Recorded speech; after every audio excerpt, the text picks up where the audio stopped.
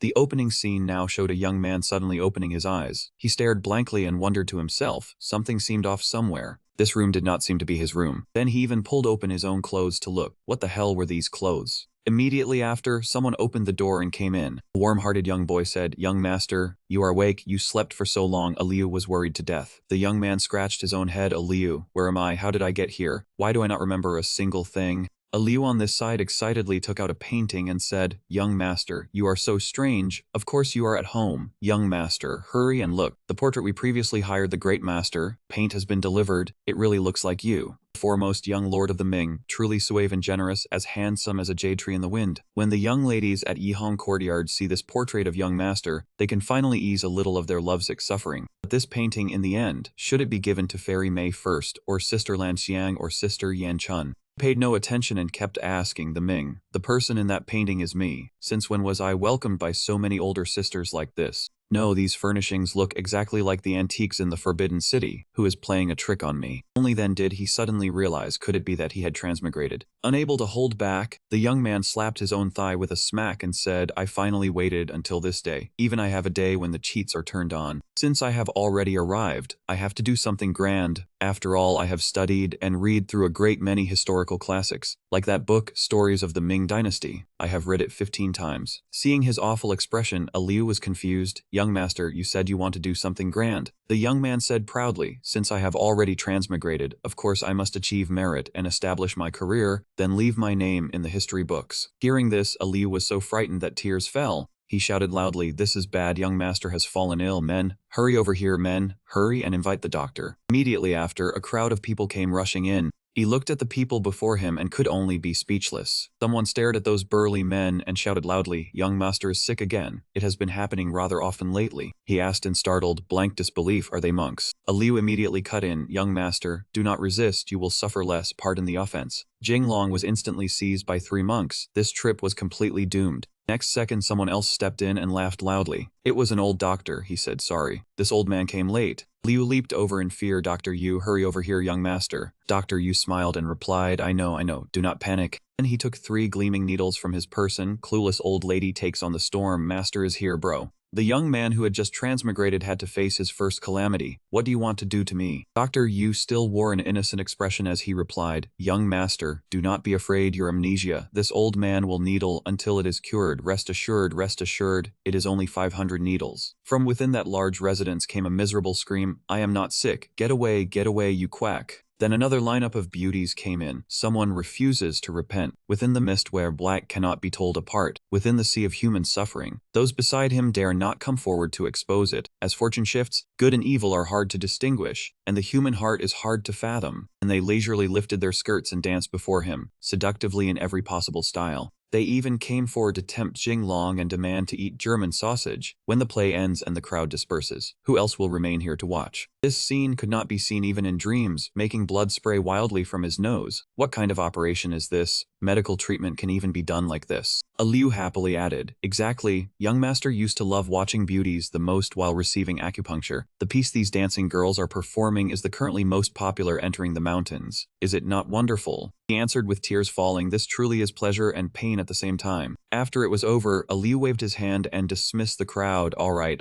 young master has finished his acupuncture. All of you withdraw." Those beauties quickly bowed and withdrew, leaving only Dr. Yu and his wild, booming laughter. "Look, this old man is indeed a miraculous healer who restores spring with wondrous hands. No matter how severe the brain damage, as long as acupuncture is used, it can be cured." Aliu walked up to him and said awkwardly, "Young master, fortunately Dr. Yu was here. You are an only son. If any accident happened, the prince would never spare me." 3 days later, at the male lead's residence. Now it was his inner voice. "In short, over these past few days, I have already learned that I was originally the foremost young lord of the capital, Jing Long. My father is the founding's General Cao Duke Wenzhong. Because I am his only son, my father spoiled me to the point that I was honored with the title of the capital's #1 wastrel, also known as the top good-for-nothing prodigal of the imperial capital, playing around every day and ignoring proper affairs. So that day, when I suddenly said I wanted to achieve merit, establish my career, and leave my name for the ages, They thought I had lost my mind. It was not easy to transmigrate, and I already know the history of this Ming dynasty by heart. All I am waiting for is the cheat to activate. In order not to be seen as a madman, I can only act as a useless wastrel.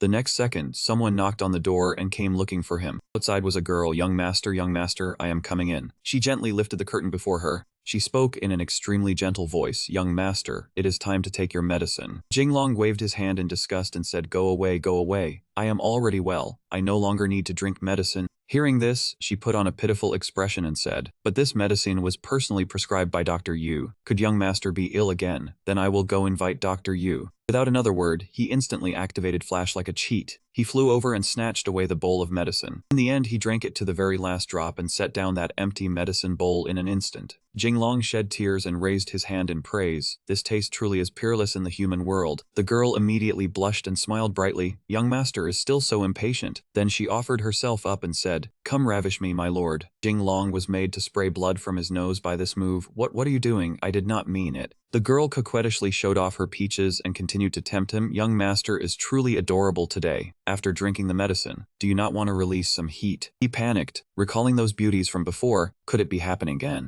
Jinglong shook his head like at a bar, trying to calm himself. He had never washed his hair under running water. Blood was about to run dry. Hurry, go quickly. The girl continued approaching. Young master, you have changed. Before you would not treat me this way. Jinglong's head filled with question marks. Curious before, how was I before? She began to speak. Before you would never let me leave, young master. Moreover, before you would not call this one or that one, you always called me Tiantin. Hearing this, he could only sigh and silently curse the original owner, a useless lecher. Tiantin put on a pitiful look and said, I heard that after the young master fell ill, there was a great change. Could it be that the young master is ill again? Young master, please wait. I will fetch the doctor for you. Jinglong watched helplessly as she left. Wait, hold on. He recalled the look of Yu Daifu in pain surged. This is not good, doctor. But the girl had just run to the door when Liu shoved her hard, almost flipping her. Young master, are you any better today? Seconds later, he put on a look of surprise again. Seeing the woman behind crushed like a sheet, he panicked. Who is this? Why in the young master's room? Jinglong helplessly called out, it's okay, it's okay. The maid brought the medicine and fell unconscious. Quickly take her downstairs.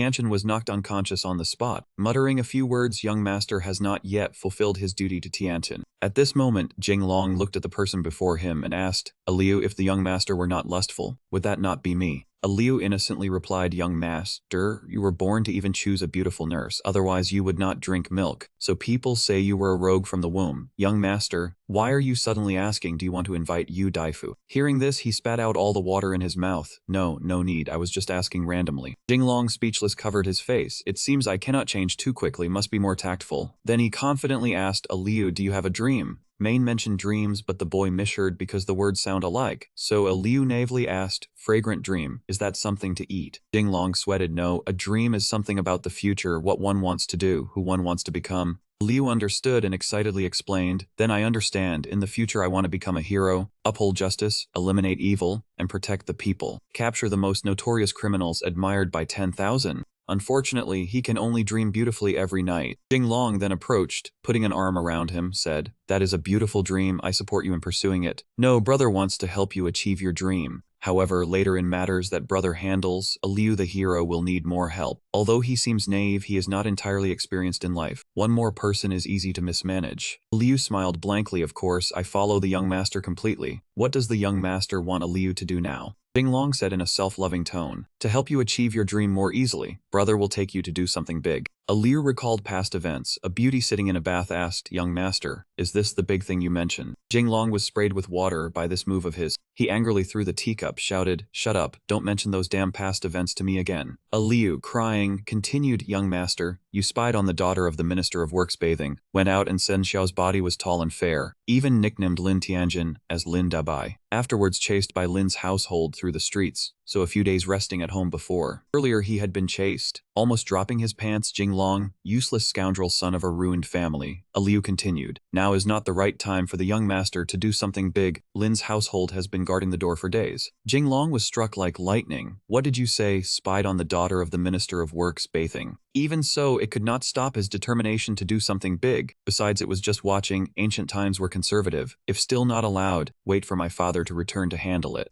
Suddenly, someone ran in from outside. Young master, it is not good. Lin's household has come in. Mishearing Lin's household as neighbors, he showed an uncontainable expression. What's the panic inside my house? What are neighbors coming for, borrowing salt? Liu helplessly cried and yelled, Young master, it is Lin's household. The minister of work's family is worried, because the young master has not left for days. What to do? Outside, a crowd poured in, calling Jinglong's name loudly. The young man, looking very upright, kicked open the door, shouted, Jinglong, you turtleneck brat, come out, daring to spy with evil intentions on Lin Fang. Today let's see if I break your third leg. Jinglong gestured, go and see. Outside, a small potted plant was smashed. The young man in yellow still commanded, hit harder. Jinglong, you not only spied on my sister bathing, but also ruined her reputation. Today I, Lin Fang, will never let you off. Jinglong thought foolishly, seeking revenge already. Lin Fang stepped forward, placed a hand on his shoulder, affirmed, I want to make you impotent with women. Jinglong shivered. Just arrived here and already acupuncture. Could it be castration now? Then countless scenes followed. Being burned, I want to burn you alive. Being pinned and tortured, and finally castration, even wanting to tear your flesh piece by piece to feed dogs. Choose one. Suddenly Lin Fang leaned close and whispered to him, Boss, don't be angry, no way, I must trick the family. Jinglong was still lagging, not understanding anything. What the hell is going on? Lin Fang proudly continued, Brother, we are close. If this time I do not pretend for my sister, later my pocket money will disappear. Brother, hit me lightly, just let me return home to hand over. Hearing this, Jinglong quickly slapped hard. Move away, too close, he said, surprised. Brother, be gentle, no need to act so real. Lin's family were stunned. The young master not only spied on Lin Xiao's body, but also hit Lin's young master commanding all. Only Jinglong understood everything. He was too close, sprayed all over. Who could endure? On the ground, Lin Fang suddenly fumed. Jinglong lost his balls from anger. From childhood to now, no one dared hit him. This the first time. Then he displayed a dragon-like posture, spitting fire to scare everyone. Lin young master got angry, known for a hot temper in the capital. Liu was cheering beside young master, go deal with him, hit him. Hearing this, Jinglong tearfully shouted, I hit your sister. I never fought before in the modern era. Small hand then touched him. It was Lin Fang clinging to him and whining. Boss, people outside say you changed a lot after waking up, but sure enough, you are still the generous, unfettered big brother in my eyes, brimming with pride. Jinglong could not, kicking him several times to vent. You are the one brimming with pride. Your whole family is brimming with pride. After that, the two went inside to enjoy some tea. Lin Fang said happily, seeing Big Brother so strong, I can rest easy now. Those fellows spreading rumors that Big Brother was about to die. I will deal with them tomorrow. All of a sudden, Liu standing at the side blushed. Seeing this, Jinglong asked Liu, do you still have something to say? Liu immediately said happily, young master, you just said you wanted my little sister. But my little sister is only 3 years old. Young master, please be gentler. He turned to look at his tender young sister. Jinglong instantly spat out the whole cup of water he had just drunk. He chased Liu away even more fiercely than driving off evil spirits. Get lost for me. After that came Lin Fang's attack. Boss, I never thought your vision would be so far-reaching. You have already started planning from a 3-year-old girl, as expected of you. Listening to him praise him, Jinglong could only fall silent. He gently picked up the cup of water and poured it over Lin Fang's head. Then a scream rang out, startling everyone outside. That sound, he needs acupuncture again. Young master, has your illness flared up again? Inside, Lin Fang clutched his head. Big brother, even my hair is curled up now. You struck too hard. Jinglong said seriously. All right, Lin Fang brother, talk business with me. He began to get straight to the point. Big brother, you cannot keep to my sister's side. Jinglong was seen gently setting down his teacup. He smiled and said, we need to discuss a big deal. Lin Fang was startled and let out a stunned sound. The next second, countless pairs of blade-like eyes appeared. Now this is a big deal, brothers. Jinglong angrily beat him up. It is not the kind of thing you are thinking of. Seeing this, Lin Fang immediately felt something was a little strange. Big brother, forgive me. I am used to it. Last year when you said a big deal, it was taking me to lose my innocence. To Pyeongsang Tower for 7 days and 7 nights. My legs went soft and I had to recuperate at home for a whole month before I could go out. The big deal the year before was that a new group of dancing girls had arrived. I was still young then. How could I have seen so grand scene? Back then, these 2 young men had even climbed onto the roof just to watch the beauties dancing below. Lin Fang drooled, boss has taken me to do plenty of big deals. How could that make money? Jinglong shouted angrily. Shut your mouth, enough, do not say another word. The big deal I am talking about this time is building a career, achieving merit, and founding a legacy, leaving our names through the ages. After saying that, he put on an ugly expression again.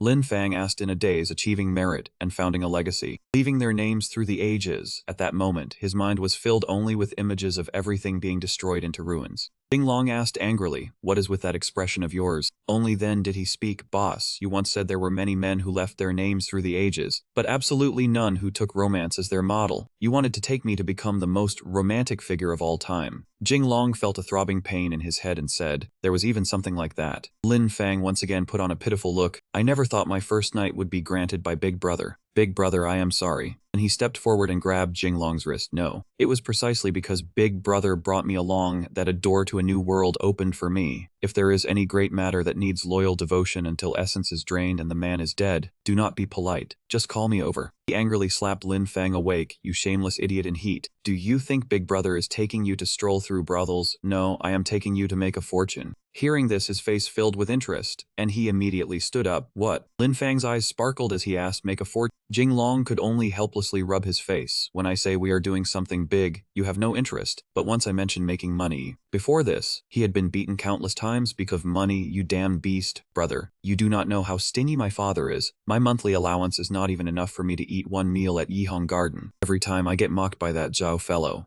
Jing Long seized the chance and stepped forward to persuade him. "It is only a meal. Follow Big Brother from now on if you want. You can go every day, as long as you work with Big Brother. Forget a restaurant. I can even buy you a whole tavern." Hearing this, his eyes instantly lit up. "I will do it. Big Brother has my back. Of course I want to do it. Big Brother, what method do you have? What do you need me to do?" Jing Long leaned in and whispered. Lin Fang was blank. "Will that work?" Jing Long smiled brightly and answered with certainty, "It will. It definitely will. When has Big Brother ever deceived you?" Lin Fang remembered and thought to himself, "Already 3 or 4 times. Then he spoke. "The other day, did you not also trick me into guarding the door for you, so you could peep at my sister bathing?" As soon as he finished speaking, Jing Long rewarded him with a slap. "Damn you, you brothel-rumoring bastard." He cried loudly and said, "My reputation. I will never escape the title of someone who peeps at others bathing. Do not bring this up again." Lin Fang did not stop and added, "The problem is, you even went out and told others, so big, so white." Jing Long could no longer hold back and kicked Lin Fang flying. "I said I was sorry."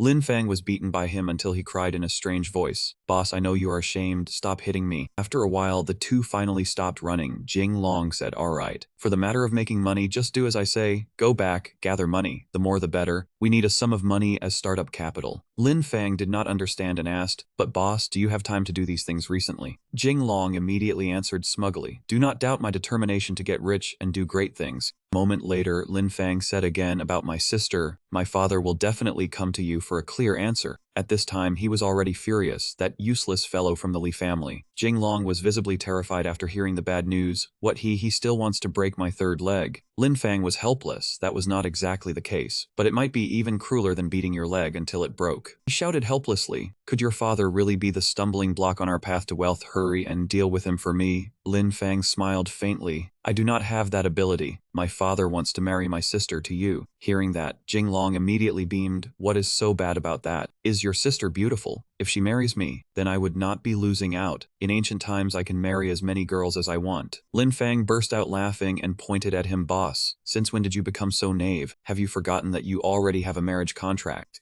Jing Long froze on the spot. "What, I have a wife?" Lin Fang laughed harder and harder as he said, "Boss, you even forgot you have a marriage contract. However, I sympathize with your romantic luck, my sister, and that unmarried fiancé of yours are both far from easy to handle." So furious that he could not stand it, Jing Long gave him a punch, laughing at another man's misery. "Go die." After that, Lin Fang crawled over and hugged his leg. "Boss, you cannot hit me anymore. I have already been beaten into a mottled silver carp. At most I will make my sister be a little gentler with you." He kept stepping on Lin Fang's head to vent his anger. "Just whose side are you on, brat?" Lin Fang lifted his head, drooling as he affirmed, "Of course this loyal heart follows boss." Jing Long immediately shouted loudly, "Then hurry up and deal with your sister and your father too." Left with no choice, Lin Fang hugged his leg again and pleaded, "Boss, this little brother truly cannot do it." Jing Long said nothing more and kicked him flying. "Then what use do I have for you?" Lin Fang fell flat on his face and could only let out a sound. Then he got up and started acting. "Just you wait. I will go home and ask for reinforcements, then come back to break your third leg." The moment he finished speaking, he ate an entire inkstone table, making everyone panic. "This is bad. Young master has been crippled by Jing Long.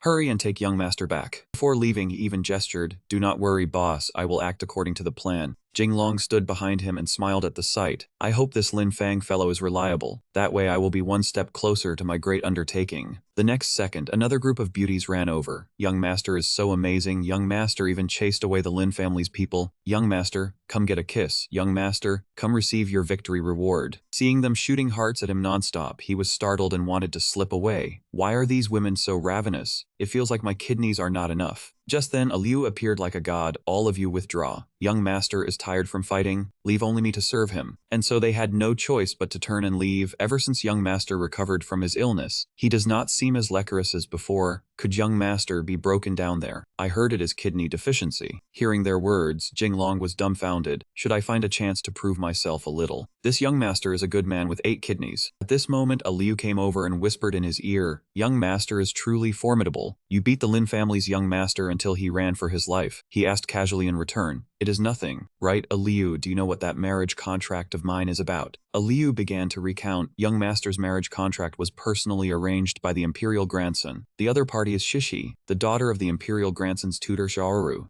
Heard Miss Fang is outstanding in poetry and prose, full of classical learning. Even many men cannot compare with her. He pondered and said, Xiaoru's daughter, is she beautiful? Have I ever met her before? Liu immediately replied, young master has met her once. Miss Fang is indeed beautiful. He asked in even greater surprise, what, you said the first time I met her, she beat me, and I had no strength to fight back. Liu nodded again and again. The entire capital knows about this. Jinglong wailed like a dragon roaring, being beaten by my wife until I became famous throughout the capital. I do not want this kind of reputation. Ancient times are popular with savage girlfriends too. Even if this wife is beautiful, I still do not want her. Hearing this, a Liu seemed to be struck by lightning. Young master, you cannot. Her father is Xiaoru, the current leader of the literary world. He pondered a little. Xiaoru, this name sounds rather familiar. Xiaoru, an academician of the Hanlin Academy in the Ming Dynasty, because he supported Emperor Jianwen's reduction of the vassal princes. After Yanwang seized the throne, 10 kinship clans were exterminated. Jinglong was speechless now. This Xiaoru is clearly a damn dog. I will not marry his daughter. I have decided I want to break off the engagement. A Liu tried hard to dissuade him. Young master, you cannot. This is a marriage personally bestowed by the imperial grandson. Jinglong asked leisurely, the imperial grandson. The imperial grandson at this time is... Liu asked helplessly with a pale face, young master, even the imperial grandson has slipped your mind. Then he began to explain the imperial grandson is Yunwen, the grandson most beloved by the current Ming Taizu Yuanzhan. As he spoke, he looked up at the ceiling to recall. Jinglong froze because of that sentence. I want to get off this carriage. This is not the carriage to kindergarten. Yunwen and Xiaoru will be killed by Yanwang and a younger brother's counterkill. Absolutely pig teammates. He waved his hand and said, I do not want to stand on the same front as teammates as stupid as pigs. I want to find father and break off the engagement. A moment later, someone announced master has returned. Jinglong heard this. He immediately startled himself. He cried out, Father, in name, 9 kinship clans will be exterminated. Save me. This term comes from Chinese and means that when someone transmigrates and possesses another person's body, that soul has no blood relation to the father of the possessed body, but because he has entered the man's son's body, they still have a father and son relationship. That person's footsteps slowly approached him step by step. Wenzhong asked aloud, how has my son's body recovered? A representative immediately replied, Master, young master's body has almost fully recovered. He was seen stroking his beard. That is good. Where is he now? Let us go and take a look.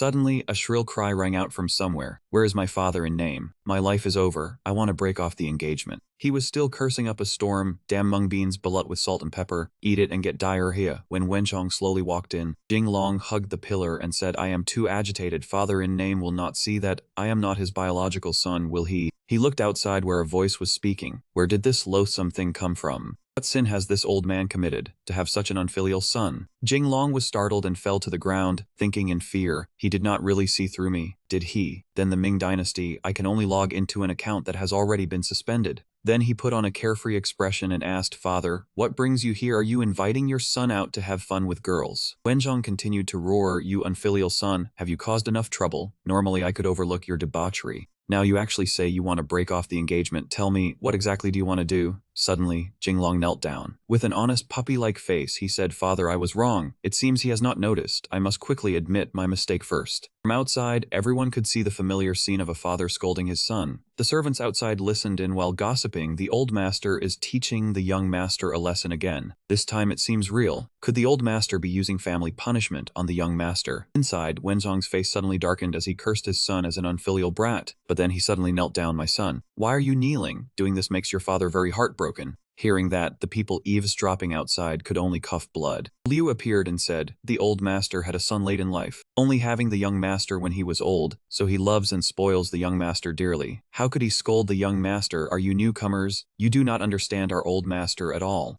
Jinglong was so angry he wanted to flip the script. Where was the touching part? Suddenly, Wenjong realized something was wrong and blurted out, no, has your illness flared up again? Liu, hurry, invite the physician. Jinglong froze when he heard that. Liu began speaking again. The young master has never knelt to the old master before. It is already lucky if he does not sit on the old master's head. Jinglong gained one new piece of knowledge here. Was I always this detestable, even bullying my own father? Wenjong could not hold back and pointed. Liu, what are you waiting for? Hurry, invite the physician. This is not my son. Jinglong helplessly looked at him with disdain. So this old man has masochistic tendencies too. Looks like there is no need to be polite with him. Then he began pointing and scolding. Even if you kneel, I still have to break off the engagement. If you do not break it off, then stop being my father. This made Wenjong so delighted that tears fell. Sure enough, this is my house-wrecking son, your father will kneel. This scene truly frightened Jinglong. Why would a father kneel to his son so naturally? In the study, the two had finally calmed down. Wenjong remained silent for a while without saying anything. On this side, Jinglong also felt a little nervous. He suddenly spoke. After your mother passed away, I poured all my love into you, spoiled you far too much, and that is why. Suddenly, he stood up and clenched his fist. Looks like I have to settle this quickly. Then he quickly walked up to him. With an irritated expression, he poured water onto Wenjong's face, using this trick again. The masochistic Wenjong instantly enjoyed it so much that tears streamed down. He knelt down and immediately said, son, be a little gentler. That shishi is as beautiful as a flower. What exactly are you dissatisfied with? For the sake of our Li family's grandchild, I also need to find you someone learned and refined like that. Besides, this marriage was arranged by the imperial grandson. No matter how much your father's reputation is worth, we cannot disregard the imperial grandson's face.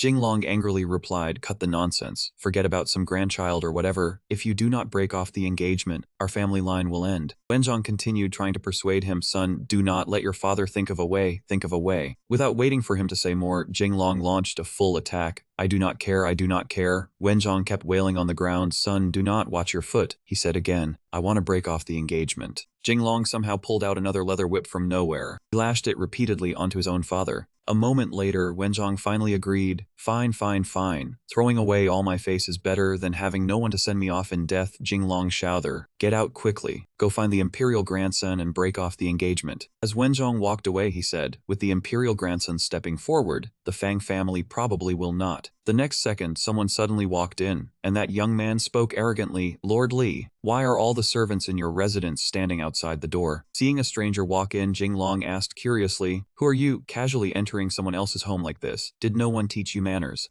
That person waved his fan and replied, Jinglong, it has only been a few days since we last met. Yet you are already acting so distant. I am the imperial grandson Yunwen. He was the imperial grandson most beloved by Emperor Ming Yuanzhang. Conferred as imperial grandson, Yunwen. Wenjong rushed to his son's side, unfilial brat. How can you be so disrespectful to the imperial grandson? He smugly thought, he is that Jianwen emperor who failed to abolish the feudal princes and had the throne taken by his imperial uncle. When dealing with these stubborn, old-fashioned people, I cannot be too polite. Jinglong shook off Wenjong's hand and shouted, I do not even kneel to my own father. Why should I kneel to you? Hearing that, Wenjong was so angry he nearly coughed blood. This son is trying to get his father killed. They saw that Yunwen sit down leisurely. His mouth gently said, Duke of Kao, there is no need for this. Jinglong and I grew up together. There is no need for excessive courtesy in the residence. He immediately bowed, many thanks to the imperial grandson for his leniency. This unfilial son of mine truly makes me worry. Suddenly, he poured the teapot over his head again. Wenjong could not take it anymore and burst into loud sobs. Suddenly, Yunwen spoke. Jinglong just said he wanted to break off the engagement. What does that mean? Are you trying to slap my face? Hearing that, Wenjong immediately knelt down. He explained again and again, imperial grandson, Jinglong did not mean that. Unfilial brat, hurry and admit your mistake. But Jinglong remained very firm. No, I cannot compromise. If I marry Sharu's daughter once Yan Wang attacks Nanjing, it will all be over. In 1398, the imperial grandson Yunwen, Emperor Jianwen, ascended the throne. But after the Jingnan campaign, his whereabouts became unknown. He is a king about to die. I absolutely have to stay away from him. I cannot follow these idiots and die together with them.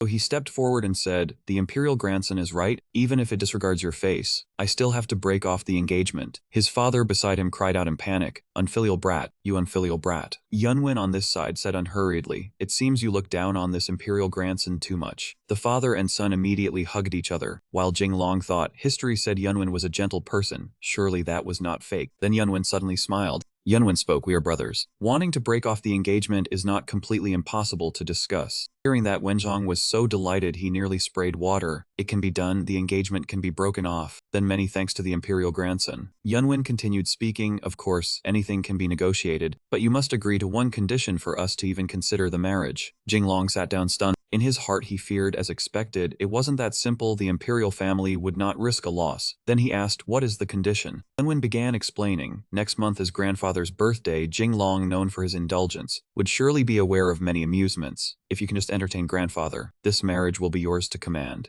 Jinglong was suddenly delighted and said, "Whatever tricky condition it is, it's easier than making an atomic bomb. Isn't it just a birthday gift? Leave it to me." His mind was filled with visions of beautiful women in swimsuits. Though untried, he had an idea. After all, he had money, and making a pool, he wondered if these ancient people could handle it. Yunwen then finalized the matter. "Very well, this royal descendant awaits your good news." He turned and walked away with his entourage. Moments later, Wenjong picked up a cup of water. He threw it directly at Jinglong while scolding. "I will beat you to death, you rebellious child." Jinglong angrily asked, "Hey, why are you hitting me?" But Wenzong's expression was extremely serious. "The grandfather of the crown prince is the son of heaven, the great ancestor. Do you dare accept this condition?" Great ancestor Yuansang was cruel, notorious for executing meritorious officials. Jinglong exclaimed helplessly, "Father, it's just a gift for the great ancestor, it's not that serious." He then asked gravely, "Do you understand the ancestor's temperament? Do you know how many corrupt officials were executed? If you give a precious gift, it implies acknowledging our family's corruption. It also means—"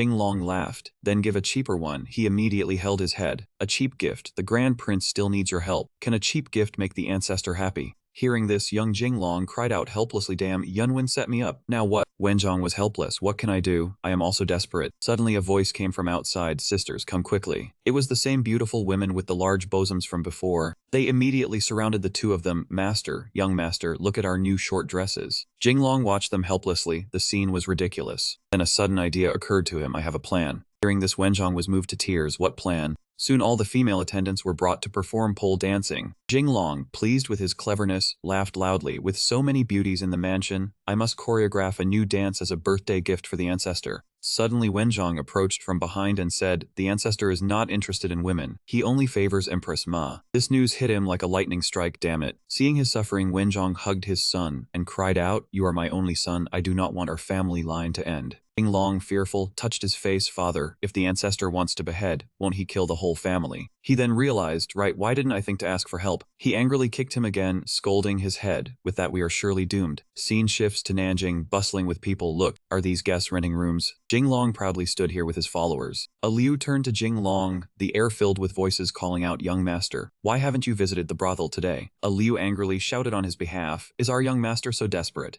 The proper gift is not found. The marriage cannot proceed. If the marriage fails, the others will kill us too." Then Jinglong grabbed his ears tightly. Liu naively asked, "Young master, do you want fried eggs?" He was speechless at this ignorance. Jinglong could not restrain himself and hit him. In the street was Liu's shrill scream, "Spare me." Moments later, the two noticed something odd and asked each other, "What is happening? Let's go see." Here a group had surrounded a young girl. "Little lady, your debt must be paid. If not, we will seize it from this shop." If the young lady agrees to sell herself to repay the debt, that's acceptable. "Yes, we offer full service." Then a man approached and grabbed the young girl's wrist. He drooled and added, "Obey and follow me or else." At this moment, Jinglong arrived with 500 followers. "Stop." He turned around dazed. Then he turned pale as he recognized the person before him. Could it be Jinglong? He appeared like a cool god and said, in broad daylight, "Could you be trying to abduct a woman before me?" The girl felt extremely embarrassed. The men were frightened and clung to each other. The girl suddenly said fearfully, "Do not come over here." One of the men suddenly jumped. "Li Young, what are you joking? You are the top sign of the Ming, usually oppressing commoners. Now you are eyeing this girl." He cried helplessly. "What?" He could not even stand firm. Jinglong froze, receiving the gaze of those men.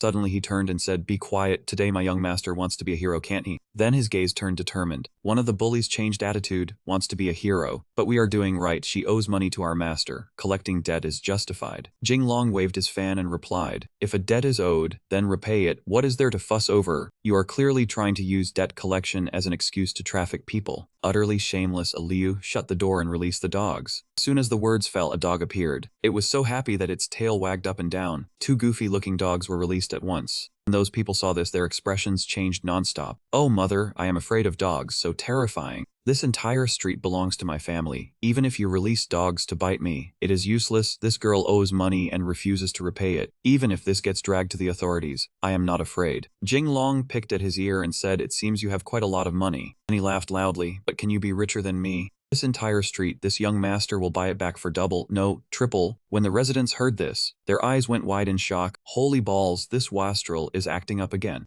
The girl across from him also clutched her chest and burst into tears. "No, I do not want it. Sell it to Jing Long." As soon as the girl finished speaking, the townspeople around her also shouted one after another. "Right, we absolutely cannot sell to this house wrecker. This house wrecker will definitely destroy every shop. This house wrecker will definitely leave us penniless." Hearing these words from the townspeople across from him, Jing Long and his guards were instantly horrified. Then Jing Long lowered his head, slapped his forehead, and thought to himself, "This house wrecker reputation is really terrible." The guards with him also hurriedly advised him, "The will of the people is hard to defy." Another guard also said, "Young Master Li, perhaps we should forget it." The girl across from him also picked up a knife from the table and shouted, "Do not come over." Then the girl raised the knife to her neck, crying as she shouted, "If I have to go with Jing Long, I would rather die right here." Hearing that, Jing Long said softly, "Young lady, it seems you have misunderstood a little." At this point, he raised his hand and pointed at himself, then continued, "I do not want to do anything to you. Just now I was saving you." No matter what Jing Long said, the townspeople across from him still spoke together. "Right, we will not sell to Jing Long." Another person also shouted loudly, "Giving it to Tyrant Zhao would at least let us live." Hearing these words, Jing Long angrily pointed at those townspeople and shouted loudly, "You people truly have everything backward. This young master is better than those thugs." Across from him, the girl raised her hand to rub her eyes and cried loudly, "No, no, I heard that none of the young female players have a good ending. I do not want that." These words made Jing Long so furious he nearly spat blood. His body swayed slightly and fell backward. While everyone was talking, a voice suddenly shouted, "Stop." Hearing the voice, everyone looked toward where it came from. The owner of the voice was a beautiful girl. At this moment, she had one hand on her hip and one hand leading a white horse as she said, "Who dares commit evil under my eyes?" The townspeople's eyes sparkled as they secretly said, "It is her." The girl smiled and tossed her hair. "That is right."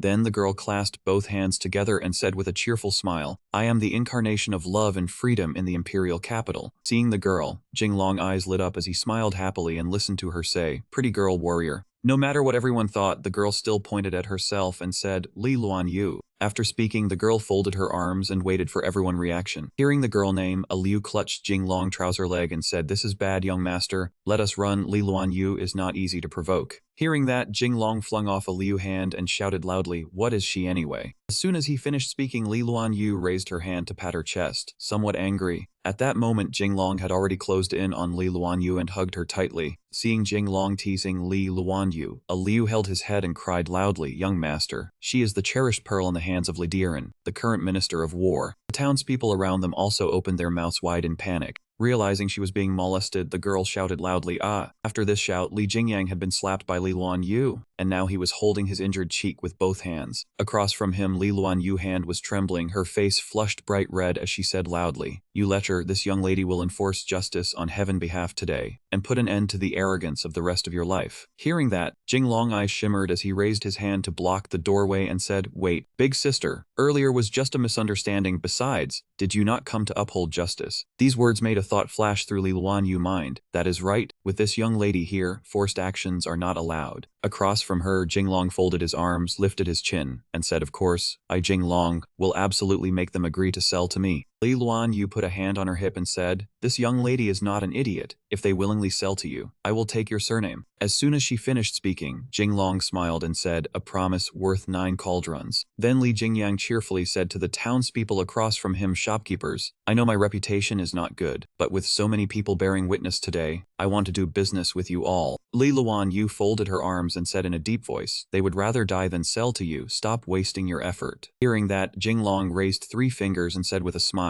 I will pay triple the price, and these shops will still be operated by you all. I will not interfere. Moreover, taxes will be waived for the first year. Hearing that they could be paid triple, the townspeople across from him had their eyes shine as they shouted happily, triple the price, no interference in business, taxes waived for the first year. The girl happily let go of the knife in her hand, causing the knife to fall to the ground. The girl happily clasped her hands together and laughed loudly. The shop this young lady will sell, with such excellent terms, I will so. When Li Luanyu heard that the price could be tripled, her eyes also shone, and she said nothing. Seeing this, Jinglong folded his arms and laughed loudly. This young lady you lost. Li Jingyang smiled suspiciously and gave a sound of surprise. The townspeople across from him held pens in one hand and papers in the other, competing to say, Young Master Li, sign with me, sign with me. There was even a middle-aged woman who sold out her own daughter just to sign first. Sign mine first. My family has a daughter, graceful in appearance, if young Master Li is interested. Before that madam could finish speaking, those townspeople had already thrown papers at him, forcing him to bend down and dodge in fear. A while later, after the townspeople had calmed down, he folded his arms and said in fear, the people of the Ming dynasty are far too straightforward. After everyone had signed the documents to sell their shops, the townspeople each returned home, while not forgetting to discuss as they walked, we got rich. Thanks to this house wrecker, we made a huge profit this time. Jinglong sat on a chair and looked at the townspeople across from him, as he said, sure enough, with money, one is king wherever one goes. Suddenly he seemed to remember someone, so he asked the guard, where is the young lady who made that bet me earlier? Liu quickly pointed at someone riding a horse not far away. The girl seemed to sense that someone was asking about her and said goodbye, bye. Seeing this, Jinglong raised his hand to rub his eyes and said angrily, she lost and ran so quickly, truly no morals. At this point he looked at the townspeople each doing their own work and continued, forget it, Liu, let us go somewhere else.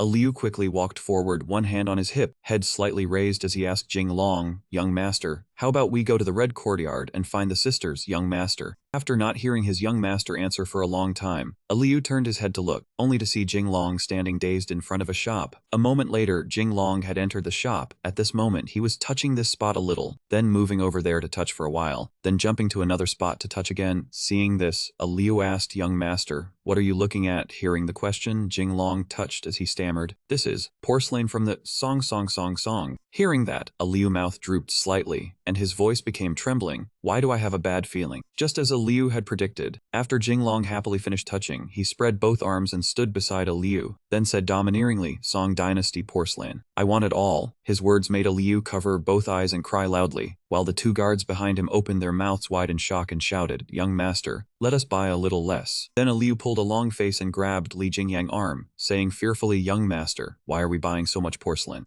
Jinglong raised his hand and pointed at himself, then laughed loudly and said, is this young master not a house wrecker? As long as I like it, I will buy it all. After hearing these words from him, the townspeople around him erupted into chaos, some holding porcelain vases, some holding sticks, pushing each other aside as they said, young master, look at this one of mine. This is a treasure. Another said, young master, look at this. This is fusang wood. Seeing this scene, Liu bit the handkerchief tightly in his mouth and pulled it down with both hands as he cried loudly. The guards behind him hurriedly advised him, young master, can you please not buy so much? No matter what anyone said, he placed both hands on his hips and laughed loudly, only children make choices. This young master will buy it all. Suddenly a hand landed on Jinglong's shoulder and said, this young master is truly wealthy. The owner of that voice was a beautiful girl. At this moment, she was pressing her full chest against his arm and swaying as she said, the quality of my family porcelain in this alley is the best, young master. Why not come to my place? My family place is both cheap and big. Hearing this, the surrounding townspeople hurriedly said, Yut's my ass, my family place is the best.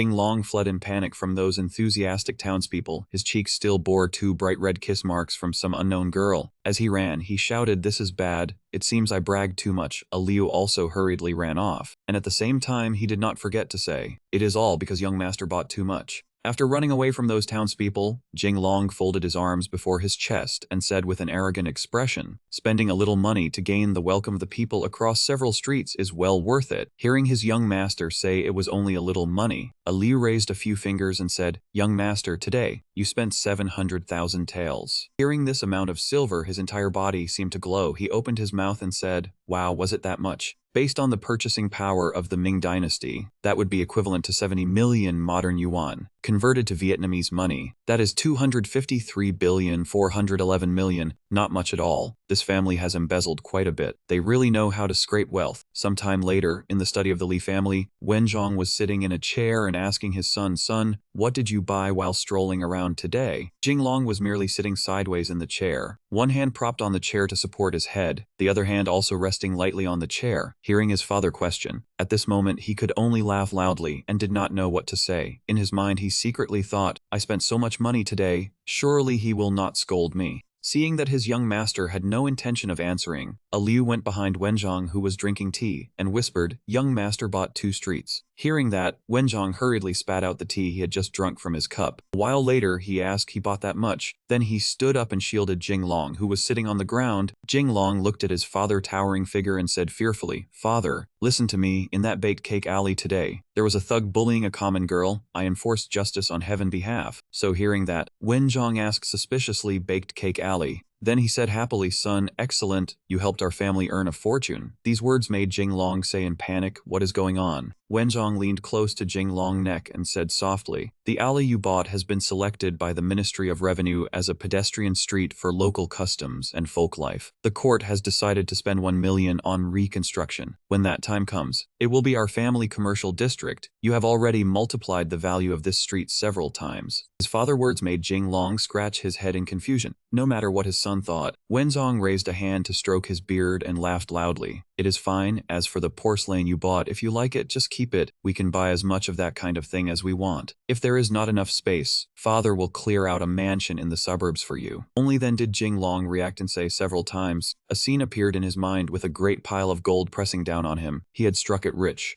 Jinglong held a handkerchief and wiped away the tears at the corner of his eyes. While wiping, he said, sure enough, it is easy for rich people to make money. While Jinglong was rejoicing, Wenzhong's face darkened as he said suspiciously, something is not right. As he spoke, Wenzhong reached out and grabbed Jinglong's neck, saying, my son is clearly a wastrel. How did he suddenly become a business prodigy? Have you relapsed again? Hearing that, Jinglong hurriedly flung his father hand away, then quickly kicked Wenzhong's leg. While kicking, Jinglong said, calm down, father. This time was a mistake. Tomorrow I will keep wasting money. After speaking, he clenched both hands and walked out the door. Seeing this, Li Jingzong reached out toward his son and said, my son, do not relapse again. Sometime later, Jinglong had returned to his room. At this moment, Jinglong was sitting at the table with a brush in hand, preparing to write. He said inwardly, I feel like my image as a wastrel is about to turn into that of a money-making genius. He propped up his chin and said thoughtfully, it seems I must work hard at wasting money. While he was lost in thought, a hand reached up and touched the table where he was sitting. The owner of the hand was Lin Fang. He leaned forward to face Jinglong and said with a smile, big brother, you have earned so much money you have not forgotten your little brother, have you? Hearing that, Jinglong said awkwardly, oh heavens. Lin Fang gripped Jinglong's shoulder and continued, boss, you cannot pocket my big money. The coins fell to the ground with clinking sounds. Lin Fang said, big brother, to gather money for you, I swindled away the dowries of all the maids in the household. Lin Fang held the money pouch in his hand, 2 streams of tears running down. His face crumpled as he said, this face was trampled flat by those aunties. Seeing the person before him, Jinglong pressed Lin Fang to the ground, then sat on Lin Fang's body while beating him and shouting, where is the money? Where is the money? With only a few spare coins, how can we do big business and make a lot?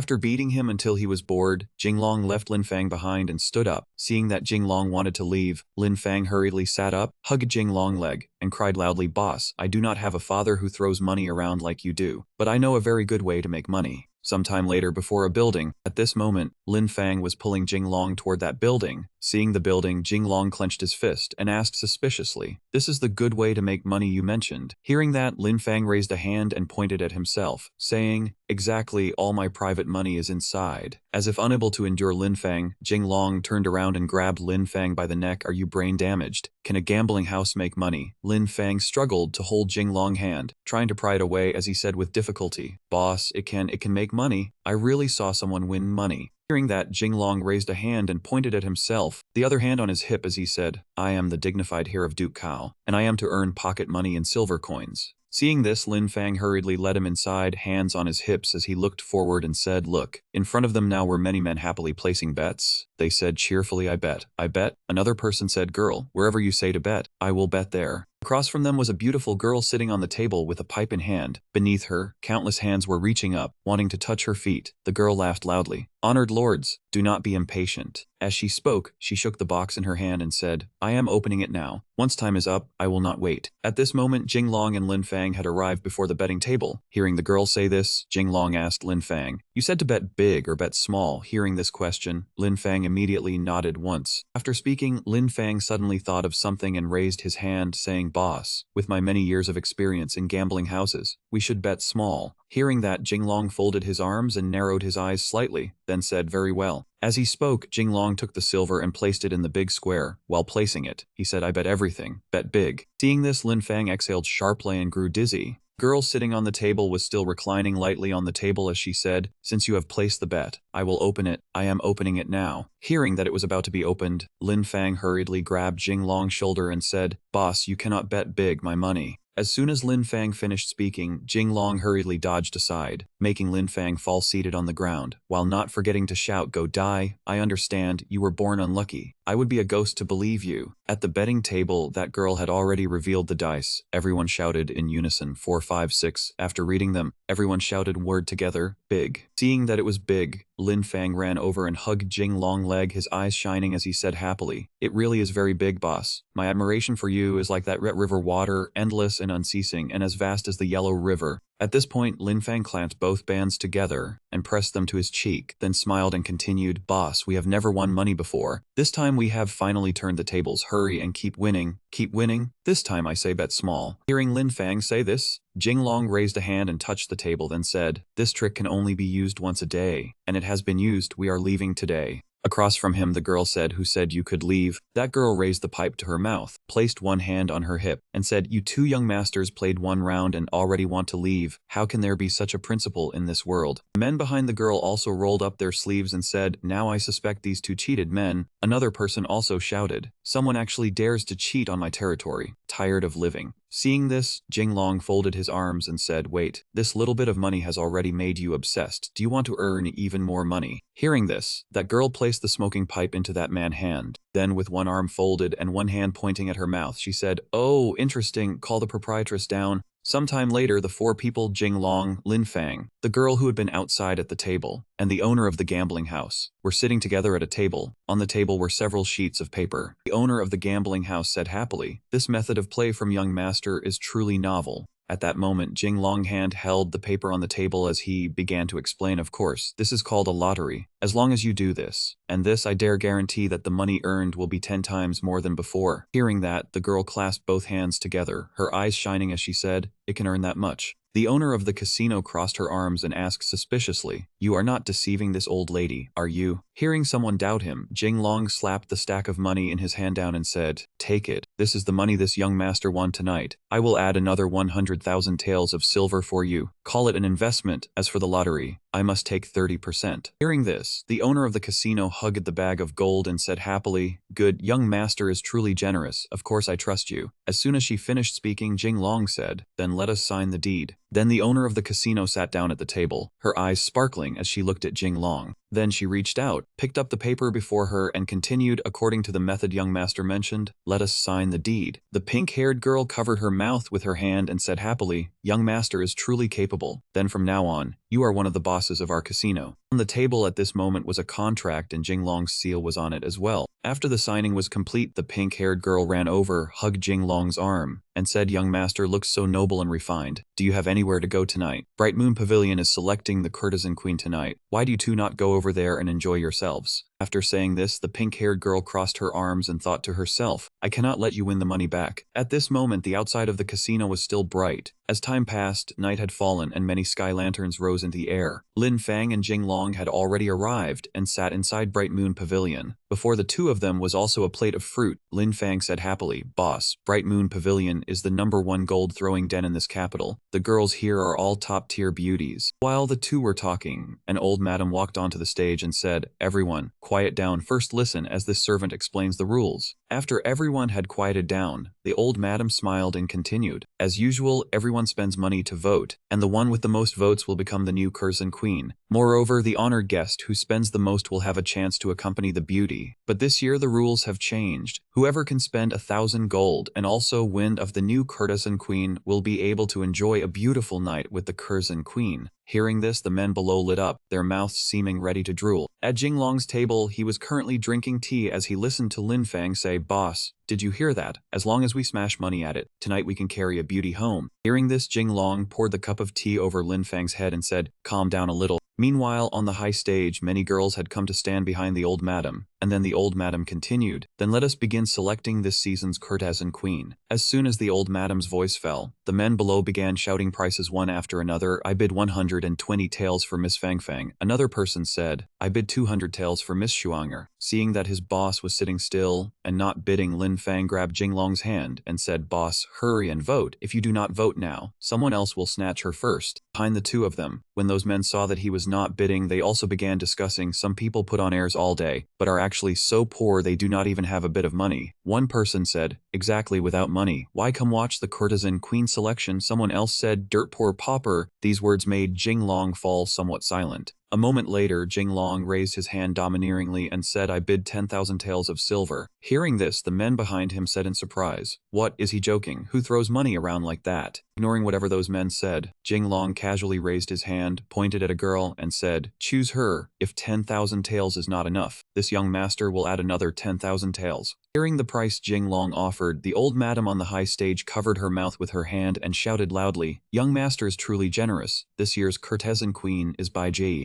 After hearing that the Curzon Queen had already been chosen, Jinglong turned to look at Lin Fang and said, "Let us go." Hearing this, Lin Fang said in surprise, Boss, you spent 20,000 taels of silver, and you are just leaving like this. You have not even enjoyed yourself with the beauty yet." Jinglong said suspiciously, "Do you still not know my temperament?" Lin Fang's face was covered in sweat as he said, yes, boss has the true character of a man, prodigal among prodigals." Hearing his words, the men behind them began speaking one after another. Some people have nothing except money, just an empty shell. He was afraid Miss Bai would not pay attention to him, so he hurriedly left. Someone even laughed loudly. "He has lost face all the way back home." Bai Ji asked in confusion, "Since young master already has the chance to enjoy a night with Bai Ji, why must you leave?" Jinglong stood up with an emotionless expression. This great lord was only interested for a moment. "Let us leave it for another day." Lin Fang beside him had a face full of admiration. "Big brother truly speaks with style. Another day, let us leave it for another day." When the crowd behind them saw the two turn and leave, they laughed loudly and mocked them. "In my view, his kidneys are weak. What use is having money if his health is no good? Then he still cannot satisfy the courtesan queen." When Lin Fang heard this, he angrily spun around at once. "What did you say, boss? Do not stop me."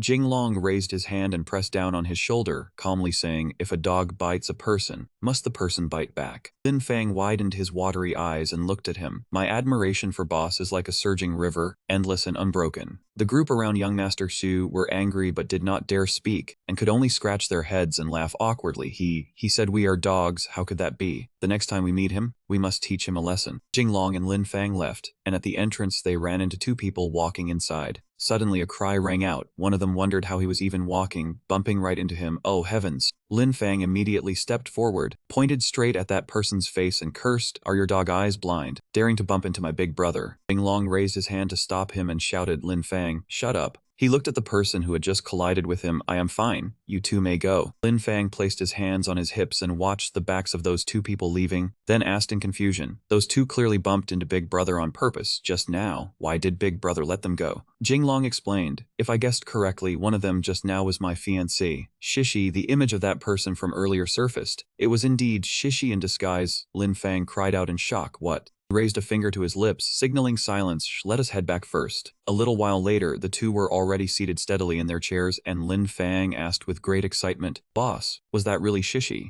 Suddenly thinking of something, the smile on his face abruptly vanished. Could it be? Lin Fang continued speaking, And these words made Jinglong directly spit the mouthful of water he had just drunk onto his face. She came to the brothel to amuse herself. Not long after that, the group became noisy. Big brother, that stinking brat actually came back. Kid, I did not expect you would dare come back. One man in the crowd shouted loudly. The prodigal has returned. Are you buying some special medicine? I wonder if you can last until midnight, or should I introduce you to a few male health physicians to examine you? Lin Fang feared no father or son under heaven, leaping up at once to take on the whole crowd insolent. My big brother is known as the little prince of pleasure quarters, a golden spear that never falls, a groom every night, able to make the courtesan queen unable to get out of bed after one night. Does he still need that lousy medicine of yours? Trading insults was a small matter. Lin Fang was burning with passion as he shouted loudly. If you refuse to accept it, then come fight. If you are men, then fight face to face. Let us call a girl and compare. Bet 10,000 taels of silver. Jinglong stood beside him holding a water cup, speechless, but still chimed in, "Cuff, cuff, worthy brother. One must be modest, modest. Although I am a man with 8 kidneys, I still do not wish to make it known to everyone." That group gaped and felt like vomiting. No, do not stay with such ignorant people. Another man also snorted coldly. Is it not just a few coins? The argument ended and the room returned to peace.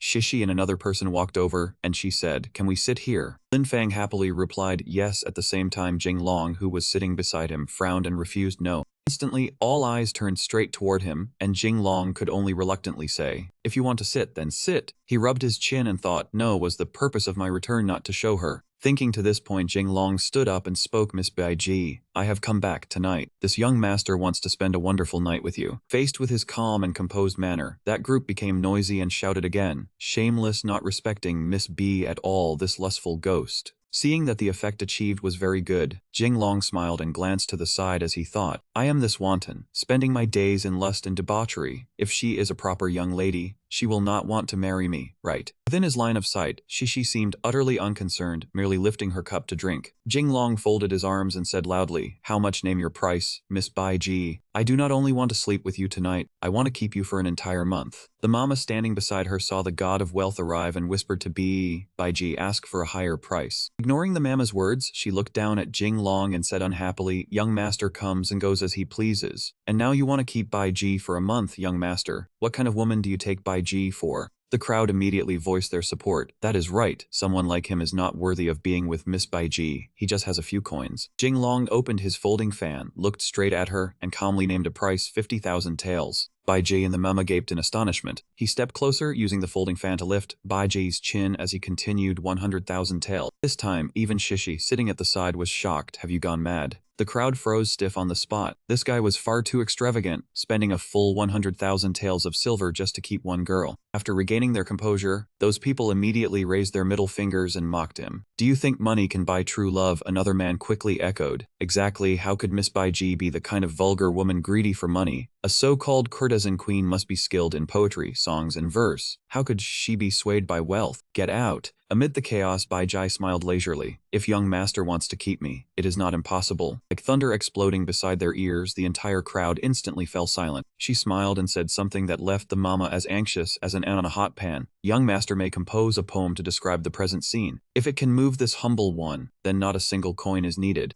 Hearing that request, Jinglong gave a strange smile and waved his hand. Compose a poem. Are you not making things difficult for me, miss? Baiji held her fan and turned to everyone present, saying, all honored guests may also compose poems. Whoever writes the finest poem, Baiji will accompany him tonight. The moment she finished speaking, the crowd immediately cheered as if they had won the grand prize. The fat man who had always led the crowd in mocking Jinglong spoke up at once. Competing in poetry. That is precisely my specialty. This brat reeks of money from head to toe. How could he know how to write poetry? The men behind him had eyes full of admiration. Young Master Xu is absolutely right. Who in our Nanjing city does not know that young Master Xu is extraordinarily talented? Young Master Xu's poems always shake heaven and earth and make gods and ghosts weep. They are anything but ordinary. Jinglong looked at them and was simply left speechless, saying nothing. Being flattered made young Master Xu float with pleasure. He raised his shiny head high, cupped his hands, and said, you flatter me too much. Then this little brother shall do what must be done, and first compose a poem for the courtesan queen. Young Master Xu regained his composure and began composing. The moon beneath the water is the moon in the sky. The person before my eyes is the person in my heart. Everyone's eyes widened and mouths fell open. Where is second half? Shook his head. Miss Baiji is truly too beautiful. This one can only think of half a poem. It is hard to fully describe Miss Baiji's beauty. The others immediately began fawning over him. Although it is only half a poem, it is already a rare and brilliant verse. Literary grace is born of heaven. Brushwork does not come by chance. This half poem of young Master Xu will make the capital explode tomorrow. Young Master Xu gazed at Baiji affectionately with heart-shaped eyes. Miss, do you like this poem of mine? And after that, he did not forget to turn and mock Jinglong. Unlike someone who reeks of money all over, he ignored the mockery and calmly spoke. Not that I love this dusty life, but past fate and karmic debts have already been paid. Just the first line was enough to shock everyone. Lin Fang blurted out, boss, you actually know how to compose poetry. Shishi, sitting beside him, widened her eyes at him and thought to herself, he actually. Ignoring all the noise, Jinglong continued the poem. Flowers fall and flowers bloom each in their time. Who the Lord of Spring appoints is placed upon whom. When it is time to leave, one must surely leave. If staying, who knows what life will become. If flowers could be worn all over the head, then please do not ask where I go from here. Bai Jai smiled in appreciation. This poem of young masters, whether in artistic conception or in the crafting of its intent, is of the very finest choice, enough to come famous beneath the heavens. Jinglong revealed a victorious smile, yet in his heart he thought, damn it, I may not know how to write poetry, but do I not know how to copy? Did you really think I study history for nothing? Bai Ji solemnly performed a salute. Tonight Bai Ji is willing to attend young master in bed. Lin Fang turned into a loyal hound, a tail from nowhere wagging nonstop. Boss, you are incredible. And the people who had just been supporting young Master Chu also switched sides thunderously. Young Master truly has overflowing literary talent. Might we become acquainted? This one is Li Sheng. Xu Kai taking the examination this year. I feel as though I have known young Master from our very first meeting. They all scrambled to squeeze forward and make his acquaintance. Shishi was shoved aside and cried out, good heavens. Young Master Xu covered his face in shame. I have truly lost too much face today. A long while later, in another room, Bai Ji sat playing the kin, fragrance curling through the room. Young Master Bing Long sat in a chair with his chin propped in his hand. Miss, there is no need to attend me in bed. I am leaving now. Hearing this, she was surprised. Young Master, is this humble one's beauty too ordinary and unable to enter young Master's eyes? But why was young Master willing to spend so much money? He stood up and turned to leave. It has nothing to do with you. This young Master just likes wasting money for fun when he has nothing better to do. Bai Ji, sitting beside the kin, immediately shot to her feet. She removed her outer robe. Young Master, Bai Ji has met countless people, yet never someone like young Master. Bai Ji has truly been somewhat moved by young Master. Suddenly, Jinglong's hand landed on a shoulder. Lin Fang rolled onto the floor, his innocent face still drooling. Boss, you two continue, just pretend I do not exist. Seeing someone else appear, Bai Ji immediately cried out and covered herself. Jinglong charged forward in anger, pinned Lin Fang down, and beat him. Damn it, will you die if you do not eavesdrop? Right at that moment, the mama suddenly rushed in a panic. This is bad, young Master Li, this is bad. This time, it was Lin Fang's turn to pin the mama down and shout, Mama Tang, you should say that I, young Master Lin, am in trouble. My big brother is still perfectly fine. He hurriedly announced the terrible news. You two young masters, stop playing dangerous games at my place. The brocade guards are searching the rooms. If they discover you two here, I fear my Bright Moon Tower will have to close down. Lin Fang cursed once. Who leaked the news? The mama was so anxious she could hardly bear it and shoved the two of them along. Hurry and go, hurry and go. Jinglong and Lin Fang stood at the door, poking their heads out to secretly check the situation outside. In the main hall outside, a group of people dressed in matching uniforms barged in. The brocade guards are handling official business. Unrelated people step aside at once. Lin Fang held his head and muttered in panic. We cannot escape now, they are already outside the door. His face went deathly pale. Boss, I do not want to die. If the brocade guards catch us, we are truly finished. The quick-witted mama pointed under the bed in the room. Hide there. Bai Ji immediately spoke up to stop them. No, it was already too late. A crash rang out. A man in red clothes led the brocade guards inside. He was none other than the brocade guards' junior banner officer, Yin Cheng. Spoke sternly, I received a report that children of officials came here to take part in the courtesan queen selection. Where are they? Bai Ji guiltily looked away, while the madam, sweat covering her forehead, still forced herself to deny it. My lord, how could we have any children of officials here? They are all ordinary regular guests. Yin Cheng grew impatient and immediately ordered, enough nonsense, search the place for me. Madam hurriedly blocked them. My lord, you cannot. At least wait until the girls have finished dressing. Bai Ji covered her mouth, secretly thinking this is bad. This aggressive posture is not normal. Not at all. Under the bed, Jinglong and Lin Fang sat by side. Listening to the situation outside, he whispered, Boss, I am scared. Lin Fang's hand suddenly touched another hand. He jumped in fright and screamed. Jinglong beside him immediately covered Lin Fang's mouth. But it was still enough for the people outside to hear, and the room fell utterly silent. The faces of the madam and Bai Ji turned deathly pale. They were finished. Yin Cheng turned around. He quickly walked toward the pink bed. Amid the terror of the madam and Bai Ji, he bent down to look under the bed. Yin Jing abruptly stood up. "There is a rat under the bed. Keep searching elsewhere." The other brocade guards immediately answered, "Understood." Everyone finished searching, then filed out of the room. The madam said in confusion, "I am afraid that brocade guard just now must have been blind. He actually did not see the people under the bed." Bai Ji behind her hurriedly pushed her outside. "Madam, go outside and keep watch." The madam did not forget to remind her, "Oh, tell them to leave quickly."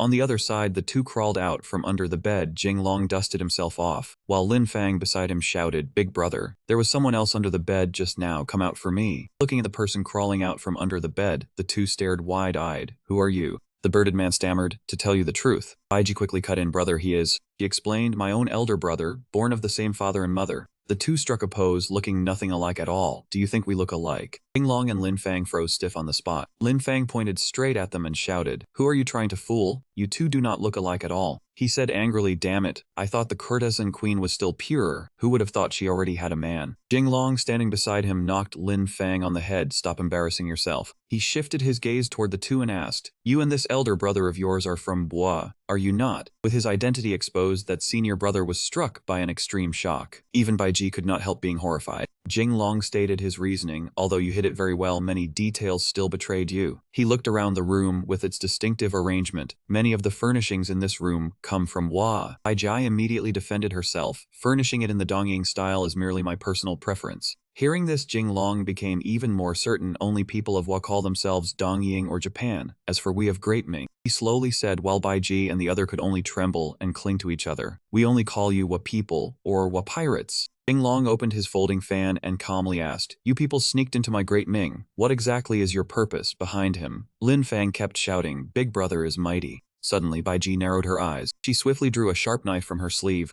Lin Fang immediately cried out, "Big brother, be careful." Jing Long was also startled. "You." At that very moment, someone made a move. It was Bai Ji's older brother who knocked her unconscious. Bai Ji only had time to cry out once. He dropped to one knee, cupped his hands, and reported, "This sinner, Ling Tiao Yingji, was originally a warrior of Fuzang. Only because of the chaos of war in my homeland, I was forced to flee to the Celestial Empire, and to avoid my enemies, I could only hide my name and live in obscurity. I beg young master to show mercy." Lin Fang did not think much before immediately speaking, "So you are a wandering warrior. Then what if we do not show mercy?" Seeing things were bad, Jing Long blurted out, "Lin Feng, you really are a foolish teammate." Ling Tiao slowly drew the sword hanging at his waist from its sheath. "In that case." The atmosphere sank. Jing Long thought with tears in his eyes, "I never expected to die at the hands of a Hua pirate." Suddenly a voice rang out. Someone pushed the door wide open and walked in, running straight into them. Seeing the red uniform of the brocade guard, the three people in the room froze. Ling Tiao's heart skipped a beat and he glanced aside in calculation.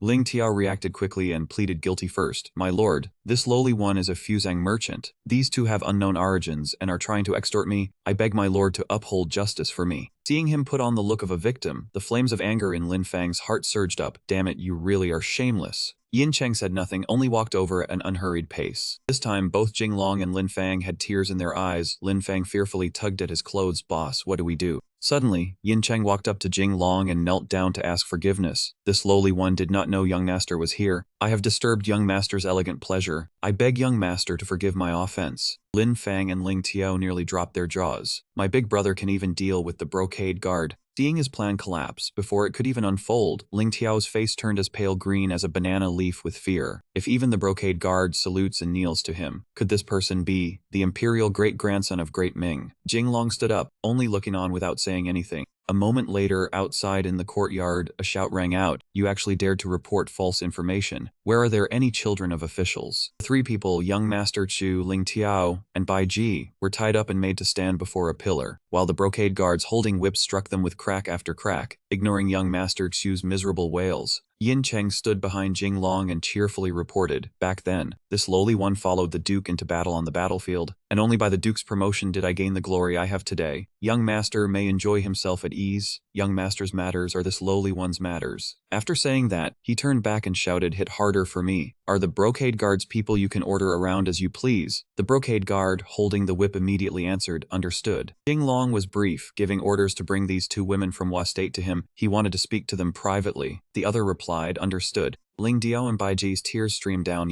Before leaving, Lin Fang added fuel to the fire, a smug expression on his face, saying, "Lock that fat guy up for 2 more days. Consider it a weight loss plan." Elsewhere, the maid beside Shishi whispered, young lady, you saw it too. Jinglong really is a lecher. Maybe you should let the master break off the engagement. He did not respond and strode straight ahead. Shishi stopped under a tree, calmly saying no. He smiled at the maid. This engagement is not only unavoidable, it must be consummated quickly. The maid was stunned, unable to believe her ears. What, has the young lady been brainwashed by that scoundrel? Returning to Jinglong, he and Lin Fang were sitting in the room. Lin Fang sipped his tea, curious, asking, boss, why did you let those two women go? Jinglong propped his chin, replying indifferently, because I thought of a business opportunity. Bai Ji and Ling Diao were now kneeling on the ground, trembling in fear. She said the criminals did not know the young master is the son of the Minister of State. They deserve death. Ling Diao raised her head and forced a smile to show her loyalty, hoping to become the young master's loyal dog, hoping the young master would accept her. Lin Fang twirled his nose, thinking, do you think anyone can be accepted by my boss? At least one must be outstanding like me to have the right. The two knelt down again, begging for mercy, asking the young master to spare them. Whatever you need, we will obey without hesitation. Jinglong crossed his legs, looking down from above, asking, so what skills do you have? Bai Ji immediately stood to show her skills, smiling and waving her scarf. Young master. Lin Fang exclaimed, captivated by her beauty. This is an assault on the senses. Jinglong spouted a sip of tea. This useless idiot. He stood up, loudly scolding, put that act away. I've made myself clear. Don't wa state people have silver mountains. Ling Diao hesitated. Yes, we do, but it's all guarded by the chief. Jinglong leaned on his hand, seriously saying, we can't just rob openly, but we can do business with them. I heard raw silk, ceramics, tea sent over there yield tenfold profit.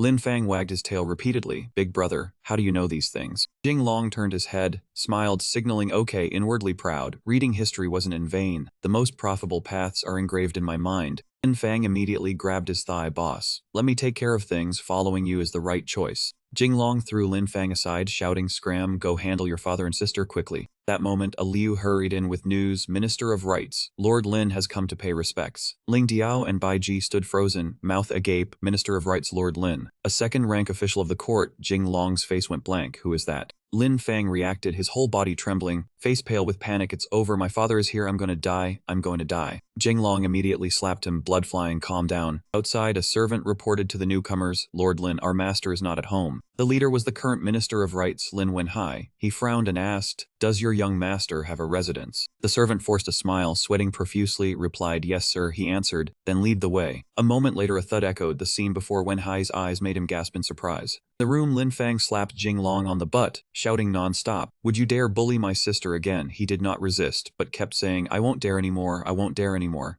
Wenhai frowned, calling Fong Yai. Lin Fang turned, startled. Father, why are you here? I'm avenging my sister. Wenhai said sternly, go back, I have something to discuss privately with young Master Li. He immediately changed his expression, cheerfully preparing to leave. Wise father? Passing by Wenhai, he whispered, don't think you can hide things with schemes. Prepare to obey family law at home. Lin Fang stiffened upon hearing this. Then the room door closed. Jinglong looked at him, nervously asking, does Minister Lin have any instructions? Lin Wenhai sighed. I always heard the Li family has a spoiled child. I wanted to see you myself to be assured. Taking this opportunity, he quickly spoke to clear himself. Uncle, about Miss Lin. It was actually a misunderstanding. Upon hearing this, he angrily shouted, misunderstanding? I investigated your lecherous acts, far worse than anything I imagined. Jinglong looked apologetic, fearfully at Lin Wenhai. So Minister Lin wants what? Aside from breaking the middle leg, are there any other choices? He crossed his arms, confused. Breaking legs? Why would I break your legs? Jinglong hesitated, saying. Lin Fang spoke. Wenhai lost patience, waving his hand. No need to say more. When are you preparing to marry my daughter? He innocently asked. Minister Lin, you married off your daughter too hastily. Lin Wenhai flared with anger. Now the whole capital knows you watched my daughter bathe. What could I do? I am also desperate. Suddenly a thud came from the ceiling beam. Shoe fell straight down, hitting his head.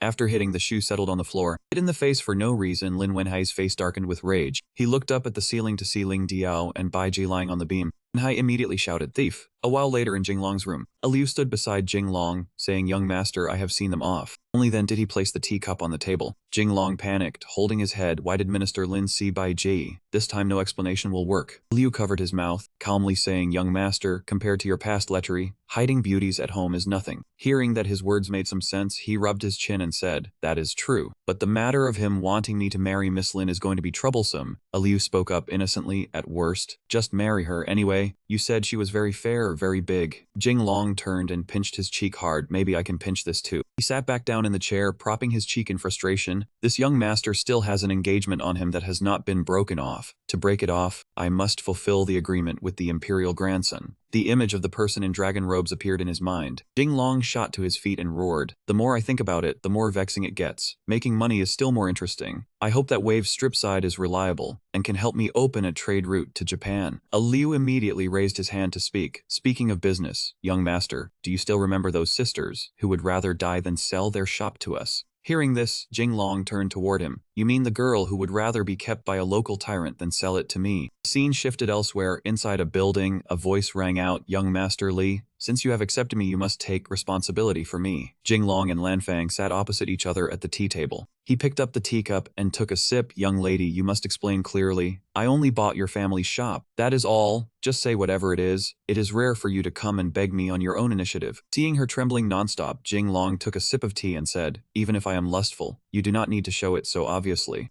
Lanfang's face was full of worry. Young Master Li, my family's business can hardly hold on any longer. May I ask young master to help think of another way? Hearing this, Jinglong set the teacup down on the table. He was puzzled. I paid 3 times the price to buy your family's shop and even waived the tax. Yet you still cannot do business. What exactly does your shop sell? She hesitated for a moment. My family sells, and Lanfang laid several fish on the tabletop. Salted fish. Liu and Jinglong stared wide-eyed and open-mouthed at the fish on the table. He asked in confusion, selling salted fish needs that much capital? Even after buying the shop at triple price, you can still lose money. Lanfang's eyes brimmed with tears. My family has made preserved salted goods for generations, but in these past 2 years, salt prices have risen sharply, so the business only then. Hearing the word salt, Jinglong's eyes widened. He rubbed his chin and began thinking that since ancient times, iron and salt had always brought huge profits. Making salt was not difficult either. As long as there was seawater, distilling seawater would produce it. Liu, standing beside him, heard this and immediately blocked his intention. Young master, salt is controlled by the imperial court. Without the court's permission, dealing in illicit salt will get you beheaded. Hearing this, Jinglong let out an "oh." In ancient times, the salt trade all belonged to official families. This would be hard to handle. Lanfang suddenly sprang to her feet. She bent down in a bow and sincerely begged for help. I have heard that young master is upright and warm-hearted. I hope young master will help me. Hearing this, Jinglong grinned. It seems everyone's eyes are as bright as snow. Very well then, this young master will give you a method. Lanfang looked at him in gratitude. Young master.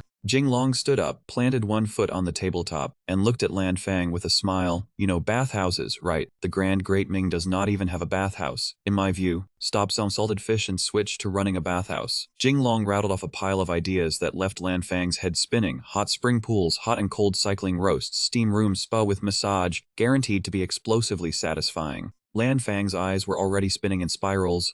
Young master, what are this spa and massage you mentioned? My family only sells salted fish. Jinglong explained to her. Well, massage and making salted fish are basically the same, you just need use salt to massage people. Lanfang held the salt and rubbed it all over the fish. He instructed, go home and prepare. As for the exact process, I will send someone to guide you later. You will be the first female director of the Li family bathhouse. Jinglong smiled confidently. Rest assured, as long as you follow this young master, your future will be bright. Lanfang's head was still spinning. I feel a little dizzy. A while later, somewhere else, Jinglong lay leisurely in the sun, with 2 maidservants attending him on either side. The wind is strong here. Do you need another robe? He replied. No need. Wearing this many layers in an ancient summer is practically asking to die. Jinglong laughed happily. But I can still feel the pleasures of transmigrating to ancient times. Say a few words and money comes pouring in. The lottery and the bathhouse are both businesses that bring in hundreds of thousands in profit. Before he could rejoice for long, Liu came trotting over. Young master, bad news. He opened his eyes wide and looked over. What happened now? He bent down and whispered beside his ear, Young master, the matter of Minister Lin discovering Bai Ji, and that Japanese man in the study has somehow spread outside. Jinglong opened his mouth to eat the fruit the maidservant fed him, and answered indifferently, I thought it was something serious. What does that matter? Liu said anxiously, but what you and Lanfang discussed at the tea house this morning has also been spread outside. Jinglong turned over in confusion. So what?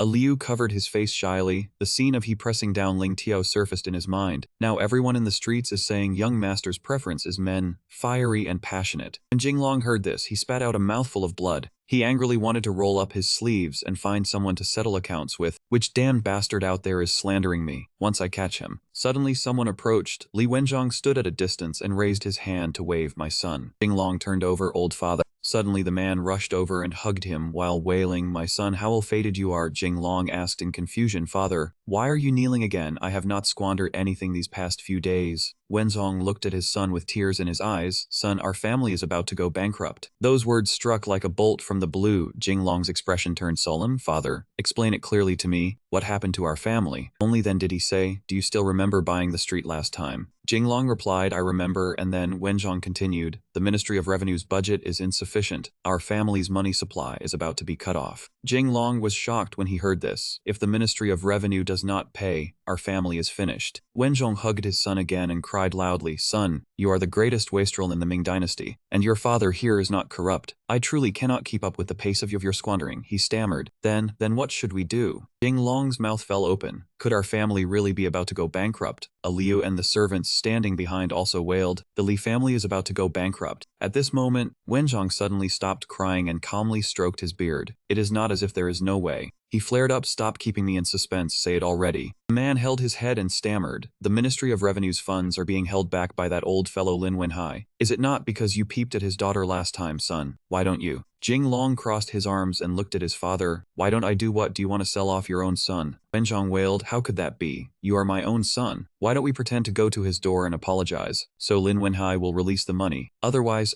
our family will have no rice to eat next month. His expression turned serious, feeling that it was truly absurd. What a joke. I am a proper good man of the 21st century, and you want me to apologize to an ancient man. A while later, Jinglong stood properly dressed before the residence gates. He raised his head and thought to himself, ancient people are predecessors after all. They lived several hundred years before me, so kneeling is only natural. Liu was enthusiastically cheering him on from afar. Young master, do your best, show your acting skills. The scene quickly shifted to the residence of Lin Wenhai. The servants here did not walk normally, but glided straight across the ground. One servant respectfully extended a hand and invited Jinglong in. Young Master Li, our master invites you inside. Before anything even happened, he was already scared pale. Turning to his servant with a tearful face, Liu, did you see that? They all glide when they walk. Jinglong was utterly terrified, and now he had only one wish. Can I not go in? I want to go home. The servants hiding behind the stone statues kept encouraging their young master. Young master, you can do it. Keep going. However, Jinglong shouted loudly, keep going my ass. This is the first time in my whole life that someone has forced me into marriage. Yet fate had already been decided. Jinglong could only grit his teeth and endure it as he walked inside. When Liu saw this scene, he was moved to tears. Young master's courage truly moves us. As he followed the servants inside, Jinglong could only pray inwardly, may I still be in one piece when I come out. The scenery inside the Lin residence was not too bad. The charming landscape eased the heart a little. The farther he went inside, the stranger Jinglong's expression became. He seemed to have discovered something unusual. Wait, something is wrong. That servant immediately spoke up and asked, Young Master Li, is there a problem? Jinglong immediately raised his guard, afraid that an inescapable net was waiting for him. Should guests not be received in the study? The rear garden belongs to the inner residence, where the womenfolk stay. Why do you keep leading me deeper inside? Unless there is a trap, yet somewhere else. Ning-er had already been waiting for him there. Now that she vaguely heard his words, she immediately spoke. Everyone says young Master Li is a wastrel. I did not expect your mind to be so quick. The sudden voice startled Jinglong greatly. You are. At this moment, the graceful and delicate figure of a young woman appeared right before Jinglong. He looked at the face of the person before him, seemingly trying hard to remember her.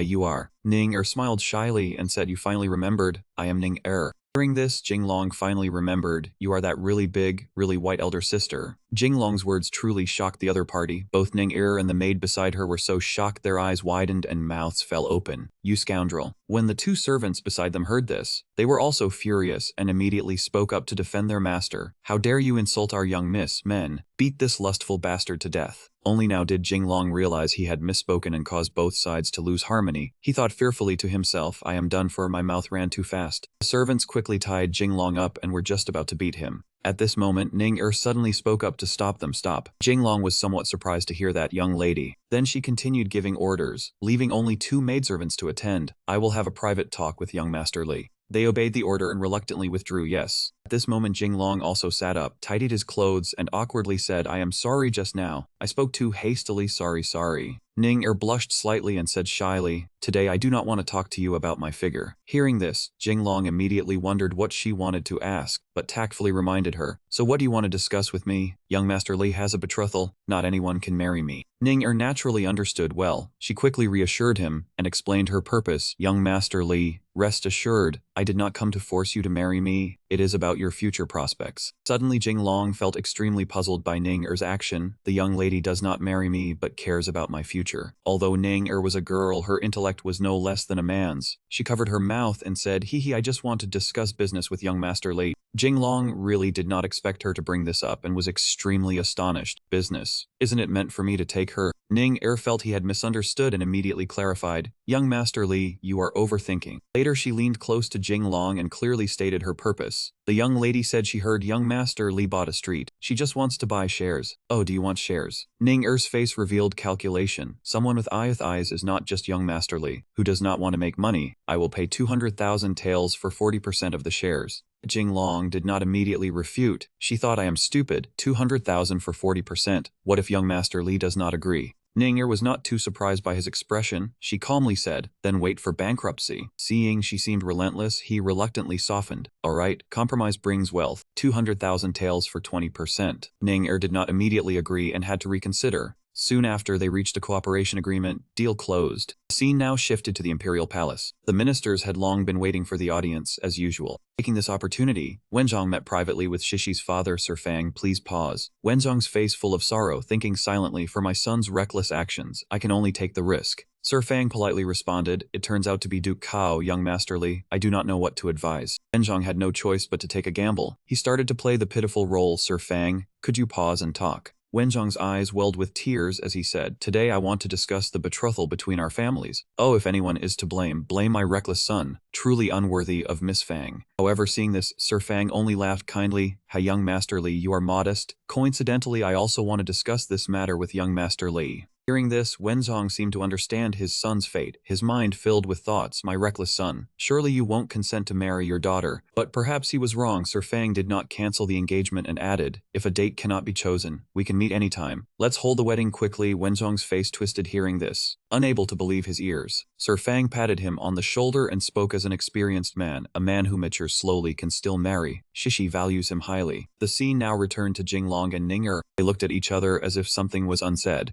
Jinglong did not hesitate to ask, Miss Lin trusts me so much, yet she instantly invested 300,000 taels in shares. However, Ning Er saw him differently. Young Master Li has unique vision. Others think reckless, but I know it's all business opportunity. Jinglong was happy to have his talent recognized by the beauty. Very pleased, Miss Lin has good eyes. Ning Er politely responded in turn, young Master Lin is equally commendable. Then she further extended an invitation. Actually, if young Master Li agrees, we could cooperate further. Hearing Ning Er's words and embarrassed expression, Jinglong thought he was being flirted with. Miss Lin is flirting with me. However, hearing these strange words, Ning Er immediately asked, what is flirting? Realizing he had misspoken, Jinglong awkwardly said, nothing. I just happened to have something to consult you about, Miss Lin. In his mind, Jinglong was evaluating her. This girl is clever and quick-witted, finding ways to help him. Perhaps she has a good idea. Jinglong did not hide anything and frankly shared his matter. Next month is the Emperor's birthday. I want to give a gift but not too vulgar, not sure what. Ning Er sat down, looking at the flowers and calmly said, do you want me to help you decide, young Master Li? Receiving a satisfying reply, he nodded eagerly, yes, yes, yes. Jinglong seemed thoughtful and asked, then what gift would be suitable? Ning Er gently touched the flowers, feeling the morning dew, and said calmly, previously ministers, including my father, gave calligraphy or brush and ink for the Emperor's birthday. Why not do differently? Hearing this, Jinglong's mind sparked with an idea, excitedly exclaimed, I understand the reverse thinking. Both had resolved their matters. Jinglong quickly left. At this time he was guided by his attendant through the garden to exit. Suddenly someone emerged from a stone statue and grabbed Jinglong's hand. Jinglong startled and instinctively punched. It was Lin Fang. He clutched his face in pain. Elder brother, it's me. Suddenly emerging like that caused fear, so Jinglong scolded, are you a ghost? Suddenly jumping out to scare people. At this moment Lin Fang questioned, elder brother, why didn't you tell me you were coming? I heard. Jinglong did not hesitate to expose Lin Fang, making him embarrassed. Your position at home is even lower than your sister. What can I say to your useless self? Lin Fang worriedly tried to warn Jinglong, elder brother, you don't know. My sister is very scheming, don't be fooled. At this moment Jinglong asked, what did your sister do to you? Lin Fang had been waiting. He pulled out a handkerchief from nowhere to wipe his tears. He began to cry pitifully about his unhappy past. I remember when I was 6. The scene now shifted back to the past. Young Lin Fang was happy with his money, finally able to go buy candied haws outside. However, at this moment a voice called out, little brother. Then Ning Er did not hesitate to take the purse from her brother's hand. She skillfully laid out a perfectly proper reason for what she was doing. You are still so young. Even if I give you the money, you would not know how to spend it. So why not let your elder sister invest it for you? Fang then went on to recount his own bitter ordeal from the age of 6 to 13. 7 whole years of asking for New Year's money, and every year it was swept clean by my elder sister. Even now I have not gotten back a single coin. Then he even gave his verdict on his own sister. My elder sister is a profiteer boss. You absolutely must not get involved with her. But Jing Long did not show the slightest hint of fear, and even seemed to tease him. A profiteer paired with a spendthrift, not bad at all. Relax, your boss will not suffer a loss, right? In a few days, come with me somewhere. Lin Fang had never once been absent from any fun. As soon as Jing Long spoke, he followed him eagerly and obediently. Go, go, I will definitely go. After handling everything, Jing Long had now returned to the Li residence to rest, while a Liu's voice rang out as he reported the expenses. Young master, these past few days we seem to have spent quite a lot of money. First, you bought an entire street. Jing Long's countless expenses were listed out by a Liu with perfect clarity. Then young master lost 200,000 taels at the gambling house, spent 100,000 taels choosing the courtesan queen, and also at several pieces of porcelain and antiques. Besides that, you invested in a bathing center for Miss Lan Fang. However, Jing Long did not show the slightest trace of panic. He was still sitting calmly on the wooden chair, resting. In the end, a Liu could not hold back and called out, young master. He spoke to his master in great worry. We are out of money. The accounting room in the residence is so empty that mice are running through it. Jing Long said with complete calm, do not panic, enter the 30 taels of silver Miss Lin sent over first. Besides that, withdraw 100,000 taels for me. Your young master has something to use it for. A Liu grew very anxious when he heard that. Why, young master, what do you still need 100,000 taels for? What for, what for? Why are you meddling in your young master's business? In short, just do as I say, right? Send someone to summon that courtesan queen here too. Your young master will keep her for a few days. Hearing Jing Long give such instructions, a Liu instead felt much better. Keeping the courtesan queen is still better. At home kissing by day, then at night pushing the ox cart in art style. That will spend less money. Jing Long found a Liu's words troublesome, so he deliberately drove him away. You did not study properly from childhood, yet you are so talkative. Hurry up and get to work. Yes. At this moment, there was a figure standing in the residence, silently observing everything. Because he was too hurried, a Liu accidentally bumped into that person as he left. A Liu clutched his face and cried out in pain, yet he did not know who he had run into. Oh heavens, that hurts. Who did I bump into just now? After turning around and seeing Wenzhong's figure, he immediately lowered his head and apologized. Master, I am sorry. But when a Liu saw that person run away quickly, he felt somewhat doubtful. Was that person the master? Why did he run so fast? Over on this side, Jing Long was thinking about Ning Er. He kept sighing over her beauty. Ning Er really is beautiful, and also big and fair. Ahem, she seems good at making money too. Taking a younger sister like that as a wife does not seem bad at all. However, he did not know that somewhere, his dear old father had cried out in utter anguish, son. He said in deep pain, son, this old face has lost all dignity. Father cannot go on living. However, Wenzhong's precious son acted as if nothing had happened and said, what is wrong, father? Your face would not crack even if boiling water were poured on it. How could it be gone? After thinking it over and realizing his wretched son's words made sense, Wenzhong nodded without hesitation. That is true. However, a moment later, he reacted and immediately refuted. This father of yours still has great influence in court. I do have dignity. Hearing that, Jing Long placed a hand on him and gently comforted his father. Alright, I know you are amazing, so why are you crying? Wenzhong's expression began to change completely, turning timid and bashful. About that, son, we cannot cancel the marriage anymore. After hearing that, Jing Long was so shocked that he spat out the water he was drinking. His emotions instantly became mixed, and Jing Long could no longer stay calm. What is going on? Did you not say that even if you had to throw away your old dignity, you would cancel the engagement for me? Wenzhong had no choice but to kneel and apologize to his son. His eyes brimmed with tears. Son, it is not that father did not try. Xiaoru was truly too cunning. Father was caught by the weakness he held over me. And what is more, I never expected the Fang family's daughter not only would not despise you, but would even take the initiative to marry as soon as possible. Jing Long's hand, which had been about to pick up the teacup, stopped when he heard that. Jing Long was extremely surprised to hear this. He had thought he had put on a rather convincing act, yet Shishi still wanted to marry as soon as possible. Several days later, the appointment between Jing Long and Lin Fang finally arrived, and now they were going out together in Nanjing City. Their group simply strolled along the entire street. When he saw Liu's unfamiliar face, Lin Fang could not help laughing and mocking him.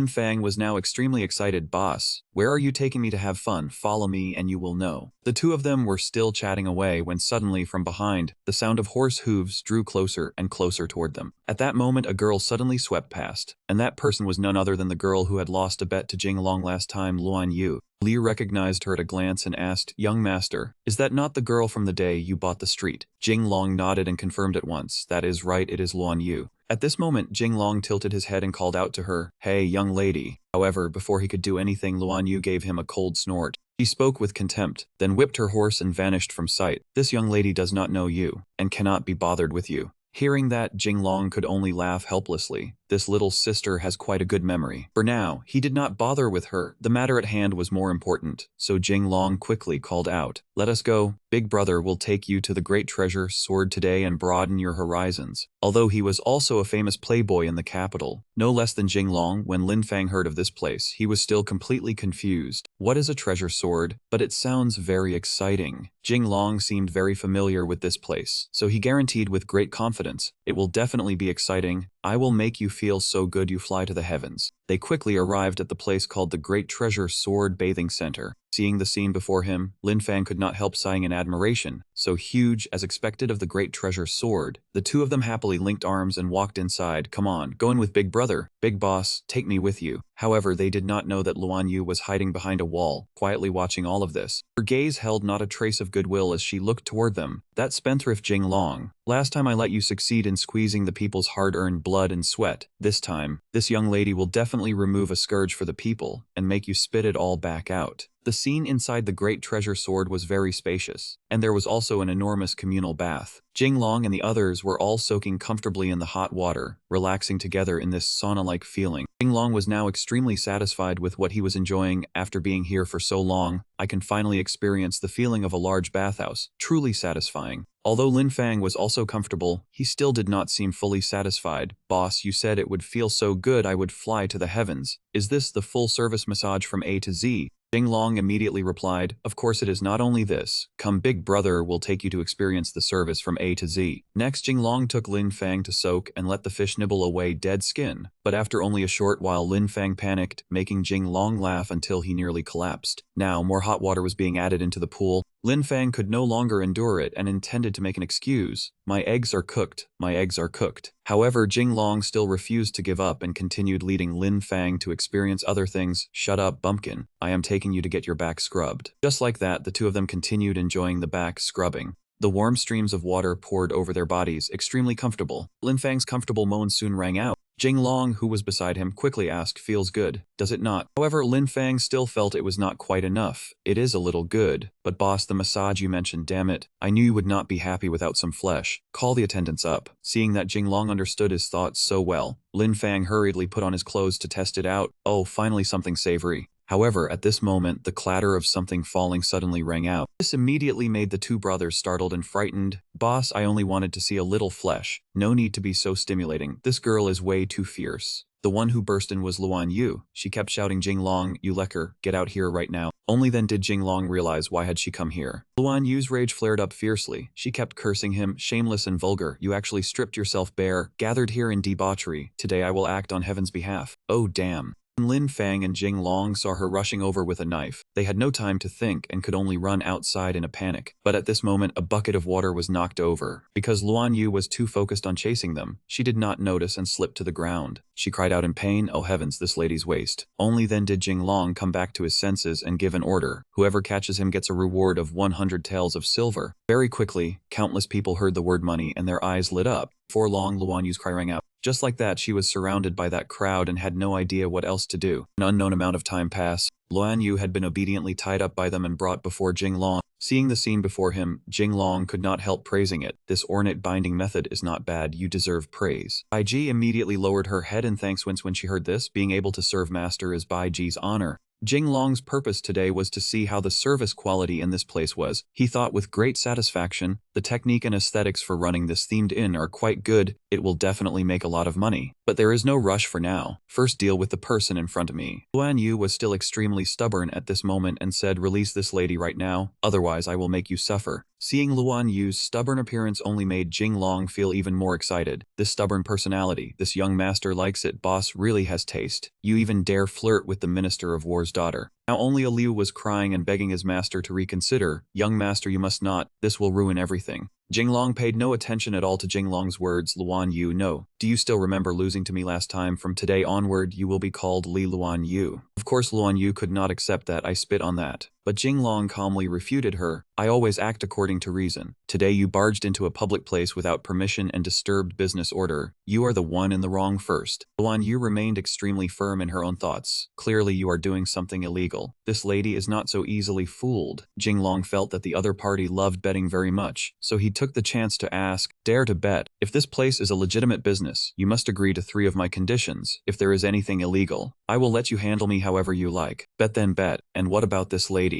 Lin Fang was also speechless toward this girl. Again, does Miss Qi not learn from experience? In this world, aside from my elder sister, only Boss is the best at deceiving people. Jinglong then led the 2 of them inside. Steam rose continuously from the water in the pool. The few of them separated and began soaking in the hot water. Lin Fang and Li Ganlong on this side chatted happily with each other, truly satisfying. As for Luan Yu's side, her face turned red with embarrassment when she heard their words. Boss really is addicted. Time passed just like that, and the 3 of them had now experienced all the services. Jinglong and Qi Luan Yu began sitting down to talk with each other. Jinglong asked coldly, now you know this place is a legitimate business. The young master was right. Luan Yu seemed too ashamed, so now she could only lower her head and did not dare raise it. Seeing this, Liu immediately whispered to Jinglong, but Lin Fang beside him also reminded him at once. Young master, Miss Qi looks rather off. Boss. This girl is a famous violent girl in the imperial capital. We should be careful around her. Luan Yu, who had not spoken all this time, suddenly slammed her hand heavily on the table, causing all the tea on it to spill out. With her cheeks flushed red like tomatoes, Luan Yu shouted loudly, you people are too. When they heard this, they immediately cried out in panic. Too what? Luan Yu's face revealed a bright look as she said, too amazing. She was merely describing how it felt, yet Luan Yu made such a huge fuss over it that the other 3 were badly startled. Turned out Luan Yu was feeling somewhat gloomy. This lady was sad because bathing at home was not comfortable, but if this place exists. Luan Yu kept rambling on, but very soon Jinglong stopped her. Wait. He slowly continued, since we are open for business, young lady, if you wish to come and support us, I naturally welcome it. But should we not talk about the bet from before first? Bet? What bet? It did not matter if she did not remember. Jinglong would remind Luan Yu, that's right. Last time you lost and said you would take my surname. This time you lost again. Tell me what should be done. Luan Yu angrily shook off Jinglong's hand. You scoundrel.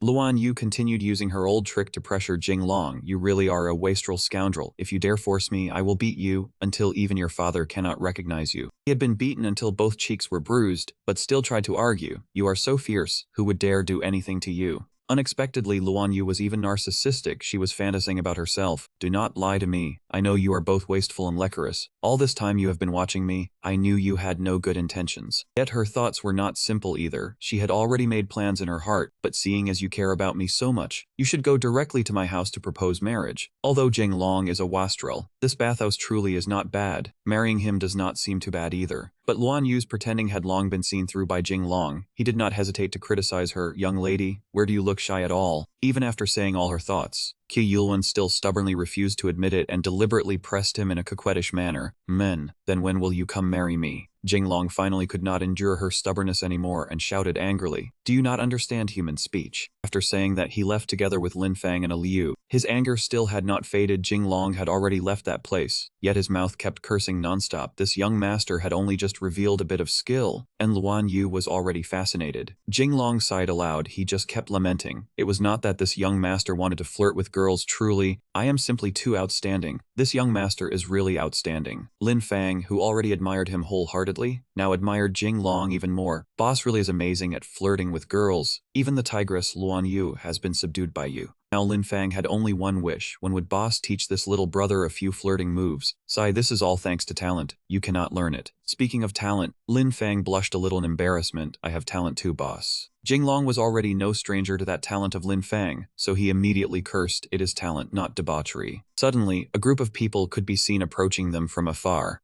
Lei Jingfeng saw them and asked in slight confusion, "Who are you people?" The person was a eunuch from the imperial palace. He lowered his head and spoke respectfully. "Are you young Master Jinglong of the Duke of Cao residence? We have come by order of the imperial grandson to summon you to the residence." The moment they heard that, a Liu and Lin Fang behind him clearly showed fear. The imperial grandson. Lei Jingfeng was also somewhat surprised when he heard this request. "The imperial grandson Yunwen, he wants to see me already." After only a short while, Jinglong arrived at the imperial palace. The atmosphere here was extremely solemn. Everyone had their own duties, and no one dared to cause disorder. Jinglong followed that eunuch all the way. Throughout such a long walk, Jinglong never let his mind rest for even a moment, remaining immersed in thought. With such a huge commotion, Shu Yunwen summoned me. Could he have regretted it? After walking for a while, Jinglong finally reached the imperial grandson's room. Under the guidance of that eunuch, he quickly went to meet the other party. Jinglong knelt down, clasped his hands, and spoke respectfully, "Greetings to the imperial grandson." However, what answered him at this moment was Yunwen's cold remark. "It seems Jinglong has not taken my matter to heart." Jinglong instantly felt as if he had been struck where it hurt and thought guiltily to himself. "They all say being near a ruler is like being near a tiger. I have not offended that man, have I?" Yunwen spoke at this moment. "Jinglong, your recent business in the capital has truly been smooth sailing. Yet regarding imperial grandfather's grand birthday celebration, there has not been the slightest news. If that is the case, then Yunwen would also refuse the matter Jinglong had asked of him. It seems there is no need for this imperial grandson to interfere in what Jinglong asked me to do." Seeing that the situation seemed tense, Jinglong immediately launched into a godly stream of flattery. "Everything Jinglong has done is for the preparations for His Majesty's grand birthday, and for the imperial grandson's filial devotion. Imperial grandson, rest assured His Majesty's grand birthday will absolutely broaden everyone's horizons." Just that one display of flattery immediately changed Yunwen's attitude. "This imperial grandson truly did not misjudge you, Jinglong. There is no need to worry. Just now I was only joking with you. You and I are cousins. Normally there is no need to be so stiff." In the end, Jinglong could be considered to have seen Yunwen's true face. The imperial family only talks about affection when there is benefit. Before he could be happy for long, Yunwen changed his attitude once again. But even blood brothers settle accounts clearly. Yunwen's constantly changing attitude left Jinglong unable to adapt for a moment. How can he change faces faster than flipping a book? Yunwen began speaking again at this moment. "Actually, the one looking for you today is not me. Yunwen's true purpose was not that. Someone heard about you breaking off the engagement and asked me to let him meet you, speak with him yourself." Hearing that, Jinglong quickly turned around and looked behind him. Right behind the curtain, Xiaoru suddenly appeared, frightening Jinglong so badly his heart nearly leapt out. "It is this old man who wanted to find you." In Jinglong's heart, he was now cursing nonstop and secretly recording this debt. This imperial grandson, eating from both the plaintiff and the defendant. If the engagement cannot be broken, he even drags this old man in front of me. The scene quickly shifted to outside the garden. Now only Jinglong and Xiaoru were alone together. The man's imposing aura was so fierce that Jinglong felt extremely frightened just looking at him and did not dare utter a sound. Seeing the other party like this, Xiaoru suddenly felt extremely pleased inside. This official's aura is mighty. This future son-in-law is so awed by me that he can no longer speak. Jinglong's heart now. It was as if he could already see the vision of his future. Extermination of 10 clans. He kept blaming him inwardly. "This useless teammate, stay a little farther away from that man." Xiaoru returned to his previous solemn appearance, looked at Jinglong for a while, then said, "Everyone says Jinglong is a silk-clad prodigal, but in this old man's view, there is still hope for you." Although he meant to praise Jinglong, it actually frightened him greatly. "Do not. In this life I have sworn to be a prodigal. I must make my parents go bankrupt before I am satisfied. Absolutely do not save me, you." Feeling that the damage was still not enough, Jinglong added a few more matters. "Let us talk about recent things. I bought an entire street and spent 100,000 taels of silver, chose a courtesan queen and threw in 100,000 taels of silver, and tossed another 100,000 taels into a gambling house." Jinglong now spoke with great confidence. "I am such a prodigal, so it is only right that Lord Fang does not marry his daughter to me. It is fine, I understand. However, life was not as beautiful as a dream." Xiaoru patted his shoulder and said, "No." Not only was he not the slightest bit angry, he was instead extremely pleased. Precisely because of this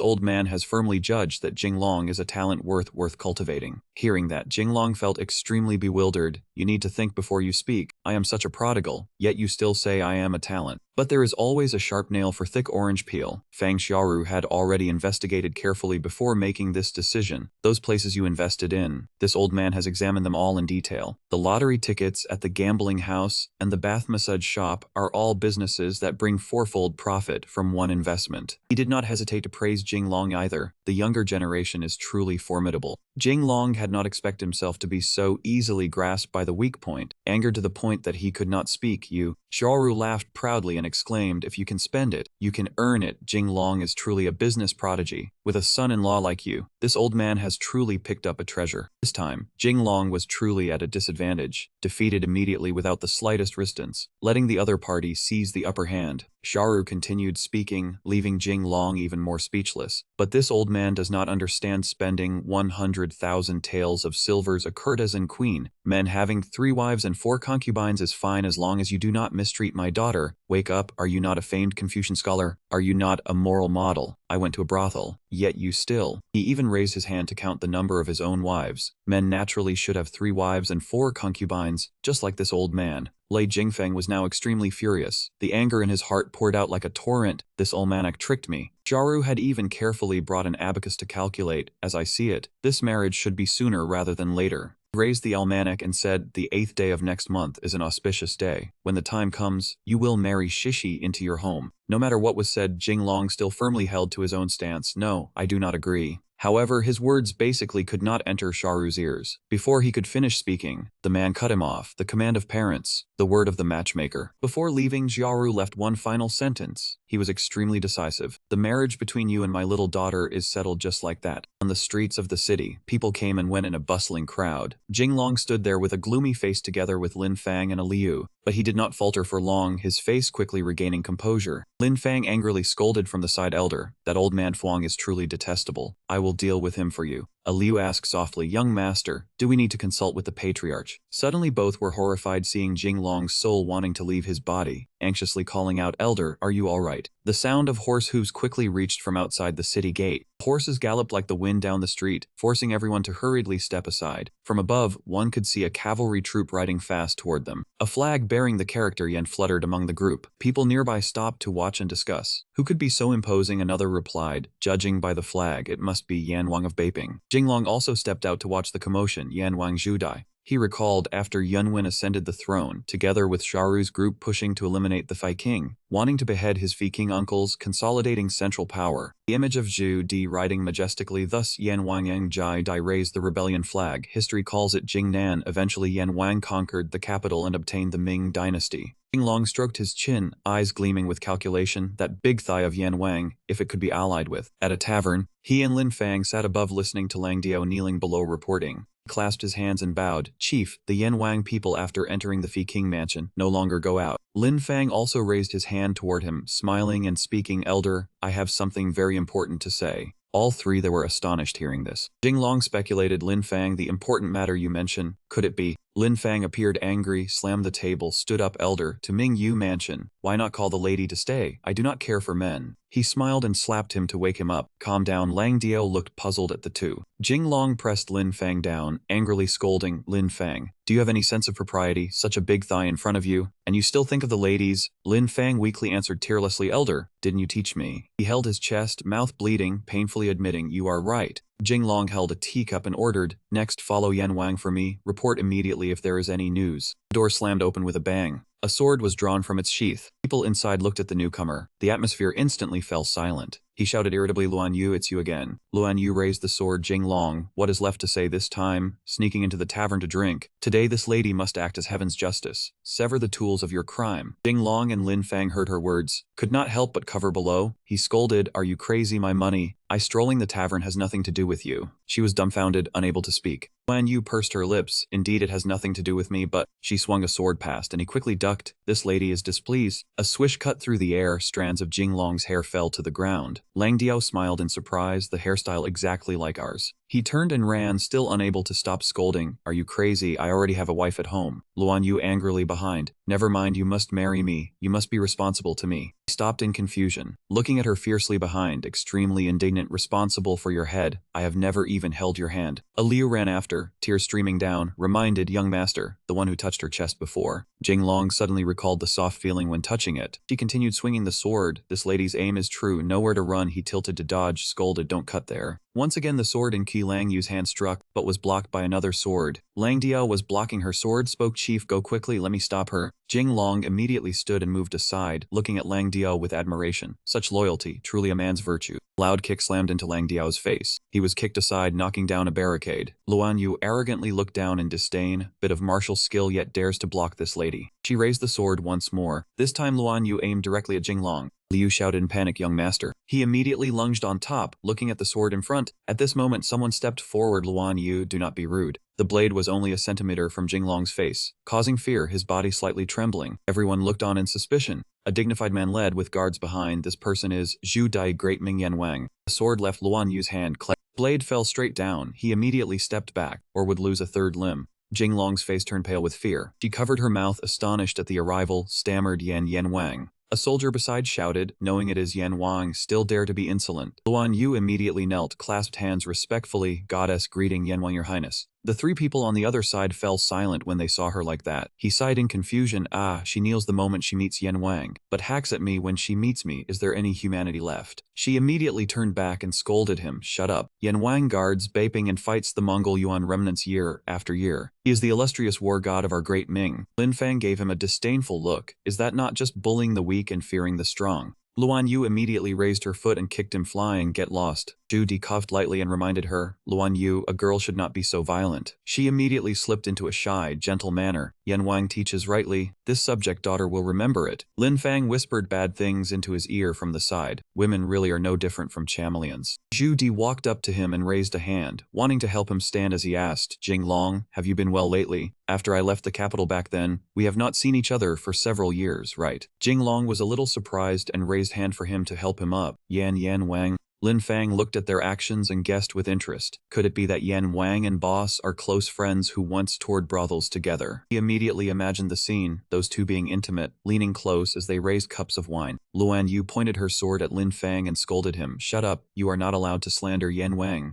Jinglong gestured with his hand, wanting to invite him as he asked, "Yan Wang, this little brother has opened a bathhouse nearby. Why do we not go there to get massages while reminiscing about the past?" The soldier behind him heard this and grew angry. How bold? What kind of status does our Yan Wang have? How could he possibly bathe together with a wastrel like you? Luan Yu sheathed her sword again and also spoke up. Yan Wang has a noble status. He will not go there with you for a massage. That was what they said, but a while later at the bathing pool. The group had already joined Zhu Di in soaking in the bathing pool. Zhu Di stretched out his hand and sighed. This is truly comfortable. In the future, this king must build one in Beiping, so I can soak whenever I am tired. He turned his head to look at Jinglong, but in this regard Jinglong is still the knowledgeable one. When the time comes, I will have to trouble you to lend me a few craftsmen. He rubbed his hands together happily. Building a bathhouse is a small matter. If Yan Wang likes it, why not invest some money in my place? This little brother will count Yan Wang in for a share of the profits. Lin Fang had already shouted happily from behind, "Boss is mighty." Zhu Di rubbed his chin and pondered, "You want this king to do business with you?" He asked seriously, "Collusion between the inside and outside is a grave crime. Jinglong, are you not afraid of the tongues of the world, or of being suspected by others?"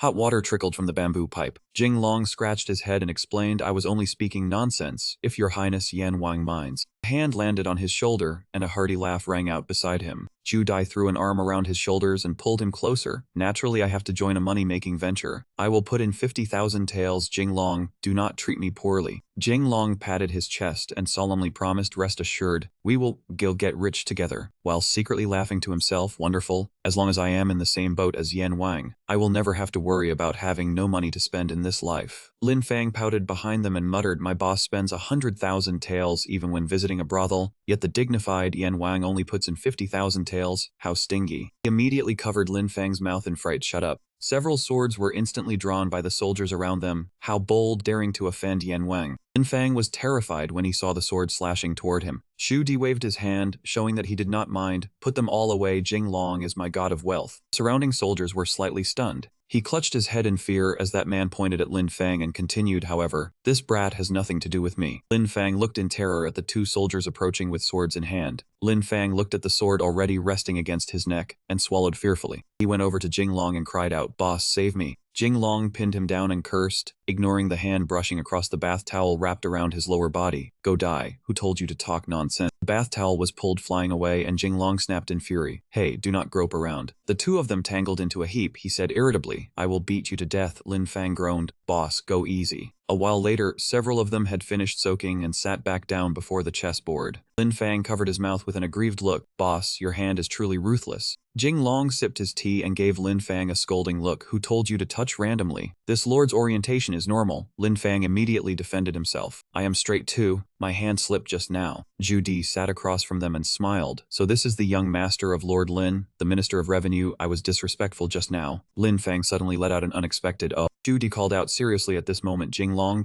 that man lowered his head and looked down. It is not that I do not want to invest. It is just that the conditions in my army are truly harsh, and the money in my hands is limited. Jing Long waved his hand and smiled knowingly. I understand your highness's meaning. In short, if there is money, we earn it together. Losses are mine, profits are yours. Hearing this, Zhu Di immediately understood. That man laughed brightly and heartily. Jing Long really is straightforward. But I cannot simply profit from you like this. How about this? I will give you an expert as a bodyguard. He was startled when he heard this. An expert? Zhu Di called calmly, come in. A man with fangs worn on his forehead walked in. That man introduced him. His name is Badu, the #1 expert of the tribe on the grassland. After saying this, he concluded, from now on, he will follow you. Jing Long asked curiously, the #1 expert of the tribe, what skills do you have? Badu was also a little confused. Skills. Badu stepped aside, dancing as he sang, I am only a child of the grassland. With a song in my heart, the two watched in speechless silence. Heavens, this is not a ride to kindergarten. Jing Long covered his face and asked, the #1 expert of the tribe, is he the #1 expert in singing and dancing? Zhu Di smiled, do not mind these little details, right? Jing Long, since we have finished discussing the business, should there not be some celebration? He was puzzled. Celebrate. Lin Fang was so delighted at the side that he slapped the table. Girls, find some girls. Jing Long gave Lin Fang a slap. Calm down. He raised his hand in confusion. Your Highness Yan Wang is a dignified prince, while silently adding in his heart, and later becomes Emperor Chengzu of Ming. Yet you are going to visit a brothel with us. Are you insane? Zhu Di calmly lifted a cup of tea and did not refute his words. A while later, at a luxurious brothel, several beautiful dancers performed, petals drifting all over the sky with their movements. Lin Fang happily hugged women on both sides. Massage. Zhu Di slapped the table as he gazed at the beautiful scene before him, his face flushed and tipsy from A to Z. Jing Long held his head in worry. What divine kind of development is this? Indulging in decadence together with the future emperor. The group played happily in the brothel. Jing Long also took the opportunity to show off a little of his own talent. They happily watched the singing girl dance. After playing for a while, the whole group finally came outside. Zhu Di spoke. Many thanks for your hospitality today, Jing Long. That man continued cheerfully. Another day, I will invite you to my Yan Wang residence as a guest. He cupped his hands and smiled. Your Highness is too courteous. May I know how long your Highness will remain in the capital? Zhu Di said, this time I return to the capital to attend Imperial Father's birthday. I should stay for a few more days. That man turned around. Jing Long, there is no need to see me off. In a few days, I will invite you to my residence for a gathering, and we can discuss the business further. Jing Long thought happily to himself. At last, I have built a connection with the strongest man of the future, Emperor Chengzu of Ming. Meanwhile, inside the carriage, Zhu Di leaned sideways against the carriage wall, and the soldier beside him spoke, Your Highness, Jing Long is a famous wastrel in the imperial capital. Why do we need to associate with him? That man said seriously, a wastrel? Everyone has underestimated this wastrel. The soldier beside him immediately called out, Your Highness is wise. Zhu Di explained, just now from the street of the bathhouse. That man continued, to Mingyu Tower, to the gambling house. And he even has Japanese warriors as subordinates, with embroidered uniform guards by his side. Could such a person be a wastrel? Zhu Di smiled. Perhaps one day, this wastrel may help me accomplish a great undertaking. Back at his residence, he dismounted and reminded, let's go. The soldiers were astonished. MangaCapped, seeing Yan Wang praise Jing Long so much. This Jing Long, is he really that skilled? At the Li residence, Jing Long propped his chin thinking, being close to Yan Wang, now he only needed to handle the emperor's birthday. Cracking sound echoed. He and Lin Fang turned their heads curiously to look. Lang Diao held his sword facing Badu, who stood with arms crossed. How dare you underestimate me? His hand slammed the table with a loud thump. Jing Long shouted loudly, Lang Ren, what are you doing? Lang Diao felt wronged. Master, I am Lang Diao, not Lang. He turned his head. That's just what I said. I asked what you were doing. Lang Diao immediately accused Badu. That fool made a devilish face at me just now, provoking the Japanese fighter with me. He pulled out a handkerchief to wipe his pitiful tears. Master, you must control this for me. Jing Long looked up and asked, did you deliberately provoke him? Badu scratched his head innocently with a very sincere expression. He covered his face thinking, that fool has no ambition. Meanwhile, Lang Diao angrily shouted, Master, Master, he is mocking me again. Badu smiled and held up a finger behind him. With a thud, Lang Diao's knees hit the ground. Lang Diao pleaded, he mocked my height, please allow me to duel him, Master. Jinglong was furious, flames blazing as he asked, Badu, you came and immediately caused trouble. He thought. Badu was not wrong. The dwarf from O also spoke truthfully. Badu extended his hand to compare height with Lang Diao. He only reached Badu's chest, indeed, like a pumpkin. Lang Diao's eyes rolled in grievance. Master, why are you laughing at me with him? Don't you know this is the disease of my country? Jinglong patted his head, smiling. It's just the truth. Badu suddenly pressed Lang Diao's head down and turned him around. His head was being pulled back and forth by Badu. Lang Diao was furious. Better to die with honor than live in shame. Duel. He drew the sword in his hand. Lang Diao placed the sword by Badu's neck. He immediately intervened. No, he is Yan Wang's man. Jinglong and Lin Fang pretended to tremble, looking at the two across. Lang Diao's face turned pale and trembled. Badu closed two fingers together. He pointed a single finger at the orifice, sending Lang Diao flying. Seeing Lang Diao clutching his rear in pain with tears streaming, he and Lin Fang held their stomachs, laughing heartily. A while later, Jinglong covered his mouth, coughing. Yes, be serious. Unexpectedly, he immediately laughed so hard, he fell to the ground, clutching his stomach. Badu pointed at himself seriously. Remember, from now on in front of the master, only I am the boss, you the errand boy. Lang Diao raised his sword and stood. As a proper man of Dahi, I absolutely cannot. Unexpectedly, the sword in his hand was seized by Badu. Lang Diao stared blankly at his empty hand. The sword was then placed by his neck. Badu held the sword, looking down from above. Lang Diao repeatedly bowed, pleading, Elder, I submit. Badu turned and smiled cheerfully. Slung an arm over Jinglong. Yan Wang gave me to Li Xiao. I am Li Xiao's personal bodyguard. Everyone else leave. He was dazed under the arm, silently thinking, save me, the smell of mutton fat is too strong. A while later, Jinglong led his men to the front of a restaurant. Those inside who didn't flee were avoiding instead. At Mingyu Tower, Lang Diao clasped his hands, eyes sparkling with excitement. Master, did you bring meat to the girls? He tapped his fan on his head. Dream on. Today I have important matters to handle. Jinglong and Lin Fang sat before a table full of food, watching the dancers below.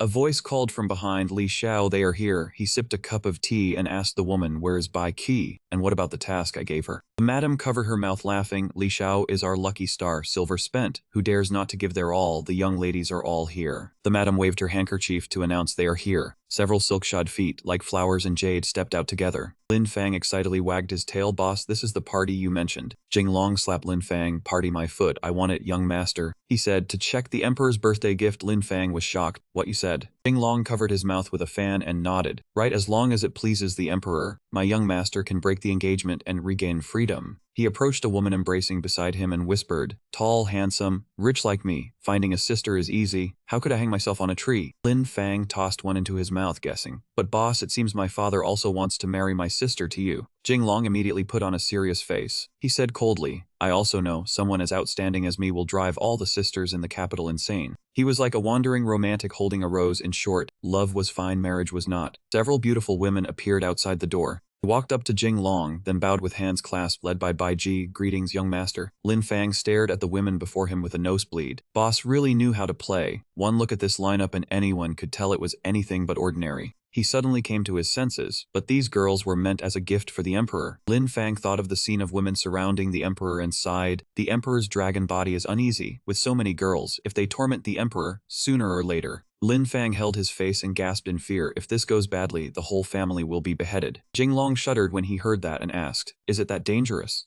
Lin Fang nodded. It really is that dangerous, so. He smiled at Jinglong with delight. Why not hand these girls to your little brother? Let your little brother favor them on the emperor's behalf. I am still young, a little exhaustion is nothing. He angrily slapped Lin Fang and cursed, go die. Lin Fang was slapped until his head spun and his eyes blurred, counting nothing but stars over his head. Jinglong sat back in his chair and spoke, enjoy yourselves, do not interrupt. After it ends, then give your opinions. Alright, begin. Adu and the others lowered their heads. Yes, young master. A stage was about to unfold. Those women stepped on the stage to perform song and dance. Lin Fang was astonished. Boss, this is, Jinglong said leisurely. This is the legendary brainwashing song Land of Bliss. Lin Fang's eyes shone like stars, his tail wagging nonstop. Boss is too amazing. Though I do not understand, it seems very amazing. The dances of the women on the stage were all graceful, beautiful, and moving. Off to one side, there was also an entire troupe of musicians accompanying them. The people below watched in astonishment, their hearts pounding as they could not tear their eyes away. The women above danced and sang. The moonlight shimmered high above like 1,000 drifting mists, and the audience below watched in rapture. The madam covered her mouth and sighed in astonishment. This wastrel truly has extraordinary taste. My girls have actually been trained to become so holy, pure, and otherworldly. How could there be the slightest trace of brothel dust left? The music gradually came to an end. Tonight, heed nothing at all, sink with me into a hazy dream, and the group of women also concluded the piece. The air fell silent for a moment, then immediately erupted. Everyone around clapped excitedly. The madam sighed. I have never heard a song like this, nor seen a dance like this. Badu was delighted. This rhythm, these dance moves, I want to dance along so badly. Jinglong watched their reactions, then nodded. Looks like the effect is not bad. He stretched under everyone's worshipful gazes. Using this song to celebrate the emperor's birthday should be shocking enough. After all, the song and dance of this era are several hundred years behind later generations. Jinglong gave a light flick of his fan, and behind him a figure was hiding. Lang Diao instantly noticed and cried out, "There is an assassin! Protect young Master Li." Before he could step forward, a hand blocked him in front. Badu pushed Lang Diao aside, looked around in confusion. Where is the assassin? The blade slashed over, but he blocked it. Badu calmly gripped the blade. I said it before, I will protect the young master. He exerted force, and the blade instantly cracked and snapped. At that same moment, the assassin appeared before their eyes. Badu immediately seized the assassin's hand to stop him from escaping. The assassin's face covering was pulled away and his body was lifted off the ground by Badu's grip around the neck. Everyone around was shocked when they saw this scene. Jinglong immediately remembered what Zhu Dai had once said. His name is Badu, the #1 expert of the grassland tribe. He sighed. He really is an expert. I picked up a treasure. Lin Fang's eyes shone like stars. The 13 guardian body tempering arts, impervious to blades and spears. A while later, inside a room, Jinglong sat above with dignity. He propped up his chin, rested his hand on the chair, and asked calmly, "Speak, who sent you to assassinate me?" Jinglong looked at the person kneeling on the ground not far away and added, "Do not think that just because you are a woman, I will not use torture on you." Lin Fang looked over in astonishment. "Boss, how did you recognize that the assassin was a woman?" He held his forehead with a headache. "With 2 headlights that big, are you blind?" Lin Fang, still puzzled and wearing a blank expression, continued asking, "Car? What car? Is boss about to buy a car?" Jinglong immediately slapped Lin Fang and cursed, "Shut up, that is not the car I meant." He suddenly remembered the supercar he had once owned in the real world. He began letting his thoughts wander. That's right, this young master is a man of status. A fine carriage and a good horse. This fine ride is completely worthy. Lin Fang excitedly wagged his tail beside him. Does boss have some new trick again? Jinglong pushed Lin Fang away. Go cool off somewhere to the side. Lang Diao knelt before him and spoke. Master, please hand the female assassin from just now to me for interrogation. He asked curiously, do you have some special technique? He clasped his hands and said seriously, Master, we of Eastern Ying have our own methods for interrogating tight-lipped women. Lang Diao immediately circled around the assassin again and again. Everyone around watched with curiosity. He tied the assassin into a very humiliating pose, then smiled smugly. This is my Eastern Ying binding technique. The key point is to create a sense of beauty. An unknown object was thrown over, smashing a big bump onto Lang Diao's forehead. Jinglong cursed angrily. Who needs any striking beauty? What I need to know is who sent her to assassinate me. He stood in front of the assassin, while behind him her hands were slowly untying the rope. The rope fell to the ground. She immediately swept her leg forward, swish. Shishi immediately took a defensive stance. Adu immediately rushed over to shield him. Young Master Li, be careful. She raised a written note. I want to speak with young Master Li alone. Jinglong poked his head out in surprise. You cannot speak. Liu shouted anxiously, young master, be careful of being tricked. Meanwhile, Baiji was furious off to the side. Adu cupped his hands. Young master, leave her to this servant. I will definitely dig out her secret. He waved his hand. This young master knows what to do. Liu, go run an errand for young master. See which family makes the best carriage. This young master must order the best one. Liu immediately nodded and replied, yes. He continued speaking to Baiji, train these dancers well for me. This is for celebrating His Majesty's birthday. Make sure there are no mistakes at all. Jinglong looked toward Lang Diao. What was it again? Wolfman, tie up the assassin tightly for me. This young master wants to interrogate her alone. Everyone else go out and stand guard. Lin Fang asked expectantly, brother, what about me? He swung a slap across him. Your father told you to go home and drink milk. At present, there was not a single soul left in the room. He lifted her chin with his fan. Now you can talk. Who exactly sent you to kill me? Shishi handed over a sheet of paper with a circular symbol on it. Jinglong immediately took it and examined it. He thought of something. Jinglong immediately headed for the door and stepped outside. He knew Badu was behind him and spoke, stand guard for me, do not follow me. Liu came over to report, young master, just now I saw at the estate there are 2 decent carriages. We do not need to buy one. Unexpectedly, Jinglong simply brushed past him like that. Liu looked at his hurried figure in confusion. Damn it, is young master angry? I have never seen young master with that expression before. The horse yard. The horsekeeper was sitting there sound asleep. Jinglong went over and kicked that man awake. Prepare a horse. The horsekeeper immediately replied, yes, young master. Seeing that he had already mounted the horse, Liu called after him, young master, I was wrong. I should not have thought about saving money. I should have spent more money and squandered it. Young master, wait for me. Jinglong galloped down the road, stirring up a cloud of dust that made the people around him talk. That wastrel has gone out. Who provoked him this time? So terrifying. Jinglong left the capital just like that. The soldiers hurried over, shouting nonstop, "Catch him!" But they were immediately slapped so hard their faces twisted aside. "Are your dog eyes blind? You even dare to stop the son of Duke Cao?" The scene now shifted to Mount Zhang. Jinglong was now leading his horse while looking back, then thought to himself, according to memory before I transmigrated, this Jinglong hid private soldiers in this place. A fragment of memory appeared, an army of tens of thousands under the name Li. He began to doubt his life, and Jinglong slapped himself once to sober up. Then he burst into sorrowful tears, tears flowing like a spring. After that he mounted his horse and continued the journey. Looking at the open natural scenery, Jinglong said, "This place." Mount Zhang coiled like a dragon, with a stone city in a perilous terrain. He was delighted, flowers blooming in his heart as he sighed with such good feng shui. How could there be any reason I would not make a fortune? He continued riding while thinking to himself, this is so damn annoying. If I cannot find those private soldiers, I will just count it as remembering wrong. I will continue my plan to make a fortune, drunk beside beauties, waking to hold power over the world. Jinglong strolled leisurely past the guards, and those people said in unison, "Welcome young Master Li back to the city." Even after he had walked a distance, he could still hear their voices. "Welcome young Master Li back to play again." He thought to himself, I am really popular now. Following Jinglong's gaze into the distance, Liu quickly stepped forward and said, "Young master, the luxurious carriage you wanted has already been ordered. Would you like to go take a look?" Jinglong said in some surprise that fast he immediately replied, "Young master, this is the capital's newest treasure horse 3000. This treasure horse is pulled by 4 horses and has extremely powerful drive, 4 pure white horses, shining brilliantly." Liu's eyes sparkled as he continued, "Moreover, young master, look at the carriage door, this decoration. It is all inlaid with gold. This is what truly suits your noble status." Young master, hearing this, Jinglong was full of excitement. Jinglong rested comfortably inside the carriage. Liu said without embarrassment, "The space inside is large enough. Young master and the elder sisters can do those shameful things with room to spare, and it only costs 3,000 taels of silver." He asked expectantly, "Young master, is it not super worth it?" He praised without stint, "Fine ride, not bad. You can be considered someone who knows how to work." Suddenly someone walked over. Then he stretched out his arm. Lin Fang pleaded with eyes full of expectation, "Boss, you changed to a fine ride, take me along too." Jinglong immediately replied, "All right, everyone get in." Outside, the villagers all looked after the carriage and said, "It really blinded my dog eyes. The son of Duke Cao. So he was that red wastrel." Jinglong said calmly, "Where are we going now?" Lin Fang immediately replied, "Lan Shan and his group have a gathering today. Boss, we just happened to switch to a fine carriage. Why not go join the fun?" The faces of those brats surfaced in his mind. It made him slap a Liu hard on the thigh. Liu trembled all over and Jinglong agreed, "Fine, we will go join the fun at Lan Shan's place and slap that man in the face." Lin Fang immediately praised him, "Boss is wise." Liu said with tears in his eyes, "Young master, could you slap your own thigh? It really hurts. Do not mind such little details, my young master." Suddenly he thought of something. "Right, we are all inside the carriage. Then who is driving it?" Lin Fang and Liu held each other's hands, looking pitiful as they said, "No, no one is driving it. We still have not prepared a horse driver."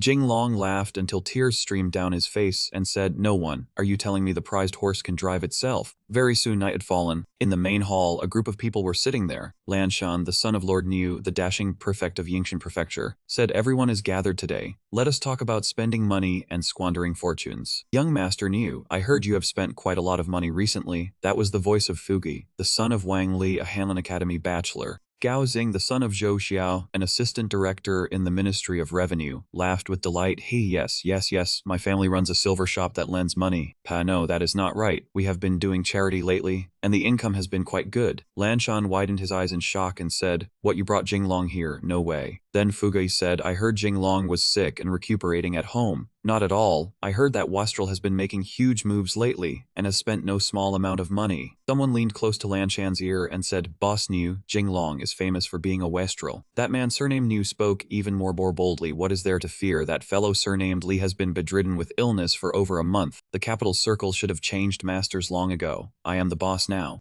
Lin Fang ignored their words, lifted the curtain and declared loudly, "Please welcome young Master Li." The moment Jinglong stepped inside, his expression was extremely grave. Those fellows immediately panicked and said, "It really is him. That calamity of a wastrel has returned." Niu Lanshan was instantly terrified and stammered, young Master Li." Suddenly one hand braced against the door. Jinglong abruptly spewed out everything most essential from his mouth. This scene left those young masters frozen in place, their mouths hanging open. Wispies of smoke drifted from the bronze incense burner beside them. Lin Fang clutched his stomach, unable to hold back his laughter. "Boss, I never thought you would get carriage sick. That fine horse of yours is truly incredible when it runs fast." Jinglong stepped forward and slapped him across the cheek with a sharp smack, shouting, "Shut up." That man Lanshan slammed the table and barked enough. Regained his bearing and immediately said, "Do not think you can still be our boss. When it comes to squandering, your time is already over." The household servants immediately flattered him. "Our young master Niu has already spent more than 100,000 taels of silver this month." And he even put on a modest air as he said, you flatter me, you flatter me. I only bought a few plots of land in Jiangnan. Fugui, how is your family doing?" That man seized the chance to show off as well. "My family also bought several bookshops and put in about 70 or 80,000 taels of silver, then opened an academy over in Jiangnan." Wu Xing was not to be outdone and said, "I cannot compare with my two elder brothers. I only bought a little grain and did some logistics transport business across the river." The young masters behind them showed endless admiration. The Wang family has produced 2 jinshi. The Zhao family has been rooted in the Ministry of Revenue for many years. Their grain business is no small thing. The Niu family is truly impressive. In this Yingshan prefecture, who knows how many people want to curry favor with them. Elsewhere, the courtesans were also whispering among themselves, "If we could cling to young Master Niu, young Master Wang, or young Master Zhao, that would be wonderful." Do you even need to say that? If I could find such a strong backer, I would gladly lose a few years of my life. Lan Shan kept belittling him. "Young Master Li, I heard you have been recuperating lately. Do you no longer have money to squander?" Fugi covered his mouth and giggled, "Without the health for it, even if you have money, you cannot enjoy yourself." While Gao Xing, lost in lust, let out shameless words so big, so white. Liu could not bear it and retorted, "Shut up, you are not allowed to mock my young master."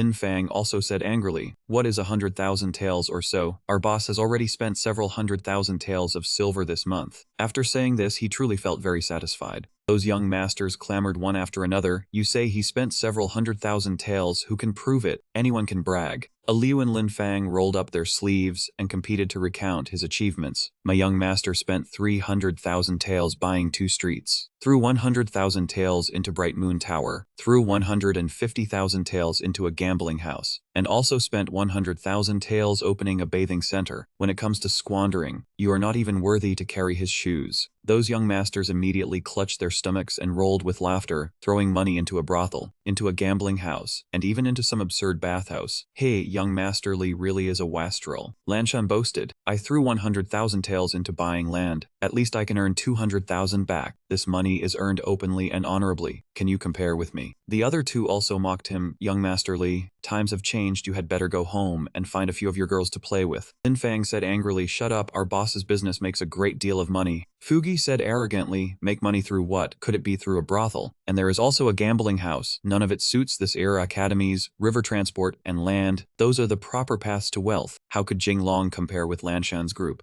Liu anxiously kept explaining, "It is not what you think, my young master's business." Jinglong raised a hand and signaled, "Liu, say no more." That group burst in loud laughter. "So you have a day like this too? If you know fear, hurry up and get lost. From now on there will be no place for you in the capital's circle." "Oh, my Jinglong is scared again." Lanshan said contemptuously, "Young Master Li, out of regard for our past friendship, as long as you call me boss today, I will look after you in the capital's circle from now on." They stood on one side and kept chiming in, "Call him quickly, hurry and call him boss. Letting you rely on young Master Niu is giving you face." Liu and Lin Fang immediately became furious. "My young master is the eldest son of the Duke of Kao, you people." Lanshan laughed proudly again. "Do not think having a duke for a father makes you impressive. He is only an idle duke. Several years ago Shanchang, Lan Yu." That man pointed straight at Jinglong and laughed loudly. "Times have changed now. Even if your father met us, he would have to smile and flatter us. What do you count as?" Suddenly a voice announced, "Prince Yan has arrived." That man did not care at all. "Prince Yan. I do not care what kind of Prince Yan he is. Do not disturb me while I teach Jinglong a lesson."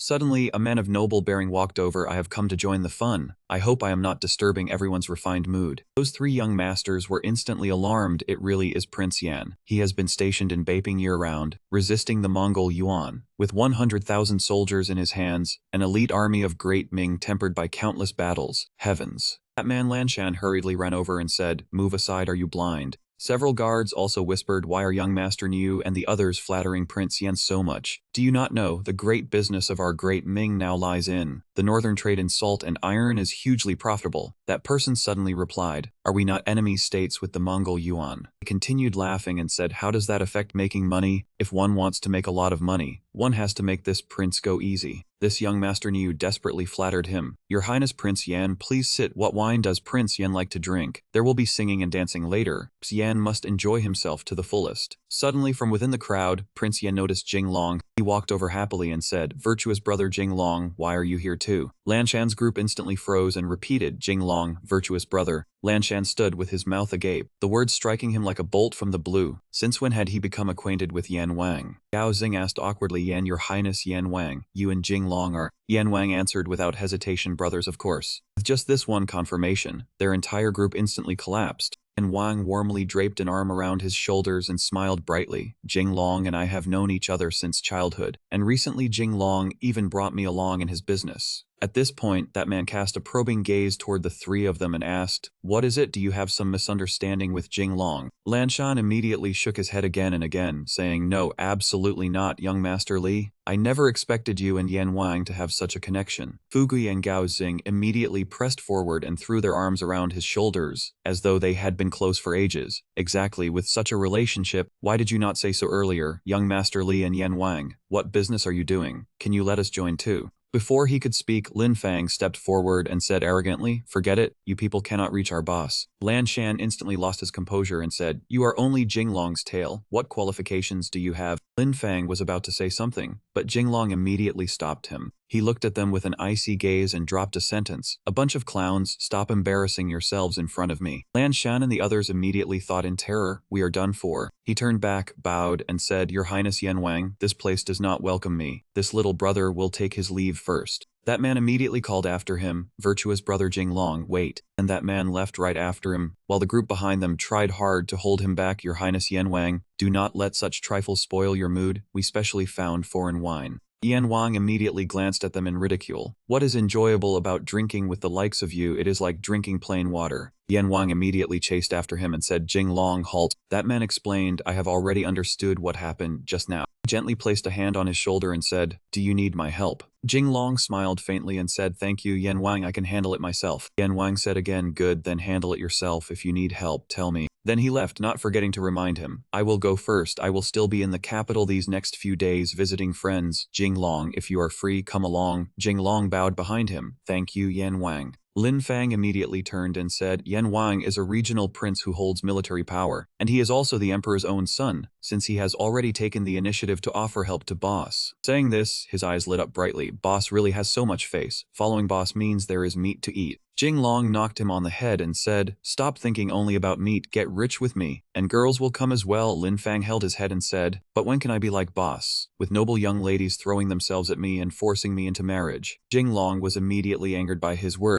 He pointed his sword at Lin Fang and scolded, "You think that is great? Then you marry them." He replied gloomily, "This little brother does not dare. Only boss can subdue those two tigresses." Jinglong thought to himself, "Subdue my ass. In the future, the Fang family will have 9 generations exterminated by Yan Wang, truly a foolish teammate." He immediately turned and left, leaving Lin Fang to chase after him anxiously. "Boss, wait for me." Badu reported with a sorrowful expression, "This subordinate is incompetent and let that female assassin escape." He immediately asked, she was already tied up, yet she could still run away. Suddenly, Lang Diao appeared from nowhere and said, "Idiot, from what I see, you are only..." Before he could finish, that man was sent flying far away by Badu, followed by a scolding, "Only my master has the right to teach me. What the hell are you?" The guard knelt and apologized, "Please punish this subordinate, master." Jinglong held his head helplessly and said, "Ah, even if I punish you, the assassin will not come back. Forget it." Badu instantly regained his spirit, tossed his shirt aside, and said with determination, "I swear to the wolf god, I will definitely capture that female assassin and bring her back to master." Jinglong immediately said in astonishment, "Fine words indeed. But why are you taking off your clothes?" Lin Fang also laughed and said, "Exactly. You even have a husky tattooed on your chest. So cute." That man foolishly looked at the tattoo and scratched his head, saying, "What? This image of mine is a husky." Lai Jingfeng pointed at his head. "There is something wrong with him here, but since Yan Wang bestowed him on me, you must take good care of him." A Liu immediately replied, "Yes, young master." Suddenly someone ran over in a fluster and said, young master, young master." He immediately asked, "Did something happen again?" That person said with a bright expression, "Good news, extremely good news." Hearing this, all 3 people beside Jinglong had eyes shining brightly as they said, "Has another girl come to propose marriage?" That person waved his arms and legs and announced loudly, "The people organizing the Fang family's wedding have arrived at the door."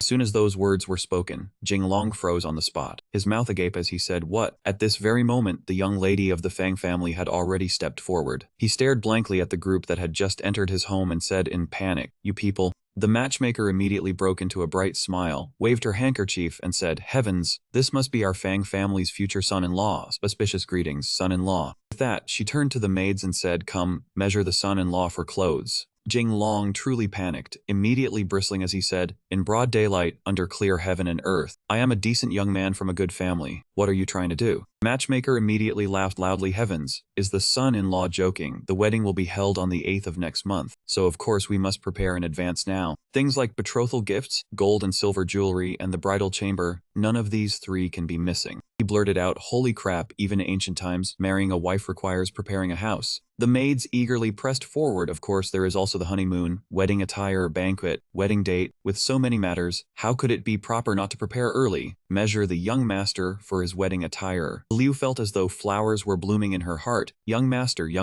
is about to get married. He was forcibly dragged away, while his mouth kept cursing nonstop. "Married my ass, who allowed you people in here? Drive them out of the house for me." The servants in the residence appeared and began driving them away with blows. "Get out." The matchmaker planted her hands on her hips and put on airs. "Heavens, this is rebellion, let me see who dares." Before she could finish speaking, a broom had already landed right on her head. She clutched her head in pain, glancing at the angry people in the manor. Even a matchmaker dared to be beaten. How utterly immoral. Suddenly someone shouted, "Young master, this is bad." Jing Long put away the broom and said, "What is it now?" That person ran over in a panic. "Young master, another family has come to door to propose marriage." He immediately clutched his head in surprise and said, "Another family too." At the entrance, a man walked in and said loudly, "Jing Long, hurry out and meet your future brother-in-law." He instantly flared up, pointed, and said, "Who are you?" The man said loudly, "You do not remember me, I am Bai Shi. We grew up playing in the mud together when we were little." Jing Long asked in surprise, "You are Bai Shi?" Na immediately thought, who would have guessed he would run into the Ming Dynasty version of Bai Shi. Judging by this guy's appearance, he probably did not know how to draw shrimp either. But he immediately regained his seriousness and asked, "Brother Qi, what are you here for?" He laughed loudly and said cheerfully, "My little sister has taken a liking to you, so I came to propose marriage on her behalf." Just hearing the words propose marriage made Jing Long feel nauseous, and he forced himself to ask, "Which one is your little sister?" From the crowd, a beautiful young woman poked her head out. Kailuanyu said, brimming with happiness, "It is me, are you not very happy?" The more he heard, the angrier he became, and he roared, "Happy my foot." Matchmaker stood to one side and said unwillingly, "The Qi family dares to fight our Fang family for him. Lord Fang of our family is the teacher of the imperial grandson." Bai Shai immediately retorted, "So what if he is the grand preceptor? My father is Qi Tai, minister of war. As if I would fear you." The two of them quarreled noisily in the manor, leaving him utterly unable to stop them. Jing Long knelt down, clutching his head as if smoke were about to rise from it. "Dear heavens, Minister of War Qi Tai." Qi Tai of the Ministry of War was one of the key ministers who advised Yunwen to reduce the vassal kings. After Zhu Di entered and seized the throne in the 4th year of Jianwen, he had Qi Tai's entire family executed. Jing Long bled from all 7 orifices and said gloomily, "Another stupid teammate has appeared." Bai Shi spoke quickly, "Jing Long, marry my little sister, and I will cancel your marriage with the Fang family for you." The matchmaker also charged over aggressively to tempt him. "Young master-in-law, do not be foolish. The Qi family's daughter likes brandishing blades and swinging swords. Our Miss Fang is much gentler." None of them would give way, and they argued in a deafening uproar. At this point, he could not take it anymore and shouted, "Enough, I do not want to be married off to anyone. No, I am not marrying anyone at all. Drive them all out for me." The matchmaker and the Qi family were mercilessly chased out by the guards with brooms. Lin Fang seized the chance to tempt him again. "Boss, why not consider my elder sister?" Jing Long immediately said, "What did you just say?" The boy said enthusiastically, "Anyway, boss is so good at making money, and with my elder sister, it can be considered birds of a feather flocking together." He immediately said, "It is a talented man and a beautiful woman." Jing Long applied physical persuasion to Lin Fang's head, then snapped, "The two families proposing marriage are both bombs. Do not create more trouble for me." Suddenly his father appeared right behind him. Jing Long instantly jumped in fright. "Father, why are you standing behind me like a ghost?" Grasped his hand and said, "Son, I saw everything just now." Suddenly, tears streamed down his face, and he said emotionally, "I never imagined my wastrel son would be so outstanding, so wasteful that both the Fang family and the Qi family want to fight over him." These words directly shattered Jing Long, leaving him lying there numb as if dead. Jing Long angrily pulled out his whip and said, "Father, be serious." He immediately sank into thought. "My son, both families want a marriage. Both want you as their son-in-law. What should be done?" He said without hesitation, "Cancel the engagement with the Fang family for me first. They even came straight to the door calling me son-in-law. Who are they trying to trap?" Suddenly his eyes flew wide open. He slammed the teacup down on the table. The sight frightened Jing Long so much that he clung tightly to Liu. "The old master is angry. My father is furious. He was not angry at all. He even said, "Son, you are right. Father also thinks we should cancel the engagement with the Fang family," while he screamed inwardly, "Can you say it all in one breath?" He nodded repeatedly. Right, the Fang family belongs to the civil faction. They are not on the same path as our family. Back then it was also for the sake of the imperial grandson's dignity.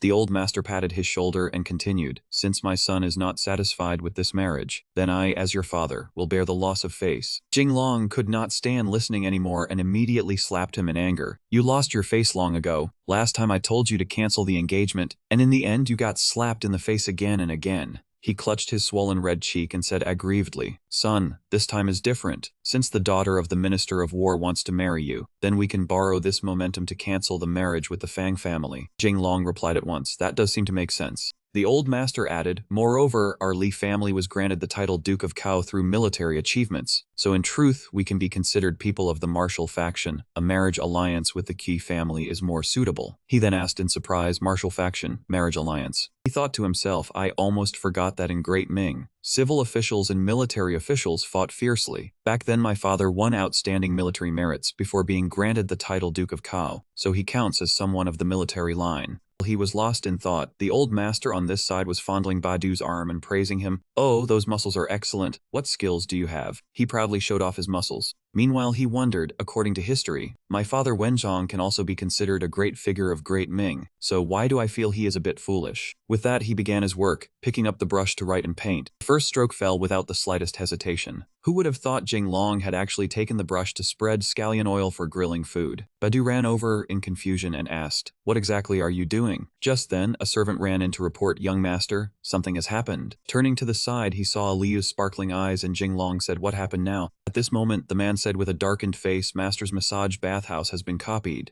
Jinglong and his attendants immediately arrived at the scene. Looking at the scene before him, he was so furious that he gnashed his teeth. Inside the residence, the three men were drinking wine in celebration. Fugi said shamelessly, "When Jinglong sees the bathhouse we made that is exactly the same as his, I fear he will be so angry his lungs explode." Gaozing also chimed in, "That lousy bathhouse thing has existed since the Tang dynasty, yet Jinglong treats it like a treasure. We will make him cry until he goes bankrupt." Lanshan slammed the table in anger. "Exactly, Jinglong can rely on the bathhouse business to curry favor with Yan Wang, and so can we. Is this not just a contest of who has more money?" The three men wore sinister expressions, their eyes filled with ambition as they said, "We must make Jinglong lose everything, until he kneels and begs for mercy." On this side, he was furious, slamming his fan heart onto the ground as he said, "Who deliberately came to mess with me?" The man immediately whispered by his ear, "Master, I heard it was Niu." Before the other man could finish speaking, his gaze changed. Jinglong no longer had the slightest trace of anger and said calmly, "Is this a declaration of war against me? Very good. This young master will play along with you," making a Liu start in surprise and say, "Young master is rising again." Liu and everyone else turned their eyes in one direction. "Young master, look." Lin Fang smiled brightly, but his appearance was truly miserable. Before he could say anything, Jinglong suddenly hooked him by the neck until tears welled in his eyes. He then took the chance to fall to the ground with a painful thud. Lin Fang knelt on the ground and shouted, "Ah, if you want money, there is none. If you want beauty, brother, just rob me as you please." Jinglong could not hold back his anger and immediately rushed over, slapping him so hard, a tooth flew out. "Are your dog eyes blind? Look and see who I am." Lin Fang rubbed his swollen red cheek and stammered, "Boss." He said aggrievedly, "Boss, I did not betray you. I only did it to scout the enemy situation." He folded his arms and asked him with dignity, "Then what did you manage to scout?" Lin Fang regained his seriousness and slowly said, "Everything else is the same as our massage bathhouse, only." His eyes suddenly lit up as he said, "The girls inside have huge chests. I like them so much."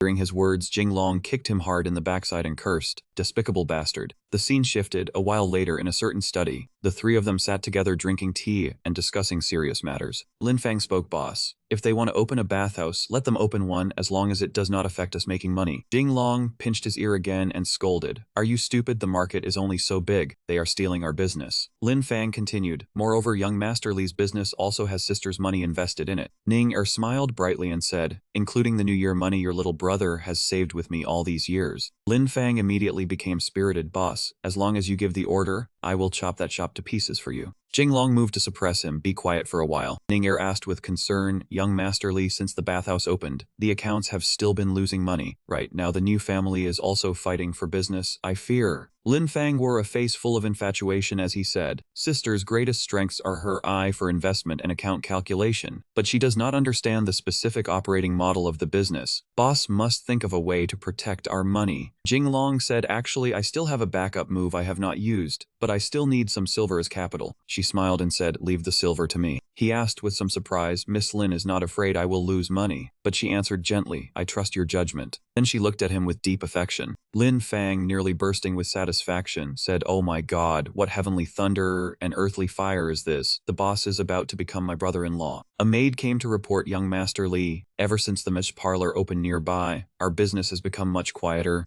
He remained calm and said, "It's okay, imitation will always be imitation. Our young master still has a final lethal weapon." Suddenly he said, "Aliu, close the shop, release the dogs, no, bring out the killing aura." Aliu and the servants quickly carried several chests upstairs. The maid, seeing these, curiously asked young master, "What are these things?" Jinglong waved his hand and said, "Open them and see." When the chest was open, something golden appeared, glittering and making the maid's eyes shine. She kept that look and stammered, young master, could this be food? But we already have hot spring boiled eggs." He said slowly, "This is not food, this is scented soap, our exclusive formula." Jinglong laughed happily and began to introduce. In the early Ming they used soap nuts for cleaning, not as usurious as scented soap improved by our young master. This initiative is truly high-level Ming technique. Proudly pointing at the chests of soap, he said, "Starting today, bathing will only cost 1 coin, but using scented soap will require a tael of pure silver per bath. Additionally, the bathhouse will establish VIP and membership point systems." Jinglong took the lead. Our young master wants everyone to know, imitation may be continuous, but never surpassed. At this time, another massage parlor was bustling. Jinglong's massage area was as empty as a deserted temple.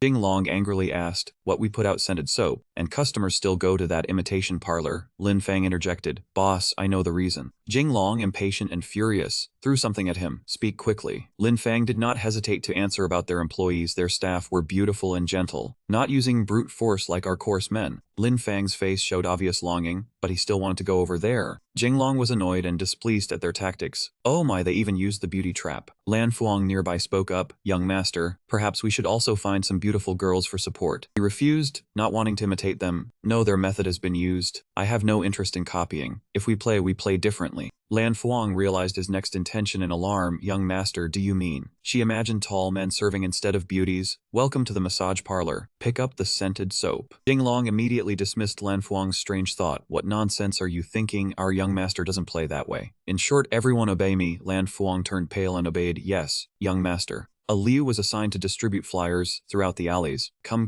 take a look." The flyer flew straight into the face of an auntie. She didn't understand and looked at the flyer. The flyer surprised her with the image of a beautiful woman. All the girls gathered to examine. It is said that Yang Gifei liked using imperial baths, beloved by Emperor Tangming. To experience the imperial bath, come to the massage parlor. They were all excited looking at the flyer. The trio soaking in the hot water was interrupted by someone running in to report, "Trouble, young master." One of them angrily hit him. "Newcomer, that's unlucky." The messenger held his injured face crying, Everyone has gone to the massage parlor already." The three of them were now shocked. "What?" The trio sat together to examine the flyer carefully. Fugi looked at the flyer contemptuously. "What's this nonsense? We can do the same." Lan Shan smiled and agreed. "Right, whatever they do, we imitate." Gao Xing nearby happily agreed, considering it a clever idea. "Yes, just do it." But after everything, the trio still wailed because no one came to their parlor. He cried bitterly, "Why no one comes to our imitation imperial bath?" Fugui added in frustration, "It's illogical." An employee observing the situation reported, "Because the other massage parlor has imperial scented soap, hot spa, and back massage oil, unlike ours." Three looked at three girls calling weekly for customers. "Come, boss, visit."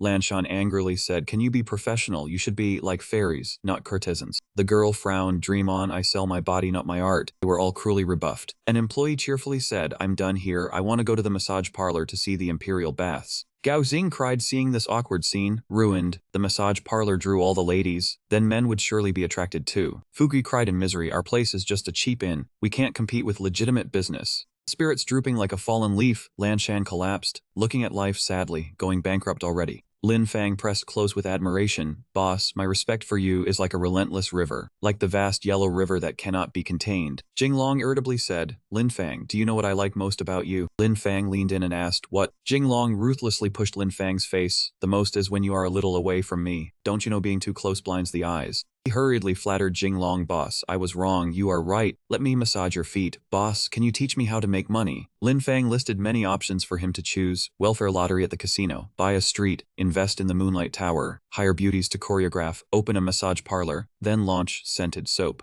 Jinglong refused without a word. These are innate talents. Ordinary people can't learn. Lin Fang pretended to be weak. I have no hope for business, but boss, when will you share the commission with me? He glanced, making Lin Fang shrink and not dare to speak. Jinglong lightly tapped his head and laughed. In the future, come to me and play without paying. It's all on my tab. Lin Fang rejoiced as if meeting a benefactor, holding tightly. Thank you, boss. You are better than father or mother. Someone walked over and stomped hard, cutting the touching conversation in half. Lin Wenhai walked over and Lin Fang panicked. Father. He moved right up to his precious son Zicheng, his eyes saying, biological father and mother are no match for an outsider. He raised his hand about to hit his son. Lin Fang cried as he raised a hand to block him. Father, I was wrong. Lin Wenhai placed a hand on his shoulder. He smiled until his eyes narrowed. Son, you have been muddle-headed all your life. The only right thing you ever did was follow Jinglong as his brother. Lin Fang asked in alarm, Father, were you not going to teach me a lesson? He smiled and said, what would I teach you a lesson for? Now the entire capital knows Jinglong is a business genius, a backer as steady as a mountain.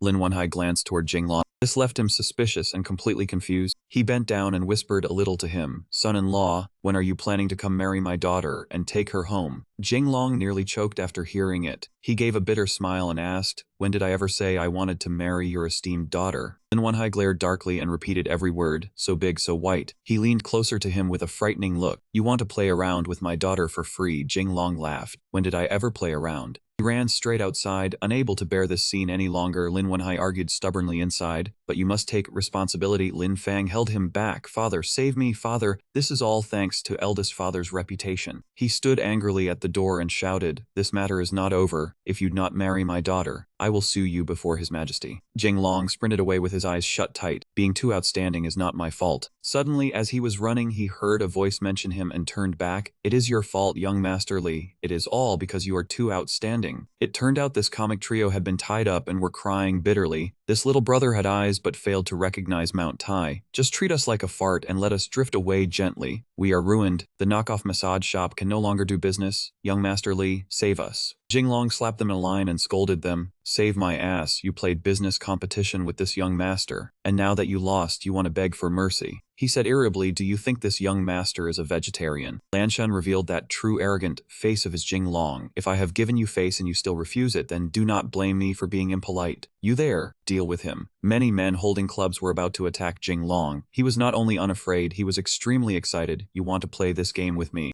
He called for his trusted lackey Badu. Immediately the burly Badu appeared like a towering wall. The men who had been shouting arrogantly just now instantly fell silent. After a few punches, it was enough to teach these men a valuable lesson. The arrogant trio, their faces swollen with bumps, were furious. Where did Jinglong find that bodyguard? So strong, they could not outspend him, and even their bodyguards were no match. Was he leaving anyone else a way to live? Jinglong walked over. Lanshan, this war in the marketplace was provoked by you people, and when it ends is up to me. They wailed and begged. Jinglong, everyone here belongs to the capital circles. Why must you drive us to the brink? Jinglong raised his chin angrily and lectured them. Now that you lost, you want to beg for mercy. How could there be such a good thing? The three of them used their family backgrounds as shields. There are people above my family. My family is wealthy and powerful. My family is a scholarly clan. Try touching us if you dare. Jinglong curled his lip in disdain. This young master will touch you then. Bite me if you have the guts. Lanshan pointed straight at him and spouted nonsense. I suspect you are saying something filthy, but I have no proof. Since they refused to listen to gentle words, they could only endure Jinglong here, beating them a few more times. He dusted off his hands with a furious, irritated look. At the same time, a sedan chair passed by. Jinglong immediately noticed it. Ning-er poked her head out and asked, Young Master Li, do you have time to talk for a while? Jinglong agreed at once as though he had found true love. I have no time to entertain others, but I definitely have time to be with Sister Lin. He ran over joyfully. Sister Lin, wait for me. Those three men were still hiding nearby to watch the situation. It is Ning-er, the #1 beauty in the capital. Is this torturing single dogs? Jinglong and Ning-er arrived at the Silver Stake Casino. The two bunny girls came out to welcome them attentively. What wind has brought young Master Li here today? Jinglong waved his hand. I came here with a friend to discuss some business. You all go do your work. The two women answered clearly, yes. Ning-er looked around and praised his talent. I did not expect young Master Li to also have an enterprise in a casino. Jinglong replied happily, I just casually invested a bit of money for fun. I did not want to talk with you outside, and the massage shop and Bright Moon Tower were not suitable either. He thought it over and asked her opinion. Should I open some kind of private club as well, so I have a place to discuss business with friends? Singer got to the point. Young Master Lee, an upright person does not speak in riddles. I want. He stopped her and would not let her continue. Do not say it, I know what you want.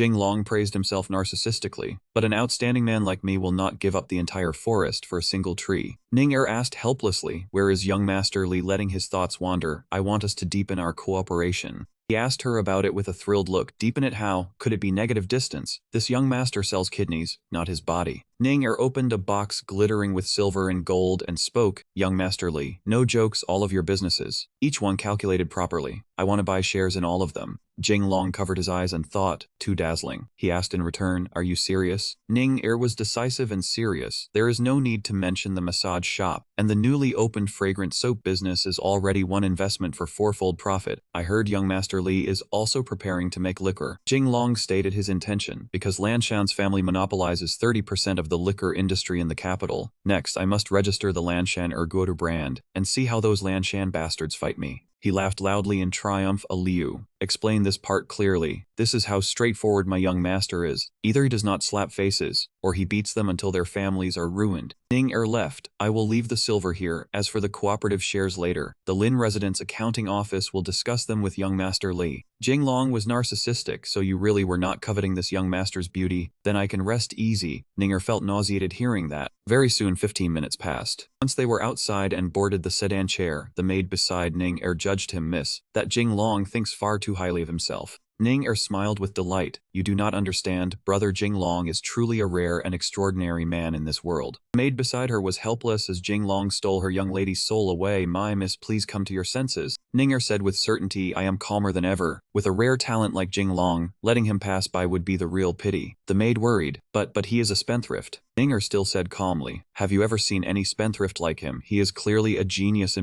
He is the perfect husband in my heart. Ning Er kept imagining the rosy future ahead, the business of our Lin family, and his will grow close. He will rely on me even more, sooner or later. I want him to marry me through the door in an 8-bearer sedan. The maid sighed, Mrs. truly worked so hard for young master-in-law. Ning Er judged, you changed the form of address too quickly. Jing Long received a red invitation. He wondered in surprise who is getting married. Jing Long tossed the stack of invitations away. Who sent me a wedding invitation? This young master does not want to drink celebration wine. The invitation flew straight into Liu's face. He picked it up and read it. Young master, this is an invitation from the Duke of Wei, inviting you to meet. Jing Long slowly turned back and asked, the Duke of Wei is? Liu answered at once, Duke Huizu of Wei, the founding general of our dynasty, son of Shu Da. Only then was he startled in surprise, the military god of the great Ming, Da. It was said that Huizu, son of King Zhongshan Zhu Da, during the Jingnan Rebellion served as a general of the Southern Army, covered Jing Long's retreat at the Battle of Baigu River, and later won a great victory over the Yan army at Kamai Mountain.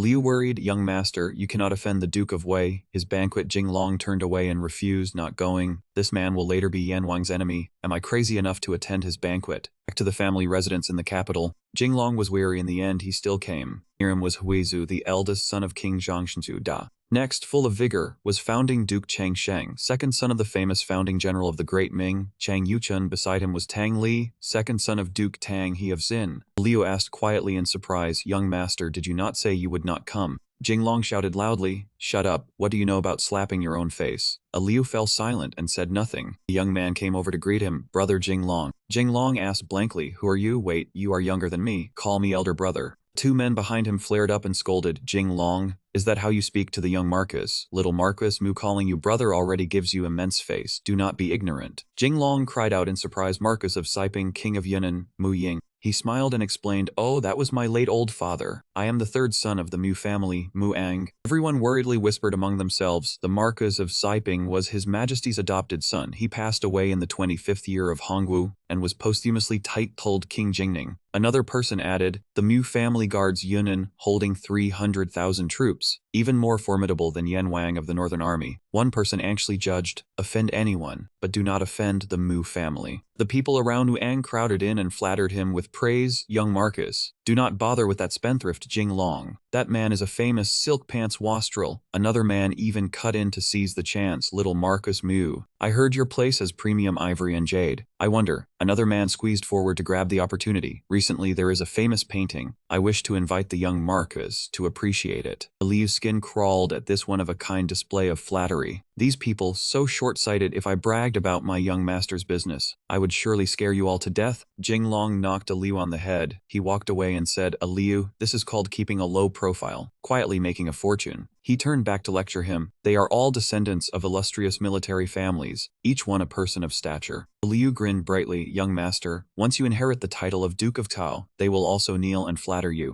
Jinglong babbled in self-admiration. Even if this young master does not inherit the title, I am still the most handsome man in the imperial capital. Every girl hates that she cannot marry me. Liu agreed, young master is right. But afterward, some people badmouthed him loudly behind his back. Is this spendthrift bragging? Does he think he is a person of stature? If not for the signboard of the Duke of Cao, a silk pants wastrel like him would have been beaten to death long ago. One man turned to ask Mu Ang, little Marcus Mu, is that not right? Mu Ang did not listen and turned away. He stepped forward and held Jinglong's hand. Brother, Jinglong was only joking earlier. You will not be angry with me. Jinglong felt something was wrong. Mu Ang, can you be a little more reserved? All the people who'd been badmouthing him fell utterly silent at the scene before them. Mu Ang offered an invitation, brother. Let us go over there and drink. Ignore these fools. That group was shocked all over again by those words. Huizu angrily slammed down his wine cup. These fools. Mu Ying was His Majesty's adopted son. The Duke of Cao is the Emperor's nephew. They were both raised by Empress Ma. Someone came beside him and judged along with him. The Mu family and the Li family share a life and death friendship, yet they dared to badmouth Jinglong in front of the Mu family. Huizu nodded. It is also because Jinglong was far too indulgent before. A while later, the family residence was still peaceful. After the banquet, a meeting took place in a certain room. Huizu spoke. This is our first gathering this year, first to warm our bonds, second to renew the Eastern Alliance Pact. He glared sternly. His Majesty, I fear he is about to move against us first. Jinglong broke into a cold sweat and thought uneasily, what is going on? Huizu gritted his teeth. From the founding until now, how many military generals has our emperor eliminated? How many meritorious officials has he dealt with? Shang Shang said warily, the decline of founding military generals is an inevitable trend. The realm is at peace. The country does not need so many soldiers. Everyone said nothing and only agreed. Jinglong spoke and asked, if His Majesty's intent is to suppress military titles, then we are still somewhat safe. Earn a little money, go spend it wildly. Is that not quite good? Huizu slammed the table hard. What do you understand? He said angrily, we are all descendants of famous generals and men of authority. How can we live quietly just spending money? In the future, would that not let those civil officials ride over our heads? Chang Shang worried. Now those civil officials are growing more and more arrogant and overbearing. Our military families find everything difficult. Tang Li praised, little Marcus Mu is truly fortunate. Heaven is high, and the emperor is far away, seated in command of Yunnan, steady as Mount Tai. Mu Ang smiled faintly. This is all because imperial grace is boundless. Huizu had a headache. No more of that. I will say it once more. Our 5 families are descendants of founding generals. We must protect one another. Everyone must also be careful in word and deed. Do not be like that Lan Yu, harming others and himself. Everyone wearily and busily agreed. Brother Xu is right. Huizu pointed straight at Jinglong. Right now, the one I worry up most is you. Among the aristocratic families of the imperial capital, your reputation is the worst in this generation. Jinglong was startled and could not speak. Huizu sighed. That is right. You had better keep a low profile. Do not let everyone be dragged down by you. The #1 playboy of the capital, the #1 spendthrift of the Great Ming. Your rotten reputation has already resounded through every street. He asked angrily, I squander my own family's money. What the hell does it have to do with your family? Chang Shang advised. Jinglong, say a little less. Mu Ang agreed. Brother Xu speaks very reasonably. Tang Li spoke hurry and apologized to Brother Xu. Jinglong stood up angrily. When words do not agree, even half a sentence is too much. Farewell. After Jinglong left, Huizu slammed the table in fury. He was also red with anger, but there was nothing he could do. Tang Li turned around. Little Marcus, you have a good relationship with the Li family. Go persuade him. It is fine if he fools around alone, but do not let him drag all of us down. Mu Ang turned around and rebuked them. Jinglong may be a petty man, but compared to him, I hate you people even more. Huizu was truly angry. Mu Ang, what are you saying? Liu followed Jinglong angrily. Mu Ang ran over. Brother Jinglong, wait for me. Jinglong turned back and asked, Mu Ang, why did you not sit inside a little longer? Mu Ang did not care. Forget it. I cannot stand them opening their mouths only to call you a wastrel. Jinglong happily clapped him on the shoulder. Good brother. Jinglong mocked with a grin. I never expected the brat who wet my bed back then to have such firm views now. Mu Ang felt displeased at being spoken of like that. Familiarity is one thing, but if you keep talking nonsense, I will sue you for slander. Jinglong laughed and invited him onto the carriage. Come, come, get into your brother's noble carriage. We can chat slowly. They got into the carriage. Muang praised it. Brother Jinglong, this carriage of yours is not bad. It is both fast and steady. Jinglong smiled. Do you like it? If you like it, I will give you one. Muang was overjoyed. Brother Jinglong is truly mighty. What I like most is your carefree spirit. Jinglong started laughing to himself. I have always been carefree with my own people. If there is money, we spend it together. If there are women, we cuff. Is this not a carriage heading to kindergarten? Muang smiled until his eyes narrowed and asked, Do not stop the carriage, Brother Jinglong. Is there some exciting program, such as a massage? He turned and asked, How do you know? Muang smiled. Lin Fang told me. Jinglong was displeased. That brat again. I knew he could not keep his mouth shut. Just thinking about it made him want to punch Lin Fang badly. When he got back, he would definitely thrash him. Muang wheedled, Brother. You are my own brother. Hurry and take me to broaden my horizons. Jinglong agreed. Fine. As long as your bones can take it, we will. Muang grew serious, Brother. I also have to remind you. Jinglong asked back, What is it? Muang said, What Huizu and the others said is not entirely without reason. He began telling that story. Among the 6 founding generals of the Ming dynasty, Deng Yu died early, and his son Deng Zhen inherited the title Duke of Wei. Because Deng Zhen married Shanchang's granddaughter. Later, when Shanchang was convicted, Deng Zhen was implicated and exterminated. Muang was worried for Jinglong. Brother Jinglong, I heard you are about to marry Sharu's daughter. For people like us, it is better to remain single than to choose the wrong match.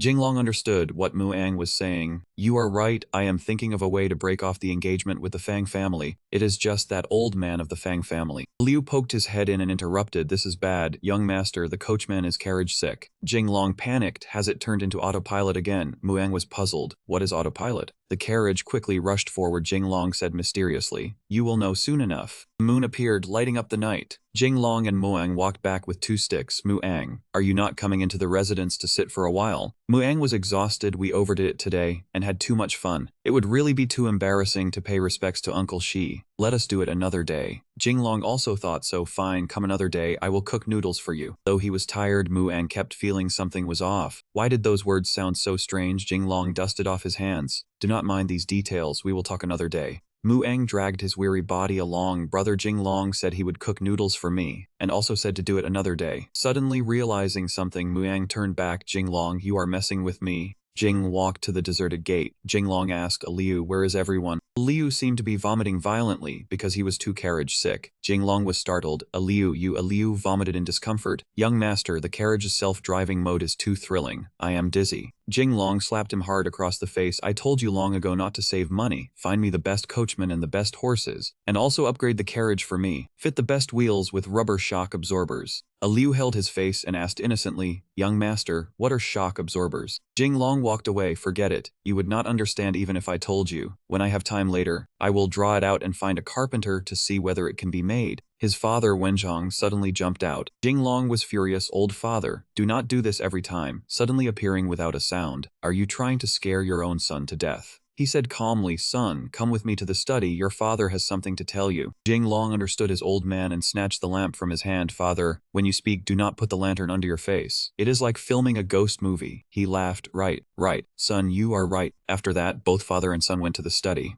Wenzhong asked his son, Son, I heard you met Huizu and the others. Jinglong said, That is right, father. Did you call me here to ask about this? He set down the teacup with great seriousness. He said decisively, Huizu and the others blamed you for indulging in pleasure and squandering the family fortune, did they not? Jinglong was surprised. Father, how did you know? Wenzhong looked out the window without saying anything. He glanced at his son and smiled. What in this world could this old man not know? Jinglong guessed something. Could it be that father you? He kicked his old father angrily. Who told you to play dumb? Who told you to act stupid? You are a criminal pretending to be simple-minded. Wenzhong admitted his mistake. Son, I was wrong. Stop hitting me. The old man lowered his head sadly. I know Huizu and the others' thoughts best. He warned his son they want support and cooperation, but the more it is like this, the faster they will die. Jinglong felt that something was wrong. Father, you actually... He asked, Son, do you know what your father's original name was? He did not understand why the old man suddenly made a sound of surprise. He thought the old man was joking. Father, stop joking. Are you not named Wenchong? His father said slowly, No, His Majesty once bestowed the surname Zhu on me. My original name was Wenchong, courtesy name Saiban, a man from Jiangsu, today's Mingguang City, Anhui Province, nephew of Mingtaizu Yuansheng, a famous general and founding strategist of the Ming dynasty. Jinglong stood still and pondered, Is that true?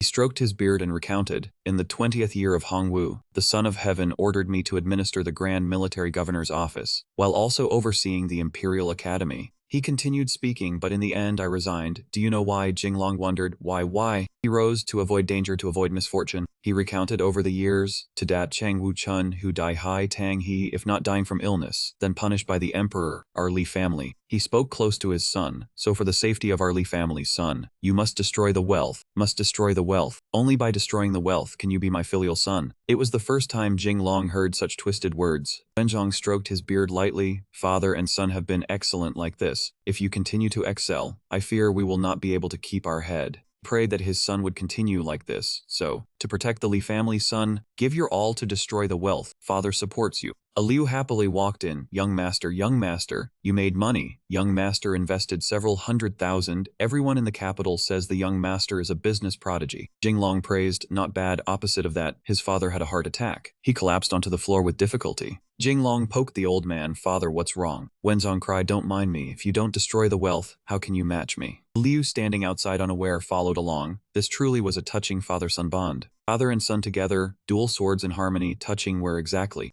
Wenzhong, calm down, son. Making money is not bad. After all, now our Li family does not hold military power. He was uneasy though, saying that, thinking of your deceased mother, I wept. Jinglong comforted. Father, don't be too sad. Wenzhong turned with a smiling face. No, I am not sad. I am very happy. Jinglong froze with thousands of why questions. He was cheerful, as expected of my son. Even destroying wealth is excellent. Jinglong uneasy. Biological father. Father is praising himself now. He suddenly remembered something and called him. Ah, son, where is the cup of tea in your hand? He was surprised. Tea. Suddenly realizing the hot cup of tea was on the father's head, truly a precious son. He screamed in pain. Too hot, Jinglong advised. Father, hang on, don't die. First we must handle the broken engagement. Then the conversation resumed after Wenzhong's head got scorched. He said, in short, later keep away from those martial descendants. Also do not meddle in our key family marriage affairs. Jinglong seriously affirmed, Father, rest assured, I won't join martial descendant gatherings, even if people from the key family kneel to beg. I will not care. Father was pleased. Son, you speak correctly. After a while, half a day passed. After that, Jinglong was exhausted. Later, he could not casually make flags. She held Jinglong's hand. Brother-in-law, that's great. I knew you would join the martial descendant gathering. Jinglong pulled his hand away coldly. Don't mind me. I won't say I got slapped. Bai Shi did not understand. Slapped what? Bai Shi continued, brother-in-law, I heard your fragrant soap is good. Can you send some to my elder brother? He talked endlessly. Now the price is 10 silver per bar. Brother-in-law, help me with supply. I help my junior handle my sister well. Raw rice turns into cooked rice. Jinglong hit him scram. He angrily said, I wish I could distance my foolish teammates. And yet you want to trick me with a beauty. My young master won't fall for it. Liu behind praised wholeheartedly. Young master powerful, even hitting the son of the Ministry of War. At this moment, Jinglong noticed those high-ranking people. All were just offspring of influential families. He turned to them. What do you want? They rushed to hug him. Young Master Li, can I bring my junior to work with you? I heard young Master Li is a genius investor. Our family has some idle money. Just help me get rich, and I'll marry my sister to you. Jinglong tried to push through, calm down everyone. They didn't listen, hugged like hugging gold. Seeing the god of wealth, couldn't stay calm. He ran off, not forgetting to shout, are you crazy? They chased after, begging to flatter young Master Li. He ran to a part of the village. Liu exhausted. Now the young master is very famous. Jinglong tired, all are money blinded. A hand reached for Jinglong. He immediately grabbed the hand to see who it was. A very pretty girl stared at him. Jinglong recognized Shishi.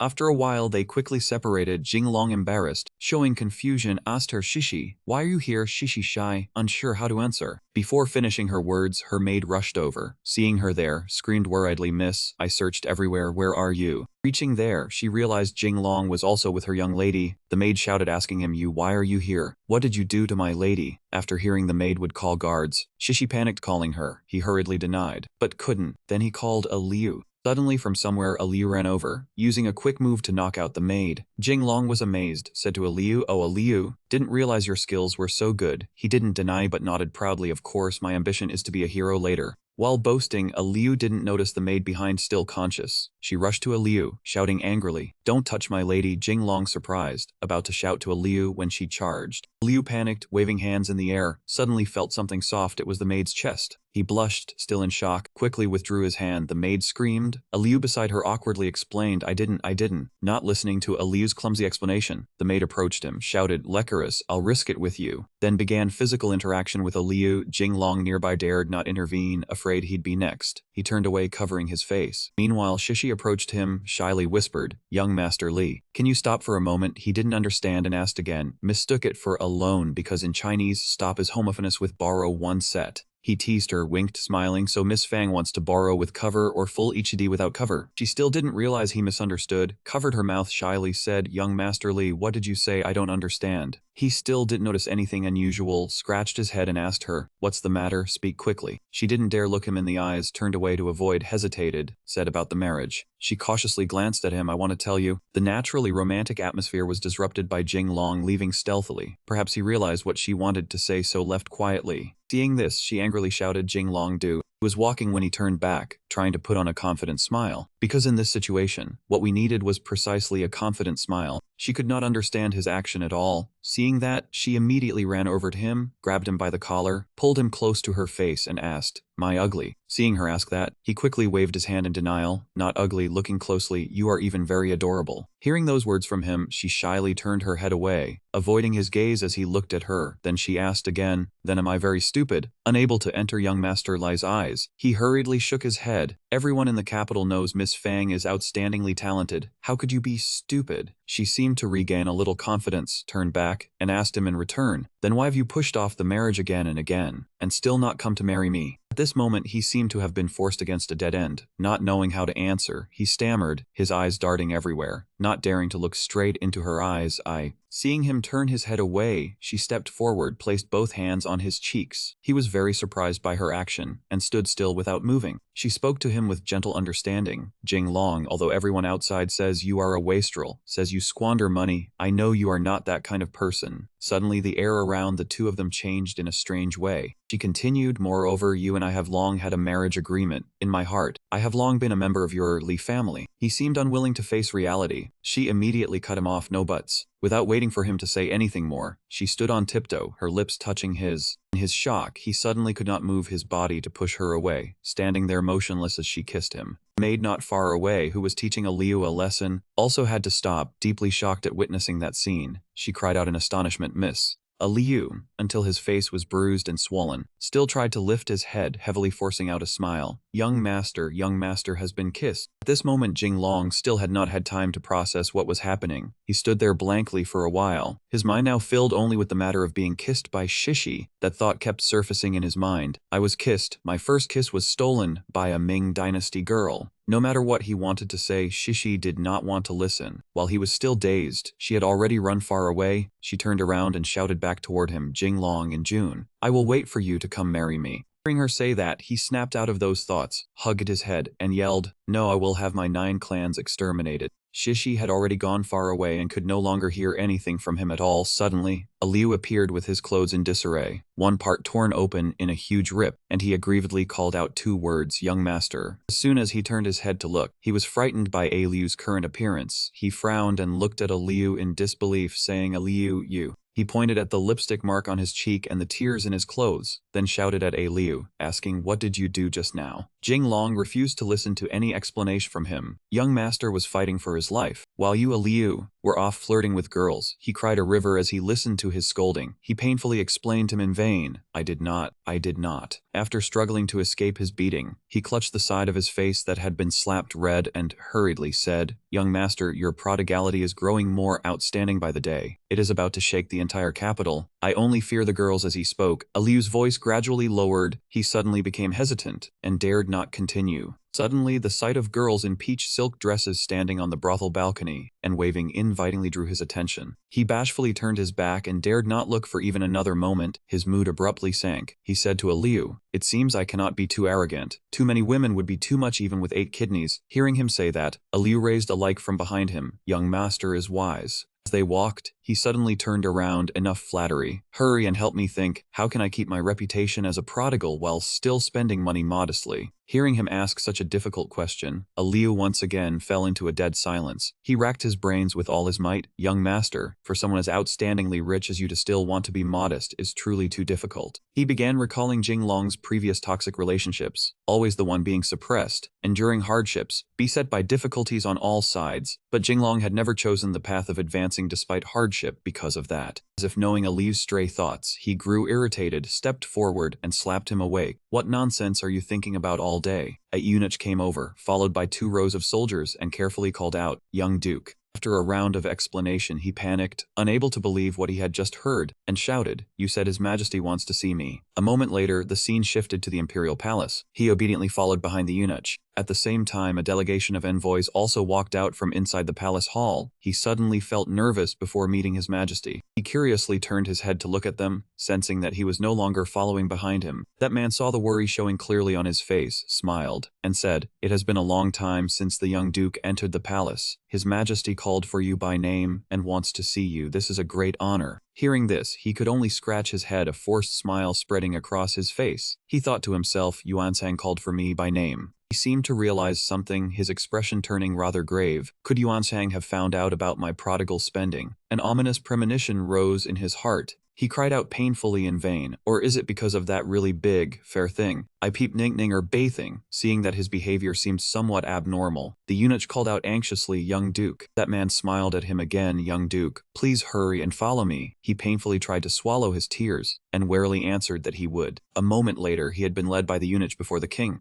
Walking before him, he respectfully knelt and paid homage. "This subject greets Your Majesty. May Your Majesty's fortune be as boundless as the eastern sea. May Your Majesty's longevity rival the southern mountain. Long live Your Majesty. 10,000 times 10,000 years. Seeing him arrive, the man was delighted, at once casting off majestic and unapproachable exterior, becoming friendly as he smiled and said to the eunuch beside him, "You little brat are quite good with words, far better than your father. Your tongue is slick as oil and sweet as honey." Hearing this, he immediately replied, I dare not. I dare not. It is all thanks to Your Majesty's wisdom and martial might, driving the Mongol Yuan back north and restoring the dress and bearing of us Han people. This subject admires Your Majesty like a surging river, endless and unceasing. Every word Jing Long says to Your Majesty comes from the very bottom of his heart. The moment he finished speaking, the man looked at him with an icy gaze. He thought that Yuanzhang was quite handsome, completely different from the horse-face portraits passed around online in later generations. Suddenly the man slammed his hand onto the dragon throne, glaring furiously as he shouted at him, "Jing Long, do you know your crime?" Seeing the man's attitude, he was terrified and hurriedly retreated backward. "Your Majesty, what wrong has Jing Long committed? If I am guilty, please state it clearly. Jing Long will surely know his mistake and correct it. Correct it and run in short. If I make a mistake, I will correct it." Seeing him plead, the man avoided his gaze, turned his face away, and said, "I do not think that idiom is used like that." After saying this, the man beckoned for the eunuch behind him to come over.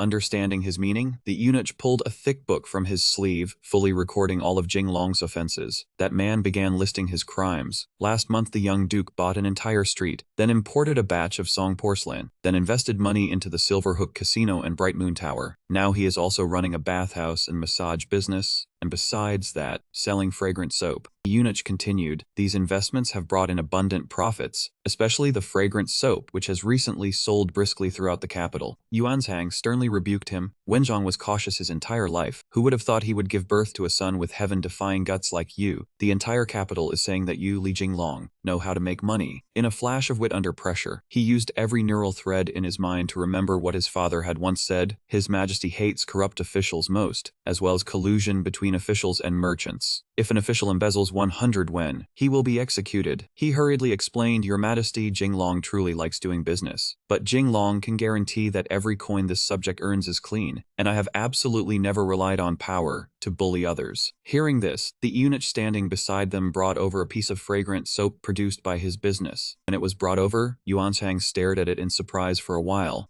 Afterward, the man asked, "Is this thing fragrant soap?" Hearing the question, he hurriedly nodded in agreement. Seeing the strange-looking bar of soap, the man was also curious and picked it up to examine it. The moment he touched it, it slipped from his hand because it was too smooth. That piece of soap rolled around for a while before finally falling in front of Jing Long. A moment later, the man took a handkerchief and casually asked, "Do you understand?" He moved closer to the soap, his trembling hand reaching out to pick it up, stammering, "I understand. Your Majesty wants this subject to pick up the fragrant soap." At this moment, the man could no longer keep calm. He instantly erupted, shooting to his feet, grabbing the tray from the eunuch's hands, and hurling it straight at his head, shouting angrily, "You bastard! What nonsense are you thinking about all day? Speak like a human being." A large bump suddenly appeared on his head. He forcefully suppressed the pain and said aggrievedly, this subject should not enjoy the profits from fragrant soap alone. Once I return, I will present the secret formula for making fragrant soap soap to your majesty. He secretly glanced up at the man's expression and thought to himself, it seems Yuansang is interested in my fragrant soap. Good thing he did not make me pick up the soap. Hearing his answer, the man was very satisfied and nodded, saying, at least you still understand somewhat. Hearing this, he used an excuse to slip away from this place. He said to the man, this subject will immediately return and copy out the secret formula.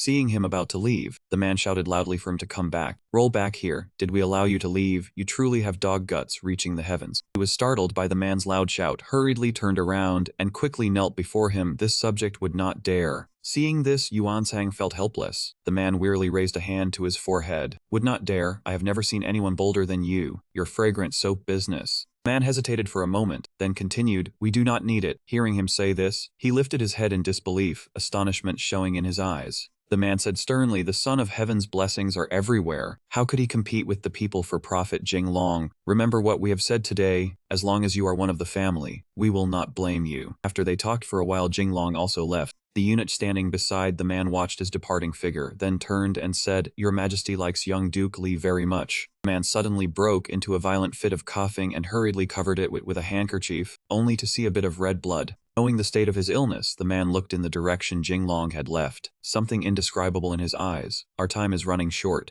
After leaving the palace hall, he had only just stepped out when he encountered a group of people escorting an official over. With one glance, he recognized that official as Yin Cheng. Seeing him appear, the man turned around, looked at him, and shouted, Young Duke, save this subject, this humble general is innocent. Hearing the man's plea for help, he softened and stepped forward, blocking the man's path, then asked the soldiers, what crime has he committed? No matter what he did, the guards and soldiers still insisted on escorting the man away. They said to him, by His Majesty's oral decree, little banner officer Yin Cheng of the embroidered uniform guard colluded with foreign officials. An unforgivable crime. He deserves to be beheaded. The man struggled desperately to break free from the soldier's hands, his mouth ceaselessly pleading for help. Young Duke, save me. Seeing that he refused to obey, the soldiers no longer hesitated, forcing him to kneel and drawing their swords to execute him. Seeing the sword about to be drawn from its sheath, his eyes could not hide the panic. As he was about to step forward to ask about the situation, a stream of red blood spurted up. The hat Enthang wore on his head was also knocked off, falling beside Jinglong. Looking at the corpse before him, he instinctively stepped back a few paces, unable to believe what was happening, and called out in panic, Enthang. He bent down to the ground, a sudden wave of nausea hitting him. While the soldiers paid no attention, one of them saying to the others, His Majesty has ordered display his head for all to see. He suddenly felt as if he were sinking to the bottom of the sea, each huge wave trying to drag him under. Panic-stricken, he thought about what had just happened. Unthan was dead. Yuansang had deliberately killed him as a warning to him. So it was all true. He suddenly surfaced from beneath the water, realizing he had forgotten. This was the Ming court. He dragged his weary body across the ground. No matter how much money he earned, as long as the emperor gave a command, it could all be taken away at any time. He could not bear this cruel circumstance. Why had he worked so hard? What did it mean? He was not satisfied. He suddenly understood his father's words. Now he understood. No wonder his father told him to squander. In this world, Marshall hears. If they do not indulge themselves, if they do not become useless, only have one path, death. Suddenly from behind him, a hand reached out saying, Guess who I am? Before he could finish speaking, he was grabbed, spun around, and thrown to the ground.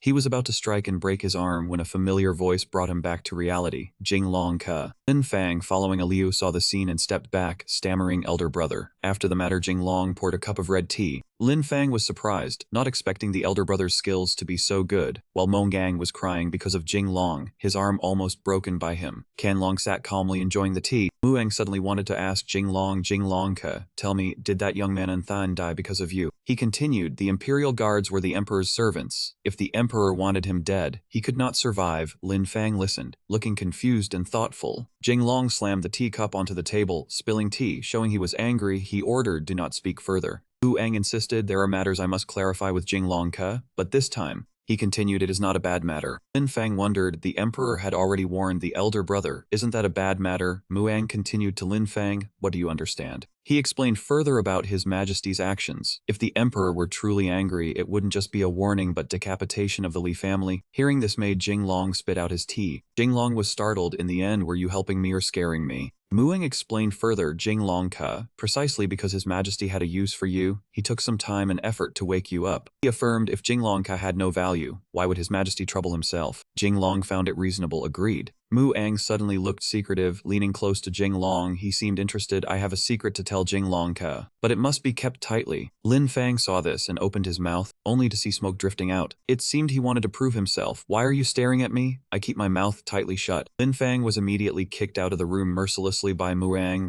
Then Muang closed the door and told Jing Long, that chatterbox Lin Fang has been chased out, we can talk now. He asked Jing Long, I heard today Yan Wang was also summoned to the palace. Jing Long thought, Yan Wang is the emperor's son, going to the palace is normal. Muang disagreed. The imperial household has no favorites. He had a bad premonition, hearing that His Majesty's health was unstable lately. I fear that Jinglong was also curious about Muang's premonition. What is it? Muang waved his fan over his mouth, said I fear His Majesty is paving the way for the crown prince. Jinglong stammered, the next emperor is the crown prince. Muang gave some examples. Not wrong, you see, in recent years His Majesty has continuously executed ministers and generals who died. Dong Lan Yu. Suddenly an idea exploded in his mind. With His Majesty's intelligence, he probably plans to use Yan Wang as a general to resist the Mongol Yuan, using the Mu family to defend the southern frontier. Moreover, Jinglong Ka recently has been so outstanding. Muang only fanned toward Jinglong, knowing how to prosper could make a prime minister. Jinglong gave Muang a hard slap. Are you planning to be prime minister? Is my father a great general? How could His Majesty allow me to be prime minister? Muang defended, just thinking aloud isn't illegal. Jinglong grabbed Muang by the collar, said, do not speak of this now. There is something urgent. Muang asked in surprise. What? Jinglong whispered, His Majesty wants me to court a girl. Hearing this, Muang was shocked and utterly confused. With a crash, the door fell. It turned out Liu, Lin Fang, and their servants had been eavesdropping outside all along. Each blamed the other. It's all your fault, Badu. The goat smell is too strong. Liu was extremely excited, asking about Jinglong. Young master, His Majesty only wants you to court a girl. Lin Fang was also very interested in this. Elder brother imposing. Jinglong, furious, shouted, imposing monkey. Only Badu remained silent, contemplative, recalling the matter in the imperial library. Yan Wang arrived, paying respects to the emperor father. The emperor reminded Jinglong, Jinglong, do not disregard my good intentions. Muang excitedly asked Jinglong repeatedly, elder brother, tell me quickly, which girl does His Majesty want you to court? Just thinking about it is thrilling. Liu listed the beauties who had been involved with Jinglong, young master. In the mansion there were over 30 maidens. Outside were girls from Mingyu Tower, also from the Silver Fortune Casino. He recalled the words of one of those girls, young master knows how to handle business, I consent to be a concubine. He salivated as he spoke. Jinglong shouted angrily at Muang, shut up, do not speak. Lin Fang also joined in. Besides that there is my elder sister, glances and gestures with the elder brother, also the daughter of the Fang family betrothed to the elder brother. He added to the already long list Luan Yu, daughter of Dingbo Shilang, secretly admired the elder brother, praised by Muang. Jinglong Ka is supreme. Hearing the dizzyingly long list, Jinglong was extremely annoyed. He could no longer suppress the primordial power inside him. After that, Lin Fang was hung from the roof. Jinglong wanted to teach them a lesson. If a tiger does not show its might, do you people think I am a lucky cat? Muang and Liu gaped and cried out, brother, that should be a sick cat. Jinglong erupted in rage, his eyes seeming to shoot out two blazing flames. Shut up, this is trouble. His Majesty knows about my marriage with the Fang family. Jinglong repeated his conversation with His Majesty and the imperial marriage decree. His Majesty told him marrying the daughter of the Fang family is not considered a disgrace either. Before the wedding next month, try to build some feelings with her. His Majesty ordered him to obey. If anything goes wrong, we will certainly punish you. After hearing this, Lin Fang seemed interested and asked, build feelings how? Jinglong lashed Lin Fang with the whip and said, is that so important? After saying that, Jinglong suddenly burst into tears, sobbing and wailing, His Majesty might as well chop off my dog head. Sharu was exterminated through 10 clans by Yan Wang. Even his neighbors were counted among the 10 clans and beheaded. I do not want to jump into a fire pit. Muang spoke up, brother, this is a great joy. Jinglong immediately wanted Muang to repeat the question, what did you say? Muang spoke as if it made sense, his face smug. If His Majesty wants you to marry the daughter of the Fang family, then it is a marriage granted by the Son of Heaven. An honor, brother, marry her. Jinglong immediately responded with a scowling, twisted face. You did not say that before. Lin Fang, still tied up and hanging from the ceiling, called down, no, boss cannot marry Shishi. Absolutely not. Hearing Lin Fang's opinion, Jinglong was overjoyed to find someone who shared his view. Lin Fang, at the critical moment, you are still thinking of me, a good brother with loyalty. Lin Fang continued to explain the real reason for his objection. If you marry Shishi, what about my sister? You personally saw my sister bathing and praised her for being so fair and big. He went on to explain the deeper reason. Besides, all my New Year money is with my sister. If I let you run away, this little brother's principle will have no way back. After hearing that thorny reason, Jinglong's face suddenly froze, and he said, I take back what I just said about you having loyalty. scene shifts to the Crown Prince's residence. Jinglong thought to himself, I just went to the palace to meet His Majesty, and now I am here at the Crown Prince's place. A young eunuch informed Jinglong, young Duke, His Majesty's birthday is coming soon. The Crown Prince is in a hurry to see what gifts everyone has prepared. Jinglong voiced his agreement to him. Okay. He thought to himself that he had not yet gained the Crown Prince's absolute trust. He wants me to prepare a gift, but ended up calling so many people here. It looks like Yunwen does not trust me much. Yunwen spoke up and asked Jinglong's opinion on everyone's gifts. Jinglong, what do you think of the birthday gifts everyone has prepared? At this moment, many people were performing for the Crown Prince's birthday celebration. After Jinglong witnessed everything, he felt rather bewildered and uneasy. Seeing the expression on Jinglong's face, Yunwen immediately asked him for his opinion on those gifts. Jinglong, do you think their performances are not good? He immediately answered by raising 2 fingers and saying, no. He explained to everyone, it is not that I look down on you all. The more Jinglong explained, the more confused everyone became. What I mean is that everything here is trash. Hearing this, everyone could no longer endure it and pushed back against Jinglong's insult. The whole crowd erupted. What did you say? On what basis do you say that? You are the trash, your whole family is trash. Hearing this, he could only sigh.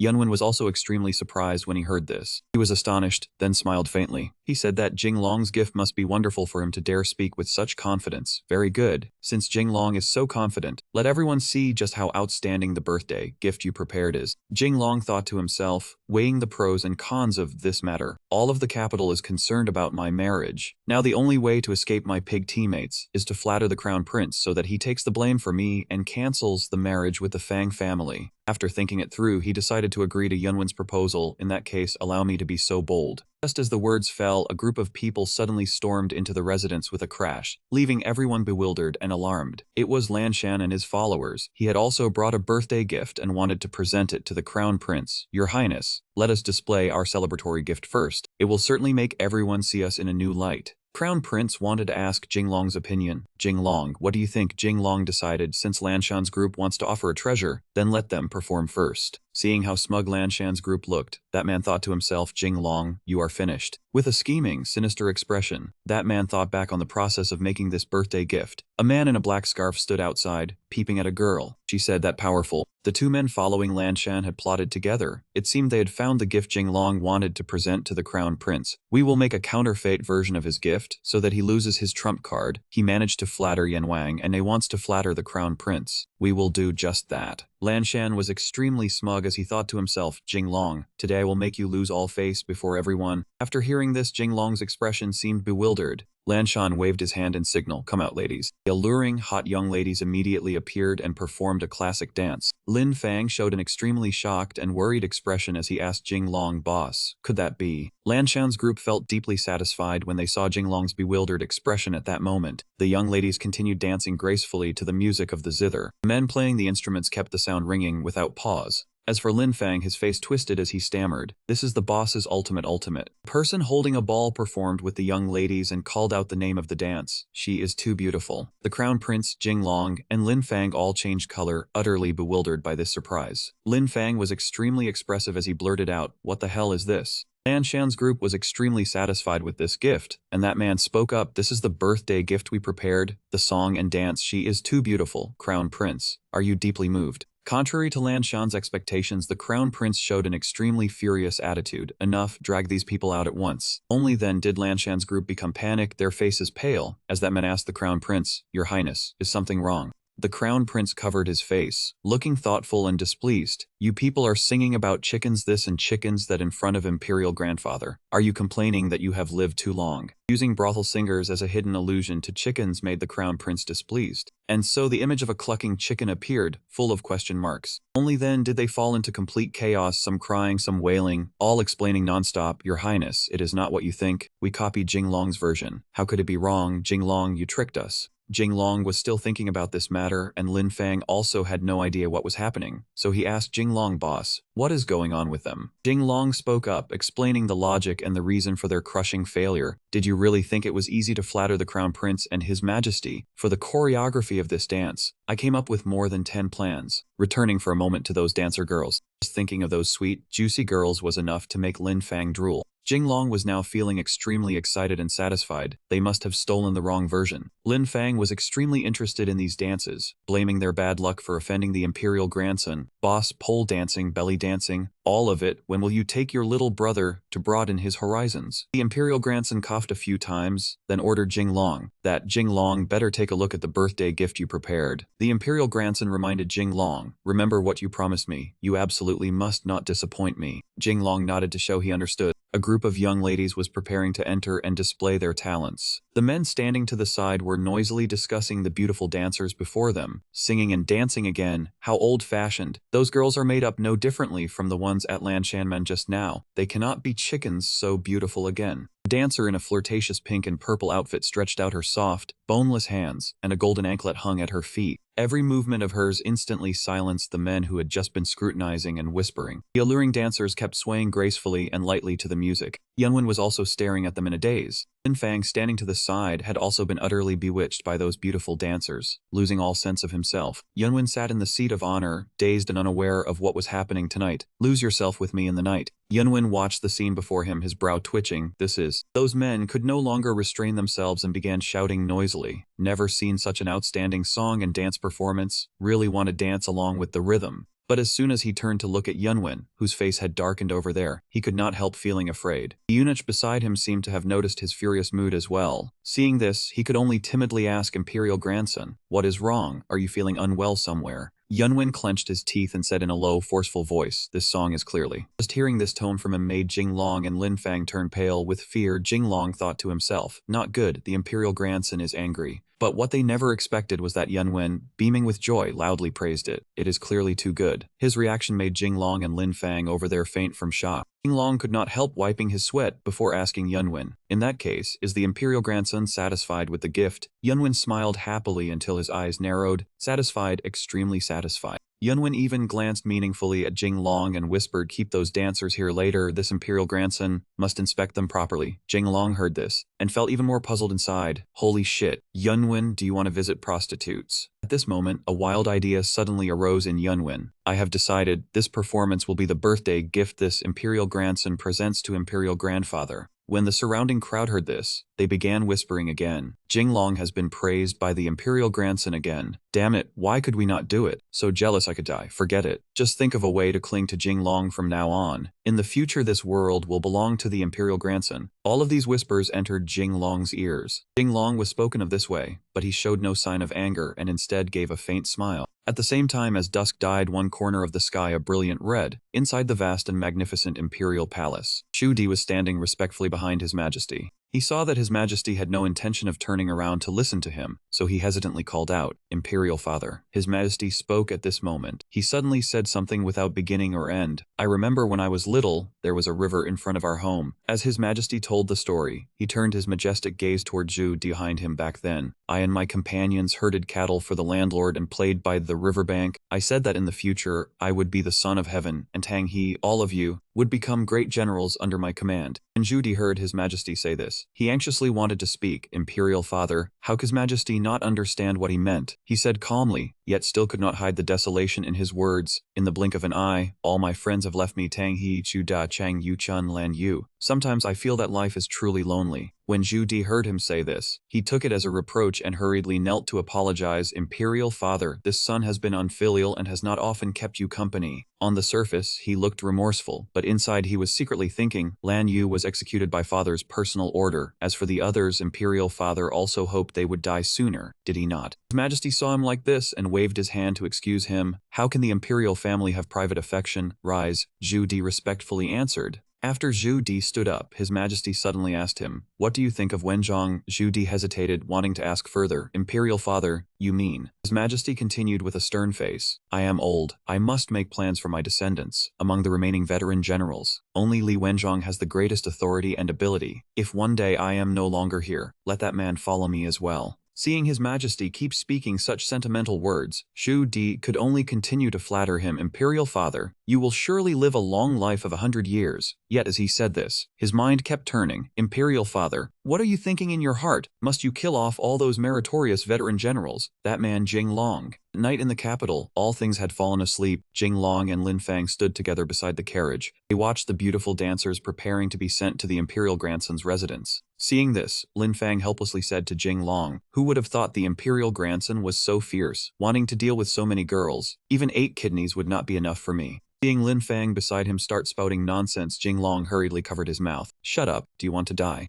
Although he acted as if he was stopping Lin Fang's mouth, Jing Long could not help secretly judging in his heart. But Yunwen really plays too hard, so young, yet already fond of women to this degree. Can someone like this become emperor? The young lady blushed as she recounted last night. The bones in my whole body were nearly tortured apart. Lin Fang listened to the ladies recounting it and giggled. The imperial grandson is that strong. While the young lady was enthusiastically telling the story, she did not notice Jing Long's panicked expression. With a group of beauties like us, the imperial grandson actually made us dance all night. Our legs nearly broke. What? Jing Long asked the young lady again, her face darkened with frustration. Only dancing. That's right, he just stared at our legs and drooled. He did not do a damn thing. Lin Fang smiled brightly and said, you all actually wanted the imperial grandson to do something. Wild chickens turning into phoenixes. Jing Long stood frozen in shock. In that case, Yunwen is actually a leg fanatic. At this moment, Zhu Di walked out of the imperial palace. Close attendant beside him worriedly spoke in a flustered voice, Your Highness, His Majesty.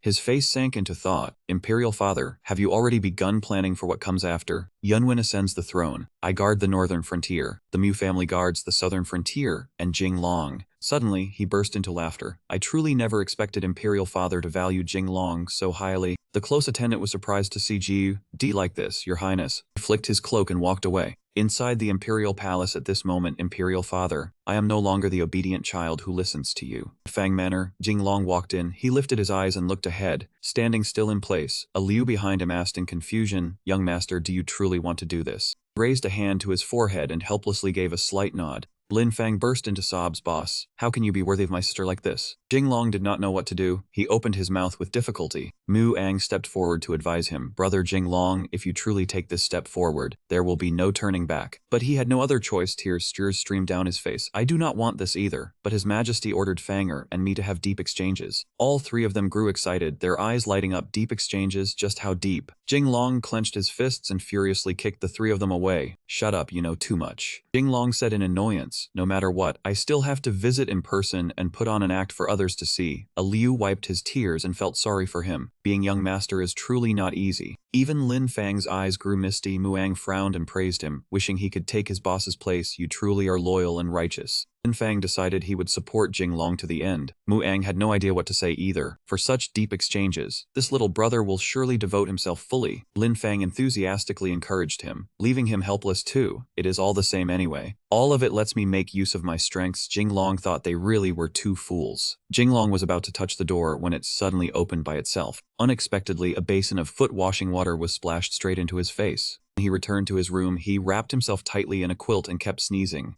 A maid entered and offered him medicine. Sorry, young master. The people in the residence are unreasonable, splashing water around everywhere. Your clothes will be dry after they are aired for a while. Jing Long looked at her and guessed wildly. The maid was struck where it hurt and felt guilty. Tell me, what water did you splash? It was not foot-washing water, was it? She immediately denied her over. No. And just like that, Jing Long had guessed correctly. Jing Long pressed her. Where is your young lady? She turned away and replied softly. Once the little duke changes clothes, my young lady will come at once. The maid outside called loudly into the room. Little duke, did that follower by your side not come today? Hearing this, Jing Long asked back, you mean a Liu? The image of a Liu's face covered in kiss marks appeared. Jing Long smiled smugly, hitting her weakness once more. Do not tell me you have taken a fancy to a Liu. He had guessed it right. He blushed shyly and denied it again and again. No. While the 2 of them were chatting, no way, that is not true. Little Duke. Someone outside was already walking toward the room door. Xiaoru took out a small bottle of medicine and instructed the cook, tell the kitchen to keep Jing Long here for a meal, and conveniently add this to the food. The cook immediately understood. After saying this, he turned and left, laughing loudly as he said, when the time comes, will that not make him obediently call me father-in-law? The cook gave a thumbs up in agreement. Master, you are truly too clever. Over here, Jinglong was feeling uneasy and thought to himself, why do I have such an ominous feeling? When Shishi received the news, she wondered. Jinglong actually took the initiative to visit, and even said he wanted to see me. Her maid advised her, young lady, this does not seem to conform to etiquette. Her two maids were talking to each other. The blonde one thought, he is the future son-in-law anyway. What is wrong with meeting him? The red-haired girl disagreed. I only fear people will gossip. Normally, before the grand wedding, the son-in-law and young lady cannot meet. Hearing the two maids discuss it, Shishi ordered, I know what I am doing in this matter, say no more. The two maids panicked, heaven is vast and earth is wide, but the young lady's words are greatest. In the waiting room, Jinglong spoke to the maid with excitement, if you like a Liu, this young master can make the decision for you. Unexpectedly, she immediately knelt down to show her determination. Please fulfill my wish, young master. Jinglong was stunned at once. You are serious? Just then, Shishi stepped into the room and saw this scene. He Sin, what are you doing? Seeing Shishi, the maid immediately panicked in fear and stammered, unable to speak, young lady. The two personal maids serving the young lady rushed over with displeased expressions. You have no manners at all, we will tear your mouth apart. He Sin was pinched hard on the cheek by the fierce blonde maid and cried out in pain. Ah, young lady, I was wrong. While the red-haired girl said angrily, if anyone is to be a dowry maid, it should be us first. How could it be your turn? Hearing this, He Sin was utterly shocked and let out an ah. Shishi angrily ordered them, all of you get out, what kind of disgrace is this? The three maids could only obey yes. Jinglong immediately calmed her, Shishi, do not be angry, where there are people there is the Jianghu. Anyway, Shishi shyly gave a soft Jinglong began to sink into a self-satisfied illusion, so excited he could hardly contain himself. This young master is so outstanding. I understand why they want to marry into my Li family. Shishi found it extremely amusing when she heard this. It turned out this was a scheme within Jinglong's plan to break off the engagement. He thought to himself, I have already tried my hardest to make her hate me. Shishi, stay away from me. I do not want to be tied to the Fang family anymore. Contrary to Jinglong's wishes, Shishi responded very positively. Oh my, the way my husband deliberately puts on an act is truly interesting. Jinglong was utterly panicked when he heard this, Jinglong covered his face and thought, he is clearly pretending to be foolish. What is interesting about that? Shishi suddenly ran over and placed her hand on Jinglong's lips, saying, husband, do you not think we should do something? Jinglong asked in confusion, do what? Shishi rushed into Jinglong's arms and whispered, what we did before. Jinglong fiercely objected. That would not be good, I will become a beast. Shishi remained unmoved. You are talking nonsense again. How would we know without trying whether you are a beast or worse than a beast? Hearing this, Jinglong was terrified and broke out in a cold sweat. Damn, does she want to do that? Shishi asked in confusion. What? Jinglong blushed and shouted loudly. She leaned in and whispered softly into his ear, husband, close your eyes. Jinglong was so shocked that he covered his ears with his hands and protested. This script is not right. Just as things were reaching the climax, a servant carried food into the room and cried out in alarm, young lady, leaving both Shishi and Jinglong extremely surprised. Only then did Shishi realize so father's intention was to keep Jinglong here for a meal. Jinglong racked his brains. What exactly does she see in me? Can I not just change it? Shishi suddenly asked him, Jinglong, do you not remember? Jinglong asked blankly, remember what? Shishi reminded him of a memory from 10 years ago. Back then, Jinglong happened to meet her on a rainy day. Little sister, what happened to you? Where is your home? I will take you back. Jinglong still looked blank and could not remember. What did I ever do this? He continued, wait, I remember that our reunion was after we grew up. Did you not despise me for not studying? Shishi blushed shyly and replied, that was because I had too many expectations. You had a good reputation when you were young, but later became a famous playboy in the imperial capital. She suddenly touched Jinglong's hand. But ever since you recovered from your illness, you have changed from your former absurd ways, and your business has grown larger and larger. She affirmed, I believe you are the husband in my heart. Outside the window, Xiaoru was eavesdropping on their conversation. Jinglong wondered, what, have I not worked hard enough to squander the family fortune? But Shishi was resolute, the more you squander, the more I love you. Witnessing this, Xiaoru turned away and wiped his eyes with a sob. Master has been moved. He turned back and shouted, moved my ass, you two eat, stop dawdling. That medicine of mine was not cheap. Jinglong helplessly lowered his voice, while Shishi spoke softly, forget it, I do not want to talk to you anymore. After this meal, I will leave, we have not even kissed yet. Jinglong fearfully stepped backward, while Shishi happily acted coquettish. You are a sheltered young lady, be a little reserved. Husband, I will feed you. No. Luan Yu pushed the door open and entered in anger. Jinglong, you actually came to eat with another woman behind my back. Jinglong's face turned ashen. Why are you here? Luan Yu opened her mouth to scold him after he refused our engagement. I immediately knew there was a problem, always watching him, unexpected. And she pointed at the girl in front of him, and he was dating her. After hearing her, Jinglong spat out a mouthful of fresh blood. He raised his hand to protect the girl and explained, Shishi and I have an engagement. What girl am I dating? Luan Yu was left speechless. That made sense. His next words stunned her. Originally it made sense. He was the third party. Her face turned purple and trembled. I didn't expect I would be. Then he drew his sword and shouted. He was the third party. His entire family were the third party. Jiao gently stepped in, stopping. Even if he was the daughter of the Minister of War, he could not be rude in my house. Shishi cheerfully called. Ling Jing also shyly greeted Father, Master Fang. Luan Yu stammered, calling Master Fang. He calmly stroked his beard, knowing it was me, and if not obedient I would kneel. But she didn't care, directly kicked him in the chest with a painful impact. His daughter competed with me for men. Both Jinglong and others raised their hairs in shock. Master Fang, father. Xiaoru was in pain like a soul leaving the body, clutching her face, purple-faced, lying on the ground. Xiaoru returned to the person there worriedly asking, had he run? Xiao came to announce, from now on the girl cannot enter our house, yes. Luan Yu's footprints were still on his clothes. The old man wanted to keep them for a few more years, unsure if they would get ruined.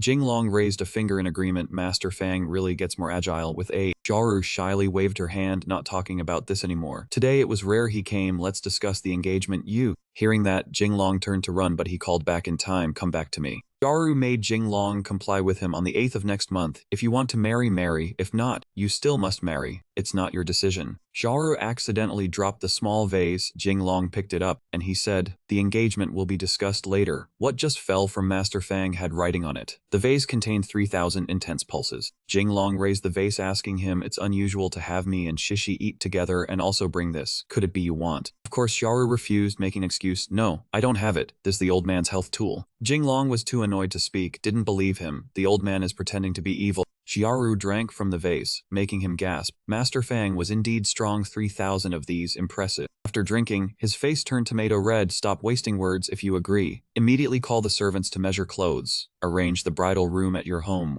Jinglong firmly disagreed. When did I agree? If wise, cancel this engagement. We can still negotiate peacefully otherwise. Xiaoru angrily glared at Jinglong. How dare you threaten the old man? He frowned, pointing at his cute cheese stick pants, loudly saying, earlier while changing clothes, I kept your underwear as evidence. Xiaoru threatened him, if I say you ruin my daughter's purity, do you still want to leave the Fang family alive? While Jinglong turned pale and sweat dropped, retorting, you're shameless. He stroked his beard while philosophizing. I have been in officialdom for years, realized if you need dignity, don't be an official. Xiaoru smugly provoked Jinglong, so if you have courage, bite me. Jinglong heard this, and his body suddenly blazed with heat. He rolled up his sleeves, showing determination. Old man Fang, you forced me. Xiaoru blushed in confusion. What do you want to do? He raised his hand to stop him. Wait, Jinglong, what do you mean by forced? Jinglong angrily exploded. The old man is full of nonsense. Jinglong was extremely furious. Watch me steal the peach, receiving my immortal's guidance, invincible for 1,000 years. Two girls outside hearing the noise thought, it must be a violent fight inside. It's ruined. Don't know if a murder occurred. Shishi stood outside observing. Jinglong sat cross-legged on the chair, sighing as the saying goes, youth fears no authority. Master Fang yielded. Xiaoru was also on a chair but painfully touching her wound. Truly, waves surpass waves. This generation over the last, even with medicine, the old man could not beat him. Jinglong's cheek was also swollen after the fight. Old man, you just hit viciously. He thought, men fight, duel together, are brothers we. Jinglong immediately stood up, shouting to defend himself. Young master never did anything to you. Don't speak nonsense. Xiaoru smiled humbly. If I wanted to speak honestly to you. Jinglong hurriedly turned to step outside. He commanded, come back to me. Xiaoru sipped tea and said, do you think I agree to marry my daughter to your worthless man? This engagement was arranged by Crown Prince. Xiaoru pondered while enjoying tea. Regarding status, Crown Prince is the future emperor. We cannot disregard his face. His reasoning was impeccable. Regarding logic, your Li family must not intermarry with martial men. Intermarrying with our scholarly family preserves status. Jinglong responded, stammering, face downcast. I understand this reasoning, but this time Jinglong was tied with ropes and guarded by 2 strong bodyguards. He shouted, can you untie me, then continue talking. Xiaoru set a condition, as long as Jinglong obediently follows, completes the engagement, both families benefit. Why not do it? Jinglong frowned deep in thought. This could benefit my Li family, but he shouted with extreme displeasure as if erupting from oppression. Why should I intermarry with your Fang family? Jinglong gritted his teeth, thinking, when the Yanwang army enters the capital, that's when the Fang family will be exterminated. No need to die with them. Xiaoru could not hold back either. He shouted, Jinglong. He suddenly knelt onto the floor. Humbly, you must pull me along. Jinglong saw the omen and ran. Xiaoru suddenly clutched his legs, crying humbly, I suffer too much. Jinglong, not understanding, gave continuous commands. Let go, let go. He lamented, do Do you know how hard it is for a man to support a family? Do you know how hard it is to raise my daughter? And then time passed. Half a cup of tea later, Jinglong seemed to sigh in sympathy. Who told us to be men? While Xiaoru was still sobbing, he added, exactly. It is hard for men to support a family. Raising children is like raising beasts that swallow money. Little Fang Xiao went on to talk about his family situation. Though I am a high official, even a landlord family does not have much grain to spare. He suddenly turned around and patted Jinglong on the shoulder. So, my worthy son-in-law, leaving Jinglong bewildered. He laughed while making a finger heart. Marry my daughter into your household. This old man will make a heart for you. Jinglong held his face and thought, wait. He turned to refute his words. I think it is not that raising your daughter costs money, but that you are raising too many women. He was so bewildered he broke out in a cold sweat. Yet you even know that. Xiaoru laid out his view. Men having several wives and concubines was fine, as long as you do not mistreat my daughter. A man naturally ought to have several wives and concubines. If I liked, this old man would marry too. Jinglong raised a finger to remind him. You said that yourself. Xiaoru grew flustered at once. He turned around with his hands clasped behind his back and pondered. Even after all this, I still cannot force Jinglong to obey. This brat is no simple thing. A servant reported to Xiaoru master on the table. He suddenly panicked and shouted, I am doomed. The medicine is taking effect. Xiaoru urgently ordered the servant, hurry and call Lady D from my 10th chamber over. Save me? The servant steadied him. Master, please endure it. Outside the palace, the king and the court officials were attending the banquet. Hongwu year 29 of the Great Ming. Emperor Yuanzhang held a feast to celebrate his 8th birthday. Eunuch called out loudly, princes and imperial sons, offer birthday wishes to his majesty. The imperial sons and princes all spoke in respectful unison. Your sons wish imperial father and imperial grandfather long life. Yunwen was also among the princes and imperial sons present at the banquet. His Majesty ordered Yunwen, come sit beside me. He replied to the imperial grace, thank you, imperial grandfather, for granting me a seat. When the remaining imperial sons saw this, they all looked displeased and uneasy, thinking to themselves, father is trying to back Yunwen up, making us stand and pay respects to him. The Prince of Chu showed a sorrowful look as he thought, damn it, can father really not wait any longer? Lin Fang whispered to Jinglong, boss, are you confident about the birthday gift for his majesty this time? Jinglong immediately replied with force, what is there to fear? It was all because I was forced. Lin Fang broke into a cold sweat, utterly panicked as he stammered, Forced how? Jinglong shouted, you are a filthy-minded bastard. Everyone present spoke in unison, we court officials offer birthday wishes to the Son of Heaven. Jinglong was among them as well. Even Yan Wang was present. Jinglong pondered, Yan Wang is looking at me so warmly, what is his intention? He brushed it aside and made up his mind. The urgent matter is still to offer birthday wishes to his majesty, then have the imperial grandson help me break off the engagement. Lin Fang whispered to inform Jinglong, boss, it is our turn. Be careful not to let the Directorate of Ceremonial catch any mistake. Jinglong turned back and gave a like gesture, proving he had received the signal. Lin Fang was confused when he saw Jinglong's action. Lin Fang heard the Directorate of Ceremonial finding fault, and became extremely flustered. He, showing disrespect while offering birthday wishes to his majesty. I must record this in my little notebook. Lin Fang immediately knelt down and clung to the ceremonial eunuch's leg, begging desperately, Eunuch Wang, please do not. The ceremonial eunuch was utterly startled and ordered Lin Fang, let go, let go. Lin Fang's excessive pleading pulled down the ceremonial eunuch's trousers with one swift tug, leaving him red-faced and utterly mortified. At that moment, the ceremonial eunuch was so ashamed that his face flushed red as he covered his legs with his hands, while Jinglong and Lin Fang looked at each other in shock, too panicked to speak. The court officials lined up and spoke in unison, your ministers offer birthday wishes to his majesty. May our emperor live 10,000 years, 10,000 times 10,000 years. Jinglong also shouted along 10,000 years, 10,000 years, while thinking to himself, Yuansang handles matters far too ruthlessly. Perhaps once Yunwen ascends the throne, my life will be a little better. The eunuch announced the order, all court officials shall take their seats according to rank. All ministers shall present gifts to his majesty. Lin Fang and Jinglong had already taken their seats. Xu Wang volunteered to present the first gift, Imperial Father. Your son has specially brought a troupe of singers and dancers from Shu to offer birthday wishes to Imperial Father. Yunwen felt uneasy when he heard this. Lin Fang questioned Jinglong's surprised expression. Xu Wang also prepared a song and dance performance.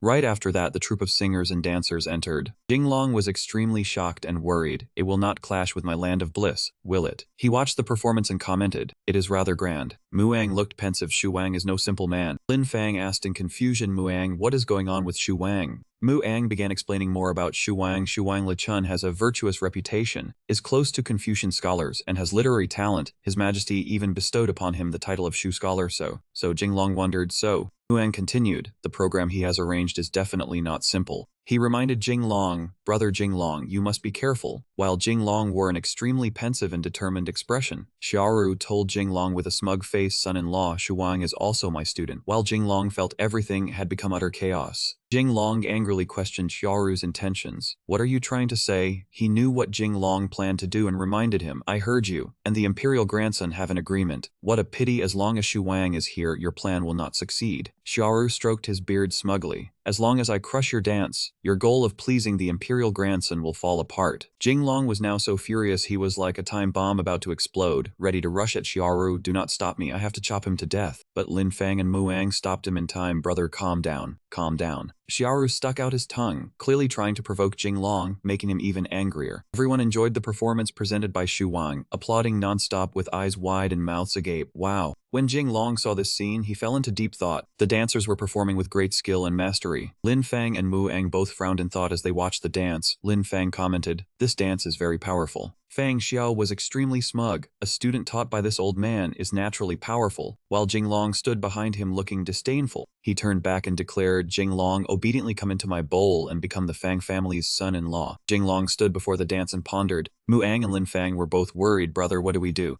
Jinglong had yet to find a plan, so he could only think to himself, "Could it be that I really have to become the Fang family's son-in-law?" The performance ended with a dancing girl holding a bouquet of flowers, and behind her was a banner embroidered with the words "Boundless Longevity." She shouted loudly, "Happy birthday, everyone! Who would have thought that 30 is not yet New Year?" Xiaoru was utterly shocked when he saw this. His Majesty was so furious that he had a heart attack and shouted loudly, "What is this?" Shu Wang realized the situation and hurriedly explained with a worried and panicked look, "Your Majesty, they sang a birthday song. Not about a pig," one who understands Sichuanese pronunciation would know. His Majesty not only ignored the explanation, but also immediately ordered Shu Wang to be expelled. "I don't care about the pronunciation, get out." The situation suddenly reversed 360 degrees as Jinglong watched Shu Wang being driven away. At this moment, 1,000 flowers bloomed in Jinglong's heart, and he was so happy he almost cried. "Oh my, he won without even trying." Xiaoru was so shocked that she collapsed to the ground. "Shu Wang failed, I lost." At that moment, Jinglong's father appeared and spoke, paying respects to his Majesty. Jinglong was astonished. "Father, why are you here? Do you want to fight Shu Wang?" Wenzhong stood among the lined-up people, clasping his hands with a worried look, especially since the atmosphere had suddenly gone quiet. Suddenly his expression became serious. His Majesty silently looked at him, pondered, then said, "I permit it." Jinglong opened his eyes wide in astonishment. Mu Yan and Lin Fang anxiously grabbed his hand and said, "Jinglong, what does your father intend to do? The atmosphere seems wrong." He didn't know what to say in response. "I have no idea."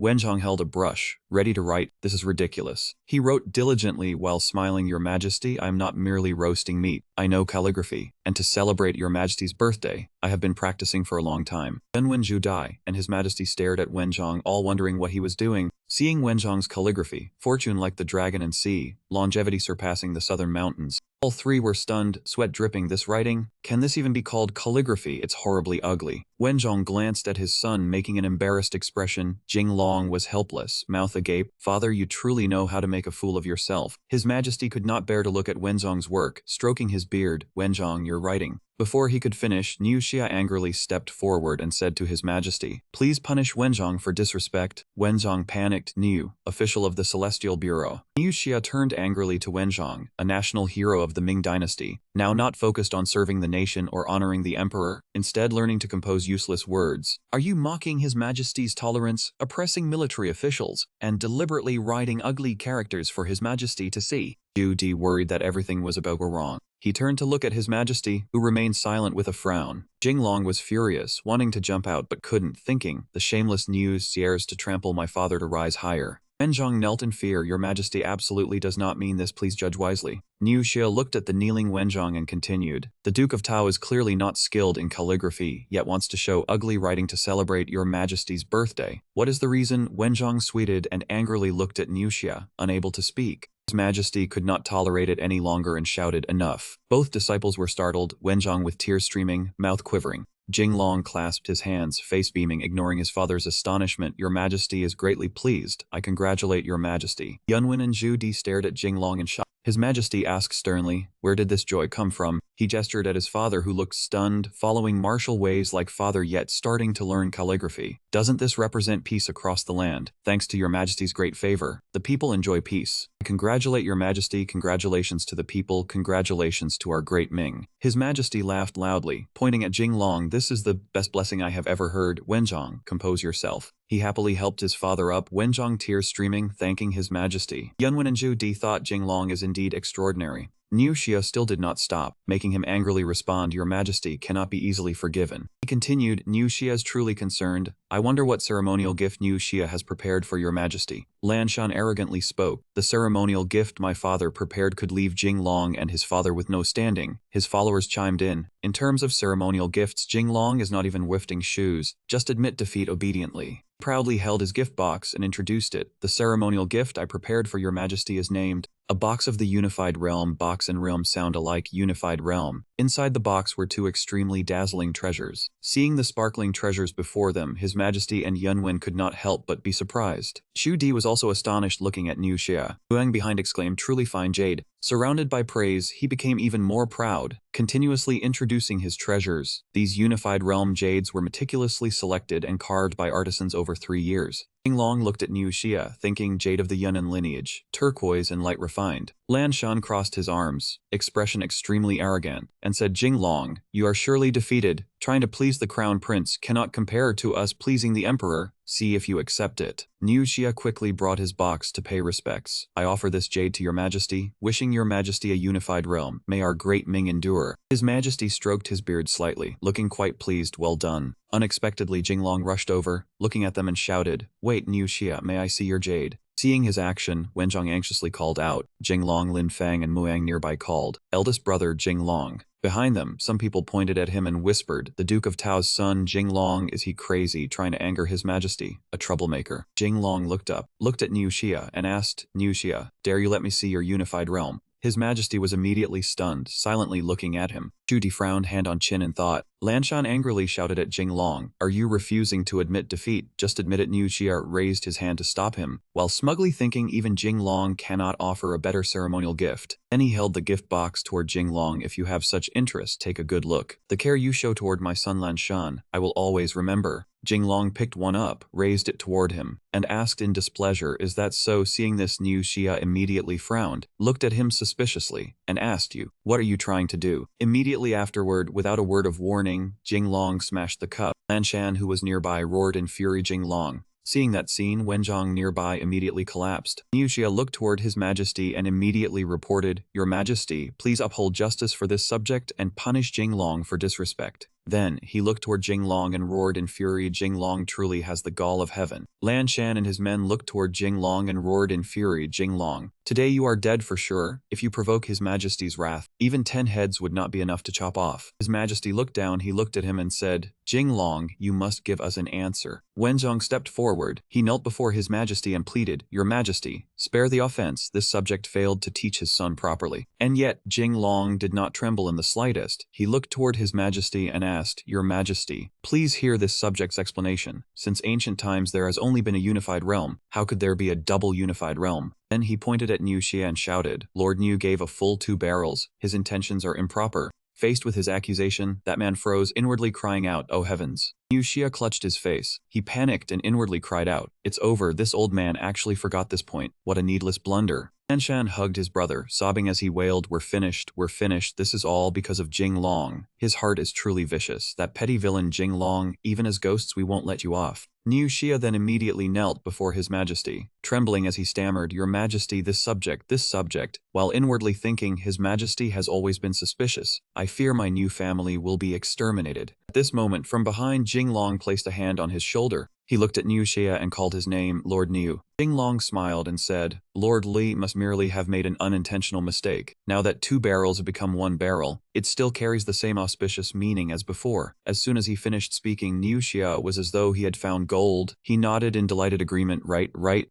Jinglong is right. 1 barrel means 1 unified realm. Thank you for your guidance, Jinglong. Thank you for your guidance, Jinglong. Next, he picked up his remaining treasure and presented it to his majesty. Your majesty, this subject offers up the unified realm. May your majesty's rivers and mountains stand firm forever. He pointed toward the eunuch standing behind him and said, this gift we accept. Hearing this, Niu Xia respectfully handed it toward the eunuch. He then glanced at him with eyes full of hatred and inwardly thought, Jinglong, it is never too late for a gentleman to take revenge. Just you wait. But before he could hand it to the eunuch, Jinglong had already stepped forward and taken Niu Xia's treasure. Seeing him turn around and carry it off, that man cried out angrily, "Jinglong, you!" Seeing him smile and toss the treasure high into the air, cold sweat kept pouring down Niu Xia's face, his terrified expression desperately trying to stop him. Don't, we can talk this over slowly." But without the slightest hesitation, Jinglong slammed the treasure hard onto the ground, shattering it into many pieces, and Niu Xia cried out in panic. Again. On Lanshan's side, he hugged his companion, his eyes filled with panic. "We're dead for sure." Wenzong's side was no exception. He and Jinglong's brothers cried out in unison, "Oh, it shattered again." At this moment, Niu Xia knelt down, heartbroken and tearful as he accused Jinglong before His Majesty. "Your Majesty, please uphold justice for this subject. This subject's face has been smashed to pieces by Jinglong." Immediately afterward, His Majesty looked toward him and asked, "Just now you said 2 barrels were no good and wanted 1 barrel. Now you even smashed the 1 barrel, Jinglong. What are you trying to do?" Zhu Di frowned, his eyes widening as he inwardly thought, "Jinglong, are you seeking your own death?" Jinglong raised his hand before him and answered respectfully, "Your Majesty, may I ask, in the unified realm, which barrel is used?" Hearing this, His Majesty could not help but ask in surprise, "Which barrel is used?" On Lin Fang's side, he recalled the scene of the girl being threatened by the spear point. Thinking of this, he inwardly cried out in alarm, "Boss has too many tricks." At this moment, Wenzhong and Mu Ang both turned to look at him and asked in unison, "What did you say?" Jinglong looked toward His Majesty and said, "As for the so-called unified realm and everlasting rivers and mountains, how can a jade barrel compare to an iron barrel?" After Zhu Zeng heard this, he reluctantly nodded in approval. It does seem quite reasonable behind him. Zhu Bai and Zhu Chun cried out in confusion, "Reasonable." All around, everyone present turned their eyes toward Jinglong and kept discussing. Jinglong is not wrong. If it is made of jade, 1 throw and it shatters. An iron-barreled realm is better. This Jinglong changes faster than a weather vane. The Li family gave birth to a capable son. Amid the praise from everyone around, Wenzhong dabbed his tears with a handkerchief. Deeply moved, "Jinglong, you have grown up," Lin Fang and Mu Ang said in unison, "Duke Cao." Then, he suddenly raised his hand proudly, as expected of my son. At his reaction, Mu Ang and Lin Fang inwardly thought in panic, "The son performs and the father applauds." On Niu Xia's side, he looked at His Majesty in panic and said, "If Jinglong had not reminded me, this old subject would have caused a grave mistake again this time." Then, while crying, he clutched Jinglong's trouser leg and pleaded, "Please spare me." Jinglong's gaze darkened. He brought his face close to Niu Xia and said, "Lord Niu, in your heart, you must hate me very much, blaming me for smashing your jade barrel and costing you a chance to flatter the emperor." Faced with his words and gaze, that man raised his hand, his eyes extremely panicked as he said, "I do not blame you, I do not blame you. If not for Jinglong's foresight, this old man would have caused a great disaster." Hearing this, Jinglong smiled in satisfaction and said, "In that case, Lord Niu not only does not blame me, but must also thank me." Niu Xia turned his head to look at him and forced a smile as he continued, "You are right. This old man truly ought to thank you handsomely." Above, His Majesty looked down at them and ordered, "Niu Xia, I see you grow more muddled with age. We punish you by having you return and forge another barrel to present to us." Hearing this, he immediately thanked him. "Thank you for your Majesty's imperial grace." Seeing that his father had been spared, Lanshan was so moved he burst into loud tears, wiping them with his hand as he said, "This trial can be considered past. I was so afraid of being beheaded by the emperor." Witnessing this scene, the people behind kept praising him. "This Jinglong is truly formidable. A tiger father does not beget a dog son. Ah, did they not say before that he was a wastrel? That news is already outdated. Jinglong is now a god of wealth." While Wenzhong proudly tilted his head and pricked up his ears to listen. Behind His Majesty, a white-haired old man asked, "This Jinglong is not bad. My subordinates are still lacking a capable person. Perhaps I should call him over." Seeing this, the purple-haired old man stared him, reminded him, "Hush, I heard the 4th prince is very close to him." His Majesty remained silent. Behind him, the white-haired and purple-haired old men still kept chatting one after another. "I heard Xiaoru wants to marry his daughter to Jinglong." "Xiaoru? He is one of Yunwen's people, is he not?" Suddenly, His Majesty furiously slammed his hand onto the throne. He looked down, his expression extremely furious as he ordered, "Jinglong, get back here for us." Seeing that he intended to flee, His Majesty tilted his head, looked at him, and shouted, "Why are you running?" Jinglong forced a smile, his expression extremely awkward, as he pointed ahead and made an excuse, "Your Majesty, once the deed is done, I brush off my son leave. May my merit be hidden." Seeing that he had used it correctly, His Majesty immediately reached out happily and praised, "This time you used the idiom correctly." Jinglong replied excitedly, "Thank you, Your Majesty." Seeing this, His Majesty immediately frowned in irritation, looked toward him, and shouted, "What are you thanking us for? Do you think that because Niu Xia was punished, you will be fine?" Seeing that His Majesty was in a bad mood, Wenzong panicked so badly his soul nearly flew away as he cried out, "My son." Seeing this, Lin Fang and Muang could not help but cry out in alarm in unison, "Du Kao." Seeing that His Majesty was truly angry, Jinglong immediately knelt down and admitted his guilt. "Your Majesty, this subject knows his crime." His reaction left His Majesty extremely surprised. He looked at him and shouted in accusation, "Only admitting your mistake now, too late. Just now you were so glib and mighty before Niu Xia, so eloquent." Seeing that the situation was not good, Yunwen looked anxiously toward His Majesty and softly called out, "Imperial Grandfather." As though understanding his son's meaning, His Majesty glanced over with a smile and said, "Yunwen, Jinglong is a fine blade, but he still needs tempering. Watch your grandfather." Shu Di, standing beside them, heard this, immediately stole a glance toward His Majesty. His Majesty looked down at Jinglong, stroking his beard as he said, "Since you have spoiled our refined mood, then we shall punish you. Present a birthday gift that satisfies us, otherwise, we will certainly not spare you." As soon as His Majesty finished speaking, Jinglong immediately found himself in a difficult spot. He lightly scratched his own face while inwardly thinking, birthday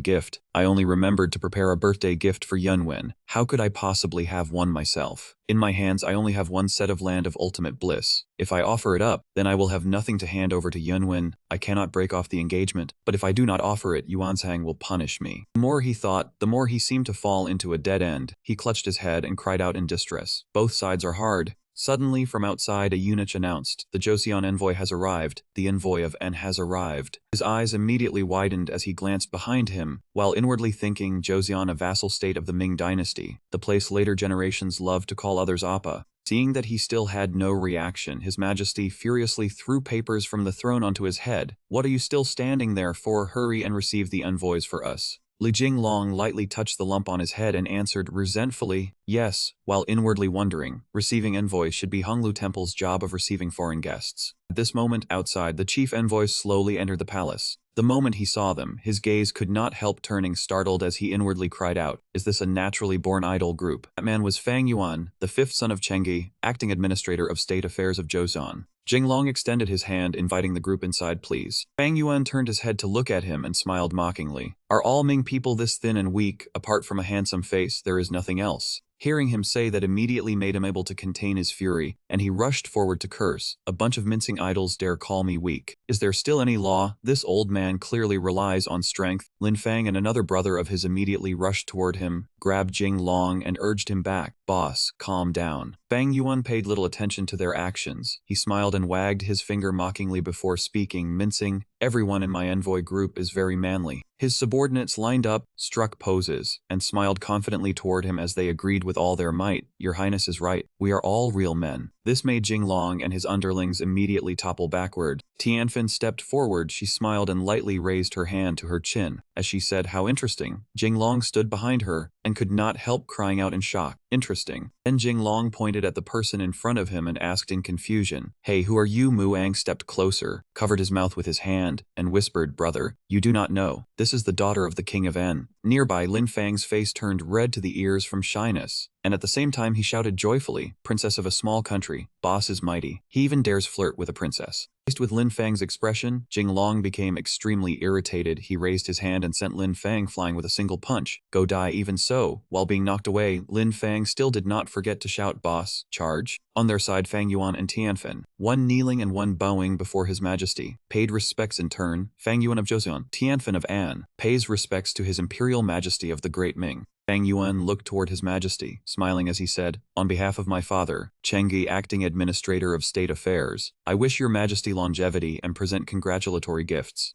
Then he pointed at the gifts held in the hands of those following him. "These are all specialties of our country. May His Imperial Majesty like them." Over on Jinglong's side, Fang Yuan's actions, together with those of his subordinates, made Li Wenzhong extremely displeased. All are surnamed Li, yet regrettably the Li clan of Joseon are all rebellious ministers and traitors. Seeing this, Jinglong turned his head to look at him and asked, "Father, what are you saying?" He looked at him and replied, "This Chenggi was originally a general of Goryeo. Later he launched an armed revolt and made himself king. This brat voluntarily leaned on our great Ming. Even the name Joseon was bestowed by His Majesty." After hearing this, Jinglong's face immediately broke out in cold sweat. He grimaced and said, "Ah, there was something like this." Wenjong tilted his head to look at him and replied, originally Chengui wanted to ask His Majesty to formally infaff him as King of Joseon. Unfortunately, His Majesty dislikes this kind of petty man, and only infaffed him as acting administrator of state affairs. Because of this matter, Joseon has sent envoys several times. This time is most likely also to ask His Majesty to formally infaff him as King of Joseon. Hearing this, Jinglong glanced toward that group while inwardly thinking, so it turns out the Li clan of Joseon serves the great Ming as suzerain. Suddenly, at this moment, His Majesty looked toward him and ordered, Jinglong, come here for us. This made Jinglong extremely frightened, and his face also turned pale with utter panic. He quickly stepped forward, knelt before His Majesty, and said, what orders does your Majesty have? His Majesty looked at him, then waved his hand in a summoning gesture. When Jinglong drew closer, he lightly raised his hand to cover his mouth, leaned toward him, and whispered, bring out your birthday gift. We know you choreographed a rather good dance. That brat Fang Yuan from Joseon is somewhat arrogant. Crush him completely. Faced with what His Majesty wanted to do, his eyes showed some helplessness as he forced a smile and asked, Your Majesty, can we not bully international friends? Hearing him say that made His Majesty extremely irritated. He shouted loudly, if you do not perform splendidly, bring your head here. As for Jinglong, after being scolded, he became extremely sorrowful. His tears seemed to flow like a river. While crying, he ordered, ladies, come up. His Majesty looked toward them, his expression extremely satisfied. The close ministers also watched, their eyes full of anticipation. They have entered the stage. They have entered the stage. At this moment, a pair of fair, delicate legs stepped out. Jinglong was now extremely heartbroken, tears flowing like a river. He forced himself to swallow his sorrow and comforted himself inwardly. I cannot care about the broken engagement anymore. I must first get through the trial before my eyes. Seeing this scene, Fang Yuan crossed his arms and lowered his head in disdain. So womanly, Ming people really are not as strong as the people of our country. As soon as he finished, the people behind him immediately raised their hands to make hearts, smiled, and said in unison, Your Highness is right. That girl raised her hand and lightly pointed toward Tianfen. She looked at the palace maids before her, her eyes filled with sparkling light.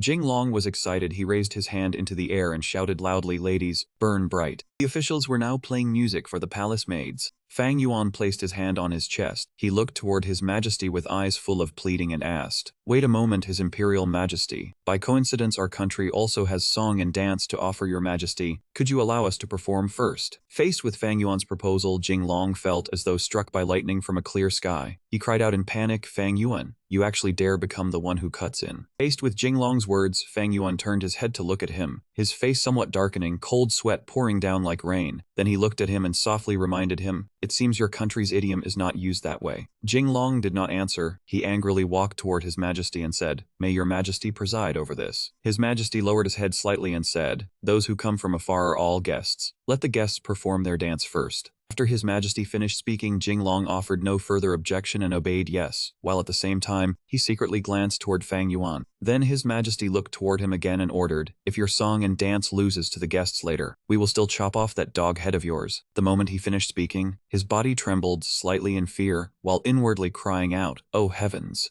After receiving His Majesty's permission, Li Yuanfeng snapped his fingers and ordered music. As soon as that man finished speaking, his people began dragging out drums and instruments to play. Then came Fang Yuan's palace maids, holding fans as they began to dance. They raised the fans high, swaying along with the music. After that, they lowered their fans in unison, looked toward the nearby crowd, and gave soft smiles and winks. Before the scene unfolding before them, the Emperor and the others froze the moment they saw it, their faces filled with utter panic. After the performance ended, Fang Yuan looked toward them and asked, The performance just now was our nation's traditional Arirang song and dance. Your Majesty, after hearing it, you must have been deeply moved. Faced with his question, His Majesty was somewhat flustered. He glanced behind him while secretly thinking, I did not understand a thing. What was that even singing? Once he had gathered his thoughts, His Majesty gently raised his hand and answered, Not bad. Hearing that, Fang Yuan immediately began telling the story of the dance's origin. Arirang tells a beautiful, sorrowful love story. But before he could tell it, Jinglong, who was standing nearby, burst into laughter. Seeing him mock him, that man roared furiously, What are you laughing at? Faced with his anger, he did not care much at all. Jinglong raised a hand to pick his ear, showing contempt, then calmly replied, This young master is in a good mood, so I simply wanted to laugh. As soon as he finished speaking, Fang Yuan immediately pointed straight at him and roared furiously, You are lying. You are clearly laughing at me. Even so, he still did not care much. His expression remained extremely carefree and disdainful. Jinglong raised a hand. He smiled and calmly replied, Fine then.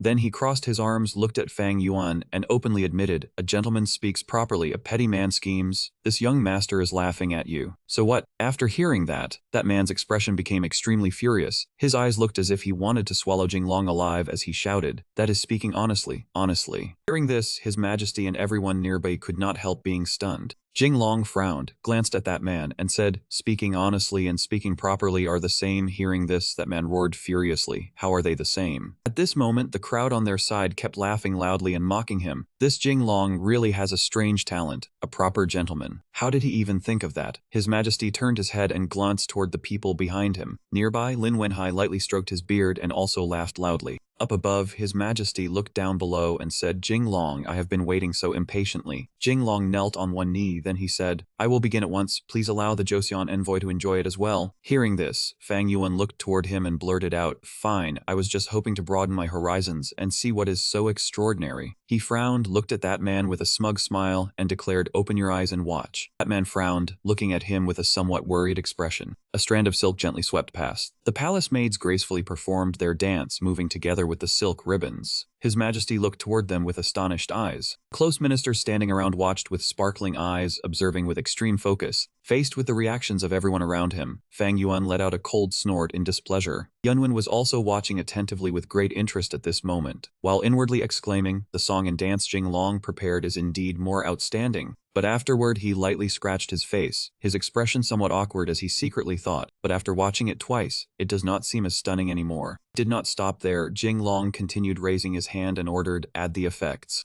The palace maids lightly raised their hands and created bubbles. Witnessing this scene, the people below could not help exclaiming in astonishment, "How was this done? It is too magical. How was that effect created? Too spectacular. I have never seen such wonderful dance before. It is truly marvelous." Before the endless praise from everyone around him, Jinglong stood nearby with his arms crossed, the pride in his eyes impossible to hide. After watching, His Majesty was also extremely pleased. He raised a hand, lightly stroked his beard, and praised with admiration, "This kind of song and dance is also the first time I have seen it. This gift, I like it." Faced with His Majesty's praise, Jinglong immediately bowed his head. He answered unhurriedly, "Your Majesty, the song and dance just now was actually prepared by the Imperial eldest grandson. I merely presented it to Your Majesty on his behalf." When he heard him mention his name, Yunwen could not help freezing in shock. At this moment, a commandery prince stepped forward. He looked at him with disdain and blurted out in a contemptuous tone, "Yunwen, I did not expect this to be the gift you offered to Imperial Father. It truly is not bad." Has Jinglong already pledged himself to Yunwen? The waves behind on the Yangtze River drive on those before. After hearing the meaning hidden in that man's words, Yunwen's face darkened, his expression utterly stunned. Immediately afterward, His Majesty glanced toward him and asked, "Yunwen, this song and dance, was it the gift you prepared for me?" Faced with his question, Yunwen's face immediately darkened, his expression extremely frightened as he stammered in reply, "Imperial Grandfather." His Majesty did not need to wait for him to finish speaking. He immediately praised, "Yunwen has filial piety. I am very pleased. This gift, I accept." As soon as he finished speaking, Yunwen looked at His Majesty with sparkling eyes and cried out in emotion, "Imperial Grandfather." Then His Majesty immediately reminded them, "You should all learn from Yunwen. Stop wasting your days on useless flashy tricks." To protect Yunwen in front of the foreign court officials, the crowd bowed their heads and obeyed. Yes. The face of the man in blue robes was covered in cold sweat. He lightly glanced behind him, while inwardly thinking, "Damn it, could the dance just now not be considered a flashy trick? That damned old father is far too biased." On Jinglong's side, he looked toward Yunwen with sparkling eyes, while inwardly exclaiming, "Luckily this young master is clever." This way, the agreement with Yunwen has been completed.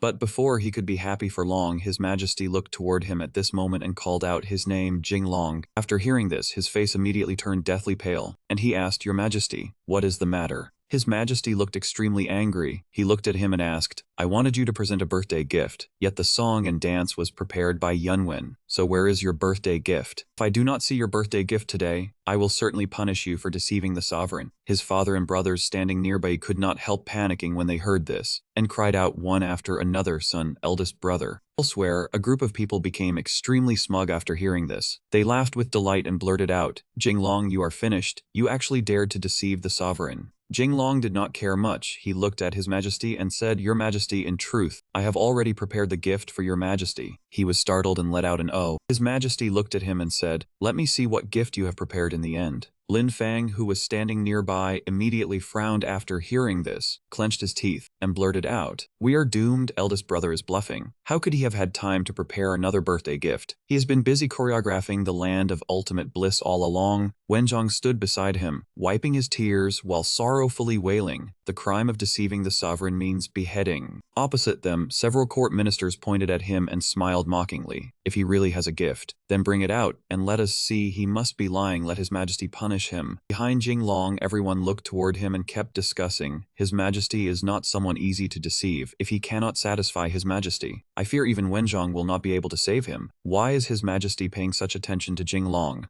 Ignoring the discussions of everyone around him, Jinglong knelt on one knee and named the gift he wanted to present. "Your Majesty, I wish to offer your Majesty fragrant soap." His Majesty exclaimed in surprise. "Oh." Jinglong had people carry in a barrel, and as he walked, he asked aloud, "Did none of you find it strange just now? Where did the bubbles in the dance come from?" Then he took a bubble-blowing wand and dipped it into the bucket of soapy water. Jinglong used his mouth to push the stick, causing the bubbles to fly out accordingly. Everyone around, witnessing it, couldn't help but be delighted and exclaimed, "Is this magic?" Tianfen also gently touched the bubbles with her hand, smiling with delight. Fang Yuan frowned, looking towards their group. Then, a group of officials glared at him with extreme anger, shouting, "Jinglong, what exactly are you doing? Do you think giving fragrant soap can deceive us? How naive, he gives fragrant soap to His Majesty. Could it be that he expects His Majesty to pick it up?" Unfazed by their anger, he explained the purpose of the gift he prepared. "This fragrant soap is a cleaning weapon. Its ability to remove stains is 100 times stronger than the soap everyone used before, and it is much more durable." Upon hearing this, another person asked Jinglong, "Do you really intend to give the royal family fragrant soap as a longevity gift?" Yunwen looked at him. Unable to hide her fear, Jinglong slightly adjusted his cloak, bowed his head, and explained the meaning. "Elegance in clothing represents beauty, grand rituals, and through these, I bring fame across the lands, beyond ceremony. There is also the beauty of attire. The beauty of clothing cannot be separated from cleanliness." He vowed to send 1,000 pieces of fragrant soap to the palace each month for His Majesty and the nobles, ensuring they remain comfortable and at ease. He raised his hand to his face, looking at everyone with a humorous expression, thinking to himself, "I heard using fragrant soap can even extend one's lifespan." After hearing his words, countless question marks appeared above His Majesty's head. He looked at him in bewilderment and said, "Truly miraculous, very well. I accept this gift of yours." Seeing that His Majesty accepted his gift, Jinglong was overjoyed and exclaimed, "Thank you, Your Majesty." Afterwards, he covered his mouth and smiled triumphantly, having achieved his real goal, thinking, "Hey, once used, fragrant soap cannot be abandoned. Even Yuanzhang will have to ask me for it. Today you ignore me, tomorrow I make it unattainable for you." The more he thought, the more joyful his gaze became, laughing happily. After hearing Jinglong's explanation, the people behind continued to discuss "truly miraculous." "I wonder if His Majesty finds it suitable. We should ask Jinglong for some." He felt like he was playing a great game of chess, and he glanced at them with pride. Nearby, upon hearing that His Majesty had accepted Jinglong's gift, Lin Fang and Mu Ang clasped hands in joy, exclaiming, "This is wonderful." But just a few seconds later, realizing something was off, both froze, their faces pale as they looked at each other. Immediately after, both turned and walked away in opposite directions, thinking, "Our young master only likes beautiful women, not men." On the other side, Fang Yuan's group refused to accept it. The old man in purple was extremely furious, clenching his fists and shouting, Why? His Majesty agrees to fragrant soap. Why not me? I resent Jinglong. Our business is not over." Meanwhile, Lord Fang's eyes sparkled with happiness, exclaiming, "This is excellent. No wonder he became the son-in-law of our family," reaching even the emperor. Hearing him, another person stepped forward and asked, "Lord Fang, what do you mean?" Lord Fang smiled, turned and said, "Even His Majesty uses Jinglong's fragrant soap. Isn't it natural for everyone under heaven to use it?"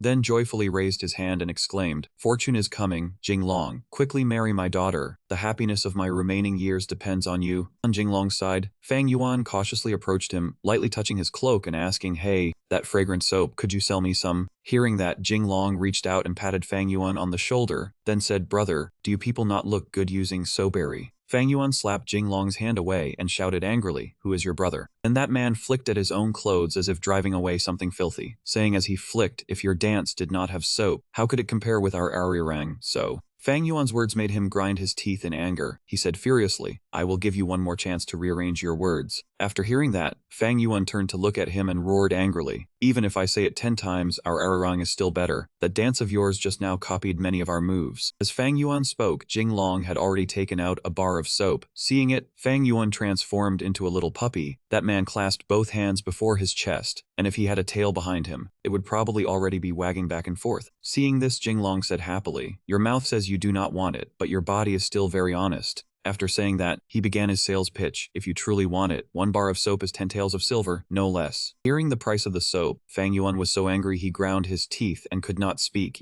He thought Fang Yuan would transform into a wolf, but after only a moment that man transformed into an angel. He tightly gripped his hand holding the soap and said, "We Scylla people also need cleanliness and dignity. 10 taels of silver is practically being given away." Hearing that, Jinglong raised a hand to his mouth and said, "If you think it is cheap, we can raise the price." The moment he finished speaking, Fang Yuan was so angry he nearly spat blood. Tianfen appeared behind Jinglong from nowhere and asked, "I wonder whether people of our country can buy soap." Hearing the voice, Jinglong turned back and said, "Of course I like people with chests. I mean people with great ambition." Tianfen said with a slightly embarrassed expression, "Then I wonder how much 1 bar costs." Jinglong reached up and rubbed his chin, his gaze sweeping Tianfen from head to toe as he said, "Seeing that you have great capacity." Then he raised 5 fingers and said something that made Fang Yuan behind him feel as if 10,000 arrows had pierced his heart. 5 taels for 1 bar of soap will do. Tianfen said that idiom does not seem to be used like that, however. At this point, Tianfen lightly kissed Jinglong on the cheek and said thank you.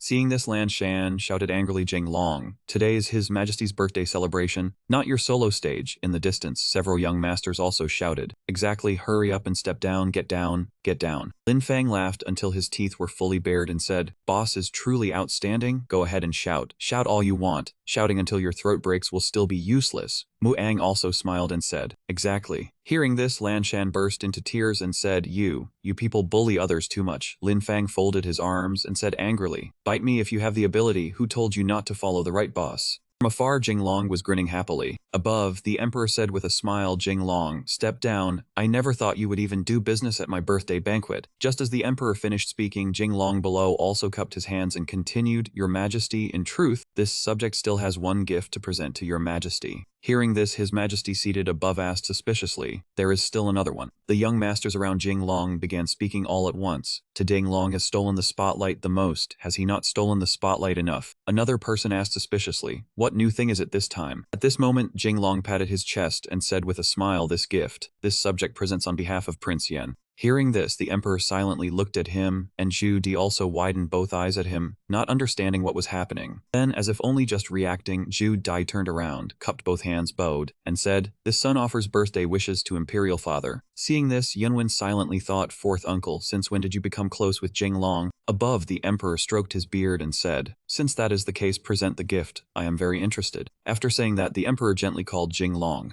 Looking at the thing that was brought over, the emperor's face broke out in sweat as he said, "This is the birthday gift Prince Yen gives me." Jinglong happily raised the jar in his hand, pointing at it as he said, "Yes." Seeing this, a young master in yellow said, "What is this?" Beside him, the young master in green also looked at the jar in his hand and said, "It looks very ordinary." Yuxia, standing behind Jinglong, also shouted loudly, "You said the jade cup I gifted was not as good as a steel cup, and now you are holding a pottery jar. What is that supposed to be?" Seeing Jinglong lower that jar, Yuxia's eyes darted left and right as he said, "Do you want to smash it in front of His Majesty and humiliate yourself?" Jinglong gripped the jar in his hand tightly, his gaze flicking slightly behind him as he said, "Lord Niu, if you do not understand, do not speak nonsense, or others will laugh at your ignorance." As soon as Jinglong's words fell, Lord Niu angrily clenched his teeth and hissed out word by word, "You." Ignoring Lord Niu behind him, Jinglong raised a hand and pointed at the jar in his hand, saying, "Your Majesty, Prince Yan's congratulatory gift is not this pottery jar, but the thing inside the jar."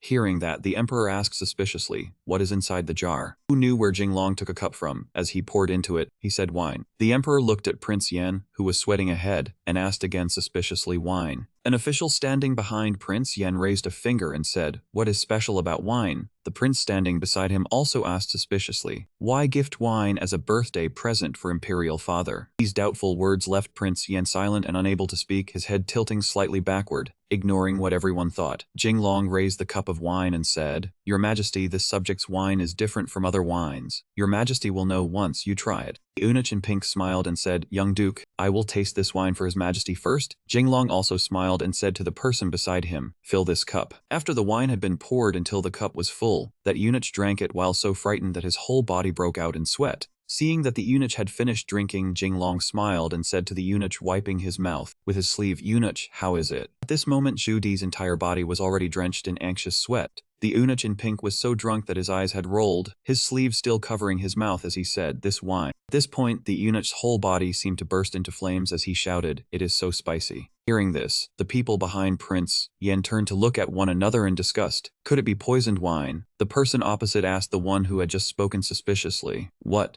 Lan Shan also shouted angrily, "Jing Long, what are you trying to do by offering His Majesty wine?" Gao Xing also twisted his mouth and said, "Having such intent means death." The eunuch in pink was already so drunk that his whole body staggered. He raised a thumb and laughed while stammering, "Your Majesty, good wine, very strong wine." At this point, the eunuch in pink fell face first to the ground, yet still did not forget to say, "Good wine." Seeing this, His Majesty asked suspiciously, "What kind of wine is this? How can one cup make someone collapse?" Jing Long raised a hand and pointed at the wine jar in his hand, saying, "Your Majesty, this is wine made with special technology to extract pure liquor. Its name is..." At this point, Jing Long turned the packaging of the wine jar outward for everyone to see. On the packaging was written, "Lanshan Ergudu." Then Jing Long transformed once again into a professor and began explaining to everyone, "This wine is very strong and suited for the freezing lands of the Northwest. It can keep the soldiers warm and disinfect wounds." Then he raised the wine bottle and continued, "This wine is essential for military campaigns. It can be called a sharp weapon of the nation."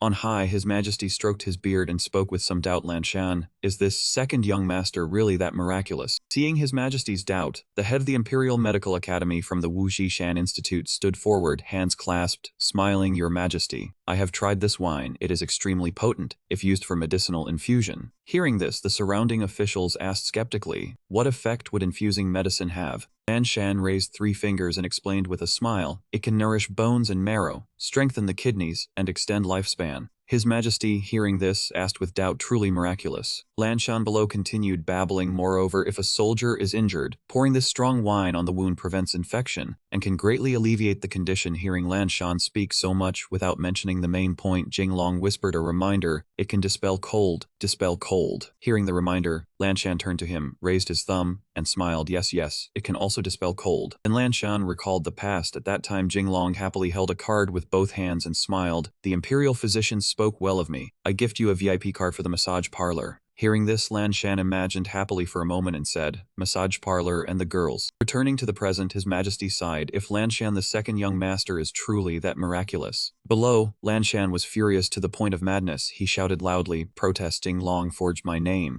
Jing Long wiggled his ear and smiled, "Protesting is futile. The Great Ming has no copyright law." Fugi's face full of dark humor said, "Stop whining." Fugi also advised Lan Shan, "Jing Long is in his prime." His Majesty looked at Jing Long and said, "If this wine is truly that good, I can personally sign and designate it as imperial wine." Hearing this, Jing Long clasped his hands and smiled, "Thank you, Your Majesty." His Majesty smiled, "If this gift is said by Jing Long to be from his own hand, I accept it, considering it filial." Hearing this, Zhu declasped his hands and bowed silently. The prince said with a serious gaze, "Fourth elder silently remained quiet." "What a big fuss," the young noble behind in blue laughed, showing his teeth. "If this wine is miraculous, can my mansion buy it all?" Shu Wang also laughed, "Strengthening kidneys and yang, hey, could it make my vitality abundant?" The officials turned to look at Jing Long's back, "Admirable youth." Another official said, "This wine will likely sell across the Great Ming. Jing Long is not married yet. I want to marry my daughter to him." The other official said, "I also have a daughter." Yunwen silently watched them converse, and he frowned, thinking silently, Jing Long. Fang Yuan covered his mouth and whispered to Jing Long, "That second young master, can he be sold to my court?" Hearing this, Jing Long smirked, "You also want the wine, can't your court invent everything?" Fang Yuan, hearing this, clenched his fists and said loudly, "Right, our court has forests of gold and seas of silver." As soon as he finished, Jing Long's face darkened, "Forests of gold and seas of silver." At that moment, Fang Yuan quickly ran to Jing Long's feet, crying and saying, "It's rare, you don't know the Northeast is troublesome, people freeze to death in winter." Fang Yuan's face flushed with embarrassment, saying, "So give your junior some strong wine, I'll pay any price." Jing Long smiled wickedly, "The young master, I don't need money." Hearing this, Fang Yuan hugged his chest fearfully, "Don't need money, could it be you want my beauty?" No sooner had he spoken, Jing Long punched Fang Yuan strongly, sending him flying high. "The young master is 100% straight." Then Jing Long placed his hands on his hips, continuing, "Want the second young master, trade your specialties, ginseng, sable fur, dongzu, arctic falcon, I'll take them all." Tianfen smiled and spoke friendly, "That Jing Long brother." Then she shyly asked for Jing Long's opinion, "Can the second young master be sold to me?" Jing Long was slightly surprised, she also wants him. Tianfen, hearing this, was extremely excited. Indeed, Anim is hot, many insects and wild beasts. Jing Long was equally stunned, the second young master can kill insects. Tianfen's eyes lit up, continuing, "But can also infuse scorpions, poisonous snakes and poisonous toads in wine." She excitedly grabbed Jing Long's hand. In Anam we infuse medicine wine with anything that flies, walks, or swims, nothing is left uninfluenced. He heard this and could only smile awkwardly. I know, even aliens would want to infuse if they came. Tianfen found him easy to talk to and expressed her wish. Now just one glass of strong wine is needed. The rest is up to the second young master.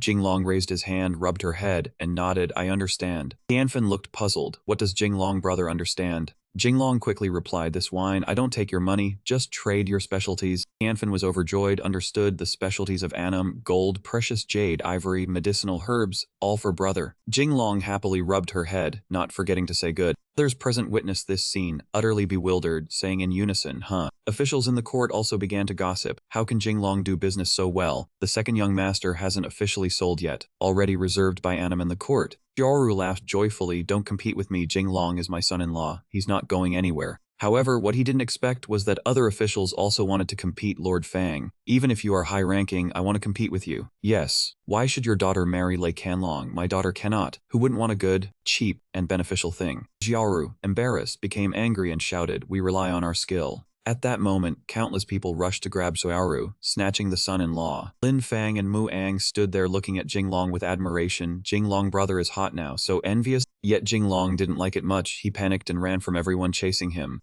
Time passed without him noticing how long. The eunuch loudly announced to everyone, the emperor's birthday is joyous everywhere, feast granted. Yunwen and his majesty happily toasted all their honored guests. Jinglong saw Yunwen so happy and thought to himself, the birthday gift problem solved, promise to Yunwen fulfilled, can discuss the engagement now. He silently resolved, my fate is mine, not heaven's, the future destiny of Jinglong lies in my own hands. Then he went to the crown prince to ask, Yunwen, our promise. But Yunwen did not remember this at all, and asked back with utter innocence, the promise, what promise? When Jinglong heard that, he immediately felt the world spin around him, shocked beyond words. Surely you are not trying to go back on your word. At the same time, a notification rang out, instantly scattering his attention. The princess has arrived. At that moment, an incomparably beautiful girl appeared, walking over lightly to greet him. Jinglong, it has been a long time since we last met. That girl was none other than Princess Han Shan, who had just turned 17 this year. Seeing this scene, everyone below could not help whispering among themselves, Princess Hanshan is greatly favored by His Majesty. Her mother is consort Hangaoli. Was the princess not already married to General Yin King? How does she know Jinglong? At that moment, someone angrily gritted his teeth and declared, the two of them must be having an affair. But he was quickly struck in the mouth by someone who rushed over and cursed him. Shut your mouth, saying that in public. Do you want to be beheaded? Lin Fang, who was nearby, saw this scene and his eyes instantly lit up. His Majesty's 14th daughter, brother Jinglong is very familiar with her. Boss is mighty, even the princess has been by him. Seeing that Lin Fang's mouth was starting to run a little too far, Mu Ang immediately stopped him. Do not talk nonsense. Princess Han Shan already has a prince consort. Seeing this scene, Fang Xiaoer could only watch in silence, not daring to voice much of an opinion. Jinglong was somewhat caught off guard after being suddenly called out by the princess, so his voice became stammering as well.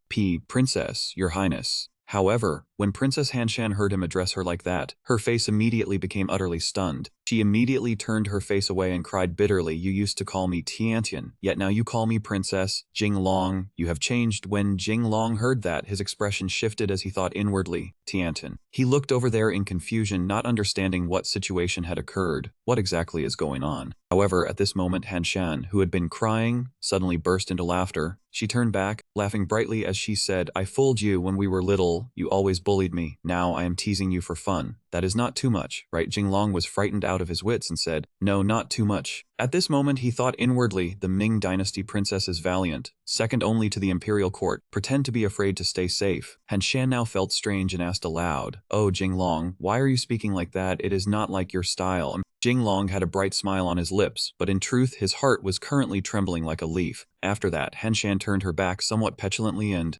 said, boring, I am going to find my elder brothers to play with. When Jinglong heard that, he could do nothing but say, respectfully seeing you off. However, when the princess left, whether intentionally or not, she let her silk handkerchief drift toward Jinglong. He reached out and caught it, slightly stunned, a silk handkerchief. After that, Jinglong very honestly called Hanshan back, princess. However, only now did fear rise in his heart. What does it mean that she threw her handkerchief to me? Is she trying to flirt with me? Lin Fang saw this and poured more oil onto the flames, cheering him on nonstop. Boss, the hint is so obvious already. Charge in, do not hesitate. Jing Long turned pale with fright when he heard that and said, that is the princess. How could I be so disrespectful? Lin Fang spoke loudly with utter confidence. What is there to fear? So-called wealth and honor all come from clinging to someone powerful. After thinking for a while, Jing Long slowly said, what you said is not without reason. After receiving just a little praise, Lin Fang immediately became visibly arrogant. In truth, I am a talented man with a foolish appearance. Jing Long truly could not stand Lin Fang anymore, so he angrily punched him, flying, go die. He looked at His Majesty, who was happily seated above, and his expression changed as he thought inwardly, if I dare touch the princess, it would be strange if Yuanzhang did not butcher me. Suddenly he remembered something. Right, I still have to go find Yunwen to talk about breaking off the engagement.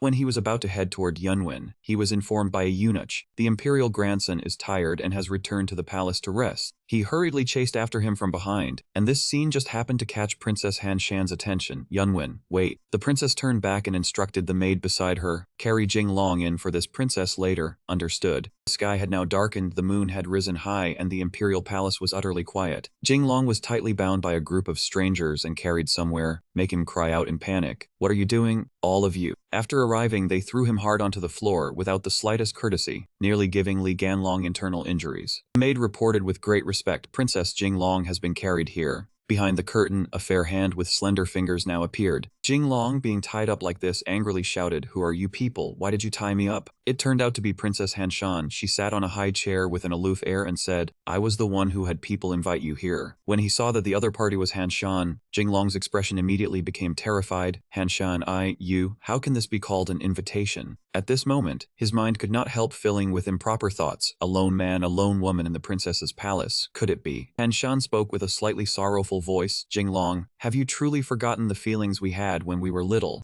Jing Long's eyes dodged a little, clearly showing that he felt guilty. When we were little. Images of the two of them playing together as children immediately surfaced. Han Shan continued sadly, back then, aside from my elder brothers, you were the only boy I had contact with. Jing Long smiled, but his forehead was covered in sweat from tension. I understand. When we were little, my father was granted the surname Ju by His Majesty, so our relationship was as pure as that of brother and sister. After hearing that, Han Shan's expression immediately changed. She was now extremely angry. Han Shan looked at the cat in front of her and spoke with deep meaning. Some people are not even as good as a cat. Even a cat knows to come home for a visit. Jing Long was so frightened that he did not dare make a sound, only daring to mutter inwardly, how would I dare provoke Yuanzhang's daughter? Shan patted the spot beside her and said, Jing Long, come sit beside me. After hearing that, he stared in shock, unable to believe it. Beside what? At this moment, the maid beside them blushed shyly and said, young duke, you really know how to flirt. Han Shan felt that he was teasing her, so she could not help scolding him. Jing Long, you are like this, and you still dare say you are innocent. Li Ganlong knew he had misspoken and hurriedly defended himself. I am not, I did not. My mouth was faster than my brain for a moment. However, she did not believe him at all and continued, not this. Is this not already a motive that is not pure? She pointed at that place on him, causing Jing Long to cover it protectively by instinct. Now I can have someone cut yours off. He hurriedly knelt and begged Han Shan, can you give me one chance? After hearing that, she crossed her arms and spoke proudly, then it depends on what you do.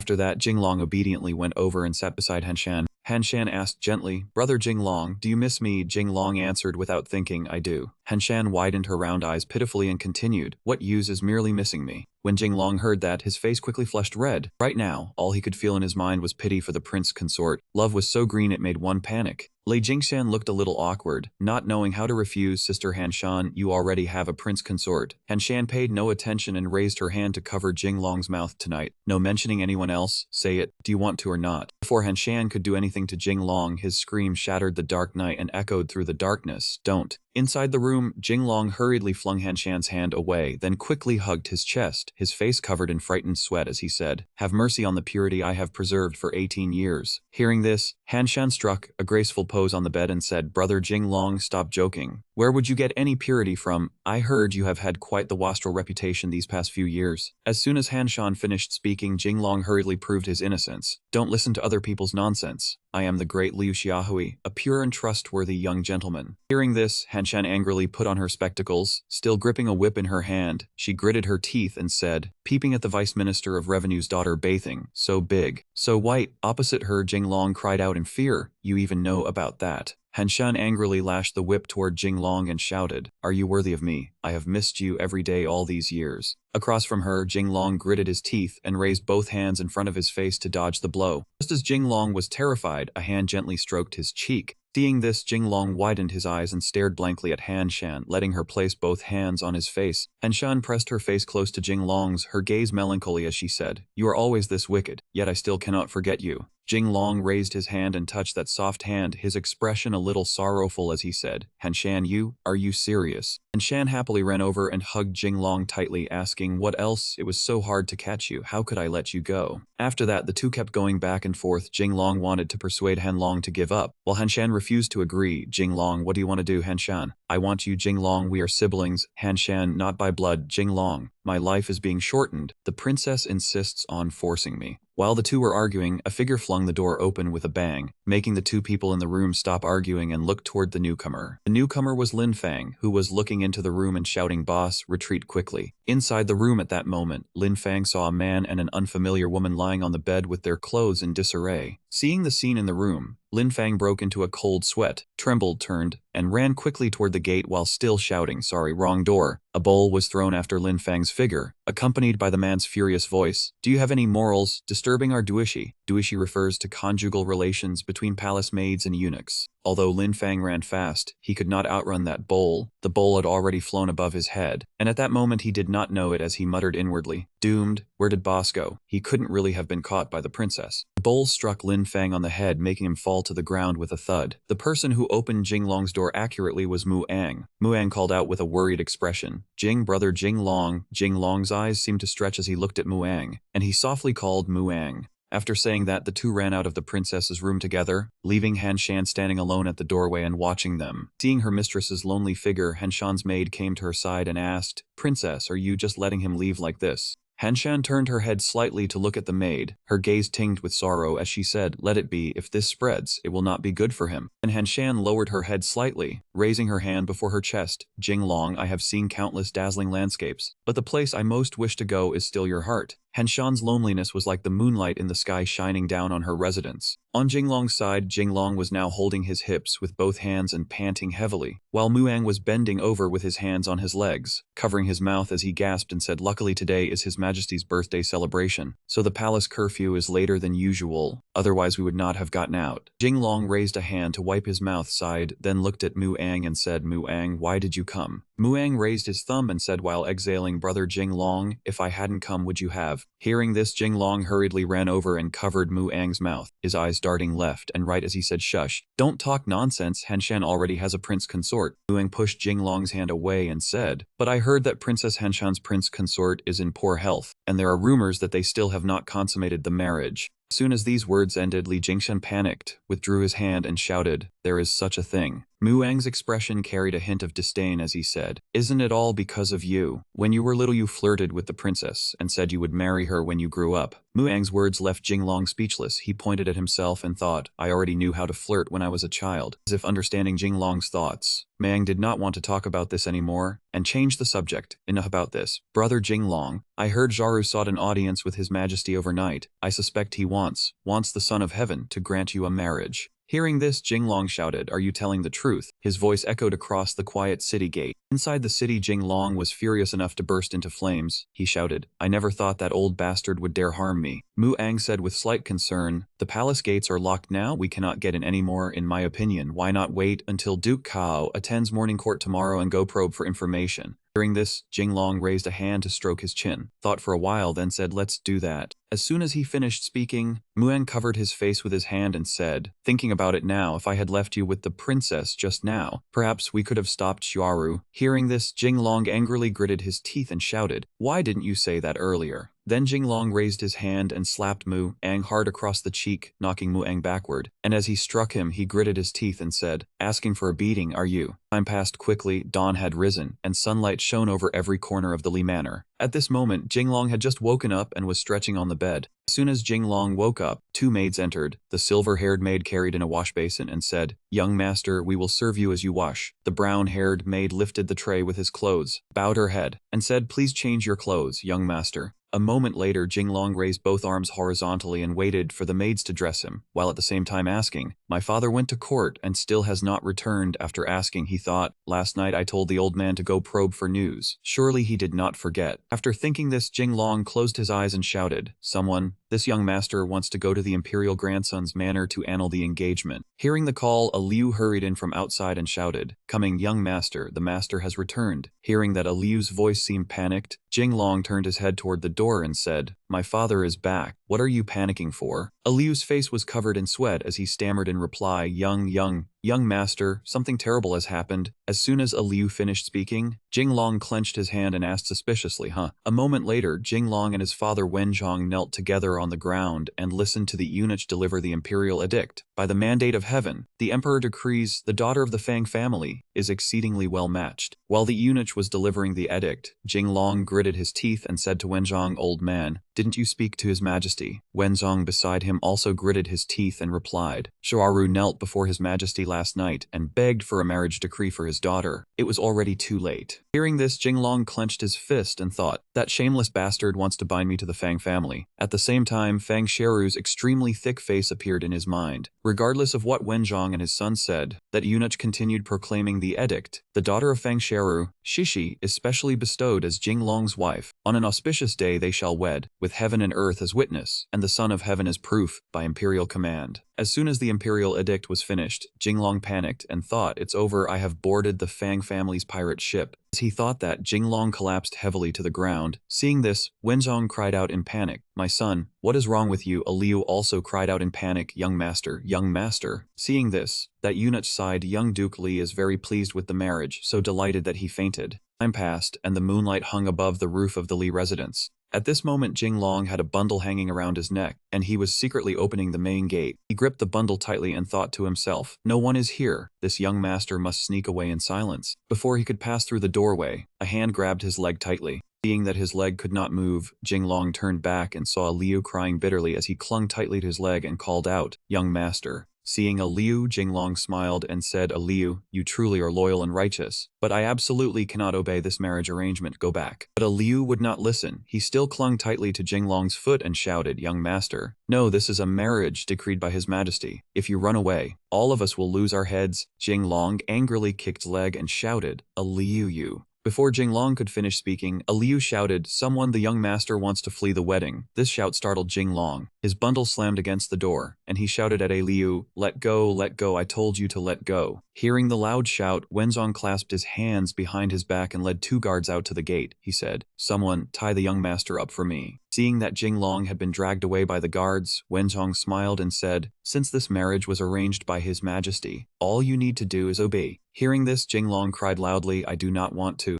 Sometime later, a burst of loud laughter echoed throughout the Li residence. The owner of that laughter was Yunwen. He raised his fan to his mouth and said with a smile, "Jinglong, do not blame me. This was Imperial Grandfather's idea. It is not that I failed to keep our agreement." These words made Jinglong so angry that he clenched his teeth. "You broke your word." No matter what he said, Yunwen still smiled and said, "We are all grown men now. Let us not speak of this anymore. I have a gift for you." As soon as Yunwen's voice fell, a eunuch in pink robes came over carrying a tray with a garment on it. Yunwen pointed his fan at that set of clothes and said, "Usually only members of the imperial family may wear this color. I know you like it very much. Who in this world does not like yellow?" Jinglong furiously kicked Yunwen and that eunuch out while shouting loudly, "Get out." A moment later, Yunwen sat on the ground, looked at the room Jinglong was in, and thought to himself, "Jinglong, Imperial Grandfather is determined to use you as a Grand Minister to assist me. Do you still not understand?" Thinking this, Shu Yunwen smiled to himself and continued thinking, "Once you get into my carriage, do not dream of getting off again." Inside the room, Jinglong stood with his hands clasped behind his back, his foot tapping against the ground as he looked at the courtyard beyond the window and muttered, "I am not willing. I will not submit to fate." After saying that, Jinglong clenched his fist, gritted his teeth, and continued, "Flee the wedding, I must flee the wedding." While he was absorbed in admiring the scene, he did not know that Wenzhong had already arrived in front of him at some point. At this moment, he was staring at him with a dark expression, making him break out in sweat. Wenzhong called in a deep voice, "Son." Jinglong said in panic, "Old father, I told you before, do not hold a lantern and talk in broad daylight. It feels like filming a ghost movie." Hearing this, Wenzhong stuck out his tongue, raised the lantern high and said, "Right, I forgot again." Hearing this, Jinglong angrily clenched his fist. Then he turned and walked into the room, ignoring his father. Seeing this, Wenjong hurriedly threw the lantern in his hand behind him, then climbed into the room through the window and said, "Son, let us talk about this marriage." Jinglong shouted angrily, "I do not care, I want to break off the engagement." After saying that, he thought to himself, in the future, Jaru's 10 clans will all be exterminated by Yan Wang. If I marry his daughter, would that not mean I think I have lived too long? Wenjong had already entered the room. He reached out and placed his hand on Jinglong's shoulder, then said, "Son." Then he looked at Jinglong gravely and continued, "I know you do not like the Fang family, but our Li family has no choice." After saying that, Wenjong quickly turned around, clenched his fist, and continued, "Among the founding ministers who have lived until now, I am the only one left. Will our Li family follow in Lan Yu's footsteps?" Hearing this, Jinglong said with a worried expression, "Old father, you." Wenjong clasped his hands behind his back, slightly turned his head, and continued, "It is your father who has wronged you. To preserve the family, I deliberately spoiled you all these years, so that His Majesty would feel at ease." These words made Jinglong panic. He asked again, "What, biological father, you are saying?" Before he could finish speaking, Wenjong had already interrupted. "If not for relying on this principle to protect ourselves, our Li family would have been finished long ago." His father's words made Jinglong lower his head and ponder in silence. Li Jingzong placed his hand before his chest and wagged his finger with an air of profound wisdom, then continued, "That is why on His Majesty's birthday, I deliberately wrote calligraphy to express my heart to His Majesty. Today's Majesty bestowed this marriage, which means he has agreed to my request and allowed our Li family to feel at ease." Wenjong's words left Jinglong utterly confused. He thought to himself, what kind of logic is this? As if hearing his son's thoughts, Wenjong stroked his beard and explained, "Xiaoru is the Grand Minister His Majesty arranged for the imperial grandson. I willingly gave up military authority in exchange for His Majesty's promise." At this point, he turned to look at his son and continued, "Ordering you to marry the daughter of the Fang family is His Majesty telling me that under the next Son of Heaven, our Li family will still retain unbroken imperial favor." Seeing Jinglong's dazed expression, Wenjong frowned and said, "Do you understand now, son? If you want to preserve the family and keep living, you must obey." Hearing these words, Jinglong turned around and said happily, "So that is how it is. I never expected old father to have such deep schemes." Praised by his son, Jinglong happily pointed his index finger at himself and said, "Did you think this young master's title of child prodigy, little Zhu Liang, was just for show?" While the two of them were praising each other, a panicked cry rang out. "This is bad, the lantern set the warehouse on fire." This shout made Li Jingfeng panic so badly that he spat blood, and Wenjong also stared blankly out the window. Then Wenjong turned his head back, stroked his beard, and ignored the servants who were frantically putting out the fire. He still said, "An accident, just an accident." Sometime later, Jinglong sat there as if dreams were swirling above his head, listening to what Li Jingzong was saying. "Among the founding ministers, how many were fools? I have survived until now, because I was clever enough to see the times clearly." Although he understood what his father had said, Jinglong still could not accept being forced into marriage. He cried as he said, "In that case, there is no room to discuss this marriage anymore." Beside him, Wenzong cheerfully raised his thumb and said, "That girl from the Fang family is actually not bad." While the two were talking, Lin Fang and the others piled on top of one another to eavesdrop. That flimsy door could not bear their weight, and after only a moment, it fell down. Liu was the unluckiest one. At this moment, he was pinned at the very bottom of everyone, and he said with difficulty, "I am being crushed to death. Hurry and get up." The scene left Jinglong and his father gaping, utterly speechless.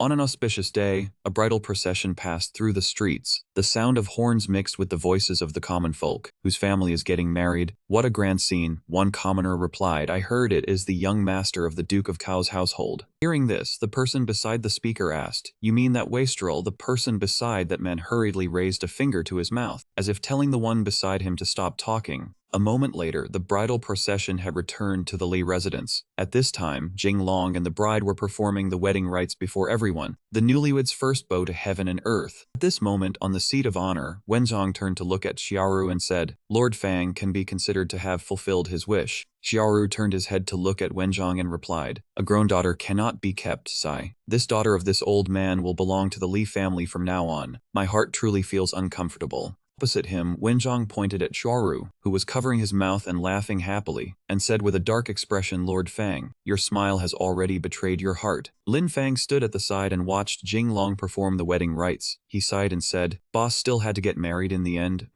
Ang also sighed and said, "Actually, it is not bad. By forming a marriage alliance with the Fang family, he becomes one of the imperial grandson's people." Hearing this, Lin Fang turned his head and asked, "What did you say?" While the two were talking, no one knew what Badu had heard or seen. At this moment, he was turning his head to look behind him. Following Badu's gaze was the sight of Lang Dio clapping hard while summarizing what Lin Fang and the others had said. In short, the Lord's power is growing greater and greater, and retainers like us are also deeply honored. No matter what the people around them said or thought, the wedding still continued. The master of ceremonies called out, "Second bow to the elders." Although it was his own joyous day, Jing Long was not happy at all. As he bowed, he thought, "Who am I? What am I doing?" While he was thinking, he and his wife had already bowed to the two elders seated above. Husband and wife bow to each other. As soon as the voice fell, Jing Long and the bride turned toward each other and bowed. Jing Long bowed his head and thought, when life offers no resistance, must one simply close their eyes and accept it? Suddenly, a figure threw open the door, the bang of it echoing through the room.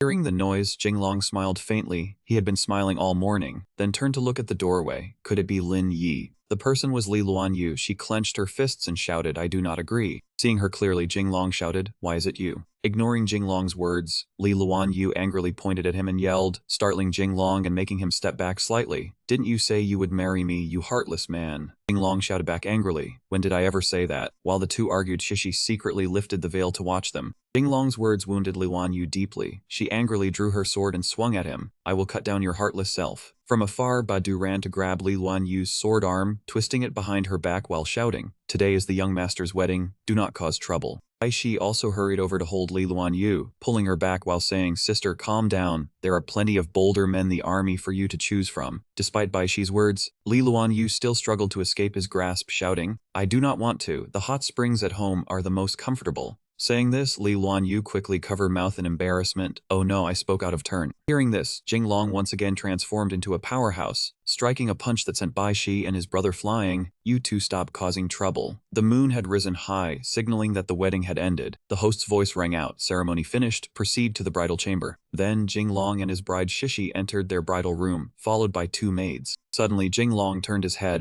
His face showed clear bewilderment, thinking to himself, am I really married?" Then Jing Long turned to look at Shishi still veiled. Do I really have a wife?" Seeing Jing Long silent for so long, Shishi finally spoke, "Husband, we still have the final ritual to complete." Hearing this, Jing Long thought fearfully, could she mean? Shishi sat on the bed, raised a hand to her chest, and said, "Husband, life has three great joys when one's name appears on the golden roll, when meets a fellow countryman in a foreign land, and on the wedding night beneath the flower candles. Why are you not hurrying yet?" At this point, Shishi paused slightly, then continued, "Make the most of it." Her voice had barely faded when Jing Long blushed in embarrassment and clenched both fists. As if she knew Jing Long's imagination had already wandered far away, Shishi lightly touched the veil and said, "Hurry and lift the bridal veil. Where are your thoughts wandering?" Hearing this, Jing Long turned back blankly, then gave an "oh," as if he had only just realized it. As he spoke, Jing Long smiled and took out a small rod, slowly placed it beneath the bridal veil, and lifted it up. Shishi's beautiful face slowly appeared from behind the bridal veil. Looking at that beautiful face, Jing Long could only stand there blushing, staring in a daze. After Jing Long gave no reaction for a long time, Shishi coughed lightly and said, "Why is husband staring blankly like that? Are you not famous as a wastrel in the imperial capital? Could it be in truth, you do not know how?" Shishi's words made Jing Long so angry he nearly coughed blood. He rolled up his sleeves and shouted, "Who says I do not know? This concerns a man's dignity. Jing Long has never been inferior to anyone in his life." Seeing that Jing Long was angry, Shishi quickly drew her legs back, raised her hands to cover herself, and stammered, "Who, husband?" At this moment, Jing Long had transformed into Zhubaji, drool streaming from his mouth. He raised both hands and said, "Hey, you thought I was the type who knew nothing, but actually, I am the final boss." Lin Fang and the others were hiding in the bushes, peeping at Jing Long and Shishi. Meanwhile, Shishi inside the room knew nothing and pressed close to Jing Long as she continued, "No, you truly are the type who knows nothing." Seeing this, Jing Long cried out in terror, "Damn, how do you know so much?" Lin Fang and the others all blushed as they listened to what was happening inside the room. At this moment, Shishi was saying, "In order to serve husband, this humble wife studied it specially. My father has so many wives and concubines, each of them taught me a little. Voices in the room continued, even from a distance. Their soft and loud voices could still be heard. Jinglong, the master of etiquette. So it turns out this is the source of family learning. Can you spare me? She sure as if Jinglong shouted loudly. Oh dear mother. Dawn had risen, and the gate of the Lim Manor had been opened. At this moment, Jinglong was dozing in a chair, his expression clearly showing a lack of sleep. At some point, Lin Fang and Muang had arrived behind him. One of them covered his mouth with a fan, while the other grinned and said, "Boss, how was the flavor last night?"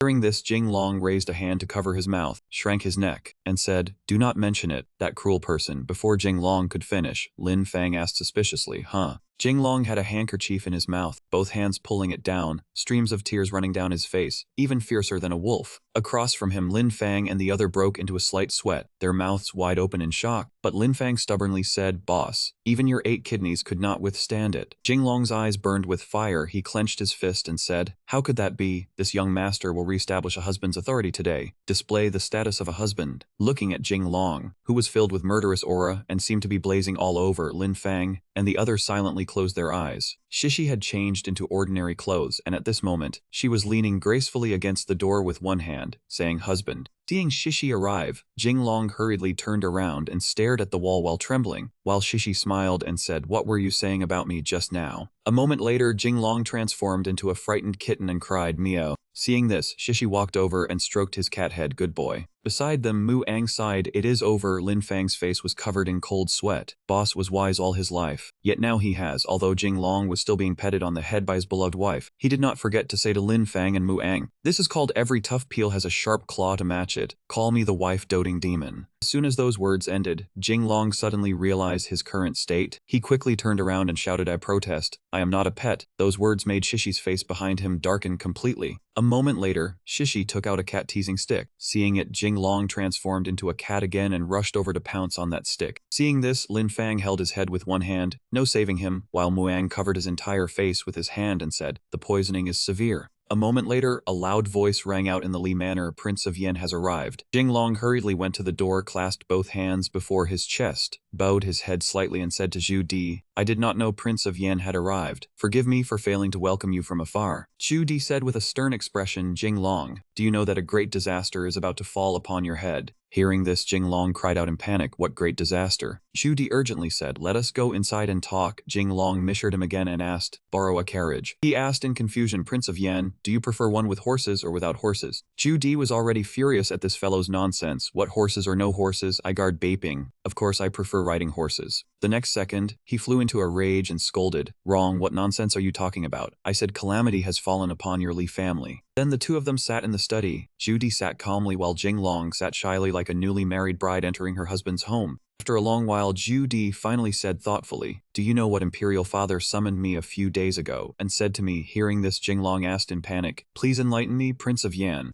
Zhu Di opened his eyes wide and said solemnly, he said, "Among the great generals of the court, only Wenzhong remains. If he is no longer here, have Wenzhong accompany him as well." As soon as those words ended, Jinglong raised his middle finger in front of Zhu Di. His face twisted with anger as he said, "What, that bastard wants to make a move against my father?" Seeing that hand, Zhu Di shouted angrily, "What kind of way is that to speak?" Jinglong fearfully bent over and said, "This subject spoke out of turn earlier." Zhu Di helplessly held his forehead, not knowing what to say to him. Then Zhu Di went to stand before the window, crossed his arms, and said, "Do not think that just because you married Zharu's daughter, the Lei family will be safe and sound. Imperial Father ordered me to secretly investigate Duke Cao." At this point, Zhu Di turned back to look at him and continued, "And I in turn made an unexpected discovery." Hearing this, Jinglong opened his wide in surprise. A moment later, no one knew what Jinglong had heard, but he led a Liu and the others running outside, shouting as he ran, "Ah!" Turning to a few minutes earlier, Zhu Di turned to look at him, then with a somewhat sorrowful expression, raised 3 fingers and said, "Your father Wenzhong kept a mistress outside, and even had 2 sons with her." Hearing these words, Jinglong clenched both hands before his chest, gritted his teeth tightly, and said, "Dear father, what on earth are you doing?" In a courtyard, a mother and her 2 children were talking.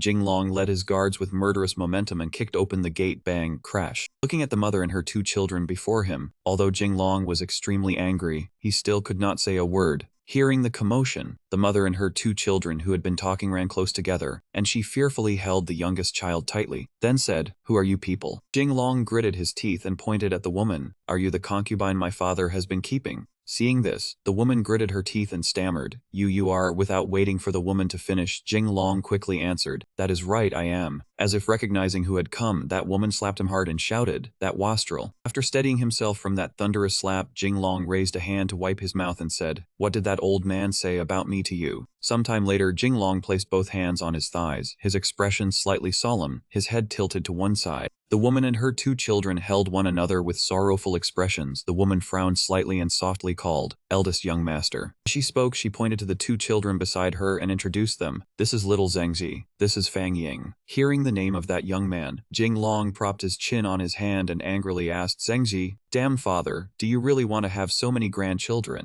Saying that, he slammed his hand on the table, making the mother and children across from him scream in fear. Then he gritted his teeth and enunciated each word, causing the mother and children to tremble and bow their heads. Unfortunately, the act was not secret enough. His Majesty already knew. Another slip had occurred. Jinglong angrily stormed to the door, then suddenly turned back and said, Follow me to the Li Manor. This place has already been investigated by the Imperial Guards. Then he silently gritted his teeth and thought, Damn father, how many things have you been hiding from me? Meanwhile, at the Li Manor, the servants were chatting. You male servant, have you heard the young master has brought 2 more little young masters home? Female servant, our duke keeps concubines outside, and has 2 sons. The male servant asked again, Can the duke favor them all? Hearing this, the female servant put her hand to her mouth. Shush, do not speak nonsense. At Wenzhong's place, Jinglong, scowling, asked Wenzhong, who was sweating and holding a cup of tea, Father, you owe me an explanation. Wenzhong was drenched in sweat. He did not answer but slowly sipped his tea. Seeing his father not respond, Jinglong grabbed the teacup and poured it over Wenzhong's head. They did not know that outside in the courtyard 2 servants were eavesdropping. Wenzhong's voice rang out hot. In the room, Wenzhong's head had swollen. A duck had made a nest on it. Tears streaming down his face, Jinglong ignored Wenzhong, sounding, Do not think staying silent will solve this. You must give me an explanation. Wenzhong angrily raised a hand toward him and shouted, Stop. Then he pointed to himself and shouted in anger, I am the duke. Keeping some women and having a few children outside is reasonable. Next he pointed at the duck on his head. The duck quacked as if agreeing with Wenzhong's reasoning. Quack quack. Then Wenzhong gritted his teeth and said, See son, even the duck knows what is reasonable.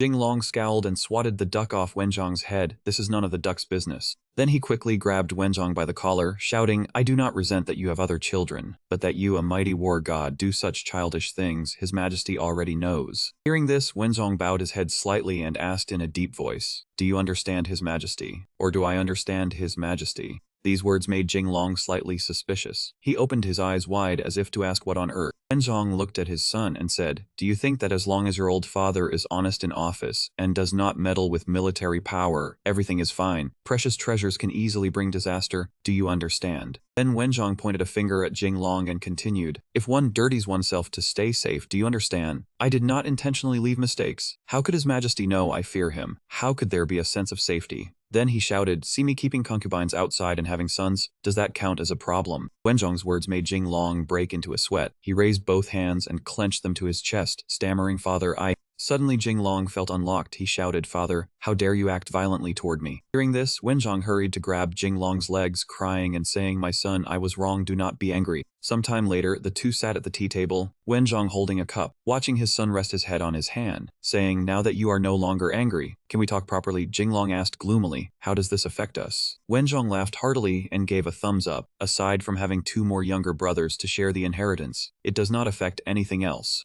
Hearing this, Jinglong's tone darkened. Then it is tolerable. Saying that, he turned to Wenzhong and shouted, How surprising. Wenzhong turned away, not looking at his son, shouting, Why do I suddenly have 2 more younger brothers to share the inheritance? Wenzhong clenched his fists, looking at his son, crying out loud, Son, you earn money so well, even a bit of my inheritance is nothing compared to what you make yourself. Hearing this, Jinglong clapped, mouth wide open as if realizing all his father said was correct. Indeed. Suddenly realizing something, Jinglong looked at Wenzhong and said, It is not this issue. It is His Majesty who wants to make a move against father. Receiving his son's concern, Wenzhong comforted Jinglong. Rest assured, His Majesty is full of vitality, strong enough to kill a buffalo. I can live as long as him, even sleeping I laugh till awake. Jinglong touched his chin and asked doubtfully, So, really? So, then he thought, No, I remember Yuansang will not live much longer. Suddenly Wenzhong remembered something, sweating profusely. He covered his mouth and said, Son, compared to this, There is a more serious matter. We still have the private soldiers. As if fearing his son did not hear clearly, Wenzong repeated, we still maintain private soldiers. These words made Jinglong question life. He opened his eyes wide in surprise at his father. That was enough to make Jinglong leap up. Private soldiers. Wenzong's forehead was drenched in sweat. He pointed and tried to explain to his son, back then I took you to see them, but later wanted to maintain your astral image. Before he could finish, Jinglong, enraged, clenched his fists. Wenzong, pale, trembling, withdrew his hands. Son. Jinglong simply reached out and grabbed his hand. Father, come with me. This unexpected action surprised Wenzong. Then Jinglong led his father to a red gate. The guards warmly greeted them. Greetings, young master. Jinglong, face furious, kicked the gate open, making it swing wide, also causing his elderly father to jump in shock. Wenzong, curious what his son intended, hesitated and asked, son, where are we? You are taking me. Before he finished, Jinglong interrupted, decisively pointing forward. Father, look. Inside was a laborious workshop, strong workers busily performing their tasks, each engaged, bustling with activity. Witnessing this, Wenzong was so shocked he spat blood, never expected his son to play such a trick. He helplessly turned to Jinglong and pointed inside the workshop. This is, Jinglong smiled confidently at his father. He gave a thumbs up, face lively, saying, Father, forgive me for making the decision myself, reforming them into the workshop staff. At this, Wenzong gaped, utterly helpless with his prodigal son. Jinglong continued then. Jinglong rode alone into the deep forest, thinking the private soldiers are hidden in the mountain in memory. Therefore Jinglong had to come personally. He stood atop a high stone wall. Below there were tens of thousands of private soldiers, fully equipped with helmets and armor, the Li family banner flying high. Seeing Jinglong, they shouted in unison, Greetings, young master. Jinglong's face showed slight surprise at the sheer number of troops. These are all private soldiers, our family raised. Father. Back to the present, Jinglong waved confidently, then laughed. So father, no need to worry anymore. Our Li family only has hardworking workers in the workshop. He gave a thumbs up, grinning mischievously at Wenzong. No lawbreaking at all. At this point Wenzong could only turn his face, clutching his collar, furious at this prodigal son to the point of spitting blood. Wenzong, enraged to the point of a heart attack, collapsed, still alive while his son already acted, unsure if once in the grave, the Li family would even remain. The red gate opened, accompanied by Jinglong's startled shout, Father, biological father, what's wrong father, hold on. Later, Jinglong went somewhere with Badu, his bodyguard, alongside Jinglong's attendant Liu, trailing, young master, where are we going now? He cheerfully turned, let's go see the newly opened liquor stock, check if the Lanshan family business has collapsed. Liu laughed with squinted eyes, young master, mighty as ever. Jinglong turned away, corners of his mouth curling slightly, thinking, business is on track, private soldiers handled, just need to flatter the crown prince, remain safe at Yanwang, wait for Yuansang to die. Everything was firmly in Jinglong's grasp. The more he thought, once Yanwang attacks, I will change the sect. Perfect. He became even more excited, unable to hold back, unconsciously smiling with a sly expression. Laughing to himself, Xiaoru suddenly dashed right in front of him, gentle and kind. Jinglong was startled. He angrily stepped back and shouted, oh, where did you jump out from? Xiaoru's eyes immediately sparkled, his hands clasped together. He looked up at Jinglong kindly. Father-in-law came to borrow some silver. You know, a man has to support his family. Knowing he only came when he needed something, Jinglong was furious. Pig teammate. He lifted his foot intending to stomp Xiaoru flat, but before touching him he recoiled. The stomp was excessive, more than a massage. Jinglong helplessly swore aloud. He suppressed his anger, turned to the side, and said, Mr. Fuang, there's no silver now, but I have something good to give you. Just wait. Xiaoru's eyes lit up. Something good. Jinglong did not hesitate to show him the item he mentioned, enthusiastically introducing it, saying the elegant model 24-2. I just bought it a few days ago, a gift for you, Mr. Fuang. Xiaoru moved forward, touched by the gesture. How can this be? Why call me Mr. Fuang? Only after he had climbed into the carriage did Jinglong call back, Mr. Fuang, enjoy it. The automatic wiper of this carriage is excellent. Just moments ago he had smiled and greeted Jinglong, now hearing that he froze automatic wiper. So it was farewell. The horse pulled the carriage down the hill at full speed. Xiaoru panicked, shouting, this carriage, no driver, he inside just sitting and chanting. After sending off that foolish old man, Jinglong rested his chin on his hand, deep in thought. No big problems now, but tied to teammate Pig Xiaoru, only afraid of future troubles. Talking to himself, Lin Fang suddenly approached, leaning close to Jinglong's ear, whispering, boss, if we plunge we must go all in. Hearing this suddenly made sense. Jinglong raised an eyebrow, smiled slightly. This is one way. Sensing something was off, Jinglong flinched, his hair standing on end. Lin Fang, when did you get here? Lin Fang's eyes unexpectedly welled with tears. He bowed in disappointment, then reached out to stroke Jinglong's sweaty hand. Boss, I've been here a long time, no sense of presence until now. Seeing his brother act so foolish, Jinglong's anger exceeded the limit. He swung and slapped Lang mercilessly, shouting, don't touch my hand, disgusting. Lin Fang, hurt, turned his face away, trying to hide his battered expression. Blood everywhere. Returning to the main issue, he presented a carefully wrapped letter. Boss, here, boss. I came to deliver my sister's letter to you. Jinglong tore open the envelope and pulled out a piece of paper, eyes wide, mouth forming an all letter. He unfolded the letter, lines of heartfelt words written neatly in red ink. I at the head of the river, you at the end, missing you every day, can't see you drinking from the river together. The poem's words made Jinglong blush, embarrassed. He turned to ask Lin Fang, did your sister really give this to me? Lin Fang was turning his back. Suddenly Lin Fang turned back, still holding his swollen cheek, upset, saying, my sister knew you got married, cried hard boss. Or maybe you can take my sister too. And Lin Fang received another slap flying straight up. Jinglong angrily shouted, I am married, how could I flirt around? Seeing Jinglong's weakness and punching people, Liu looked concerned. Reminded softly, young master, you're a troublemaker, watch your image. Jinglong heard this, immediately turned to Lin Fang, cleared his throat, then said, from now on I will take your sister into the room. Lin Fang brightened immediately, nodding rapidly, yes, yes. Suddenly a terrifying face appeared behind Jinglong, threatening to take another woman. The voice froze Jinglong and Lin Fang. The two trembled, shook their heads, then screamed in panic, no, no, we dare not. And a hand lightly rested on Jinglong's shoulder. He startled, turned, Mount Han, it's you. Turns out the one who scared him was Princess Han, and looked at him, then smiled mysteriously. Jinglong, now you are truly under your wife's strict watch. Just teasing a little. Jinglong jumped up, denying, no, not true, you're wrong. Seeing his reaction, Han stuck out her tongue, teasing. She leaned close to Jinglong. If not, Jinglong, why not come with me to the carriage? We can talk properly. Han ran ahead and sat in the carriage. Jinglong, though uncomfortable, approached the carriage. Before he could sit, he stood trying to sway her decision. Princess, for this head of mine, please spare me. The prince's face gradually grew angry, said irritably, what if I say no? Jinglong conveniently pulled Lin Fang into a stand-in, forced a smile at the princess. Right, that one Lin Fang is not bad. You go find him. He knows 18 instruments. Lin Fang was pulled in, bewildered. Then he misinterpreted that Jinglong was praising him, pouted, saying, boss loves me, so touched. Jinglong gave a thumbs up, smiled sincerely, sure to impress the princess. So he left Lin Fang behind. He and Liu ran ahead. Jinglong even waved back at Han, goodbye princess, no, never see you again. Han was left speechless, her eyes a little disappointed at Jinglong's departing back. The maid behind enraged on her behalf. Jinglong, so reckless. Lin Fang broke the atmosphere, excitedly said, princess, without the boss, and I, do you want to discuss instruments with me?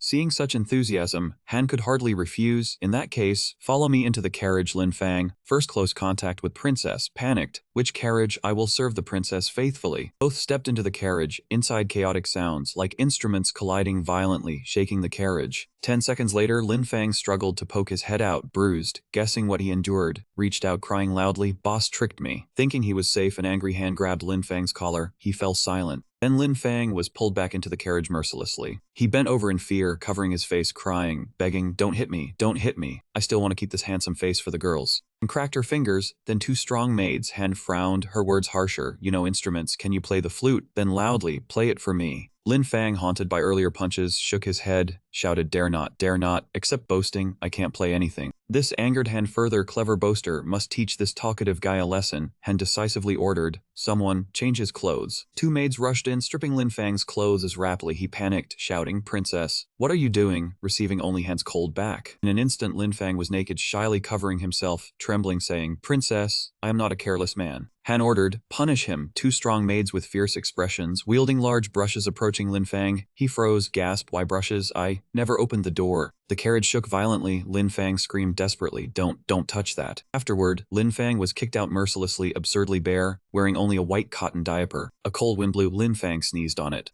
Wiping the running nose, Lin Fang looked at the carriage, confused at the princess' actions. No instruments, why strip me? Still bewildered, he heard giggling from old ladies behind. Curious, he turned around. Lin Fang stood, noticing his diaper had been scribbled on, and the lady laughed, I want to feed your panda bamboo. He jumped in shock, screaming, oh my god. Not knowing where to hide his face from humiliation, Lin Fang ran away, chased by two old ladies shouting, panda little brother don't run. He ran crying, boss you tricked me. Back at the wine shop, Jinglong mentioned, decorated beautifully with two banners, the red ox ears, divine gift from the emperor. Jinglong stood proudly, hands on hips, loyal attendants behind him, all excited at the lively scene. Looking at the long queue, Jinglong smiled confidently. Business is good. Jinglong's bearded bodyguard stepped forward and praised him endlessly. The fame of this master's wine had already reached the emperor. Now it was no longer about money. Having money didn't even guarantee a spot. Jinglong smiled happily, then turned and spoke firmly. Exactly, the rarer it is, the more precious. With our wine production being this abundant, later we can host a merchant duel gathering, rounding up all those who squander money like water.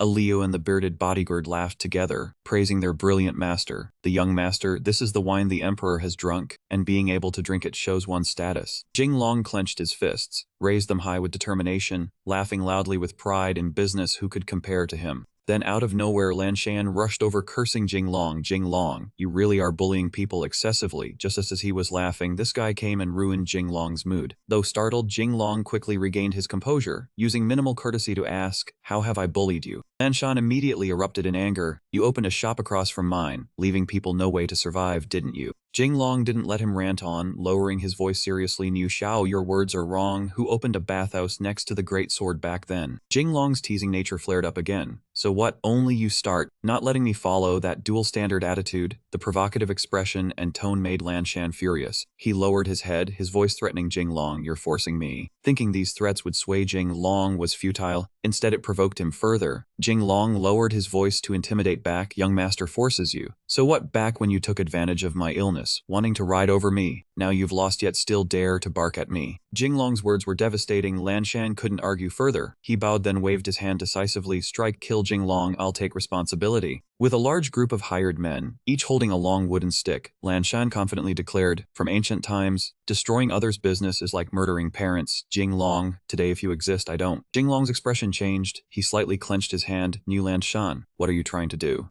He screamed in rage, today if I don't fight, I won't be a man. Whether our guy was actually scared, Lanshan's men charged in and a brawl broke out. It was unclear who was being beaten. Jinglong stood beside the towering Badu with a proud look. In front was New Lanshan kneeling, helplessly calling out, Father. At this moment, Jinglong was also angry, refusing this disrespectful son. No, I don't have an ugly child like you. Jinglong is your father. New Lanshan, or by the fancier name Lanshan, held his swollen face from the punches, crying, once one admits guilt, stop pursuing it, father. The men who earlier thought they could kill Jinglong were now lying defeated on the ground. Yet Jinglong calmly asked his loyal bodyguard behind him, what do you all think? The bearded bodyguard laughed and pointed at Lanshan teasingly. How about we send him into the palace as a eunuch? Hearing that, Lanshan's eyes went blank. Panicking, he shouted, I still want to marry and have children, many descendants. The atmosphere was suddenly interrupted by a voice calling out, what's going on here? It was the Heer Li. Everyone was surprised at his presence at this moment, bringing many people along. Lanshan hurriedly stood, ran over pointing at Jinglong and tattling, Heer Li, just help me deal with Jinglong. Whatever wine you need, leave it to me. Heer Li listened, stroking his chin and nodding as if approving. His eyes shone brightly, asking again for confirmation, are you telling the truth? Lanshan seemed to find a final hope. His face brightened, better than pearls. Li's family's business was honest. Unlike news, can't fool young or old. Heer Li lifted his head, stroking his chin thoughtfully, and Lanshan's face was already smug. He lightly covered his mouth, smiling, forcing Jinglong towards bankruptcy, monopolizing wine trade to the court, then raising prices as he wished, all under his control. Witnessing Lanshan's despicable actions, Jinglong angrily placed his hands on the table. Lanshan, I was willing to spare you, yet you're so shameless. Lanshan still didn't know his place. He arrogantly shouted at Jinglong, aren't you relying on selling wine to the court? As long as Heer Li chooses our wine, where are you now? Then Lanshan clung to Heer Li, putting on a pleading expression, Heer Li, aren't you right? Unexpectedly, Heer Li firmly said, correct, I've been annoyed by him for a long time. Who would have thought it would provoke Jinglong? He tensed every muscle, raising both hands. What do you want? Heer Li's guards rushed out to block him. One had already drawn his sword. Both shouted loudly, don't think a big dumb guy can scare us. What's being tall good for?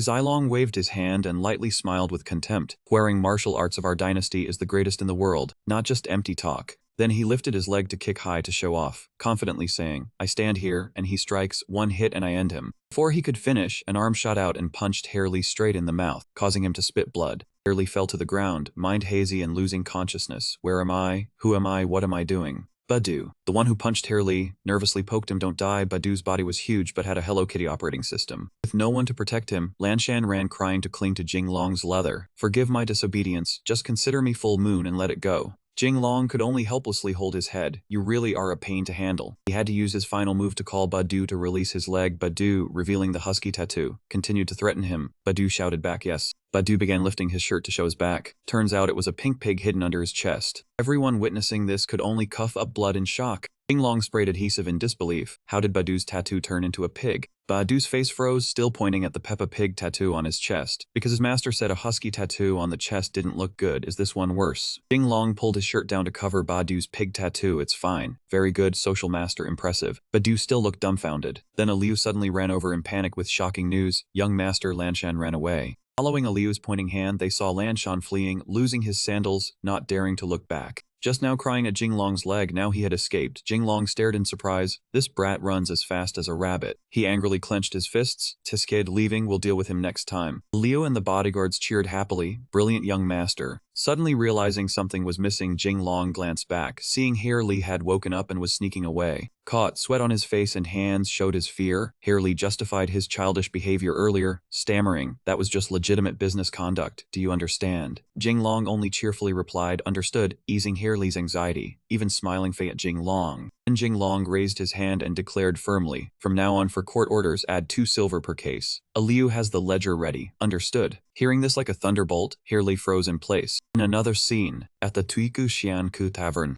Huizu couldn't wait any longer, impatiently shouted, Mu Ang, have you finally delivered my message to Jinglong? Mu Ang just smiled and shrugged, I already did. At the table were 2 more young masters. To the left was founding Duke Chang Sheng, often mischievous in youth, a famous founding general. Beside him was Tang Li, second son of Duke Tang He. They seemed to have been waiting long. Huizu shouted again. We invited him to a meal, yet he's not on time. Tang Li turned back with a friendly smile, only hoping Huizu would calm down. Brother Su Jinglong is famous now. An important man is always busy. It is understandable. Huizu angrily slammed his fist hard onto the table, knocking the cup of water over. He showed no sympathy for Jinglong's delay, and shouted loudly, who does he think he is? Does he have even more face than the imperial grandson? The moment he finished speaking, Jinglong was already standing at the door. He smiled and called back, have I not arrived already? Jinglong generously stretched out his hand and said, brothers, you must have been waiting impatiently. This meal is on me, only to see Huizu's expression suddenly darken. Chang Sheng and Tang Li both laughed awkwardly and said, it is fine, we already said we would treat you. How could we let our worthy brother spend money? Exactly.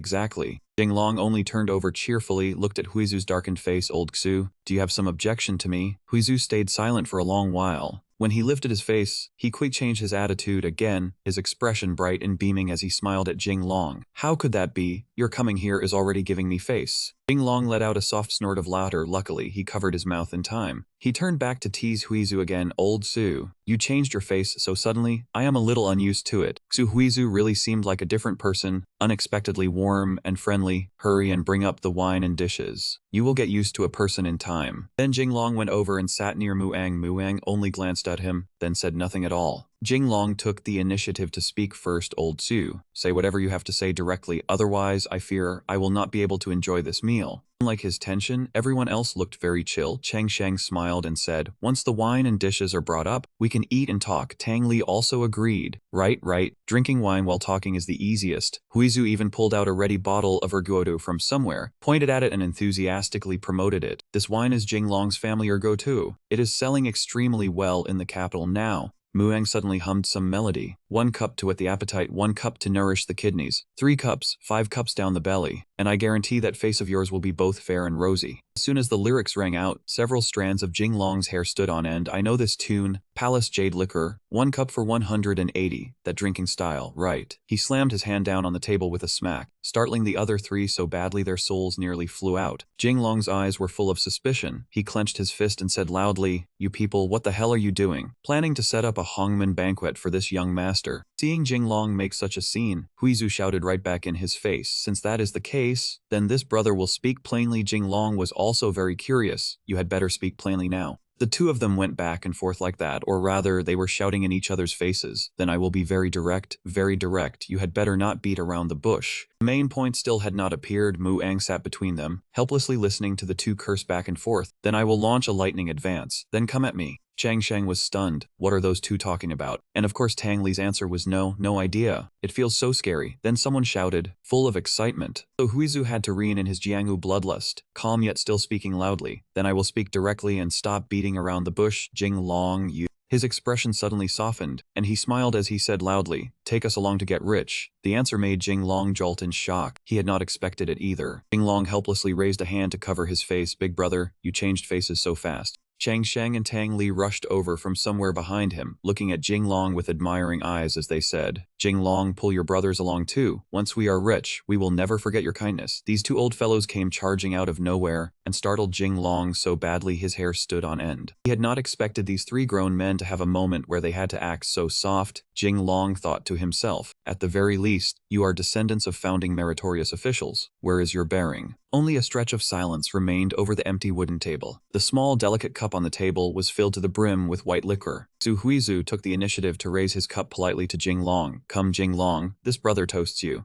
Jinglong picked up the cup of wine and gently flicked his wrist, hoping Huizu would not be so polite. "Brother, you are too courteous. We are all brothers of the same household." Then Changsheng raised his wine cup and laughed cheerfully. Right, Jinglong is still the generous one." Jinglong wondered why these people's attitude toward him was so different. "That is not right. Before this, brothers, you did not speak like this. Last time I remember you all." Before he could finish speaking, Huizu's cough suddenly cut in. "Ahem, worthy brother, those things are all in the past now." Changsheng also added, "Rivers have bends and people have their turns," while Tanglai explained, "Back then, worthy brother had not yet become this good at making money." Now in the eyes of this group, Jinglong was like the god of wealth. They also happily teased, "Now our worthy brother is the publicly acknowledged god of wealth. We cannot haggle with money." He flung away that imaginary god of wealth hat and said wearily, "You're bearing." At some point, Huizu had already taken out a handkerchief to wipe away those fake tears. "Worthy brother, without money, one cannot even keep his underpants. What bearing is there left?" Chang Sheng also had tears in his eyes at this moment. "Our families do not know how to do business, and the old masters did not leave much property behind. His Majesty." Tang Li wore a thoughtful expression as he continued for Chang Sheng. "His Majesty also forbids meritorious nobles from enclosing land. When the mouth eats the mountain away, there is truly no way left." Since they were crying poverty, they needed proof before Jinglong would likely believe it was true. Chang Sheng automatically pulled down his pants, revealing underpants patched together from many scraps of cloth, and he said pitifully, "Worthy brother, look, I am so poor even my underpants are full of patches." This embarrassing scene burned Jinglong's eyes dry. He angrily shouted, "Do not show me this, it truly hurts the eyes." Then all three of them spoke in unison, "Worthy brother, even the landlord's family has no surplus grain." They hoped to receive Jinglong's blessing. Hu Ang was the only one here who did not complain about poverty. He only stepped forward to reason with Jinglong. "Brother, we are all meritorious nobles. Helping one another means one more friend and one more road." Jinglong was also somewhat swayed. He rubbed his forehead with his hand, then accepted their suggestion. "Fine then. When the time comes, I will share my erguoto business with you brothers." Having waited only for those words, Huizu jumped up in delight and laughed wildly. "Wonderful, worthy brother truly has brotherly loyalty." But in exchange, Jinglong would also gain some benefits from cooperating with them. Chang Sheng pointed upward and said with a smile, "We have some connections in the army. First, we can use the military supply route to ensure the wine's safety." Tang Li then raised two fingers and continued, "Second, we can help you sell the wine to more distant places." Jinglong also nodded. "That is fairly acceptable." When it came to Huizu, he pointed at himself and said with a smile, "My family has some connections on land and waterways. We can help and make some arrangements." This naturally surprised Jinglong. He raised his brows and looked toward Huizu. "Brother Xu, not bad at all. After obtaining this resource, we can perfectly establish transport company like Dai and Tai."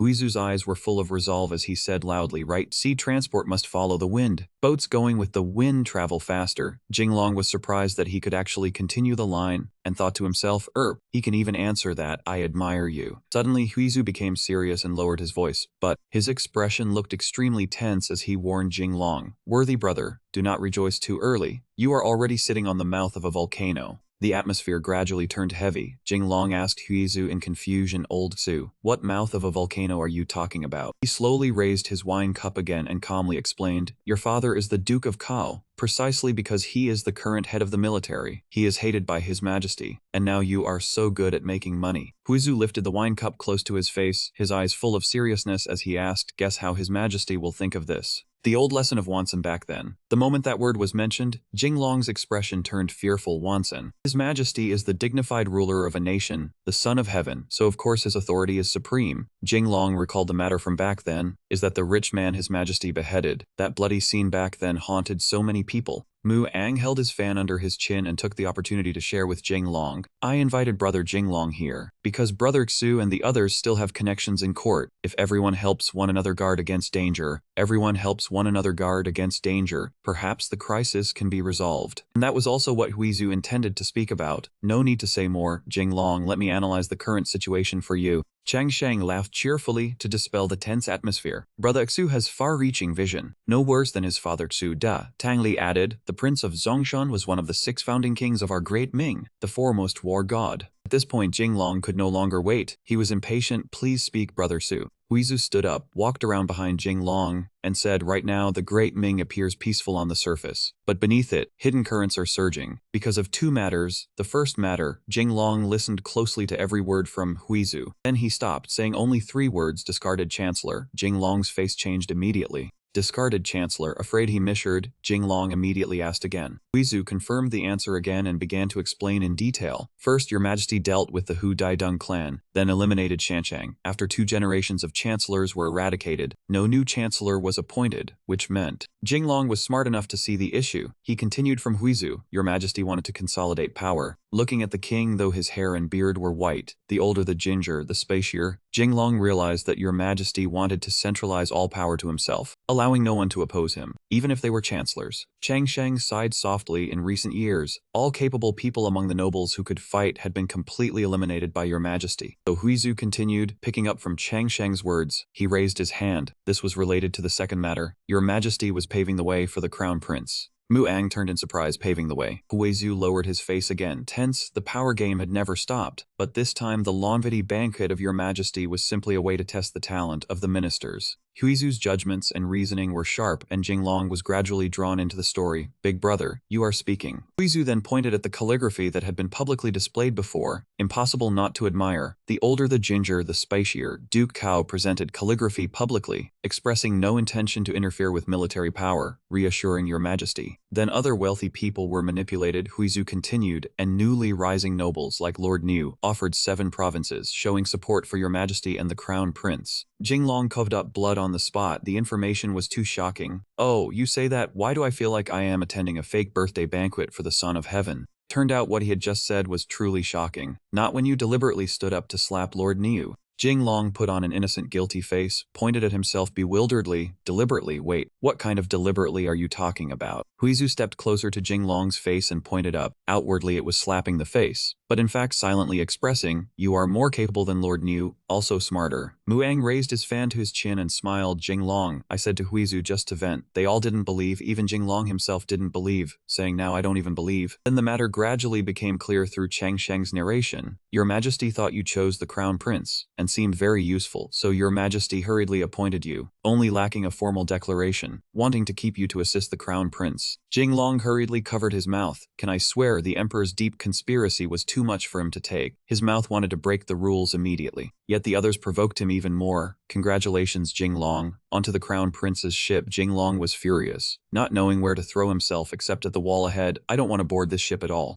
The ministers spoke up. The new powerful meritorious officials of the court wanted to rise. They could only cling to His Majesty's legs. Moreover, the previous powerful meritorious officials had to step down. Huizu pondered. All the princes were obedient and compliant. All power revolved around the Son of Heaven. If we could be assured as wealthy men, surely His Majesty would feel much more at ease. Chang Sheng worriedly interjected. But Wansen. Huizu replied, every person has their time. Wansen is a despicable merchant. His wealth exceeds even the Son of Heaven's. He even contributed to the repair of the great Ming capital. What could a merchant like him not do? He frowned, cleared his throat and said, this is clearly bribery. If not him, then who else should be punished? He put an arm around him intimately. Jinglong whispered, we are different. We are the pillars of the army, taking the initiative to protect commerce. His Majesty would barely have time to enjoy it. His eyes brightened, imagining a future full of gold and jewels, able to give His Majesty a legendary tale among ministers, while enriching the Ming treasury. Cheng Sheng echoed, such a brilliant prospect. Jinglong pondered, truly as simple as Huizu said. Seeing this, Muang asked, elder brother, what are you thinking about? Jinglong waved his hand, nothing. Oh right, Muang, I'll take you to broaden your horizons. Muang cheerfully asked, broaden my horizons? Is it about the great treasure sword or belly dancing? Jing Long hurriedly interrupted. What nonsense is that, Muang? Where did you learn such bad habits? Muang pouted, touched his hand and replied, Isn't it because you taught me well as my elder brother? These words struck Jing Long in the heart because what he said was not wrong. Suddenly from somewhere Lin Fang, bruised and swollen, ran crying, shouting, Elder brother.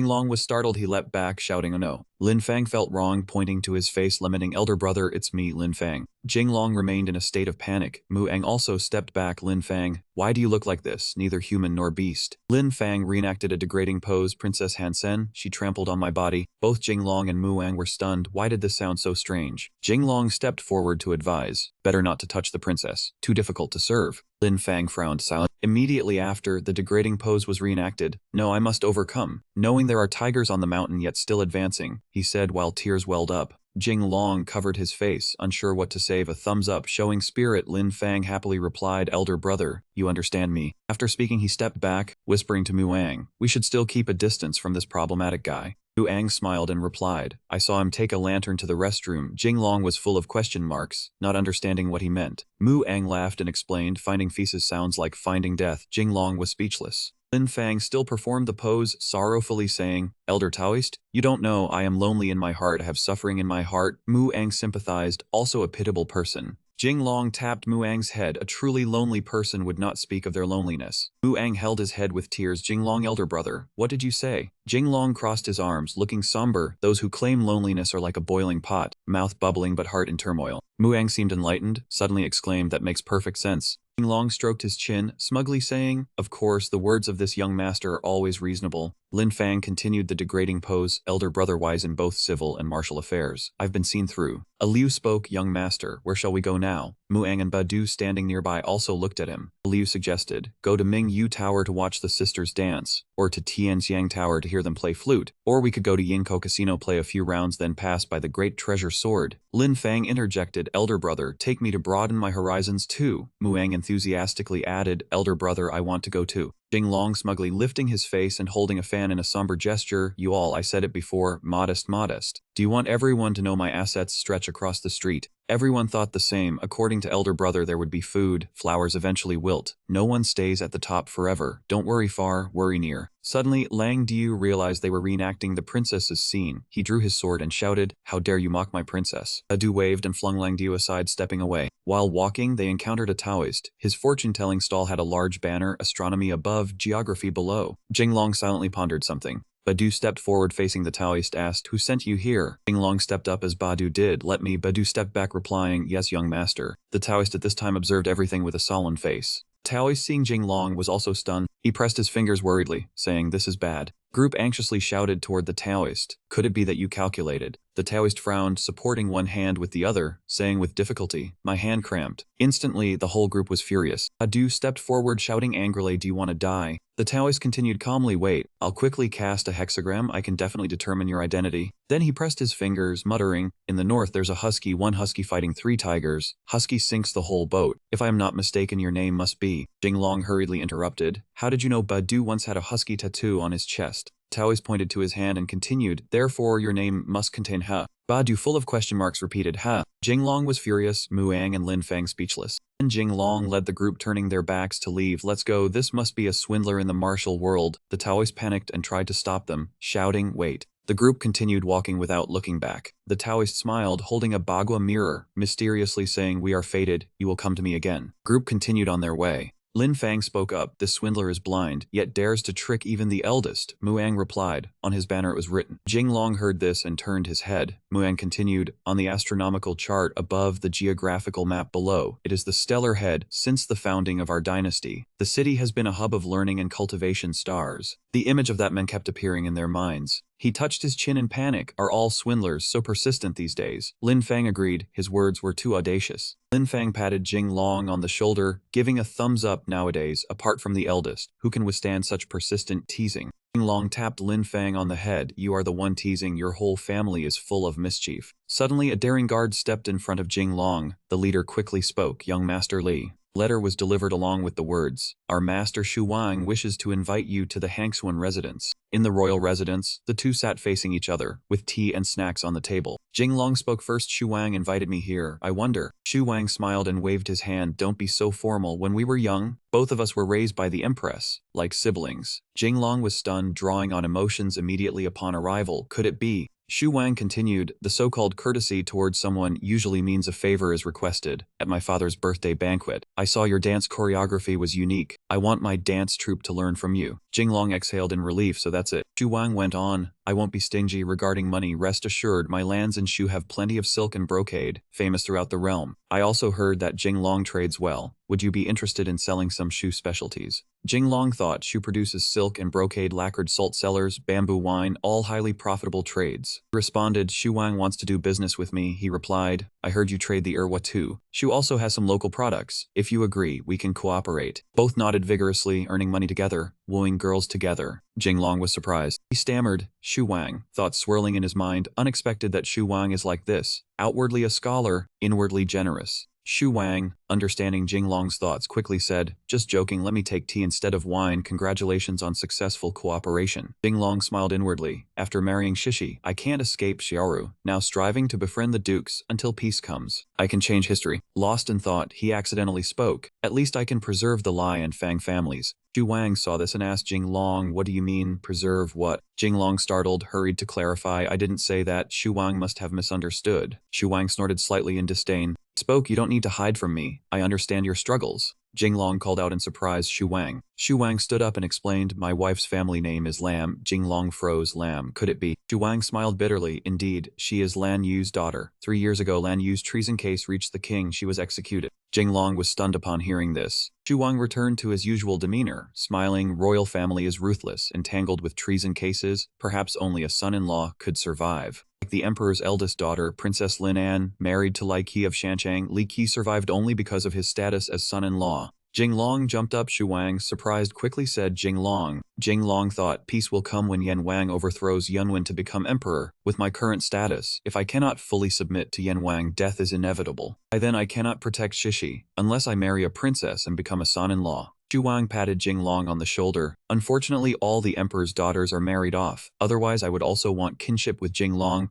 Jinglong's plan to return to reality was cut off. How frustrating. Shu Wang continued, expressing regret. "I wanted Jinglong as my brother-in-law, but the emperor didn't allow it. Married off all the princesses. Judging by his majesty, the next emperor will surely be Yunwen. With your relationship to Yunwen, what is there to fear?" Jinglong worried, "I fear this foolish comrade. Yunwen cannot handle Uncle Yanwangju Di. The closer I am to Yunwen, the worse my fate." Shu Wang reassured, "Jinglong, absolutely think nothing else. Father has arranged everything, his life strict. Yunwen's policies may be more lenient." Continued coldly, "If you act impulsively now, the first person father will not spare is your Li family. The strategists around Yunwen will not let it pass either." He patted Jinglong on the shoulder, eyes wide, continuing, "I speak honestly. Being close to you is hoping that after you rely on Yunwen, you might guide me a little." Jinglong replied, "Shu Wang, you and I are uncle and nephew." Shu Wang answered, "Nominally uncle and nephew, also ministers. If one day I obstruct the emperor, I fear that." Scene shifted outside the residence. Jinglong went home, thinking as he walked, obstruct the emperor. If I get too close to Yanwang now, Yuansang and Yunwen will not forgive me. He continued thinking, but if I get too close to Yunwen now, later I may not escape Yanwang's reckoning. Thoughts of indescribable dilemmas surfaced, caught between two choices. Suddenly a voice rang out, knowing it's hard to rise. Voice caused Jinglong's expression to fluctuate. "No, who said knowing men could rise? I don't want to know men and rise." Jinglong clenched both fists, puffing loudly, "I am a straight young master." It turned out to be the old Taoist. He stepped forward and said, "Better to strive legitimately than seek through dark paths." This is what Jiang Ziya once said. Young Li is indeed smart. Jinglong was startled and turned. "Who are you?" Man winked and raised his hand. "My hand cramped. Remember." Jinglong turned and resolutely said goodbye. Taoist hurriedly grabbed his leg. "Young Li, I sense a calamity that requires my help." Jinglong suspiciously turned around. "You?" That Taoist struggled to get up. Indeed, even the current dynasty's founder needed Liu Bowen's help. Could Li Shao really want to achieve greatness without it? Jinglong hurriedly covered the Taoist's mouth with his hand, shouting, "Be quiet. The thing I hate most is sitting and waiting to die. Dare you speak nonsense? Do you believe I'll have you sent into the palace as a eunuch?" Hearing this, the Taoist quickly clutched his robe. The martial disciple also had to clutch his robe. Jinglong wiped his hands and asked suspiciously, "Martial disciple, what about Zhang Sanfeng?" The Taoist interrupted, proudly saying, "That is my master. He raised his hand and said arrogantly, "So you believe this Taoist is formidable now?" Jinglong turned and walked away. It was not Zhang Sanfeng. Goodbye, leaving the Taoist staring in disbelief. He immediately lost 10,000 points of profound damage from the man's words. The Taoist shouted bitterly, stopping in place. At this moment Jinglong turned his face back. The Taoist tricked him, asking if he wanted to become rich overnight. He continued the deceit, asking if he wanted fame overnight. Jinglong made a sour face in reply, "Get a grip." The Taoist was dumbfounded, question marks filling his head. Jinglong walked on, speaking as he went, "Master, tone it down. I've known your tricks since before I was born." The Taoist pointed himself, disappointed, saying, "You weren't even born, and wait, you dare tease this humble Taoist. Wait, this humble Taoist sees your miraculous bones, I must cast a fortune for you." Saying this, he blocked Jinglong and pulled out a bagua mirror. Then took out the bagua and tapped it, calculating. Suddenly he exclaimed, "Not good." Jinglong knew and asked, cramped again. The Taoist said seriously, "According to my calculations you should have died at 18. How can you be alive until now?" Jinglong froze for a moment. He frowned, beginning to suspect this old Taoist. Suddenly a figure rushed in, knocking the Taoist away. A Liu Lin Fang Muang shouted at the Taoist, "You only smiled in the afterlife. Your whole family smiled there." Badu rushed over shouting, "Move aside, let me mount Tai-crushing summit."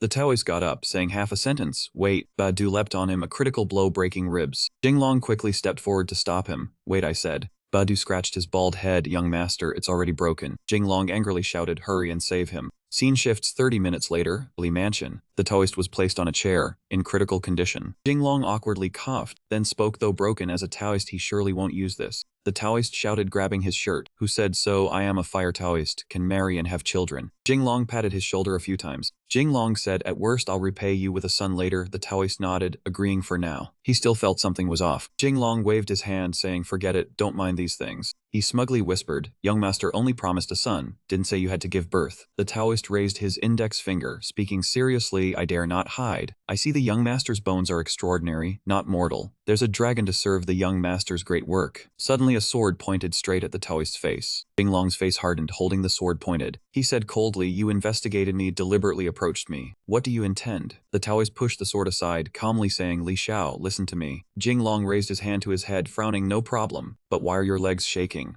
Taoist's face remained calm, but his legs shook so badly he could not stand. He croaked loudly, "I tremble, tremble, tremble." Jinglong angrily scolded, "Are you joking with me? Stand up straight." The Taoist stood upright, daring not to hide. The current emperor became a monk in his youth at Foju Temple. Now the world is peaceful, Buddhism is thriving. I am a Taoist, not laid to be pressured to death by the bald heads. He stroked his beard, proudly continuing, "So my senior disciple sent me down to find the leader. Restore our sect." Jinglong doubted. "Why didn't your senior go himself?" The Taoist hesitated, difficult to say senior.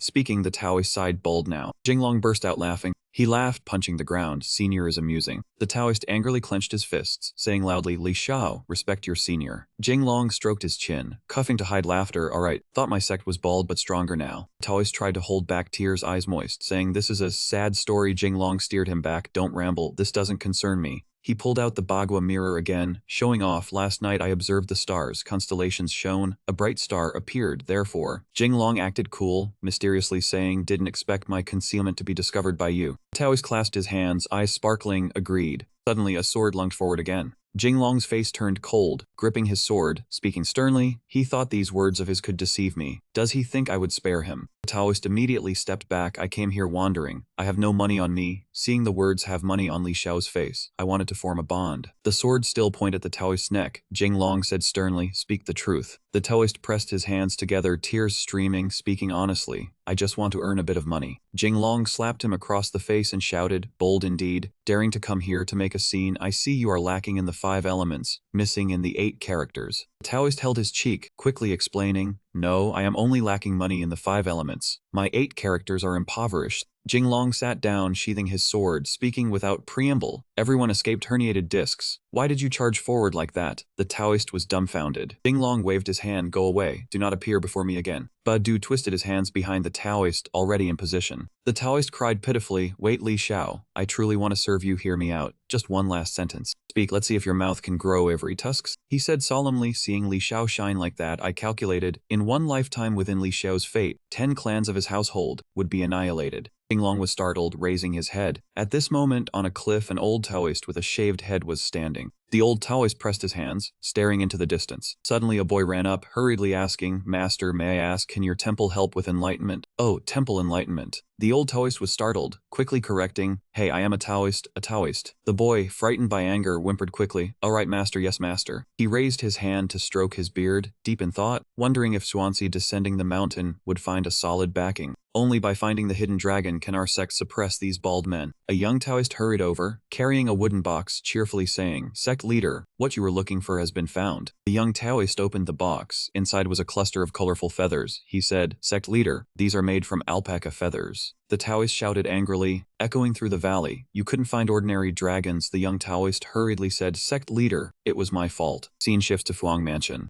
Jinglong, Shishi, and Xiaoru were together in one place. Xiaoru said shyly, "Luckily every 3 days we meet, otherwise I would have missed my daughter terribly." Outside, a chorus of calls for father resounded. A group of Xiaoru's daughters rushed in. The leader said, "Is that Shishi's husband?" Jinglong teased, "Lord Fuang really has many daughters." Xiaoru, embarrassed and angry, quickly said, "Step back, no manners at all." He quickly covered up, "No more talk of this, right? The carriage last time you gave me." Jinglong interrupted, "You already gave it, don't return it." Xiaoru said happily, "Won't return, won't return. It's my first time experiencing driving the carriage myself." He recalled charging into the tavern on horseback and laughed. Jinglong's face hardened, exclaiming, "That smile is weird." Xiaoru stroked his beard and said, "Son-in-law, marrying Shishi is like gaining a treasure." Jinglong didn't understand. He continued boasting, "My daughter is very capable." Jinglong replied, "Capable in what sense?" causing both him and Shishi to blush. He tapped Jinglong's head, shouting, "Don't think nonsense." Jinglong tried to defend himself. "I didn't." Xiaoru clenched his hands. "Eyes shut. You've played to this level, even more than myself driving." He turned and asked, "Shishi, what have you been doing these 3 days at the Li family?"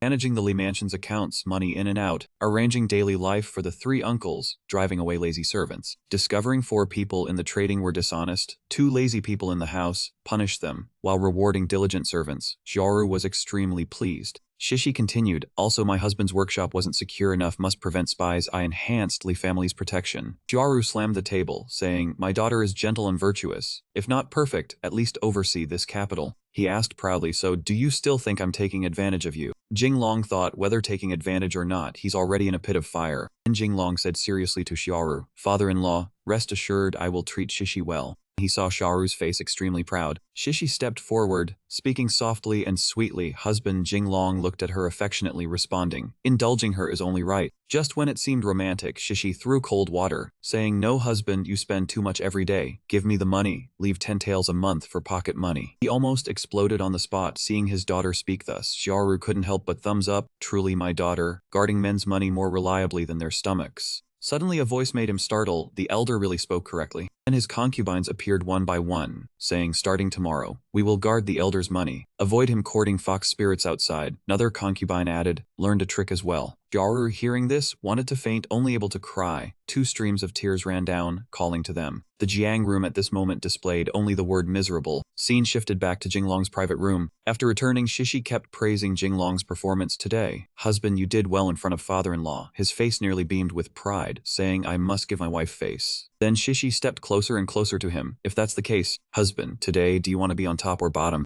Jinglong, hearing her, face red as a tomato, shouted, "Wife, one wrong word and you play me." The sound of sneezing echoed. "What top or bottom? What are you saying? I don't understand." She quickly denied his words, confirming, "No, you understand." Shishi continued, performing a tune for her husband. Jinglong froze, exclaiming, "Wait, what kind of tune did she play?" The voice echoed through the night, of course, discussing music with her husband. Very quickly, dawn arrived, the roosters crowing loudly to announce it. A gentle hand lifted the veil. 2 maidservants helped Jinglong dress while whispering, "You are truly handsome. Are you not fully enjoying yourself? Could you take us as chambermaids?" He could only feel helpless and sigh. The ancients were truly open, marrying the lady, and conveniently having a group of maids to sleep with her. "Oh, looks like the kidneys need strengthening." Then he saw them step towards him, their voices alluring, "Young mistress." Jinglong placed a finger on her lips, signaling, "Madam is tired, do not make noise and wake her." The 2 girls obeyed immediately, yes. He added, "Moreover, the Li household does not allow anyone to enter at will. First ask Madame Chu for permission." Saying that, he quietly went to find someone. Once they controlled their emotions, he also departed gracefully. "Someone, prepare the carriage. This young master must return to the mansion for work." "Yes." Only then did Shishi lift the veil to reveal herself. He did not know that all of this was orchestrated by Shishi, who asked her maid, "How is it?" Seeing Jinglong was not trapped, she praised him. "The young mistress has not been mistaken. The young mistress loves only him." Shishi smirked, saying, "The man I like, how could he be vulgar?" She did not know that he had led people to Mingyu Tower as soon as he left. The beauties there, seeing a distinguished guest, coquettishly said, "The young master has not come for long. Have you forgotten me?" At this time the banquet was in full swing. That little Taoist had never seen such a scene. Having drunk only a few cups, he was already slightly tipsy. Lin Fang said, "I say, Taoist master, is it proper for someone like you to drink and enjoy the women's company with us?" He appeared indifferent, responding, "I am a fire Taoist, can eat meat, can marry." Practicing the Tao, enduring a lifetime of cultivation, yet being tempted by a little female beauty. He spoke boldly but immediately surrendered to the women. Truly, even a hero cannot resist beauty. "Come here, little treasure, kiss the Taoist."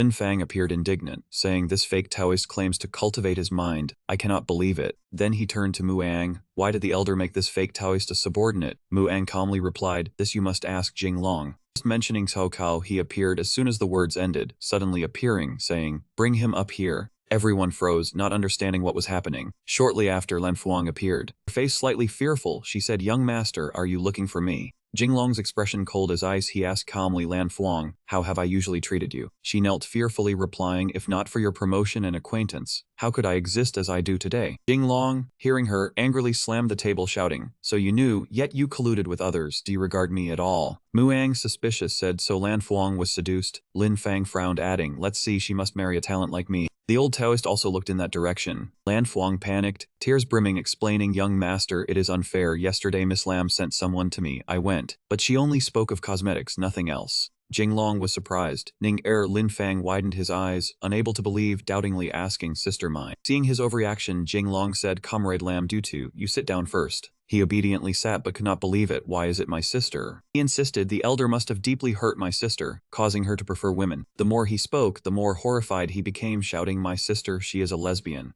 Seeing his extreme reaction, Mu Eng gave an evaluating glance, then helplessly said, "Even if your sister prefers women, you don't need to act like this." Lin Fang, dissatisfied, eyes glossy with grievance, said, "What do you understand? Even useless girls are not spared by her. The beautiful maids of the mansion are not for me." Muang felt even more helpless. "I give full marks to this logic." Lan Fuang anxiously explained to Jinglong, "Young master, I have told you everything I know. I dare not lie or hide." Hearing the full story, he let her go. "Understood." Jinglong ordered, "You may leave first. I will summon you if needed." "Yes, young master." Then he asked Jizi, Taoist master, assessing, "Does Jizi have real ability? Can he be my strategist?" Still to be considered. Jizi suddenly asked, quickly responded, "If the young master asks, then I see." The lady had kept her legs closed when walking, eyebrows unrelaxed, clearly pure. Jinglong, hearing his reasoning, was partly helpless, partly shocked, spitting out the wine he had not swallowed, inwardly cursing, "You lecherous old man." Jinglong raised his fist in frustration, saying, "Who asked you about this?" Jizi awkwardly muttered, "The young master Li is reputed to be a seducer, I thought." Jinglong, unable to contain anger, stood up, shouting, "I do not need your thoughts, I want to rest." Jizi suddenly brightened, cheerfully telling Jinglong, "Wait, I have figured it out. That Miss Lam, is she Lam Bai Shu you mentioned?" Silence. Jinglong, hearing that, shyly responded and raised his hand to punch Jizi. Outside, two young men watched Jinglong beat Jizi. Lin Fang smugly said, "The elder's authority is unmatched." Muang responded in awe, "I like this domineering side of Jinglong." After being beaten, Jizi cried, saying, "Stop, stop, I have figured it out." Jinglong adjusted his sleeve and threatened, "If you cannot speak properly, I will continue to beat you." Jizi, body aching, fearfully replied, "Young Master Li, do not beat. If beaten more, I will die." Jinglong shouted, "Stop wasting words." Jizi quickly replied, "Yes, yes." Then he assumed a Taoist demeanor, saying, "From my view, Miss Lam is clearly interested in the young master." Jinglong asked blankly, "Interested in what sense?" Jizi stroked his beard and explained, "I heard in the capital, Miss Lam is skilled in business. If she wanted to trick you, or meddle in your dealings, he wouldn't let Li easily notice. He thought she was just taking the opportunity to express herself to him." Then he pointed at Jinglong, leaving him stunned. Lin Fang and Mang exclaimed in unison with excitement, "Express yourself." Jinglong stood in the middle, his face flushing red. Jizi continued stroking his beard, reciting a poem, asking what love in the world is, that makes couples vow to live and die together. Li's lover would tarnish her purity. Jinglong turned crimson with embarrassment, awkwardly shouting, "Don't speak nonsense, I didn't." Moreover, a person reading and admiring beauties bathing, how could it be called tarnishing? Lin Fang and Muang frowned and commented after hearing this, "Boss, you really have a filthy mind." Not listening. Jinglong nervously closed his eyes and covered his ears with his hands, reassuring himself, practicing 8 contemplations. Easy smiled, pretending to cough and said ahem. In short, Miss Lin is waiting for Lee to give her an answer. Her heart is with you. Jinglong was stunned again, his mind immediately recalling Ning shyly glancing back at him. So that's it. Jeezy continued proudly, Miss Lin's matter is easy to handle, but there is another matter I want to share privately with Miss Li. Suddenly Lin Fang spoke. The Taoist wants to share his experience with brother Jinglong. Mu Ang added, is it about horses or not? Jeezy looked confused, raising his hands in defense. What is this? After a while Lin Fang and Muang left, leaving the two alone in the private room. Jinglong was serious now in the study. It's just you and me, you can speak. Jeezy looked at him thoughtfully and said, then I will take the risk. Hoping Lai would marry the princess, his words left Jinglong astonished. Jinglong turned pale and immediately covered Jeezy's, shouting, shut up, what madness are you speaking? Jeezy resolutely replied, I am not speaking nonsense, it's to ensure Fugu for Li. Speaking nonsense today, either you use your twisted logic to persuade me, or I will send someone to kill you, Jinglong angrily scolded. He continued threatening Jeezy with the power of the Li family. Even if I killed a crazy Taoist, surely His Majesty would not blame me. Jeezy replied proudly, even if you kill me Li and even the Li family would fail, Li dare to bet otherwise. Jinglong showed clear annoyance and asked again, are you threatening me? Jeezy smiled at Jinglong, not at all, I merely calculated that Master Li needs only one strategist. Jinglong grinned wickedly and said, you got me there. Suddenly two bodyguards rushed in from somewhere, bursting into the room and restraining Jeezy with their bare hands. Jeezy, caught, began to sob and plead, I was wrong, Master Li, spare me. Jinglong asked coldly, what exactly did you do wrong? Jeezy continued crying, I am wrong in every way, it was all caused by the moonlight. Jinglong clenched his fists again, shouting angrily, I am still reigning here, you've done enough. After some time, everything was settled and Jinglong and Jeezy sat together again with a pot of tea. Jeezy glanced at Jinglong, who was enjoying tea, and praised, Master Li truly is a general worthy of an emperor. Jeezy admired. Jinglong slammed his teacup onto the table. Jinglong sneered irritably, Emperor General, you really think yourself skilled in both literature and warfare. Seeing this, Jeezy clasped his hands respectfully. Not at all, not at all. All I see beside Master Li are tall, rough men, fated for disaster, suitable only as subordinates or juniors. He continued explaining, how could there be a lack of a strategist, recalling the founding of our dynasty, where the emperor had Liu Bo Wen Shanchang. Jeezy added, even now beside the crown prince, there are Fang Xiao Nuo and Zicheng. Even Yan Wang had a Yao Guang Xiao, at which Jinglong suddenly frowned after hearing. He began to recall Yao Guang Xiao, the Dharma name director, years later listed among the most virtuous, helped Yan Wang reclaim Nanjing and ascend as emperor. Mu Ang returned, holding a piece of paper and said to Jinglong, brother Jinglong, this is what you asked me to investigate. Seeing this, Jeezy praised, so cautious, proving Master Li truly can achieve great deeds. Jeezy then deduced immediately, Yunnan King, Yan Wang Shuang, controlling trade, Master Li truly plays a brilliant game. Mu Ang listened carefully. Jinglong turned to ask him, Jeezy, what else do you know? Jeezy answered seriously, to investigate my origins so quickly, surely the Imperial Guard. Hey, Master Li's skill is truly high. Jinglong glared mockingly, this rogue really has some ability. Jeezy rubbed his head feigning naivety and said, my own abilities are modest, mostly romantic in nature. Mu Ang immediately drew his short blade to Jeezy's neck. Jinglong sipping tea said, keep being romantic then. Jeezy looked at Jinglong, still calmly handling his tea. He replied gently, Master Li has already shown authority. The background has been investigated. Now it is my turn to contribute to you. Jinglong asked again, contribute how? Jeezy raised a finger to indicate, I wish to present the master with a talisman to protect life, Princess Han Shan. Jinglong propped his chin, irritated. Princess Han Shan has a consort, General Yuan King. What kind of contribution is this? Jeezy stammered. If I said it could allow the master to marry Princess Han Shan. Mu Ang furiously raised his blade and swore, nonsense. If you make brother Jinglong marry Han Shan, I will swallow this blade myself. Scene shifted to a hall within the palace. Han Shan spoke. This palace is interested in only one thing. Lin Ningfei replied respectfully, please speak. Han Shan smiled with deadly intent. Miss Lin, what is your relationship with Jinglong? Luan Yu sensed and thought silently, there's killing intent. Lin Ningfei answered calmly, I dare not hide. Today I want to speak to you both about Jinglong. Han Shan slammed the table lightly, irritated. Indeed, I suspected it long ago. Luan Yu looked around confused. What are you talking about? I don't understand. Lin Ningfei smiled with hidden meaning. Really, Miss Qi, do you not understand? Luan Yu suddenly stood, her face tinged with confusion. Then she pretended innocence, replying cheerfully, oh my, I didn't expect to be seen through. Lin Ningfei looked at Luan Yu smugly. Master Qi was a scholar, skilled in both literature and martial arts. How could his daughter lack cunning? Han Shan, hearing this, also turned to observe Luan Yu, curious. Luan Yu spoke, indeed, the four young ladies are because of. Han Shan confidently continued, due to Master Li's beauty. Lin Ningfei placed her head silently. Luan Yu was shocked to the point of spitting blood. She stood, gave a thumbs up, and forced a smile at Han Shan. the princess truly has good eyes. And Shan added smugly, of course, brother Jinglong is outstanding, not to mention you, Miss Lin. Aren't you also interested in him? Luan Yu frowned in anger, clenching her fists, thinking so infuriating, I want to hit her? Oh, can't use force on a princess. Lin Ningfei quickly and cheerfully changed the topic, clasping her hands respectfully. Since everyone is in agreement, I will get straight to the point. I seek your help. Both Han Shan and Luan Yu exclaimed in irritation, who agrees with you? What help do you want from us? Lin Ningfei said softly with a cold demeanor, I hope you help me make Jinglong abandon his wife. Somewhere on the road, Li Jingfei and others hurried somewhere. Liu, panting, ran while asking Jinglong, young master, where are you rushing to?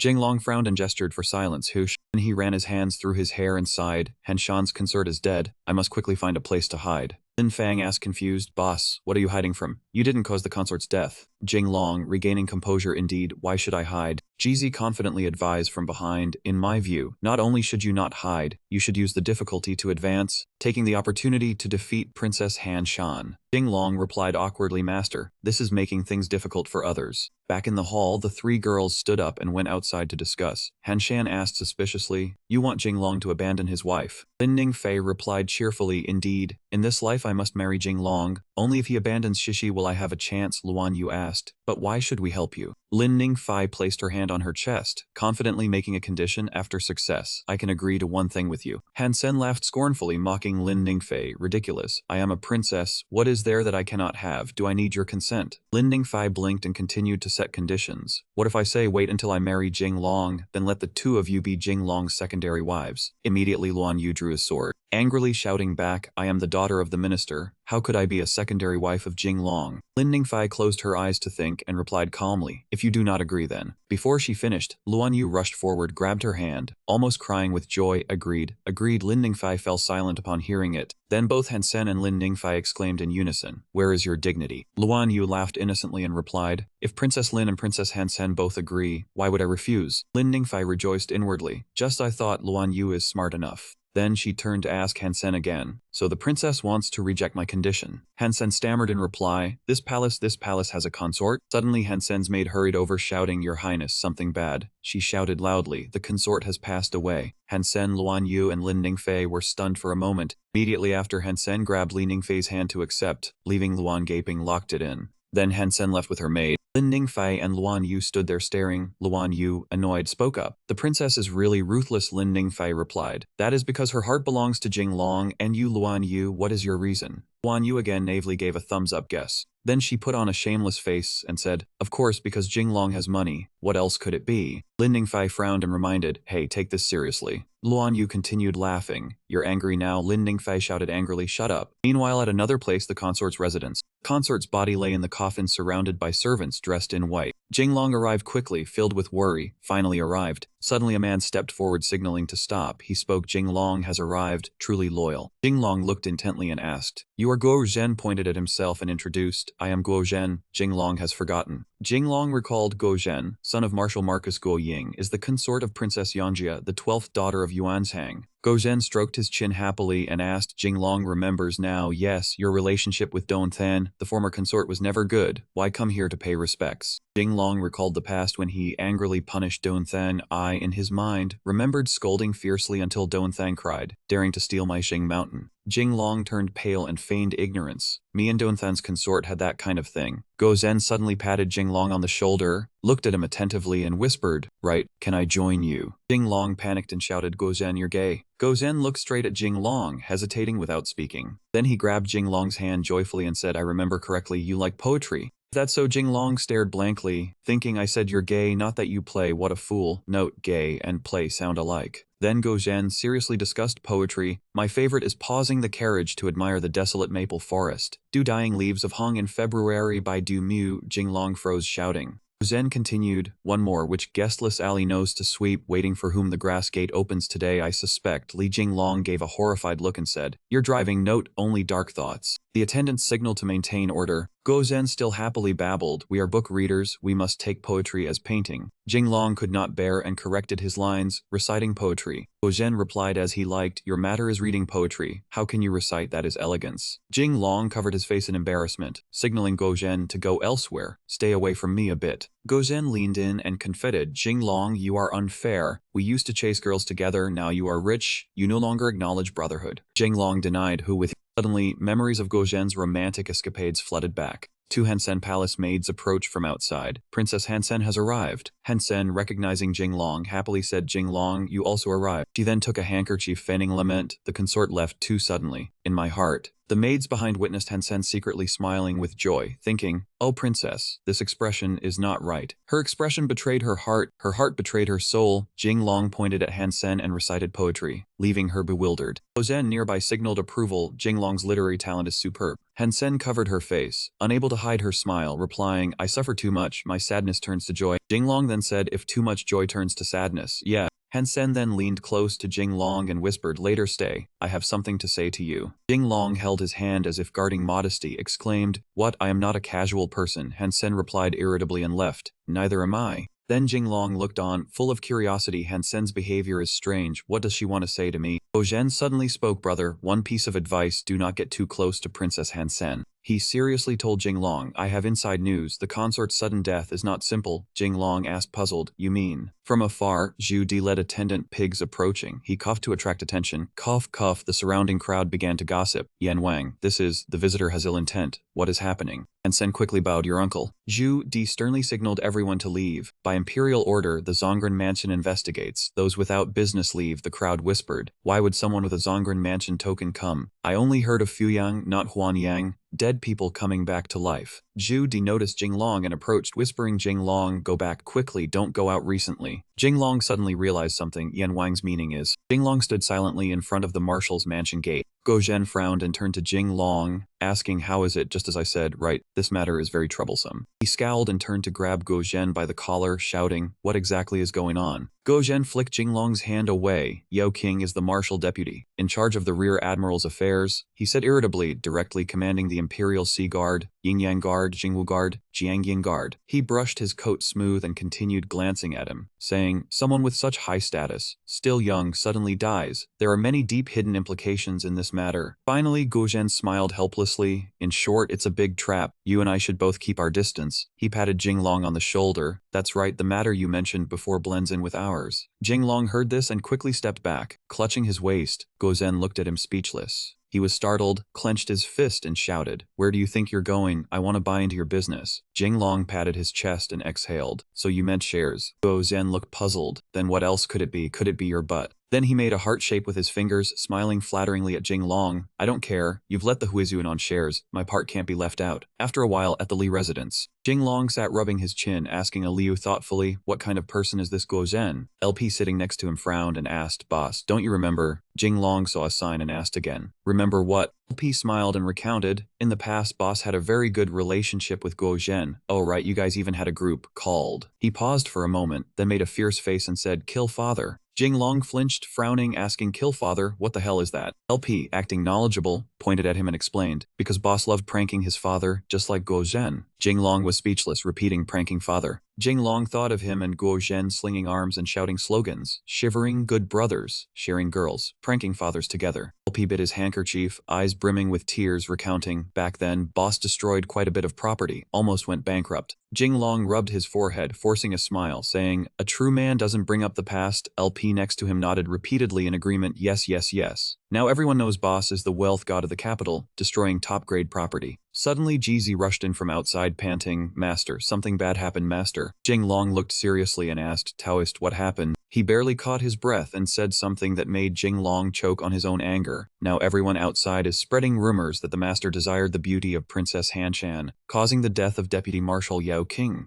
He clenched his fist and shouted angrily, "Who spread the rumor to harm me?" LP scratched his cheek innocently and asked, "Wasn't it that last time Boss said he wanted to marry Princess Hanshan? The Deputy Marshal matter, wasn't it you?" Jing Long, annoyed by this, turned and punched LP, scolding, "Are you insane?" Not satisfied with just that, he grabbed LP by the collar and shook him, anger blazing. "If you speak nonsense again, do you think I won't smash your chest?" LP immediately softened, acting weak, replying, "I dare not anymore, I dare not anymore." He crouched down, hugging Jing Long's leg, flattering, "Boss, you are too cruel. I admire you." Jing Long scolded in disgust, "Go away." Just then, a voice outside startled all three. Princess Hanshan arrived. Jing Long thought, at this time, why is Hanshan here? Hanshan stepped in and shouted, "Except for Jing Long, everyone else get out of my presence." LP, bewildered, pointed at himself and asked, "Princess, what about me?" She spun to LP, kicking him out of the room, scolding, "Aren't you human? Everyone get out." Liu and Jizi stood outside the room, anxiously asking Lin Fang, "Are you all right?" LP sat on the floor like a sulking mermaid, crying. When people are needed, they're told to be like a panda eating bamboo. When not needed, told to scram. Jay-Z's group stared at him, thinking in unison, "Panda, what on earth does that mean?" When alone with him, Hanshan softened and called, "Jing Long." Jing Long pretended not to know, saying, "Princess, you came to me for..." Hanshan's eyes were watery. She shyly interrupted, "Now that it's come to this, do you still call me princess?" He broke out in a cold sweat, stammering, turning away to whisper, "If not princess, what should I call you?"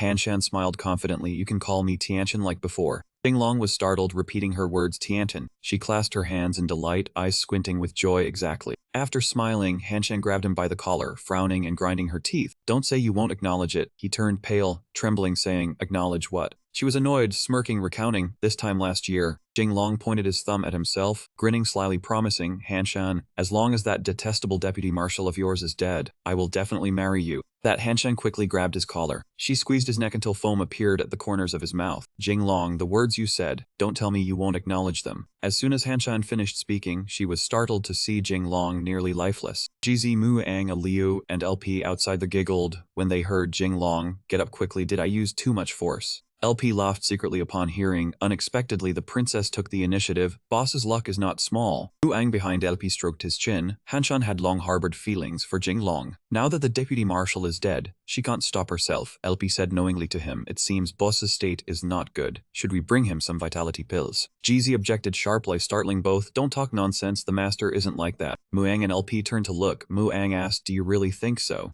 Unexpectedly, Jizi pressed his ear to the door, excitement radiating. Muang looked and said, "Taoist, your body has betrayed your heart." LP next to him shook his head, not convincing at all. Inside, Jing Long pressed an ice pack to his forehead, saying helplessly, "Hanshan, don't mention that year, I was still young then." Hanshan put her hands on her hips, repeating, "Still young." Previously, Jing Long had pulled up his pants sneakily to show, "Hanshan, I'll show you a treasure." She shyly turned away and shouted, "Disgusting." Hanshan recalled and turned to Jing Long, holding about a 20-centimeter distance, raising her eyebrows, repeating, "Young." Jing Long, more wrong than a microscope, cried while banging his head on the table, shouting in despair, "Oh my heels." Hanshan, hearing him shout, slammed her hand on the table. "Selling dog, even if you sold your father it wouldn't work," she said angrily. "If I knew your deeds, you must take responsibility to me." Jing Long wailed in pain, banging his head against the pillar with loud thuds. "What exactly did I do in the past to deserve this?" Hanshan angrily pinched his ear and dragged him along. "I don't care, today you must give me an answer, and I will give you one too." Jing Long, furious, shouted, "Hanshan, you have a consort." She immediately retorted, "The consort is dead." He shed tears again, pointing at himself. "I have a wife." Hanshan, annoyed, crossed her arms and turned away, simply said, "Forget it." Hearing this, he sat on the ground, tears streaming. "My wife is so good, how could I abandon her? It's already generous that she hasn't punished me." Hanshan, seeing no other way, hugged his left arm, speaking gently, "I know it's hard for you to divorce immediately, but it's okay, I can wait." Jing Long, furious to the point of spitting blood, moved back, shouting, "What do you think of me? Doesn't that make me a scoundrel?" She glanced at him with contempt, saying, "Do you think your infamous reputation came from nowhere?" Hanshan raised an eyebrow, leaning in to reason with Jing Long. "You taught me, a wicked man may be a scoundrel for a while, a good man a scoundrel for life." He frowned, confused, pointing at his face. "So am I good or bad after all?" Hanshan, eyes half closed, said matter-of-factly, "What difference does it make? Either way, it's all scoundrels." Jing Long, desperate, slammed his head. She then hugged his face as she turned him. They faced each other, her cheeks gradually flushed, yet full of determination. Her face red, eyes sparkling, she said loudly, "If you have the courage, be a scoundrel with me for life." Outside, the streets were quiet. Judy rode swiftly along the main road. He was sweating nervously, thinking, "This is bad. How did this case drag in?" Even Jing Long. Looking at the pavilions and towers, Yan Wang suddenly thought of someone, Hanshan. On this side, before Jing Long could speak, Hanshan leapt into his arms. She rested her head on his shoulder. Jing Long unconsciously placed his hand on her shoulder, comforting her. Hanshan spoke aggrieved. Jinglong, if you didn't have feelings for me, why did you tease me since childhood? If you are already in my heart, why haven't you come to marry me? He hesitated. Hanshan, he couldn't speak, turning his face away, thinking, could it be that I really must marry the princess? Recalling the young women silently suffering behind another woman, Jinglong thought, the dynasty allows one primary wife and many concubines. The primary wife is one, the rest are concubines with no status. Thinking this, he turned back to advise her, I have married Shishi. How could I marry another? Can a proper princess become a concubine? Hanshan smiled triumphantly, thinking to herself, this time I must win first. Hanshan recalled a few days ago. Ning fanning herself stepped up confidently, saying, you three cooperate to make Jinglong abandon Shishi. Then we will pursue equal status. Luan Yu turned to glance at her and replied, but our dynasty allows one primary wife and many concubines. Who would become a concubine? I will not. Ning smiled, stroking her fan. Do you forget our dynasty succeeds the Mongols? Some old customs are not fully abolished. She turned lightly as if naturally, the old Mongol system allowed pursuing equal status. Hanshan smiled triumphantly, lying in Jinglong's arms, whispering, forget this equal status. Jinglong's true wife from now on can only be me, Hanshan. He mumbled, then pushed her away, worried. Hanshan, what are you saying? She was flustered and embarrassed, stammering to hide it. No, nothing. Suddenly Liu burst in, shouting, young master, it's bad. Yan Wang is here.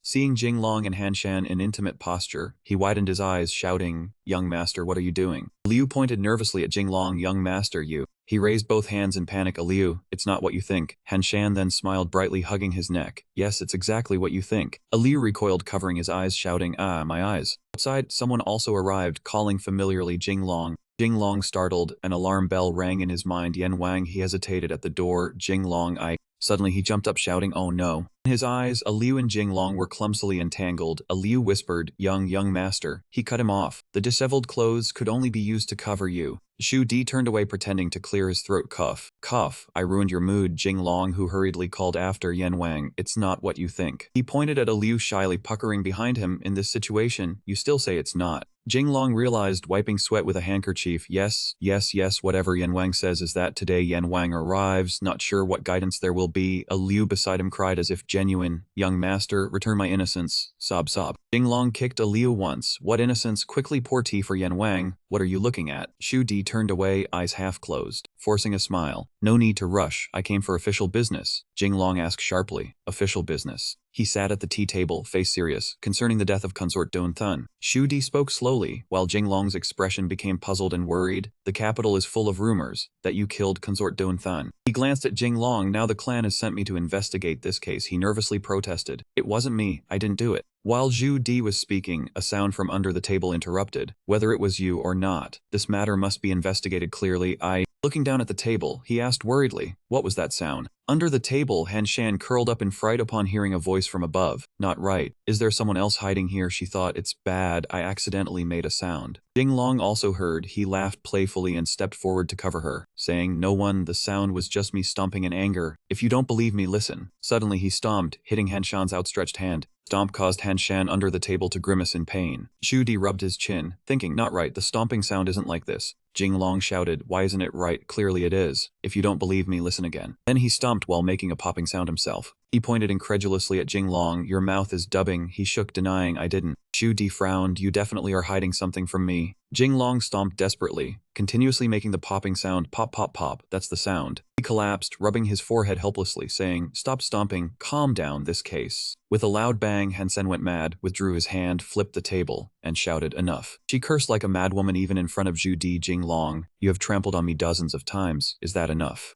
Zhu Di stiffened, trembling as he pointed and asked, Hansen you all? Under Zhu Di's expression of things being just as he thought, Jinglong hurried to explain, no, nothing at all, we are innocent. Hansen immediately added, right, we are just in a purely male-female relationship. She kicked forward and hugged Jinglong from behind, her expression utterly certain. Zhu Di pressed his forehead, already drenched in cold sweat, helplessly thinking, how could I trust her? Or even a word about being innocent, a male-female relationship, and pure. Zhu Di slammed his hand on the table with a thud. Both Jinglong and Hansen simultaneously panicked, thinking it's over. Zhu Di put on an angry face and gritted his teeth, saying, you all. Jinglong stood to the side, crying a river, lamenting even jumping into the yellow river could not wash it away. But Hansen clasped her hands in a pleading gesture. Brother Wang, she and Jinglong truly love each other. You must not separate us. Jinglong flew over to cover Hansen's mouth, shouting in anguish, stop talking. Zhu Di turned, flinging his cloak and shouted enough, then glanced at him and called, Jinglong, follow me over here. He trembled as he replied, Yan Wang. Seeing his hesitation, Zhu Di grabbed him by the collar and pulled, "Come here." And Sen ran after anxiously, calling as the door gradually closed. Jinglong. As he stepped out, he instructed the guards, "Watch the door carefully, don't let Han Sen out." The guards resolutely replied yes.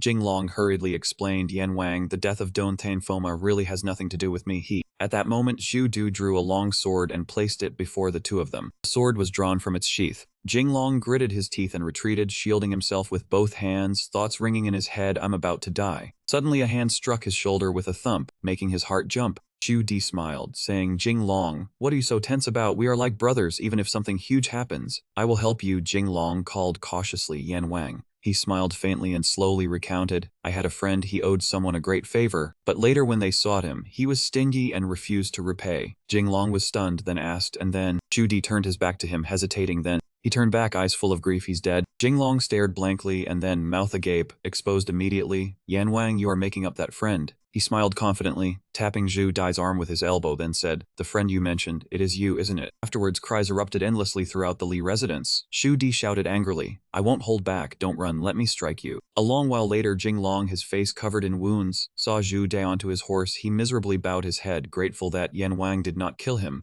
He turned back. With a serious expression he instructed, "Remember the words you said." Jinglong saw this and felt hopeless. His head echoed, "Big trouble." Lin Fang and Jizzy, along with several others, stood behind Jinglong. Jizzy hesitated before speaking, "Princess, Yan Wang he." Jinglong still had his back to everyone. "Yan Wang he is a strange person." He watched the silhouette of Zhu Di riding away, suddenly fabricating a story, launching a surprise attack. Zhu Di sneezed at the person who missed him. He wiped his nose, puzzled, wondering who could be missing him. Jinglong turned and entered, speaking to Jizzy and the others, "But the great treasure is still waiting for me inside." He stroked the beard on his chin, recalling the person waiting inside, then turned to ask Jinglong, "Princess, what should Princess Han Sen do?" He decisively took a stance, frowning and grinding his teeth, replying, "How mix the salad." The flames of anger flared. Jinglong roared with full force, "I will never submit to a woman." Lin Fang and Jizzy shouted in praise, "The great leader is mighty, a man cannot be cruel, feelings cannot waver." Jinglong, boiling with rage, kicked the door open. Inside, Wenzhong and Han Sen were sitting drinking tea together, both turned sharply at the sound. Seeing this scene, Jinglong sprayed glue rigidly. Lin Fang peeked in, eyes brimming with tears, sighing, "This is the scene of a future daughter-in-law meeting her father-in-law. So heartwarming." Jinglong punched him away, warming his head. He did not understand what was happening, and turned to speak to Han Sen and Wenzhong. "Father, you." Seeing his son's attitude, he shouted angrily, "Insolent! How dare you be rude in front of the princess like that?" But just as he finished, Princess Han Sen poured the entire teapot over Wenzhong's head, thinking angrily, how is he speaking to Jinglong like that? After a while, Wenzhong's head, soaked in tea, was a tangled mess like a crow's nest, with a duck swimming on top, leaving him speechless. Seeing the consequences of her own actions, Han Sen, feeling guilty, tossed the empty teapot aside, momentarily slipping, "Duke Tao, forgive me."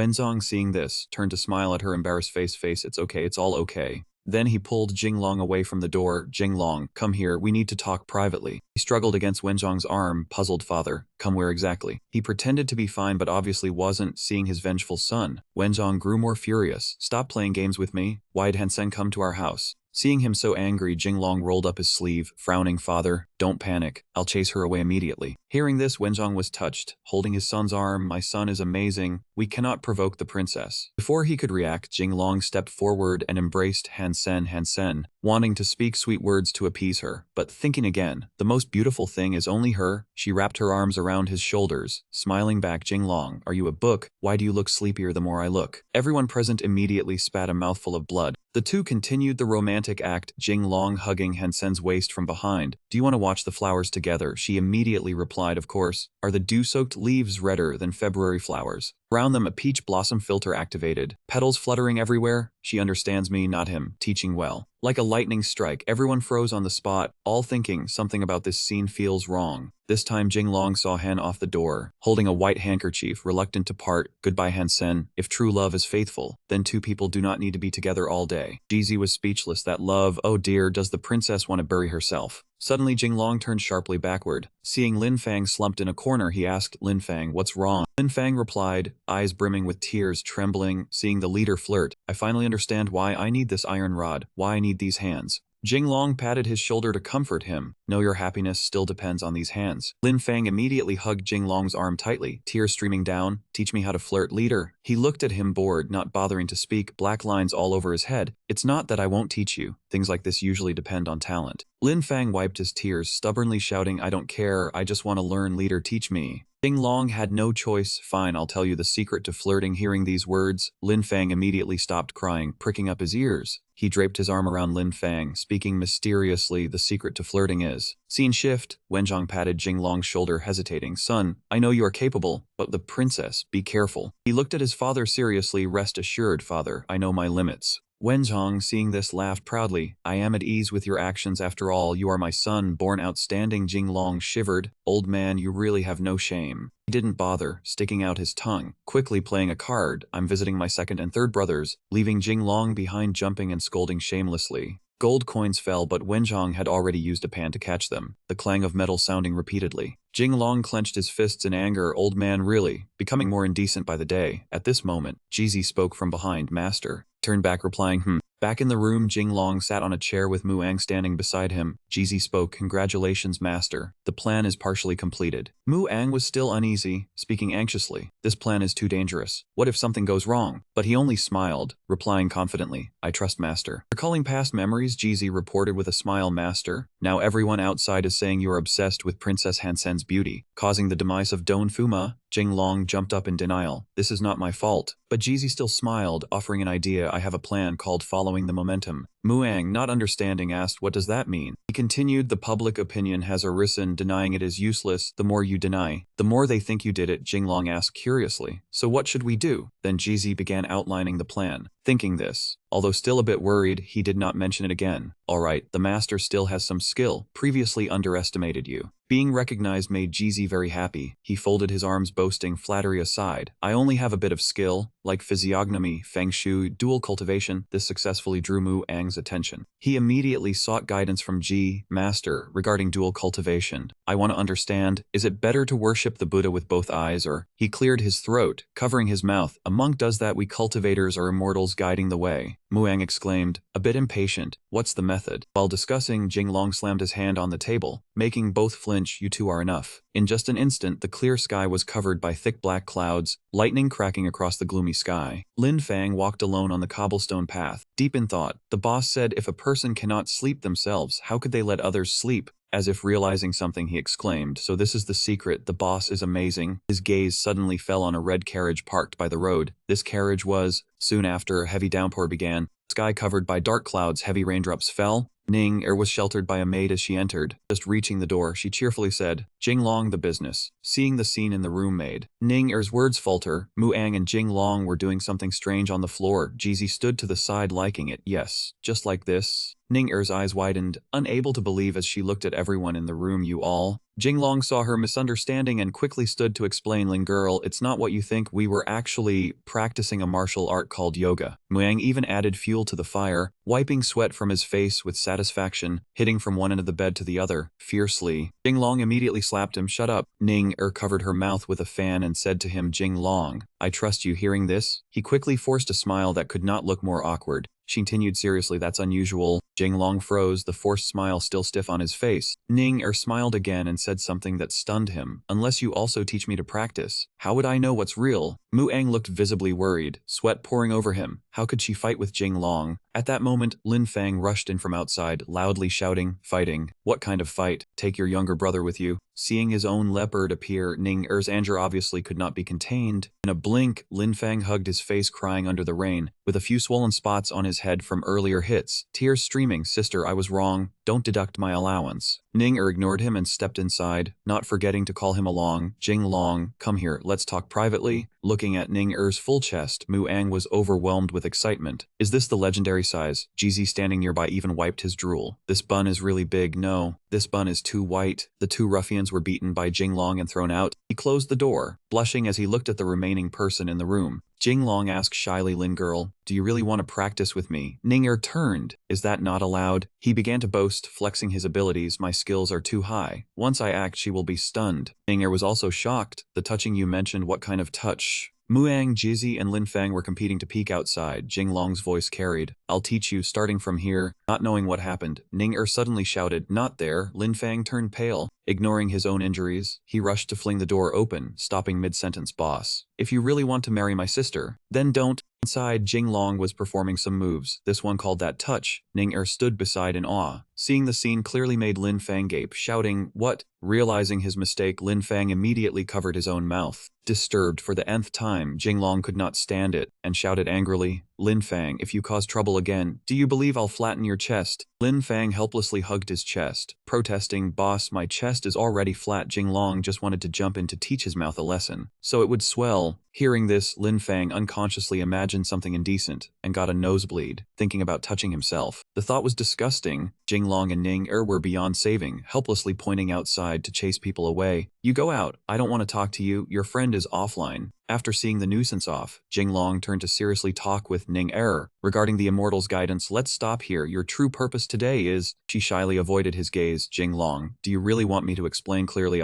Ning had not finished speaking when a loud crash occurred. The door behind Jinglong collapsed, and the people hiding there fell with it. Liu, Lin Fang, Badu, and Jizzy piled on top of each other, breaking the room's atmosphere. "Oh god, I'm crushed." The stench from Badu was too strong. "It's not the stench, it's armpit smell. Ugh." Jinglong was furious, wanting to punch each of them. "Get out." Seeing him about to explode, everyone hurriedly shoved each other out. "Let's go." Although Ning hadn't finished speaking, Jinglong understood her, seriously saying, "Lin girl, it's not accidental. But I am already married." Ning sadly asked, "What about me? Is there any part of me you haven't seen? Tell me how to be a person." Jinglong hesitated, not knowing what to do. He thought silently, blaming that hated predecessor for leaving a mess. Recalling that day, he accidentally saw Ning bathing. She quickly covered herself, screamed. Jinglong was startled. "Too big, too large." He handed a knife to Ning Lin girl. Jinglong frowned, seriously suggesting, "Shishi was very good to me. I cannot betray her." "Oh her. Use the knife to stab me a few times. Consider it repaid." Ning immediately teared up, looking at him in disbelief. "You would rather die than agree to marry me?" Images of Shishi smiling brightly calling her husband appeared. Jinglong lowered his head, slowly saying, "In this world, there are things more terrifying than death." In anger, Ning snatched the knife from Jinglong. She drew the knife from its sheath, pointing it at Jinglong. Her decisiveness frightened him. "Oh my, Ning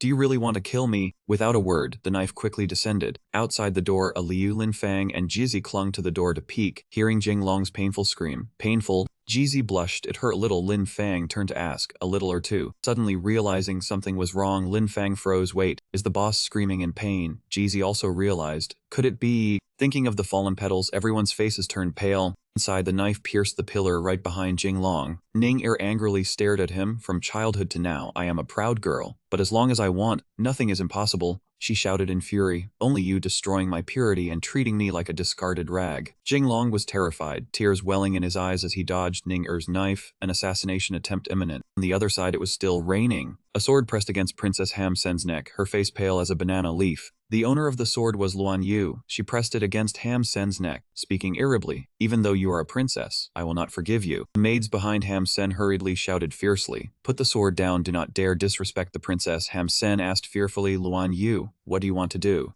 Seeing her innocent expression, Luan Yu shouted angrily, "Do not think I do not know. Behind my back you were secretly looking for Jinglong. Do you want to break the agreement?" Ham Sen immediately denied. "I did not." Luan Yu said no more, grabbing Ham Sen's wrist and pulling. "Come, follow me to Li Mansion to confront." Ham Sen wanted to cry. "I do not want to." Back on the other side, Ninger's tears streamed down her face, holding the knife Jinglong gave her. "The debt my brother owes me in this life can never be repaid. I hate him." Seeing her cry, he hesitated. Sorry. Ning immediately scolded. "Sorry has any effect. What use is prison?" Hearing this, Jinglong scratched his head, forcing a smile. "What is she suing me for?" Peeping at her while she bathed. Ning stopped crying, frowned, and began to threaten. "Do not forget, half of your business lies in my hands." She pointed the knife straight at Jinglong. "Do you believe it, Ning Tomorrow I will make you." The words bankruptcy struck Jinglong like a thunderbolt. He clutched his heart, thinking sorrowfully, the worst thing for a person is to be alive but have no money. Ning turned around angrily. "Think carefully. Will you leave Shishi for me or not?" Jinglong responded with unyielding spirit, a fire of passion blazing with determination. "The words I've spoken today, even if it bankrupts me, I will never abandon my wife."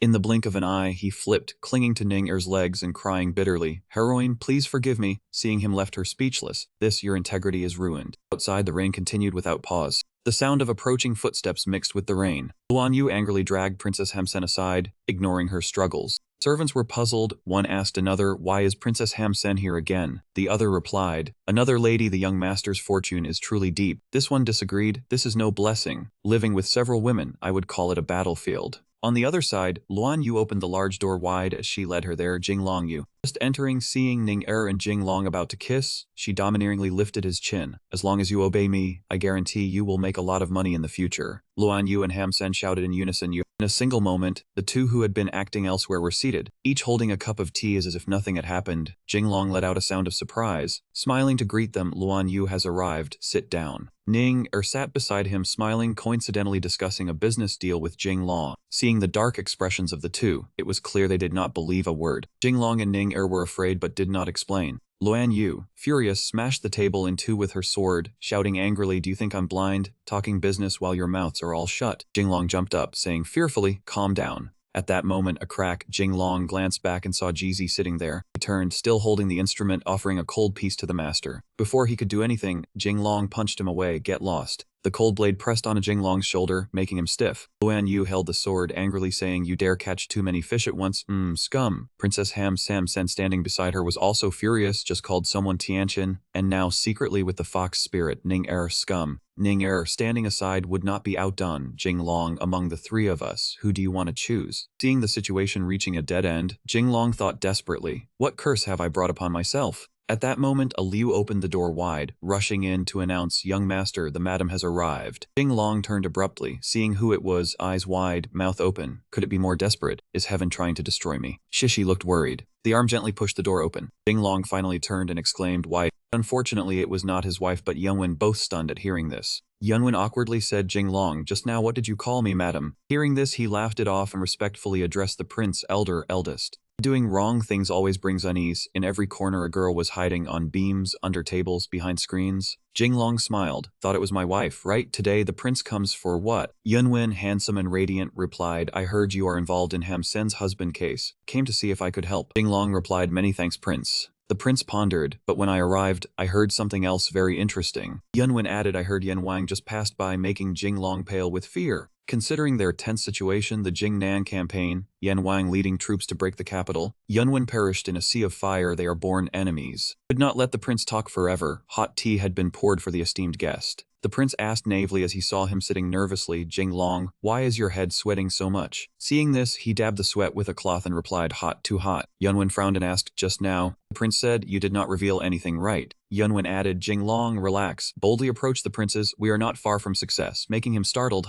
His confused face, "Success?" Made the prince's face change, frown. "You." Yunwen slammed his hand hard onto the table in anger. The crown prince charged forward in anger. "Jing Long, aren't you the one who loves breaking things? Did you forget our promise?" Memories surfaced. One time the two of them walked together. Yunwen said, "In the future when I become emperor, those princes will certainly become obstacles." Jing Long replied, "Then we." The crown prince trusted him, patting his shoulder and saying, "Jing Long, I've caused you resentment. Think of a way to approach the princes and act as my spy." From above, looking at what they had built and nurtured like raising soldiers, the crown prince said, "You and I have grown up together, like brothers. If I can't trust you, who else can I trust?" Back in the present, Yunwen happily sent a heart gesture to him. Of course, Jing Long has been doing very well lately. Heart sent, love. The crown prince said, "The royal family will pay attention. Don't worry, yes, our promise must remain secret. Absolutely cannot be revealed." Jing Long asked innocently, "What happens if it's revealed?" Yunwen said seriously, "Kill," pounding the table decisively. Thump, suddenly a woman screamed, "Ah." Princess Hansen cried quietly, "It's ruin." Seeing this, Yunwen bent under the table to investigate. "What's that sound? Is there someone else here?" Jing Long could only deny, "No, absolutely not." Suddenly a small knife flew toward the crown prince from a woman, but without killing intent, attacking with the hilt. It struck the crown prince's head directly, a painful stab through the heart. Yunwen, dazed after taking the blow, shouted, "Who am I? Where am I? What happened?" Jing Long glanced up and scowled at Luan Yu. She whispered an explanation. "It slipped. I didn't mean it." Jing Long panicked, saying, "Your Highness, I can explain." Thinking it was a clever idea, he tricked the crown prince into believing it was just the heat, that he had fainted from the sun. Yet the prince believed, Is that so?" Then he handed the crown prince a bag of ice, not believing the crown prince could use the ice bag he invented. Seeing Yunwen put it on his forehead, the crown prince's expression relaxed. He said, "Use this to cool down. Feels much better, doesn't it?" The prince replied, "Really feels much better, yes." Yunwen shyly asked, "Would it work if we use the ice bag for that?" Hearing this, Jing Long jumped, Jing Long asked, "Yunwen, are you serious?" The crown prince also said, "Frankly, of course, I read books. My mind contains the world. How could I be distracted?" Then he had to follow Yunwen's opinion. "Well said, the crown prince is truly like-minded with me." Not sure what Yunwen thought, but he seemed very pleased. Seeing that expression, Jinglong could only think this smile of the crown prince is a bit strange. But as a proper ruler, he regained composure, clearing his throat. Let's talk business. The crown prince said, regarding the case of Prince Consort Duan King, I've come up with a way to help you and Han Sen clarify each relationship. Jinglong surprised, really. Ning hiding behind, frustrated, thought, didn't expect it would help Hen prove innocence. The crown prince leisurely raised a cup of tea to his lips, savoring it, and said, my method is, it was unclear, only that in the room there were loud cries, too hot, making even people outside jump. The crown prince drank a sip of tea, lips burning as if freshly injected. Seeing Yunwen like that, stammered, Your Highness, are you all right? The crown prince took the ice that Jinglong had held on his tongue earlier, saying, half a life saved, lucky for this ice. Seeing this, he said, Your Highness, you are truly gifted. After swelling lips, the crown prince's ears also rang. He said, what's dirty, Jinglong? Where am I dirty? Jinglong thought, wow, still worked, then said, Your Highness, go ahead with your intention. Yunwen replied, very simple, I'll persuade the royal family to quickly find a new prince consort for Han Sen. The crown prince had someone in mind. I think that Lan Shan isn't bad. Princess sat in the corner, listening to her brother say, let it bear this misfortune. By then no one will remember Prince Consort Duan King's death. Then Yunwen laughed heartily. This idea isn't bad. Really couldn't close his legs while laughing, Jinglong said. Mouth couldn't close mouth while laughing. The crown prince waved his hand, legs or mouth, what's the difference? Seeing his brother truly pleased, the princess was ready to come up with an idea. Yunwen said, the truth doesn't matter, what matters is how. And she struck Yunwen's leg with a wooden hammer. The crown prince shouted in pain, Yamit. Outsiders could only feel pity. Seems the crown prince was screaming pitifully. Could it be the eldest did something to him? After a while, Yunwen's leg was bandaged. He trembled and asked Jinglong, what on earth is going on in this room, a murder agency? Jinglong shouted to defend, absolutely not. I guarantee with my integrity. Yunwen began to doubt, you claim, I trust you, you monkey, lift the table and see. He could only mumble, it's over. Crown Prince angrily flipped the table. Jinglong also clenched his teeth in fear. Yunwen tossed the table up with a bang. Something was off that made Yunwen pause. Jinglong knelt down and shouted, Your Highness, listen to me explain. The Crown Prince asked, is this why you didn't want me to see? A lucky cat appeared under the table, surprising him, oh choke. At this moment the princess sneaked out. Yunwen held the cat and asked Jinglong, could this be your secret to wealth? Ninger pushed Han Sen's head out. This place can't hold two people. The princess wouldn't yield either. The two struggled. No, if anyone leaves, it's you. Hearing whispers, Yunwen turned back with pouting lips and asked, what's that sound? Jinglong looked extremely suspicious. Standing there hiding, said, a rat, yes. So many rats in the house. Yunwen, maybe you go back first. Crown Prince, being shooed, calmly replied, go back, our plan isn't finished yet. Seeing this, he pushed Yunwen aside lightly. Then the next table, there's more business. Crown Prince suspiciously turned back and shouted, no, I feel you're hiding something. Jinglong trembling replied, I absolutely cannot. Yunwen approached the folding screen and touched it. Jinglong could only stand and say, Your Highness, you can't go there. Outside, they overheard and misunderstood. Young Master and Prince Huang Taitan, brotherly love. This is the purest brotherhood in the world. I almost believed it. Prince Taitan slammed the curtain down. Jinglong knelt again, saying, Yunwen, listen to my explanation, thinking it's over. Once again they escaped. Taitan turned back, smiling like a blooming flower. Unexpectedly, Jinglong, you're also quite cute. A man appeared there. He looked and thought, cute where? Prince Taitan, what kind of taste is yours? After several escapes, Jinglong wiped his sweat. Ho cuff, now do you believe me? Taitan replied, it seems I was too suspicious. Then he draped his arm around Yunwen, walking and speaking, let's go outside first, I'll show you a treasure. Taitan replied, what treasure? Big or small, long or short? Jinglong said, Yunwen, your knowledge is indeed profound. Taitan replied, of course. Just as the rescue was about to succeed, Li Luan Yu clung to a column, unable to hold on. It's ruined, cannot continue. Her hands slipped unintentionally. She fell from the roof with a thud onto the floor in front of Yunwen, and Jinglong seemed like his soul had left his body. Ninger said, so she fell, this skill seems useless. Princess Han Sen replied, I knew long ago I could not trust Luan Yu. Yunwen now seemed mocked. He shouted, you. A door creaked open. It was Shishi. She said, husband, I heard you were at Kim Uk Tank Yu. But seeing this scene, she turned and left, making Jinglong unable to explain, madam. The sunlight here was picturesque. 24 Beauties Moonlight Pavilion, where jade voices floated with the flute. Hearing this tender poetic tone made the audience exclaim, Guo Fuma, no such beautiful poetry. Hearing praise, Guo Tran proudly said, of course, Guo Tran has no other talent, only poetry. Now I'll recite another poem for you to hear. Everyone murmured, recite poetry. Then he lifted a cup of tea, reading poetry in a flowing manner, reciting with the wind among the pines, dew and moonlight shining. The crowd cheered. Guofuma is talented, knowledgeable, truly worthy of admiration. Suddenly a girl asked, right Guofuma, I heard you are close with that mischievous one, right? Guotran replied, you mean Jinglong? Yes, there is a bit of a relationship. He once called me leader. Bowing and brushing his hand, he continued, I won't mention it, I won't mention it, I am humble, I won't tell you. Jinglong was just a follower before. Hearing his boasting, everyone believed, my Fuma is amazing. My admiration for him flows like an endless river. Suddenly someone asked, Guo Fuma, have you heard the Don Thang case? It seems Jinglong is involved. Guo Tran said, if Jinglong listens to me, this matter would not be difficult to resolve. The curious crowd quickly said, please explain clearly.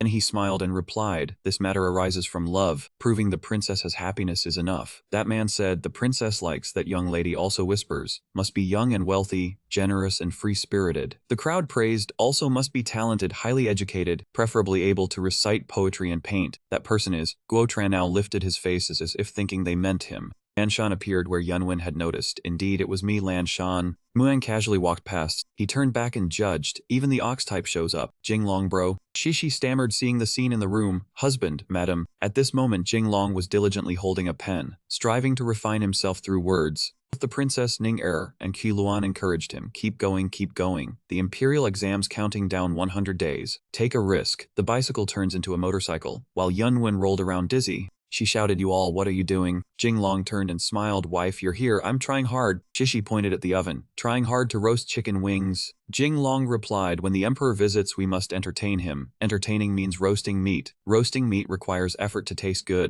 Shishi also believed it, saying, seems like it. And he added, not seems like, I really am a genius in logic. You found a treasure. The team also voluntarily left the room carrying Yunwen. Thank you for the hospitality, we'll leave first. Seeing them leave, Shishi turned seriously and asked Jinglong, it seems tense. He replied, wife. Unexpectedly, Shishi shyly asked, husband, do you think I'm beautiful? Jinglong replied, wife, your greatest flaw is being too beautiful, clearly talented like a man. She responded with ease, well said. Suddenly a powerful voice said, kneel, young master, too skilled already. Shishi angrily walked away. When you speak honestly to me, then stand up. Jinglong now knelt and cried, oh God, a bunch of girls want to be my wife. How could I possibly tell them? After a while, the little sis said to Shishi, madam, just let him be like that. She replied, you don't understand. The servant said, yes. She said, look at men in the world, how many don't take concubines? The servant stammered. To this, Shishi added, the more capable the man, the more women surround him. This is the truth. She told the servant, if later you marry someone, every day devote your time and energy to only yourself, without any woman showing interest in him. The servant replied, how? Shishi said, I advise you to leave him.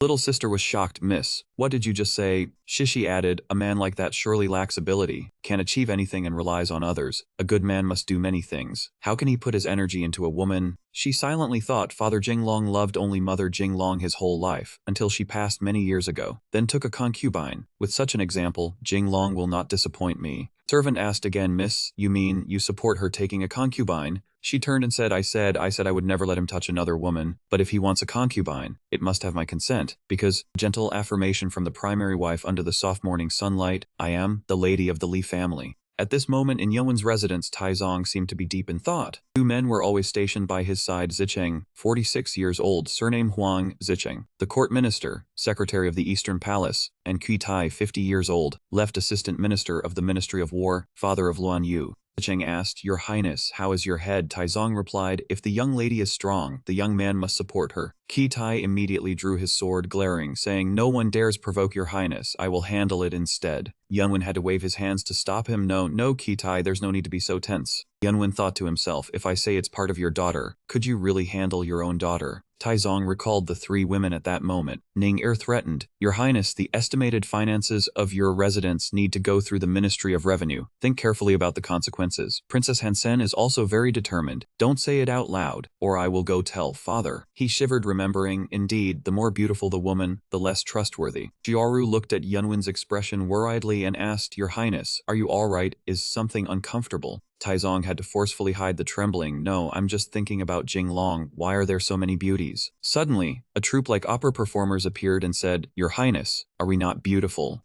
Tai immediately intervened, shoving the people away, Your Highness. Don't mind those vulgar appearances. Speaking of which, I have a virtuous daughter, prudent and careful, if Your Highness wishes. As soon as he finished saying virtuous, prudent, and careful, Qi Lone, his wine-selling daughter, appeared kicking the door, saying, Father, something big has happened. This made all three, Xiaoru, Yunwen, Zicheng, stagger at her beauty, the daughter of Master Qi, truly very prudent. At the place where they had been reading poetry earlier, Niu Langshan sat enjoying tea with the esteemed guest Fang Yuan. Please, said princely, you know the situation now. Jing Long will fire to hold himself. Fang Yuan listened as Lang Shan continued, saying perhaps this time the emperor will take Jing Long's life. He nudged Fang Yuan hard on the shoulder, so the prince had better cooperate with me. My father is the governor of Yingtian Prefecture. Information shows the governor of Yingtian Prefecture is equivalent to the current capital mayor. After hearing this, Fang Yuan's eyes lit up. Niu said. Fang Yuan was really touched by this. Lang Shan inadvertently pointed behind him. Touched or not, what are the people behind you doing? Suddenly, a group of people opened the door and entered the room, each striking different poses. As if to enchant anyone facing them, Lan Shan shivered in fear and said, Who are these people? Hearing this question, Fang Yuan began to answer, Young Master Niu. Do not be afraid, these people are our court's Hualang, they are our personal bodyguards. As Fang Yuan finished speaking, Lan Shan angrily pointed the people by the door and said, Who are you deceiving? These women are even bodyguards. Hearing Lan Shan call them women, the men posing outside the door stripped off their clothes, flexing their arms to reveal rippling muscles, and said in unison, Who are you calling women? Seeing those muscles, Lan Shan broke into a sweat and exclaimed, Oh my! Seeing this, Fang Yuan raised his hand to cover his mouth and coughed lightly. He put his hand on his hip and laughed. Speaking of business, young Master Niu wants to take advantage to harm Jing Long, right? Hearing this, Lan Shan raised both hands and made heart gestures toward Fang Yuan and said, That's right. At the same time at the Li residence, Jizi was silently closing the door of a room. Later, Jing Long, face drenched in sweat, held a wet cloth over one eye and said, Too dangerous, finally managed to reassure the crown prince and Shishi. Hearing this, Jizi, still holding the door, turned back and said, Master, in my view, your dangerous endeavor is not over, it has only just begun. As soon as he finished speaking, Jing Long and Mo Ang looked at him and said in unison, Taoist, you mean? At the same time at the Yanwang residence, a man dressed entirely in yellow was staring at a wall covered with writing. While he focused on the wall, a voice suddenly broke the silence, Your Highness. Hearing the call, the man turned, his sharp eyes staring at the owner of the voice. The man was Zhu Di, seeing the person in front of him sitting silently on a chair and looking down at him. The visitors were three soldiers, Zhang Yu, Chu Neng, and Zhang Feng Yu's son, along with a monk holding prayer beads. That was Yao Guangxiao, the chief strategist under Yan Wang. Seeing everyone had entered, Zhang He clasped his hands and said, Your Highness, there is no one outside now. Seeing Zhu Di remain silent, Zhang Yu asked, Your Highness, why summon us today? Is it urgent? Chu Neng propped his hand on his cheek and said, Today I was ordered to the residence of Duke Cao to meet Jing Long and discovered something interesting. Hearing this, Yao Guangxiao tightened his grip on the beads as if to question. At the Li residence in a picturesque room, a voice echoed, Master, today you have temporarily reassured the crown prince. But the voice belonged to Ji, who was stroking his beard and looking at Jing Long. Continuing, have you not yet discovered the hidden peril ahead? Hearing this, Jing Long asked suspiciously, Hidden peril? Jing Long then touched his chin and continued, The crown prince said he wants me to be his spy. To approach the princes, this is earth-shattering news. Xuanzi started to explain, Master, being a spy is easy, but clearing one's name is hard. Time passed quickly. Night fell. Jing Long stood on the roof, arms crossed, speaking to Zhu Di, who stood opposite with a sword. Actually, I am a spy. Hearing this, Zhu Di pointed his sword at Jing Long and said, Who knows? Facing him, Jing Long ignored the sword pointing at him and continued, Give me a chance, will you? Zhu Di, angered, pulled his sword back sharply and shouted, Go tell the emperor. As soon as he finished speaking, Jing Long, drenched in sweat, said, No way. I am serving as a spy later when the crown prince ascends. I am a meritorious subject, if anything happens. At this point, Jing Long suddenly ran and hugged Zhu Di's leg, making him stagger, then continued, I can also cling to Yan Wang's thigh. Everything goes smoothly. The Yan residence, Zhu Di sat resting his chin in his hand, looking at the people below, and said, Jing Long, he fears me. His eyes gleamed and he continued, I can feel it. In his heart he fears me. Hearing this, Yao Guangxiao spoke in a deep voice, Your Highness. Then what about letting Jing Long be our spy? Zhu Di looked at Yao Guangxiao and said, No problem, Jing Long is smart, he knows whom to obey. Then Zhu Di laughed and continued, After all, who doesn't want to follow the strong? Hearing Zhu Di, Zhang Yu and the others clasped her hands and bowed together, saying in unison, Congratulations, Your Highness, another internal ally. After they finished speaking, Zhu Di continued, Director, last time we only achieved half the plan. What should we do next? At the Li residence, Jizi raised 3 fingers, blocking the doorway, and said, "Master, let me outline the strategy, executing a loyal scheme for the Great Ming." Hearing this, Jinglong said, "Please speak," and Mu Ang opened his mouth wide, looking at Xuanzi in surprise, another new stance. As soon as Mu Ang finished speaking, Jinglong turned and slapped Mu Ang hard. Jizi clasped one hand behind his back, raised a finger with the other, and said, "Master, following the secret order of the Crown Prince to approach the princes as a spy is a great method, but there is one point not to overlook, that is." The Emperor, hearing this, Jinglong's eyes widened in astonishment and sweat.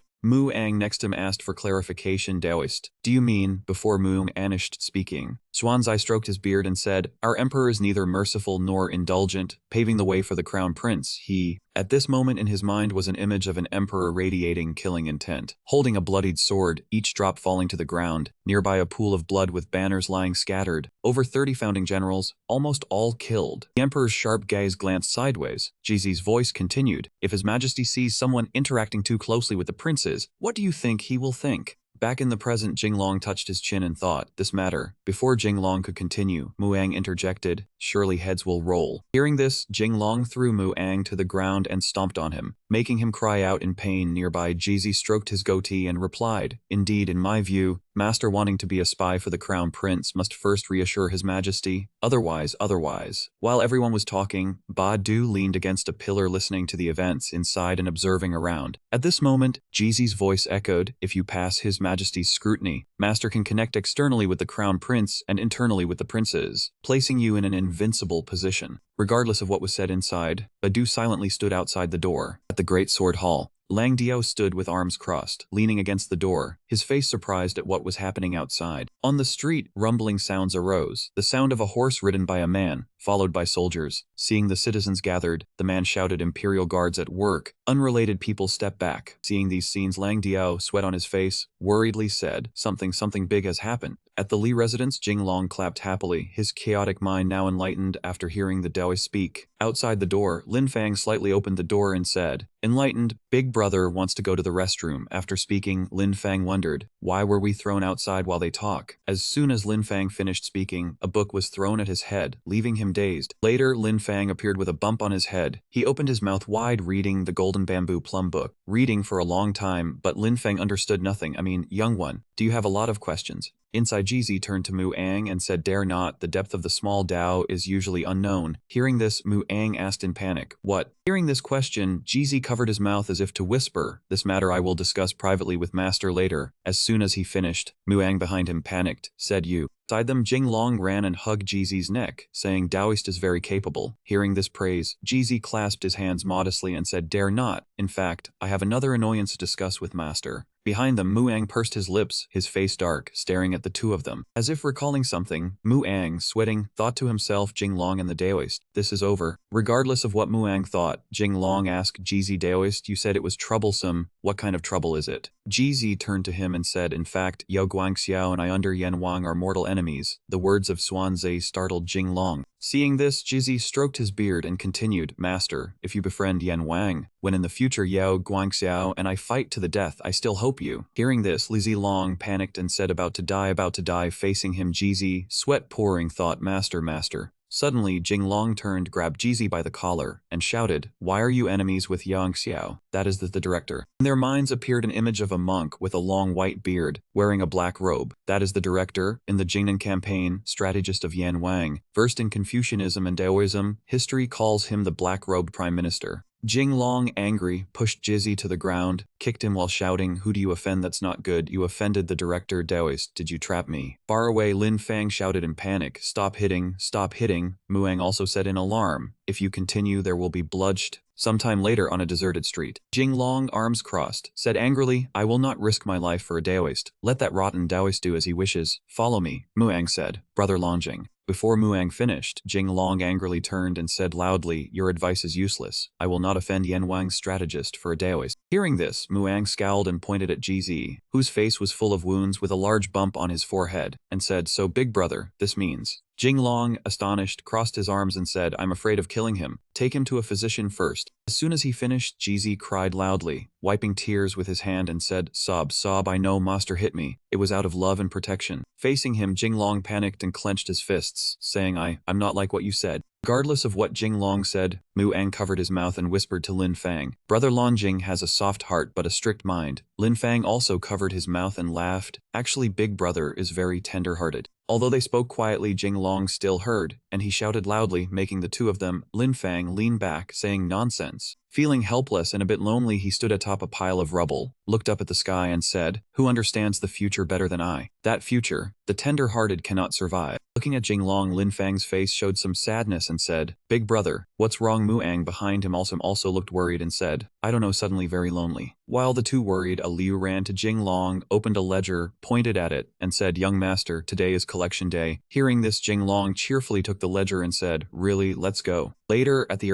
Inn, Liu walked out holding piles of gold not far away. Jing Long's face beamed, surely thinking of the gold he had just collected. Minutes later, Jing Long, rosy-faced, appeared at the soap shop door behind him. Liu still held a pile of gold. Beside him, Badu carried a chest of gold. Then they went to another shop to collect payment. That shop was the Mingyu building. Jing Long happily covered his mouth to laugh behind him. Liu stilled a pile of gold. Beside him, Badu carried a chest of gold. Moreover, a group of bodyguards carried boxes of gold alongside them. Gold seemed too heavy. Liu could no longer bear it. Grinding his teeth, he said, Young master, the silver is too heavy. I can't carry it anymore." Hearing this, Jing Long clasped his hands and cheerfully said, "Maybe I should open a bank." Hearing the word bank, Lin Fang and Mu Lin panicked and asked, "What is a bank?" Hearing this, Jing Long turned to look at them and said, "Even if I explained, you wouldn't understand." Jing Long's lonely back, hands clasped behind him, walked to the distant, deserted street. Life is really lonely like snow. Lin Fang looked at Jing Long's lonely figure, sweat on his face, and said to Mu Ang, "Do you feel Big Brother is strange today?" Mu Ang slightly leaned and said, "Could it be because of Daoist Jizi?" Lin Fang also leaned slightly and whispered, "Probably the Daoist told Big Brother he knows his depth." They did not know that while they whispered, Jing Long had turned, raised a fist, and struck them both into the air. Later, Jing Long went to the Yinho casino, in front of which stood a line of Imperial guards. Seeing this, Jing Long asked, "The Imperial guards came to my casino," then thought to himself, "Something has happened." Inside the casino, a vase was thrown to the ground, shattering, pieces flying. Seeing this, a girl in pink, terrified, knelt and stammered, "Sir, what mistake did we make?" Sitting in the chair was Han Man, Imperial Guard of the 100 Houses. He said in a deep voice, "Whether there is fault, an investigation is needed."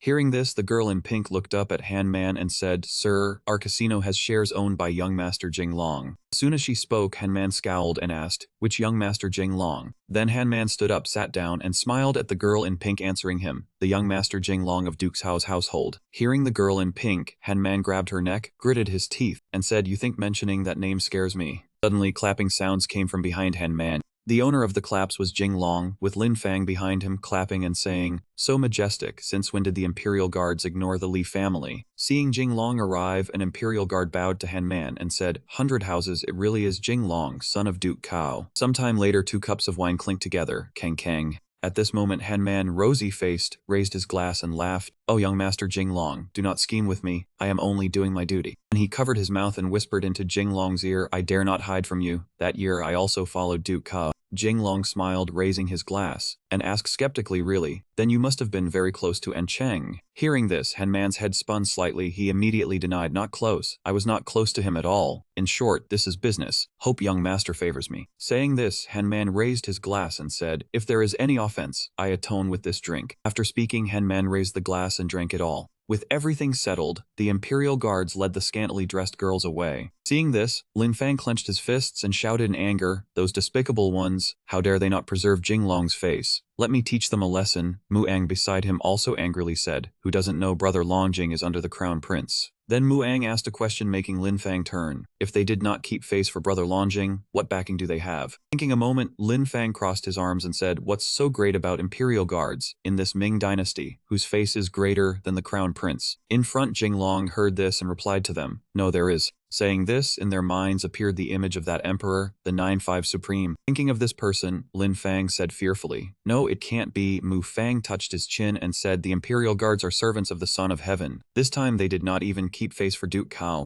Saying this, Mu Ang, drenched in sweat, looked at Jing Long and continued, "Last time you had to endure such treatment." When Mu Ang said this, in their minds appeared an image. It was General Lan Yu, accused of treason, investigated by the Imperial Guards, exterminated along with his 9 clans. Hearing this, Lin Fang screamed in fear, "No, it can't be, Your Majesty, him." Seeing Lin Fang scream so loudly, Mu Ang hurriedly ran over to cover his mouth, then sweating all over said, "Don't shout like that." Suddenly someone approached Jing Long from behind and said, "Young Master Jing Long." Person was a member of the Imperial Guards, holding a letter and handing it to him, saying, "This was delivered to you by the commoners." After reading the letter, Jing Long clenched his teeth in anger, tearing the letter apart step by step, and said, "In this letter it says they want me to find connections and settle this matter. A commoner like him would not dare disobey orders." Hearing this, Mu Ang asked in doubt, "You mean investigating the elder's estate is an order from above?" Jing Long turned to look at Mu Ang and said, "You cannot fully trust the words of that brutal man." Previously asked him if he knew En Cheng. Hearing this, Mu Ang asked in doubt, "Who is En Cheng?" Jing Long answered calmly, "An old soldier of my father. He was a minor official of the Imperial Guards, previously helped me." And as he said this, an image appeared in his mind of a man tied up, turning to him constantly saying, "Young master, save me. I am innocent." Lin Fang frowned and said, "Earlier he said he didn't know En Cheng." Jing Long spoke in a low voice, saying he didn't know means he doesn't want any ties with the Li family. Everything else is nonsense. Muang, slightly worried, said, "Jing Long, perhaps you should tell Duke Cao." Hearing this, Jing Long said in a low voice, "No need. My father intervenes. It's easy for others to exploit, moreover." Saying this, he smiled for a moment before continuing, "No need to use a butcher's knife to kill a chicken. I have friends in the capital as well." Sometime later at the residence of Duke Cao, Jing Long held a gift box at the door. Shortly after, Huizu happily opened the door and said, "What wind blew young brother Jing Long here?" Receiving the gift box from Jing Long, Huizu cheerfully touched his face and said, "If young brother comes, just come. Why bring a gift too polite?" Hearing this, Jing Long, sweating all over, thought, "You really don't care about face." Later the two entered Duke Cao's residence. Huizu unwrapped the gift and held it. It was a pair of binoculars. He raised them to his eyes and said, "Oh, this is a good treasure. The scenery opposite is much clearer." Hearing this, Jing Long smiled, understanding the skill. In front, Huizu laughed and pointed at the binoculars, saying, "This is the legendary frog at the bottom of the well." Jing Long, sweating, asked in doubt, "What? Which well?" A female maid behind Jing Long covered her mouth and laughed, "Young master, you are thinking wrongly again." At this moment, Huizu, holding the binoculars, looked toward the neighbor and said, "There's a girl changing clothes opposite." Hearing this, Jing Long opened his mouth wide and said, "Where?" Shortly after, 2 cups of tea were placed on the table. Huizu closed his eyes slightly and said in a low voice, "Young brother, leave this matter to me. My words still carry weight with the Imperial Guards." Saying this, he touched the binoculars and said, "Young brother, tell me, seeing, Ning or bathe with these, was it?" Hearing this, Jing Long frowned and said, "A real man doesn't talk about the past, brother, why bring it up?" Huizu responded, "Won't mention it anymore." Saying this, Huizu brought the binoculars closer to his face, silently thinking, "Perfect, with this magical tool, which house to watch girls at tonight."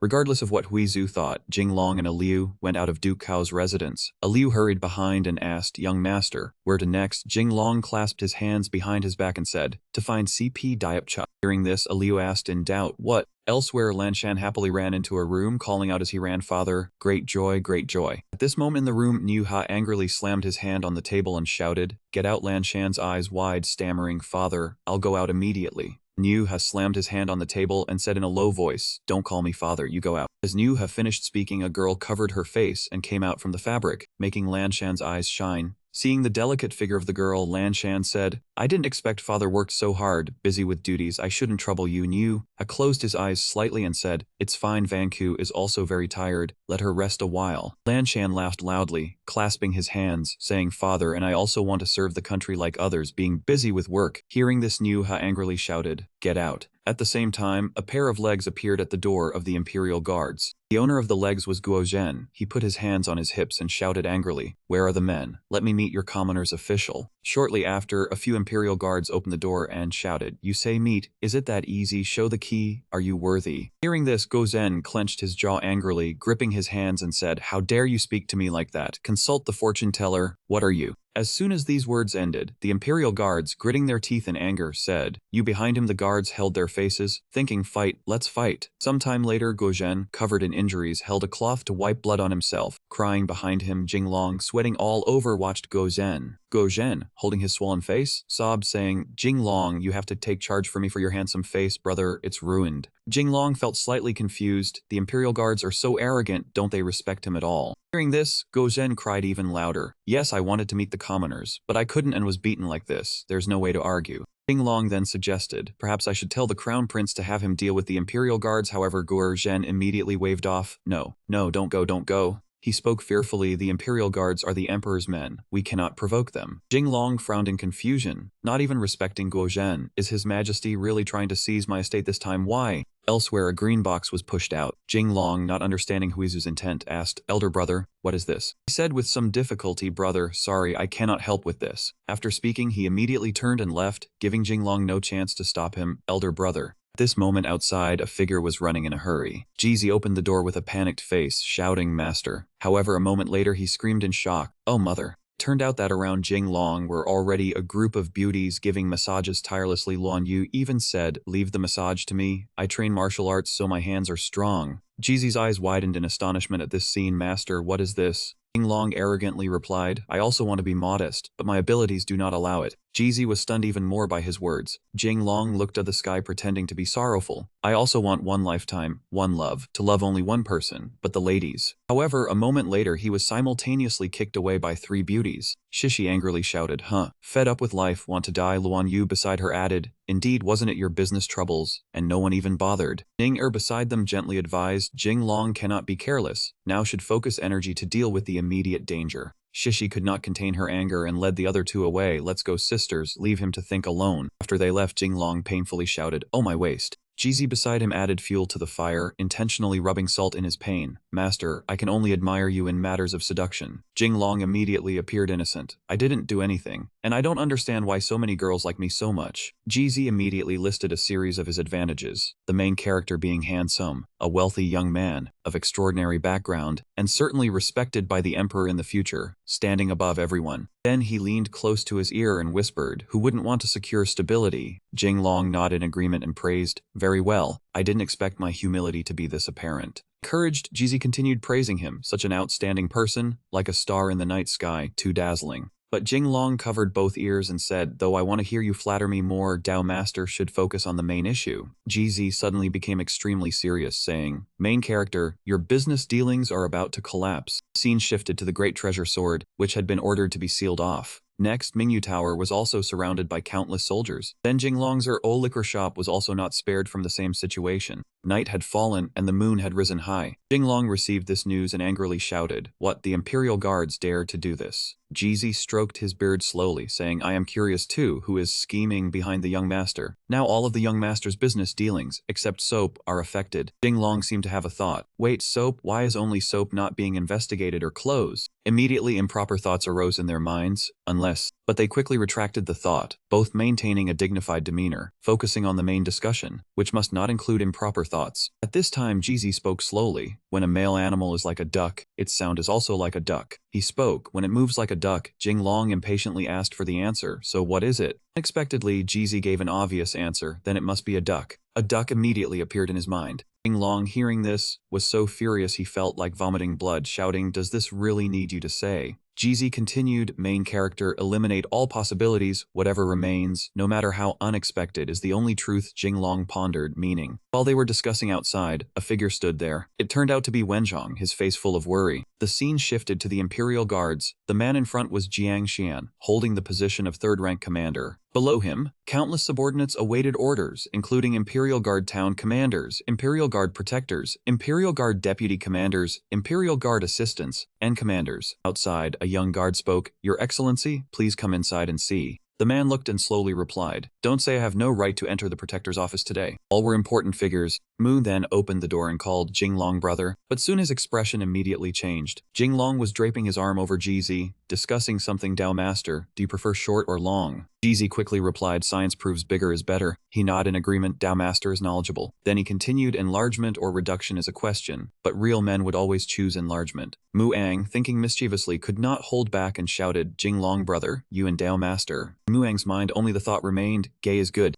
Jinglong, holding binoculars, looked back at Mu Ang. Mu Ang, you're here. Mu Ang was momentarily stunned seeing what he held. Was that what you were doing just now? Jinglong nodded and said, Exactly. Mu Ang exhaled this frightening comparison, hearing Mu Ang say that made him suspicious. Wait, Mu Ang, what are you thinking? But Mu Ang wouldn't speak. Even if beaten to death he wouldn't tell. And if not beaten to death, then what? The palace was now extremely quiet. Yunwen looked out the window and said, "The wind has risen." At this time His Majesty also called Yunwen. He called Yunwen over. "Yunwen, come here, let me check your exercises." Yunwen approached and began speaking royal family matters concerning Jinglong, but His Majesty interrupted. "Today we do not speak of Jinglong." Yunwen reluctantly obeyed. "Yes." Yunwen did not understand the reason and thought, what does the royal family intend? Do they really want to punish Jinglong? Outside the Imperial Guard gate, Luan Yu held a sword standing ready. Guard announced, "Miss, please return. Our Baihu Excellency said he is not here." Luan Yu, hearing this, angrily shouted, "Do you take me for a fool? He says he is not here. Then why doesn't he say he has gone to heaven?" At this moment, a voice rang out, "Who is making a commotion?" The guard immediately turned and respectfully greeted, "Greetings, Baihu Excellency." The man was Zhao Yang, currently holding the position of Imperial Guard Baihu. Suddenly another person appeared. Han Meng, the acting Baihu, angrily shouted, "Who dares to act arrogantly at the Imperial Guard gate? Throw them out." The guard respectfully replied.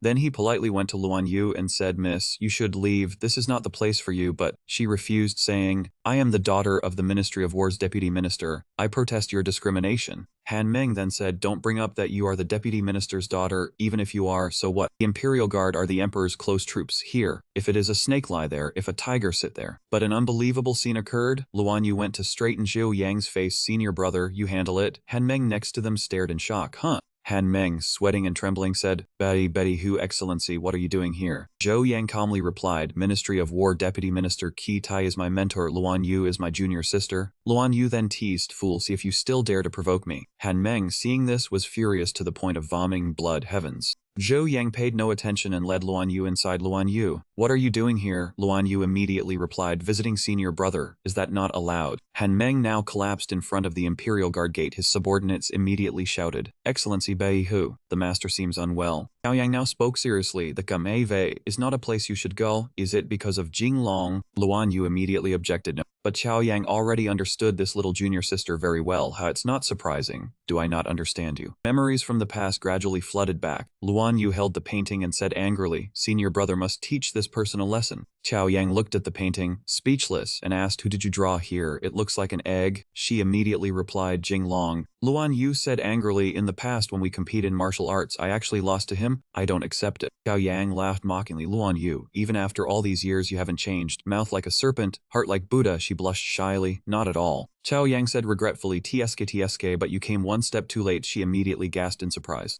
At this moment, somewhere in the Kamieve, a voice rang out, "Enlarging or shrinking, that is the question. I say real men will always choose to enlarge." Oh, I knew it wouldn't be simple. Jinglong and someone from the Kamive were discussing, very excitedly. When Yu saw Jinglong come to Kamive and was a bit surprised, calling out, "Jinglong." The person Jinglong was talking to was Zhao Zayan, Kamive's celestial protector. Xiao Yang respectfully bowed and introduced, "Celestial Protector, this is my little junior sister Luan Yu, daughter of the Ministry of War's Qi Tai. She came to find Jinglong." Luan Yu immediately struggled. "No, I'm not." However, in the process, she accidentally hit Xiao Yang on the head with a sword. Seconds later, he fell heavily to the ground. Zhao Dian turned pale and said, "She handled your senior brother as well." Now Zhao Dian held the telescope in his hands, exclaiming, "It can enlarge and shrink, truly a good treasure." Xiao Yang next to him also asked, "Celestial Protector, tell me about this treasure. What kind of treasure is it?" Zhao Dian began to operate it for Xiao Yang to see. "Watch, just twist it like this," and Xiao Yang exclaimed in surprise. It got longer. Zhao Dian continued, "Not only longer but also bigger." Xiao Yang kept exclaiming. Luan Yu couldn't bear it and shouted, "You two have had enough." Xiao Yang cleared his throat to correct, "We are gentlemen, gentlemen." Zhao Dian beside him added, "Yes, not what you think." Jinglong now put down his cup of tea. He did not hesitate to go straight to the point. A straightforward person does not speak vaguely. "Celestial Protector, can you help? Consider it a favor owed to you." Zhao Dian hesitated a bit. "The matter of young Master Jinglong, I really want to help, but I am just a lowly person. Above me is the garrison officer. Above the garrison officer is the chief supervisor. Above that is the commander. And finally that great man." The person he indicated was none other than commander of the Imperial Guards, Tung Hian.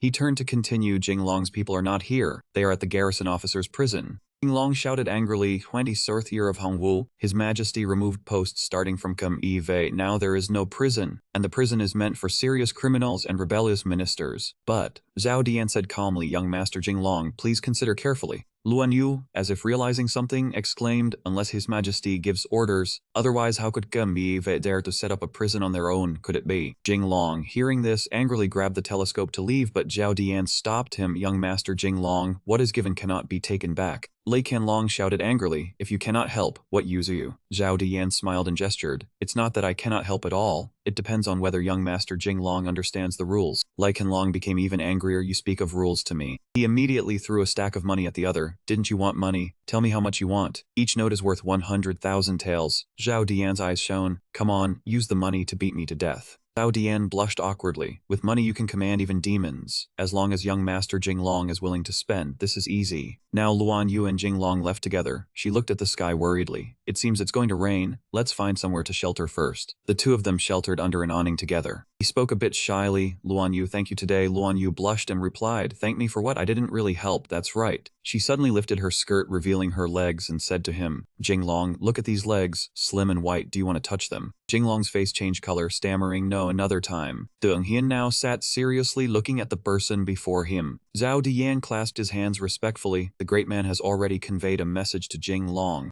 Deng Hian slowly rubbed the ring on his hand and asked, oh, what did he say? Zhao Dian immediately replied, he said he needs some time to prepare the money. Hearing this, he laughed, then give him some time. At this moment somewhere else, seeing Luan Yu lifting her dress to show her legs with a smile, Jinglong panicked and shouted, Luan Yu, what are you doing? Luan Yu blushed and said shyly, I want to know what you and Zhao Dian talked about earlier. Jinglong was stunned, you mean this? Even though you didn't let me see your legs, I was going to tell you. Luan Yu quickly covered up and shouted, then why didn't you tell me earlier? Jinglong flustered, you didn't ask me. Dark thoughts appeared in his mind. Ning-er is big and white. Here she is slim and white. Luan Yu somehow got a large hammer and hit him on the head, you pervert. Jinglong rubbed his aching head and shouted, violent girl, trying to assassinate me. Just after speaking, she grabbed his collar, then placed a kiss, leaving him bewildered. Lei Qianlong said in surprise, Luan Yu. She gently replied, a man whom Luan Yu chooses must be strong. And she added, Jinglong, don't disappoint me. Outside, the rain continued to fall heavier. After some time, Jinglong returned without a word, making everyone look at him in confusion. Liu brought a set of clothes and said, young master, the clothes wet this afternoon have dried. That's right.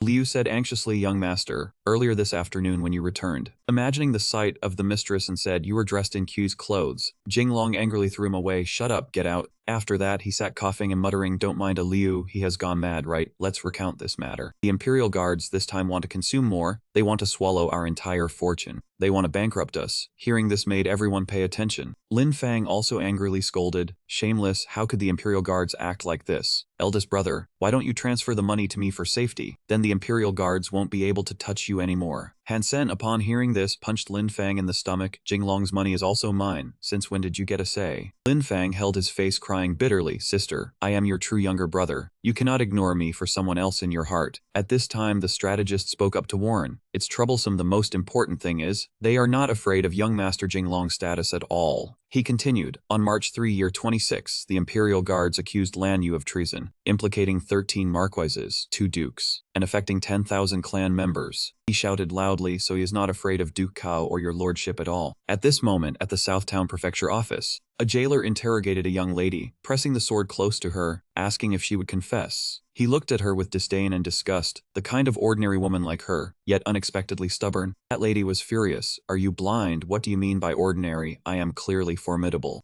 Scene shifts to somewhere in the Li residence. Guo Zhen walked to the front door to meet someone he had arranged to meet. The person he met was Jinglong. He called out, brother, why did you come to find me? Jinglong smiled, old Guo, last time didn't you say you wanted to do business with me? Guo Zhen thought happily, indeed, could it be? Jinglong brightly delivered the news, indeed, your luck has arrived. I want to pull you into the shares. Guo Zhen couldn't help his twisted, delighted expression, my god, brother, I wasn't mistaken about you. Jinglong placed his hand on Guo Zhen's shoulder to show trust, of course. You once spoke so well, brotherhood united. Even the Eastern Sikh could dry. Guo Zhen thrilled, make a move. Tonight we make a move, huh? 2 others stood outside watching anxiously, feeling something was off. The car moving too fast. The poor fellow couldn't keep up. Jinglong ran the blade along Guo Zhen's fingers. He shouted in panic, Jinglong, what are you doing? Jinglong calmly pressed Guo Zhen's finger onto the paper, sign this document. You'll join the shares with me later. Guo Zhen, obsessed with novels, mumbled over the wound, lamenting his first time, now ruined. Jinglong got goosebumps, don't speak nonsense. Guo Zhen reached a climax of excitement. Jinglong, for this scene I must recite a poem. Stop the car and enjoy the night wind. Not knowing how, Jinglong guessed the poem would be dull and kicked him out.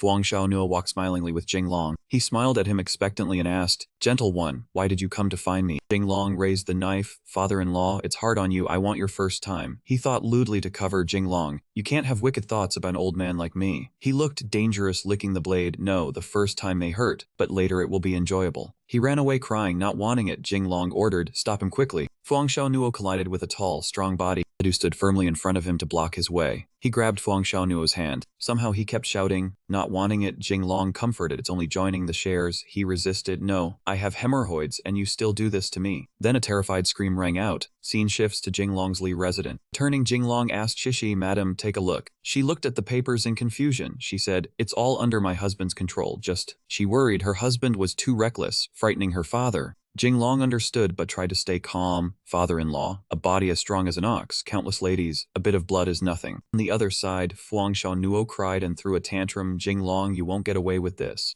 Inside the flickering room, Shishi anxiously tended to him. Husband recently tired, must watch his health. Jinglong smiled, lifting her chin. "With madam's help handling house matters, I feel much lighter." She inquired, "The matters my husband mentioned, what kind of handling is that?" Jinglong choked, "In driving matters I can't compare to madam." Fuang Shishi smiled gently. "That's natural to serve one's husband, she trained especially for it." In Shishi's memory, her elder sisters instructed thoroughly to capture a man's heart: speak cleverly, be knowledgeable, joke, and sing. Shishi brought out a hot bowl of soup for him. Jinglong raised his hair in alarm. "What is this?" She replied gently, "Chicken soup. To nourish husband, avoid the evening." Jinglong thought she considered him weak in bed. What, she dares to treat her husband thus? "Must use family method to serve." Shishi naively asked, "Husband, what family method?" He said, "A big stick to serve." Nosy people outside eavesdropped, laughing. At the Southern Town Prefecture Guard, the jailer looked at the two ladies, asked, "Have you thought it through?" The blonde girl firmly cursed him. "A scholar may kill but cannot bear humiliation, even with a sword at my neck. I will not sign." After speaking, the man pressed the sword to her neck. She discarded her earlier words and said, "Take the pen here." The girl beside was shocked at the rapid change. "Oh my god, how could she do this?" He brought back the signed document. "Sir, mission accomplished." The official sat comfortably as if nothing happened. A soldier beside asked, "Commander, look," he said. "All right." The man was stunned, asked again, "Commander, I don't understand this." The commander calmly replied, "Don't understand. You call Jinglong an idiot." The subordinate recalled, heard he was a troublemaker. The commander laughed, recounting, "That was before, now he seems enlightened, can earn lots of money. Can't call him an idiot." The commander repeatedly reminded, "Jinglong said he needs time to prepare money. I must prevent him from tricks. To set up documents for the owners of these properties, doing business under my name." The soldier may not understand but obeyed well. "Wise sir." That morning the rooster crowed loudly. Wenzhong asked his son Jinglong, "I heard about the prefecture guard. Need father intervene?" Jinglong replied calmly, "Old father, don't worry, I can handle it." He understood his son and asked again, "Can handle? What kind of handling?" Jinglong raised his hand like holding a baseball bat. "Exactly." He thought, "To spread knowledge, the prefecture guard wants to seize my property, now taking all the owners, but those people only worked for me." Jinglong, knowledgeable and astute, explained, "I will only use my right hand. Dividing the property is enough." He immediately thought of the trustworthy people holding his assets. Now these properties one by one. He smiled at his father. Fuang Xiaonuo is a tutor to the crown prince. Gozhen is the prince consort. Mungang is the Yunnan young lord. Lin Ningurnai is the daughter of the minister of personnel. Hansen is the emperor's daughter. Jinglong scratched his ear smugly. "I want to see what can Tuang Hian do with my properties." At Tuang Hian's headquarters, he was furious at hearing the schemes. "Insolent, Jinglong dares to play dirty with me?" The soldiers flared up. "Commander." Jinglong and his father were drinking tea. Wenzhong looked serious and worried. "Dividing business among 5 people. What if they are deceitful?" Jinglong appeared calm and unconcerned. "No worry." He smiled confidently, saying, "The document I issued gives them shares, but no execution rights." Hearing this, Wenzhong seemed astonished. He asked, "What do you mean?" Jinglong confidently rested his hand on his chin. "Those people are nominal shareholders, can share commissions, but cannot control my property. Specifics must come from me." Hearing this, Wenzhong slapped his hand in excitement. "Excellent, then."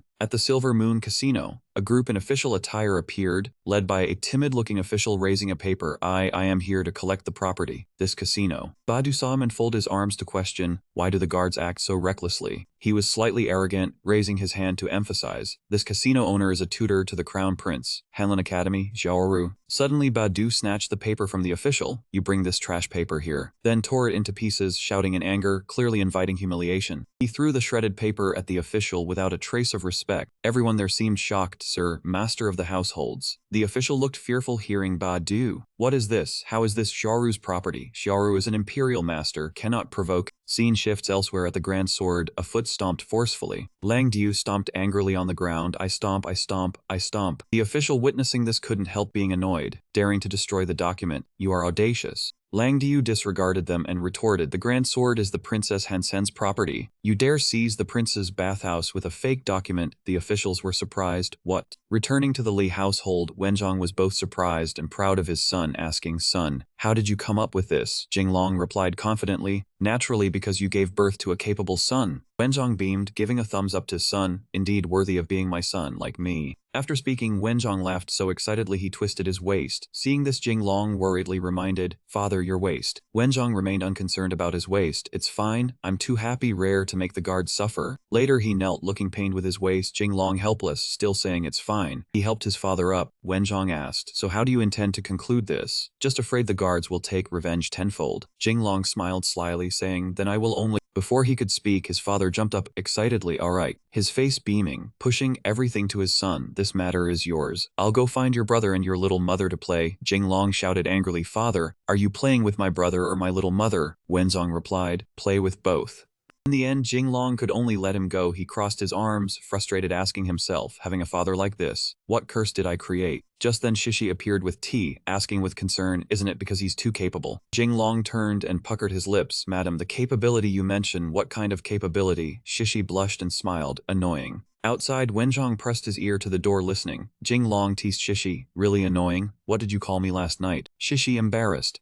He had no intention to let her off, with a stop afterward. At that moment a few others gathered where Wenzhong was eavesdropping, all surprised to see him, old master, Duke of Tao. Seeing Wenzhong avoid their gaze, today's weather is really nice. Liu looked up, saying, old master, the weather doesn't seem that nice. Wenzhong, embarrassed and angry, gritted teeth. Don't waste words. If there's business, go find the young master. Perhaps heaven found Wenzhong's showy nature annoying and struck lightning. One direct strike vaporized him. Everyone's expressions differed. Old master, pretending to be struck by lightning, I told you the weather was bad. At this moment, opening the door wide revealed a public display of affection. Liu froze. Ma Muang noticed his reaction and asked, Liu, why not go in? Inside, Jinglong and his wife were affectionate. The doctor said I have low blood sugar. Is it serious? Not at all. Just need her sweet words. Seeing the scene, everyone had varied expressions. The couple still flaunted affection. Just now was there an earthquake? No, why does my heart flutter every time I see her? Husband, you speak well. Lin Fang couldn't bear it, shouted, I cannot stand it. I want the first filial duty of the 24 duties, looking up and whistling. After shouting, he rolled on the ground. In status and looks, I am no less than the eldest. Why am I still single? Everyone looked at him mocking. Poor Lin Fang gone mad. Someone mocking a singleton. Fang went to help Lin Fang up. You should supplement calcium. Lin Fang didn't quite get it. He explained. Jinglong once said, lacking calcium in childhood, grow up lacking love. Lin Fang naively believed, so supplementing calcium means I can have a wife. Muang continued, useless, poor eyesight has no cure. At this moment Jinglong noticed them. Muang, you've arrived. Muang beamed. Jinglong, Gozhen is behind him speaking. Gozhen appeared from nowhere babbling, thousands of trees, leaves fall rustling, endless river flowing. Seeing the brother's seduction tactics, I understand the gap between us. Jinglong saw him and had to be helpless, though I am quite excellent. I cannot use it as an excuse for indulgence. Gozhen raised a finger. Well said. He continued rambling, brother, women like books, reading tens of thousands, writing like a god. This book you have read thoroughly. Gozhen appeared scholarly. Confucius said, women like petty people, hate from afar, irritating up close, so men must not demean themselves. Imagining him pampering a beauty's feet and flattering her, princess, I am your loyal dog. That scene was disgusting to all, utterly unconvincing. Unable to listen further, Jinglong stopped him. Gozhen, if you have something, speak now. Gozhen finally paused his antics.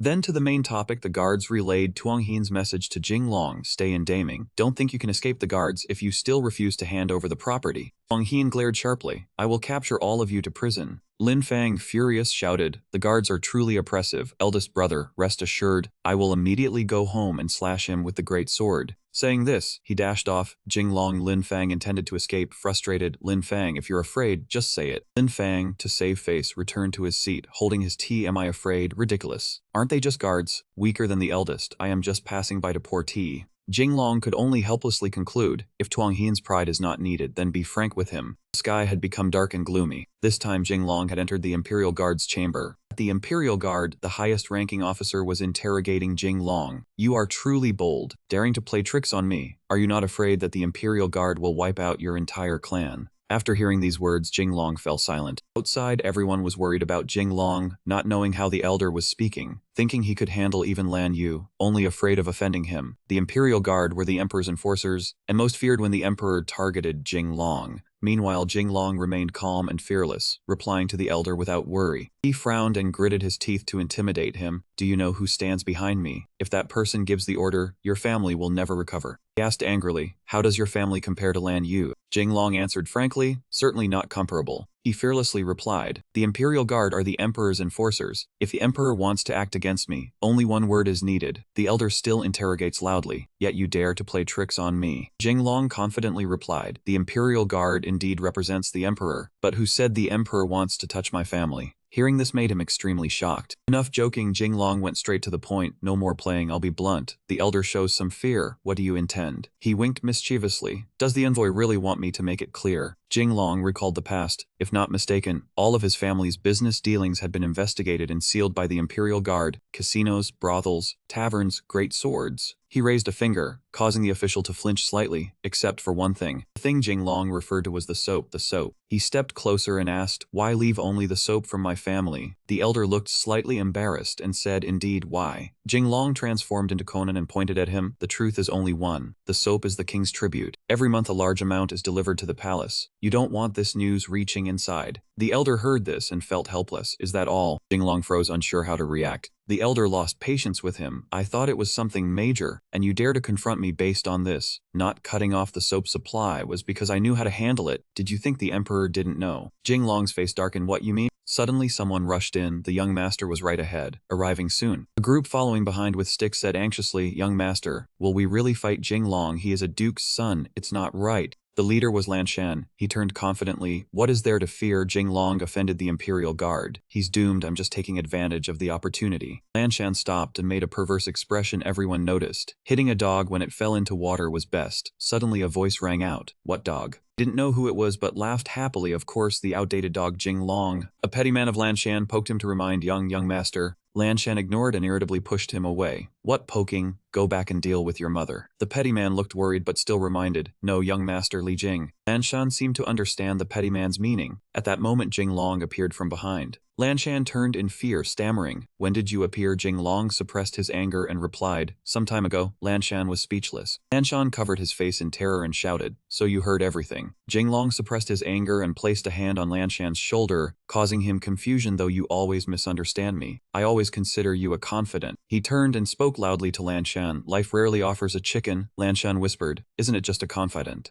Jinglong raised his hand. Correct, chickens are for stew, confidants are for sale. Lan Shan was a little scared by his nonsense. What the hell? Jinglong crossed his arms and ordered, help me remove this chicken. No, this confidant's clothes. Immediately a group of Imperial Guards appeared behind him, directly causing Lan Shan to tremble in fear. The Imperial Guard. Even now Lan Shan stubbornly thought Jinglong was joking and laughed loudly. Jinglong, are you crazy? Will the Imperial Guard obey you? If they obey you, I will follow you today. Then one of the Imperial Guards stepped forward to ask Jinglong, shocking Lan Shan, how must they remove? Lan Shan turned pale, wiped blood from his mouth and shouted, impossible. How could the Imperial Guard obey you? Jinglong scowled at him. Nothing is impossible in this world. He angrily ordered, strip him completely, beat him painfully for me, beat him into a featherless chicken. And only Lan Shan's desperate screams for help remained. Save me, envoy, save me. Within moments the Imperial Guard had finished handling everything. After subduing Lan Shan's men, he too was beaten to pieces by the Imperial Guard, crying out, pain, pain, pain, envoy, save me. Lan Shan ran to cling to the elder, wailing, leaving him stunned. Li Jing. Lan Shan still arrogant, thinking he would be protected. Jinglong, you are doomed, daring to offend me again, not considering how the envoy and my father are related.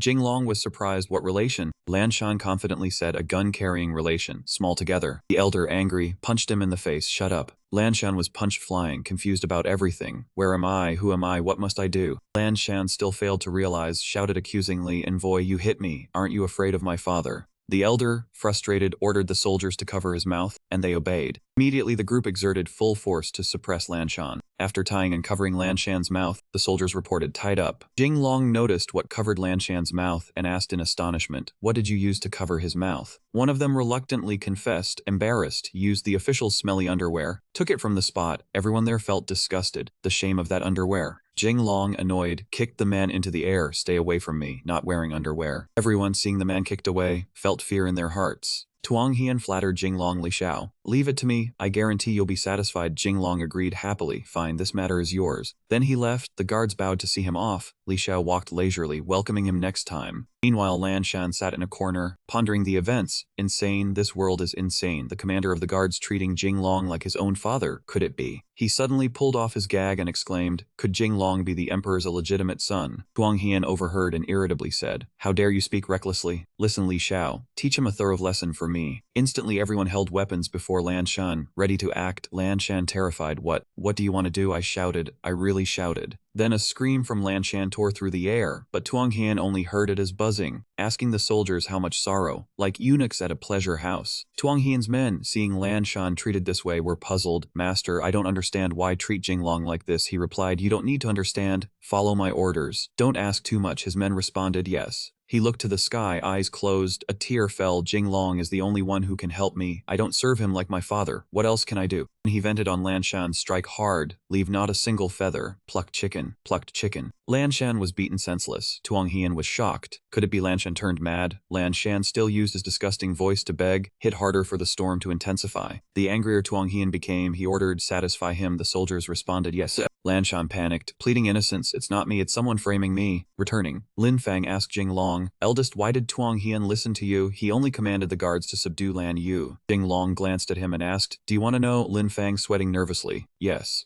Jinglong winked playfully. Then you beg me. At the spring hall, 2 guards stood watch outside. Lin Fang frowned in irritation. Tuang Hian is indeed cunning. He stared at Jinglong curiously. Eldest, what exactly did you do to Tuang Hian? Jinglong extended his hand. Pay close attention. Then he clenched his fist. Understand now. Imagining egg being squeezed, Lin Fang turned pale, dragon claw grabbing the egg. Seeing Lin Fang's reaction, Jinglong was helpless. What I mean is, I am the wolf slayer. Mu Ang still didn't get it. He explained clearly. What is it? I mean, I caught his weak point. Both Lin Fang and Mu Ang were wide-eyed. The commander of the guards could have a weak point. He hesitated, saying his weak point is. No one expected his weak point to be, he fears death. Suddenly someone stepped into the spring hall. Easy said to the 2 guards, let me speak for the master. The guards are a sword in the emperor's hand. But if this sword is dull, it must be replaced with a new one. Mu Ang, Ning Er, and Lin Fang were confused. What does that mean? In a flash, a fan appeared in Lin Fang's hand, his eyes wide with astonishment, commanding the elite guards. After investigating Ho Dai Dung's case, he was immediately executed. He thought after investigating Luan Yu's case, he could act arrogantly, even daring to investigate the master. Where did he pull that fan from? He relaxed and sat down in the chair. Lin Fang ran over excitedly, unable to believe the master had the skill to understand the universe's logic. Normally I still have many abilities. Master, can you teach me this skill? Alright. Mu Ang ran over to ask Jinglong. Jinglong, brother, how did you convince him? He winked confidently. I'll reveal my hand directly. Once he acts against me, he will surely die, even if the emperor spares him. The crown prince will not. Mu Ang had to submit to Jinglong's talent in front of him, exterminating the wolves. He had no more choices. Jinglong, brother, is truly decisive. He was proud of himself. I only have a bit of skill, yet still quite romantic. He raised his hand, thinking of the next move. According to the secret plan, now I just need to hide my abilities. When Yuansang falls, no one in this world will be my match anymore. Suddenly his expression became serious. The crown prince is not the problem, but Yan Wang's side is tricky. If trouble arises, should it be the crown prince or Yan Wang? The images of everyone smiling that Jinglong imagined made him headache, unsure what to choose. I am the eldest brother, gentle husband. Tears rolled down his cheeks. Beside me are all worthless people who will be exterminated by Yan Wang. He stood up abruptly, shouting loudly, startling everyone. Still must change history. Mu Ang was curious about his action. He just shook his head calmly. Jinglong, brother, what did you say? Nothing, just remembered something important. Liu opened the door and met someone, then refused. No, you cannot enter. This place has lacked our young master. Jinglong shouted angrily. Who are you? What kind of business is Badu doing? Can't they stop people? Beauty reached out to touch Li's cheek, praising little brother, you are really adorable. Li Xiao, long time no see, have you forgotten your little sister? Jinglong changed his expression immediately upon seeing Tianfen. What wind brought you here? She hesitated, unsure if she was troublesome. He greeted her warmly. Li Xiao, do you blame me for troubling you? How could I? Tianfen, little sister coming here already gives me face. The 2 chatted happily. Later I'll take you to tour the illusion lake, so we can row together? Alright. Ning Er grew jealous seeing the 2 happy. The 3 were surprised, unable to believe their eyes. When did the eldest manage to court the Duchess of Anbuk country?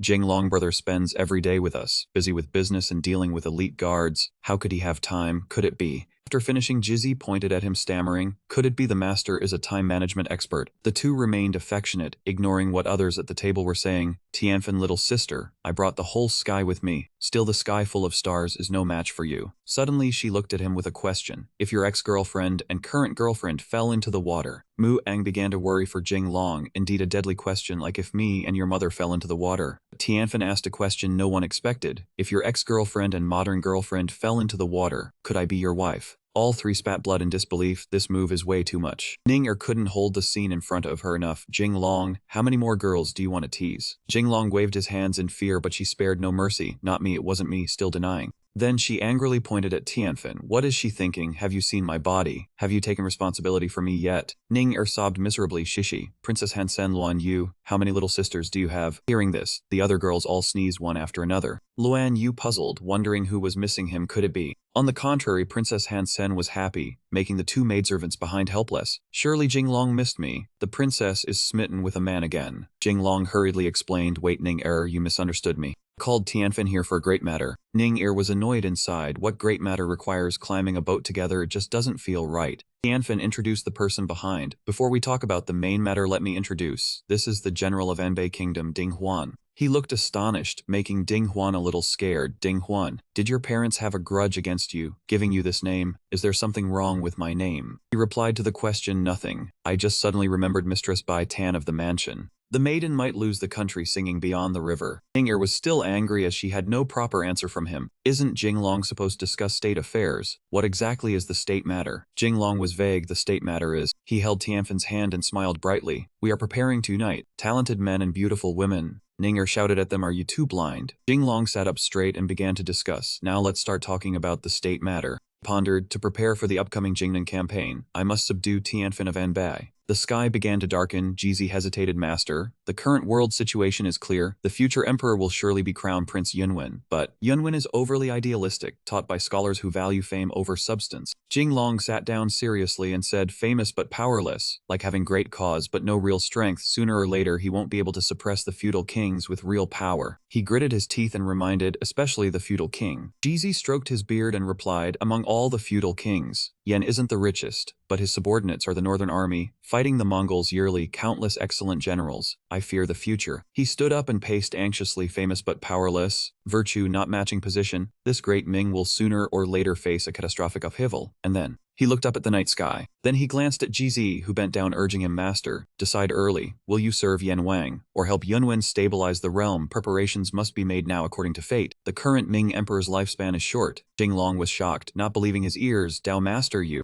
Outside, the young ladies danced and sang. The maiden might lose the country, singing Beyond the River. He shouted angrily, "Who allowed you to sing and dance here?" Hearing him drive them away, the young ladies stepped back timidly. Zhengji and Li Fang hid in fear. "Isn't it said that elder brother likes beauties dancing in the hall? But he seems so irritable, let's run quickly." Jizi saw his reaction and asked, "Master, what do you think?" Jing Long coughed a few times. "Dao Master, do you know what my dream is?" Suddenly he had an idea. "Seize all power first, then enjoy fine wine and beautiful women." His face brightened with a smile. "No, my dream from south to north, sleep across the mountains and rivers." Jizi was sweating hearing this. "Have you relied on the master wrongly?" He scratched his head foolishly. "I was just joking earlier." Then he turned and shouted, "Come back here." He sat down and sighed. "Listen to me, he and I are alike, believing Yunwen and Yan Wang will surely battle in the future." Jizi asked anxiously, "So what about Master and Yan Wang?" He frowned. "My wife Shishi is the daughter of a respectable family. I and Yunwen are life and death allies. And you and Dao Virtue from the Yan side are mortal enemies." He burst into tears. "I want to serve Yan Wang, but my comrades trapped me. What can I do? I am desperate."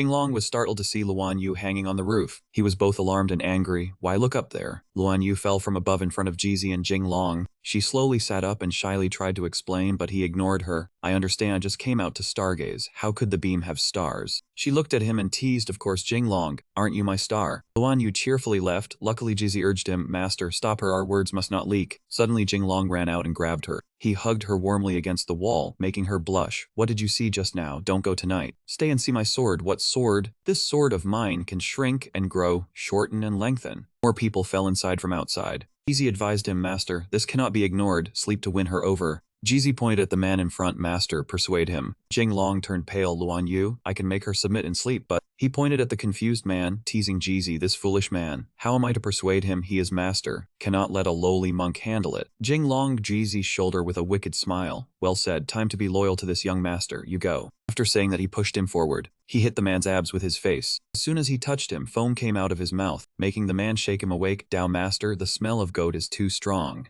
Jinglong, just watching, had to step back, and Luan Yu beside said, unexpectedly Badu has such a gaudy odor. Even Dao master fainted, truly terrifying, trembling not from cold. He grabbed her sword, let me borrow it. Then he pointed the sword at the man who clenched his teeth. Now make up your mind, Badu. Do you want to sleep with me, or be slept by me? Jinglong's calm voice told him to go, and Badu immediately obeyed, yes master. After finishing, he quietly left. Luan, doubting her eyes, asked him again. He naturally replied, you trust him like that? I trust, because he was confident that the tattooed boy Peggy on the chest would not deceive. Luan Yu reached out and said, return the sword to me. Jinglong suddenly grabbed her hand. Then he held her tightly and whispered, Luan Yu, borrow your sword, also let you see my sword. Both blushed while looking, yet he smiled slyly. Good sword, you can see this sword of mine is good, right? Or try it tonight. He took back the sword teasingly. I said you are really despicable. She ran to the door and left, ignoring him. Jeezy admired his handling. Master really has a method, yet could handle both Qilon and Badu at the same time. He sat on the chair relaxing, explaining, Lone Gok in her heart towards me. Even if she heard something, she would not betray me. As for Badu,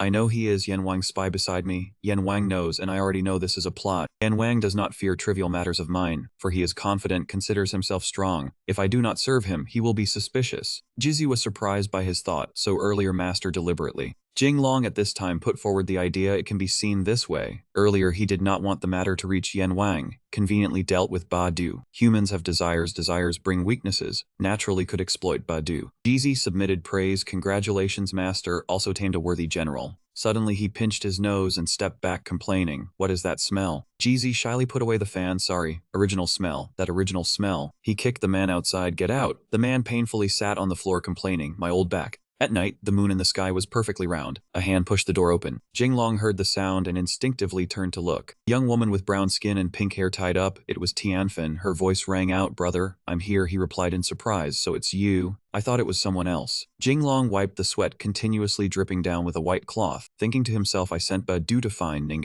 so why did Tianfen arrive first? She cheerfully said, didn't brother say to come later? He awkwardly replied, that's right. Tianfen was standing behind Ning Jinglong spoke, this is complicated, better tonight at my house. I'll explain everything to you. Hearing him, Tianfen placed her hand on her chest and asked excitedly, just the two of us, brother, how romantic. He approached her, making her extremely happy. Jinglong said, what kind of romantic do you mean? Tianfen shyly replied, brother, do you want to flirt with Tianfen? His face suddenly darkened, his eyes darting around as if seeking help. Ninger's voice rang out, the kind of romantic, are you hungry? I'll cook noodles for you. Jinglong raised his hand to his face awkwardly. Unexpectedly, Tianfen was so proactive, stealing his words. At this moment, Shishi and Ning were staring at Tianfen, making her shiver, sweat streaming down her face, eyes full of fear and worry. He hesitated and said, you all are here. Shishi sat down with a look of irritation, saying fiercely, husband, is there a major matter? Keeping the Enbeguo princess in the stone courtyard. Aren't you afraid of rumors? Jinglong clenched his hands, his face turning angry, teeth gritting. Shishi continued, in this mansion, anyone who dares speak nonsense, I'll break 3 of his legs. He happily ran to her to massage her back, speaking kindly while doing so. Moreover, with the lady protecting the back of the house, even with 100 livers, no one would dare act rashly. Shishi asked, really? Jinglong's left cheek blushed. He replied joyfully, as certain as counting, if wards first, they will perish. Someone of my rank has never known flirting. She closed her eyes calmly. Your desire for life is strong. He confidently gave a thumbs up, of course. Ning held a fan and said something that made him freeze. At that time, no one knew who was spying on whom while bathing. Hearing this, Jinglong placed his hand on his head, face showing fear. Can we not mention this again?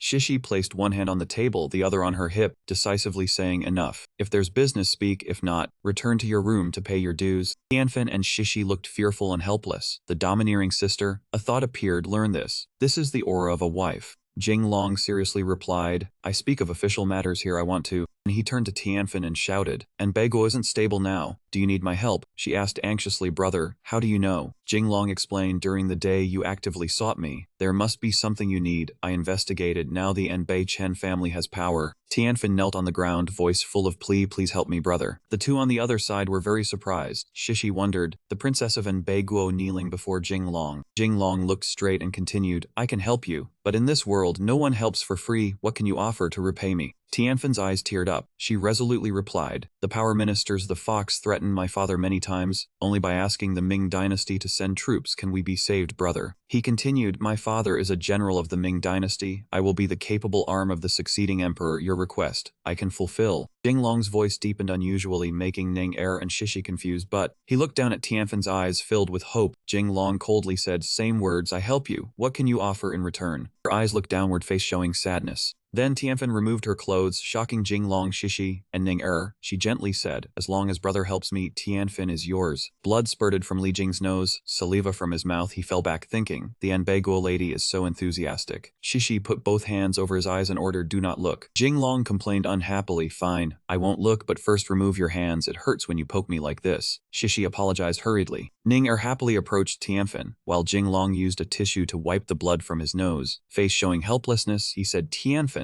I'll help you, you don't need to do anything, just agree to one condition of mine. Tianfan decisively replied, go ahead and speak, brother. Jinglong raised a finger and said firmly, first, from the capital to Anbeiguo is far. Even if troops are sent against the fox, it won't be quick, understand this. Tianfan quickly replied, I understand. He continued, we set the time to 4 years. Within 4 years I will send troops to help you deal with the fox. She replied, all right. Then she placed her hand on her chin, wondering why 4 years. Jinglong sat down, face full of confidence, thinking history records, in 4 years the fox will seize the throne, becoming the new Anbei king. Furthermore, the Ming dynasty is facing internal turmoil. He frowned, still thinking, the only window is Zhu Yuansang dies, Yunwen succeeds, new appointments haven't started. Then Jinglong stroked his chin, speaking soon, without military power in hand, and Yunnan has been seized by the Ho clan. Tianfan looked extremely worried. He means. He waved his hand to explain, nothing. My condition is, if I successfully help you remove the power ministers, in the future if I need, all of Annam must assist me unconditionally. Tianfan frankly replied, I agree to this condition. Jinglong asked her how to ensure she was surprised.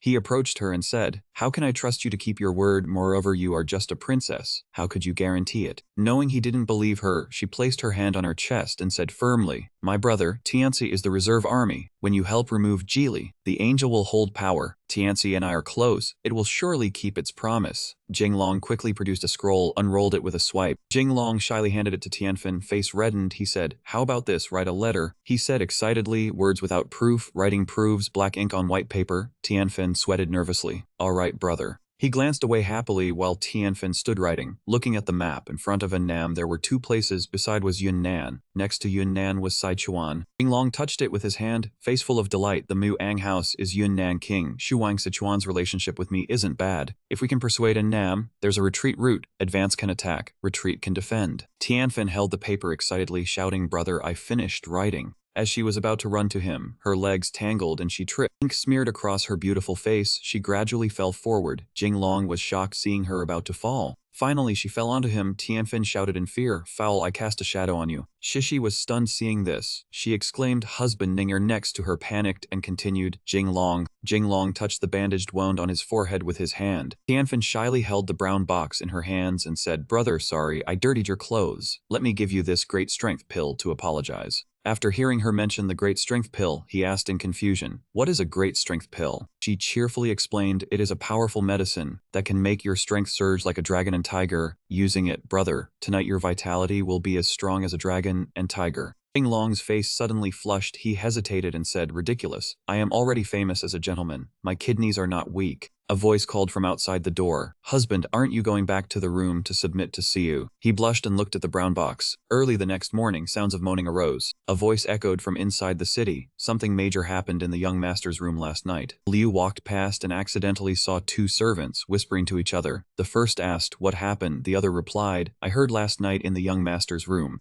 Suddenly, Aliu's face turned ugly as he heard the servants. The young master screamed like the heavens were falling and the earth splitting. The bed broke. No way, that bold. He angrily clenched his fists and scolded them, go do your work, how dare you gossip, I'll skin you. The 2 immediately ran away in fear, yes. Then he stuck out his tongue and said, I'll go see if the young master needs a new bed. On this side, Jinglong sat wearily on the wooden chair, his face wrinkled like an old man, his body devoid of vitality, his energy drained. A voice called out, young master. Seeing his master in this state, Aliu rushed over worriedly, young master, who did this? I will avenge you, he weakly answered it was. Before he could continue, a long glossy black hair emerged, making Aliu turn his head. Shishi Charming stood behind the light curtain and said, "Last night was not bad." Jinglong's face twisted as he tried to speak fake medicine. A Liu beside him froze and shouted, "Young master." Sunlight shone brightly. A Liu's voice carried from inside the city outside, "Young master, hold on. I'll fetch the divine doctor immediately." Shishi said, "Wait, just say the plow ox is tired and sick." He exclaimed in surprise, "What?" The old divine doctor turned to advise him, "Young people must learn restraint. Know that only the ox is tired, not the field ruined." Jinglong warily thanked, "Much obliged, old doctor." He lifted his head and thought, why does it feel like the old man is talking about something else? The old divine doctor raised a finger and cheerfully told Jinglong, "The elixir I just prepared for you is highly nourishing. Drink it with confidence. Later you'll be able to plow several fields in a day." He gaped at him. "Damn, so strict." Jinglong took the medicine bottle from him and asked, "What is this called?" "Not half madness pill, right?" The old doctor's eyes gleamed confidently. "This is the 6-flavor emperor pill I just researched." Jinglong jumped at the answer, terrifying, domineering. Then he stripped off all his clothes and ran outside. The old divine doctor laughed while leaving diagnosis complete. "I must go work on the great sword." He helplessly called out, "Old doctor." Jinglong propped himself up and looked at the medicine the old doctor gave him, bragging, "Really or not?" But seeing the old man still able to go work on the great sword, could it be? A voice called from afar, "Young master." A Liu joyfully pushed the door open and shouted, "Young master, the heads of all dealings have been released by the Imperial Guards." Jinglong smiled, "Let's say they know their place." A Liu grinned widely and pointed outside. "The crown prince of the dynasty is requesting an audience." Fang Yuan aggressively walked to where Jinglong was drinking tea and said loudly, "Young Li, as I said, everything was done by Lan Shan. He wants me to help him deal with you." And he laughed in front of him, "Young Li, you are so brilliant in martial arts. How could I fall into a trap?" Jinglong replied, freezing Fang Yuan in place, "You saw Lan Shan beaten to a pig's head by the Imperial Guards before running to me for help, right?" Fang Yuan laughed awkwardly, "Young Li, don't be vague. I want to ask for your help." Jinglong smiled disdainfully, "Foolish strength." Fang Yuan sweated heavily, "One hand, just one hand." He smirked at him, "Calm down, Crown Prince, I heard clearly helping." His face darkened, thinking, almost had a heart attack. Jinglong set down his teacup. "Lan Shan and even his father, only one Yingtian mansion, still wants to fight me." He looked up and said frankly, "He is not worthy." Jinglong sat back, hands clasped, pleased. "I am curious, Crown Prince wants me to help. How exactly will he help?" He pinned Fang Yuan against the wall, thinking, one hand. He tiredly put his hand over his face, saying nothing. Then Fang Yuan extended his hand respectfully. "If Young Lei asks, forgive my rudeness." Jinglong broke into sweat, voice hesitant. "What do you want to do?" Fang Yuan didn't say much and ripped off his shirt, shouting, "Do what I want, Young Li to take my kidneys." He awkwardly exclaimed, "Crown Prince, don't act recklessly." Jinglong was so scared he covered his face. A loud laugh rang out. Then he gradually opened his eyes to look. Jinglong was utterly shocked by the scene before him, sweat streaming down his face. He reached out awkwardly and asked, "Crown Prince, is this what you wanted to show me?" In front of Jinglong was Fang Yuan's body, on his chest a map. He gritted his teeth. "Yes, this map I risked carving on my chest, not just kidneys, even the liver exploded."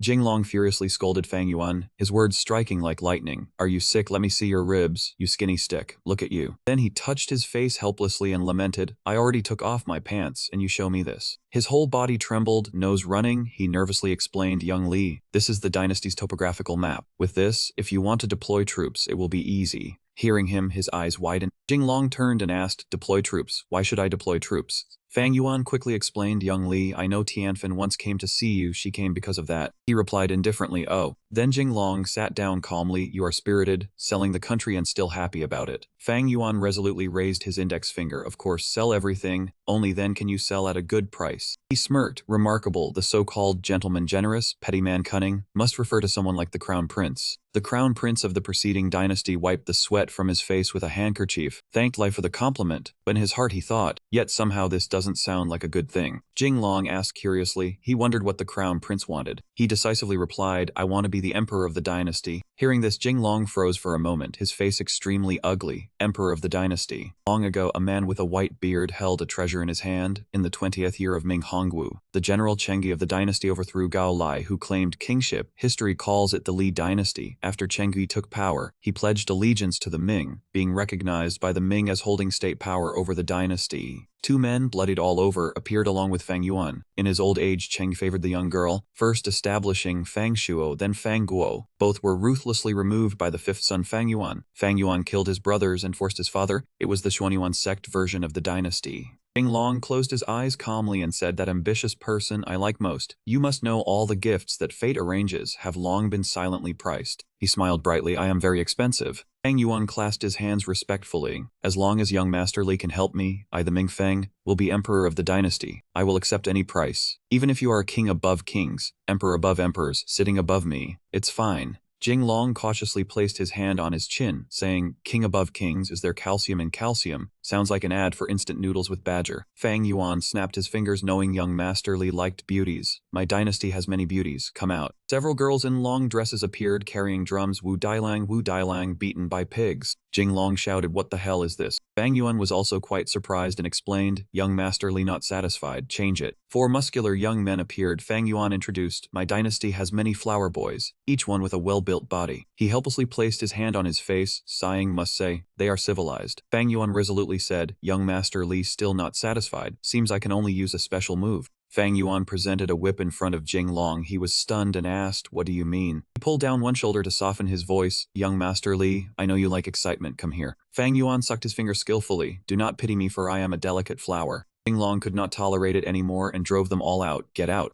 Sunlight shone on the city walls, a voice rang out, your highness summons young Master Jinglong to the palace. Jinglong knelt happily and greeted, servant greets your majesty. Finishing the words he thought, why is Yuansang looking for me? Could it be about the embroidered guards? The emperor above spoke, I heard before the embroidered guards commander caused trouble for you. Jinglong firmly replied, your majesty, it was all a misunderstanding, now clarified. The emperor asked further, do you not need me to govern for you? He replied, honestly, your majesty has countless matters, such trivial matters I can handle myself, no need for your majesty to trouble. A servant brought in a brown box. The emperor cheerfully said to him, no trouble, just a word from me. The servant said, your majesty, the head of Deng Hien is here, already trimmed. Jinglong asked in astonishment, your majesty, has everyone killed him already? The emperor laughed loudly and explained, the embroidered guards are only my dogs. If they dare decide on their own, they deserve death. I have said, I will govern for you. Anyone dares touch you, I will be your support. He bowed in gratitude. I am favored by your majesty. As he bowed, Jinglong's face showed annoyance, thinking Yuansang is threatening me. He is definitely threatening me.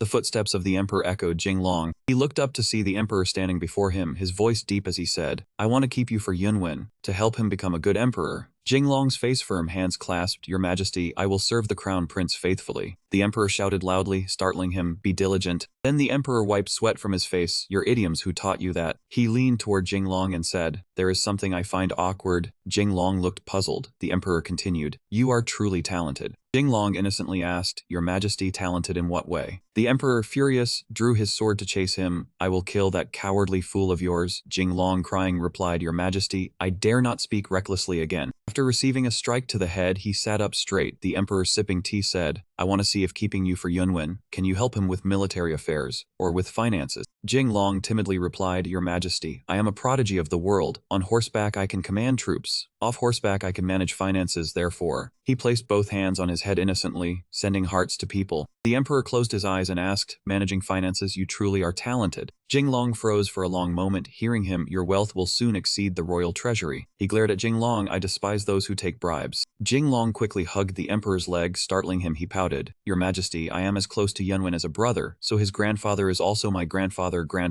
The emperor was furious, as if fire surrounded him. Half of the silver you earned this half year, hand over half to the royal treasury for taxes. Do not call me grandfather, even if you call me father also. Before he finished speaking, the emperor froze in place. Jinglong took out a piece of paper. On it carved the character father, surrounded by a flower and 2 cute hearts. The emperor's voice echoed from inside out, I will still strike you. Jinglong pleaded desperately, don't, royal father? No, father, drag me out and strike. A loud scream rang out, father. Jinglong hugged the emperor's thigh, shouting nonstop, father. His eyes teared, looking pitiful, pleading, father, give me a way to live. The emperor looked at the memorials in his hand, veins bulging, teeth clenched as he shouted, shut up, do you know what this is? All these are ministers accusing you of embezzlement and lawbreaking. How do you want me to spare you? Jinglong clasped his hands with a pitiful look at the emperor, pouting, father, leaving the emperor dumbfounded at his heavenly mischievous son performing tricks. He turned his face away coldly, humph. He shamelessly clung to the emperor's robe, puckering, father. The emperor sat, hand on his knee, full of murderous aura, growling at Jinglong. Do I owe you? He covered his mouth, laughing awkwardly. The emperor then issued an ultimatum. Serve as chief minister of Yunwen, or general, you can only choose one. Jinglong rested his chin on his hands, looking adorably shameless. Father Emperor, can I choose both? The Emperor, enraged, blood rushing to his head, teeth clenched. You are dreaming, yet Jinglong's shameless audacity exceeded his imagination as he happily thought, I don't just dream beautifully, I'm handsome too. The Emperor could not bear it anymore, decisively kicked Jinglong's face aside and shouted, get out. He cleared his throat, regaining the dignity of an emperor, and sighed, what sin have I committed to choose you to assist Yunwen?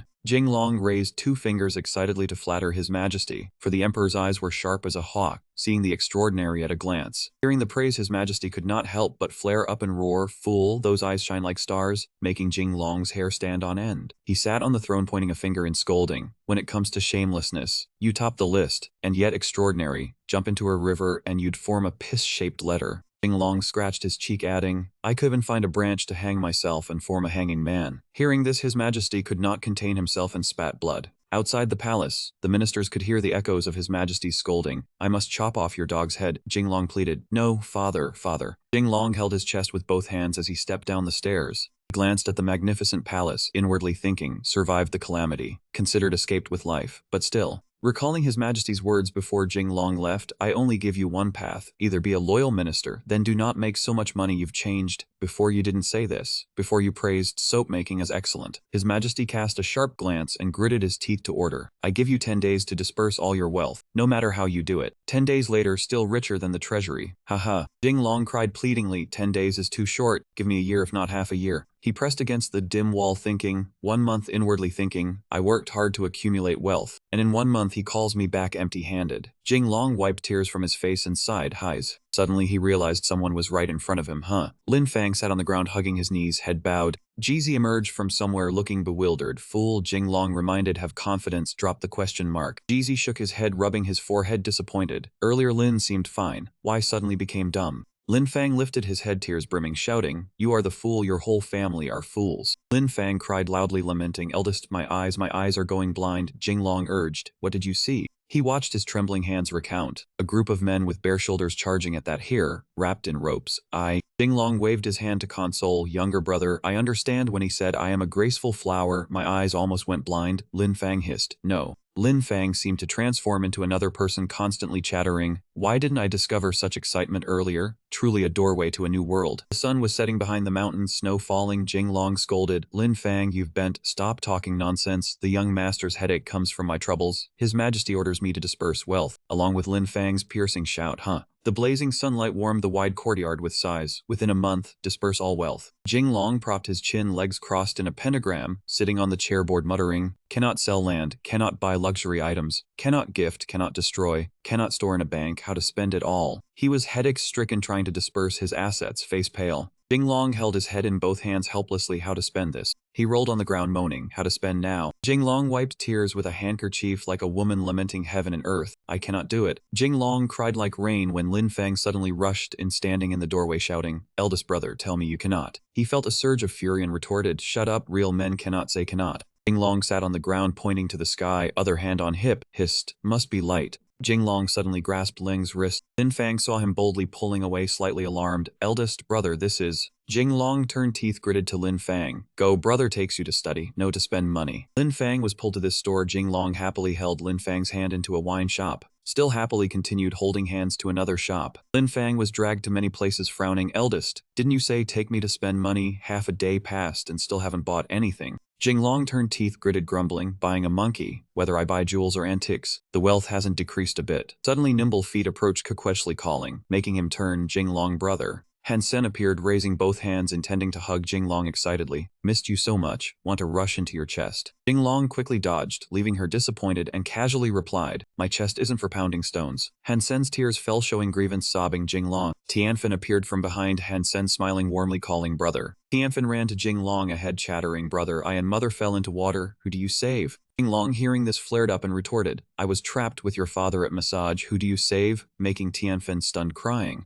Tianfen and Hansen both felt wronged, being snubbed by Jinglong, crocodile tears falling on 2 beautiful faces. Brother. Luan Yu called cheerfully from the wall, Jinglong startling him. Luan Yu jumped down confidently, showing her frank personality entering the core. I've grown tired of being a cute girl, wanna be your wife. Jinglong, too exasperated, angry, scolded Luan Yu. I'm tired of being a cute boy, wanna be your father. Ninger, hearing Jinglong rude, was startled. Jinglong. Jinglong inwardly tangled and harassed by these girls, venting anger. These girls are really factions, each coming to divide. The girls' scolded eyes brimming with grievance, in unison thinking Jinglong he has changed. Jinglong strode on the street, Lin Fang trailing puzzled. Eldest, why are you like fireworks today, so impatient? Jinglong again felt irritated as if teased, you are a broken ass, your whole family. He felt better and lowered his tone, go, I'm buying tangerines, stay here, wait for me. Lin Fang, noticing Jinglong's attitude, flipped, thought something feels off. Qianlong walked straight into a shop. Lin Fang saw him entering and wondered, this shop looks like it sells tangerines. Under the romantic fading afternoon sky shining on each tiled roof, Jinglong frowned, walking while stroking his chin, lost in thought. As he focused on his thoughts, Lin Fang suddenly appeared before him without his noticing and called, boss. Startled, he jumped back and asked, where did you come from? Lin Fang pointed to his head and replied, boss, didn't you tell me to wait? Look, mushrooms are already growing on my head. Hearing this, Jinglong recoiled, staring at the mushrooms on his head in horror, saying, these mushrooms are poisonous, are you from Yunnan? Then looked at him awkwardly. He waved his hand to urge him, don't mind these details. Let's go, come on. The boy widened his eyes and covered the mushrooms on his head. Embarrassed, boss, you were the one who said you wanted to spend money first. At this moment, calculations ran through Li Jingfeng's mind, a chicken around 300 yuan at future prices. Eating 20 a day would be 6,000 yuan. Suddenly he rubbed his head in frustration, saying, my life worth millions, eating chicken for 20 years still wouldn't finish. Lin Fang looked at him puzzled from behind. Lin Fang ran up anxiously asking, can your body handle eating that much chicken a day? He raised a hand to wipe his tears, a resentful expression, I can handle it. This isn't eating chicken, it's playing with life. He suddenly pulled out wooden cards excitedly, singing, besides eating chicken, we can also have steamed lamb, steamed bear paw, steamed deer tail, roasted duck wings, roasted chicks, roasted ducklings. Hearing Lin Fang's suggestions, he frowned, mouth agape, thinking, what the hell, and I brought an idiot here, this is ruining everything. From behind Li Jingfeng, an arm holding a fan lightly tapped his shoulder, pop. Behind him was Huang Kui, Zicheng's son, suddenly speaking, negligent like this, if I had a knife you would already be. Before he finished, the arm holding the fan was grabbed by Jinglong. He used force to throw him forward, crashing to the ground. He angrily asked, who are you? Huang Kui struggled, saying, I can't breathe anymore. Lin Fang hurriedly ran up from behind, embarrassed, explaining, boss, you attacked the wrong person. Huang Kui, the imperial court prince Zicheng's son, sitting while covering one eye, gritted his teeth, fearfully looking at him, it's me, Jinglong, don't you remember me? He stepped past the boy shielding, explaining, we used to be in the same group. He asked nervously, sweating, killing your father again. The boy denied, no, it's the chicken-eating team. They shielded and protected each other while he stood alone, the surrounding air silent. His expression gradually turned ugly, sweating cold. Alone, Lin Fang, the chicken you mentioned, is it the kind I can eat 20 a day? Lin Fang and Huang Kui stood silently, awkwardly pointing at his bruised eye, resentful. Hey, help me treat this wound first. From nowhere, 2 white eggs were placed over his eyes, holding them still, super salted eggs. Huang Kui pointed at the egg on his eye, sensing something was off, asking, Jinglong, why does this seem wrong? He forced a smile. Chicken eggs on the eyes can improve circulation and reduce bruises. Don't worry, we are good brothers. If you don't trust me, who else? He stammered, puzzled, asking, then why the other eye also? Jinglong evaded. Your handsome face would look strange with only one eye covered. Hearing praise for his looks, Huang Kui blushed with excitement. I've hidden for years and you still see my handsomeness. Can't my outward appearance hide my interesting soul? He raised a thumb. Right. After saying that, Jinglong and Lin Fang hurried to hide, making Huang Kui angry, shouting, come back here. Under the golden sky of the dreamy afternoon before the mansion, Huang Kui glanced proudly, smiling, walking through the door, saying, Jinglong, you really can't spend money without me. Have you forgotten how our team broke things before? Huang Kui jumped happily. This is the most luxurious money-spending place in the Ming era, Paradise Lane. Imaginative images of games appeared, betting card games, pole dances, beautiful masked women. In Paradise Lane, only the unexpected shows. Without money, you can't enjoy them. The boy followed him, both wide-eyed, marveling around, exclaiming, does the capital have such an elite place? Who's the boss behind it? He stood on the stairs, holding a glass, proudly smiling, accompanied by 2 masked beauties. The luxurious atmosphere saying, it's me, your junior brother here. Both turned in shock, faces displeased. And the boy stepped out of Paradise Lane. Let's go. He reached out, calling to stop them. Come on, come play. The rich have arrived. Jinglong crossed his arms, teasing Huang Kui. You let us play with you. Lin Fang licked a dagger, first time seeing such a strange request. Huang Kui turned pale, fearfully watching the two approaching. Don't. Then he unhesitatingly removed his shirt, leaving only the inner garment down to his chest. Don't regret it, I'm just a fading flower. Huang Kui posed like a seductive mermaid. Jinglong spat blood. Lin Fang blinded. Huang Kui cried, clinging to his leg. Don't go, god of wealth, don't go. He frowned. I am a noble young master. Would I like vulgar things like yours? Immediately Huang Kui's seductive beauties surrounded Lin Fang and Jinglong, slapping their faces. Huang Kui confidently gave a thumbs up, bragging, the pleasures here are unmatched in the capital. Jinglong, embarrassed, wiped hickeys on face and neck with a handkerchief, just so-so. A brown-haired girl, voluptuous, rubbed against his chest speakers. Young Master Li, did your junior sister serve poorly? A pink-haired girl blew into his ear. Young Master Li, whatever you want, just say it, we know everything. Huang Kui excitedly called, why are you standing there? Quickly show Young Master Li your skills. Lin Fang blushed, excitedly asking, skills, the kind of body skills I'm thinking of. The girls immediately displayed all kinds of talents in singing, dancing, and playing instruments. Lin Fang pouted in disappointment. What, really, just playing instruments? Jinglong looked at him evaluatively. Your face full of disappointment. What does it mean? The girls continuously invited Jinglong, young Master Li. Our specialties are singing, dancing, martial arts, entertainment, literature, and painting. Cunning for money. Got goosebumps, loudly asking, what the hell? The girls sweated, shyly clarifying, young Master Li, don't worry, we only sell bodies, not skills. Right. We only cheat money, not love. Jinglong broke into a sweat, saying, you truly are professional. Lin Fang had already lifted his shirt, blushing, shouting, money is nothing, don't bother my boss, just come at me. Jinglong mercilessly punched him on the head. Huang Kui ran after, asking attentively, Jinglong, satisfied with today's service? Replied contentedly, satisfied, just my legs are a bit weak. He happily patted Huang Kui on the shoulder, indeed a good friend of Jinglong. He squinted, giving a thumbs up. Of course, our bond is like knowing the horse's strength from afar, knowing a person over time. Come again next time. Jinglong awkwardly waved his hand. Young people must restrain themselves. The future is still long. Huang Kui rubbed his hands, advertising, life must be enjoyed, don't owe tomorrow. Next time I'll make you vivip. Just pay 88,000. Jinglong interrupted. Fine is fine, unfortunately out of reach. Huang Kui whispered in Jinglong's ear, if done you'll get 20% off, guaranteed to be within reach. He showed interest. Oh. And he turned away to stroke his chin. This membership fee. Huang Kui hurriedly persuaded him. If it's expensive, we can remove a few zeros for you.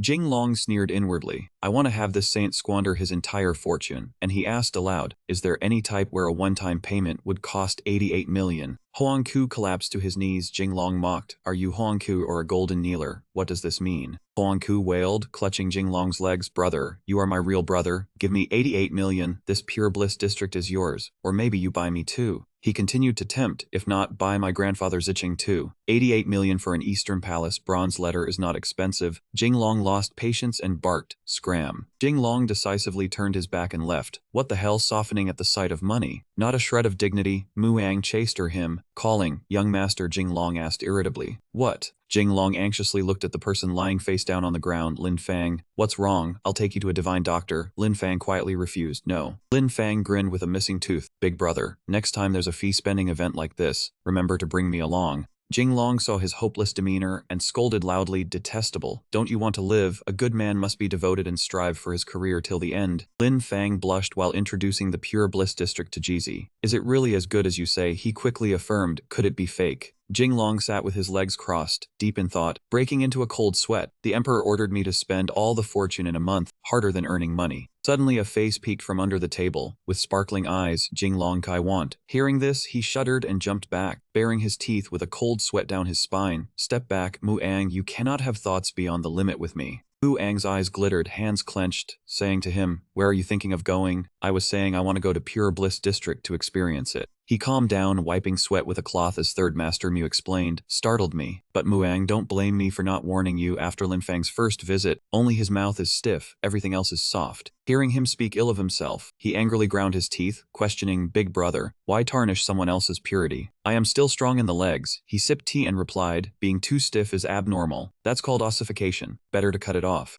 After speaking, Jinglong threw a dagger at him, startling him. Pale, take this dagger. Holding the dagger, not yet warm, he tossed it aside, hand on his forehead, hesitantly said, no, a little stiffness is better than nothing. Suddenly he slammed the teacup on the table, splashing tea everywhere. He sprang up, cheerfully saying, decided, consider it an end-of-year benefit. You want to experience Pure Bliss District, go and report it to the company for invoicing. After his decision, the three were excited, cheering Big Brother awe-inspiring. Later that morning, Ning a beautiful lady, held a notebook in front of him, angrily pointing. Jinglong, your financial records gave me a headache, and what about end-of-year benefits? Which items can be invoiced? Under her angry shadow, Jinglong and Lin Fang cowered, stammering, the company team building. Hearing his confusing words, she became curious, folding the notebook, asked, what is a company? Does it have a parent company? He awkwardly turned, difficult to explain to her. Suddenly the door was pushed open. Liu, his attendant, rushed into the study, alarmed. Young master, bad news. Behind Liu was Shishi, a beautiful young lady with double buns, angrily stepping in. Jinglong, what huge expense did you have yesterday? For what purpose?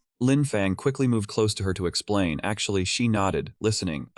Before he could reveal anything, he clamped his hand over his mouth, whispering angrily, dare betray me and I'll have you taken to the palace tonight. Hearing the palace threat, he nervously broke into sweat, asking, meet the princess. Jinglong glared as he threatened, correct, send a bag below for daily duty at Ham Mountain. Terrified, he clasped his hands, begging, big brother, my fault, spare my dog life, I still want descendants. Yes, yes, yes. Hearing this, he smugly folded his arms. A little discretion, seeing but not speaking, is still a good friend. She saw them talking, ignoring her, became angrier, shouting, what are you two doing? That money, not for partying. Both startled. Embarrassed, he pushed him clueless forward, raised 3 fingers to swear. No, absolutely not, I swear to heaven, if for debauchery, let Lin Fang be extinguished. He quietly pushed him out, whispering in protest, really, big brother, such a deadly oath you dare swear? He embarrassed, well, since it concerns someone else, it still counts. He bared his teeth in anger, shouting, that damned monkey. Behind her, holding 2 eggs, she warned, don't try that with me. If I find you reckless, watch out. Seeing the eggs crushed, they shivered in cold sweat. Superhero crushing eggs. Seeing that, he quickly acted pitiful, ran to hug her, tearfully complaining, Shishi, you don't know the trouble I face. Thinking to himself, to stay alive, change the topic. Hearing his frustration, she softened, asked trouble. He quickly replied, yes, inwardly joyful, problem handled. Couple sat, holding hands. She worriedly asked, Jinglong, why not tell me earlier? He gloomily replied, as a man, how can I let my wife worry immediately? She anxiously watched him, saying, the emperor has issued the order, just disperse the fortune, money can be regained once the head falls. He seriously explained, so now I am going everywhere to find spending targets. They discussed spending targets. She suggested, what about buying antiques? He replied, wouldn't that reduce money? She suggested, giving to the poor. Bribing people will be punished by the emperor. She sighed, better to spend at a theater. Hearing this, he got excited, fine. She glared at him with murderous intent. Trapped, Shishi chased after him in irritation while shouting, do not run, I promise I will not punish you. Jinglong clearly did not dare believe it. Not punish him, as if that could happen. He was crying inside, only a fool would not run. If he got caught, it probably would not be as simple as making him kneel on durians.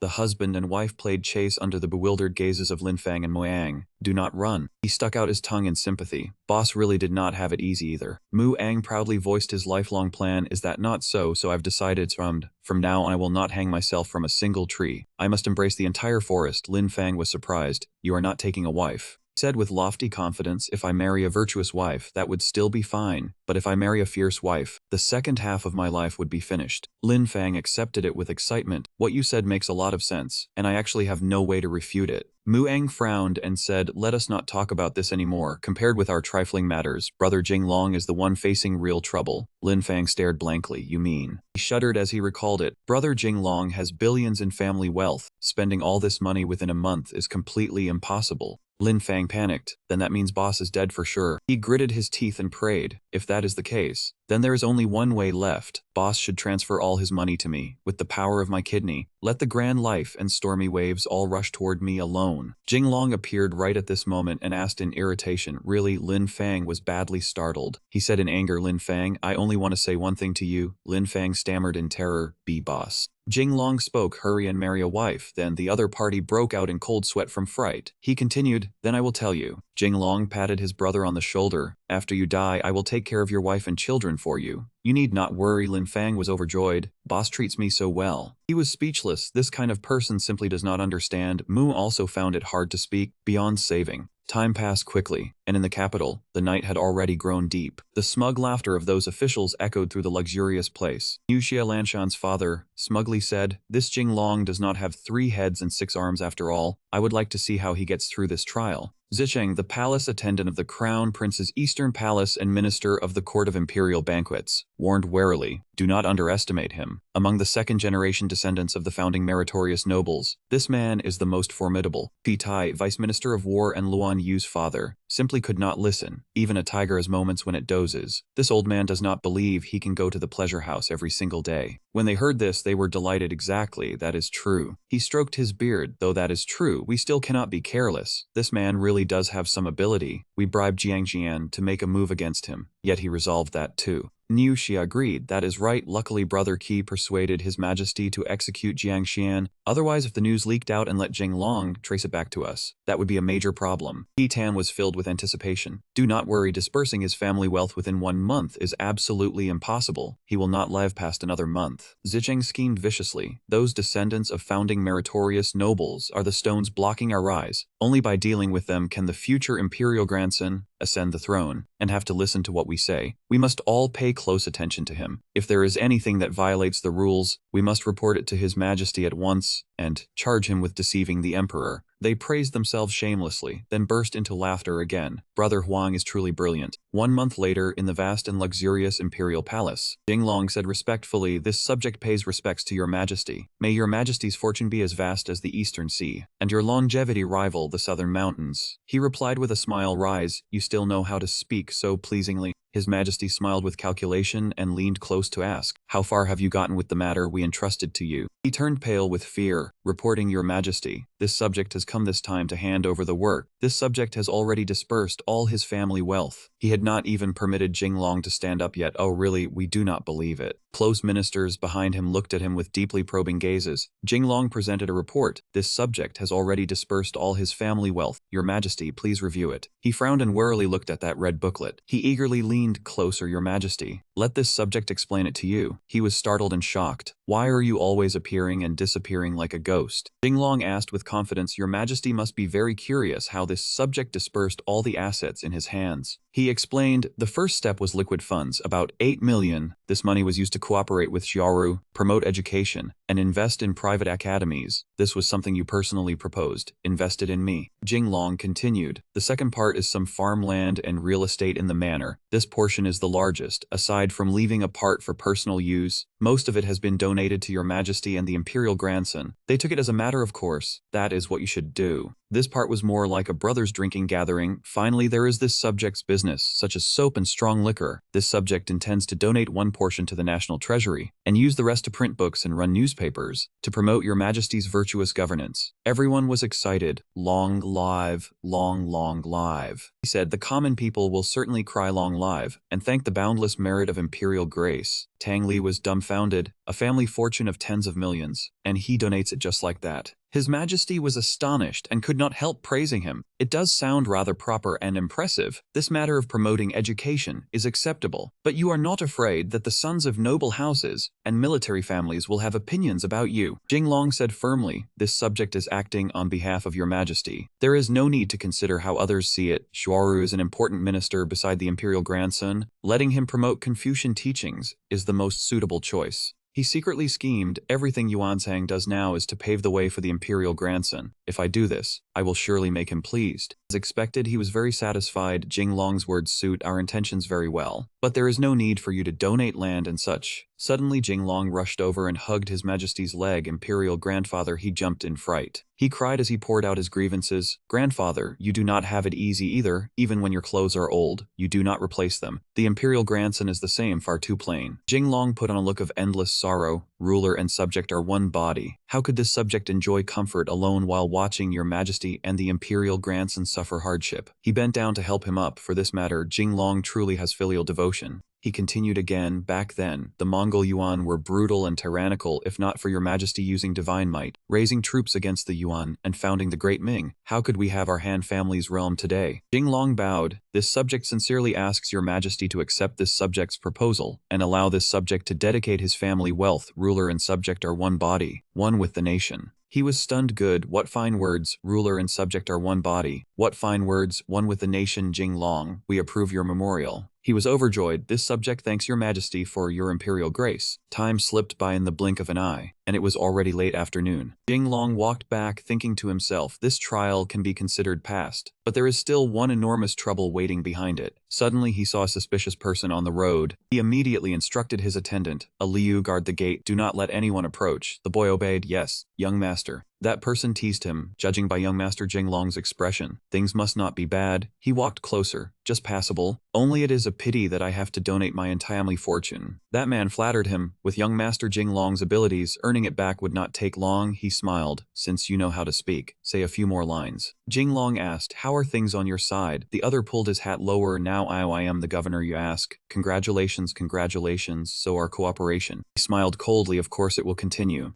Jinglong was slightly surprised. You are not afraid. He was confident, getting promoted and wealthy. At first I liked it so much I could not bear it, but later only the words impossible remained. He was speechless. Performing is not bad. Not being a royal guard, you could still participate in the show. He wondered, what is performing? Jinglong was embarrassed. No need to pay attention to those trivial details. They parted ways. In short, take care, you and I must continue to live well. See you later. Late at night at Jinglong's mansion, Shishi was standing outside eavesdropping. The maid brought tea in astonishment. Young lady, she signaled to be quiet. Shishi worriedly pressed against the door, trying not to make a sound. Jaru frowned. Gentle, your move uses retreat to advance. It could harm quite a few people tragically. Jinglong was surprised. What does that mean? He explained, you donate your entire fortune like that, like the Kitai Ziching Nuxia. Very annoying, their family wealth is considerable. Though worried, he chose to ignore. Whatever, I am not for everyone to like. Xiaoru was puzzled. What is Renmin Bai? Jinglong hurriedly explained, it is the dazzling silver ingots. He waved his hand jokingly, saying, by the way, father-in-law, want to donate money to his majesty? He immediately feigned a heart attack and spat blood. Xiaoru then acted pitifully. The old man has 18 concubines, dozens of children to raise. Truly remarkable, the tear of sorrow had long flowed. The landlord also had no extra food. How could there be money? Jinglong was speechless regarding shamelessness. I only admire your father-in-law. He awkwardly changed the subject.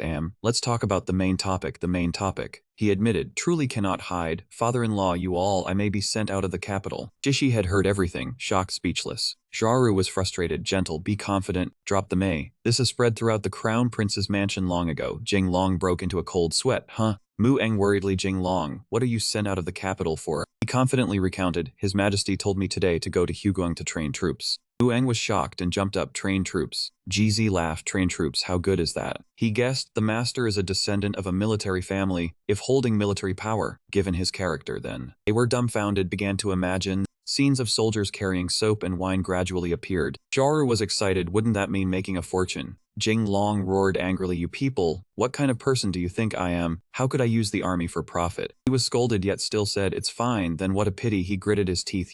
Jinglong had no choice but to suppress his anger. In short, father-in-law just help run the private school well, thinking holding the school in hand. I am the principal. With this unbeatable bug, I can be considered in an invincible position. Xiaoru shook his head. Private schools are easy, but Gentle, that bureau you made wastes too much paper. Better spend money marrying more concubines. He sneered, if you have time, eat fish together, so good at picking bones. Finally, Jinglong entrusted, while I am away, the capital's matters will be overseen by the headmaster. For me, the newspaper matters also entrusted to you. Mu Eng said grimly. Jinglong, I am preparing to return to Yunnan. He showed a sad face, not knowing when he could see Jinglong again. Jinglong smiled faintly. Muang, no matter when we meet, this bond will not change. He was moved. Jinglong. Muang hurried. Jinglong, since so I can gift the Spring Palace items you keep. But before finishing he was dismissed by him. Don't even dream. Shishi stood pressed behind a nearby pillar, keeping countless things in her heart. Late at night Jinglong quietly returned home. Wenzhong appeared with a lantern like a ghost calling, son, you scared me. Jinglong tiredly, father, why free act like this? Why pretend to be a ghost? He turned away. Follow me here. Two sat in the room. He wondered, father wants to discuss what? Wenzhong frowned. You still call me father? He immediately turned into a furious ghost. Such a big event. Why not tell me, in your eyes, am I still your father? Jinglong clasped hands in surrender. Father, I was wrong.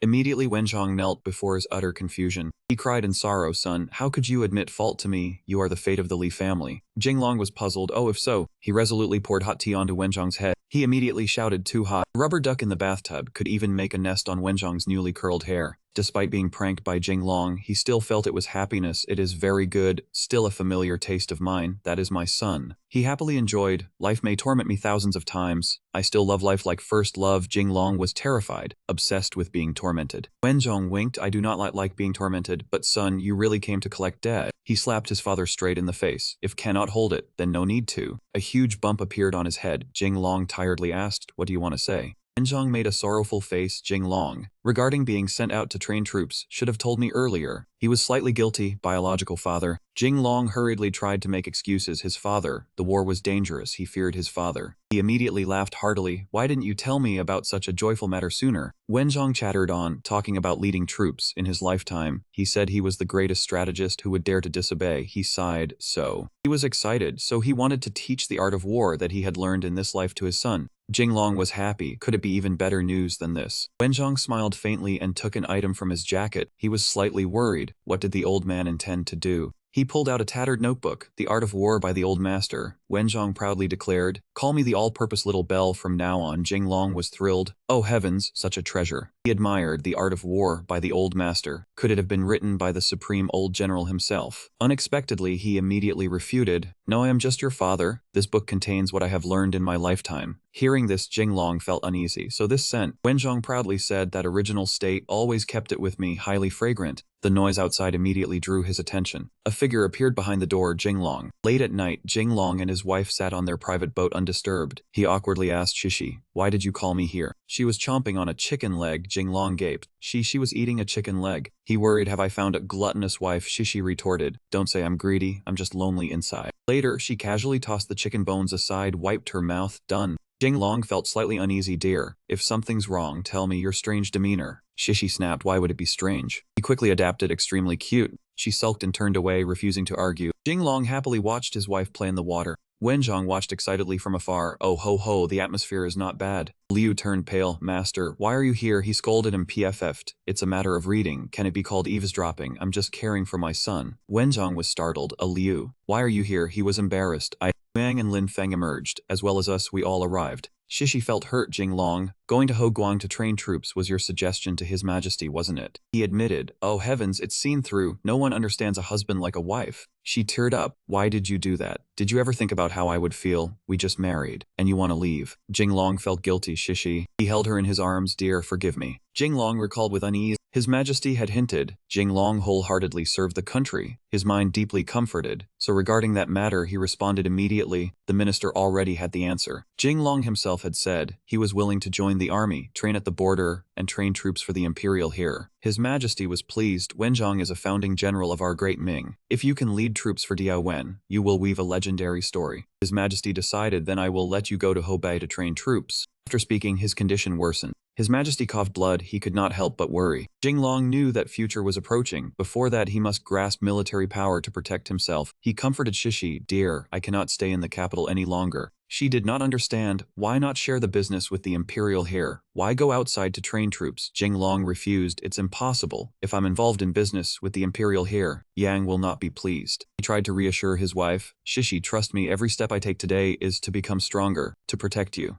Unexpectedly, she smiled. Although she cannot go with him to train troops, I will write to you often. Jinglong was stunned. She wasn't crying. Shishi excitedly suggested, husband, asking politely is not as good as a big sum, or, why not pay all taxes at once first? The couple laughed. Husband, 3 times a day in a year, that's 900 times. Detestable, careless. Onlookers were left speechless. The scene brightened. From a room came a faint voice. Young master, who caused this to happen? A Liu clutched Jinglong and cried miserably. He shouted, young master, while Jinglong, exhausted, stammered quickly. A Liu cried louder, grabbed the young master's hand and said, understood, I'll summon the divine physician immediately. Seeing a Liu run off, Jinglong worriedly reached out and called, wait. Suddenly, Jinglong fell to the floor, crying rivers of tears, his face contorted. He said, I want you to summon a little. Outside, officials whispered in groups. They said, have you heard? Jinglong has handed all his property to the state. He said he wants to be a loyal minister of the great Ming. Officials following Niu Xia laughed disdainfully. Only relying on that bankrupt person won't do. Let me laugh first. The officials laughed heartily like a harvest. Zicheng appeared behind Niu Xia. He asked, Lord Niu, have you heard about that bankrupt person? Yu Xia replied, I heard he went bankrupt. Zicheng added, not only bankrupt, His Majesty intends to expel him from the capital, saying he's going to Hoguang to train troops. Yu Xia laughed, that bankrupt person has his day. Suddenly their eyes lit up with sinister smiles as if plotting. They said, later, the imperial heir will obey us entirely. Outside, many citizens were angry. They shouted and mocked. A young man said, the bankrupt person of the Li family went bankrupt. Then a girl in a purple scarf said, bankrupt, spit on him. That lecherous bankrupt also has his day, deservedly. Under the cool blue sky, Lanshan happily held a birdcage, laughing loudly, saying, today my young master is truly joyful. A purple-haired servant behind laughed and asked the young master Niu, is there something happy today? He excitedly replied, not just happy, it's extremely happy. After hearing that, the servant looked puzzled and exclaimed aloud, Heis, what's the difference between a happy thing and an extremely happy thing? Suddenly, Lanshan arrogantly slapped the purple-haired servant hard across the face and scolded him, fool, can't you see anything at all? Surprisingly, other young masters suddenly appeared from nowhere surrounding Lanshan and flattered him. That's right, our young master is busy with official duties. Such a remarkable person. Young master, don't take offense at him. That boy is too stupid to understand your brilliance. Hearing this, he was very pleased and smug. He generously invited those young masters to enjoy a drunken feast, enthusiastically calling out, correct, you all know how to speak. Young master invites you to drink. The young masters were overjoyed as if they had won the lottery. They said loudly, thank you, young master Niu. Then we will obey your command with respect. Suddenly, young master Niu's face darkened. Looking very displeased as if encountering something he didn't like, he exclaimed, damn, such a narrow alley for rivals.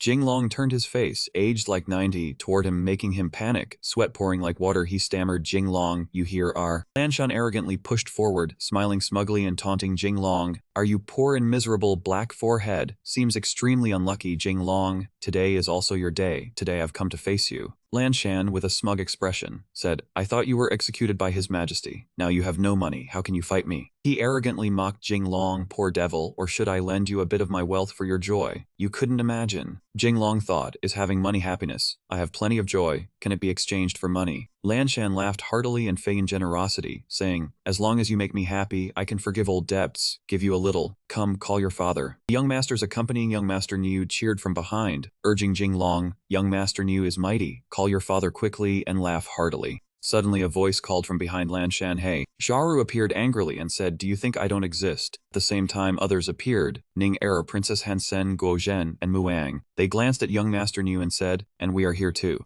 Lanshan panicked, clutching his face in fear, thinking, Xiaoru, Princess Hansen, I can't provoke anyone. Jinglong remained calm, patting Lanshan's shoulder, increasing his fear, saying, little Niu, why must you do this? Every time you speak the sharpest words, always the one who suffers most. Lanshan was terrified, his face completely pale, body trembling, thinking, don't hit people in the face like young master Lai. Lanshan trembled behind in fear. Jinglong pointed at him and said, go easy, don't injure Lanshan. The massive, muscular fighters looked fierce, responding to young master Li, don't worry, at most we will beat him, just enough for daily care. Jinglong replied satisfactorily, then I am at ease. Jinglong gestured to the four others and said, let's move somewhere else to drink tea. They responded with irritated faces, seeing Lanshan. Right, let's go, we can't stay here a moment longer. The scene revealed a grand and majestic palace. Jinglong sat with his chin in his hand, a serious expression on his face, saying the situation is roughly like this. While I'm away from the capital, business matters are entrusted to you. Zhen's eyes lit up, his face radiant, saying, Jinglong, what are you talking about? Your business is my business, your money is mine. Immediately after, Ning Er punched him hard in the head, making Princess Hansen standing beside panic. Jinglong still casually told them, remember, our business currently doesn't generate money. Earnings except what is deposited in the palace. The rest be invested in news and education. Zhen's head swelled from the hit. In pain and crying he said, then my money. Jinglong replied, no rush, it's only on paper. Your bonuses will not miss a single coin, enough to indulge fully. Hearing this, Guozhen jumped to grab Jinglong and puckered to kiss him to show gratitude, saying, Jinglong, you are my parents reincarnated. No, you are my father. Jinglong dodged and replied, disgusting, go away. I have no grown son like you. Then Jinglong got angry, understanding Guozhen's words, shouting, wait, Guozhen, didn't you want to take me as father to inherit my estate? Guozhen pouted. Annoying, saw through my mind, I'll just recite a poem. Jinglong, at being used, kicked him out and yelled, get lost. Jinglong calmed down. Everyone sat properly discussing with him. He said, where were we? Now continue. Suddenly, the room door burst open with a loud call, "Brother." Tianfen rushed over, hugging Jinglong and sobbing, repeatedly calling brother. Seeing this, Ning-Er and Hansen grew jealous. Ning-Er angrily said, "Take your hands off Jinglong," while Hansen asked the girl, "Who are you? Get out." Tianfen, teary-eyed, looked at Jinglong and sighed, "Brother, I heard you have to leave the capital. What about our lifelong promise?" Princess Hansen, angry, clenched her hands and teeth, asked Jinglong, "And you have what kind of promise?" Ning-Er was equally furious, shouting, "I don't believe it, only Jinglong and I have a lifelong promise." Xiaoru smiled happily, saying, "Gracious, you courting girls is indeed top-notch, somewhat like I was back then." Jinglong, shocked and angry, replied, "Nonsense, I can't compare to his 88 concubine." Jinglong, annoyed, gripped Tianfen's shoulder and asked, "What promise? Explain clearly. When was there a lifelong promise with you?" He enthusiastically explained to Jinglong. Brother wasn't saying he wanted to help Tianfen remove the power minister. Then Tianfen with brother. She continued, "Watch the moon, watch the stars," making Jinglong imagine the scene of stars, moon, and planets. Jinglong snapped out of his dream and angrily said, "Stop, I can help you remove the power minister. But watching the moon and stars, forget it." Tianfen shyly replied, "As long as brother helps, watching anything is fine." Jinglong glanced irritably, saying, "Don't think I don't know, Anim's venomous beasts are too many. As for stargazing, I see mosquitoes carrying me away." Tianfen cried again, saying, "But brother wants to leave the capital." Jinglong sighed, "Fine, I leave the capital for training. After training, I can still help you fight the villains." Tianfen beamed, cheeks flushed, replying, "Really, that's great." Ning-Er finally realized what the lifelong promise was thinking. So this promise, I thought Jinglong had something with her. Tianfen held Jinglong's arm, walking, saying, "Thank you, brother." Princess Hansen relaxed, understanding the story, thinking to herself, "Scared me to death. Stay calm. Maintain the dignity of a noble." Tianfen suddenly planted a kiss on Jinglong's cheek, making the two young ladies angrily flush red. Tianfen, pleased, skipped joyfully, thinking, "Don't block me. I must chop that girl up. I must kill." While she skipped, a huge foot appeared. Fang Yuan anxiously asked Tianfen, "What did I say?" She calmly explained and finally said, "That's it."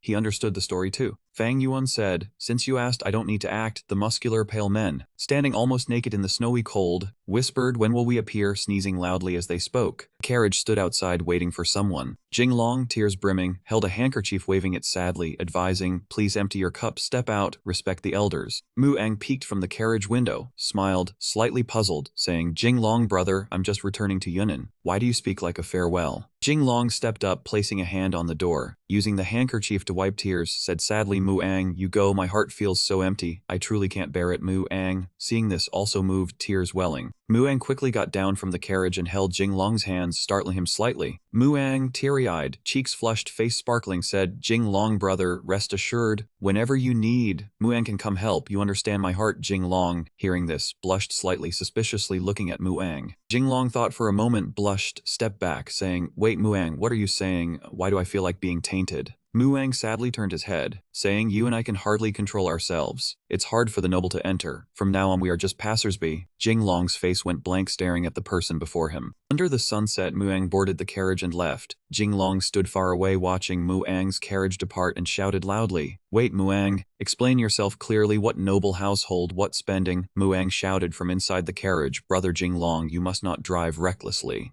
Jingang heard this and immediately clutched his stomach, laughing heartily with delight. A few seconds later, his expression had changed. Jinglong lowered his head and murmured sadly, "Mu Ang, you must take care of yourself." Jinglong watched the carriage gradually vanish behind the rows of trees with tears in his eyes. Jinglong stared at the road where the carriage had departed. The narrator said, in the 10th year after the Great Ming was unified, Mu Ang passed away in Yunnan. After this farewell, Jinglong never saw Mu Ang again. A moment later, a white horse with a brown mane came galloping over. Jinglong turned his head and noticed the person coming here. He recognized him as Prince Yan. Shu Di sat on his horse and looked down at Jinglong in puzzlement, asking, "Jinglong, did you know I was leaving the capital today and come specially to see me off?" Jinglong hesitated and said, "I." Shu Di smiled cheerfully and said, "You and I are like brothers. There is no need to be sentimental. Another day when I return to the capital, I will find you for drinks." "Right, you also have to leave the capital." Shu Di narrowed his eyes and smiled. "Then I wish Jinglong success in training troops. Or perhaps, there is a chance, you and I can drink together in Beiping." Jinglong smiled and replied, "Certainly, certainly, after I lead a great army into Beiping in the future, I can find your son for drinks." Zhu Di stepped forward, then turned his head and said, "I am off." Zhu Dai and his guards galloped away together, raising a thunderous rumble. Zhu Dai had gone far away, leaving only the mighty sight of his black cloaked back before Jinglong's eye.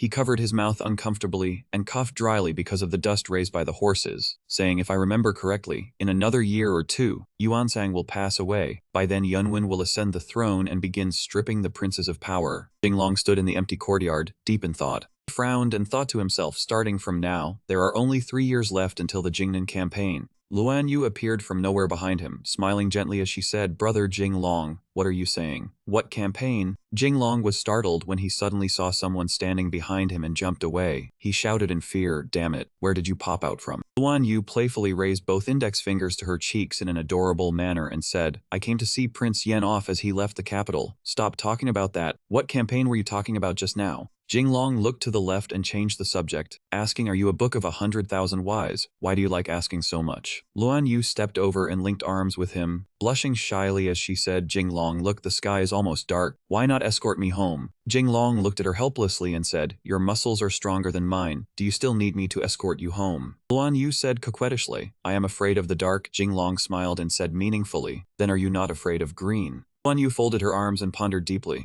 Jinglong left with a Liu, leaving her standing there watching. He said, I am off. Luan Yu ran over and said, later I will treat you to a grand feast. I know a pretty good buffet place. Luan Yu raised her index finger to her chin and said in puzzlement, if I eat as much as I want, I wonder whether I will get fat. Hearing this, Jinglong replied, you are already that fat, one more bite will not kill you. Luan Yu stood frozen and said, heartless. Luan Yu shouted angrily, brother Jinglong, you have changed. You were not like this before. Jinglong asked in confusion, what was I like before? She immediately replied, my heart beats so fast. I only want to throw myself into your arms. Jinglong said loudly, get lost, my chest is for taking hits. Inside a house, Wenchong said, Yan Wang has gone. He continued solemnly, Mu Ang has also left the capital. Wenchong held a cup of hot tea, speaking sadly to him, in a few more days, Jinglong, you must also leave the capital. This old father's heart feels truly cold. Jinglong helplessly shouted, old father, remember to dress warmly. It's autumn, exposing your chest will be cold. Wenchong laughed loudly, still my son cares for me. Jinglong noticed the red marks on his exposed chest and shouted, wait, old father, who bit you to make this? Wenchong straightened up, pointing to himself proudly, adult matters. Can that be called a bite? This is called love. Jinglong felt slightly embarrassed, scratching his head, did not expect father to play so boldly. After a while, Jinglother chased Wenchong with a broom, shouting angrily, stop, that shameless old man, which fox spirit bit you? Wenchong fled in fear. Jinglong helplessly watched the chaotic scene.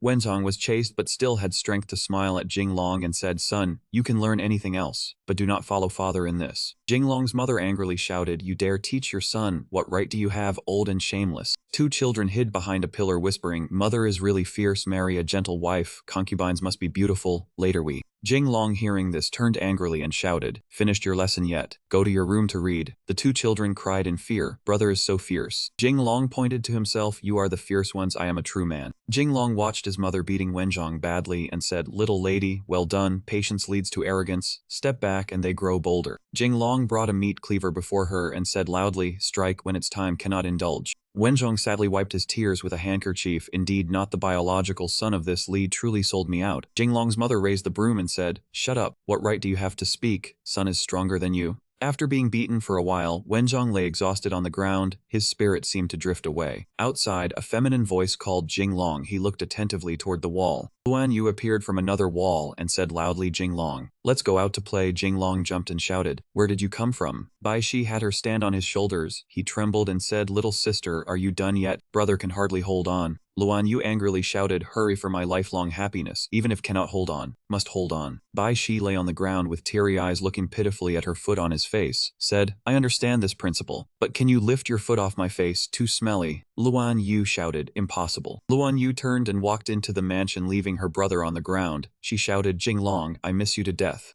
Bai Shi sadly bit his handkerchief. Elder daughter cannot be restrained with a boyfriend, no need for brother, too painful. Scene shifted inside the mansion. Jinglong shouted in astonishment. He looked at her suspiciously and said, you said you want to go train troops with me. Luan Yu mischievously stuck out her tongue and said, can I? Jinglong silently turned his head and said, cannot. He coldly turned and walked away. Luan Yu said, brother, turn back for me immediately. In the blink of an eye, Jinglong ran off as fast as he could. Luan Yu chased after him and asked, Jinglong, you went out to train the troops while your family stays in the capital alone in a foreign land. Could it be? She lowered her head sadly and said, do you not feel empty, cold, lonely? Jinglong said, not at all. She linked arms with him and asked, then with a girl by your side? He replied, no need. She said again, the maid should warm your feet. He coldly refused, no need. He and she continued like this, question and answer all along the way. Suddenly, someone stepped forward, bowed, and said joyfully, young master, great news, this is great news. Luan Yu looked at the person who had just appeared in surprise and asked, that name from what country? Is he your subordinate? He replied, yes, she had met him a few times before. A subordinate ran over and called master. She recalled the events that had happened, the time she was kidnapped, lost in thought. She said fearfully, why would you take such a vulgar name? Or should I introduce a few junior sisters to you? Jinglong raised his hand to stop her and said, no.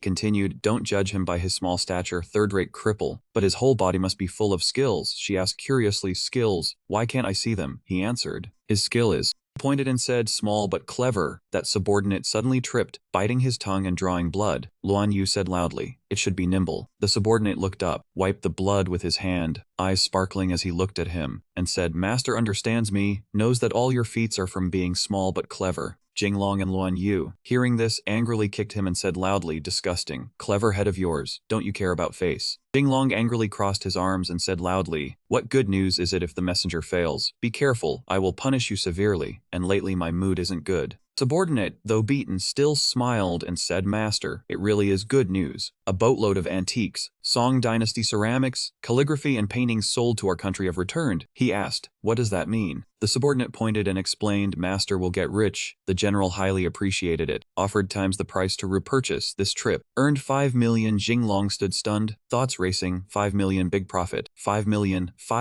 echoing in his mind. The subordinate worriedly said loudly, master, master, master, are you fainting from happiness? Shishi anxiously stepped forward and asked, husband, do you feel better now? Jinglong sat on a chair holding an ice pack on his head to cool down, mouth with a thermometer, feet soaked in warm water. He shivered and said, He sneezed violently, sending the thermometer flying from his mouth. She stepped forward to support him so he wouldn't fall. Shishi called out, husband. Jinglong shivered and whispered weakly, this illness of mine won't heal. Lin Feng, hearing this, asked curiously, what is the elder talking about? What illness? Jizzy behind him explained, I know this best. Men, when young, roam around, then become soft, old and regretful. Master now is, in short, didn't value youth, now old. Badu, Liu, and that subordinate were stunned as they looked at Jinglong. The crowd raised their thumbs to Hoang Kotu, saying in unison, the sect master really knows a lot. He praised, said loudly, of course, I am a master of secrets. Jinglong, hearing those words earlier, angrily glared at him. A shoe was thrown from the room through the window, hitting Jeezy. Blood gushed from the impact point. The crowd exclaimed loudly, the sect master was smashed by a boot. Sect master, don't die. Jeezy, hit on the head, sat on the ground, wiped blood from his mouth with one hand. The shoe seemed stuck to his head, blood flowing like rain. Jeezy angrily said loudly, don't talk nonsense. A boot alone can't hurt me. Must be a poisoned hidden weapon. Someone said, who would use a boot as a hidden weapon? Lin Feng fearfully watched the blood flow from his head. Huang Ko gradually lost consciousness, eyes rolled, terrifying. In the room, Shishi fed him medicine while asking, husband, are you afraid of becoming rich now? His face extremely tired. He said, you don't understand. Jinglong looked at her stunned face and said, at first I couldn't bear my love for money, now only not having it. He pulled her close, foreheads touching, making Fuang Thuthu blush. He said, your majesty does not desire the minister's wealth more than the state's misery. These years I couldn't act as a capitalist. He sighed helplessly. Fuang Thuthu asked curiously, what capitalist? Jinglong, sweating slightly, explained with difficulty, one who holds power over the world, sleeps on the lap of a beauty. In an instant, Shishi's gentle face turned demonic. She stood up, glared down at him, and said, what, you still want to drink and sleep on another beauty's lap?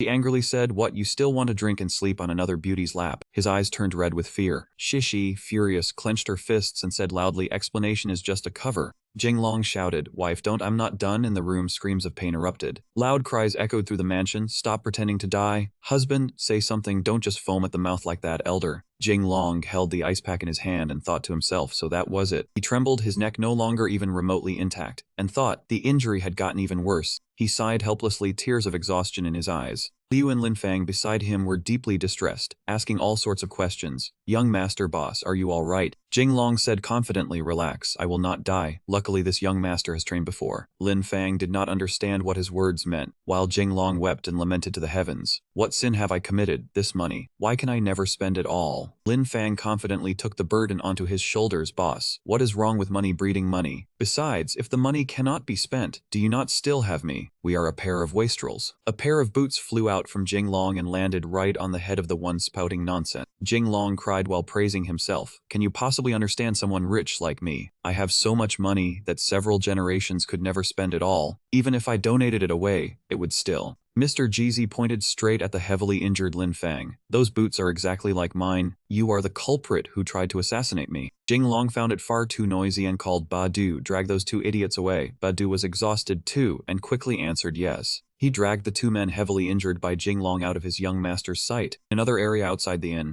That man Lanshan was boasting everywhere. I am not bragging. What is so scary about Jing Long? Standing beside that man, not even 2 seconds, and the figure behind him coughed lightly a few times, frightening him so badly his heart nearly stopped, and he said no more.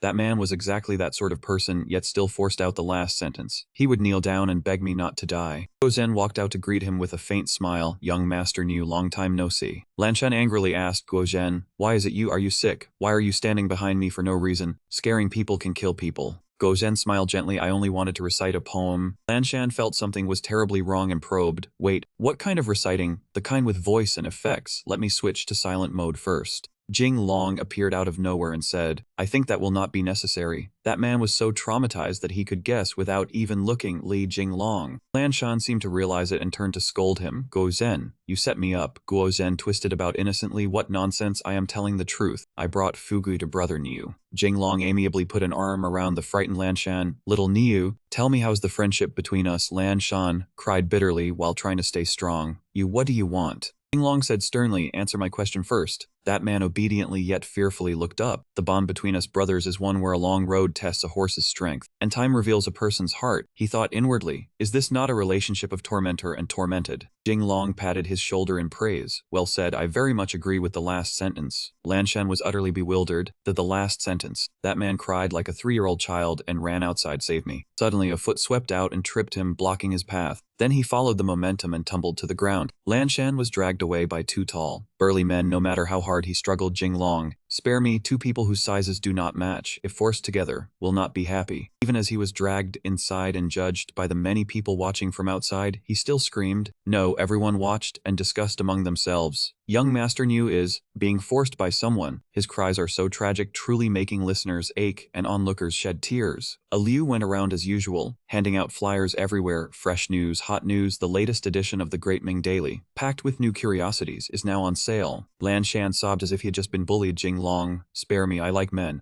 That man looked up and felt disgusted by Jing Long. You have that kind of hobby too, but I do not want to be liked by a man. Jing Long felt extremely uncomfortable after hearing this, being thought of as gay. Where has your mind gone? I only wanted to. While walking down the street, Guo was puzzled and had to ask Jing Long, worthy brother, I do not understand. Why did you have to give that sum of money to Lanshan? Jing Long said with a smiling face, of course it is because I like doing good deeds. After hearing this, Guo immediately knelt down. Worthy brother, actually, there is something you do not know. I still have another hidden identity. Jing Long was surprised, never expecting this situation. What the hell? Guo hugged his leg like a kitten begging for food. A penniless wretch, worthy brother, since you love doing good deeds so much, why not bestow a little charity on me? Jing Long found it too disgusting and ruthlessly kicked him away. Get lost. The annual dividend money you receive is already enough for you to indulge yourself, and you are still here pretending to be poor and pitiful. Guo flew down and said, we are men of integrity, we must not hoard money. Jing Long smiled slyly. How about I have Henshan tell your princess, saying that you...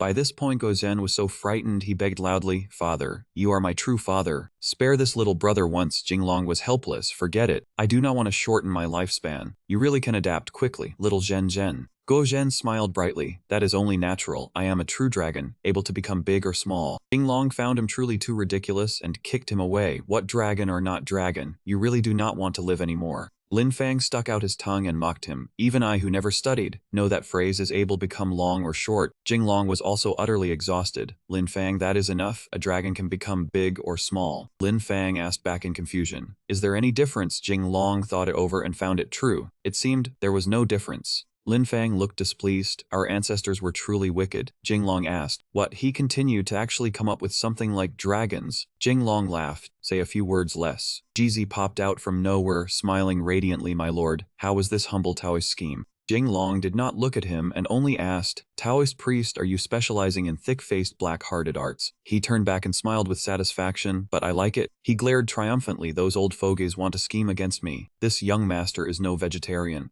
Lin Fang was baffled. Boss, how did you know? Jinglong replied, in this Nanjing city is there anything I do not know? Jinglong weighed the power he currently held with pride. With money even ghosts and gods can be bought. Besides, in the southern city, aside from his majesty, no one is richer than me. He smiled faintly. Everyone calls me a wastrel. Wastrel like him was not merely one-sided but two-sided, yet I am also a god of wealth. That day everyone drank wine in celebration. Jinglong praised as he drank. Good wine. Tang Mama came over to pour wine for Jinglong. Young Master Jinglong. Another cup. Jinglong drunkenly spoke. Tang Mama, I never expected that at your age, you would still be so well preserved. Tang Mama shyly waved her hand. Young Master Jinglong is teasing me, thinking back to those years, such a slender waist, but now my whole body is fat and covered in flesh. Jinglong laughed and praised her in his drunkenness. If this were the Tang dynasty, Tang Mama would surely be no worse than noble consort Yang. This made her more confident. Oh, my young Master Jinglong has such a sweet tongue. If I were a few years younger, this old woman would wish she could marry the young master. A girl poured wine for Lin Fang with a smile. Tang Mama of ours is the most courteous. She rarely speaks, and when she does, it is always sincere. Tang Mama forced a smile as she recalled many events from before. That's right, that's right. Someone asked Tang Mama, why haven't we seen Big Sai recently? She smiled and said, she is often invited to Shu Wang's residence to teach the young master ants. Everyone felt uneasy remembering that matter. Shu Wang indeed. Tang Mama seemed to understand their thoughts and said, it's not like that. Luan Yu peeked from behind Jinglong. Jinglong sobered immediately. Why did you appear from here? She smiled brightly upon seeing him. Brother, take me along when you train the soldiers. Jinglong shooed her away. Go away. Luan Yu refused. Brother, what do you mean by go away? Jinglong was furious. How could it be? At Yunwen's eastern palace, Yunwen summoned Jinglong. I have heard your story. He also understood he could do nothing more. This is the will of the royal family. Even I have no way. Yunwen turned and was stunned.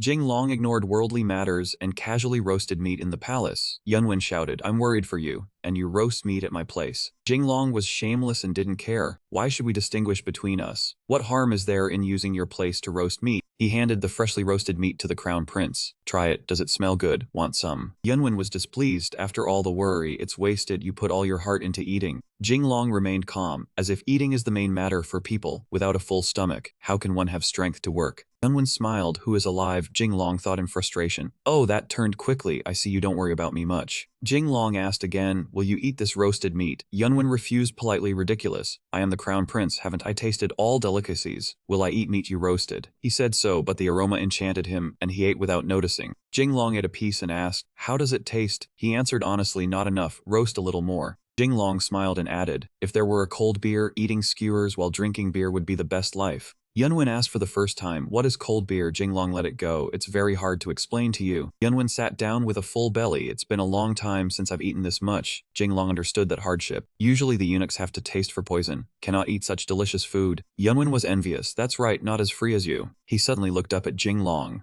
Jinglong was deep in thought. What is he thinking? He shared his thoughts. Sometimes I feel too free, can act recklessly. Yunwen asked curiously, how can that be? We are like brothers. Things I cannot do, you do for me. Yunwen placed a hand on Jinglong's shoulder. Train the soldiers well. Jinglong was confident. I know. He stood up and stretched. Today I came to bid you farewell. If there's nothing else, I will go. Yunwen was reluctant. When you leave I will see you off. Jinglong said no need for such display. Yunwen asserted actually training soldiers shouldn't be too hard. Jinglong interrupted. Yes, not hard, just a bit dangerous. Yunwen was suddenly worried hearing that. Dangerous, Jinglong explained. Bandits run rampant there, occasionally rebellions. Going there is like playing with graves. The crown prince could say nothing more about this matter. The crown prince promised, let's see, if anything is unsatisfactory I will help you return. Jinglong turned pale. Just trying is enough to tire me. Yunwen could not help worrying. This matter, how can it be? Jinglong laughed to reassure. Come on, I'm joking. With my skill, I can easily scatter bandits, making them uneasy. Yunwen had a displeased look. The chicken you mentioned, it's not the one eaten in the capital, right? Jinglong patted his shoulder. The chicken I mean is roasted chicken. Yunwen laughed. Coincidence? The one I mentioned is also roasted chicken. They chatted and laughed. Such a coincidence. Zicheng happened to walk in. Daring, put his hand on your shoulder. Crown Prince. Jinglong looked annoyed. Your Excellency, any guidance? He angrily scolded. Guidance I dare not, just teaching you the rules of being a subject. Yunwen felt tense and restrained. Royal Master, it's not what you think. Zicheng looked at him. Jinglong is greedy and lustful, and notorious. Zicheng advised the Crown Prince to avoid Jinglong. Your Highness, it's better to stay away from this petty man a bit. Zicheng then turned to look at Jinglong with a shivering expression. He regained his composure after a cuff. Feeling something, he turned to look at Jinglong behind him with a knave guilty face. Zicheng advised again. Your Highness, wise ministers keep distance from petty men. The destructive type like Jinglong mocked him behind. He quickly turned and pointed at him. Got you now. But turning too fast made the old man's neck crack, maybe broke. Zicheng collapsed in panic. Imperial Scribe. Qi Shilang tried acupuncture on him. Imperial Scribe, you must not die, Jinglong anxiously warned. If Qi Shilang presses further, he will really die. He looked down at his feet and unfortunately stepped on Zicheng's tripod. Yunwen was powerless, truly a gathering of tears. Qi Shilang intervened. What a type. He rushed to grab Jinglong's collar. Why smear me? Jinglong sneered. Qi Shilang, Luan Yu said she wants to train soldiers with me. Qi Shilang obediently knelt, astonishing Yunwen. Qi Shilang, he cried, pleading, I only have one daughter like this. Jinglong waved his hand. Don't worry, I refused her. Just take good care of her. Qi Shilang drew his sword in shock. What, how can you refuse Luan Yu? Don't you know her sincerity? Jinglong retorted. What do you want then? He embraced him affectionately like a secret friend. Take her with you next time back in the capital. Bring me 18 grandchildren. If Jinglong gets angry, who could possibly handle it? This humble consort cannot do it. He left in a huff without agreeing to meet again, and the old man reminded him from behind, you must take Luan Yu with you. If she stays at my house, this old man will not dare take a concubine. The other two looked at him. Minister Qi, so this was what you truly felt in your heart? On the way back with a Liu, Jinglong was furious. What damned minister of war is this? Every single one of them only wants to shove his daughter at me as quickly as possible. Not one of them is normal. Luan Yu appeared. Jinglong was startled. Why did you come here? She jumped down with a bright face as if expecting something. Long time no see, did you miss me? Jinglong brushed past her coldly. No, we clearly only met yesterday. She chased after him. Jinglong, did father also tell you to take me along for military training? He refused firmly. No, she was certain. You are lying. He suddenly turned back, making her blush. Jinglong bent down. Fine, let us say he did. She looked delighted and expectant. Then Jinglong Yu. He reached out and told her about her father. That was only because he thought she was annoying at home and affected his search for women. He thought to himself, does it hurt, my brother? In the end, he still firmly refused to be clever. In short, stay away from me when there is nothing important. Luan Yu still forced a smile and called him Jinglong. He felt as though the sky had collapsed. Are you a ghost, moving that fast? With sparkling eyes, she said, Jinglong, the words of parents, the words of matchmakers. Jinglong was so frightened that goosebumps rose all over him. Do not say it, my father will not agree. Luan Yu ignored everything and hugged him. I do not care. The second half of your life and the second half of mine are both your responsibility. Outside, a Liu watched the romance drama without stopping it. Young master is truly amazing. He tried hard to push her away. This is forced buying and selling. Luan Yu clung to him like iron glue. I do not care. Jinglong felt uneasy halfway down the road, always feeling that something was off. A Liu asked with concern, young master, what do you mean is wrong? Jinglong pointed, the second half of her life is my responsibility, then the lower half. Bo Zhan appeared like a ghost or demon. Dear brother, when it comes to changing direction, I only admire you. He shouted loudly and cursed, are you a ghost, appearing so suddenly? Gozhen pretended to be a beauty as he spoke. Jinglong, today I came to. Like a psychic, he slapped his face at once. I know it is erotic poetry paintings. Gozhen sat down delicately. Jinglong, how could you stain my innocence like that? Before he finished speaking, everyone left, leaving Gozhen alone. Gozhen shouted, Jinglong, wait, I came to find you for something serious. Jinglong turned back warily. Something serious? You do not look like a serious person at all. He grabbed Jinglong's hand with certainty. Brother, believe me, it really is something serious. He glared solemnly. Even if you do not believe me, you must believe in the friendship we have had for all these years. Jinglong examined him warily. The father and son duo who ruined the family. Gozhen kept bringing up loyalty and affection. Even if you do not believe in the friendship between the two of us, you must believe that I am a man as straightforward as a horse's intestine. I would never deceive anyone. Jinglong was startled sideways. An intestine from inside the anus. Gozhen screamed, no, from within, hard as iron and steel. Jinglong could not be bothered to listen and waved his hand as he left. A straight man like a horse's intestine. I know. Gozhen clenched his fists. Straight man, a straight man. You have ruined my lifetime of brilliance. Jinglong proudly praised himself. Young master is too learned. Is that not so? The Chinese language is vast and profound. Guo Zhen helplessly spat blood. It is broad and profound. The scene shifted to the prince's manor, where Jinglong sat upright in a chair. He turned and said, Guo Zhen, you invited me to your manor this time, he said proudly. Exactly. Normally we always go to your manor. I also have to invite you over to see how rich and noble my home is. Jinglong thought of the kind of rich and noble life where he had to kneel down, cry, and beg his wife. Just thinking about it already made him feel weary. Is this the kind of rich and noble life? Guo Zhen said angrily, familiarity is familiarity, but if you talk nonsense, I will sue you for slander. He spoke of his own authority at home. I have always meant what I say. The princess has to bring water to wash my feet every day. Guo Zhen began to brag proudly and ramble about disciplining his wife, Jinglong. You truly must learn from me. Jinglong sensed something was wrong. That woman had been standing behind Guo Zhen for who knew how long. He hugged her leg and cried, wife, I was wrong. Just now it was all boasting. Just treat it as my nonsense. A young servant girl in the household cried, Prince consort. Guo Zhen jolted in fright and angrily shouted, how bold, you lowly slave actually dare impersonate the princess. The girl trembled as she replied, it was not me, I did not. He wanted to shift the blame. You still dare talk back. Jinglong kicked Guo Zhen in the butt and shouted, enough. Cursed, what kind of ability is bullying servants? Guo Zhen cried, we are brothers. You hit me for a lowly slave. He angrily shouted, I do not have the habit of bullying the weak. This is the worst I have ever been smeared. Guo Zhen cried and wailed back then, who was that joined me in suppressing the common people, bullying the elderly and weak, and tormenting men and women? Two suddenly fell silent, and the atmosphere seemed to sink into gloom. Jinglong changed the subject. What did you call me here for? If you do not say it, I am leaving. Jinglong suddenly shouted, what, you want to hand the princess over to me? Guo Zhen asked back, wait, what kind of handing over are you talking about? Jinglong looked at Guo Zhen and asked furiously, Guo Zhen, what you said cannot be true. You want to hand the princess over to me? Facing his fury, he smiled and raised one finger before him, then replied, that is right, abbreviated as public handover. The moment he heard him finish speaking, he could not help freezing in shock and blurting out, what kind of misleading phrase is this? Then he pointed at himself, looked at Guo Zhen with utter confusion. You are handing the princess over to me. This is, you want to test our friendship. This left Guo Zhen stunned. Wait, what do you mean by testing our friendship? Jinglong stepped closer, raised his hand before him, and cried out in panic, it means I help you raise your wife and children. Guo Zhen was no less shocked, and he replied, I do not understand. His answer left Jinglong utterly baffled. With a level like yours, how are you still the god of erotic poetry? Unexpectedly, at that moment, a girl walked toward them from afar and called out, Guo Zhen. She was Princess Yangji of Great Ming, the 12th daughter of Yuansang. Her mother was consort Guo Hui. The moment he saw Deming, Jinglong's gaze immediately locked onto her, Princess Yangjia.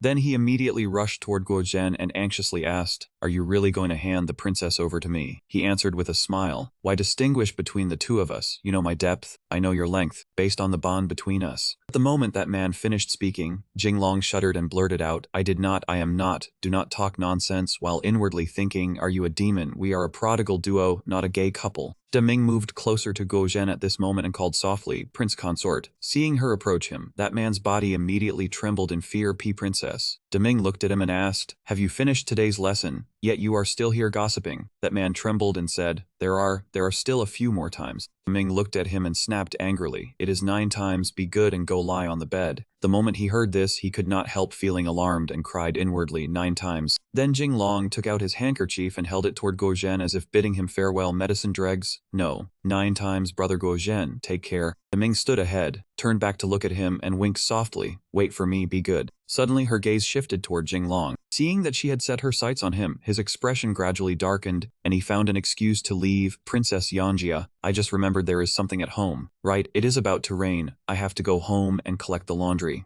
After only a few steps, Deming had already come over and tightly grabbed his hand. Seeing this, Jinglong was extremely flustered and cried inwardly, Guo Zhen, hurry back, I cannot withstand your wife. What kind of joke is this? 9 times in one night. Even ox would die of exhaustion. Guo Zhen stood in the distance, looked toward him, and while crying, comforted him, brother, you have suffered. Deming smiled and pressed close to him. Then she slowly raised her hand to lift Jinglong's chin, asked, Jinglong, stop pretending. Everyone here is a 1,000-year-old fox. Why play ghost story tricks with me? Jinglong, do you miss me yet? He quickly brushed her hand away and said shakily, Madame Guo, please conduct yourself with dignity. Faced with his action, Deming raised her head and said sorrowfully, before you called me sweet little darling, and now you call me Madame Guo. The moment she finished, Jinglong could not help being stunned and blurted out, wait, sweet little darling. At the same time, he recalled the way she had held a leather whip, stomped hard on the ground, and looked at him, let us settle old and new debts all at once. This made Jinglong panic and blurt out, why are the tastes of you sisters so consistent? Outside, dark clouds had already gathered in the sky, and from inside the room came Jinglong's scream, no no.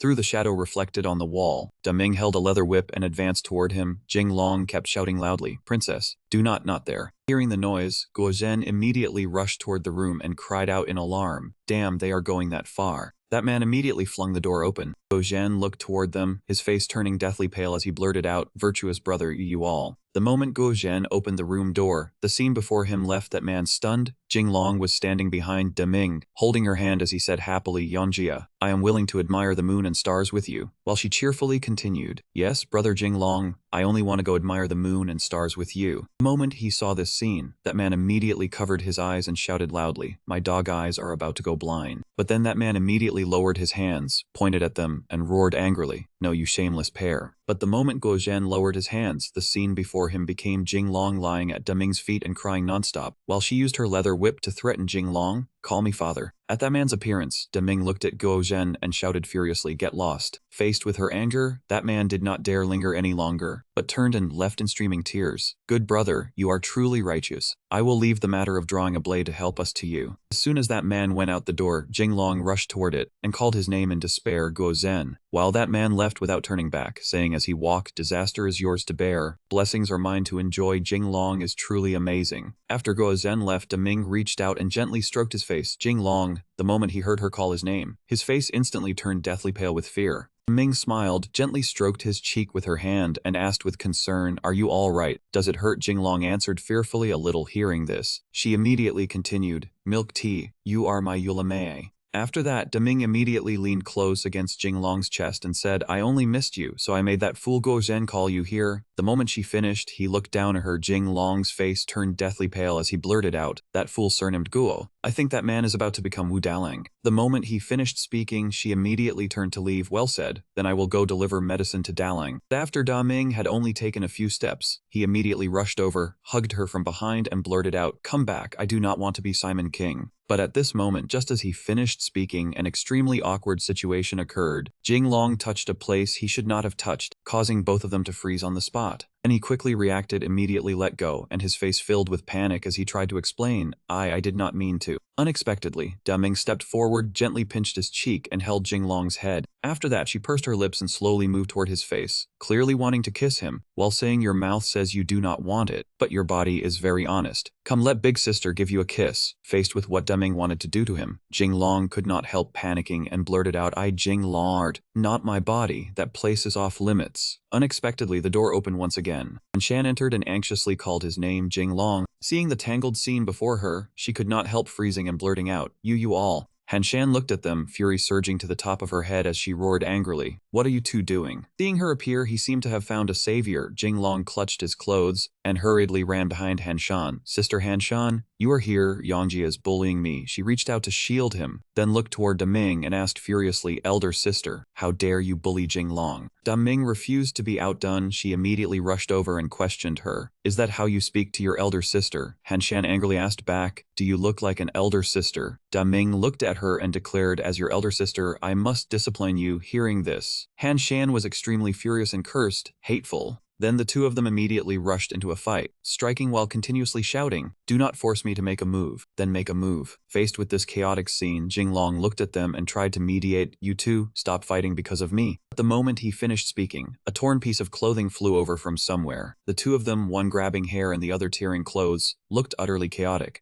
Seeing the heated scene before him, Jinglong could not help feeling delighted and blurted out, please continue. And he calmly placed the garment over his lap and sat down. So that is how it is. Today it was Han Shan who told Yongjia to invite me over. The moment he finished speaking, Daming was so excited that she blurted out, correct answer, while Han Shan stood beside her, extremely angry, and wiped the dirt from her face. Looking toward them, he helplessly thought to himself, I believe my ass, your princess is wicked to the extreme. She takes off clothes even faster than I do. Then Jinglong looked toward Han Shan and asked, Han Shan, could you not have just come to me directly? Why did you have to go through Yongjia? Han Shan looked at him and answered shyly, there is something I do not want others to know. I want to go train elite soldiers with you. Hearing this, Jinglong could not help being shocked and blurted out, "Train essence." Unexpectedly, Hanshan immediately rushed toward him and shouted joyfully, "Elite soldiers, can you not leave words out?" Hanshan looked toward them, her eyes filled with determination as she said, "In the past, I also had a dream of becoming a commoner heroine." Hearing that, Jinglong, who was sitting nearby, propped his chin on his hand and asked in boredom, "A girl dreaming of becoming a kidney?" Faced with his doubt, Hanshan immediately rushed over and shouted in anger, "If people have no dreams, then how are they any different from salted fish?" Hearing her say that, he immediately said, "You are wrong." Then he looked at her and corrected her, "If people have no dreams, then how are they any different from being carefree?" After hearing that, Hanshan's eyes instantly turned stunned. She placed a hand on her chin, while inwardly thinking, "That makes so much sense, I actually cannot refute it." Seeing Jinglong preparing to leave, Hanshan moved closer to him and said, "Effort may not guarantee success, but lying still is definitely very comfortable." He did not answer, turned around and left straight away. Watching his retreating back, Hanshan could not help feeling moved. Her eyes brimmed with tears as she said, "Is it my illusion? Why does Jinglong's back look a little wounded?"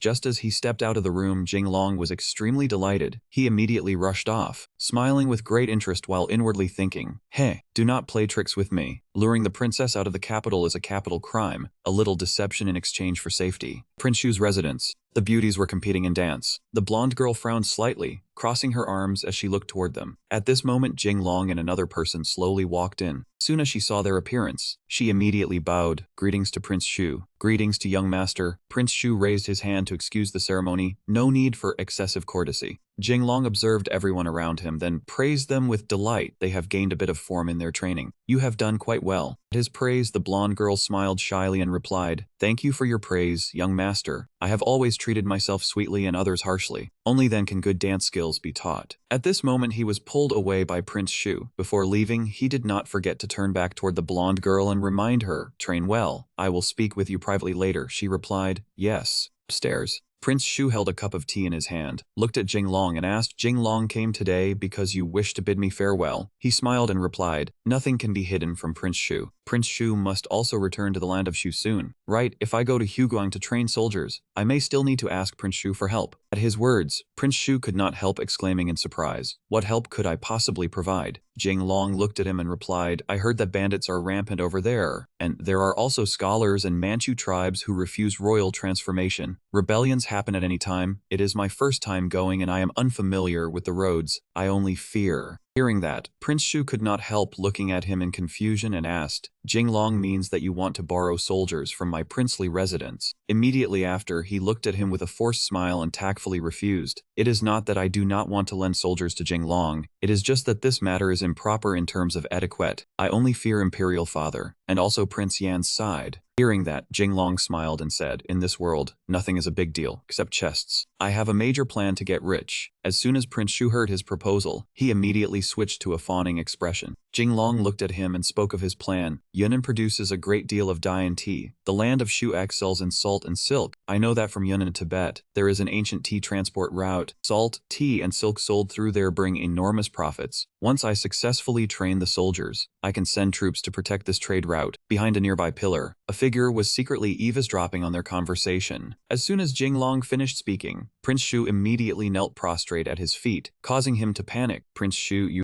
Then he grabbed Jinglong's hand and kept stroking it. "Money is like parents, Jinglong. You are truly my reborn parents." This strange action terrified him, and he quickly reminded him, "Shu, Uncle Scholar, please conduct yourself with dignity." From inside the room, the voices of the two of them rang out one after another. "You are a dignified scholar, and also a prince. Can you have a little decorum? With money, what is decorum? Stay away from me." Jinglong placed a hand on his chin, pondering inwardly after handling Prince Shu. "Then Huguang, Sichuan, Yunnan, and also Annam will all have my people there. They can be connected into one continuous line. Then starting from Nanjing, northward is Prince Yan's Baping, and through the Yalu River, Ergodu and soap can be transported to Joseon." Suddenly at this moment, Huizu approached from afar and called his name Jinglong. Seeing him, Jinglong immediately asked, "Brother Shu, what a coincidence." Facing his question, Huizu replied with a smile, "Not a coincidence. I came here especially to find you. Hearing that, he continued asking, looking for me? Brother Chu came especially to visit me for this matter. He continued, I heard you are about to go to Huguang to train soldiers. Suddenly, Huizu moved closer to his hand and whispered, you still remember that business from last time, where I succeeded in setting up Shunfeng? As soon as he finished speaking, Jing Long could not help joyfully thinking, Shunfeng, the Great Ming version of a delivery company. Then, he continued pointing at him and said, I have opened the sea route from Laizhou and Guangdong to Zhouzhan and the Hua Kingdom, on your side. Hearing that, he immediately raised his hand to show agreement. Rest assured, on my side. No problem. Hearing him say that left Huizu utterly confused. Countless question marks surrounded his head. Nopu Ruklum, Jinglong. Could it be that you want my brother to invite you to eat chicken? Seeing this, Jinglong panicked and replied, No,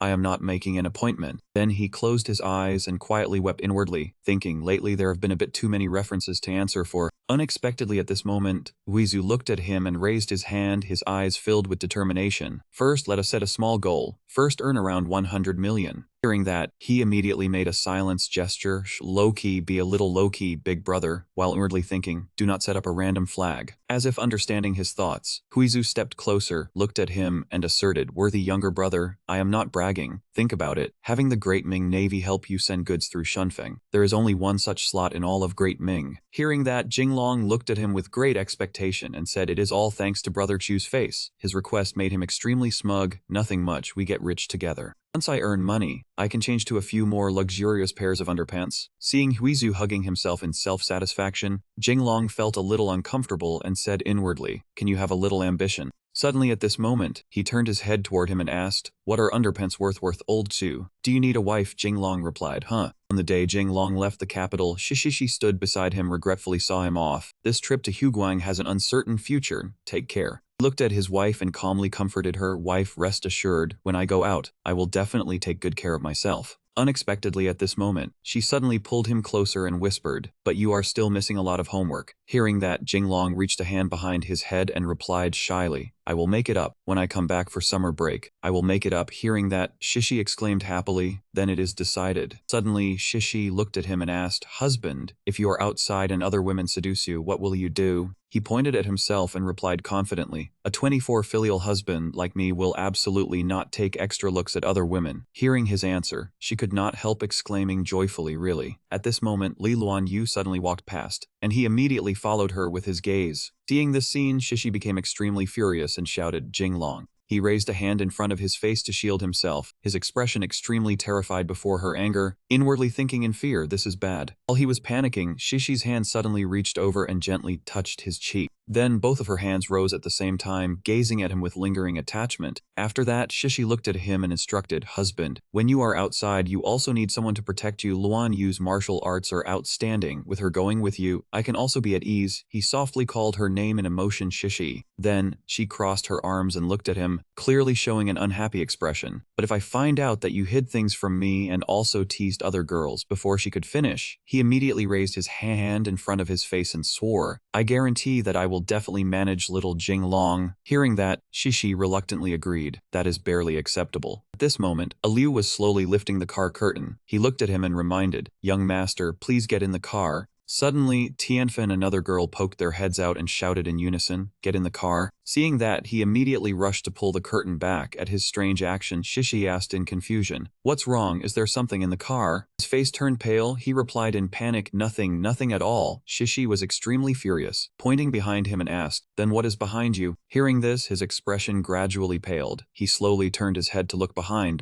him. Immediately, he bumped in Hansen's custom speaker. Seeing him, Hansen immediately used his hands to tightly grab his neck and exclaimed, Jinglong, I'm coming to assist you. He tried to explain at this sudden action. Shishi. He quickly grabbed his own shirt, pushed Hansen away and shouted, get out. Only Shishi is allowed to touch my chest. Witnessing this, Shishi stood to the side, furious as she looked at him, her eyes filled with killing intent. To protect her, Jinglong immediately rushed to hug his wife while continuously explaining, wife, I am innocent. I haven't teased any other woman. She looked at him, her eyes disappointed, then said, husband, I trust you. Strangely, as soon as she finished speaking, countless other girls from the car fell down one by one. Seeing the situation was not right, Jinglong ran while shouting, wife, I am innocent, and Shishi angrily chased behind Her fury was like lightning striking from the sky. Shishi immediately pulled the girls out of the car, saying as she walked, "Take them away, be obedient outside, keep his belt secure." Seeing she no longer wanted to punish him, he waved his hand obediently. "Yes, wife, I'm the most obedient." However, a durian from behind was slowly flying toward him. The durian fell straight onto his head, causing Jinglong considerable injury. Liu, seeing this, shouted in panic, young master." Jinglong was not angry at all. He took out his handkerchief and slowly wiped the blood from his face. "A man bleeds without tears. Young master invites you to eat durian," then threw the durian toward Liu.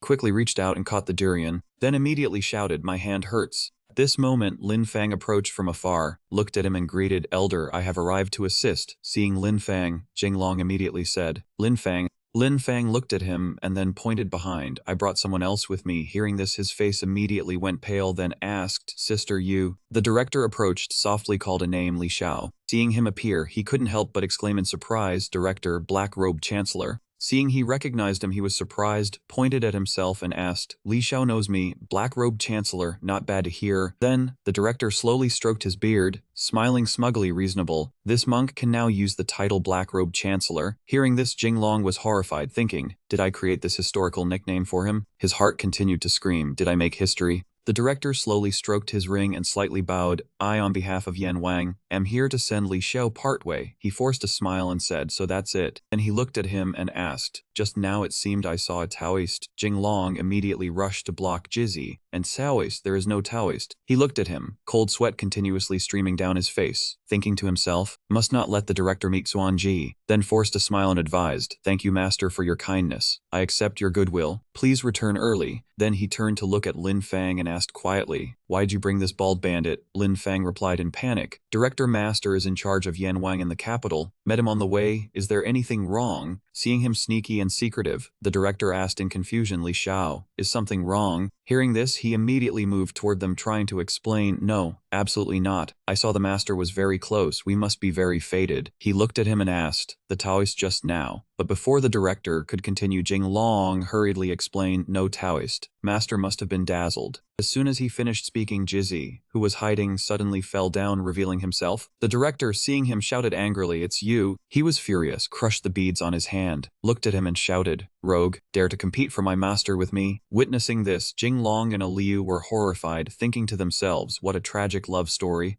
Seeing the situation was not right, Xuanji immediately fled, and the director angrily chased after. "Taoists don't run." Jinglong slapped his forehead, his eyes helpless, thinking angering the director means Yan Wang will deal with me first. About to die, about to die. A bold old man with a body full of muscle was angrily lifting an entire boulder and shouting, "Wretched thief, come meet your death." That Taoist priest collapsed to the ground in terror, tears flowing as he shouted back at the old man, "You bald fool, you fought this poor Taoist over a Taoist nun, and you still think you are in the right." Jinglong was sitting there with a pale face, both hands braced on the wooden table. Now was the time for a lesson. The director was Yan Wang's key strategist. Jizzy was my advisor, but Jinglong's pupils trembled and sweat broke out as he thought of the scene of that Taoist priest being smashed by a boulder until he spat syrup. Those two had a hatred irreconcilable under the heavens. He thought of his own 5-person team. Beside this young master was a pack of idiotic teammates, the imperial grandson Xiaoru, Shishi, Luan Yu Kitai. The more he thought, the paler his face became, sweat pouring down. Is this forcing me to confront Yan Wang head-on? Jinglong thought of Yan Wang standing with his back turned, glancing at him, his voice filled with royal arrogance. "You dare oppose this prince? Very good, quite spirited." He tried hard to press his lips together and hold back his laughter, his eyes gleaming, then let this prince reluctantly oblige. Jinglong clutched his head and shouted helplessly, "No," making the old man and that Taoist priest both stare in shock and turn to look at Jinglong. Just then, a luxurious sedan appeared, and a servant announced in a loud voice, "The imperial grandson has arrived."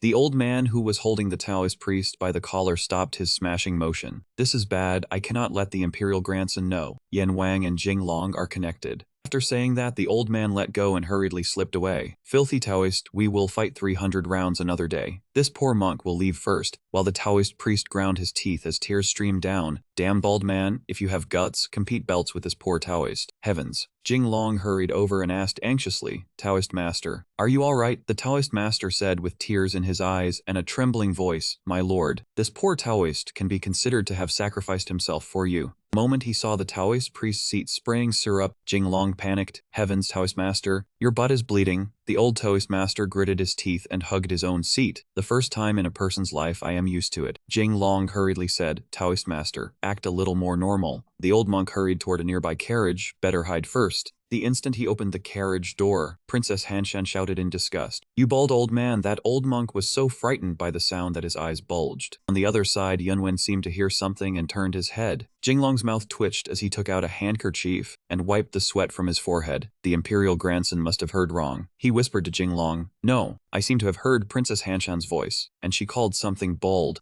The imperial grandson said with absolute certainty, I am sure I did not hear wrong. Inside the carriage, the old monk clamped his heightly over Princess Hanshan's mouth and threatened softly, do not shout. Princess Hanshan angrily swung her hammer down with a heavy thud. From the carriage parked nearby came a miserable scream. My eggs shattered. The imperial grandson immediately turned his face back. Princess Hanshan hugged the hammer in alarm and said, my hand moved too fast, master. Are you still all right? The old monk curled up with tears all over his face. Shattered, my eggs are shattered. Yunwen waved his hand and said, I must take a look and see what Jing Long is hiding in your carriage. Jing Long ran after him and tried to stop him. Yunwen, do not. Hanshan and the old monk heard this and turned pale with fright. This is bad. We are about to be exposed. Yunwen frowned, placed his hand on the carriage door, and said through clenched teeth, come on then. Let me see what scheme you are hiding, Jing Long. Cold sweat poured from Jing Long. I am dead, I am dead. Yunwen blankly grabbed the curtain but could not pull it open. He gritted his teeth again and tried to force the curtain open. As it turned out, inside Princess Hanshan and then the monk were gritting their teeth and pressing hard against the door, refusing to let him open it even at the cost of their lives. They could not let him see. Jing Long chuckled and spoke to the imperial grandson, who was pulling at the door so hard that his teeth were clenched. Yunwen, why be so stubborn? This door. Yunwen roared angrily, Jing Long, what exactly are you hiding from me? The word me had just left Yunwen's lips when a pair of boots was hurled through the air into his head, making him spit blood.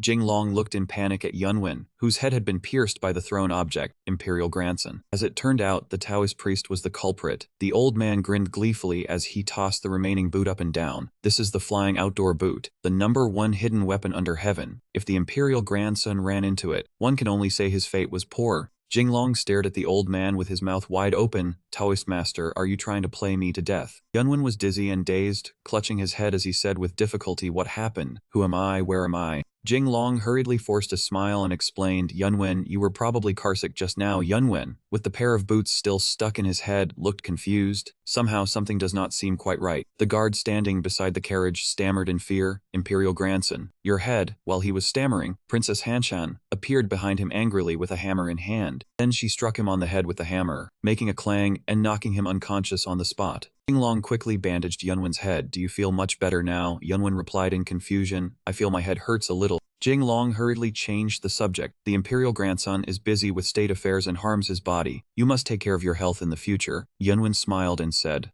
palace affairs are indeed rather exhausting. Suddenly, the voice of a eunuch reading an imperial decree rang out. By His Majesty's will, escort Jing Long to Huguang to train troops. The imperial grandson thought in panic. Imperial grandfather sent an imperial envoy to see Jing Long off. Yunwen hurriedly climbed into Princess Hanshan's carriage and said to Jing Long in a small, crisp voice, Imperial grandfather does not know I am here. Let me avoid him for a while. Jing Long's face pale as he let out a sound of shock. Jing Long's dog ears drooped completely in worry. That carriage is... Before he could finish speaking, a piercing scream rang out from inside the wooden carriage. Bald man, Jing Long was left utterly speechless. The imperial grandson's eyes brimmed with tears as he said in a trembling voice, Aunt, who is this bald man? Princess Hanshan angrily pressed her fist against Yunwen's face and snapped, shut up. Immediately after that, Shu Wang appeared and smiled gently at Jing Long. Jing Long turned his face back and said in shock, Shu Wang, why is it you? You are leaving the capital. How could I not come to see you off? Jing Long stepped forward and whispered to him, then what was that about following His Majesty's decree just now? Shu Wang playfully stuck out his tongue. I snuck out, otherwise how could I casually leave the city? Jing Long hugged his stomach and pretended to retch in disgust, do not act cute with me. Shu Wang happily narrowed his eyes and smiled, with the friendship between you and me. What need is there to talk of cuteness? That would be too shallow. Jing Long's face went pale, that is. Shu Wang made a cute expression, poked his cheek with a finger, and smiled brightly. What we have is a deep friendship. Jinglong was so frightened by this action that goosebumps rose all over him. What the hell? Jinglong shouted loudly, shameless. Over by the carriage, Princess Hanshan, the imperial grandson, and the old monk, who had poked their heads out to watch the commotion, were also scared pale by this level of thick skin. Shu Wang smiled and patted Jinglong's shoulder. Deep friendship, deep friendship, deep friendship, Jinglong shrieked. Can you stop mentioning anything deep? I am carsick. The imperial envoy's voice rang out again. His Majesty sent me to escort Jinglong for a stretch of the road. Jinglong and Shu Wang both turned pale as they thought, there really is an imperial envoy. Shu Wang hurriedly climbed into the ill-fated carriage again. He said softly to Jinglong, I secretly came out behind Imperial Father's back. I cannot let anyone else know. Jinglong hurriedly said, do not. Jinglong saw he could not stop him and clutched his head, speechless. Are you all gathering enough people for a mahjong table? The carriage curtain had just opened when Princess Hanshan, the imperial grandson, and the old monk, their faces dark and weapons in hand, angrily pounced toward the door. Shu Wang had only just stepped inside when their momentum frightened him into stammering, you people. As soon as Shu Wang entered, a group of people came over. Huang Shi waved excitedly at Jinglong. Jinglong, we came to see you off from the capital. Do not be too moved. With the friendship between us, it would not do at all if we did not send you off. Jinglong frowned and said, the friendship between us is, Huang Shi said happily, kissing relation. The people with him also twisted their bodies excitedly. Well said, Jinglong roared angrily. Well said, my ass. Even without reading books, I know it is a relationship of sharing hardships. Jinglong was so furious his rage shot to the heavens. Why are you not working at home? What are you doing running out here? However, the word for working was ganhuo. Gan sounded like kidney, and huo sounded like live, so those guys measured it. Huang Shi asked suspiciously, who is living? The blue-haired man looked blank. Whose kidney? While the black-haired man frowned. Working for wages is impossible. Doing business I do not know. The glowing blue-haired man smiled. All we can do is tightly hug Jinglong's 3 legs. The people in the carriage poked their heads out to listen, then frowned and cursed vulgar. Jinglong's face turned deathly pale. If you came to see me off, why say it was by His Majesty's order? The blue-haired man smiled. If we did not say that, how could we leave the city? While Huang Shi smiled. Do not be too moved. We have a relationship that does not distinguish wealth or poverty. What is a little risk? He held a pestle and mortar and pounded madly, still smiling brightly. See that? This is friendship. This is our friendship. Jinglong backed away in fear. Stop pounding, stop pounding. The silver-haired man held a handkerchief and dabbed his tears. This feeling of being so moved I want to cry. What is going on? The chestnut-haired man smiled. Because I am pounding scallions. Jinglong was driven mad with rage, grabbing a hot weapon and trying to charge forward, but 2 men held him tightly. Do not stop me. I must use my sword to stab your chrysanthemums to pieces. Just then, the imperial envoy announced again, His Majesty has arrived. Jinglong heard this and was shocked. A man in earthy yellow clothes among the crowd shouted, it is His Majesty. It really is His Majesty. They immediately panicked and hurriedly climbed into the carriage, their mouths crying nonstop, this is bad, this is bad, hurry and hide. Jinglong was speechless at the sight. His mind in chaos, he raised both fists again. The man in earthy yellow clothes looked in confusion at the carriage as panicked cries rang out. Whose toe poked into my nostril? Who is touching my butt? Oh mother. Just then, His Majesty the Emperor, dressed in a dragon robe, slowly approached with 2 eunuchs holding large fans, his face beaming as he said, Jinglong, we have come to see you off from the capital. Jinglong immediately put on a solemn face and bowed respectfully. Thank you for your Majesty's great grace. This subject will certainly train the troops well. But before he could finish, thudding sounds rang out. The Emperor asked suspiciously, what is that sound? Jinglong hurriedly leaned his back against the carriage compartment and said in panic, it is nothing, Your Majesty. Look, does this subject resemble? The Emperor asked suspiciously, resemble what?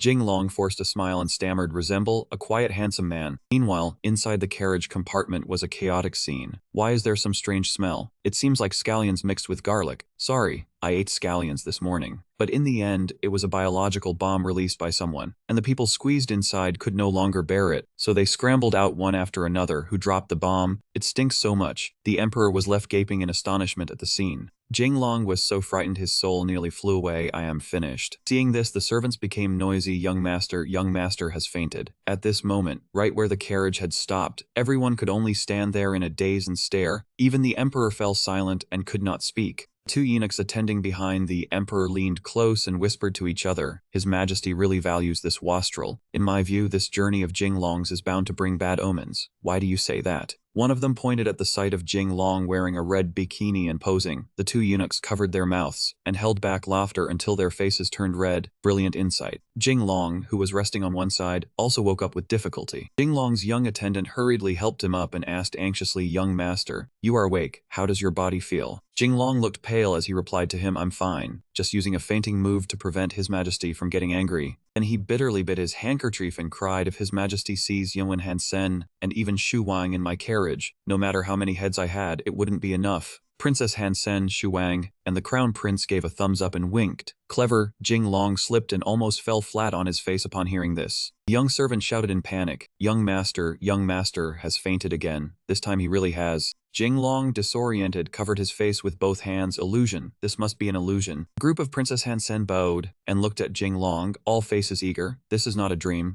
Jing Long flew into a rage and sat up. "Hey, why are you all still here?" The servant smiled and said, "Our guards were all scared away. We could only sit in your carriage," Jing Long shouted. "Wrong direction." Yunwen said, "Even as the Crown Prince, I can't walk back on foot." Princess Hansen crossed her arms and said, Exactly. What would we do if assassins appeared?" Jing Long helplessly wanted to leap from the window, wailing, "Help, someone, take these people back to the capital for me." Shu laughed, holding the Crown Prince's hand to pull him along, and the Crown Prince happily skipped after. "Royal uncle, wait for me." Jing Long breathed a sigh of relief as they left. "Phew, at least I got to see them off." Jing Long was speechless as the princess hugged his neck. "Hansen, why haven't you left yet?" Princess Hansen smiled softly. "I don't want to go back." In the princess's chamber, a maid approached the bed and softly called, "Princess, it's time to wake up and eat." Seeing no movement, she called again in puzzlement, "Princess." Upon closer look, under the blanket was a carrot-shaped pillow that made her eyes widen in shock. Princess Hansen rubbed her cheek against Jing Long's shoulder. "I can't go back anymore. I can only go with you." Jing Long tried to pull her away. "Don't dream. I will send someone to take you back immediately." "Let go." Princess Hansen pouted, hands on hips. "Then I will tell father that you forced me to go." Jing Long startled. "Is she really this cruel?" Immediately a pair of hands cupped Jing Long's cheeks. Princess Hansen closed her eyes and puckered her lips. "Don't talk. Just kiss me." Jing Long looked at her in panic. But before any kissing could happen, a person with a sword in hand, sitting in a corner with a hateful expression, interrupted. "I say, do you two act as if I don't exist?" In front of the grand residence, an elderly man was waiting. A young lady with dark green hair approached. He gently said, "Father-in-law, didn't you say you wouldn't come to see off?" The elderly man asked, "Has Jing Long already departed?" Her eyes brimmed with tears. "Yes." The elderly man could not stand. Leaning on the doorframe, he sadly wiped his tears with his sleeve. "My child, you must survive and return. Your old father still waits for you to raise him. See me off the last stretch." The young lady stepped forward to support and comfort him. "Jing Long will be fine, father. Don't be sad." She then called the household staff. "Someone help father back to his room to rest." The servants responded, "Yes." By now, the two carriages had set off on the road. At this very moment, under the carriage, a young master strained, clutching the chassis. "Younger brother, have you forgotten me? I want to get off the carriage, mother." In the tall grass by the roadside, as the carriage passed, two bandits were hiding there. One of them said, "It's them." One had a scar across his left eye and grinned, licking his lips. "Finally, the wait is over." He curled his lips into a smile and said to the thick-lipped man beside him, "Tell the brothers Jing Long has left the capital." The other man answered, "Yes." Jing Long suddenly let out a loud sneeze. He rubbed his nose and said warily, "Hanshan wants to follow me, and you want to follow me too." He looked warily at Huang Xi, who was sitting brightly to one side. "You are a man, brother." "I do not like this sort of thing," the kid chuckled. "It is fine. Just think of your little brother as a loyal puppy trailing after you." He held his face with a headache. "Huang Xi, instead of fooling around with your old father Zicheng, instead of following Yunwen, why are you following me?" He raised his face and continued, "I am going to Huguang to train troops. The people there are fierce. Bandits are everywhere, you understand." He was instantly startled by Huang Xi pressing two eggs over his eyes. Holy sugarcane grove. Huang Xi struck an Ultraman pose with confidence. "Ever since Jing Long taught me this egg over the eyes move, I have feared nothing anymore." He frowned and said, "Have you ever heard this saying?" Huang Xi laughed and answered, "What?" He said, "Trail after someone long enough, and nothing comes of it." Huang Xi immediately panicked. "Jing Long, you cannot abandon me. I only want to follow you and learn the art of getting rich." Jing Long rubbed his chin and said, "Is that so? We have no need for tagalongs." Huang Xi gloomily fell silent and chewed on the chicken egg. But right afterward, Jing Long placed a hand on his shoulder. Jing Long's gaze was firm as he said to Huang Xi, "If you truly are not afraid to die, then become my brother." Huang Xi grabbed Jing Long's hand, moved to tears. "Good brother." Right afterward, Jing Long pulled his hand back. "Wait, there is still one thing I forgot to tell you," Huang Xi said happily. "What is it?" He bared his teeth in a grin and said, "Your mother and I are on rather good terms. I already discussed it with her. We each keep to our own order. From now on I call you little brother, and you call me father." A mournful cry immediately rang out inside the carriage. "Are you climbing onto my head to sit there?" Jinglong burst into loud laughter. But right afterward, the carriage suddenly braked hard. Huang Shi lost his balance and crashed into Jinglong, nearly making him fall flat on his face. Jinglong flew into a rage, stuck his head out the window, and cursed, "How are you driving this carriage? Are you trying to get this young master killed?" Right afterward, Jinglong's face immediately hardened. His carriage had been blocked by a group of force bandits. The man with a scar carried a large wooden pestle on his shoulder and smiled wickedly. "This mountain was opened by me. If you want to pass, then leave Jinglong behind." And that man ordered the underlings with him, "Catch Jinglong, everyone will eat meat, kill him for me." Beneath the blazing sunlight, a burly figure with a bald head stood towering in anger. "With me, Bedu, the prairie eagle here, let me see who dares." The bandits were frightened by that burly figure until cold sweat poured down their backs.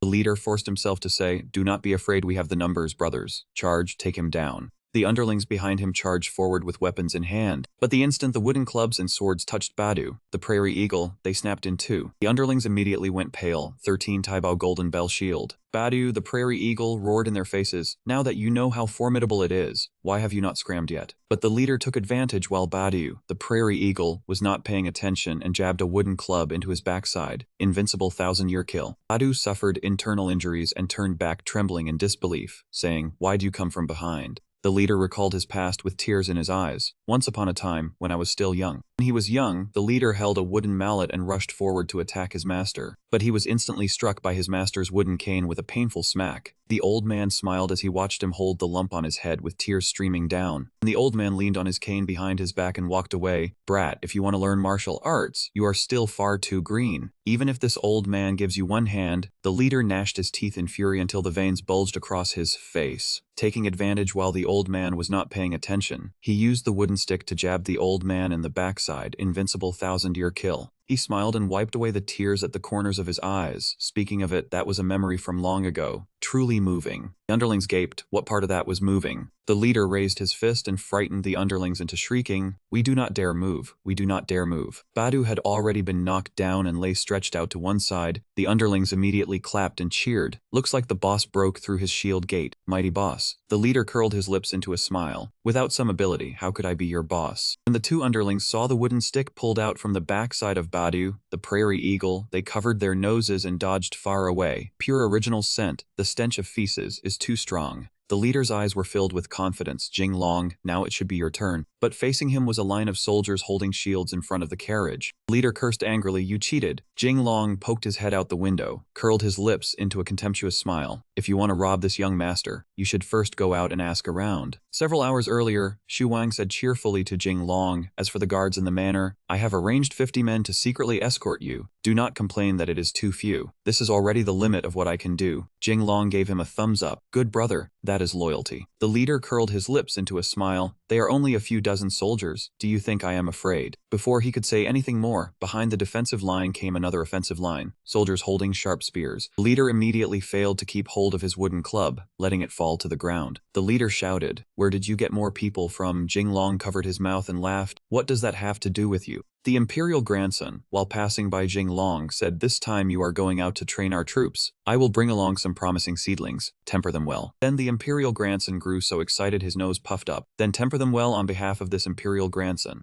Jinglong's face went pale. "Yunwen, why do you get so excited whenever the word tempering is mentioned?" Scarblade had just been boasting a moment earlier. "Even if you have many soldiers under your command, I have roamed the world and have never feared anyone. Who among our fellow outlaws does not know my scarred face?" The next second, he was so frightened that tears flowed as he stared at the spearheads pointed at him and stammered, "Boss, do not shoot. We are on the same side. We are on the same side." Jinglong stood to one side, somewhat puzzled. "Your aura fell far too quickly. Were you not fierce bandits?" Badu stood beside him and said angrily, "Master, let Badu chop off all the heads of these shameless scoundrels." Jinglong said to him with deep concern, "Badu, rest for a while first." He still seemed unwilling to give up and wanted to prove himself. "This chrysanthemum poking grudge must be avenged. Today I, Badu, swear to the ancestors of the Wolf clan." But he was immediately stopped by Jinglong. "Badu, calm down. It seems the tattoo you have is not a stupid husky." His face stiffened, his expression beyond shocked as he stammered, "My ancestor." Scarface could not hold back and burst into laughter. This made him even angrier and he insisted, "Master, do not stop me, let me chop off their heads." Jinglong still held firm and said, "Take Bagdu to the carriage to rest." Scarface watched Badu leave from behind and said meaningfully, "Young Master Jinglong's subordinate is truly a talent." Hearing this, he could not hold back and directly drew his sword to threaten that man. "My subordinate is not someone you get to judge." He simply pressed the sword close to his neck and interrogated him, saying, "Who sent you here?" Yang Hong suddenly appeared from nowhere, licking a dagger and acting dangerous as he said, "If no one gave you orders, could you have robbed Jinglong's carriage so precisely?" This question left him stammering nonstop. Because of a single sneeze, his tongue was sliced bloody by that sharp blade. Yang Hong cried out in panic and pain, and the scene made Scarface judge, "You delicate thing who does not know how to play with knives, yet still tries to imitate others." Suddenly the knife was sent flying into the air. By sheer coincidence, it fell right onto him.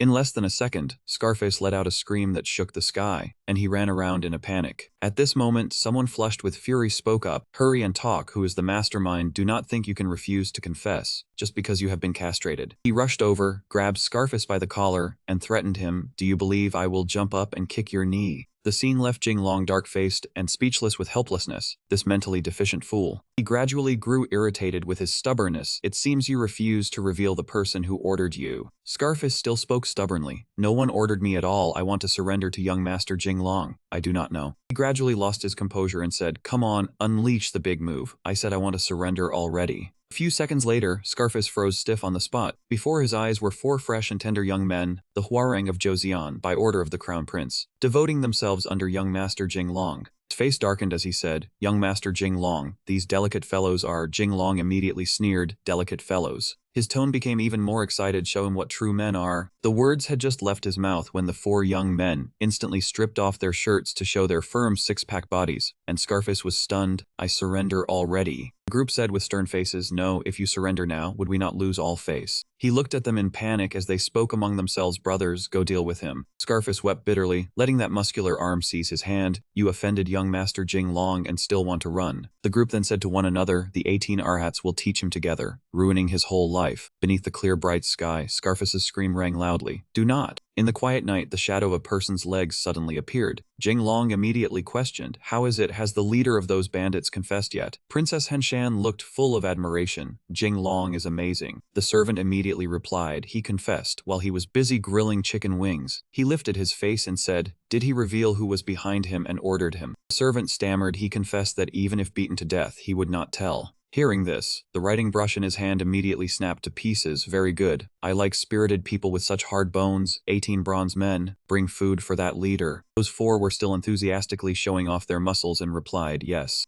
Jinglong stepped forward, patted one person on the shoulder, and said, "Next time, shave your heads bald. Only bald men look like bronze men," leaving him utterly puzzled. Jinglong then wondered, wait, should they be called 18 bronze men or is 18 moving men better? Moving men then. Hearing this, everyone's face went blank as they pondered the two words moving men. Suddenly Scarface burst into tears and said, I will confess everything." With tears streaming down his face, he said, "I really will confess everything. That person told me, if I were caught I should just say even if beaten to death, I would not confess." Jinglong immediately regained the initiative. "Very good, very spirited." His face darkened, his gaze and voice both filled with menace. "This young master likes hard bones the most. The harder the bones, the better they feel when ground down." Scarface stammered in terror, What do you want to do?" Jinglong faced him and said, "Very soon, you will experience the horror of a man with 8 kidneys." He became even more frightened and cried loudly, "I am still a virgin." Jinglong waved his hand and said, 18 moving men, tie him up." The four replied in unison.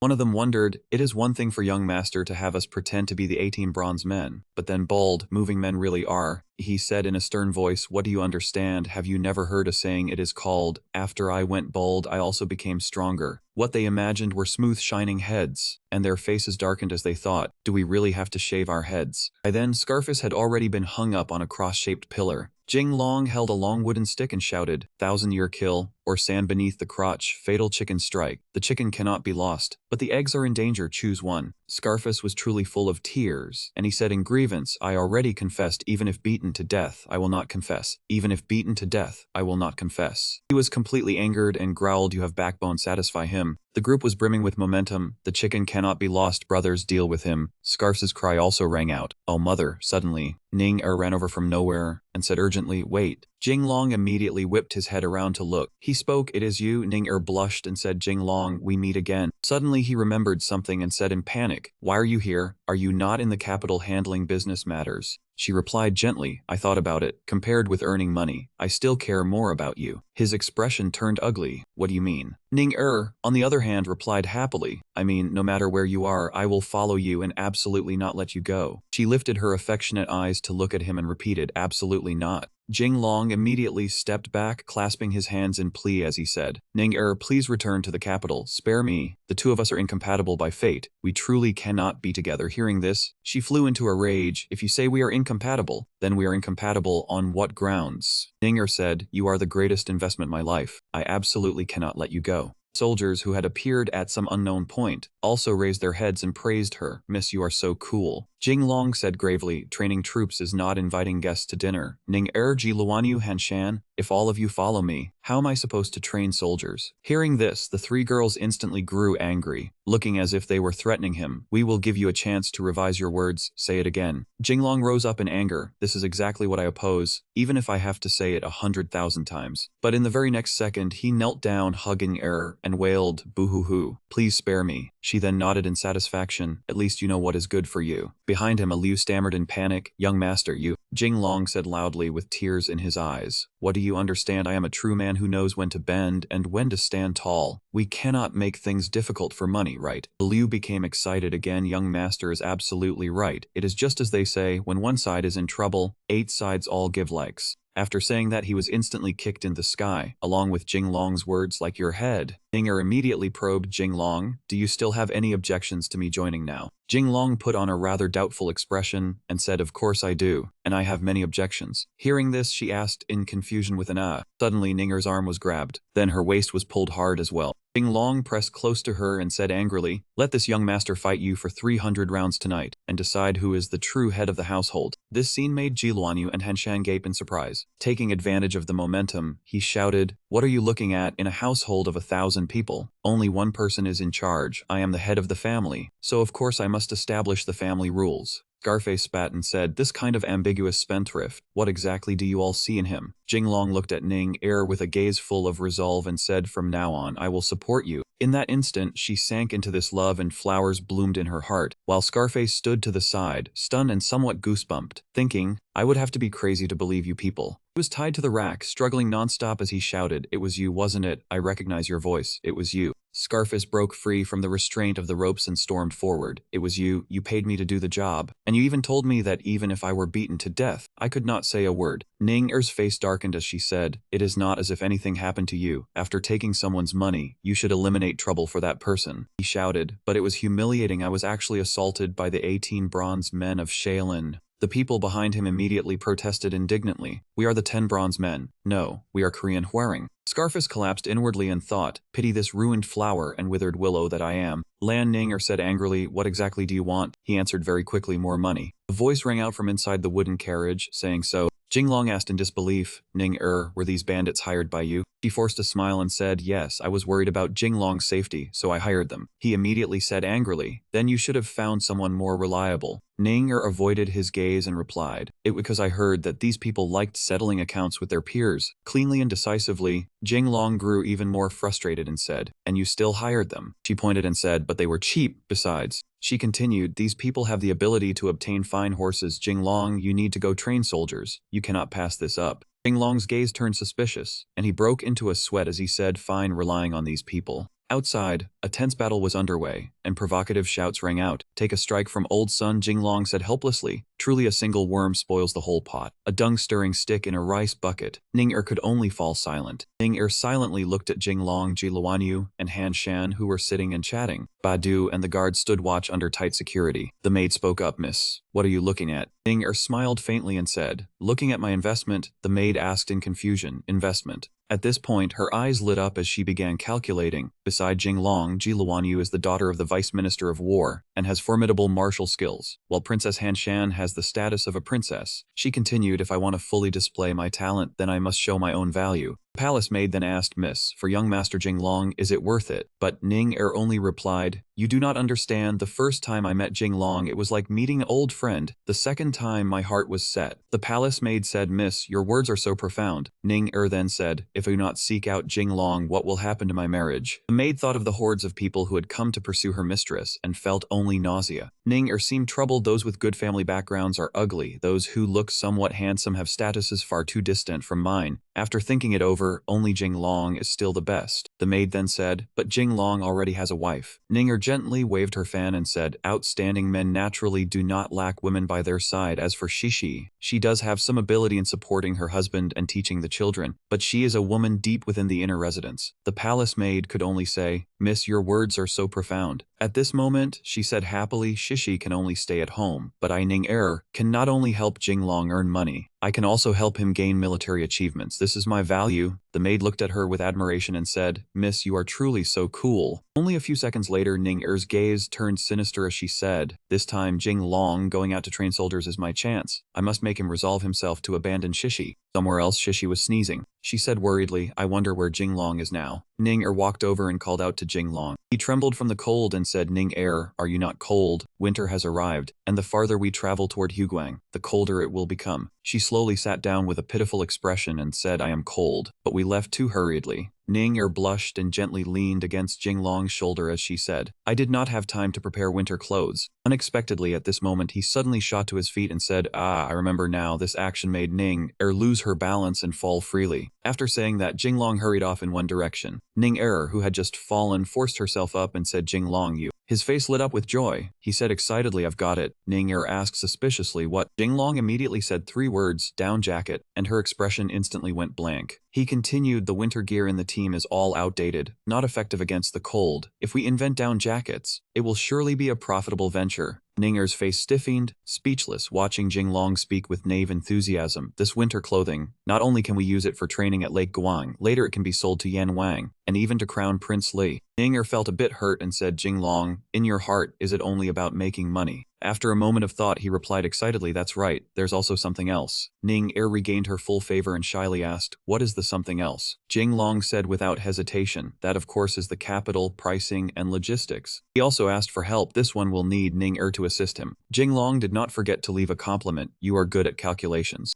Ning Er couldn't help but get angry, that calculation head of his. Only Ning Er was left standing there alone. A sense of loneliness surrounded her, when suddenly distant laughter rang out. Ziluan Yu laughed loudly, trying to secretly seduce Jinglong, but ended up indifferent. She was standing on an ancient tree, her tone even more provocative, wanting to take a man behind Ziluan Yu. She was still inexperienced. Suddenly the branch snapped with a crack. Soon Han Sen appeared, inspecting Ning Er's motionless body with her bloody head, and said, Ziluan Yu, are you trying to silence her? She quickly avoided his gaze, saying, the branch breaking was unintended, just dig a hole to bury her. Han Sen couldn't help but laugh aloud, ah ho ho, from now on Jinglong is mine. Ning Er, unconscious, suddenly sat up fiercely, saying, no way. She pointed at the two of them and shouted, you girls won't monopolize. Han Sen's face stiffened, she's full of energy. Suddenly something stuck to Ning Er's forehead with the words, alright, perfect. Han Sen said cheerfully, this head looks unharmed. Ziluan Yu drew 2 swords and got straight to the point, it's time to settle debts. Just now Ning Er tried to seduce Jinglong behind our backs. Hearing her name called, Ning Er showed her attitude. How should I account for her sneaky attack on me? The two then argued. Han Sen stood in the middle and said loudly, what's the fuss? What's worth arguing about? Isn't this all about vying for Jinglong's heart? Everyone rely on yourself. Ning Er and Ziluan Yu seemed enlightened, looking at Han Sen in surprise. Not wasting time, he added 1 sentence to each. This is what she said, rely on your own ability. If you lose, don't blame anyone. Han Sen froze, realizing he might have overstepped. Han Sen said, let's do it this way. We'll make a gentleman's pact. Ziluan Yu replied, rely on our skills to pursue Jinglong. Loser leaves. Ning Er said firmly, the winner will definitely be me.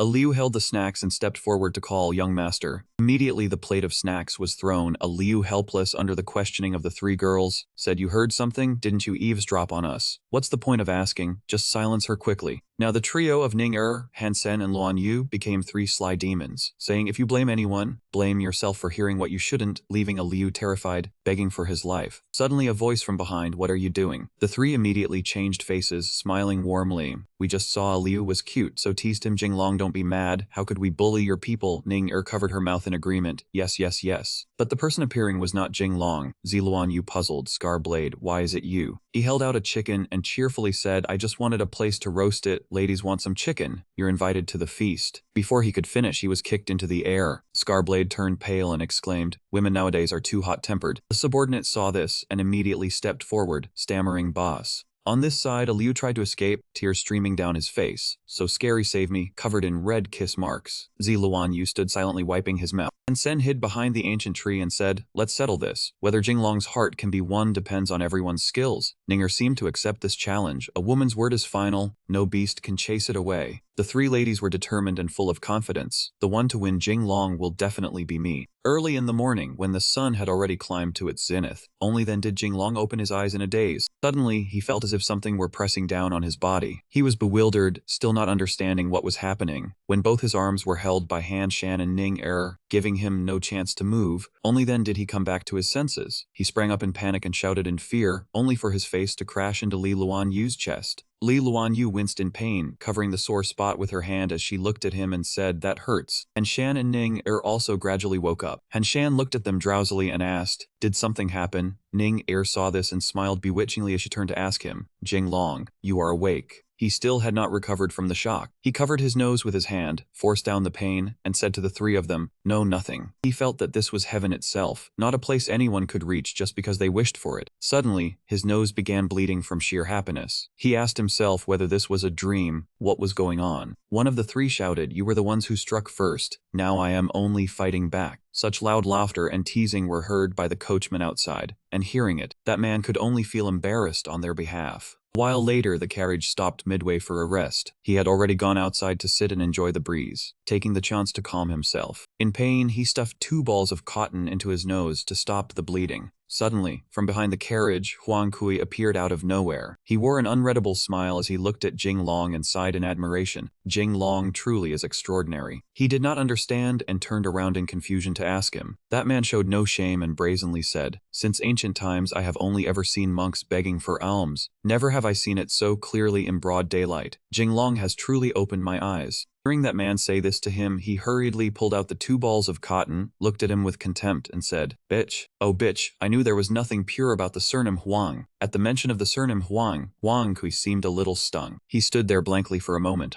That man removed something from his hair, something that looked like a headband. He played with it, looked straight at him, and said, my name is only worthy of knowing dirt. How could it compare to the Jing in Jinglong? That man continued, the character Jing is very pure. Hearing this, Jinglong felt somewhat guilty, and did not dare look directly into Huang Kui's eyes. That man suddenly gave an ambiguous smile. Across the entire capital, besides Jinglong, who else could there be? Hearing that man praise him to the highest heavens, he was also speechless, and replied wearily, truly, thank you. As if remembering something, he suddenly sprang upright and asked him, although Huguang borders Shili, I will not hide it from you. I truly do not know the route. Hearing this, that man sighed, we follow the Yanks, pass through Anqing Prefecture, and reach Wuchang Prefecture, the administrative seat of Huguang, then stop for a short while. He was still speaking when he was interrupted. He murmured, Wuchang Prefecture. That man asked curiously, what is it? He hurriedly answered, no, nothing. I have only heard that the provincial administration commissioner there is somewhat hard to get close to. Seeing the two of them talking, Han Shan lifted the curtain from inside the carriage and called his name, Jinglong. Hearing her call, he turned back and asked her, what is it? She said gently, help me with something. Seeing them like this, Huang Kui quietly left, no longer standing there as a third wheel. He sighed to himself, the name Jinglong truly is a fine name. A short while after he left, not far from where they were, he suddenly heard Jinglong's shout echoing out, you called me over to help with this. Han Shan sat in the carriage and said to him seductively, no comparing, rub my face for me. If it gets slimmer, there will be a reward. Seeing her like this, he hesitated and asked haltingly, you women are very strange. Why do you believe the more you rub the face, the smaller it gets? And the more you rub the chest, the larger it grows? What if it works the other way around?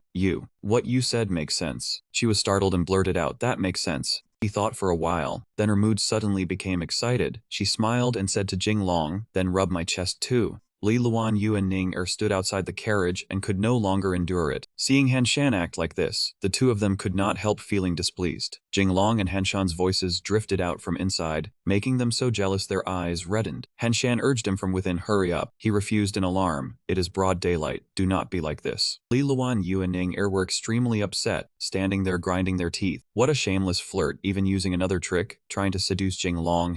Inside the carriage, he shyly turned his face away, not daring to look directly at Han Shan sitting before him. He moved his arm closer to her chest, inwardly wondering in distraction whether he should touch her or not. A while later, no one knew what had happened with Jinglong, but the four of them, Jinglong, Hanshan, Li Luanyu, and Ning Er, were playing mahjong. He thought in frustration, whatever I play, comes right back. All three of them silently watched his move. Seeing that he made no movement, Ninger moved closer to ask after him, Jinglong, what tile do you need? I will discard it for you. Hearing her say this, he was helpless too and refused her. That would not be proper. She shyly took out her hand fan and replied softly, who told me to like you? For you, I am willing to do anything. Li Luanyu was extremely displeased when she heard this. She could not hide her disgust and glared at her in warning, you wanton thing. Li Luanyu laid down a tile, Mystic Stream. Seeing the opportunity arrive, Ninger quickly seized it. Pong. Seeing them win so much, Hanshan used a beauty trap and sat very close to him. One hand held his right arm, while the other slipped into her clothes. She said, Jinglong, your sparrow is too powerful. I cannot take it anymore. Being hugged by her so suddenly, he did not know what to do for a moment, his entire body stiff and motionless. Seeing Hanshan act like that, Ning Er and Li Luanyu also refused to sit still. The two of them immediately took off their outer robes. Ning Er looked at him and said, Jinglong, we agreed beforehand that losing one round means taking off one item. You are too powerful.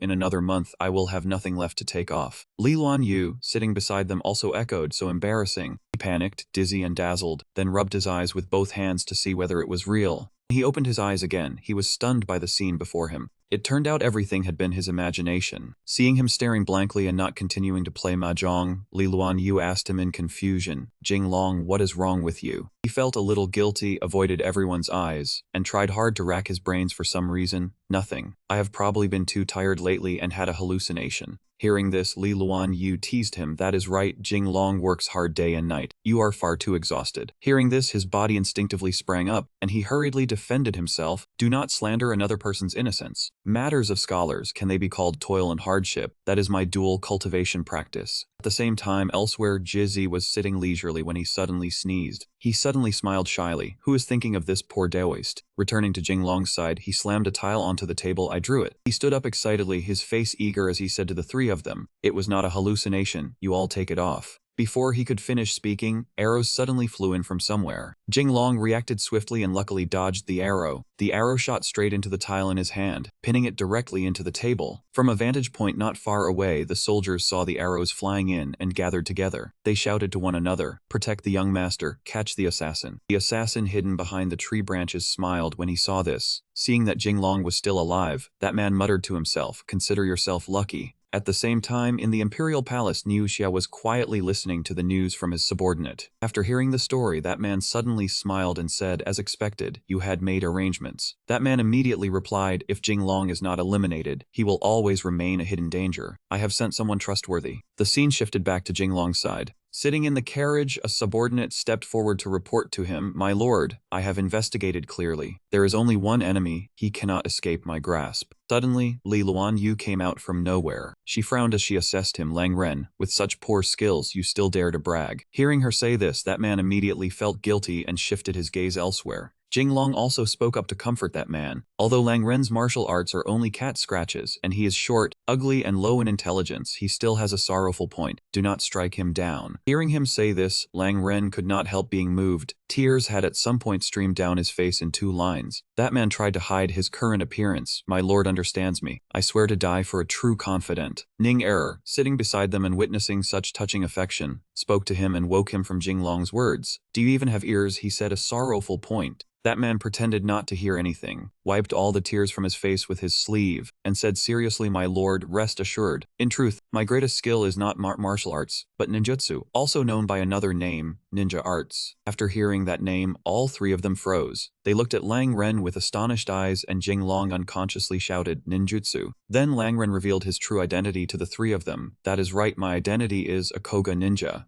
Shan stared blankly, not understanding what was happening. In her hand, she was still carrying a packet of snacks as she walked over, eating while raising her eyes to ask him, what is a ninja? Can it be eaten? Seeing that everyone still did not understand what he was talking about, he helplessly scratched his head, looked toward Hanshan with a strained smile, and said, it seems all of you still do not understand how terrifying ninjas are. After saying this, that man suddenly sprang to his feet and laughed loudly. I am Uzumaki from the Hidden Leaf Village. Hearing the familiar name, he suddenly stood up in surprise. Naruto. Suddenly, a thought cut across his mind. He only wanted to throw his own head away so he would no longer have to see this scene. He cursed that man inwardly. Damn you. You destroyed my childhood. Seeing that he made no move, Lang Ren immediately pressed forward, pointed his left finger at himself, and said confidently, I can definitely catch that assassin for you. Before that man could finish boasting, an arrow flew in from outside and shot straight into Lang Ren's head. He stared at the corpse before him in horror and asked doubtfully, your ninja certificate is fake, right? Li Luan Yu took out the map, showed it to him, and said, ahead is Dashing Pass. There, we can switch to a boat and follow the river route to Huguang. That will be more comfortable than traveling by carriage. After passing Dashing Pass, Jianing Town is right ahead, and we can rest there. Her eyes seemed to light up, her eagerness impossible to hide. Ahead of Jianing Town is Wujiang Town. Back then, Xiang Yu fell into Han Xin's ambush from 10 sides here, suffered defeat, and died. Seeing that she knew so much, he could not help asking her suspiciously, Luan Yu, you understand the terrain and historical allusions very well. Hearing this, she crossed her arms and said proudly, of course, my dream is to become a female general. He was a little surprised and let out an,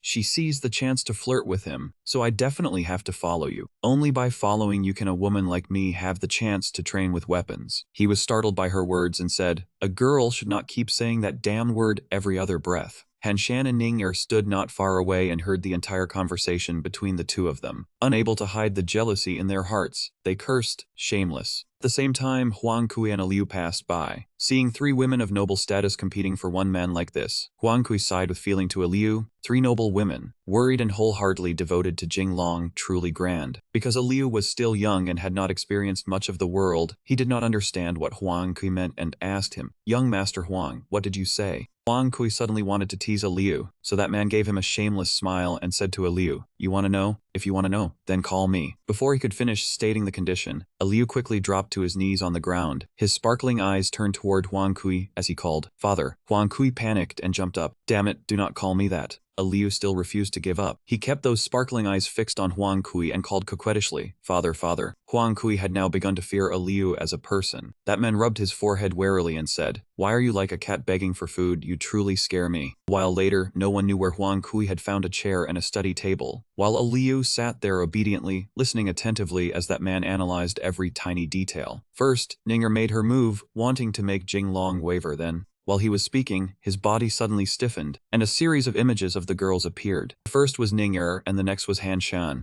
Then he winked at Liu and continued. Ninger used talent to shake Jing Long, Han Shan used beauty, while Li Wan Yu wants to train soldiers with Jing Long, taking a roundabout path to save the nation. While he was talking enthusiastically, he turned his head and found Liu gone. Huang Kui shouted angrily, where did he go? At the same time, while Jing Long was studying the map closely, he said, born as a hero among men, dead as a ghostly champion. When we reach Wujiang, we will inspect the place ourselves. He turned his head and smiled at Li Luan Yu. She was delighted that he had agreed to the plan she had mentioned earlier and shouted, wonderful, I love you so much. The two of them were happy, unaware that the soldier standing there was a ghost. The two of them kept having fun like that and paid no attention to the soldier beside them. Suddenly that man shouted, an opening. Seeing that man about to press a knife against his neck, Ning-Er rushed over in time and tightly embraced Jing Long's body. She shouted, be careful, Jing Long. She ran straight toward him, ignoring her own safety. Li Luan Yu stood to the side, her face showing clear worry too late. Just as the assassin was about to use his knife to end Ning-Er's life, he took out a small knife he always carried with him and blocked that man's attack. A sharp clang rang out. He angrily pointed straight at that man's face and cursed, if you have something to do, aim it at me. Yet you draw a blade on a woman, what kind of hero are you? Seeing him protect her like this, she suddenly felt moved, her cheeks flushing red. Jing Long. Seeing the two of them acting so affectionate, the assassin could not take it anymore and provoked him. I never said that I was a hero. Besides, while that man was speaking, an iron cage descended from above. That man panicked and jumped in fright. Seeing that interesting reaction from him, he laughed loudly. You fell into the trap. This move of mine is called inviting the enemy into the cage. In his mind, scenes of the journey while dragging the cage appeared. First, use an iron cage trap to imprison the assassin, then have someone pull it up, then drag it onto the carriage. Truly perfect. He looked at that man, assessed him once, and gave his conclusion. Do not blame me for not reminding you. This ancient carriage was sponsored by my father-in-law by name, a carriage of hand craftsmanship, welded to death. No one is allowed to get off halfway. He recalled the time when he was still the Daoist, when that man wept and pleaded, good son-in-law, although it is a fine horse, just let the child use it on the road. Seeing that he still had not noticed anything strange around him, that man pointed at the iron bars in front of him and said helplessly, "You had better look around you." Following the direction of that man's finger, he finally realized that the two of them had been locked inside together. He could not hide his displeasure and shouted loudly, "Damn it." The coachman in the distance did not know that he was also inside the cage and drove the carriage away, the chains clattering loudly. Just like that, the iron cage containing him and the assassin was dragged away. The two of them were very frightened there, and that man asked him, "What did you just say this carriage was called?" He immediately replied, "New series Precious Steed, 100% self-driving, life-threatening speed, add 3000. Due to the inertia, the assassin's hat was flung off, revealing the assassin's hair and face. That man felt uncomfortable wearing the armor, so he grabbed it with his hand and tore it off. Wearing armor is truly troublesome. Just like that, the iron armor was tossed aside, revealing that beneath the armor was the figure of a woman. Jinglong was bewildered by this person's background. Who exactly sent you here? Ku Mingyu swung her blade and charged toward Jinglong with an angry face. Go ask King Yama. The blade swept past Jinglong as his face filled with panic. She aimed the blade at him. Take this move of mine. Unexpectedly, the one struck by a blade was Ku Mingyu. She had been stabbed in the heart by Jinglong. Ku Mingyu clutched her chest to stop the blood, while Jinglong said, "To die beneath my one yang finger can be considered your honor." She was extremely surprised when she heard about the one yang finger.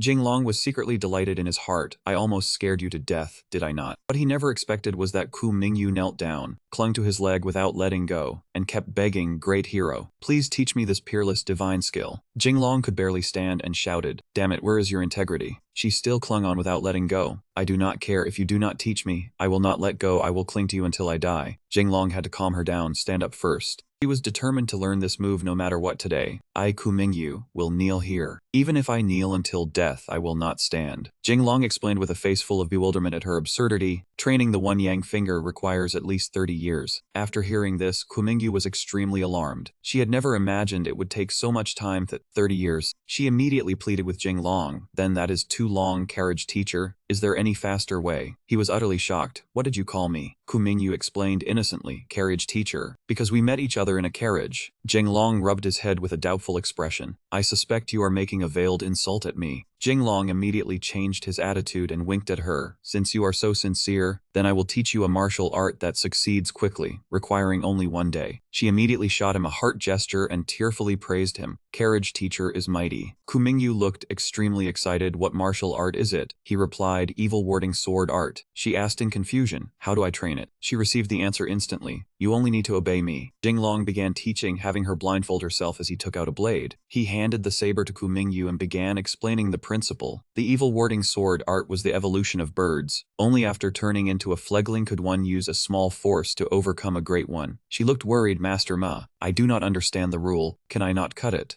Jinglong spoke up and tried hard to persuade her to believe in this method. "The more you slash, the more you can transform into fledgling power. Cut. You must cut it all off. Children are easy to teach." A group of riders came from afar, and a man called out loudly, "My lord." Li Luanyu ran over and called his name, Jinglong. Jinglong was standing beside the carriage while Ku Mingyu was hiding underneath it. He turned his head and answered, "Huh." Ning Li Luanyu, and Han Shen were all surprised and had no idea what had happened. "Jinglong, what exactly is going on?" Jinglong quickly found an excuse to explain. "It is a long story. I told him that if he wanted to be a man, he had to be a little ruthless to himself." Meanwhile, Ku Mingyu, who was lying there, thought anxiously to herself, "When will Master Ma be able to teach me the divine skill?" Jinglong was dazed as though lost in thought about something. Ku Mingyu was worried about the progress of her learning. "What does that expression mean?" He blushed, smiled, then stuck out his tongue in a cute manner. "I forgot the later part of the cultivation method." Hearing this, Ku Mingyu exploded. She screamed aloud, "Master Ma, you have no martial virtue." Jinglong smiled and joked, "In short, I swing my left foot to kick my right foot. Add another punch, and down you go." While she was in tears, overwhelmed with emotion, Ku Mingyu felt extremely aggrieved and upset. "You deceived me, launched a sneak attack, and bullied a 20-year-old child like me. Is that really proper?" Jinglong put on airs and preached, "Little child, you do not understand. The martial world values harmony. It is not about showing off." Just now, she had been utterly upset, and after hearing more hateful philosophy from the swindler who tricked her, she seemed to gain a burst of strength. She screamed with a determined expression, "I must kill you."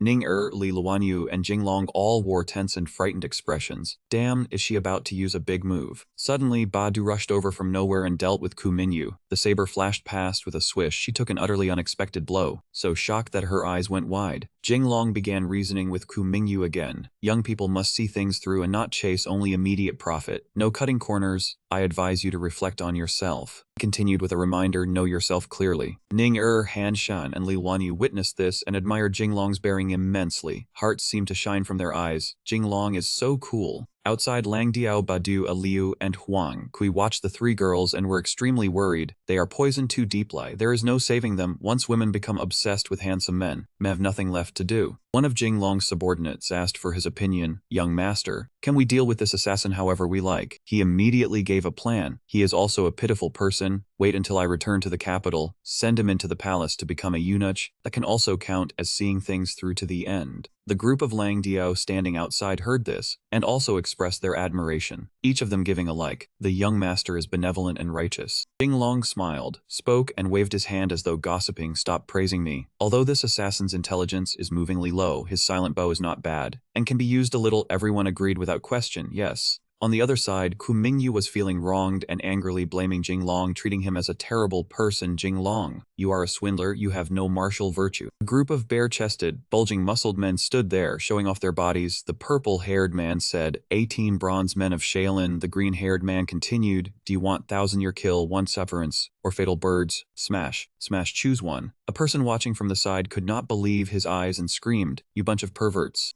Lang Diao immediately swung his sword with a swish, wearing an angry expression as he shouted, how bold, daring to disrespect my lord. Suddenly, with a pop, Ku Mingyu's eyes went wide in astonishment. It turned out Lang Diao had swung his sword and torn her inner garment, causing the buttons to pop open. Ku Mingyu panicked and sat down, covering her chest with her hands. The whole group laughed as if they had struck gold. Their faces turned toward the sky. They had discovered it. She was a girl. Jinglong said to her, you do not even have one. How could you cut it off yourself? Ku Mingyu sat there in extreme embarrassment. Huang Kui ran close to her and yelled with an extremely hateful face, let me check for the little girl. Seeing this, Badu immediately ran over and dealt with Huang Kui. Get lost, the young master is here. Since when is it your turn to rush forward first? After that, Badu approached Jinglong and invited him. Please let the young master verify the body. He blushed and looked extremely excited, giving a like and praising him. Excellent. Badu foolishly smiled with joy, thinking the young master had praised him. Thank you for your praise, young master. Jinglong walked up to Ku Mingyu and asked her, you understand what self-cutting means, right? He suddenly fell flat to the ground, sending the leaves beneath him flying everywhere. Jinglong asked her again, you think self-cutting means this? She immediately nodded, making him so troubled that he covered his face. Speechless, he stammered, then your chest. She continued, explaining his curiosity as she raised the cord that had been cut, a breast-binding cord. Jinglong's mouth fell open in utter shock as he realized, damn it, are you Hua Mulan? Lang Dio suddenly ran over with his sword and shouted, my lord, let this hero give her another slash and check whether she is truly the murderer. Badu appeared once again and grabbed the disruptive Lang Diao. Get lost, do not disturb my young master while he works. Jinglong's eyes suddenly lit up as he planned to pounce on Ku Mingyu. This young master has practiced the claw hand for grabbing people for a long time, and finally there is a place to use it. He immediately shrank back, trying hard to avoid his wicked intentions. Be bad man, if you come any closer, I will scream. Huang Kui stood there sticking out his tongue to tease her. Scream then, even if you shout yourself hoarse, no one will care. Suddenly at this moment a loud thud rang out. The pestle fell with a thud, and the whole group sank into the ground, beaten until they vomited up their food. Jinglong spoke suspiciously, something is not right with you. Now this young master must inspect your identity. The three of them, Li Luanyu, Hanshan, and Ning stood there and witnessed everything. Hanshan spoke on behalf of the three. Are you treating us as if we do not exist? Jinglong blushed and did not know what to say. Jinglong now appeared extremely serious. Just now, I was probing this assassin. However, Ning was utterly blunt, as if I would believe you. Han Shan beside her also said, Jinglong is very lecherous. Luanyu went even further. She threatened him, I think Jinglong needs 1 chop severance. Hearing this, Jinglong was somewhat angry as he said, hey, the more you talk, the more excessive you get. Scarred Saber asked with some worry, young master, can this assassin still enter the palace to become a eunuch? Hearing this, he immediately replied, if she cannot become a eunuch, she can still become a palace maid. Tie her up first. Huang Kui, who was beside them, was now also somewhat worried as he asked, then the person behind this. Jinglong replied with utter confidence, he cannot run. Once I return to the capital, I will castrate the whole lot of them. Niu Xia, who was at home, was suddenly mentioned and kept sneezing nonstop. Seeing this, Lan Shan immediately asked with concern, old father, what is wrong with you? Niu Xia turned back and answered his son with what was on his mind. I do not know why, but I suddenly have an ominous premonition. Lan Shan was somewhat surprised after hearing this. A premonition. At this moment he spoke up. Wan Ji, stop for now. This old man suddenly feels unwell. Hearing this, Wan Ji immediately replied yes. Lan Shan stared after Wan Ji as if his soul had been stolen. Father, your old body cannot take it anymore. Why not let your son take care of Wan Ji for you? Niu Xia flew into a rage when he heard that. I am still perfectly healthy. Niu Xia was so angry he wanted to hit someone. Get lost. Lan Shan was truly unafraid and cried out, murdering your own son. Over here, Jinglong stretched and loosened his shoulders, then continued on toward dashing past to board the ship. Once on the ship, he would no longer fear running into assassins. However, at this moment, he suddenly discovered something unusual.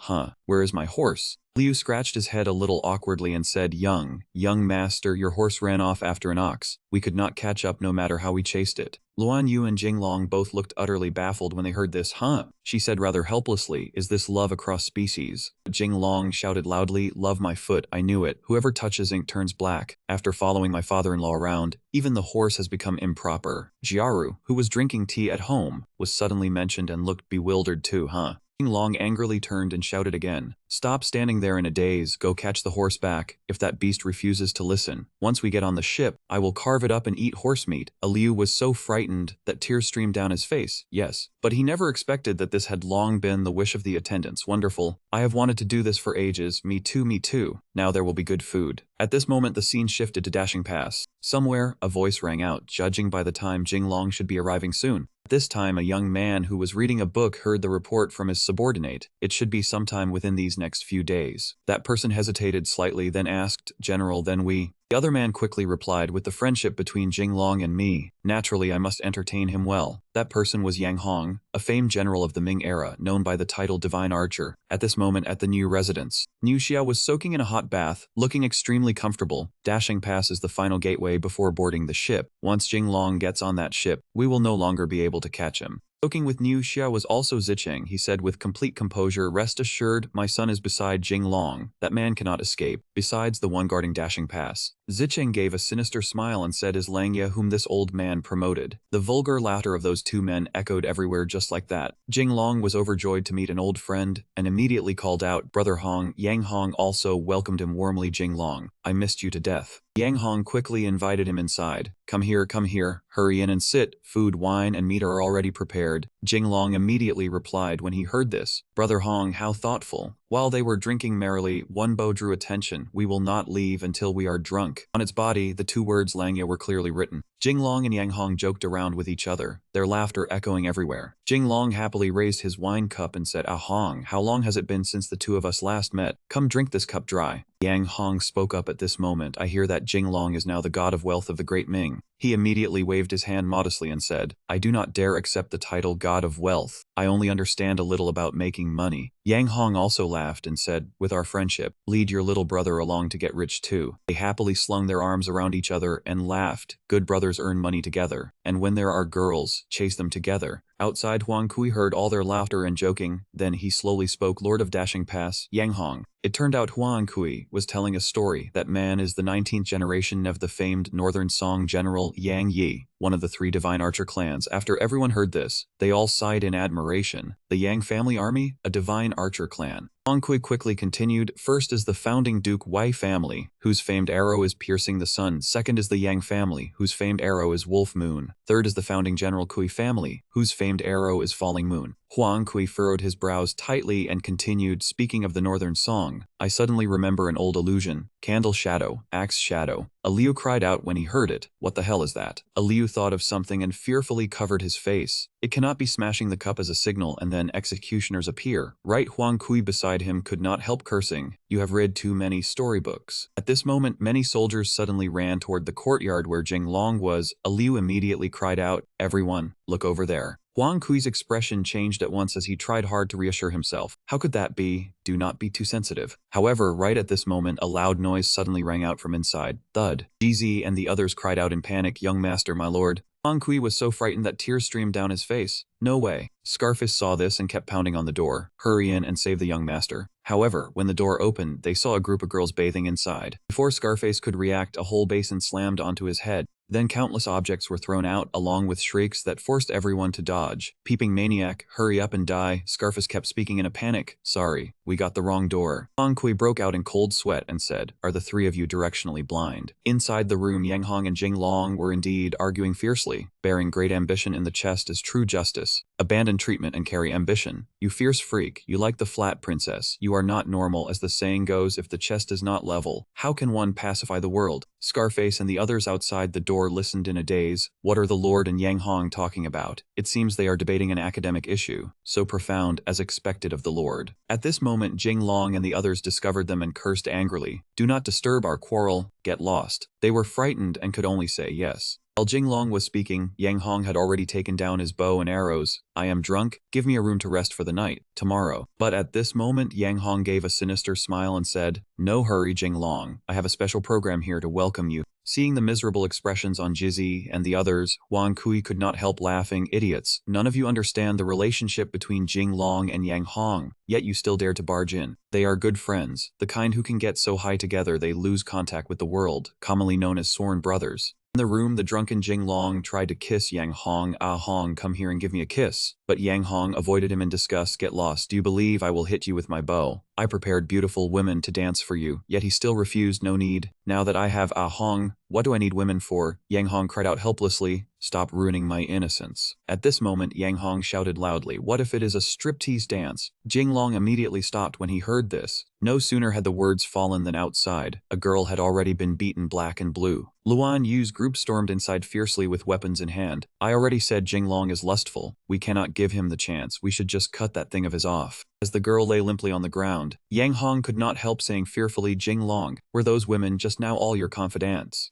Jing Long's voice echoed through the late night in reply. You could say that at this moment. Yang Hong felt deeply sympathetic, brother. You really do not have it easy, he sighed in pain. Speaking of it only brings tears. Jing Long did not wait for Yang Hong to say anything before burrowing straight into the quilt, leaving the other man speechless. Let us sleep together. Ah Hong, we. Who knew how much time had passed when Yang Hong forcefully shook Jing Long beside him? Hey, stop sleeping. Jing Long was still half asleep as he called out, Ah Hong, you. Yang Hong raised a hand to his lips and signaled, do not talk. Jing Long misunderstood him and immediately pushed him away. I do not want to kiss you. Jing Long blushed and said, did you eat chives for dinner last night? Yang Hong held his face and replied, you ate them too. Then a thought suddenly sprang into his mind. I still remember when we were little. Yang Hong instantly understood him, getting up early to duel with swords. They laughed and chatted happily with each other again. Good brothers, if there are girls, we chase them together, cheers. At this moment, a girl with a slender and graceful figure was bathing. Yang Hong and Jing Long watched from outside until they were utterly entranced. This is top grade, too exciting. It would be great if she turned around, turn around, turn around. The two of them kept shouting encouragement, turn around, turn around. However, when the girl did turn around just as they wished, her appearance was beyond words. The two of them were both utterly shocked when they saw her. What followed were terrified, heart-rending screams. Ah, my eyes hurt so much. This old man's youth is over. Afterward, they moved onto the roof to talk. Jing Long asked, Ah Hong, your manor actually has women this ugly. Are you trying to kill me? Yang Hong immediately said, if I had known, I would have dealt with her first. Jing Long could not help cursing. Damn it, you actually have such heavy tastes. Yang Hong was so angry that he stammered, what are you saying? Do not ruin my innocence. Suddenly, Yang Hong abruptly became serious, leaving Jing Long somewhat surprised. Right, there is something. Yang Hong said slowly, someone in the capital wants me to kill you. Jing Long answered very calmly, I know. Seeing his reaction, Yang Hong was clearly a little surprised. You knew and still came.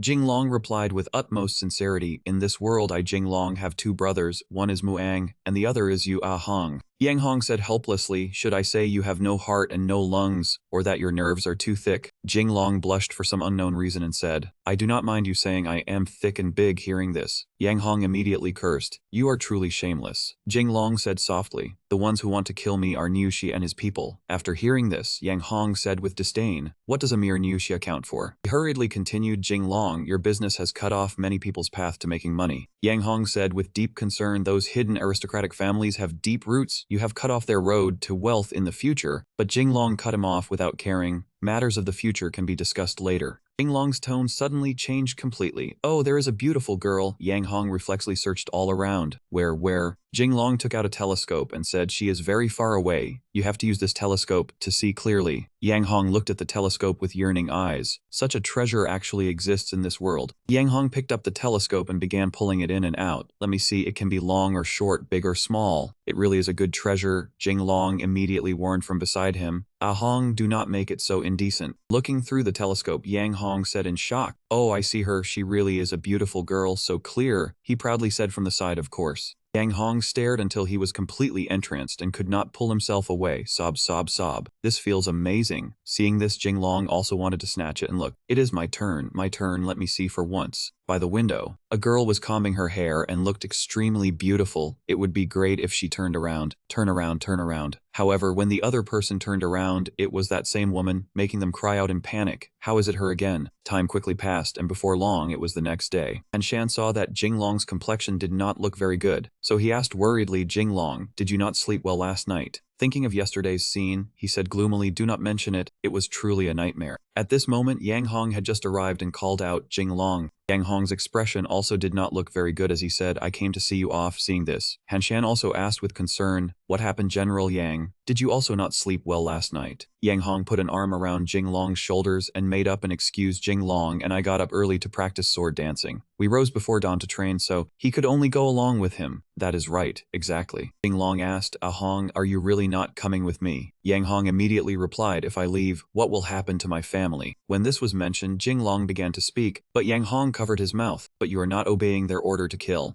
Yang Hong said in a low voice, His Majesty is still here now. They do not dare act recklessly against me. On the contrary, you Jinglong must be more careful on the road. Jinglong said to his close friend with emotion, Ah Hong, rest assured, I will definitely live well. But the second half of his sentence made Luan Yu and the others present scream, so I can return and marry you. They shouted furiously, Brother Jinglong, what is going on between you and him? Losing to a woman is one thing, but if I lose to a man, this lady cannot endure it. Yang Hong, duel me. Jinglong scratched his head awkwardly and corrected them. You all heard wrong. I said I would return and summon Ah Hong into my army. Luan Yu beside him was still angry, really. Jinglong affirmed firmly, of course, I am 100% straight. Wang Kui beside him also shouted along, straight. Jinglong said with determination, I absolutely will not play that gay game. Wang Kui also chimed in, go wipe lamp posts and sweep fence holes then. He could not take it anymore and gave Huang Kui a kick. Get lost for this old man. Jinglong turned back and said to Yang Hong, all the luggage has been moved onto the boat. Before leaving, I have a gift I want to give you. Hearing this, Yang Hong was somewhat surprised. What is it? Jinglong continued, a horse. However, Yang Hong blushed shyly and refused. No need, I already have a horse. I can ride it during the day and ride it at night too. He was speechless toward his friend and said, wait, what kind of horse are you talking about?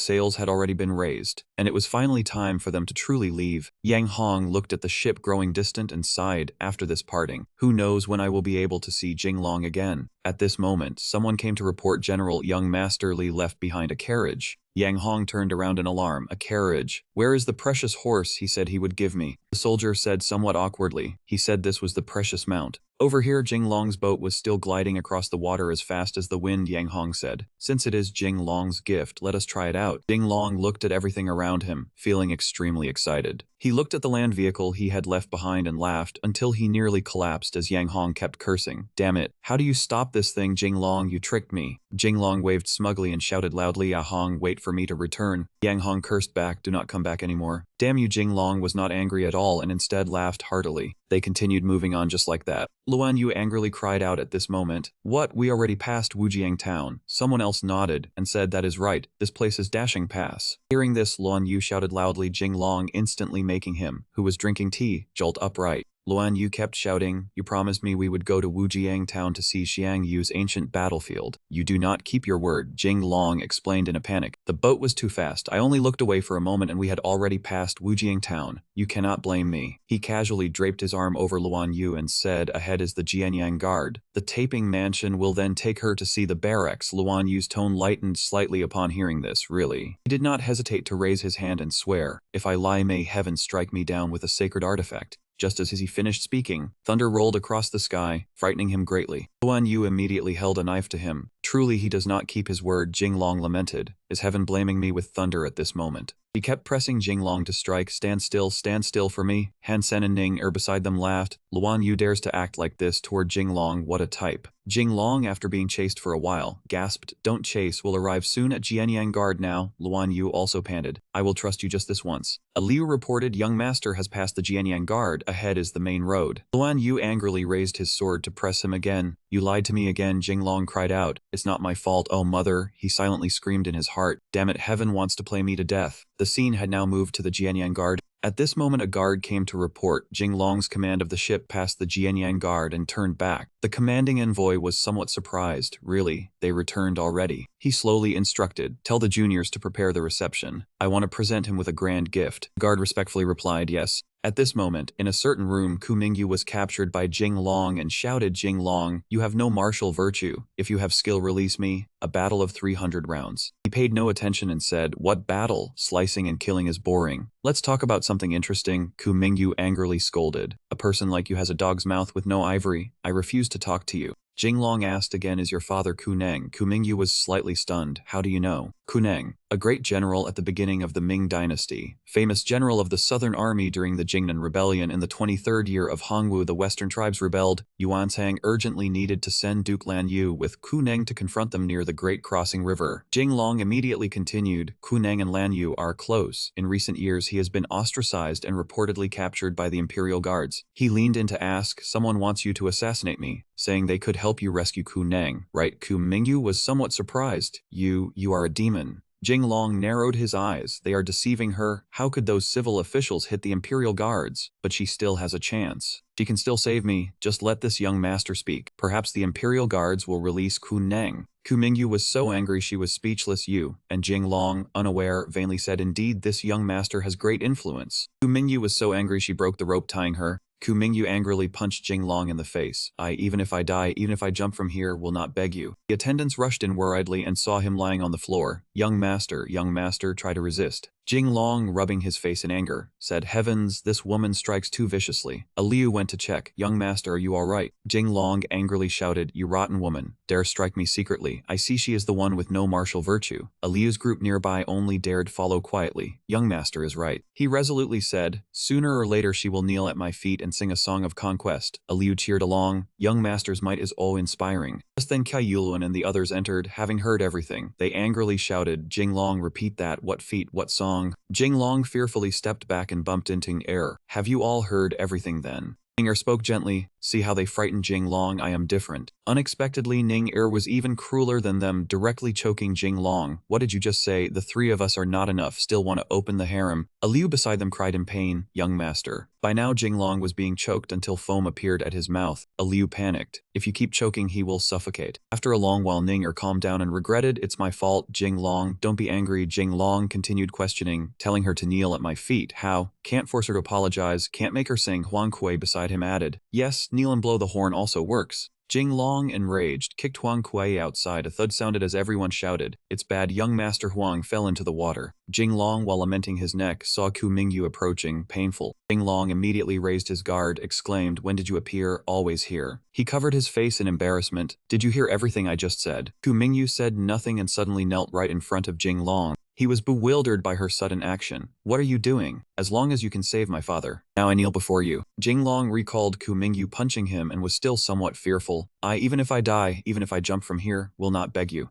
Jinglong smirked and asked, Miss Ku, that was not what you said just now. Where is your integrity? Mingyu snapped at him. To save my father, what is integrity worth? I could even give up my chastity. He sighed. Now that is spirit. Jinglong's face flushed slightly. He lightly rubbed his nose and spoke calmly. Very good. I like women with a big chest like you. He gave Mingyu a thumbs up, making her blush. I mean, a woman with great ambition in her chest like you. The women gritted their teeth and stared tensely at Jinglong, cursing inwardly, shameless. Mingyu shouted at him, I heard you have an affair with the embroidered uniform guard. He stepped back, his eyes wide with confusion. What are you saying? There is no affair, only affection. She raised a hand to her chin and muttered, gay affection? Jinglong's face darkened as he asked, did you come here to cause trouble? He narrowed his eyes slightly and spoke seriously. If you want to ask what kind of affection it is roughly the affection of close friends. Mingyu stuck out her tongue in confusion. Oops, Jinglong roared angrily. What trouble are you making now? She suddenly tugged one side of her robe aside, revealing a smooth, alluring white shoulder. Enough nonsense. Come on, rush at me. His face turned crimson, and blood unknowingly trickled dropped from his nose. The women behind him angrily gripped their weapons and roared, "You dare seduce Jinglong, vixen, go die." Charged at Mingyu and attacked. "Surrender your life," she cried out. "No, don't." Alir reported in confusion, "Young master, we have reached the Jianyang guard." When the three women heard this, they immediately stopped, whispered among themselves, then walked outside. "We are here. Let's get down and relax. I want to buy nail polish and cushion powder. Are there any young men?" Jinglong looked at their departing backs with a dark expression and thought, abandoning play. Mingyuan pulled her robe down and asked calmly, "You really do not want to try touching it?" Tears welled in the corners of his eyes as he answered, Some other day." Outside, the three women whispered among themselves, "We have to drive that vixen away first." Agreed.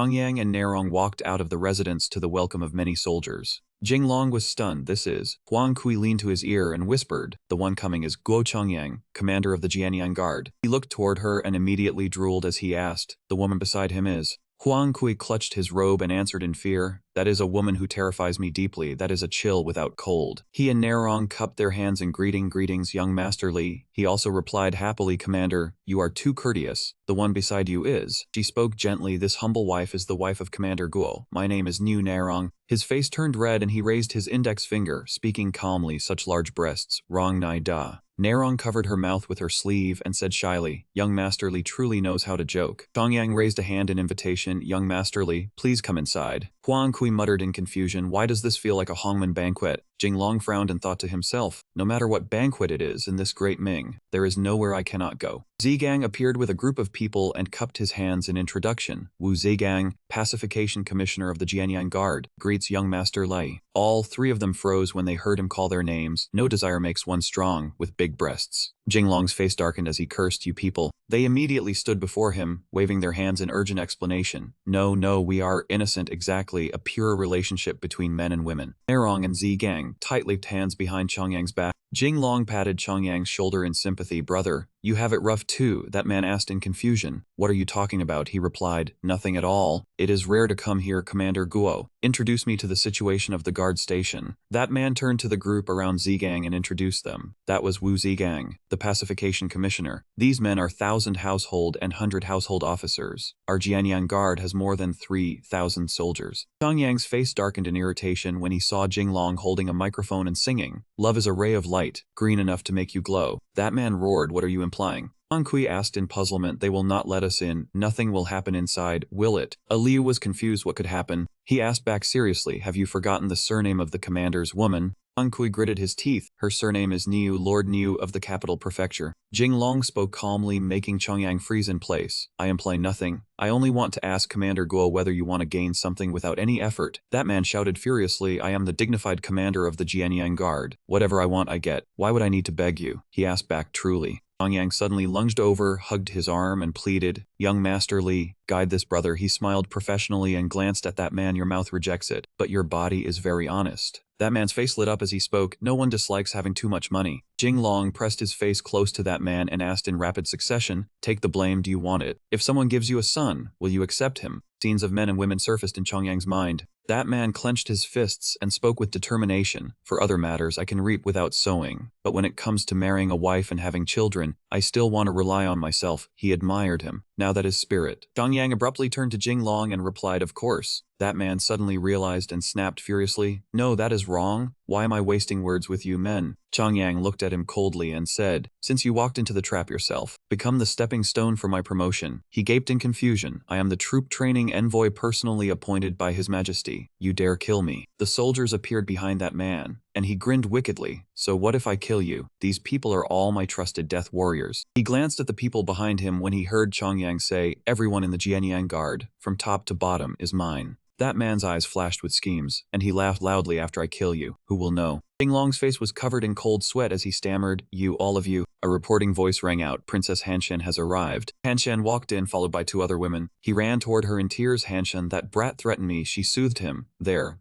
Chongyang blurted out in shock, "Princess Hanshan, is the princess not in the capital?" And Sen frowned angrily at him. "I suspect you are implying I am a fake princess." He tapped his face and spoke again. She turned her head and walked away. He bowed respectfully. "Princess, your body is priceless. May I ask if you have anything to say here?" Han Sen shouted, "I am going sightseeing. Jinglong protects me. Can you control that? Release the person immediately." Sung Yang smiled wickedly. So that's how it is. She paled and stepped back, guarding against him. You, what are you laughing at? And the soldiers curled their lips, enunciating each word. This is not the capital. If we let you live and leave, would we still have our lives? Han Sen turned pale upon hearing Sung Yang arrogantly order a kill. Sung Yang thrust his spear towards Han Sen, intending to kill. A girl appeared in front of her, wielding a weapon to block his strike. He frowned, his face full of displeasure. An arrow whistled past his hand, causing the spear to fall. Sung Yang turned in shock to find who attacked him. Who was it? The Hoang Ku group stood close, pretending to exclaim their stage name. We are Old Man Lo El. He growled loudly, trying to scare me, clearly a subordinate of Jing Long. Liu pointed his finger behind Sung Yang. You better look around. He turned pale seeing the group with swords climbing in through the window.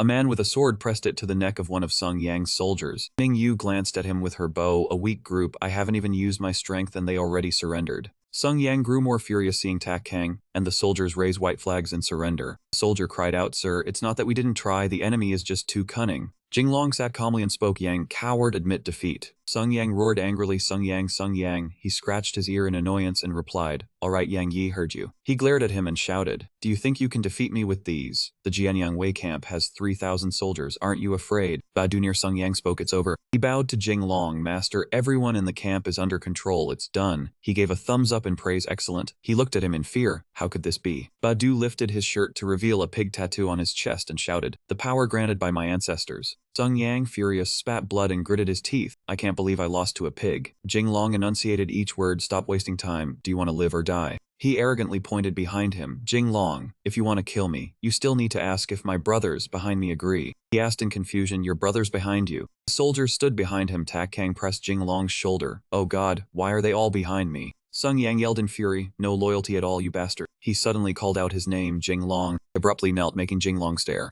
Sung Yang cried to Nidong, This is all your fault. She is the daughter of the Imperial Auditor Niu. If you want to kill her. Jing Long scowled and pressed his face close. Go Yang, you really don't recognize family, he replied. That's right.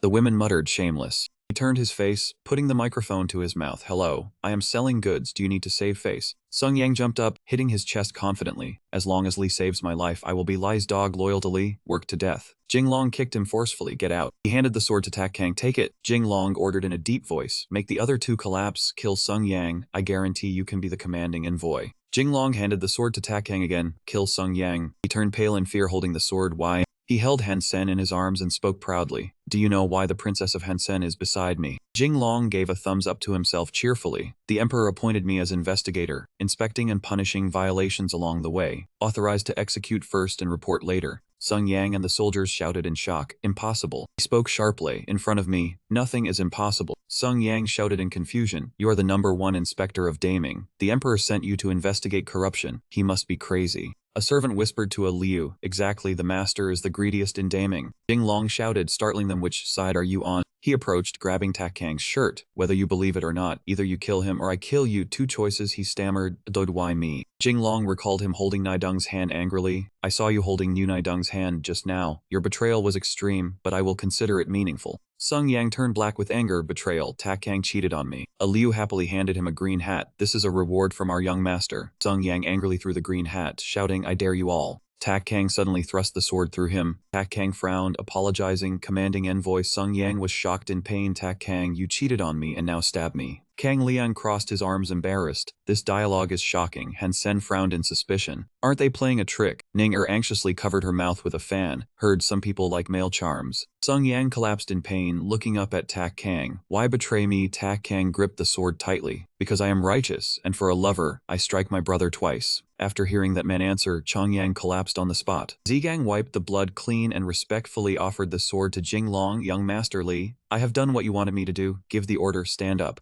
He spoke calmly. From today onward, you will take the position of command envoy of the Jianyang Guard. That man's eyes brimmed with tears of joy. Imperial envoy. This humble official is willing to climb mountains of blades and cross seas of fire for you, until he vomits. Jing Long roared irritably, Get lost. It is to be smashed to pulp and shattered to bone. Ninger walked over to him in confusion and whispered, Jing Long, why kill Guo Chonggang and keep Wu Zigang? He pondered before replying, because Jing Long had already calculated everything in his mind and continued, Guo Chongyang served as command envoy of the Jianyang Guard for 12 years. with many factions, and he was fickle besides. Wu Zhegang killed him, so Guo Chongyang's factions will naturally seek revenge. If Wu Zhegang wants to survive, he can only cling tightly to my leg. Zhegang suddenly grabbed Nerong's hand and pressed the sword against her neck. Young Master Li, New Nerong is the daughter of New Xia in the capital. How should she be handled? His face darkened, cold sweat pouring out as he looked deeply grim. That man continued, loyalty and righteousness cannot both be preserved. To repay the imperial envoy, I can only cast aside affection. Jing Long gaped at Zhegang. That man said again, after all that fuss, you are also the kind of man who becomes heartless once he pulls up his pants. His voice rang through the manor. Enough. Fourth young master has seen your loyalty. That man immediately replied. Thank you, young Master Li. Clouds drifted lazily in the sky. The ship drifted slowly across the vast ocean. Jing Long spoke. Finally, we are away from that wretched place. He stood outside the cabin facing the wind, truly comfortable. Minyu stared pensively at Jing Long. She folded her arms and stared intently at him, thinking the more she looked, the less she understood this person. What exactly was he thinking? Suddenly Nerong stepped over and bowed. Thank you, young Master Lei, for sparing my life. Her face flushed as she spoke. Nerong is willing to serve at your pillow. His face flushed just as red as he said in panic, big speakers, Nerong, you want to. Huang Kui and Scar hid behind a pillar and peeked. He curled his lip. I bet 5 taels that Jing Long will definitely sleep with Big Chest. He answered confidently, this lord bets 50 taels that he will sleep with her tonight. He said excitedly, a real man loves a big chest. Jing Long cannot be blamed for this. He glanced over at Huang Kui and laughed loudly, a life-saving grace. Sleeping with her makes him a beast. Not sleeping with her makes him worse than a beast. Minyu sweated as she looked at those two. 2 choices appeared above Jing Long's head as he muttered, beast, worse than a beast, hard to choose. One person holding a sword and one person holding an axe appeared behind him, making a chill run down his spine. Jing Long sweated like rain and pointed straight at Mingyu's face. I wasted my effort rescuing you from the wolf den, and now you want to sleep with me. As soon as he gave the order, the 2 guards dragged her elsewhere, drag her down for this, young master. Huang Kui and Scar stared wide-eyed at the scene before them. The 2 immediately gave him a thumbs up. Jing Long truly is upright and noble, worse than a beast. Jing Long leaned back and breathed in the air. Others laugh at me for being too mad. I laugh at them for seeing nothing clearly. Mingyu glanced at his back and thought, could it be that I really misjudged that man? Huang Kui moved closer to Jing Long. I have heard this poem before, Jing Long. Could it be a poem you wrote? You know how to compose poetry. He narrowed his eyes and spoke smugly. Do I have to tell you about my title? One pear blossom pressing down on the begonia. Little lustbug Zhao Botong, the rival of Chuan Chang. Scar held flowers in both hands and cheered, so poetic, so poetic. Jing Long lifted his foot and kicked him flying elsewhere. Poetic my foot. Huang Kui asked in confusion, Jing Long, are you really an imperial envoy? He turned his head to look at him and answered, guaranteed genuine or your money back. Jing Long recalled the scene of His Majesty saying to him, this time, while you train soldiers, we appoint you as supervisory censor. You may report crimes, execute first and report afterward. He raised a finger and said, with His Majesty's will, who would dare touch me? Huang Kui thought with a dark face, has His Majesty gone blind? Why would he appoint this wastrel as supervisory censor? Jing Long pondered, you must be thinking in your heart, His Majesty told me to supervise officials along the way. Was he muddle-headed? Huang Kui hurriedly waved his hands. I did not at all. Huang Kui let out a breath and clutched his chest. Does that man mind reading? He pointed right at Huang Kui's face. Think about it. With my ability to make money, do I need to embezzle? Huang Kui said awkwardly, no need. Jing Long laughed loudly. Exactly, so His Majesty entrusted me with an important task. This is called a discerning eye. The ship drifted gently across the vast ocean. An old man asked aloud, where has Jing Long reached? His attendant immediately replied, my lord, he has just passed the Jianyang Guard. That man asked in confusion. He has passed the Jianyang Guard already. What is going on with Guo Chongyang? Send more people to investigate further. The attendant then accepted the order, yes. On the ship, everyone drank until thoroughly drunk. Cheers, Jing Long, do not touch me there. Jing Long's face was flushed as he raised his wine cup and leaned against Luan Yu. Are they all drunk already? Nerong knelt before him with a flushed face and said, the moonlight is the coin I tossed. Both heads and tails are you, he asked awkwardly. Big chest. Nerong, why are you here? She said tearfully, I am merely a weak woman who fell into your tiger's den and wolf's maw. If I was not killed by Guo Chongyang's people, then I would become someone's woman. Compared with something like that, Jing Long hurriedly waved his hands. No, I am not a casual man. Nerong spoke while taking off her clothes in front of him, throwing him into panic. Perfect. Once I become casual, I am not human either. His and her screams rang across the ship. Jing Long roared, big chest, if you come any closer, I will shout. She challenged him. Then shout until your throat tears, and everyone will know you are worse than a beast. A hand was braced against the floor. Beside it a cup wobbled back and forth. Luan Yu put a hand to her face and said wearily, I drank too much yesterday. New Nerong stood outside the door watching Luan Yu inside the room. Huang Kui saw her constantly peeking inside and spoke smugly. Did you take down Jinglong last night? Niu Nerong looked helpless and dispirited as she said, do not mention it. Huang Kui was surprised to hear her say that and asked, what happened? With such good conditions created for you, it still did not work out. Her entire body trembled, sweat continuously rolling down her face. He still went on, his lordship Jinglong, this concubine could not sit down. Huang Kui said loudly, could it have reached the stomach in one step? Because his voice was too loud, the sound carried inside and let Luan Yu hear it. She thought in alarm, that voice, you people. Luan Yu ran forward while saying angrily hateful she accidentally stepped on a glass bottle. After that Luan Yu fell flat to the floor, creating quite a loud noise.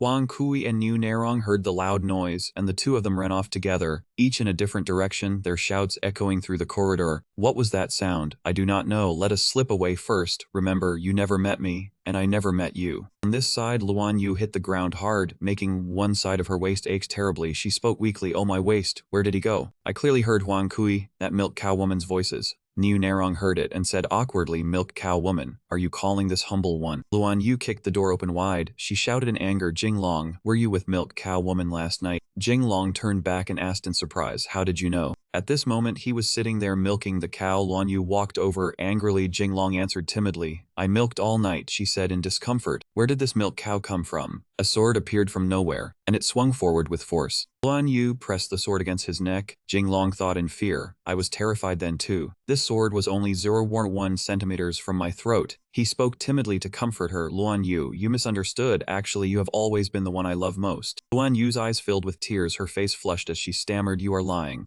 Jinglong explained, think about it. If I did not love you, why would I especially come to the Jianyang Guard for you? If I had not come to Jianyang Guard, why would I have taken such danger? Luan Yu covered her mouth and replied, it seems to be so. He raised both hands to move her sword a little farther from himself. Jinglong said as he moved it, although there are many women by my side, only you are the most special. You are the most valiant. Before he could finish speaking, the sword fell to the ground with a clang. Luan Yu threw herself into Jinglong's arms and hugged him tightly. She cried as she said, Jinglong, do you know, I have waited for this day for so long. In her memory back then, Luan Yu had her hands on her hips and said boldly, you want to compare martial arts with me? I am very formidable. Jinglong pointed at himself and asked confidently, then what if I win? Luan Yu crossed her arms and replied indifferently, impossible. I will not lose to a silk-robed dandy. He continued, then that is not certain. If I win, you will become my wife, she said angrily. Wife. Back in reality, Luan Yu was in Jinglong's arms. She happily told him, I had almost forgotten it already, but a bad man like you made my heart tremble again. He answered in confusion, no, I did not. Huang Kui secretly watched the two of them from outside the window. Luan Yu continued, now you finally say you love me, but there are so many women around you. What should I do? What should I do? The sight of the two of them kissing made Huang Kui blush. Sat down beside the window and muttered to himself, this long-fanged tigress was actually subdued by Jinglong. Ku Mingyu beside him crossed her arms and spoke in displeasure, in the end, he is just a lecher. Have all these women gone mad? Huang Kui stood up and replied leisurely, what do you know, as long as a villain is handsome enough, moral values will follow his features. Ku Mingyu continued, that really makes sense, and somehow I cannot refute it. Ku Mingyu touched herself and thought in shock, Jinglong rejected me before, could it be because I am inferior to that milk cow woman? Han Shan holding an axe and Ning Er holding a bow rushed toward Ku Mingyu and Huang Kui. They shouted, where did Luan Yu go? She must have gone to find Jinglong alone. How can this be? The drums on the ship thundered loudly. The four of them turned back in panic. War drums, what happened? Amid the vast seawater stood two large ships. A voice rang out, ship on the river, you have entered the waters of the Jianyang Naval Division. Please stop your vessel for inspection. Han Shan spoke in astonishment, Jianyang Guard Naval Division. Ning Er was puzzled and asked her, what is wrong with the Jianyang Guard Naval Division? Luan Yu stepped out and said, of course the princess is afraid. She linked arms with Jinglong, her face radiant as she said, because the Chiliarch of the Jianyang Guard Naval Division is the elder blood brother of Yin King, the princess's prince consort.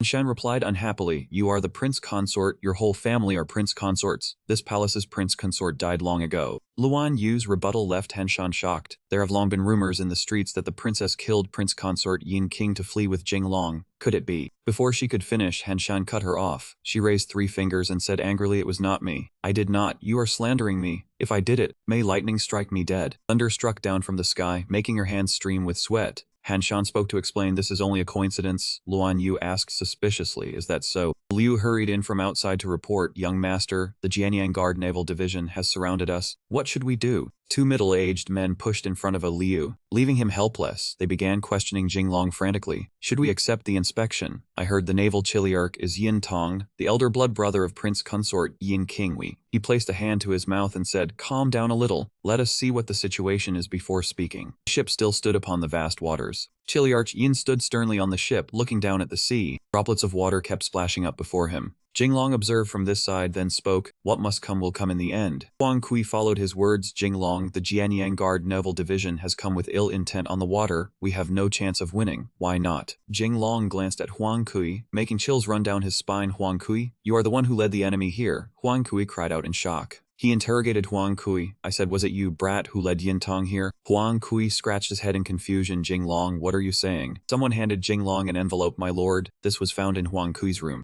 Huang Kui knew he had no way to deny it, so he admitted his guilt. I never expected you would actually discover it. At that time, Huang Kui's father had instructed him, son, think of a way to approach Jinglong. As for what to do afterward, there is no need for your father to teach you anymore. He answered his father with resolve. Do not worry, father, with me there. Jinglong will not escape from our palm. He raised two fingers and recounted everything to Jinglong. Since it has come to this, I will tell you the truth, obediently surrender, and you can still preserve a bit of dignity. Jinglong held out his hand and replied calmly, enough nonsense, bring out the benefits. Huang Kui answered in shock, there are no benefits. He crossed his arms and spoke calmly, without benefits, who would surrender? Could it be that you swallowed all my benefits? Huang Kui answered in fear, no, I did not. Jinglong leaned close to Huang Kui and said angrily, I originally thought only people like the Wolfman would surrender. I never expected that someone with big eyes and thick brows like you, Huang Kui, would also betray the revolution. He looked away and replied indifferently to Jinglong, I originally wanted to refuse, but they truly offered too much. Jinglong immediately slapped that man across the face. Keep dreaming. Huang Kui held his face, still clutching the letter, and laughed happily. I got the evidence. Did you not expect it, Jinglong? I know the self-injury ruse too. When he read the letter, he was full of shock. What bright moonlight before the bed. On the ground 2 pairs of shoes. Raising my head to gaze at the bright moon, your mother climbed into my bed. Jinglong laughed in contempt. I have always suspected you. I just had no evidence. Pity that you could not restrain yourself and jumped out on your own. Huang Kui was furious now, his whole body trembling. Jinglong, today we will see who can laugh to the end. It is not certain yet. Jinglong did not know New Nerong was behind him. He gave a startled cry. An iron grappling hook latched onto the side of the ship. That hook had been thrown from those 2 small boats. The people standing on the ship shouted anxiously. It caught young Master Li. Give the order quickly. Over here, Jinglong was arguing with Huang Kui. Huang Kui ordered New Nerong to capture him, leaving him utterly stunned. And right then, Milk Cow hurried and seized Jinglong. She obeyed and stepped forward to threaten Jinglong, throwing him into panic. He thought she would capture Jinglong, but unexpectedly, New Nerong rushed over and kicked Huang Kui in the face, making him spit blood. Jinglong stood at the side, unable to understand what was happening. He looked on in confusion and helplessness, sweat streaming down nonstop. Huang Kui, his face covered in blood, shouted furiously, Why did you kick me? New Nerong snapped back angrily. You are the milk cow. Your whole family are milk cows. After that, she ran over and linked arms with Jinglong, declaring boldly, in life, this servant belongs to young Master Li. In death, this servant will be young Master Li's ghost. Blood trickled from Huang Kui's mouth as he roared in rage. Have you gone mad? New Nerong answered frankly, not to mention Jinglong's outstanding results. Did you think this humble woman would choose a yellow turtle like you? Huang Kui's fury reached its peak. He stood up and shouted, wake up, your father and Jinglong are enemies. Have you gone mad? New Nerong put on a pitiful look and said, I do not want to betray father either, but when it comes to opposing Jinglong, this concubine cannot sit still. Jinglong pulled his arm free from her, coughed awkwardly a few times, then explained, this young master has a few specialties. Mind yourself a little. New Nerong leaned against his shoulder and said sweetly, yes, this humble woman will listen to everything you say. A group of people hurried over to report, my lord, the Wayang Navy is about to board the ship. Yin Qianhu placed his hand on the wooden pillar, his face expressionless. Jinglong thought to himself, Qianhu of the Wayang Navy, Yin Tong. Huang Kui wiped his chin with his hand and said smugly, Jinglong, you really do have specialties. You can handle women, but can you handle men? Jinglong picked his ear and asked calmly, what is the yellow turtle saying? Ning-er smiled happily and spoke. He said he is old Christmas man. Henshan smiled and continued, no, I think it is the sorrow of the egg, Nerong. That kick of yours really wrecked his bird. When New Nerong heard Henshan praise her, she smiled with delight. Huang Kui was deeply wounded now. They laughed loudly and hurled mockery at him, doubling the bird egg damage. He stormed over to Jinglong and shouted, you hateful Jinglong, in a moment this young master will make you kneel and beg for surrender. Jinglong pointed at the 5 men with tall frames and bulging muscles, then called out, the 10 bronze men of Shaolin are here. A loud ripping sound rang out as the cloth was torn into tiny pieces. It turned out that Yin Qianyu had used his sword to cut it apart. Those scraps of cloth belonged to the group of men with bulging muscles. He gripped his sword solemnly and stared straight ahead with murderous eyes. Huang Kui hid behind him and shouted smugly, Yin Qianyu, you are here, Jinglong, what else can you do now? Hurry over and beg me, kneel down and call me father. Yin Qianyu looked ahead solemnly, while Huang Kui shouted smugly, surrender immediately and accept inspection. Niu Narong stood fearfully behind Jinglong and said timidly, what do we do now? Han Shan angrily pointed at herself and shouted, take your hand off Jinglong. Ning Er at the side pleaded helplessly, Princess, please mind yourself in public. Yin Qianyu spoke with a stern face, Princess Han Shan is here too. Sure enough, the street rumors are true. Huang Kui began adding fuel to the fire, whispering the ugly rumors about Jinglong into his ear. People in the streets say Jinglong likes other men's women.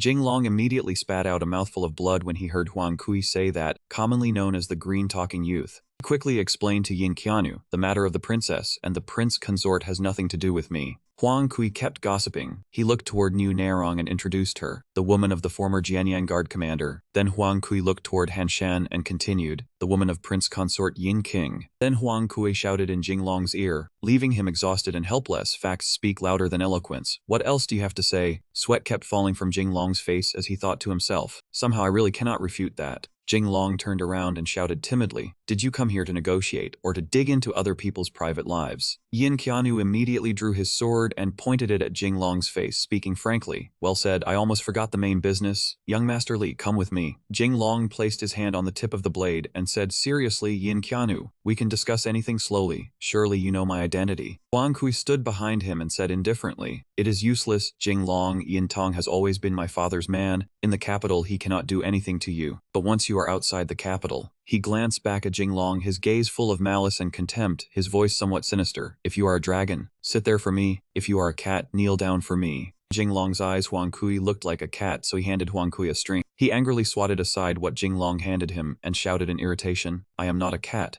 Jinglong swiftly took out a stack of money. He held the money in front of him and said confidently, I am not only the man who cuckolded you, I am also the god of wealth of Great Ming. Choose a note if you want to get rich. Huang Kui's eyes lit up when he saw the money. His face flushed red as he thought to himself, young Master Lei is so damn cool. Sensing that something was wrong, Huang Kui buried his head and screamed inwardly, no, I cannot be fooled. I cannot be seduced by Jinglong's sugar-coated shells. Jinglong generously tossed the money high into the air and cheered happily. Every brother of the Jianyang Navy who sees it gets a share. Soldiers have no money, right? Poor enough to scare people. Can following that Yin Tong make you rich? You might as well follow me instead. The soldiers were overjoyed at the sight of money, happy enough to cry. Young Master Li is generous. Yin Qianyu was furious on this side, and he shouted in frustration, Jinglong, you. Jinglong raised two fingers and said confidently, take one gamble, a bicycle becomes a motorbike, win and go get a massage, lose and work in the sea. Whoever is willing to follow me, step out. Yin Qianyu's soldiers raised their hands in unison, willing to follow Jinglong. I am willing. When he saw them like this, he was so furious his blood boiled. Flames seemed to rise around him as he shouted, are you courting death? Are you trying to rebel and overturn the heavens? Yin Qianyu pointed at himself and said smugly, since I was able to bring these men onto the ship, they are my trusted confidants. Do you think money can buy them? At this moment Huang Kui was like a weak little cat, clinging to the side of the ship and meowing a few times. Yin Qianyu drew his sword and slashed between the two of them, while Jinglong cursed, what are you meowing for? Yin Qianyu looked at the two of them with a face full of suspicion.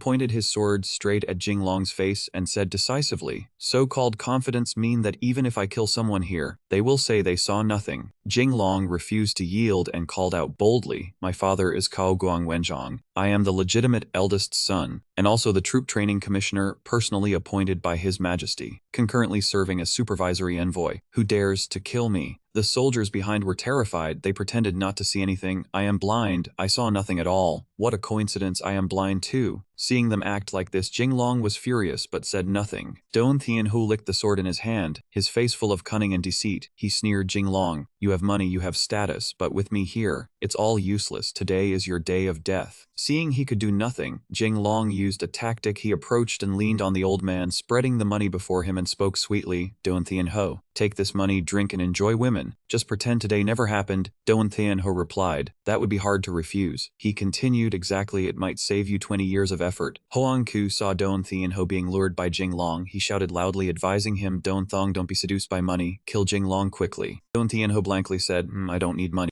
Jing Long was shocked and exclaimed, "What, a martial general who doesn't love money? Are you even a proper official?" Don Tianho confidently replied yes. Huang Ku pointed at Jing Long's face and shouted, "Did you forget you and Princess Han Sen conspired?" Don Tianho continued, "Indeed. You also killed my own brother. Today I will take revenge." He drew his sword in a combat stance. The soldiers behind followed. Don Tianho shouted, "Attack! Kill everyone on this boat." A scream rang out, "Stop!" Jing Long raised a finger cautiously and said, "I have a business worth 100 million I want to give you." Don Tianho asked suspiciously, 100 million elite troops? I told you, I am not a man you can bribe with money." Under the scorching sunlight, a warm scene was created. At that time, Jing Long and Don Tianho were doing something ambiguous in the room, this matter. On the other side, 4 beautiful girls were surrounded by soldiers. Huang Ku tilted his head smugly and said, "Don't think money can bribe Don Thong. Don Thong's grudges remain. Today, none of Jing Long's allies will escape." Han Sen angrily shouted, "You're talking nonsense. I am a princess. How dare Don Thong rebel?" Huang Ku glanced and thought, "Precisely because you are a princess. Don Thong could only rely on the royal family. If he's wrong, wrong to the end, offending a princess. Anyway, he already deserves death." This moment, the door suddenly opened.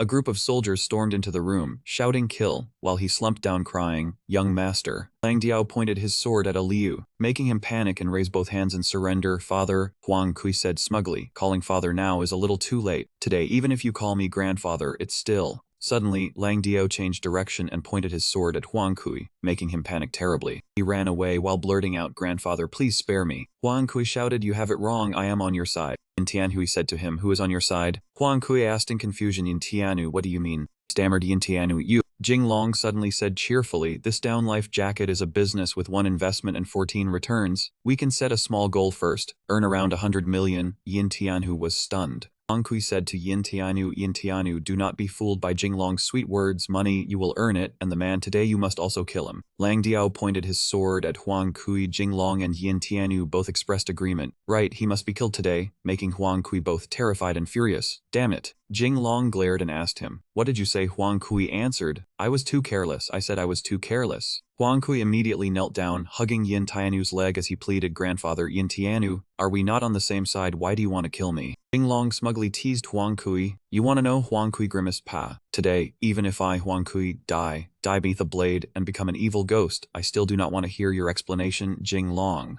With countless blades pointed at him, Huang Kui cried, "Jing Long, I beg you, let me die as a ghost who understands everything clearly." Jing Long brought a fur coat before Yin Tianhu and said, "Yin Tianhu, look, this is the 100 million business I told you about. Do you think this deal can be done?" The man stroked his beard in thought and gave a soft Jing Long was excited. "That is exactly it." Huang Kui was utterly confused as he spoke to Yin Tianhu. "I still do not understand. If you want to make money, following my father offers many more opportunities. Yin Tong, you and Jing Long have a grudge over your younger brother's death." Jing Long said to him, "Little turtle, you still do not understand." Huang Kui was bewildered. "What?" Jing Long put an arm around Huang Kui's shoulder and whispered, "The Yin family are military officials. My Lei family are also military officials. We martial men are the ones on the same side. As for your Huang family," he continued explaining, "civil officials want to ride on top of military officials. Do you think Yin Tong will trust you or trust me?" Huang Kui was still troubled, but Jing Long folded his arms and cut him off. "No buts. The thoughts of martial men are not something you Confucian scholars can understand." He thought to himself, civil officials want to ride over the heads of military officials. These repeated covert attacks are clearly the entire civil official faction trying to get rid of me. Ning Er smiled faintly and stammered, "Jing Long, Yin Tong." Jing Long turned his head and said, "Do not worry, the chrysanthemum is settled." Han Shan put his hands on his hips and said, "It is the overall situation that has been settled. They are basically the same," leaving Jing Long utterly baffled. Li Luan Yu said angrily, "Same my foot." Jing Long felt utterly confused and speechless. That night, Yin Tianhu thanked Jing Long, "Young Master Li, fortunately you gave me guidance. I cannot thank you enough for this great kindness." He stood up, raised his wine cup and said to Jing Long, "From now on I am Young Master Li's man. I will obey every instruction from Young Master Li." Jing Long said modestly, I would not dare. Jing Long was in a state where he had to stanch his nosebleed. He raised his cup and said, "Ow, one you really hits hard." Yin Tianhu immediately flattered him. "Young Master Li's romantic fortune knows no bounds. I truly envy you." Jing Long said to him, "Stop pretending to be jealous, laugh if you want to laugh." Yin Tianhu immediately burst into uncontrollable laughter. Jinglong shouted loudly and ordered him get out. Li Luanyu ran into the room to see Jinglong and asked in confusion. Yin Tong left. Just how did you control him? It was clearly a grudge over his younger brother's death. Jinglong immediately replied, do not nonsense, I did not kill his younger brother. Besides, he merely made the correct choice. Ning Er widened her eyes in surprise. The correct choice. Jinglong continued, since ancient times, founding a nation has relied on military officials. But once it comes to governing the nation, civil officials take the lead. Civil and military officials stand opposed. Either the east wind overwhelms the west wind, or Ning Er seemed to realize something and looked extremely shocked. You mean the entire civil official faction wants to deal with you? Jinglong replied, more or less. Jinglong began to ponder. As soon as the Jianwen Emperor ascended the throne, Zizheng and Zhaoru, who came from Confucian official backgrounds, shook the situation and wanted to act against the military generals and princes. Ning Er was still puzzled. Why would Yin Tong be willing to listen to you? Jinglong smugly explained to her, if he follows the civil officials, even if the matter succeeds, he will still be a dog. If he follows me, he can at least count as a person. Besides, I have benefits for him. She asked in confusion. Benefits? Jinglong repeated, I have a huge 100 million business. Ning Er said angrily, you are still saying that. You did not come to me for 100 million business, but went to an outsider instead. Jinglong immediately said, you wanted.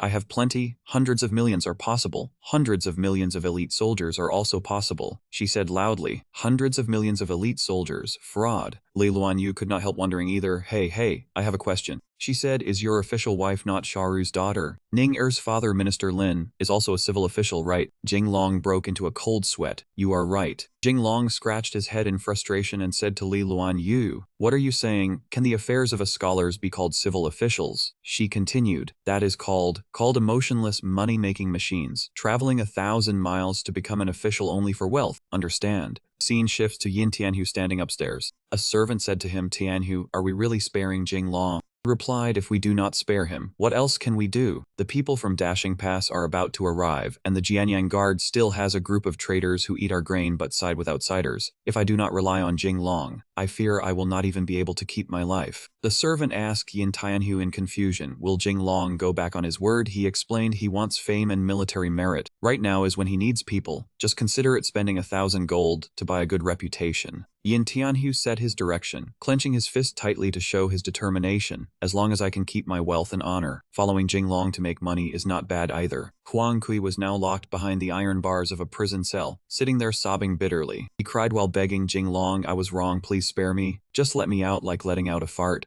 The scene shifts to Jinglong meeting Yin Tianhu. He asked, what is Yin Tianhu's decision? Standing beside them was Badu, the #1 Mongol warrior, one of the 13 invincible iron guards. There was also Ku Mingyu, one of the 3 great divine archer families of the Great Ming, the one who possessed Falling Moon. Both of them stood very close to Yin Tianhu, showing Jinglong's intention. He asked in confusion, young Master Li, what is this? Jinglong explained, I am merely giving Yin Tianhu a chance to choose whether you want to get rich together, or... Mingyu stood outside with a thoughtful look. Badu asked her, what are you thinking about? Mingyu also had a question for Badu. Badu, why are you following Jinglong? He thought back to the past. Badu scratched his head and told her the reason. Master has never regarded Badu as a servant. He respects me greatly, and even said he wanted to help improve the lives of my tribe. Mingyu was doubtful. You believe Jinglong? Badu asked her in return. You do not believe him. She looked half convinced and half doubtful. I do not know. That man is very strange and very cunning. I hope he can truly rescue my father. Badu affirmed his faith. You do not understand, young master. If he says he will do something, he will definitely do it. The two heard Jinglong's voice echoing, no one leaves tonight. This young master will fight you all for 300 rounds. Badu still did not understand what was going on. Ku Mingyu wondered, is there? She looked into the room. Ku Mingyu walked into the room and saw Jinglong saying, so hot, take my monkey steals the peach move. Her impression of him immediately worsened, and she thought to herself, as expected, he is still a shameless man, and I actually believed someone like this would help me. Jinglong was playing a game with Ning Er, Li Luanyu, and Han Shan. Ku Mingyu shouted, you people are playing mahjong. Jinglong shouted excitedly, it is you. How about it? Do you want to play a few rounds too? Come. Let this young master battle you for 300 rounds, and show you the power of the god of gamblers.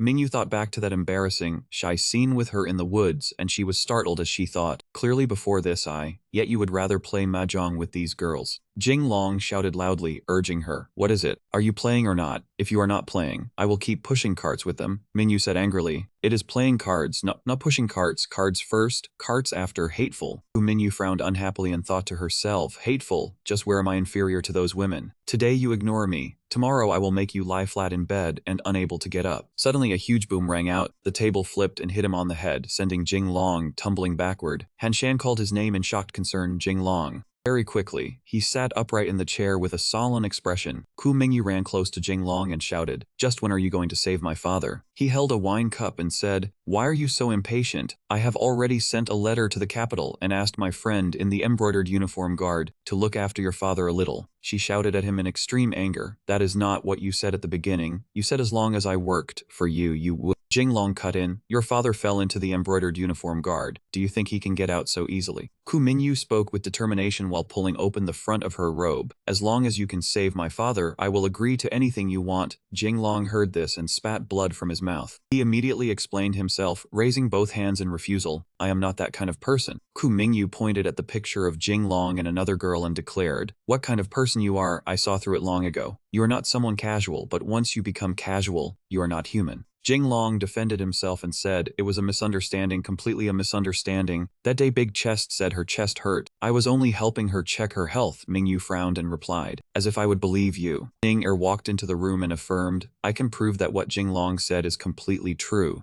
Jing Long wailed and pleaded with Ning Er, "You are so good. Come explain it to her." "I am an upright gentleman," she smiled. "All right." Ning Er explained the reason. Although Jing Long is lustful, lusts after other men's wives, and is skilled at taking off people's clothes, still Jing Long heard this and was utterly panicked and furious. Jing Long held his sadly. "It is understanding people's hearts. Ning Er, are you helping me, or kicking me while I am down?" A servant outside reported to Jing Long, "Young master, we have arrived at Anqing Prefecture." Jing Long seized the chance to slip outside. "I am going to check the situation." Ku Mingyu asked Ning Er in utter confusion. "Jing Long is clearly very lustful, so why did he reject me?" Ning Er could not help feeling puzzled as well. "Sometimes I do not understand what he is thinking either." Jing Long arrived at Anqing Prefecture and stood high above, looking down over the prefecture. He said to Li Luan Yu, "I once heard my old father mention Anqing Prefecture. This place is a strategic site that military strategists must fight for. In the 18th year of Zhizeng, Tianwen's Chen Yuling led troops to attack Anqing, and in the 4th month he broke Tang Longsing." Jing Long continued, "Chen Yuliang was His Majesty's greatest enemy on the path to founding the Great Ming, and that man was even more threatening than the Yuan dynasty." Li Luan Yu could hardly believe her ears. She had originally thought Jing Long only knew how to make money, yet she had not expected him to know these things too. Jing Long said smugly, "Of course my father is the war god of the Great Ming, and I am at least somewhat of a famous general who understands warfare." Li Luan Yu immediately retorted against his words, "If you said you were good at flirting with girls, I might believe that." Jing Long heard this and felt extremely stifled and furious, his face tightening into a frown as he thought to himself, "Sooner or later one day, I will shock everyone." Hao Jili came out to welcome Jing Long. Jing Long said politely, "To trouble the prefect to personally welcome Jing Long, you are very thoughtful. May I ask how I should address the prefect, my lord?" He smiled, "It is only proper. This prefecture official is named Hao Jili. Has the training commissioner ever heard the name of this prefecture official?" Jing Long immediately said, "Useful." Jing Long beamed and raised a like sign toward Hao Jili. "Useful? What a good name. Actually, I have a friend named Hao Shaoan." The man cut in on Jing Long, "Young Master Li, please do not joke.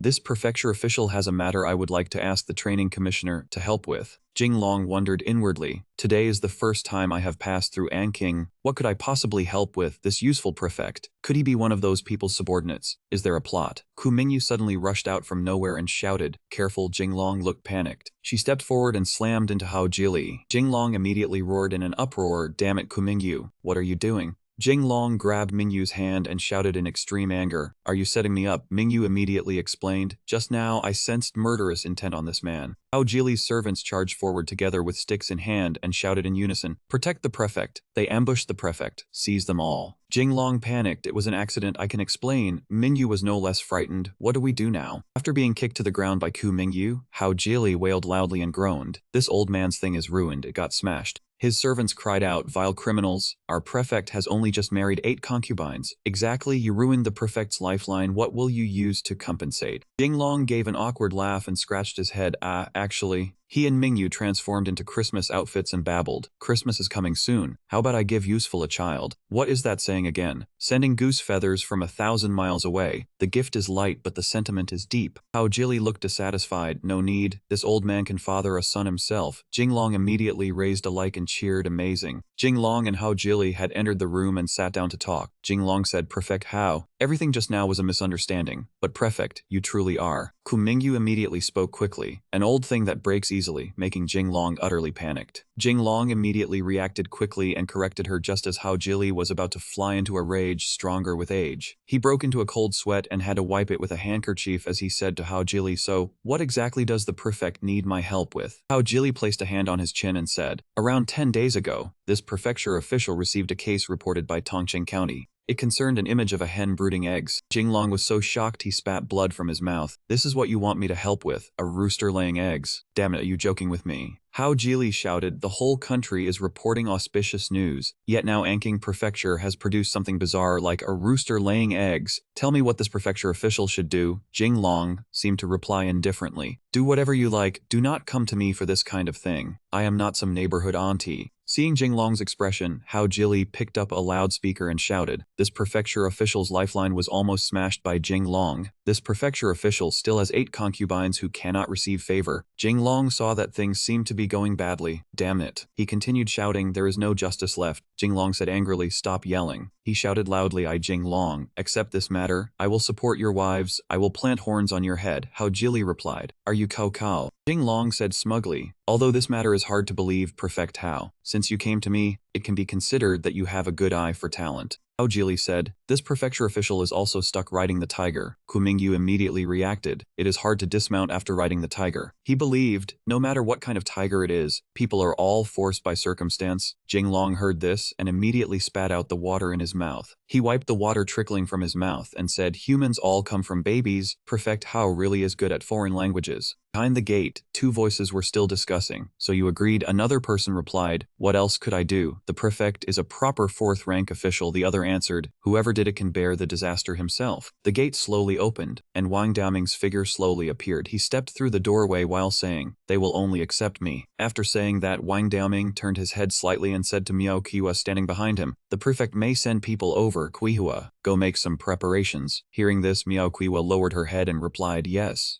Elsewhere, a person dressed in pink with a hat on his head pointed a finger at Jinglong and said, "I will take young Master Li to solve the case." Jinglong's palms were covered in sweat as he pointed at the person before him, his voice trembling slightly as he said, "You are Tuo Yaowen. Are you indeed?" The person before him was the son of the prefect of Anking Prefecture, Hao Shaowen. Hearing his question, Hao Shaowen happily pointed at himself and said, "Young Master Li knows this little brother." Across from him, Hao Yaowen, Jinglong was so frightened that his whole body was drenched in sweat, and he barely managed to squeeze out, "I do not." Hearing that, Hao Shaowen cupped his cheeks with both hands, his whole body blooming with joy as he said, "Oh, then that is good. I thought my great name had already spread throughout the capital." Across from him, Jinglong covered his face with his hand and said, "This guy is even more narcissistic than me. One look, you know he is a loafer." Ku Mingyu stood behind him with her arms folded and said helplessly, "He is a playboy old man." Hearing this, Hao Shaowen said in alarm, "A playboy? The 2 of you are even more capable than I am." Time passed very quickly in Tongcheng County. Looking at the scene before him, Jinglong said in surprise, "So this place is Tongcheng County?" As if hearing the doubt in Jinglong's voice, Hao Shaowen raised a finger and wagged it as he explained, "Yes, if we want to investigate the case, we must bring young Master Lai here to look around, otherwise it will be like eunuchs holding a meeting." Hearing this, Jinglong turned his head back and asked doubtfully, "What did you say?" Hao Shaowen did not answer him right away, instead slowly ran to his side before explaining, "When eunuchs hold a meeting, what is there to discuss?" Those words made Ku Mingyu so embarrassed, she nearly coughed blood. As for Jinglong, he was so angry that he clenched his fist and muttered inwardly, "I really want to beat this fatty up." After Ku Mingyu finished coughing blood, she also gritted her teeth and muttered inwardly, "This guy is truly vile. You can actually endure it. If it were me, I would not be able to endure it either." No matter what Jinglong and the other thought, Hao Shaowen pointed at the gate before them and said, "We are here. Today we will investigate the house in plain clothes." From behind, Jinglong shouted angrily, "It is visit the house. Hurry and call them."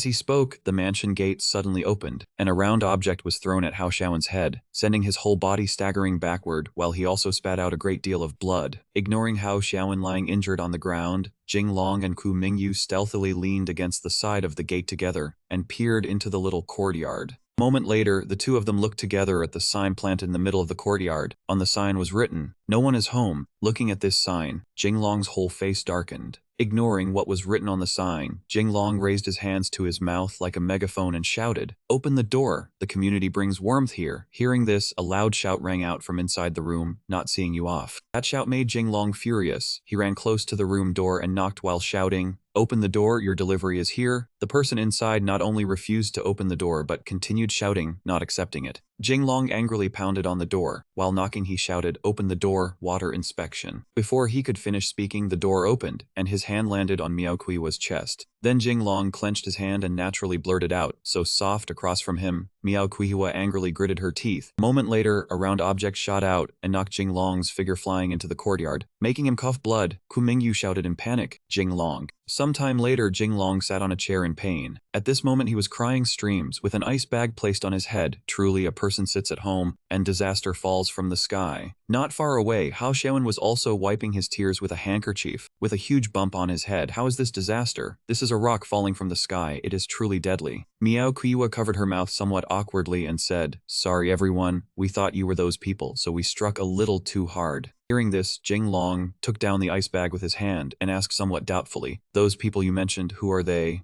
At the same time, a thud rang out. The room door was opened, and a young man dressed in pale purple with a black gauze hat on his clasped his hands behind his back and led his guard swaggering into the room. "Miaoqiwa, today if you do not obey me, this young master will take you." Before he could finish speaking, that young man had already seen Jinglong. He pointed at Jinglong and said, "One day apart, and you have already brought this pretty-faced brat all the way home. Daring to cuckold this young master, beat him for me." Seeing this, Hao Xiaowen hurriedly blocked in front of Jinglong and shouted, "Wait behind him." Jinglong thought inwardly, "You are quite loyal, aren't you?" Hao Xiaowen angrily walked up to that young man and said, "Are all your eyes blind? I am clearly far more handsome. If that girl wanted to find a man, she would look for me." Hearing these words, Jinglong's face was covered in sweat, and he turned his back to Hao Xiaowen as if unwilling to admit he knew this person. The young man in pale purple angrily shouted, "Beat him too." Those guards shouted loudly after hearing this, understood. Watching those murderous guards walk toward them, Jinglong and the other both covered their faces with their hands and cried streams. He said, "You pig teammate of mine. Woo woo." Hao Xiaowen also said, "When it comes to pretty faces, I am definitely more handsome than you." Across from the two of them, a voice rang out, "Go die." At this moment, Kumingyu had already seized the young man in pale purple. She held a blade against his neck and threatened, "All of you stop. If you still do not stop, I will kill him."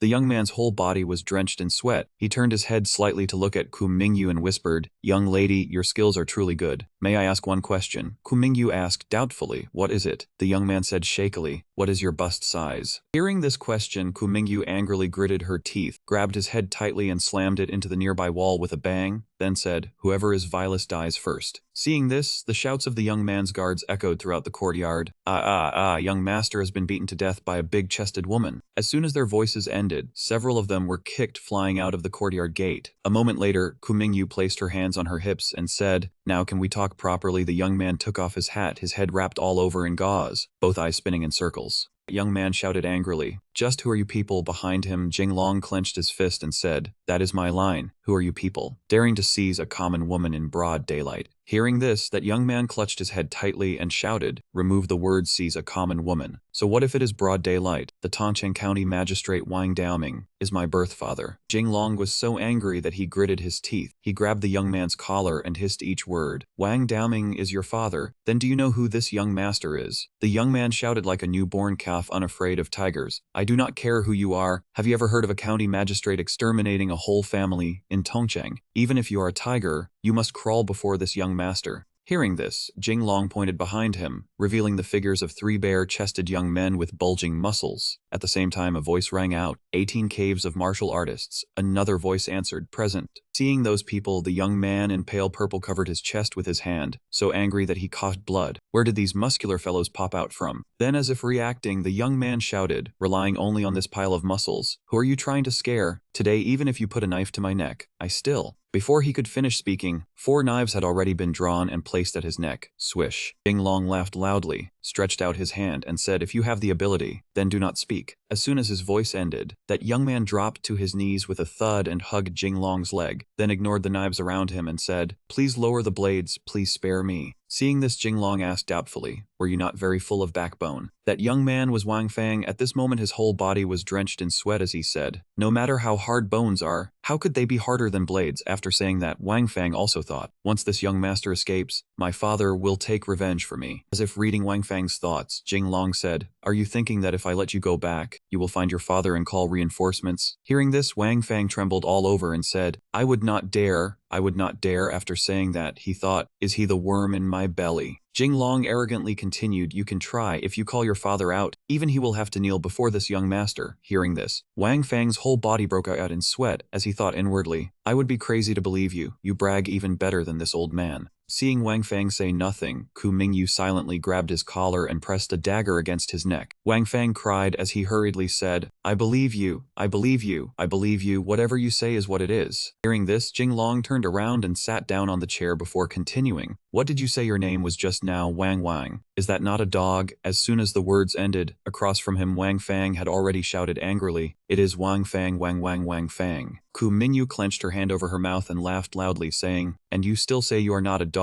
Behind her, Hao Xiaoan and Miao Kuiwa were also laughing loudly. Hearing this, Wang Fang pointed at himself and said, Wang. No, you can call me by my courtesy name, Jingwei, taken from the illusion of Jingwei filling the sea." Before he could finish his sentence, Jinglong had already rushed angrily to Wang Fang and punched him hard, making him cough up a great deal of blood. He beat him while saying, "I will beat you to death, you traitorous dog." Wang Fang held his swollen cheek and said, What did I do wrong just because my courtesy name is Wang Jingwei?" Hearing this, Jinglong clenched his fist and replied, "Exactly." Hearing that answer, Wang Fang sat sprawled on the ground, still clutching his cheek as he said, "Then from now on, just call me Wang. Please feel free to trample my chrysanthemum as you wish." The moment those words ended, Jinglong collapsed heavily to the floor. A while later, Jinglong sat in a chair and said to Miao Kuihua, "Joke time is over, speak, what exactly is going on?" At this point, he looked straight at Miao Kuihua and continued, "Before I came here, I heard there was a strange incident in your house. What is going on with that chicken? Hurry and bring it over for me to see." Without waiting for Miao Kuihua to answer, Wang Fang shouted angrily, "This young master wants to see the chicken, so take it out." After saying that, Wang Fang thought to himself, "I must drive these people away."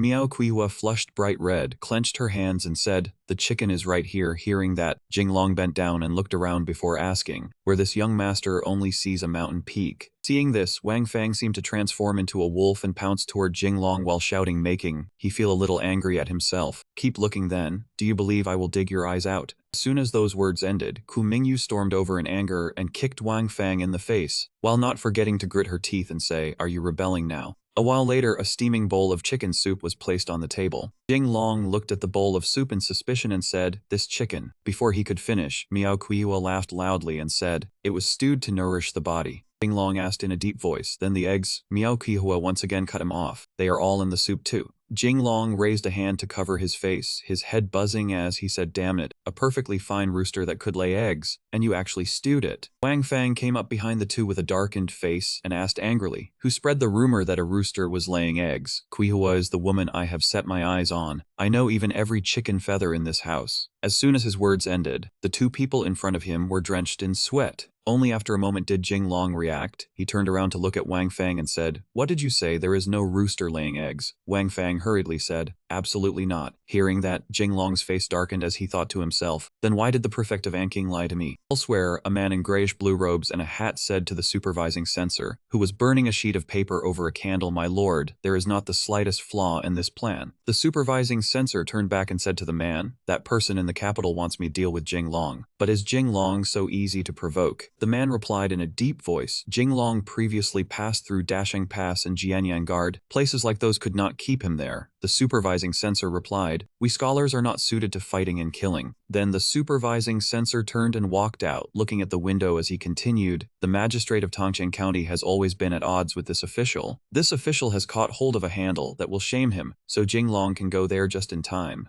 The man replied, "I have heard of it. That county magistrate was originally Wenzhong's trusted aide." The supervising censor answered, "Exactly. If Li Jinglong does not punish Magistrate Wang, then he is acting out of personal favoritism, and this official can convict him." He continued, "If he can punish Magistrate Wang, then he will be cutting off his own arm. From now on, the network of connections Wenzhong left behind can forget about being used again." At Jinglong's side, right now Wang Fang was crying loudly while pointing at Miao Qiwa and saying, I like Qiwa so much. I even gave up all 8 concubines the matchmaker introduced to me. Who would have thought Qiwa was having an affair with someone else? Behind him, Miao Qiwa shouted angrily, I did not. Hearing that, Wang Fang angrily pointed at a man holding a child and shouted, then what about that man? The whole neighborhood is talking that the male servant in her house gave birth to a son. Am I supposed to believe that rumor? As soon as those words ended, Jinglong and Ku Mingyu both blushed slightly and shouted at the same time, a man giving birth, how powerful. No matter what the two were thinking, Wang Fang had already grabbed Miao Qiwa's hand, crying as said, this child, is it yours or not? Do you put a green hat on me? Seeing this, Hao Xiaoan smiled while thinking to himself, keep investigating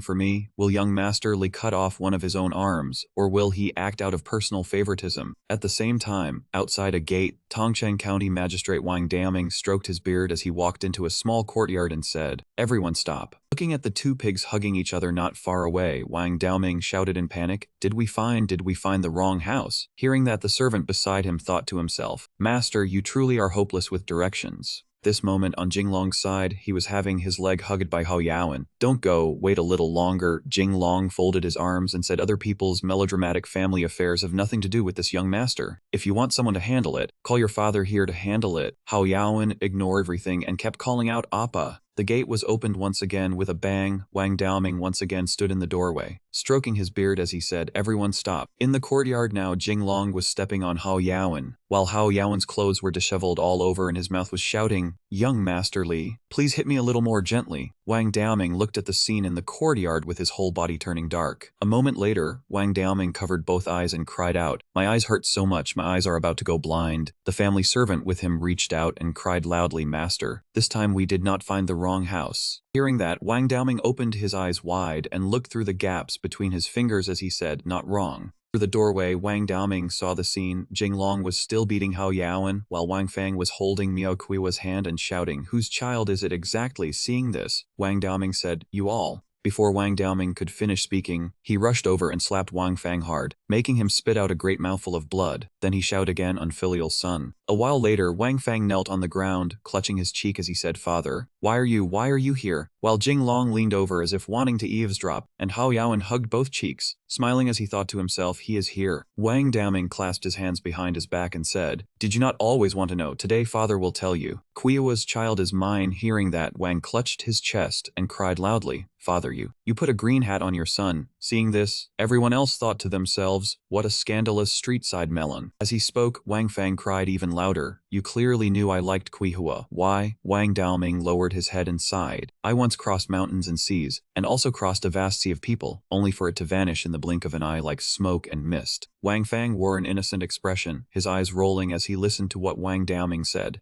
And Jinglong had already angrily punched Wang Daoming, sending him flying outside and some ordinary road too. Speak human language. Seeing this, Wang Fang held both cheeks and cried out, Father. A moment later, Wang Daoming was helped up by the guards and said with difficulty, while the guard beside him shouted, how bold, do you know who you just hit? Wang Fang also ran to his father's side, pointed at Jinglong and shouted, you dare hit my father. Hearing that, Jinglong pointed again at several of his own guards, who were posing and showing off their muscles, the 18 bronze men of Shaolin Abbot, Great Master Mengi. As soon as the voice fell, Jinglong raised his leg high and kicked with a whoosh. Seeing this, Wang Daoming said with a darkened face, you are. Wang Fang also said angrily, you dare hit my father. Today, even if you kneel down and kowtow, you still. Before Wang Fang could finish speaking, someone dropped to his knees with a thud. Seeing that the person kneeling was his father, and moreover, that he was even knocking his head against the ground, Wang Fang was startled and raised his leg high as he said, damn it. Wang Daoming prostrated himself while saying, this loyal servant of the Lai family pays respects to young Master Jinglong. A while later, at the Hao residence, a cup of tea was placed on the table, and a voice rang out, Wang Daoming is a registrar under Wenzhong, claiming to be Wenzhong's vassal. This man is extremely cautious and has never made any mistake in official duties. The speaker was the man in gray robes, who was now speaking to the supervising censor drinking water beside him. With him in Tongcheng County, the business master arranged in the capital can hardly expand to the 6 counties of Anqing Prefecture. The supervising censor put down his teacup and said this official has long wanted to kick him aside, but has never found a way to act. The only handle is his personal conduct. Hearing that, the man in gray replied, when it comes to personal conduct, no one is clean, my lord. Absolutely absolutely cannot expose it himself, lest Wang Daoming bite back. The supervising censor said in silence, if Jinglong does not expose him and instead shields Wang Daoming, what His Majesty hates most is forming cliques for selfish ends. From that moment, the man in gray looked at the supervising censor, who had his hands clasped behind his back, and said, those people in the capital will probably be satisfied too. Hearing that, the supervising censor said, if he does punish Wang Daoming, before the supervising censor could finish, the man in gray continued, then who will still work for their Li family in the future? And it also helps my lord remove a stumbling block, 1 arrow, 2 hawks. My lord is truly brilliant.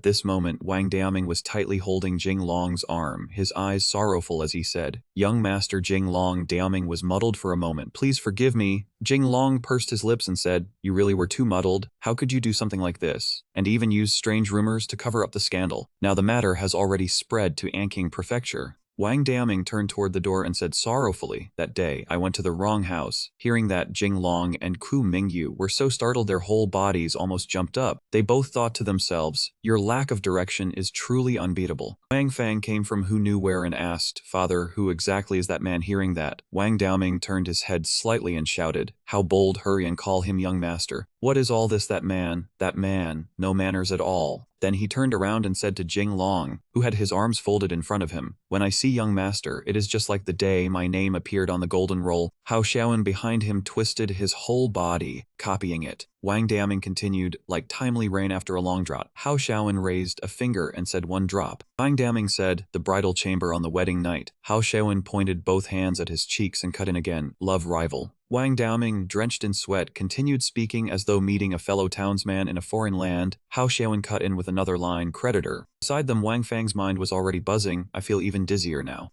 Jinglong shouted loudly, startling Wang Daoming, you want to sow discord? The man opposite him cried as he spoke, I have been wronged, you too. I am only a salted fish. A salted fish is someone with no will to live. Jinglong clenched his jaw and said, I do not think you are a salted fish. You are pickled fish. That man cried, streams of tears, sour, full of greens, and full of stuff. At this moment, the supervisory censor was raising his brush to write a poem. On the poem was written, the spring beauty of the whole garden cannot be locked away. 1 branch of red apricot leans over the wall. As he wrote, he said, how many men have fallen upon women? Wang Daoming followed Wenzhong on campaigns north and south. He could be considered a man with vision. And yet, before the supervisory censor could finish speaking, the man keeping watch hurried over and said, my lord. Hearing this, the supervisory censor turned his head and said, the news came so quickly. The gray-robed man hurriedly replied, yes. The supervisory censor said, what exactly will Jinglong choose, arrest Wang Daoming or release him? That man replied, neither arrest nor release. Hearing this, the supervisory censor asked doubtfully, then that means? At this moment, Jinglong sat on a chair with 1 leg crossed and said, can I not choose a third path? Hearing the voice ring out, the supervisory censor was startled, his body leaning slightly forward. Then, the supervisory censor hurriedly turned around to look at Jinglong and said,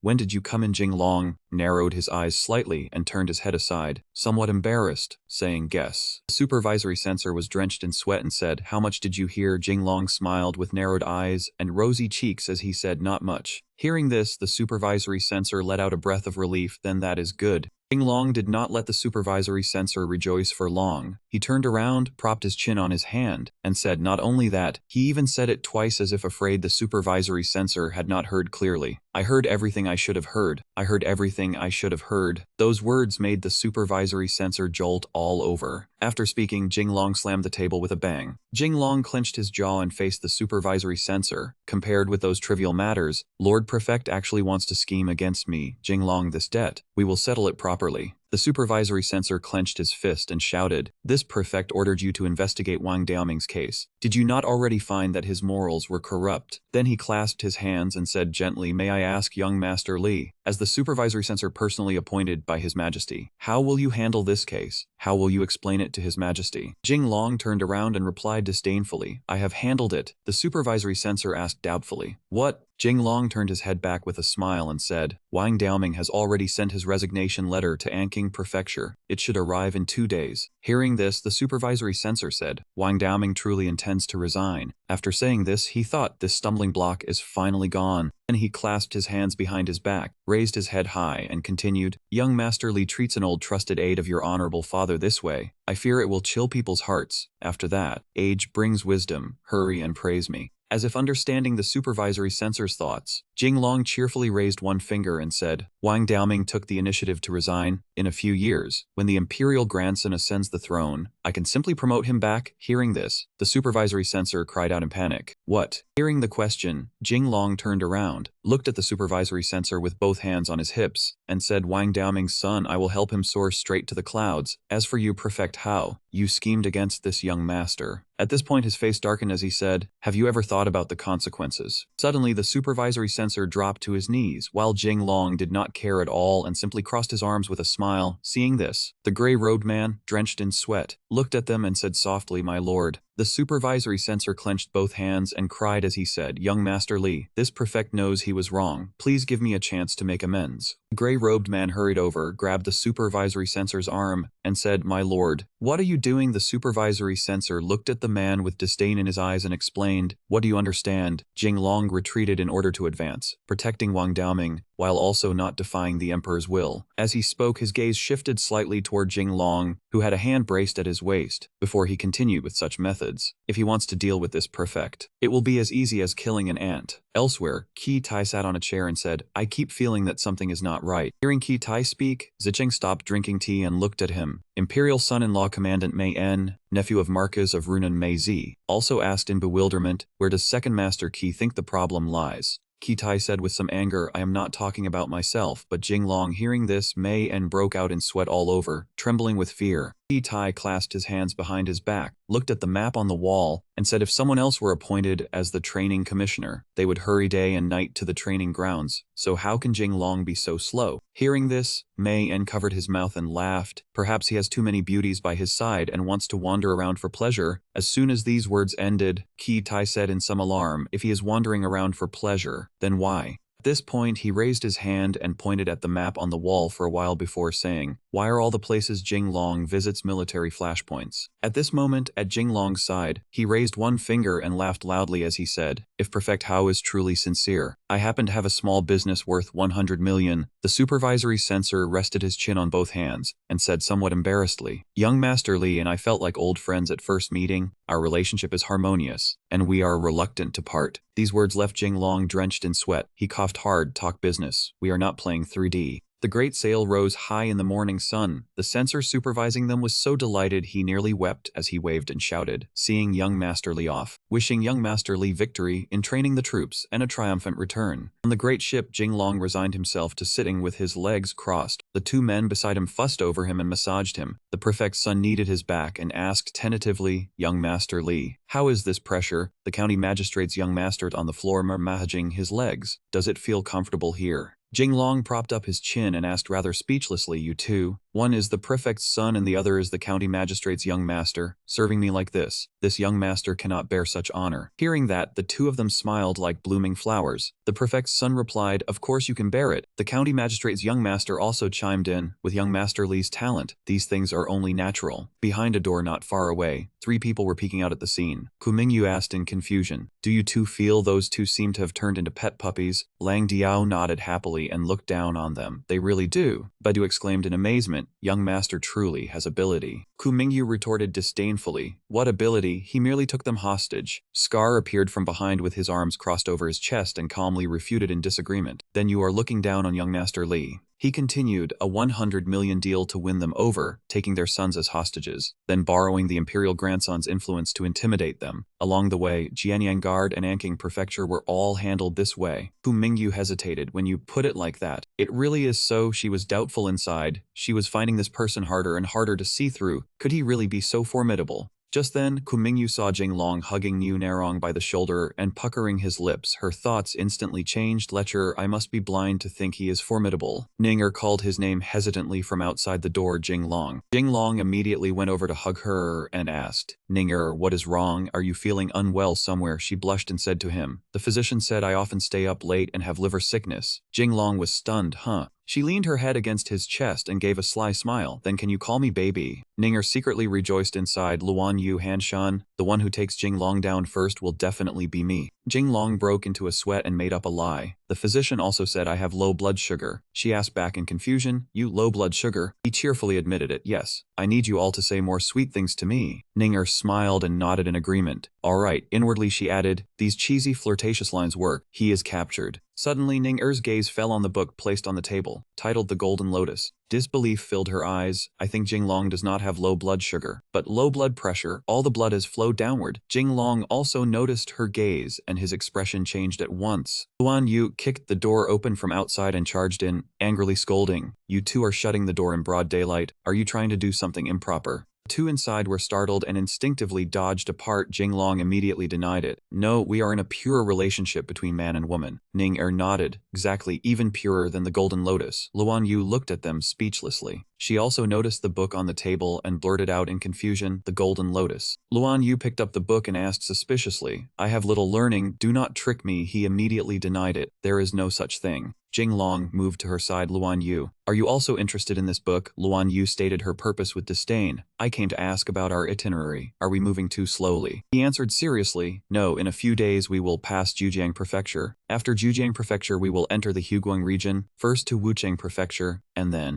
Luan Yu interrupted him. I have a question. Jinglong was puzzled. What? He raised a hand to rub her chin, thinking of the map and the places she had passed through as she offered her thoughts. After leaving Yingxin Prefecture, Dasheng Pass was the first point, Jianyang Guard was second, Anqing Prefecture was third, next are Jujiang Prefecture and Wuchang Prefecture. Luan Yu speculated, these are all lands military strategists must fight for. Could it be? After hearing her reasoning, Jinglong was startled in his heart. Luan Yu already knows this. But contrary to what he thought, she turned back and angrily concluded, these places all have many beauties. Jinglong fell straight backward. A bump swelled on his head, and Jinglong admitted in disbelief at her conclusion, you win. After a while he stood outside feeling the wind and sunlight in the air around him as he sighed, those who understand me know what worries me. Those who do not understand me wonder why I grieve. Luan Yu glanced at his back from the corner of her eye and thought, did I guess wrong? Jinglong rested his hand on the ship's railing and thought, in one more year Yuansang will pass away and Yunwen will ascend the throne. Felt somewhat troubled, cutting down the vassals preventing disaster. Jinglong kept thinking inwardly, I want to join Yan Wang, but my father-in-law is Fang Xiaoru. My faction is the Jianwen Emperor's side. My confidant is Qi Tai's daughter, and to protect Yunwen, Zicheng and Qi Tai beside him both want to force me to my death. He shouted in frustration, what can I possibly do? I am also very desperate. Luan Yu asked in confused concern. Jinglong, what is wrong with you? The people beside him were also worried. Young master, are you all right? Someone called. Lord, the cries echoed between heaven and earth. Jinglong held his chin in both hands and let out a melancholy sigh. Left and right are men. Two male bodies stood right behind him. He continued thinking, above and below are men. Those two men performed a cradling motion and wrestled each other upward. Jinglong was dazed, forward and backward are men. Two men were blushing with tender affection. He gripped the ship's railing and shouted in frustration, what can I possibly do? Over here, the women had gathered together. One of them asked worriedly, how is Jinglong? Hanshan answered, he seems to be in great pain. Niu Narong shyly suggested, how about I use my chest to soothe his pain? Hanshan commented disdainfully, shameless. Luan Yu was annoyed. Are you not just relying on your big chest? Niu Narong said calmly, being big is not my fault either. Ning puffed her cheeks unwillingly while Ku Mingyu had dark lines all over her head. Luan Yu angrily grabbed Niu Narong by the collar. What use is being that big if the chest is not flat? How can one flatten the world? Niu Narong smiled and retorted, if the chest is not big, how can one recruit people's hearts? Luan Yu's hand on the collar gradually loosened, and in the end she released that collar. She collapsed to her knees on the ground. I lost. Niu Narong smiled maliciously. Luan Yu looked back at the women around her and admitted, they are all big-chested monsters. She was so heartbroken that tears fell. Mother, your daughter is lost. Jinglong looked in confusion at the women gathered together over here. What are they doing? The county magistrate's young master smiled and spread out more than a dozen books of various kinds in his hands, putting on a scholarly air. It seems you do not understand a woman's heart all, Jinglong. Here are all kinds of love manuals, young man. Would you like to choose one? The price is very cheap. Jinglong was calm and disdainful. What damned manuals? Before the ability of Jinglong, they are all trash. The prefect's son and the county magistrate's young master were struck as if by a fatal arrow and instantly spat blood. He hit the mark exactly. He turned back and looked at the two of them with utter indifference. What is money worth? You two do not understand. Inwardly, he added, whether I support Yan Wang or Yunwen, I must have strength of my own to protect myself.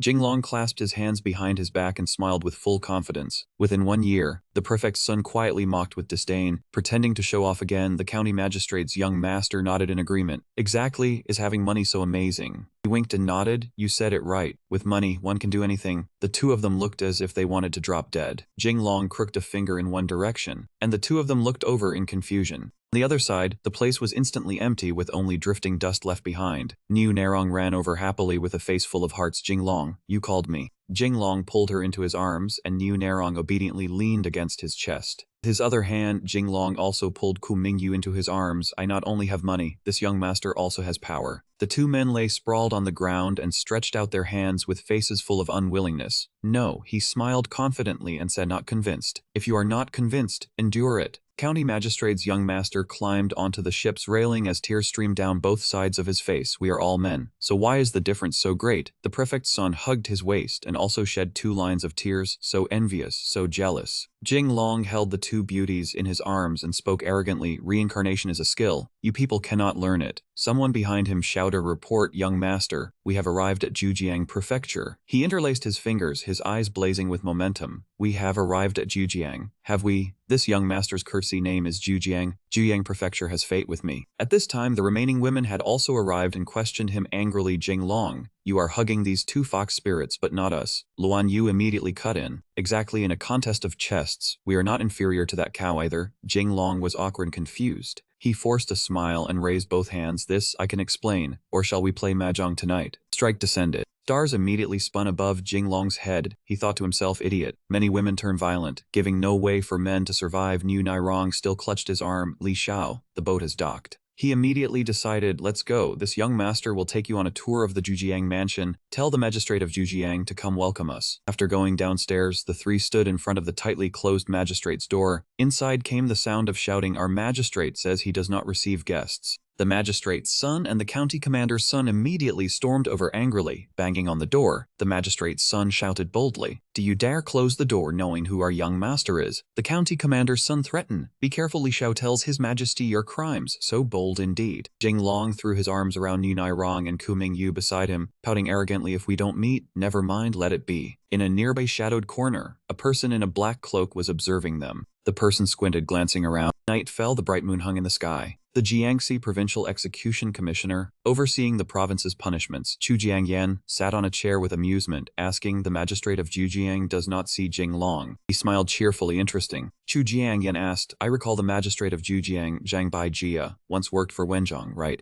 Elsewhere, Jinglong sat on the main chair listening to reports from below. The kneeling person below, face hidden, spoke, my lord, the magistrate's son of Jujiang just came of age, and is preparing the coming-of-age ceremony. Ku Mingyu appeared from somewhere, speaking, coming of age and becoming an adult together. Very good. He was startled and stared at her. She clasped her hands in frustration, who told him not to respect Jinglong. With someone like Jinglong, he would certainly come to the door, turning joy into sorrow. Jinglong saw her anger and also spoke, it's just a small magistrate's office, yet I must personally step in, ridiculous indeed. At the back door of the magistrate's mansion, he stood dejectedly observing it. Jinglong wanted to cry but couldn't, wanting to return, yet he came anyway. The people hiding behind the wall cheered continuously, charge, charge, enough, Li Xiao is mighty. He covered his face, speechless, these lackeys. After all, the magistrate is a 4th-rank official. They can't stop me. Finally, Jinglong decided, approaching the door, whatever, just go in. The door gradually opened from inside. Unexpectedly, he fell straight inside. Those outside worriedly shouted, my lord, something's wrong. It seems my lord slipped.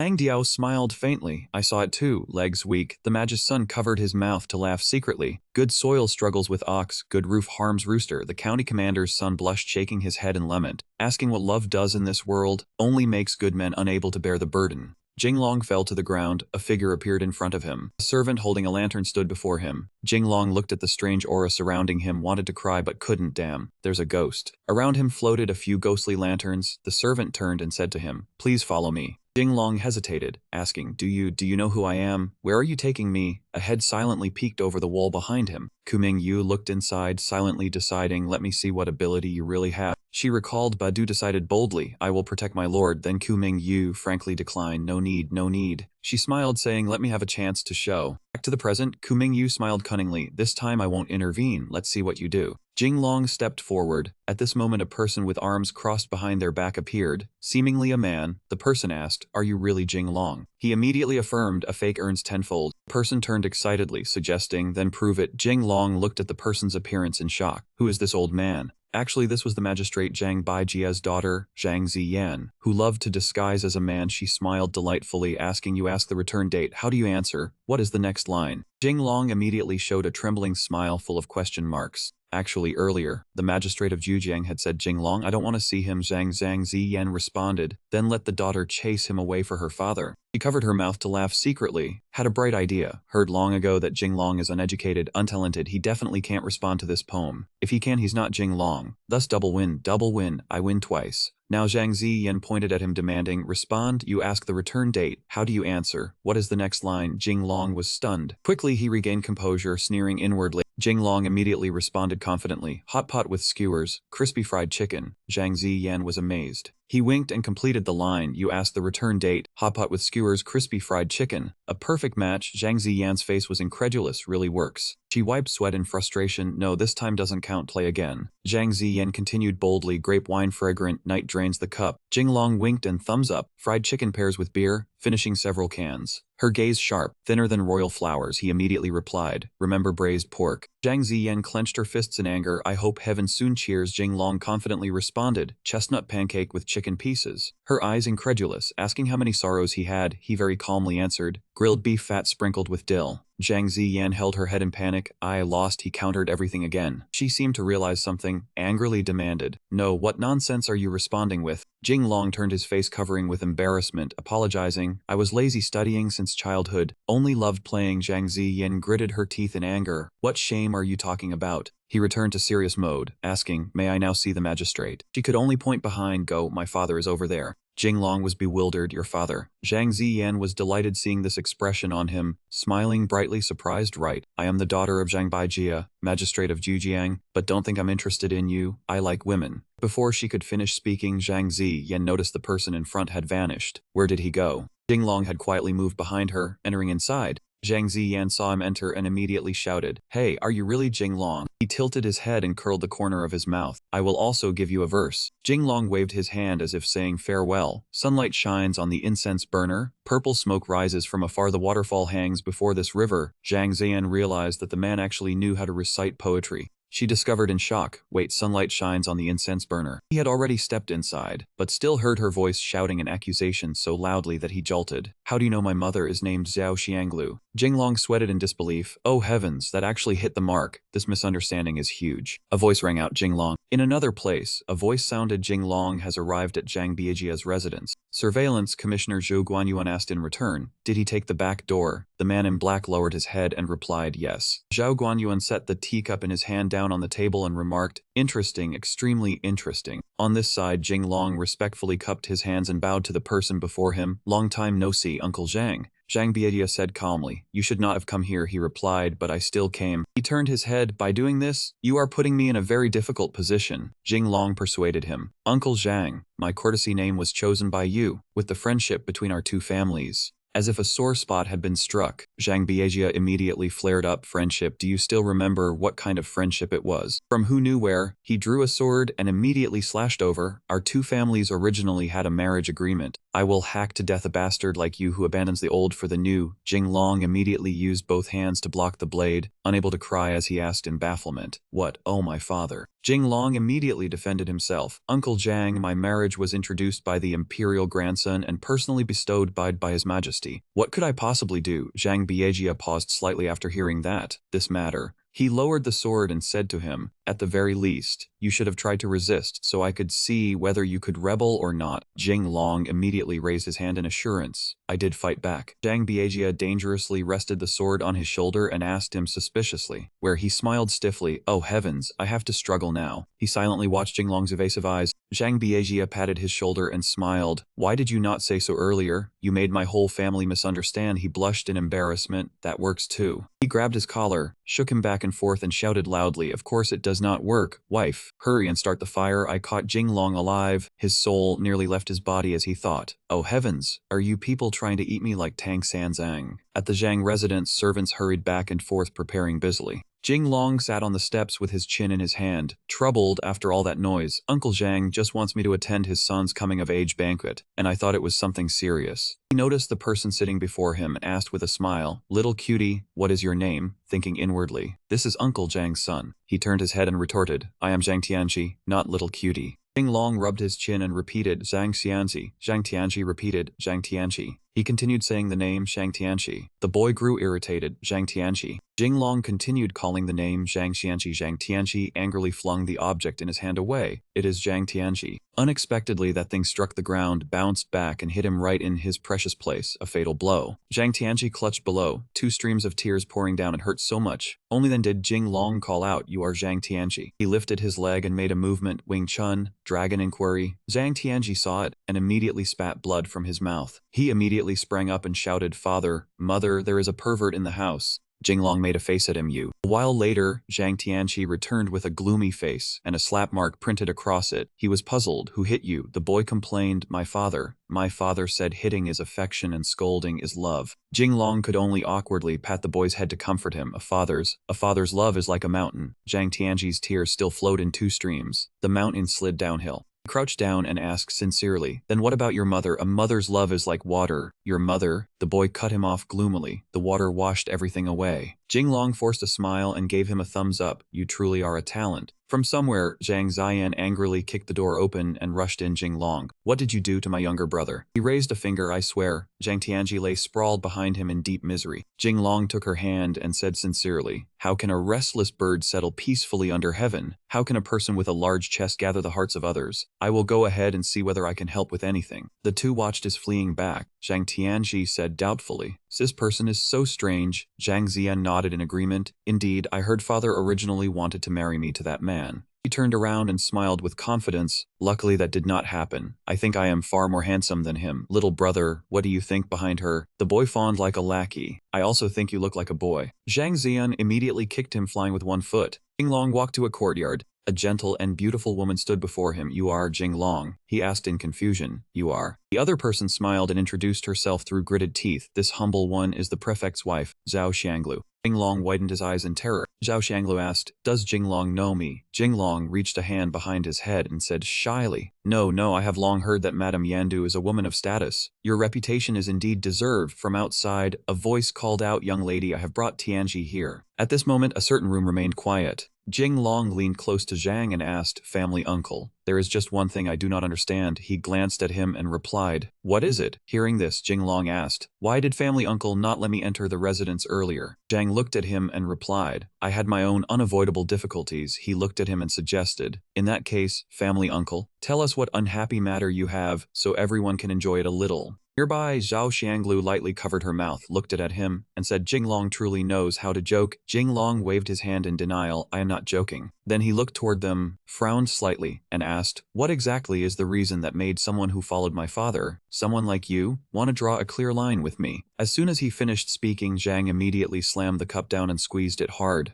He replied, this matter, when put nicely, is an incident, when put poorly is an accident. Suddenly, Jinglong stood up, making everyone at the table freeze. He pointed at himself and said, come on then. Zhang said, then I will speak plainly. After that, he raised his hand toward Zhang and ordered, best that you speak plainly. Speaking plainly is best. He lowered his head, gently stroked his beard, and replied, I will not hide it. Suddenly, at this moment, Zhang Ziyan stepped forward and lightly wrapped her arms around his waist. Jinglong froze and turned his head to ask, what are you doing? She answered shyly, Jinglong is the first person who dares to be fierce toward my father. You have such manly spirit. I like it very much. Before her infatuated gaze, Jinglong was utterly shocked and thought inwardly, oh heavens. Zhang Ziyan gently stroked his face with her hand. Love was a little cart. Whoever crashed into whom would have their heart stop. Her action made Jinglong extremely embarrassed, and he asked, Miss Zhang, is this not developing a little too fast? This moment, Zhao Xianglu walked over, looked at him with a smile, and said Jing Long and Xian already had a marriage agreement to begin with. If it can happen today, that would also be a happy event. He poked Zhang Xian with his hand and replied, Rizao Xianglu, I already have a wife. Suddenly, at this moment, Zhang slammed the table hard and stood up. His face darkened as he immediately objected. No, Jinglong and Xian cannot be together. This left Zhao Xianglu unable to help, feeling shocked as she asked, could it be that Jinglong and Xian are blood siblings who have been separated for many years? Lovers finally become siblings. Zhang Xian immediately went behind her father, held his hand, and asked, what is going on beside them? Zhao Xianglu wiped her tears with her hand, asked, you hid from me that you had someone else outside. He looked at her with great anger. Nonsense. Whether I have someone or not, do you not know best outside? A voice rang out. Assistant Censor Zhou Guanyuan has arrived. Zhou Guanyuan walked in, looked at them, and asked, I heard Prefect Zhang was holding a coming-of-age ceremony. I came uninvited. You do not mind, do you? Jing Long looked toward Zhang in confusion and asked, Uncle, you and that man? The moment he saw Zhou Guanyuan, his face immediately grew anxious. No, this is bad. That damned opponent, his backer is Zicheng beside the crown prince, and he has always wanted to bring me down. Kang Long frowned slightly, glanced toward Zhou Guanyuan, and thought inwardly, it is them. Zhang looked at him with a smile and replied, for the assistant censor to come here is giving me face. I could not ask for more. Zhou Guanyuan walked closer toward Zhang, and said, Prefect Zhang really knows how to speak. Suddenly, Zhou Guanyuan looked toward him and asked, who is this? Zhang glanced toward him and replied, him. Before he could finish, Zhou Guanyuan suddenly looked toward him with bright eyes and asked, I heard criminals have appeared recently. Surely he is not some criminal of unknown origin.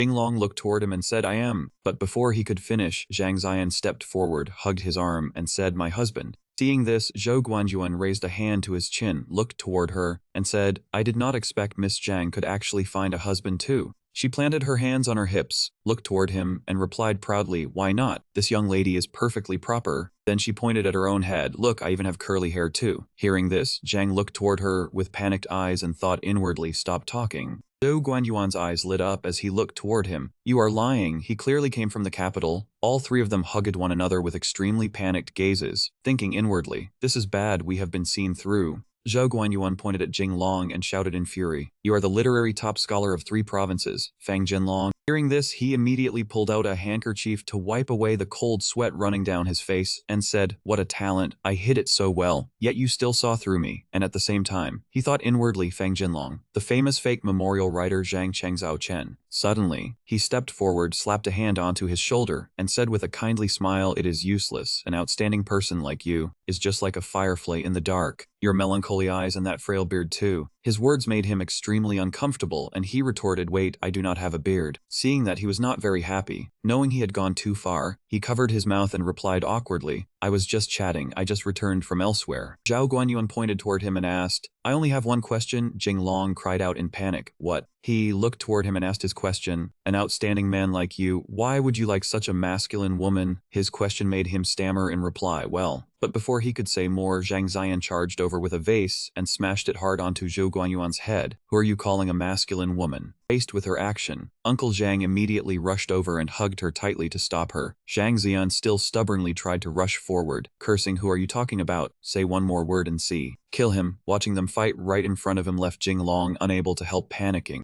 Zhang Xian threw Zhou Guanyuan out of the room, and at the same time she also used a durian to hurl it hard at his head. At night, in the silent space, a guard's panicked voice rang out. This is bad. The inspecting envoy has been murdered by a durian. Jinglong carefully stuck a bandage onto Zhou Guanyuan's head. He raised his thumb toward him and said, look, now it is fine. Truly perfect. His words made Zhou Guanyuan extremely furious. He looked toward Jinglong and cursed angrily, fine, my foot. Try having a durian thrown at your head. Hearing this, Jinglong forced a smile, raised his hand, looked toward him, and said, that is right. How can a gift for an elder be a durian? It truly has no martial virtue. One should offer some cucumber, eggplant instead. Zhou Guanyuan moved closer to him, pointed at himself in anger, and asked, no matter what, I am the inspecting envoy of every province. Say my name, and spending money anywhere in the province can get you a discount. Do you know that Jinglong raised his hand before him, trying to soothe him? Yes, a discount for sure. Even so, when he heard his attempt to soothe him, his face turned ashen, and he asked angrily, are you mocking this official? Seeing the tension between the two of them, Uncle Zhang, who stood nearby, immediately raised his hand and tried to smooth things over. Calm down, it is fine now. Let us continue the banquet. Even so, it did not improve by much. Zhou Guanyan looked toward him and roared in fury, Wait, are you truly Fang Jinlong? The literary top scholar of 3 provinces, Jinglong replied, genuine goods. Exchange guaranteed, he continued, how will you prove it? Seeing this, he immediately walked toward Zhang Ziyan, hugged her and said shyly, the physician said my stomach is not good, so I am suited to living off a woman. The physician also said my blood sugar is low, so I must hear more sweet words. Zhao Guanyuan seemed to have been sprinkled with a heap of dog food. He stared blankly at the two of them, showing off their affection, while Uncle Zhang standing beside them was moved as he wiped away his tears with a handkerchief. My daughter has finally been married off. But right after that, Zhou Guanjuan stamped heavily on the ground, leaned toward him and roared in fury. This official did not come here to eat dog food. Who wants to watch you two being affectionate? Jinglong glanced toward him and asked in displeasure, if not watching this, then what should we watch?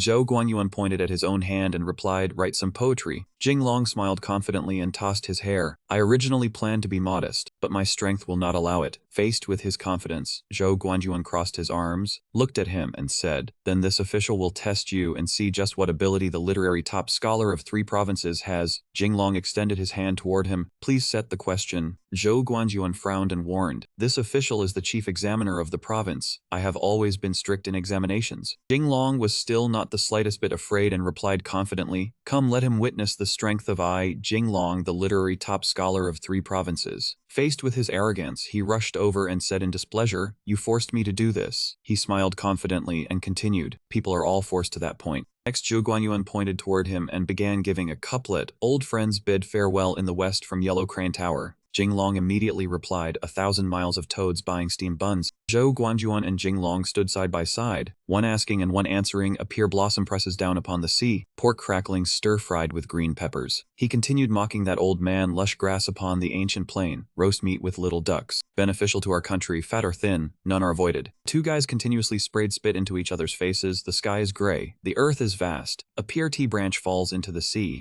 After a round of questioning, seeing that he had not answered a single one wrong made Guanyuan so angry he spat blood. All correct. Jinglong raised his thumb and said proudly, of course, a train is not just there for show. Cowhide is not made for boasting. Seeing this, Zhou Guanyuan immediately raised his hands and bowed in surrender. I willingly admit defeat, he replied smugly. You flatter me, you flatter me. Right after that, Zhou Guanyuan immediately took out a sheet of paper and handed it before him to request calligraphy. To be honest, I would like to ask the literary top scholar for a piece of calligraphy and painting, I wonder. There was no need for him to finish. He immediately reached his hand forward and ordered, bring the brush here. Suddenly, Zhang Ziyan rushed forward and gripped his hand tightly, stopping him in a panic. Brother, enough, enough. Take it if it looks good. He turned to look at her and replied, what are you looking down on me? I know poetry and prose very well. Her eyes instantly grew panicked. Yes, yes, but your handwriting. Seeing her hesitate, Li Zalong did not care much. He confidently swept his hair back and replied, stop talking nonsense. This young master is developed in every way, intellect, physique, and calligraphy. Calligraphy too.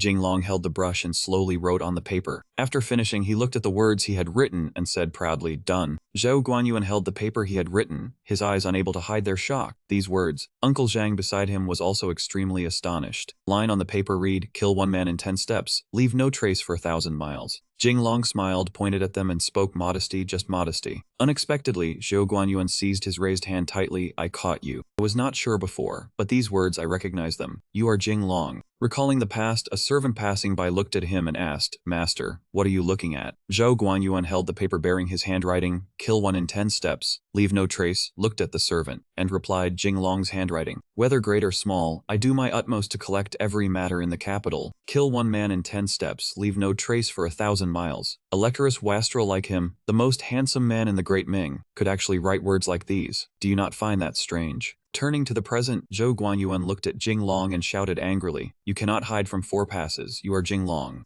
But before long, Jinglong suddenly vanished. Where did he go? By then, he was already sitting leisurely in a nearby chair, looking at him and speaking calmly. Seeing how good you are at acting, this young master had no choice but to play along with you. Zhou Guanyuan muttered in dissatisfaction. You. Jinglong looked at him and replied arrogantly, that is right, this young master is the military training envoy personally appointed by His Majesty, as well as an imperial censor. There is nothing I dare not say. Zhou Guanyuan smiled. He gently raised his hand and stroked his beard as expected. I guessed correctly. However, you secretly met Wenzong's old minister without permission. If this official sees you colluding with an outside minister and plotting evil deeds, I wonder what His Majesty will think. Hearing his question left Jinglong utterly stunned. He raised his hand, touched it lightly and blurted out, you. Unexpectedly, he took out an immunity from death token and said smugly, "Fortunately, before I left, His Majesty bestowed a golden token upon me. Seeing this golden token is like seeing His Majesty." As soon as Zhou Guanyuan saw the token, he immediately knelt and kowtowed in worship. "Long live, long live, long live." Seeing his actions, Jinglong slowly walked over, smiled, and spoke in mockery, "Hemph, a dignified inspector, yet you kneel so quickly." Hearing this, Zhou Guanyuan gritted his teeth slightly and thought furiously, "This is bad, I was careless." Zhou Guanyuan cupped his hands before him and asked, "Lord Imperial Censor is a pillar of the state. Surely you would not do something that frames a loyal minister." At the same time, Uncle Zhang and Zhao Xianglu, standing behind him, spoke up one after another in his defense. "Jinglong, do not be afraid, Uncle will protect you. Throw him in prison, behead that dog head of his." Seeing this scene, Zhou Guanyuan spoke in dissatisfaction, "You people are bullying others too much." Jinglong walked away and said, "I studied information technology." Then he suddenly turned his head, pointed at Zhou Guanyuan, and said, "If I say you are a chicken, then you are a chicken." At his words, Zhou Guanyuan clutched his chest and cried sorrowfully, "Imperial Envoy, you cannot do this. I am a loyal minister." At this moment, Uncle Zhang and Zhao Xianglu behind him praised one after another. "Jinglong, well done. Very good." Jinglong pointed at him irritably and said, "I do not care whether you are loyal or treacherous. If you want to harm this young master, kill them all for me." Zhao Guanyuan raised his hand and replied, "Wait, I have to, no matter what, I have to report this." Jinglong repeated his question, "Report what?" Zhao Guanyuan glanced toward Uncle Zhang and replied, "Do not think they are good people. To protect himself, Administrative Ave Zhang cut ties with your Li family long ago." At his accusation, Uncle Zhang immediately rushed over, sobbing bitterly as he hugged his arm and explained, "Hey, do not listen to that man. The relationship between our two families is like tigers and wolves." Jinglong lowered his head slightly and asked, "Even without studying, I know that means close friends, right?" Uncle Zhang smiled and replied, "Yes, yes, do not listen to Zhou Guanyuan's nonsense. That man has been trying to frame me for more than just a day or two." Hearing this, Zhou Guanyuan nearby raised his hand and shouted, "I am talking nonsense, I have evidence." Then he took out his evidence. This letter was written by him to my respected teacher, Huang Zizang. What a pity, Administrative Aide Zhang. You were born a martial artist, yet you were never accepted by the Confucians. But before he could say another word, the evidence in his hand was suddenly snatched away. "You." Was Uncle Zhang. He took the evidence, put it in his mouth, and tried hard to chew. This action left Zhou Guanyuan stunned, and he thought to himself, "Good heavens." After a few minutes, Uncle Zhang swallowed the evidence into his stomach. Seeing this, Zhou Guanyuan immediately pointed at Uncle Zhang and accused him, "Imperial Envoy, look at how guilty he is, he swallowed the whole letter." Uncle Zhang frowned and argued back, "Nonsense, it is clearly you framing me. I also have evidence." With a cold face, Jinglong extended his hand to demand the evidence. "Hand over the proof." Uncle Zhang hesitated and said, "This matter." Zhao Guanyuan stood nearby, pointed at Uncle Zhang and shouted, "Take it out. If you cannot take it out, that proves you have a guilty conscience." Suddenly, Uncle Zhang knelt down. Seeing this, Zhang Ziyan cried out in panic, "Father." Zhao Xianglu also could not believe her eyes and said, "Master, you." Seeing this scene, Zhou Guanyuan glanced at Uncle Zhang and thought smugly, "You cannot take it out." Suddenly, Uncle Zhang took out the letter he had written to him, smiled smugly, and said, "Jinglong, look, this is the letter I wrote to you this year when you fell ill. It can prove that I am utterly loyal to the Li family." Jinglong took the letter and began reading. Zhao Guanyuan walked closer curiously and asked, "What is written on the letter?" Jinglong read aloud, one bird. As soon as Zhou Guanyuan heard it, he immediately clutched his belly and laughed. "And you still refuse to admit you harbor evil intentions." Uncle Zhang's expression turned awkward. He moved closer to him and whispered softly, "That means becoming famous overnight, Jinglong, becoming famous overnight." Jinglong blurted out, "Oh, right." Seeing him put the letter away, Zhou Guanyuan blurted out in confusion, "Can you read the characters without splitting the radicals apart? Did your physical education teacher teach you how to read?" Hearing this, Uncle Zhang immediately raised his hand and swore, "When Jinglong was at his most difficult time, I never abandoned him. How could I betray the Li family? There is only one truth, it is this petty villain who is sowing discord between us. Jinglong, use your golden token and execute that man." Zhao Xianglu held a throwing dart and raised it, saying in dissatisfaction, "Execute him." Hearing this, Zhao Guanyuan immediately knelt down. "Young Master Li, I am willing to abandon evil and follow righteousness, to take refuge under young Master Li. Young Master Li, do not kill me, no." Before he could finish speaking, he pointed upward and said, "Uncle, speaking of which, it is strange. The ink on this letter of yours is not even dry yet." As soon as he finished, Uncle Zhang forced a smile, looked at him, and explained, "Jijiang is near Huguang, and this happens to be the rainy season. It got damp, it got damp." Zhao Xianglu followed up, Right,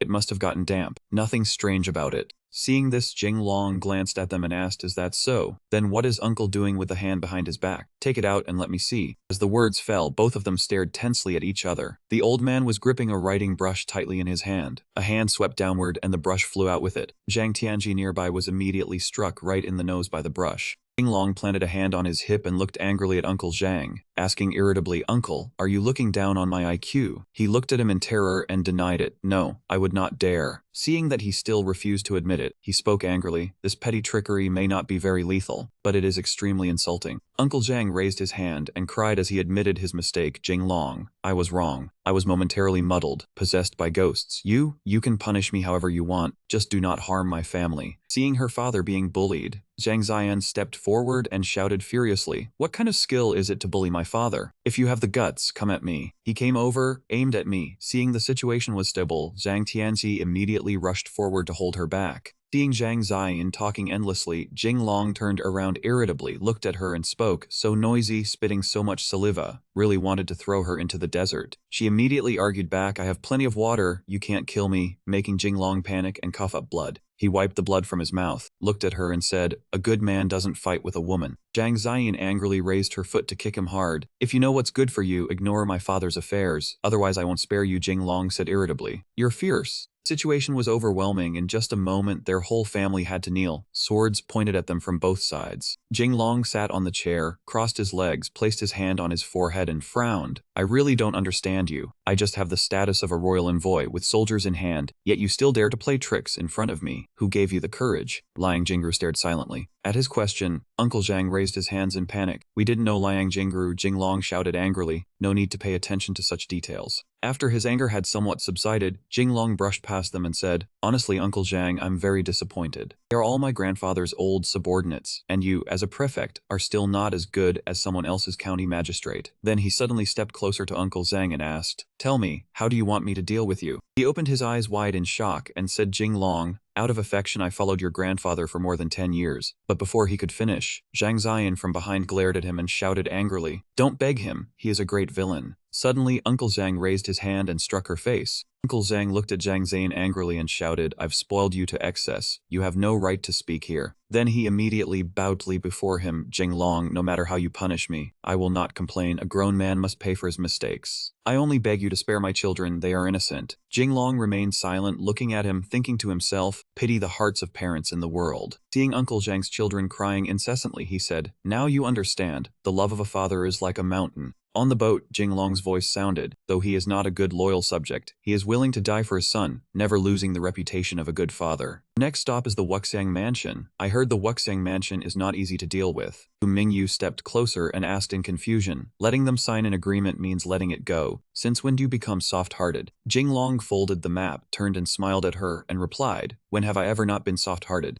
Blushing at his gaze, Ku Mingyu said, I understand you less and less. Turning back towards Uncle Zhang, Zhang Ziyan carried tea to her father and asked in confusion, Father, at that time you were already old and confused, coming from a martial background. Why did you want to join the scholar's house? He held the teacup and continued, later when the crown prince ascends, the world will ultimately belong to the civil officials. The era of martial men has ended. Returning to the room, Zhang Ziyan arranged her belongings and said, I've made up my mind. Hearing this, Zhang Tianqi stepped forward and asked in confusion, Sister, what have you decided? She turned to her younger brother and replied, if they spared our family, that is a life-saving grace. I've decided to repay it with my own body. Hearing this, he immediately laughed mockingly, Sister, don't do something foolish. Beauty is how you repay with your body. What you're doing is repaying gratitude with resentment. Teased by her brother, she became furious and shouted, What did you just say? Say it again. After being punished by his sister, he spoke fearfully, I won't dare again. Ku Mingyu asked, are you really that kind? You will spare them first a few sheets of paper. Jing Long answered calmly, these are no ordinary papers, but they're oaths of loyalty. She frowned and asked again, I still have one question. Jing Long asked, what is it? She said, actually, there were many places where you did not need to go ashore. Could you not have gone full speed straight to the military training camp? Seeing this, he replied, these places are sites the military must fight over. We have to plan for the future. After hearing this, Mingyu was startled and said, you mean battles will be fought in these places in the future? future? His cheeks flushed as he smiled. Guess. She frowned, turned away, and said, guess my ass, childish. Then she stuck out her tongue to provoke him. Guess whether I will guess or not. But Jinglong did not turn back at all. He just dusted off his hands and walked away. Him's childish, making her even angrier. Who is childish? My chest is bigger than yours. Elsewhere at Wushuang Prefecture, an old man wiped the sweat from his forehead and said wearily, my lords, Jinglong has crossed Zhujiang and fought his way to Wuchang Prefecture. How should this be handled? I beg my lords for guidance. He was the prefect of Wuchang, Tong Yugui. Another old man of higher rank sat in a chair, and after hearing this, said angrily, that bastard, he has killed no small number of people along the way. He was the provincial surveillance commissioner, Ding Ruchun. The remaining old man held a teacup and sipped as he said, he has already passed Dashing Pass. The commander of Jianyang Guard was killed by him. He was the regional military commissioner, Tong Yangsheng. Seeing this, Ding Ruchun said in fear, back then, Wenzhong was forced to resign from the Five Armies Governorate. This humble official and the administrative commissioner jointly submitted a memorial. This humble official does not want to die. Another old lord replied, what is there to fear? When soldiers come, generals block them. When water comes, earth covers it. He was the administrative commissioner of Huguang, Fu Yang.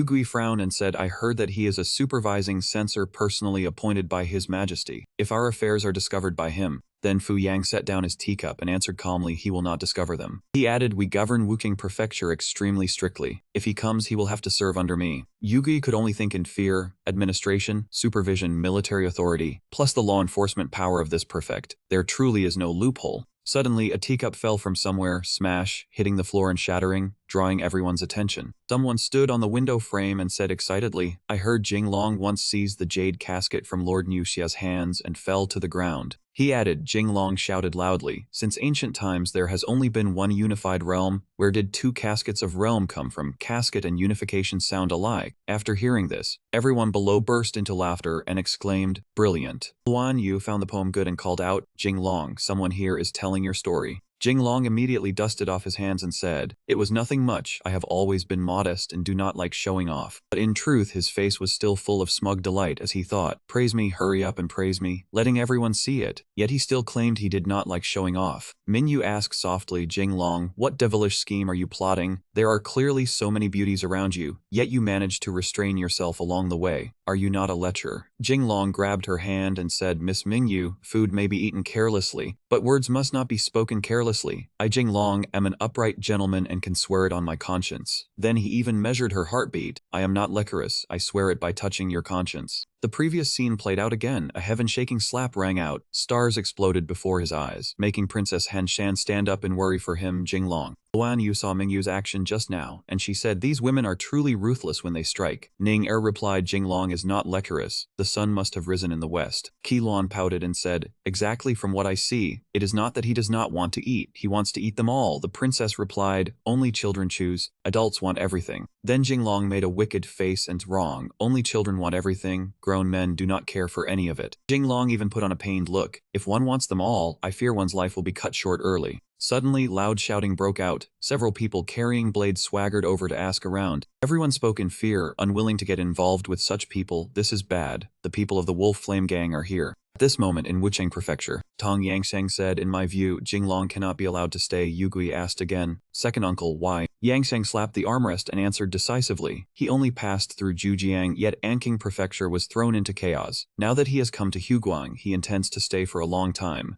Ruchun also joined in, saying that is right, we were never on the same path as him to begin with. If he stays here, we will have no way to survive. Then the whole group gathered around, including Kuyang, all harboring wicked intentions as they said in unison, then kill Jinglong. Yugui asked, but how do we do it? Jinglong has already toppled Jianyang Guard, Anqing Prefecture, and Zhujiang Prefecture. Old Kuyang replied, Jinglong has one fatal weakness. Everyone was curious about his only weakness. What weakness? Yugui quickly answered, a lecher. He was immediately grabbed by the head and smacked down by Yangsheng as he rushed over. Kuyang lifted his teacup and calculated as he said, that is not wrong either. Jinglong is lecherous and wasteful, and likes showing off before women. I heard that he previously traveled incognito in Anqing and Zhujiang, so now he will be easy to handle. Somewhere tables and chairs had been overturned, teapots and cups lay shattered all over the floor. The young ladies all hid behind Jinglong. He said, what are you doing? Do you know who I am? Before countless blade tips pointed at him. The thug licked his blade and laughed in delight. Of course we know you are 10,000 tails walking around. Hearing this, Jinglong Long immediately knew someone had hired them to deal with him. What? That man pressed the blade tip closer and closer as he said, obediently accept death. I will let you die a little more comfortably. He immediately raised both hands to negotiate with that man. We can talk this over slowly. We must use virtue to convince people. Thinking of the scene where Ku Yang discussed the plan to assassinate him, while he has not brought guards with him, kill him. Just say Jing Longed at the hands of bandits. Then the three of them all praised him. Lord Ku is truly a genius. With a bumper harvest assured, he laughed in delight. To accomplish great things, one must use every method. Then one man chopped a table in half to start things off. That man pointed his sword and ordered his accomplices, brothers, attack. No one knew what happened or who hit whom, they only heard sharp smacking sounds. By some mysterious force, they ended up lying neatly under Ning Er and Mingyu's feet. The leader clutched his still burning red face and cried out, "This is not scientific at all. A group of men like us were beaten by 2 women. Seeing this, Jing Long immediately cut in and said, still talking tough, keep hitting them for me. Then the 2 young ladies entered a stance, fully prepared to fight. The leader now wanted to negotiate. That man said, wait, did you not just say we should use virtue to convince people?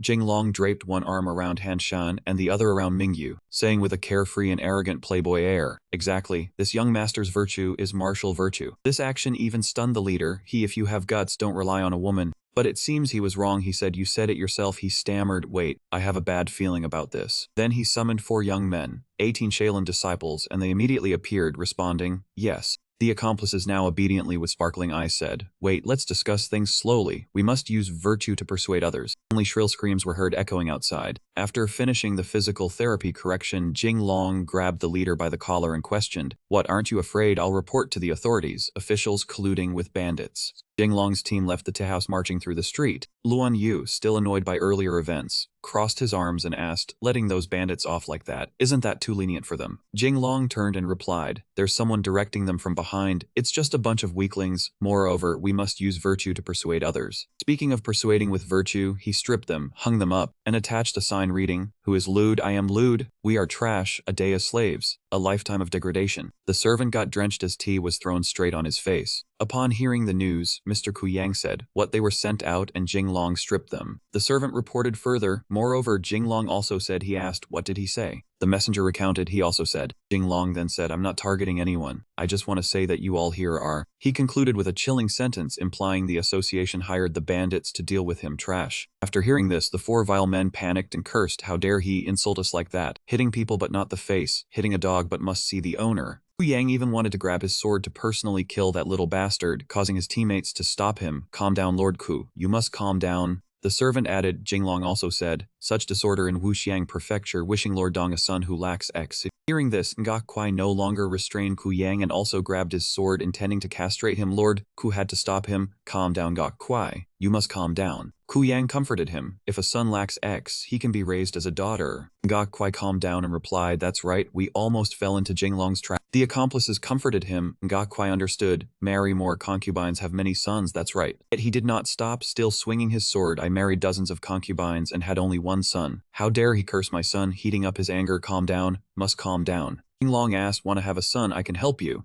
Dong Voko asked, are you talking to me? He replied, yes. Jing Long continued, I heard that the young master of Wuxiang Prefecture, Dong Voko, has matters hard to discuss. I especially like helping people. Hearing this, Voko angrily said, nonsense, talking rubbish, I have nothing, I cannot tell anyone. His servants crowded around and shouted at Jing Long, where did this bastard come from, daring to deceive our young master, not even checking who our young master is. They added, Dong Hai lacks a bed, sneaks to the Dong family's bed at midnight. Jing Long laughed, too wet, didn't expect you to be the young master of Dong Banchang's Wuxiang Prefecture. Voko stood straight and replied, of course. Regarding wealth and power, few in Huguang compare our family. Han Sen and the young ladies hiding behind a tree said, what's Jing Long up to? Luan Yu laughed. Just seeing his smile, knew he was setting a trap. Ninger said, Dong Voko is unlucky. Jing Long continued, if young master Dong has nothing he cannot tell, then I'll speak frankly. Voko innocently said, better for you to speak directly. To raise tension, he said, then I will be very direct, very direct. He gritted his teeth and said, if you have the skill, come. Thinking it was a big issue, Jing Long judged, the young master Dong's name is not very good. Voko asked you, what did you say? Jinglong whispered, Boko no xx, same sound as chicken, also referring to the male private part. Coming closer, he continued, I heard the Dong family has 3 generations of only sons, always sickly. Feeling his family's secret exposed, Dong Voko covered his mouth and snapped. What nonsense are you talking? Jinglong flicked Voko's hand away and said, am I wrong? Voko got angry, rolled up his sleeves, ready to act definitely wrong with this strong body of mine. Then he drew his sword, swinging a few strokes, and said, my young master is green dragon, white tiger, under the waist is a mighty bull. Dare you say I'm powerless? Jinglong heard this and turned away. Apparently I was mistaken. There was still a miracle medicine I wanted to recommend to you. Never mind. Seeing this, Voko curiously fell into the trap and asked, wait, what miracle medicine are you talking about? Immediately he turned and named the medicine, 6 Flavor Emperor's Pills. Voko respectfully clasped hands. Is it indeed the 6 Flavor Emperor's Pills of physician Li Shizhen? He replied, yes. Then he immediately knelt down, catching Jinglong off guard. I want. Jinglong laughed. Oh, didn't you say you were strong as an ox?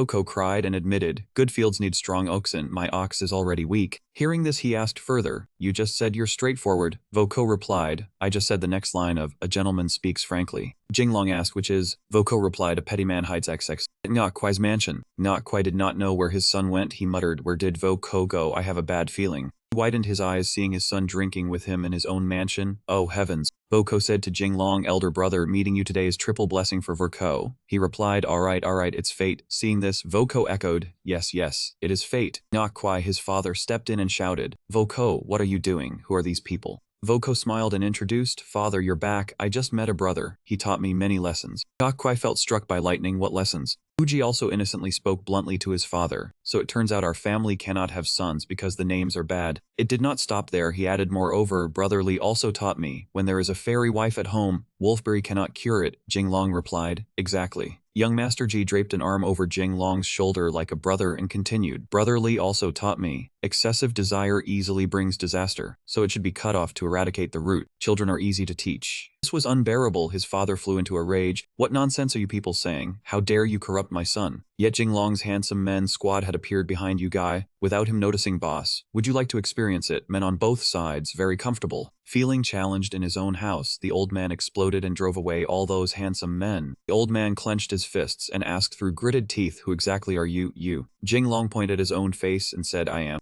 Both Wuji and he spoke in unison. We are the kind father and humorous son. The father can shoulder it, the son inherits from the father. Always filial? Yugai asked. The alliance of sorrowful fathers. Leaving him unable to take it after hearing that, was still the same question from the old man. Who exactly are you? Jinglong asked. You do not know me, Yugai replied. Have we met before? Then he turned around and walked away, saying leisurely, we have never met, but you should have long admired my great name. Yugi did not understand and asked again, what does that mean? No longer beating around the bush, he revealed his identity, my name is Jinglong. Making Lord Yugi feel as if lightning had struck past his ears, Jinglong. The servant knelt down and said, Lord Ku, you must uphold justice for me. Jinglong dared to scheme against my son. Yet not only did Ku Yang and the other two fail to help, they even competed to say vicious things about Yugai's son, making him tremble with anger as he listened. In any case, your son cannot get it up, cannot marry a wife, becoming gay is not a bad choice either, so whether it is a scheme or not makes no difference. Yugai shouted furiously, my lords, do you have any sympathy? Ru Chun and Yang Sheng said none. How many coins is sympathy worth? Seeing his comrade's attitude made Yugai extremely angry, the servant continued, but Jinglong also said, that man recounted, this is only the beginning, all those who dare to harm me, I will make you. Jinglong cursed, lose your families and fortunes. After hearing this, the three of them flew into a rage. What, he wants us to go bankrupt? Deceiving our feelings is fine, but cheat us of money and die. In this life one may love many people, but how many coins can one earn in this life? Ru Chun said to Ku Yang, cutting off the path to wealth is like killing one's parents. Jinglong absolutely cannot be allowed to live. Yang Sheng continued, find a way to kill him. Yugai pondered and said, then how do we kill Jinglong? He is the troop training envoy personally appointed by His Majesty, and also a supervisory censor. If we act openly, I fear. Ku Yang heard this and replied, well said. Then the three of them kicked Yugai out of the room and left him to handle his own family affairs. This matter was caused by you. You go solve it. If you do not get rid of Jinglong, we will get rid of you. Elsewhere, Jinglong was in an extremely good mood. Setting up a recruitment table, he sat in the middle of the street recruiting staff. Huguang troop training master personally appointed by His Majesty. The Wuchang prefecture is now recruiting soldiers. Social insurance, 13th month salary, generous treatment. Passers-by must not miss this. Soldiers with high pay and good benefits here. Then they scattered flyers all over the street. Jinglong held his head and complained, it has been half a day, and no one has come to apply. Could my terms not be good enough? This young master is not stingy with money. As soon as he finished speaking, one of his men said, "Young Master Lee, someone has come to the recruitment event." He asked delightedly, "Where?" It was a gap-toothed kid who was still eating candy.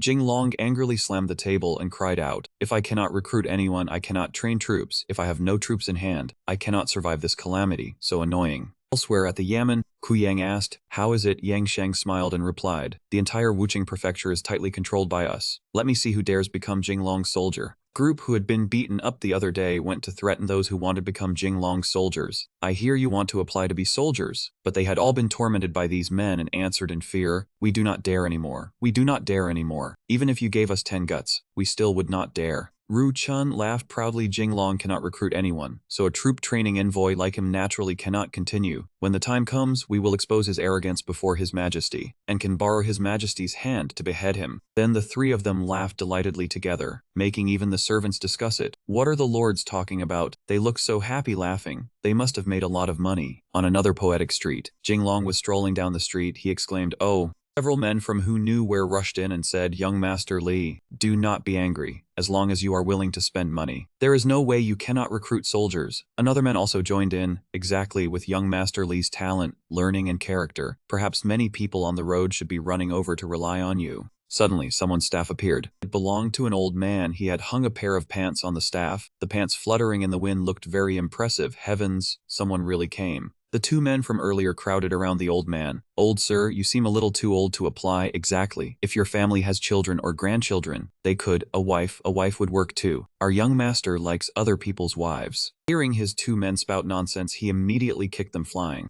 Jinglong said gently, "Grandpa, you are a little old." The old man said, "Censor Lee, I have not come to enlist." He asked, "Then you came to?" The old man replied, "I came to file a complaint." With tears brimming in both eyes, the old man confessed, "My true identity is the Huguang Provincial Administration Commissioner." Hearing this sentence, Jinglong was stunned. "What?" Jinglong immediately turned and left, indifferent to Guo Jinchuan's pleading expression. "Let us go." The old man immediately panicked and quickly stepped over, spreading his arms to block him. "Wait." Guo Jianchuan raised both hands and hurriedly insisted despite Jinglong's completely impatient expression. "This old man is telling the truth." He crossed his arms and frowned, loudly questioning. "This young master is a dignified troop training envoy, a supervisory censor personally appointed by His Majesty. Do you think I would believe your baseless words?" After saying that, he again lightly covered his mouth and whispered to Guo Jianchuan, "Do you have anything to prove your identity?" Holding the token in his hand, he hesitated as he read, "Chuanjian Guo." Seeing his hesitant look, the old man angrily corrected him. "It is Guo Jianchuan. Have you ever gone to school or not?" Hao Shaowen behind him put on a dangerous air and whispered to Jinglong, "Young Master Lee, I seem to have heard that Huguang previously had a provincial administration commissioner named Guo Jianchuan." He immediately glanced at the old man and asked, "You are Guo Jianchuan, the real provincial administration commissioner?" Seeing his attitude soften,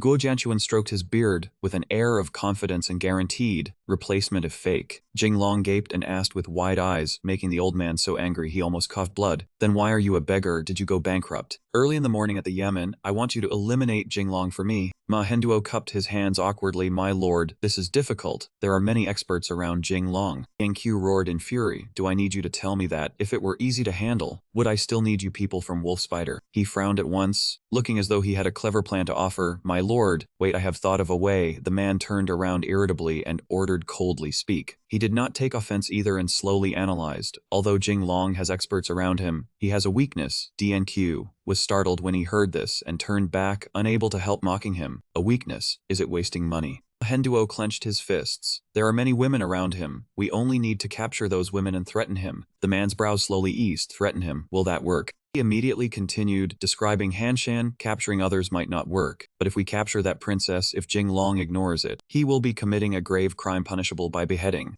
DNQ laughed loudly, raised his thumb, and praised him, "Truly clever, as expected of the foremost bandit gang in Huguang." He did not deny it either, scratching his head and chuckling. "My lord flatters me. Kidnapping, extortion, murder. We are professionals." A moment later, Mahenduo frowned again and boldly asked, "But my lord, why do you have a grudge against an imperial envoy personally appointed by the emperor?" DNQ pressed his lips together, tears welling in his eyes. "You do not know." He then recounted the scene of his son eating, drinking, and singing beside handsome men in scanty clothing. Under Ma Henduo's speechless stare, DNQ then ended the story. That is what happened. As he told it, his heart ached so much that tears streamed down his face. I married dozens of concubines before finally having one son, yet Jing Long lured him into being gay. Tell me, should I take revenge? After learning the reason, Ma Henduo was extremely furious. You should. Absolutely you should. This is hatred of cutting off one's line, irreconcilable under the same sky. DNQ turned around viciously and agreed. Exactly, you understand me. He did not hesitate either, stuffing the gold into his robe while smiling amiably. In our world, this matter can also be considered a violation of the rules. Rest assured, my lord, even if I do not take money, I will handle it properly for you. The man saw this and asked calmly, did you not say you would handle it properly even without taking money? He immediately grinned, raised his thumb, and explained obsequiously, not taking money is the basic service. Now that I have taken money, I will give you VIP service. Under the noonday sunlight, only the sound of the man cursing Ma Henduo could be heard. Back on the other side, Jing Long said in disbelief, you are a dignified administrative commissioner. How did you end up like this? Guo Jianchuan dabbed at his tears while lamenting, this is why I came to you. I was framed by Ku Yang. The old man then told the truth. On that day, Guo Jianchuan hugged Xiao Kang while puckering his lips in delight, speaking impatiently, Xiao Kang, I have abandoned that woman. From now on, we can be together forever. She shyly raised her cup, her face full of affection. My lord, Xiao Kang offers you a toast. After drinking it, the old man soon collapsed and spat out a mouthful of blood, trembling as he said, Xiao Kang, you poisoned the wine. Xiao Kang, however, smiled gently, tidied a lock of hair, and said slowly, how could someone as beautiful as Xiao Kang be so vicious? Guo Jianchuan trembled in disbelief and asked, why? In an instant, the sweetness on her face vanished, and she asked indifferently, have you forgotten back then? You investigated the Kang Nian case. I am a descendant of the Kang family. The old man clutched his aching chest and gnashed his teeth as he explained back then. Food was scarce, Kang Nian grew rich while the nation was in crisis, hoarding grain and refusing to sell it. He deserved to die. When Xiao Kang heard this, she shouted angrily, I do not care whether he was guilty or not, but you killed my entire family. I must make you taste suffering. After hearing this, Jing Long turned away again. Let us go, there is nothing worth saying to a lecherous old man. Guo Jianchuan immediately burst into tears, ran over and wrapped his arms around him. Young Master Li, hear this old man out, Jing Long shouted in annoyance. Let go. A moment later, Jing Long had just sat down with a cup of tea when the old man choked up. It really cannot be blamed on me. That woman has a silver tongue, sweet words in her mouth, beautiful and clever with exquisite eyes. After rambling for a while, the old man became inspired again, praising her in infatuation and ignoring the helpless look on his face. Her slender waist was truly enchanting. No matter how strong a man is, he would have to surrender. Hao Shaoan watched until he was speechless. Why is he singing too? Wang Fang beside him looked knowledgeable. The specialty of Administrative Commissioner Guo is singing, dancing, and rap. After listening for a while, Jing Long became so irritated that he sprang to his feet. Get out of here. If you want to die, go die somewhere else. Guo Jianchuan jumped in fright, then quickly put on a dangerous expression. Young Master Li knows a great calamity is coming. This old man can help you. Jing Long turned away with his hands behind his back and retorted disdainfully, you have already ended up like this yourself, and you still want to help me. Seeing that he looked down on him, the old man was not angry and merely explained calmly, all of Huguang is managed by Ku Yang and his people like an iron barrel. If young Master Li trains troops here, I fear you will not recruit a single soldier. He was in the middle of leaving when he suddenly froze. Jing Long glanced back slightly and turned around solemnly. Guo Jianchuan frowned and promised, although I once made a mistake, I am more resourceful than most and know their methods clearly. If I assist young Master Li, training troops will not be difficult. That very night, after being poisoned, Guo Jianchuan knelt and crawled behind another person begging humbly, Lord Ku, this vicious woman poisoned the wine to harm me, save me quickly. The old man knelt on the ground, showing all the respect he possibly could. As long as you save me from now on, this lower official is willing to be a dog at Lord Ku's feet. Ku Yang smiled contemptuously, turned back, and mocked him. Lord Guo is indeed a clever man, trying to turn the scheme against me and pretend to surrender. Not bad, this time I set the trap. Hearing this, the old man struggled with all his strength to speak. I am the administrative commissioner of Huguang, Lord Ku. By doing this, are you not afraid of His Majesty? Ku Yang calmly cut him off. Who would know? He slowly severed Guo Jianchuan's hope. His Majesty arranged for 2 administrative commissioners to divide power. Today, only one of us will live. The old man grew more and more terrified. Are you not afraid? Ku Yang smiled and turned away. not bothering to listen to him continue. Rest assured, after you die, I will report to His Majesty that you were harmed by villains, and if the court investigates further, they will only find Xiao Kang. What does it have to do with me? Guo Jianchuan clenched his teeth and said with hatred, Kuyang, even if I become a ghost, I will not spare you. But the man heard it as if it were a joke and laughed smugly. I am not afraid of you while you are alive. Would I be afraid of a dead ghost? Kuyang called out loudly, Xiao Kang behind him. Xiao Kang obediently bowed. Thank you, Lord Ku, for giving me the chance to take revenge. She stepped forward and shouted straight into Guo Jianchuan's face. I will bite you to death, bite your flesh to pieces, and avenge my family. The old man listened and somehow thought of something else, suddenly asking back, wait, this biting you mentioned, is it the biting I understand? When Kuyang heard this, his mouth fell open, while Xiao Kang was so furious she spat blood. Both secretly recoiled in shock. Damn it, how could anyone play with such a ruined woman? Seeing that they had lost their vigilance, Guo Jianchuan immediately seized the chance. The old man muttered inwardly, now. Thinking it, he acted at once, quickly using force to knock a candle from the table. Amid the chaos, Guo Jianchuan escaped. The wooden house caught fire very quickly, and in moments the flames blazed fiercely. Right then, Kuyang's shout rang out, do not let him escape, shoot arrows. After hearing the story, Jinglong looked up at the sky and sighed inwardly. Even a volley of arrows failed to kill you. Guo Jianchuan hesitated again. Actually, the old man confidently pulled open his robe under Jinglong's astonished gaze. This old man has many enemies, so I usually wear it underneath. He broke into a cold sweat as he stared at the red doodoo the old man was wearing, pointing and scolding him fiercely. Was this fool invited here to put on a comedy act? Guo Jianchuan faked a cough to hide his embarrassment, closed his robe and explained, in the past I wore armor underneath, but I have been poor lately, so I sold the armor. He raised his brow. Helpless, I can understand selling the armor, but wearing this bridal doodoo on your body, Lord Guo, your taste. But he did not dwell on it either and immediately draped an arm over the old man's shoulder, saying with a smile, it is fine, it is fine. I have always been generous. If Lord Guo has this hobby, I will gift you a few sets of bikinis in the future. Guo Jianchuan asked in confusion, "By what is a bikini?" He did not bother explaining further either. It is underwear even more alluring than a doodoo. Hao Xiaoan asked Wang Fang in disbelief. Has young Master Li accepted old Guo? He also broke into a cold sweat as he stared after them and answered him. Is this an official decision to cut ties with Administrative Commissioner Ku Yang and his people? I seem to see a storm of blood and carnage. The skies over Huguang soon turned to evening, and the gentle sunset glow covered the entire city. Ku Yang slammed his hand hard onto the table, making tea splash from the cup, and roared viciously, I must make Jinglong see blood. Seeing his furious state, Ding Ruchun held a cloth and wiped his sweat. Administrative Commissioner, why be angry over a mere Jinglong? Once he fails to recruit troops, he will leave on his own. Ku Yang shouted impatiently, that is too long. I cannot wait anymore. Every day he stays here, our business will be affected for another day. He slowly asked back, what Lord Ku means is, Ku Yang turned toward him coldly and asked, in the end, can Jade Hall do it or not? If he cannot, Ku Yang gave a vicious smile, then ordered Tong Yangsheng to lead the troops. In another vast courtyard,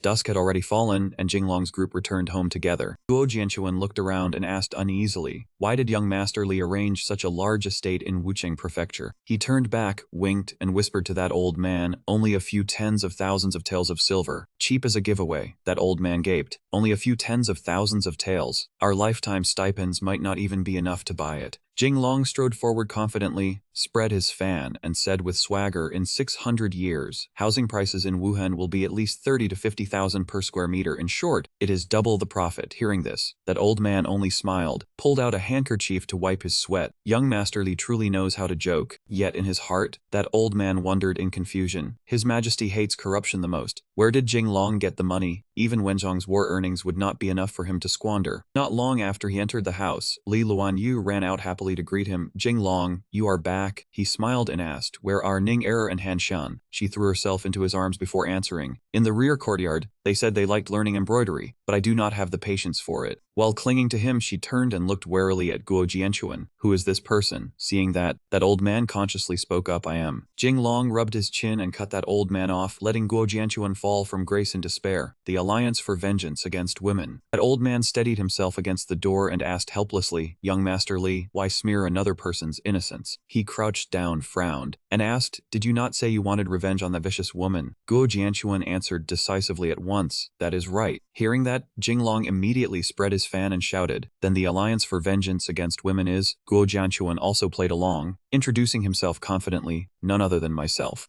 A moment later, that old man was swept up in ambition again, hopping about before the courtyard gate. Go wants revenge, to let that venomous woman taste regret, and Kuyang too, none of them can escape. Wang Fang felt embarrassed just watching him, inwardly sighing. The resentment on old Guo is too heavy. Jinglong was calm. A lifetime of brilliance ruined. How could he not hate it? Who told him to run into 5 cunning people? Fury rose like smoke from Guo Jianchuan. Well, now one who has been cuckolded will always be cuckolded. Kuyang, fall beneath my resentment. Li Luan Yu hid behind him and said fearfully, Jinglong, this person is so frightening. Who exactly is he? He twitched his lips and answered, well, picked him up along the road. The moon had already risen to the middle of the sky. As soon as Guo Jianchuan sat at the dining table, he began slurping noisily. Seeing that old man eat so fast he might choke, Jinglong advised, eat slowly, have enough rice. And after you finish, tell me whether you have any good method for recruiting troops. On a branch outside the window where the two sat, a figure flickered in and out of sight. A stranger stood on a tall tree and looked down. Inside the inner room, a rare folding screen had been drawn across, but the curtain had not yet been lowered. Behind the screen was Han Shan, carefully biting her brush as she stared fixedly at the book beneath the table. Figure on that branch shot away at once, and she did not notice at all. The mysterious person's gaze was filled with killing intent. That man was the assassin Mahenda, and that man rushed down into the courtyard with a sharp, gleaming longsword die. Ning came from nowhere and barged behind the screen, angrily scolding Han Shan. Did we not agree to study embroidery? Why did you hide here alone? She sprang up in panic. Leave me alone.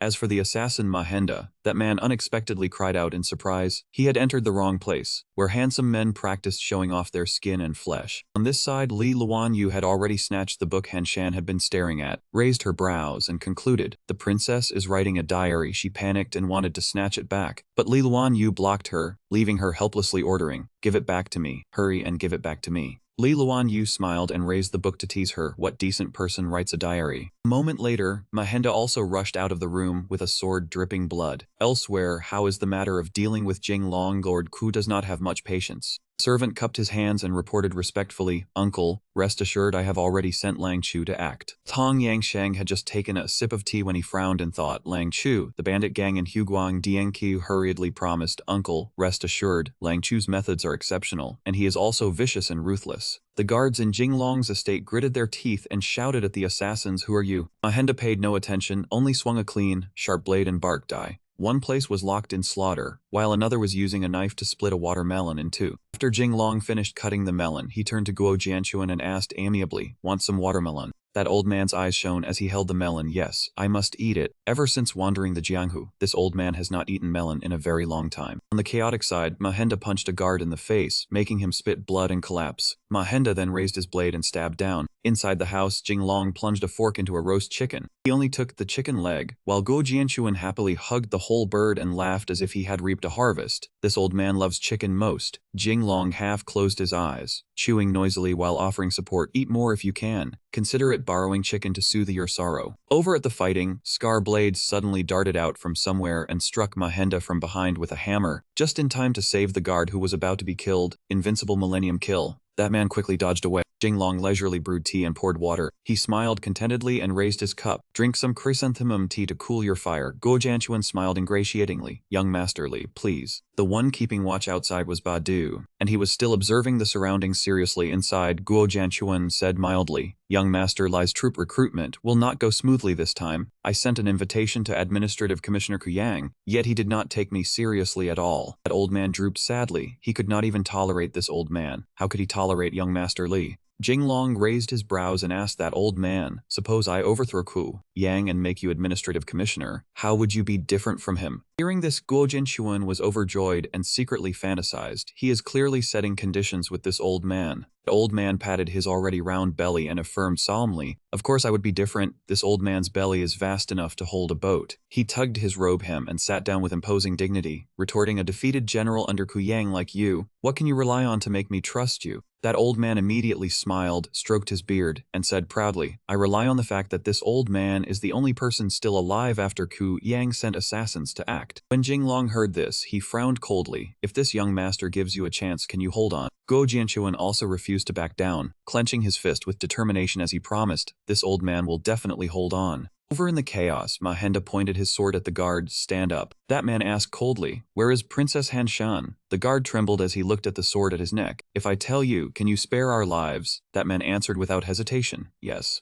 But just as the guard finished revealing Henshan's residence, the sword happened to swing up as well, and a sticky fluid sprayed from the guard's neck. The guard fell to the ground, unwilling as he reached after him. "You do not keep your word." Mahenda turned away as if nothing had happened. "I said yes. I could let you die a little more comfortably." In the courtyard where Hanshan lived, the girls were gathered together, and Li Luan Yu's voice rang out. "Do you know what day today is?" While holding back laughter, she read the diary. "It is the day I began to like you." Hanshan covered her face and shook her head, crying out in embarrassment, "Stop reading." But Li Luan Yu still did not stop. "Because I like you, I can face every difficulty." She turned to tease Hansen. The princess really knew how to flirt. Ning smiled helplessly and asked Hansen, "Are these words you want to say to Jing Long?" Hansen still covered his face, shyly shaking his head, too embarrassed. On Jing Long's side, the argument had reached a heated point. He shouted angrily, "Then stand and see." Guo Jiangxuan also did not yield. "I will show you how to stand." Ku Mingyu stood outside watching, confused, asking Badu, "What are they saying? Why does it feel so dark?" He stood straight like a statue. Badu felt the same. Badu's expression was full of admiration. "The young master truly talented," she pouted. "Monkey's talent. Can't you tell talent from a false king?" Suddenly a shadow appeared behind the wall, softly calling, "Help!" Both Badu and Ku Mingyu flinched. He turned inside, calling, "Jing Long, my lord." He turned back to Badu and asked what happened. He suffered a stab to the butt, slowly crawling in, making Jing Long's face pale. He gritted his teeth. "This is bad." On Hansen's side, Mahanda's sword clashed with Li Luan Yu's bamboo tube with a metallic ring. She held her right arm, gritting her teeth, stepping back. Li Luan Yu quickly glanced back, shouting to Ning and Hansen, "Go quickly." Both replied in unison, "What about you then?" Mahanda pointed his sword at them, coldly saying, "Today, besides Princess Hansen, you all must die." Li Luan Yu squinted, anxious and tense, thinking, "No, this is not good, can't win." Suddenly something shot toward him at a terrifying speed. Luckily, he blocked it. Turned out to be an arrow from Ninger's crossbow. She scolded angrily, "Don't underestimate us. We can protect ourselves too." Li Luan Yu held his arm, exclaiming in shock. "Ning-er," scolded her, "Close the door and fight on your own. Since when did outsiders get to bully?" Hansen also laughed loudly, clenching his hands in agreement. "That's right, who says women are inferior to men?" Mahanda swung his sword across, startling all three. "Do you think I don't exist?" Suddenly a double hammer slammed down at Mahanda's feet. He panicked and lifted his leg. Hansen swung the hammer fiercely. "No one told you. My mother is related to Gao Li, the Han Gao Li family born with divine power, often producing mighty generals on the battlefield." She shouted angrily at him, "Don't underestimate us women." Mahanda moved with lightning speed. Hansen's double hammer snapped in half. He glanced and mocked. "Do women living in the inner palace really know how to kill?" Mahanda's voice was cold. "My sword is for killing." Outside the door, Lang Diao hid outside, trembling, thinking, don't go, you'll die inside." Ninger's crossbow was also knocked away, arrow broken, clattering to the floor. Lang Diao outside clenched his fists, advising himself, "Don't go to die. You can only survive by relying on Jing Long." Inside, Li Luan Yu rushed up to block a sword for Ning. Outside, he still hesitated, gritting his teeth, tears and snot streaming. "Don't go, you'll die. You'll die. Survival is the only hope. I must live on." The three girls inside had all collapsed, all facing death. Mahanda showed no mercy, quickly swinging his sword. At the critical moment, Lang Diao stopped hiding, rushing out to block his sword. He gritted his teeth. "I am the hero Lang Diao. Don't think you can harm my mistress." Mahanda's eyes were full of murderous intent, mocking contemptuously, "Only relying on you." Jing Long brought men to the gate to rescue them. Jing Long kicked the door open and charged in. Hanshan. Ku Mingyu was startled to see the place where the assassins were running wild. Badu cracked his knuckles as he stared at the uninvited intruders. He had not expected so many assassins to come. None of them should dream of leaving this place. Jing Long anxiously gave the order, "Leave a few of them alive, hurry and save Hanshan and the others." The sound of swords rang out as a few drops of blood spilled down. The three young ladies, Hanshan, Li Luan Yu, and Ning were anxious and wounded, while Ankiet stood heroic. Ankiet braced himself on his sword and struggled to stand. "Mistress, hurry and leave. I will hold them off here." Li Luan Yu could not bear it, but Ankiet urged her on with all his strength. "Do you want me to die for nothing?" That assassin rushed over. "It is no use. None of you will survive." One blow made Ankiet cough up blood. He lay motionless in the pool of blood spreading beneath him. The assassin thought he was gone and turned toward the three young ladies. They knew the situation was urgent, but there was nothing they could do. "This is bad." The assassin suddenly froze. Ankiet was still alive. He shouted and urged them on. "Mistress, hurry and go." That man was furious at being obstructed and cursed. So troublesome. He slashed decisively, and blood sprayed out in several streaks. Jing Long and his men outside had already cleaned everything up. When they heard the slicing sound, they immediately thought something had gone wrong. The door was slowly opened as well. Ku Mingyu pushed the door open with a pale, terrified face. Jing Long outside saw Ankiet sitting on the bed, covered in wounds. He rushed over anxiously, touched him, and called out, "Ankiet." At the call, his fingers began to move, showing that a fortunate turn had come. Li Jingong joyfully grasped that hand. Ankiet, you are not dead, do not worry. I will find the best physician. You will definitely live. Ankiet could say nothing more, my lord. Ankiet breathed out and forced out broken words, my lord. I did not run. I fought the assassin head-on. Jinglong understood and tried to stop him. Ankiet, do not speak anymore. Save your strength. Jinglong turned and called out, where is the physician? Someone here is injured. Hurry and summon a physician. He struggled to finish his sentence. Even if he died at this moment, my lord. Hurry, hurry, and save the mistress. He pointed at the window, where the bloodstains left behind when the assassin fled with someone still remained. At that moment, Ankiet's hand also fell, drained of strength. Jinglong's face turned ashen and he fell silent. After that, only the cry calling Ankiet's name could be heard. At that moment, a Liu came over holding the prince's diary and wept. Young master. Took it out and read it. Han Shan had written words of confession inside. Jinglong, do you know what day today is? It is the day I came to like you. She concluded with one sentence, because of love, one can overcome every hardship. Screams rang through that night, do not run, assassin. The assassin pressed his blade close to Han Shan. Your reaction is quite fast. Han Shan threatened him. If you know what is good for you, let me go. Otherwise, Jinglong will definitely not spare you. He threw her away. Go. The two men hiding far behind watched the scene and discussed noisily. We have to think of a way to save the princess. Do you have a death wish? If anything happens to the princess, Jinglong will suffer, and we will suffer with him. Han Shan asked him suspiciously and carefully, you want to let me go? The assassin said, after all, you are the emperor's daughter. If I hurt you, I fear I will not live either. He turned his face away, signaling that he wanted her to leave. If you want to live, hurry and run. Han Shan angrily rushed toward that man and he cried out in surprise, not toward me. She grabbed his collar and angrily interrogated him. Just now you did not hesitate to kill people to kidnap me. And now you want to let me go. What scheme are you plotting? What do you want to do to Jinglong? On the other side, Ning-er supported Li Luan Yu as they came over Jinglong. Jinglong saw the two of them and asked anxiously, Luan Yu, Ning-er, are you two all right? Ning-er explained what happened. Luckily, Ankiet sacrificed himself to save us, so we were able to escape. But Han Shan, his veins bulged with furious resolve. I will definitely save Han Shan. That assassin will not escape. He turned and gave the order. A Liu passed down the command, tell the Nighthawks to act. A Liu understood his meaning but hesitated. Young master, you want to? Over where Han Shan had been kidnapped, another group of soldiers charged through the door to rescue her. One soldier panicked and tried to shut the inner door. You dare launch a sneak attack from the rear door. Today I will let you taste my 1,000-year kill. The tall, burly Badu behind him slapped him hard as a threat. Get lost. Obediently raise your hands and surrender. Otherwise Badu will chop off your head. The assassin pointed his knife and held Han Shan hostage. I have a hostage in my hands. Tell Jinglong to come see me. Jinglong suddenly rammed through the door and rushed in to save her. I am here. Let Han Shan go, and I will spare your life. Although that assassin had Han Shan in his hands, he was still somewhat wary. I killed so many people. You say you will let me go. Do you believe that yourself? Jinglong glared and warned him. Let Han Shan go. I will give you the time of one incense stick to flee. If you do not let her go, you will die immediately. The assassin was not easy to deal with and argued fiercely to the end. I heard Jinglong is as cunning as a fox, and dealt with countless officials along the way, yet I did not expect your head to have problems. Jinglong was furious at the insult to his character. What did you say? A slash unfortunately struck an official's neck, and the assassin put on airs. I said I have a hostage in my hands. Did you not hear me? Liu on that side watched in horror as the official collapsed. This is bad. Wang Fang is the son of Wang Daming, the county magistrate of Tongcheng. He was attacked by the assassin. Jinglong panicked as the situation became as perilous as 1,000 pounds hanging by a thread. Stop. What exactly will make you release her? Only then did he reveal his true purpose after all those obstacles. Very simple, you come here. One life for one life. If you come, I will release Princess Han Shan. Han Shan screamed and struggled as she tried to stop him. Jinglong, do not listen to him. Jinglong threw the sword to the floor, agreed. He raised his hand to surrender. Now I come over in exchange for Ham San. Release Hat Xiuvan first. He and Wang Fuang are innocent. Hat Xiuvan over crying, I agree. The assassin had not given consent. He angrily slashed Hat Xiuvan. Jinglong now did not know what to do. It was beyond his initial calculations.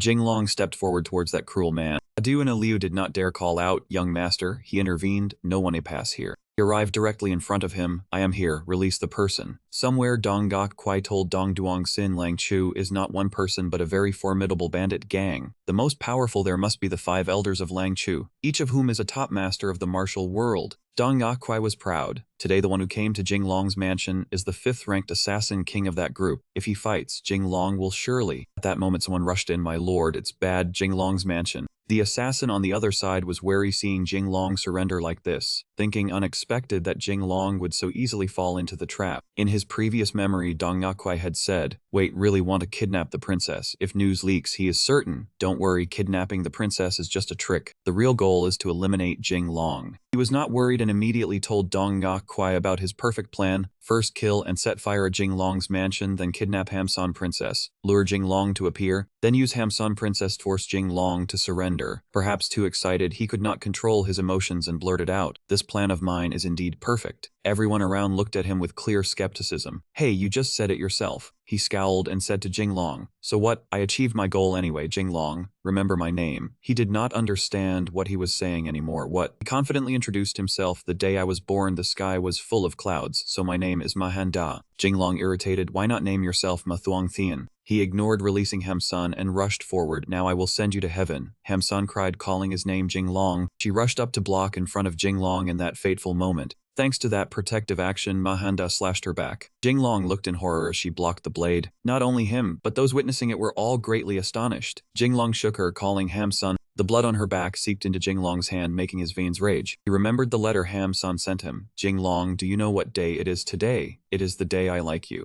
Mahanda panicked but felt no guilt, thinking, even if Princess Hamsun risks her life, she must protect Jing Long. "I killed the princess." He raised the blade and rushed. "Kill the princess. The old emperor will not forgive Lang Chu." "Deserve to die," he shouted. "All of you die." An arrow flew by, making his blade miss. The girl Kumengayat appeared with her bow glaring at him. He smirked proudly and tore off the face covering. "Think I cannot kill without a blade? Underestimate the assassin king too much." A giant shadow rose above him. Badu swore before everyone, "In the name of ancestors, today I must kill you." Badu clenched his fists. 13 supreme treasures strike. Powerful strike hit his body. Everyone anxiously waited to see the outcome, hoping it would end. But no, fate teased. Mahanda remained unperturbed, his front shirt torn. The upper garment tore, but his flesh remained intact, unscathed. Badu could not believe his eyes. "You..." Mahanda laughed. 13 supreme treasures strike is just that. I cultivate internal force. One breath. Mahanda exerted his internal power, tearing the thin cloth. 5 tall shadows appeared. They were called Lang Chu, 5 elders. After cultivating, Mahanda's face seemed decades older. "I cultivate internal force, also bones, known as Assassin King practicing eagle claw art." Badu ignored those ramblings and rushed to punch him. "So what?"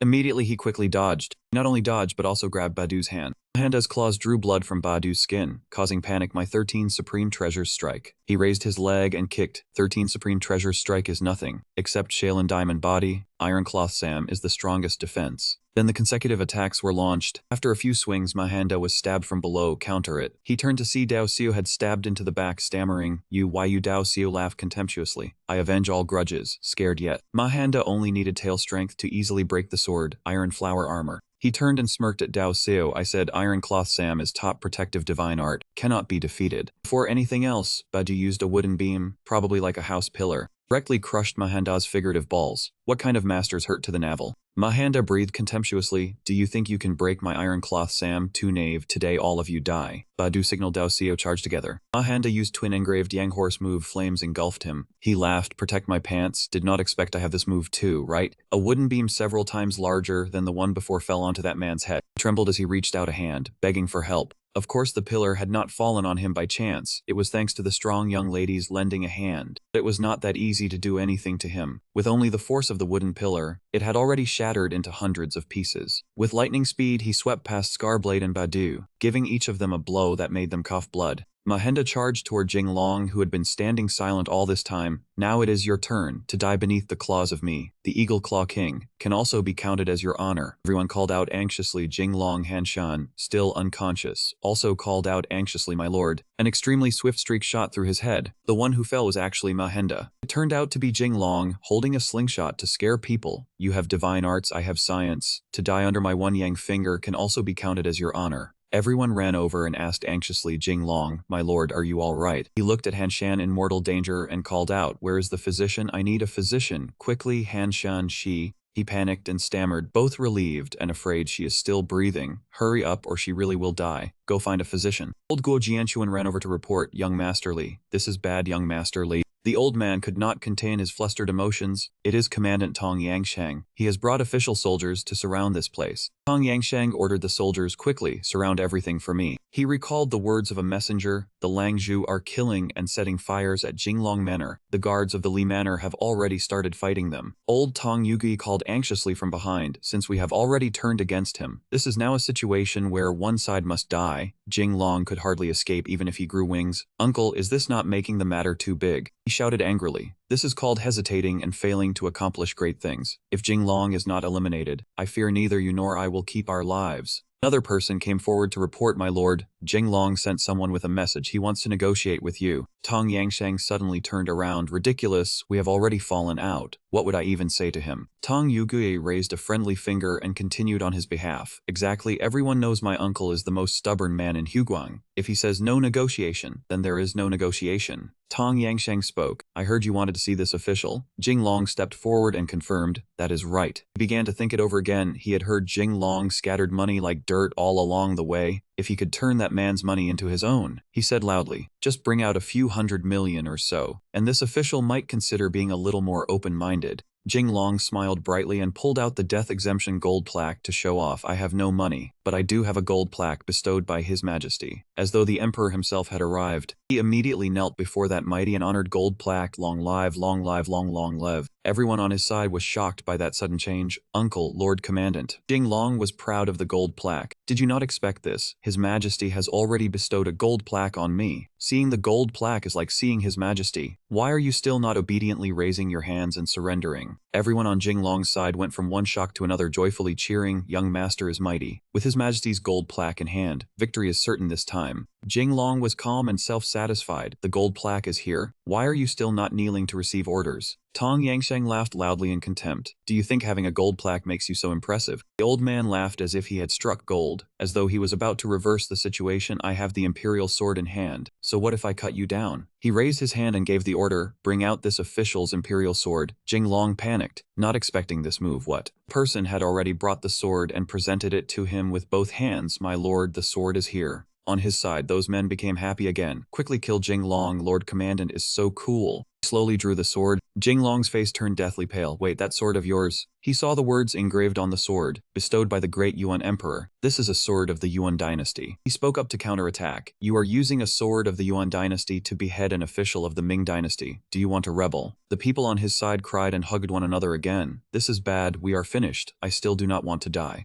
The man instantly unleashed an extremely swift slash. Tong Yangshang cut the emperor's gold plaque in Jinglong's hand. Half heavens, he lost his temper and disregarded everything. At a time like this, what does the sword's dynasty have to do with anything? Jinglong angrily threatened him. You dare defy the gold plaque bestowed by His Majesty. You are disrespecting His Majesty. Your 9 clans must be executed. Tong Yangshang gave a sly smile. Who would know? He pointed the sword at him. If I cut you down today, whether it is black or white will be decided by me. A large hand once again grabbed the old man's wrist. It was the brawny and impressively cool Badu. Tong Yangshang was full of terror and stammered, unable to speak. Tong Yugi stood to the side, so frightened that cold sweat poured down as he could only shout, Uncle. Badu immediately squeezed his neck until he foamed at the mouth. Seeing this, Jinglong wore a proud expression and said, Badu, well done. Yugui immediately gave the order in anger, quickly seized the commandant back. Suddenly something flashed past, making his face go pale, but afterward he quickly dodged the arrow that shot toward him. He even made a ridiculous show of hopping around to dodge it. Tong Yugui said provocatively, luckily this official has trained before. I am fine. Suddenly an official behind him, his whole body covered in wounds, crawled up and said, my lord, you are indeed fine, but all the arrows shot into me.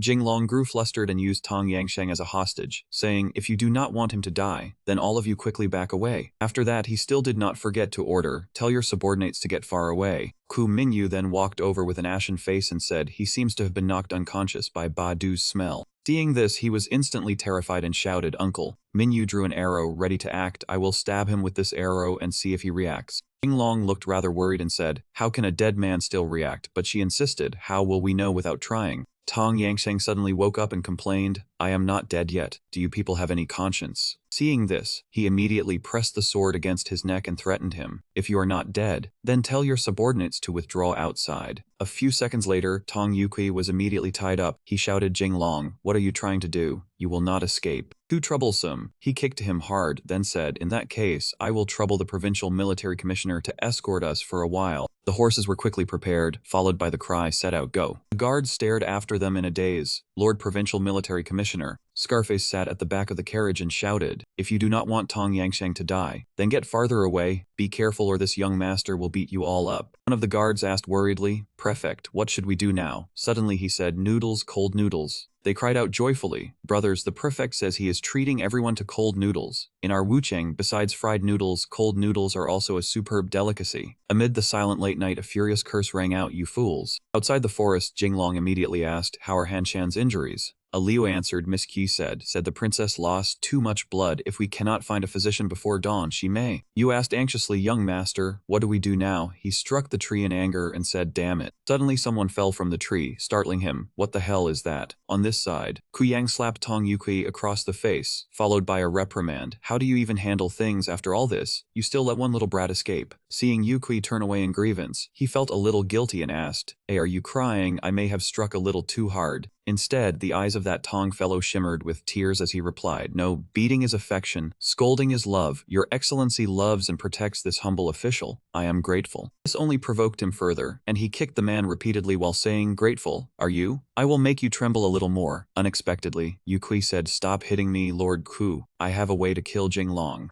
Kuyang had calmed down and asked slowly, what way do you have? Tong Yuqi let out a breath of relief and said, Lord Ku, have you heard of Lang Zhu? Kuyang's face darkened as he said, Lang Zhu? The Tong fellow looked confident and said, exactly, Lang Zhu has never failed a job, and moreover they have debts that must be sold. Lord Ku immediately corrected him, that is, grudges that must be avenged. Their expressions turned sinister as they said, just now the personal guards reported that Lang Zhu's fifth elder died in Jinglong's residence. With Lang Zhu's temperament, they will definitely seek revenge on Jinglong. Among the 5 elders, 4 still remain. Images of 5 blurry figures appeared in his mind. They continued among the 5 elders. Besides the Murder King, there is also the Iron Leg King, the Poison King, the Hidden Weapon King, and the most mysterious one. Outside, the sound of horse hooves rang out in echoes. Suddenly, the carriage stopped abruptly, because a woman ahead was crying miserably. Scarface asked in astonishment, who is that? The girl cried in grievance, my younger brother is dead. Am I not even allowed to cry? He immediately got angry. If you want to cry, cry somewhere else. Do not block the road. There is a patient in our carriage who urgently needs a physician. Hearing the commotion, Jinglong immediately showed himself and said, Scarface, give her some money and send her away. Do not cause trouble. Scarface immediately replied, yes, young master. He held out a silver ingot and said, here is 1 tael of silver, hurry and move aside. Do not block the road. She immediately felt cheapened and said, 10 taels of silver and I am yours. 1 tael of silver and what do you take me for? Scarface said impatiently, damn it, hey, woman, you even looked down on 1 tael of silver. She did not mind acting seductive and said, say it clearly. Exactly what is big? Jinglong felt embarrassed on her behalf and thought, what the hell is this? Even on this lousy road, someone is standing here soliciting customers. Scarface blushed slightly and snorted coldly, at this hour of the night, are you crazy? That girl refused to yield and said, do you have medicine? Crazy is also called being sick. Without any shame, she turned around and showed off her firm, glossy backside in provocation. Come here if you dare. He immediately pulled out a small hammer and said, do you believe this lord will hit you with this stick? Come then. Suddenly she revealed a mysterious smile, and a strange fragrance drifted from her sleeve. Scarface spoke toughly, rotten woman, just you wait. Then he suddenly smelled the fragrance too and stammered, this is. It turned out this person was Lang Zhu's 4th elder, the Poison King Ji Qiu. Having achieved her goal, she said, brat, you have already been poisoned by me. Scarface's entire face flushed red as he stammered, what, damn it, poison? The next scene truly shocked her. Jinglong showed his face anxiously and reprimanded him. Scarface, how are you handling things? Are you still not done? But the scene before him left him so shocked that he froze rigid. Badu complained, Scarface, young master is getting very anxious. You, before he could finish, he also cried out, heavens. His face turned ashen as he asked, what did you do to him?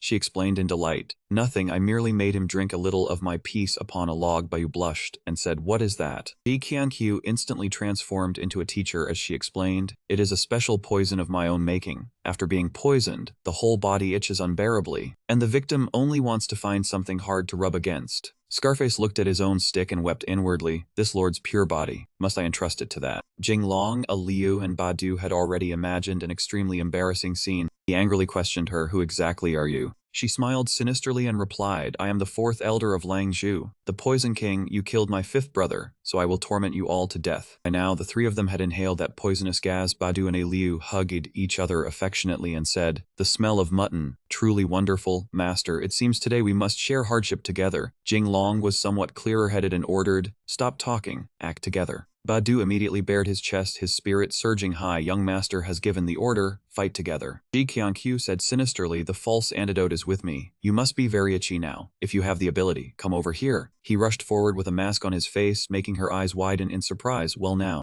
Badu then said, the divine anti-poison artifact bestowed by young master can defend against PM 2.5. Seeing the attack coming, she immediately grew worried and thought, this is bad in close combat. I am no match for him. She then tried to find a way. The poison smoke is useless then. But Badu instantly saw through her and said, do you think I will give you a chance to release poison? Jinglong stood to the side wearing a mask and cheered, Badu, well done, hurry and deal with her. Ji Qianqiu angrily ground her teeth. Where did you get so many masks? He immediately said proudly, I am called the prodigal son of Great Ming, the imperial capital's inventor. Not convinced? Come bite me then. With just one strike, the front of her robe was torn to shreds and she thought in fear, this is bad. Jinglong cheered even more enthusiastically, go, go, go, finish her. But right after that, his expression stiffened. On this side, Badu clutched his bloodied nose and stammered, you cheated. She supported one side of her chest and provoked him. This old lady is nicknamed the human world murder weapon. You could not block it? That only means you lack skill. His nosebleed still would not stop, and he said with a gray face, your seduction technique is truly strong. If you have the guts, do not use your chest. Qiu charged over angrily and stomped cleanly on that spot.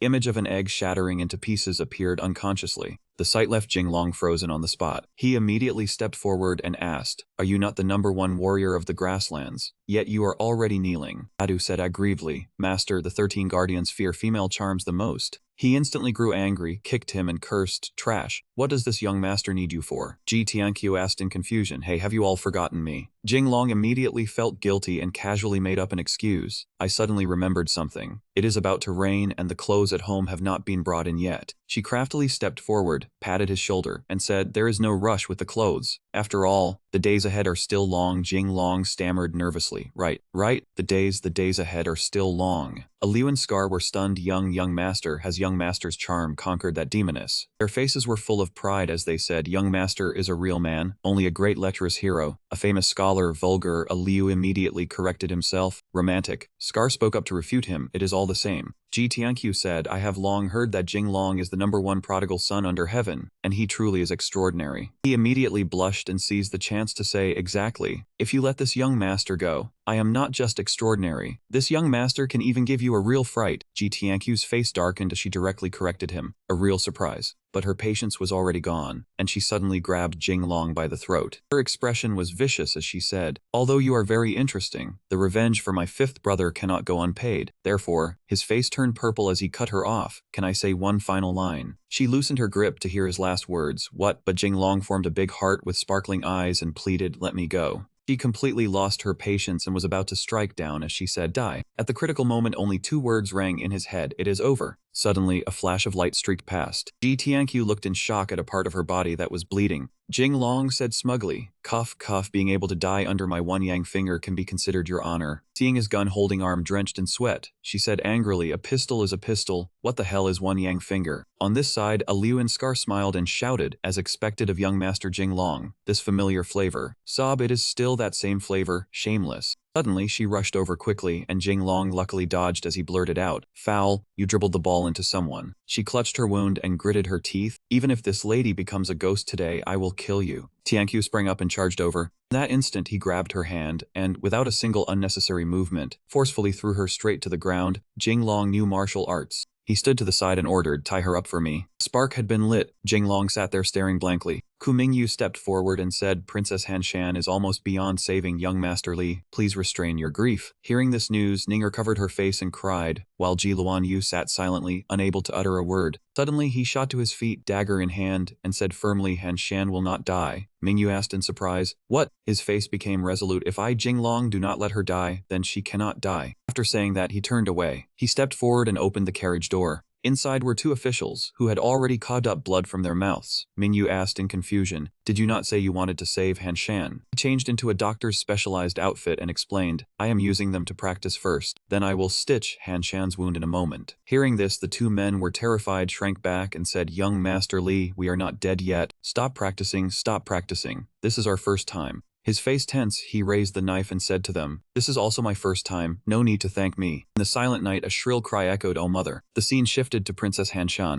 Her expression looked exhausted and pained. Beside her was Jinglong transfusing his own blood into her body. "My blood is universal. Transferring it to Han Shan can save her life." Ning Er and Luan Yu said with deep emotion, "Jinglong is using his own blood to save Han Shan again. Now I somewhat admire Han Shan. I only wish I could take her place." Kuminyu said in surprise, Are you an immortal? Clearly she was about to die, yet you snatched her back from the hands of the King of Hell." He looked at her and replied gently, "She risked her life to save me. How could I watch her die after receiving my blood? She will be a member of my Li family from now on." The young woman's face immediately darkened, filled with jealousy. His face was full of pride as he said, "The wound was stitched perfectly too. I used absorbable thread, so it probably will not leave a scar." The other two immediately burst into tears. "Princess Han Shan is fine, but the two of us were stitched up this miserably." Suddenly, Scar immediately reported from the doorway, "Young Master Li, we found this on the assassin." Jinglong and the others found the thing, and on it were the words, "Dragon King Mark." Jinglong looked curious. Was this really found on that big-chested female assassin, or whatever? A Liu said, "It was found on that big-chested Poison King's body." Jinglong transformed into the famous detective Conan. He smoked and deduced, "I see, this woman was sent by someone named Long Wang to kill me."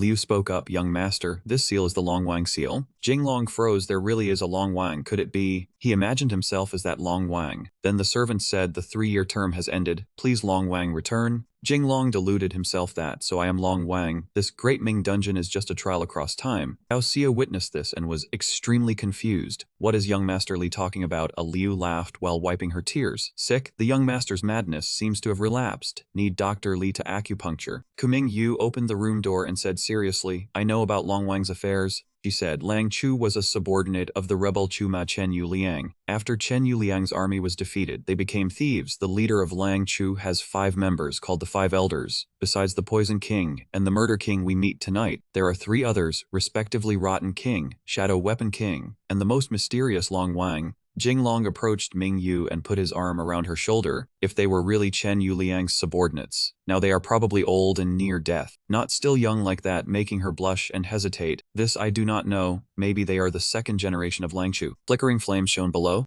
Jinglong looked at the bound Poison King. She closed her eyes and asked, "What do you want to do?" Jinglong then said, "Answer a few questions for me, I can save your life." The Poison King remained resolute with an angry attitude. "Deluded, I am the Poison King of Langchu. Even if I die, I will not beg you." Jinglong provoked, said, "No need but still needed. If I do not remove the bullet for you, you wouldn't survive today." Suddenly Qi Tianzu immediately turned faster than Pancake Flip. She clung to his leg desperately. "Then please Dr. Li treat me." Jinglong said worriedly, "Your principles change fast." She smiled deviously and said, "What are principles? If needed, I can even give my virginity." He suddenly stood up and turned his back, said, "This young master does not need virginity. You must prepare something else." Tianzhu was a bit cautious. "What?" He suddenly moved forward with a series of forceful actions. She was shocked and embarrassed, blushing. Her hands started to tremble. Jinglong took out the tools and instructed, "Don't be flirtatious like that. This is a treatment place." "Shh." She, face red with a seductive gaze, "Treating by taking off clothes, must be joking with me." Jinglong replied puzzled, "You are wounded in the abdomen. How else to remove the bullet without taking clothes off?" Tianzhu flattered him. Young Master Li is indeed a talented scholar. Jinglong accepted the praise. "I have profound knowledge." He pushed her to the ground and ordered, "Lie down." The Poison King said flirtatiously, "Ah, young Master Li is rude. I like it too much." Jinglong warned, "It may hurt a little." She screamed. It went in. He warned her, "Don't scream nonsense." Her sultry cries echoed through the quiet moonlit night, enough to make any creature there feel embarrassed. In the end, Jinglong finally removed the bullet. He wiped his sweat and instructed her, "The bullet has been removed, but you still need more rest." The Poison King held her cheek, and Jinglong wondered what kind of expression that was. She replied, "Young Master Li was so rough just now, this humble one liked it very much." Jinglong shouted, "You are a masochist." grabbed her hand and ordered her, "Stop talking nonsense, answer my question." The Poison King looked thoughtful, unable to speak. The scene shifted to a crescent moon night deep in the forest. Someone said, "Fifth was killed by Jinglong, and third failed as well." One man laughed loudly. "Third sister is usually so arrogant, but I think she is only so much." The other continued, "Fourth, what are you saying? Now is not the time for internal strife. We must rescue third first." Strange figure appeared, laughing smugly. He thought, "Once third sister is killed, I will become third." Jinglong stood outside the carriage. Luan Yu asked him, "Jinglong, how is it?" He replied with a grave expression, "The situation is not good. Among the Wolf Lord's people there is someone skilled at tracking. They could catch up to us at any time." He continued, "Every one of the Wolf Lord's 5 elders is a peak expert. Unless our side has an even stronger peerless master." The 3 of them, Badu, Aliu, and Scarface, were all extremely shocked.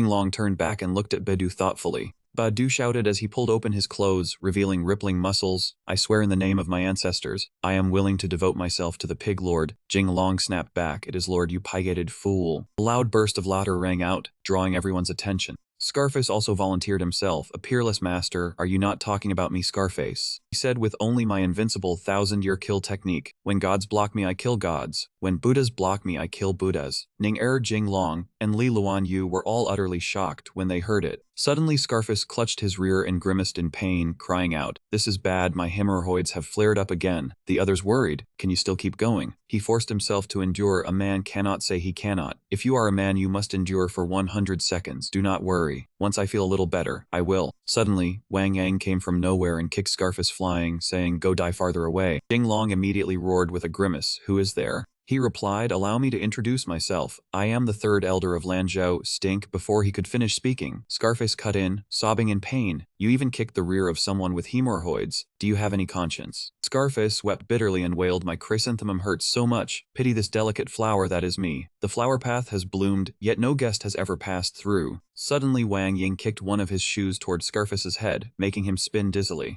Now Wang Ying had revealed one of his feet. He crossed his arms as he continued, "Let me introduce myself again. I am 3rd elder, Stink King, Wang Ying." Li Luan Yu and Ning whispered noisily with Jinglong about Stink King, short-legged Wang Ying. Is he not that Liangshan bachelor who cannot get a wife? His legs really are short. Height is his weakness. No different from being crippled. Badu stepped close to Stink King and measured their heights with his hand. He really is short, even shorter than a wanderer. Wang Ying immediately snapped back, "Short my ass." Badu pulled open his clothes and said, "Ancestors, grant me strength, 13 Taibo iron body." The 3 of them, Jinglong included, stared wide-eyed in panic, and Jinglong cried out, "Badu." Wang Ying immediately attacked Badu, but Badu said arrogantly, "I can block it." While Badu was not paying attention, Wang Ying used the tip of his foot to kick straight into his crotch. Badu's expression did not change at all, and he even said powerfully, "I blocked it." Seeing that he seemed to have no such thing as pain, Wang Ying unleashed another move, 13 Taibo iron body bell shield. Badu said with determination, "I must avenge the wolf men, avenge the Lord's 18 bronze men." After saying that, he tore open his clothes, revealing a tattoo of Peppa Pig inside, and Badu shouted in Wang Ying's face, "Prepare to die." The shout had just sounded when a dong rang out. Turned out that Wang Ying had quickly taken off his shoe, leaped over Badu's head, then smashed the shoe tip hard into his head, sending blood spraying everywhere. After the attack, that man leaped onto the top of the carriage, smiling viciously as he said to Badu, "To die beneath my peerless footwork as stinking can be considered your honor." At that moment nearby, Aliu suddenly sprang to his feet, his eyes shining as he looked toward him. Aliu said in an adoring tone, "Oh heavens, this guy is just as sinister as young master." When he heard his attendant say that, he was very surprised. He had not expected you to say such a thing. To recover his dignity, he slammed a hand onto Aliu's head, raising a lump on it, and complained, "Too much talk." Seeing that everyone seemed distracted, that man waved his hand and said, "Now it is your turn. Today all of you must die." After speaking, that man pointed at everyone in warning. Seeing this, he immediately became alert. He looked around and caught sight of Scarface lying on the ground in pain. Then his gaze shifted away again. His eyes then caught Badu, whose head was bleeding as he lay on the ground, his life clearly in danger, yet he was still stammering a few words, "For the Lord burst liver." Seeing that the situation looked bad, Li Luan Yu immediately stepped forward to block in front of him, and she shouted to him, "Jinglong, run quickly. I will hold him off." Hearing her say that, that man was amused, twisting his body as he said, "Rest assured, no one will escape." Only now did Aliu feel afraid, his eyes brimming with tears as he grabbed the old man beside him by the collar, his voice trembling as he said, "Young master, I am scared." Jinglong could not let Li Luan Yu be injured because of him, so he stepped forward, took the sword from her hand, and stood in front of her, shielding her behind him. He said to her, "I Jinglong, since when have I needed a woman to protect me? All of you move aside." Seeing him protect her like this, Li Luan Yu suddenly felt warmth in her heart. Seeing his action, that man stroked his chin with his hand, snorted coldly, and sighed. I did not expect a skirt-chasing freeloader like you to have a little courage. As he was speaking, the scene before him frightened him. That man had not expected Jinglong to act like this, and he panicked. Oh heavens! Turned out that he had taken Ji Qianqiu hostage, pressing a small knife to her neck to threaten him. Stop right there. If you dare come over, I will kill her. The old man popped his head out from somewhere, his eyes glistening as he looked at him and said, Young Master Li, these thugs are all utterly vicious scoundrels. Will threatening a hostage really work? He said firmly, I admit I am gambling, but today either he dies or I die. At this moment on the carriage, that man could no longer endure it. He shouted at him, Stop, do not hurt my third sister. Seeing him like this, he swung the small knife and curled his lips, saying, If you do not want her hurt, then get far away. That man panicked, supporting his forehead with both hands in a worried manner as he said, Then if I leave here, can you guarantee that you will release my third sister? Seeing his reaction, he blinked and smiled, swearing in his chest, his Kothian Thu touched, cursing inwardly, annoying. Suddenly he frowned, finding this funny. He clutched his stomach and laughed loudly. Seeing him laugh wildly, he frowned in discomfort and asked, What are you laughing at? Seeing Jinglong confused, Kothian Thu spoke up, You don't understand our Lang Chu. She sighed helplessly and said, This younger brother hopes I die. Jinglong was stunned by Kothian Thu's words, his eyes darting wildly. Seeing Kothian Thu say that, he rushed toward the two of them. Indeed, if the third sister dies, I can become the third master. While he was still surprised, Li Luanyu and the old man said in unison, This is bad. Wang An slashed his sword toward Jinglong with a swoosh. Jinglong quickly dodged, a horrified look on his face. Wang An immediately followed and said, Didn't expect you could dodge a blow. Your reaction is quick. He stomped toward Jinglong, taking another blow from me. It was a devastating strike, but Jinglong quickly avoided it. Jinglong silently marveled at his strength, formidable. Wang An said proudly, Don't rush, no one can escape. The next blow will be your death day. Seeing Jinglong ready his blade to counter, he provoked, Come on, I am actually an undefeated master. Jinglong seemed cautious, sensing something. Unable to stand the stench of rotten feet any longer, he shuddered on the spot. He shouted, Peanut, how long have you not washed your feet? A biological weapon. Wang An provided information, not very long, never washed since birth. Jinglong was horrified seeing centipedes and ladybugs crawling on his feet, disgusting. He stomped and kicked toward Jinglong. Unexpectedly, the orange-winged beetle shot onto Jinglong's head. Jinglong, even more disgusted, hit it again. Oh heaven, I can't stand it anymore. Wang An roared, Prepare to die. Jinglong immediately pressed a knife to a servant's neck as a hostage. If you come over, I'll kill him. He yelled, Ridiculous. You randomly take someone as a hostage. How could I fall for it? Jinglong said, This is the person paying you. Killing him means no money. Wang An immediately waved his hands. Oh, here. He gestured to him, Come over here. Wang An shouted, Come if you dare. Jinglong yelled back, If you're brave, come here. He said, Watch me jump over here. He seemed to be joking. See, I jump back to my spot now. Jinglong shouted, holding the knife, If you're brave, come over. I'll kill your employer. Let's see how you collect your pay. Suddenly blood spurted from somewhere. Jinglong panicked when his knife killed the man, leaving him dead-eyed. Finally he fell to the ground. He was extremely worried. Liu checked the man's body. He said, Young master, the hostage is dead. Jinglong shouted, What else do you need to say? Seeing this, Wang An toward Jinglong. He swung his leg, killing my employer. No more hostages dead. Jinglong collapsed to the ground. Someone ran up and stood watching him sit. Jinglong quickly grabbed the person by the collar. He pressed a knife to his neck to make him a hostage, saying to Wang An, Don't come over. Wang An widened his eyes at the scene. Wang An panicked and quickly backed off as an arrow flew toward him. His gaze became serious. It turned out Ku Mengguide appeared in time. She said, Want to touch Jinglong? Have you asked my opinion? He wondered, Who are you? Mengguide replied, Don't you know me? I am. Jinglong and Mengguide stood together, shyly making a heart with their hands. She introduced, We are the alliance of the sorrowful for our father. Wang An laughed harshly hearing this. In the forest as night fell, the sound of rushing footsteps could be heard. Now Wang An was surrounded by soldiers pointing spears at him. Jinglong said, Tonight whose is uncertain? He panicked seeing something. You are. It was the mercenary leader. Jinglong said, I send Mengguide with you. Quickly bring everyone here. He thought silently, didn't expect the old man secretly sent a mercenary, arrived just in time. Wang An seemed to want to reverse this critical situation, who says many people surely win. 100 fools can't match a master. Countless spears were thrust upward. Wang An pointed to his feet and said, Even with many people, I still have feet unwashed for 30 years. Not afraid to die, come on. A group of soldiers stood ready to shoot arrows. Wang Ying saw this and was utterly panicked and confused. Ming Yu signaled, Get ready. Everyone was ready, only waiting for the command. Wang Ying angrily clenched his fist, frowned and shouted, You are cheating. Jinglong laughed loudly with a smug look and said, If you refuse to accept it, come bite me. He shouted furiously, The road is already ruined, and you still dare drive. Suddenly, someone arrived and beat the soldiers black and blue. Wang Ying's eyes lit up. Second brother is here. Jinglong wondered, Second brother, by second brother, you mean my second brother. He held his face and laughed loudly like a clown. Wang Ying revealed that person's identity, the second of the wolf spiders Lang Zhu, the hidden weapon king. He planted his hands on his hips with a smug, certain look. Second sister is here, so the boss must be nearby too. Jing Long was utterly alarmed when he learned the identity of the second in command and that the boss was also about to arrive. He thought to himself, the boss of the wolf spiders, Dragon King, the most mysterious and cunning one. Ming Yu signaled everyone attack. The two sides began unleashing their moves. Yin Tianhu sounded anxious. Young Master Li, I think these soldiers of yours may not be able to stop Lang Zhu. The second of the wolf spiders and a few of his accomplices were standing before the enemy. Jing Long said decisively, even if they cannot stop him, they must. I still have one final trump card. Yin Tianhu wondered, what? Guo Jianquan believed, when the Lord comes to Huguang to train troops, the hardest hurdle is Wuching Prefecture.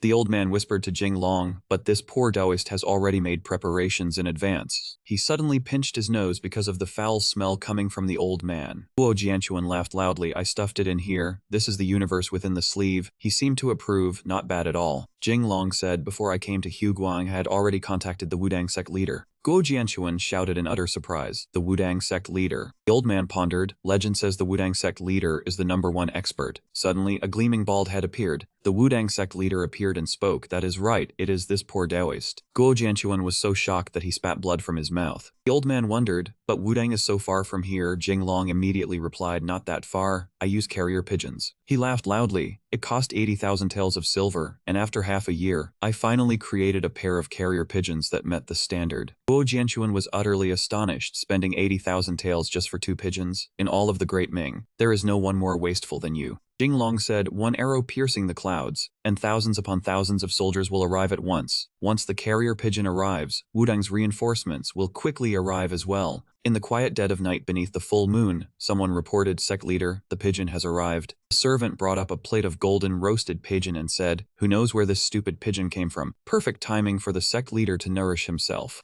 Wudang sect leader looked delighted. The craftsmanship is not bad. In the forest, the two sides were fighting. Ming Yu was worried and anxious. We cannot hold out anymore. Where are young Master Li's reinforcements? Someone came and cried out, the reinforcements are here. Jing Long exclaimed in delight, reinforcements. Unexpectedly, Wang Ying and the second brother saluted those reinforcements. Greetings, elder brother. Jing Long's group was utterly alarmed and furious after celebrating too soon. The boss of the wolf spiders, Dragon King. Jing Teng Dragon King lowered his head and said to Wang Ying and the second brother, that is right, it is me. As long as I sing a song, a storm will pour from the sky. He suddenly took off his black cloak and said, so I am. Jing Long was utterly horrified at the sight. The rain god, Xiao Jing Teng. Jing Teng was also extremely surprised and asked Jing Long in return, you know me, you even know my name, Jing Teng. He held a glass of red wine and thought, but just now you said rain god. That name is not bad either. I can consider changing my alias. Wang Ying quickly urged Jing Teng, elder brother, now is not the time to think about this. Jing Teng instantly changed his face, pointed at Jing Long and said, Jing Long, you killed my 5th brother. Today all of you must die. Jing Long thought fearfully, have the reinforcements arrived yet? Someone shouted, they are here.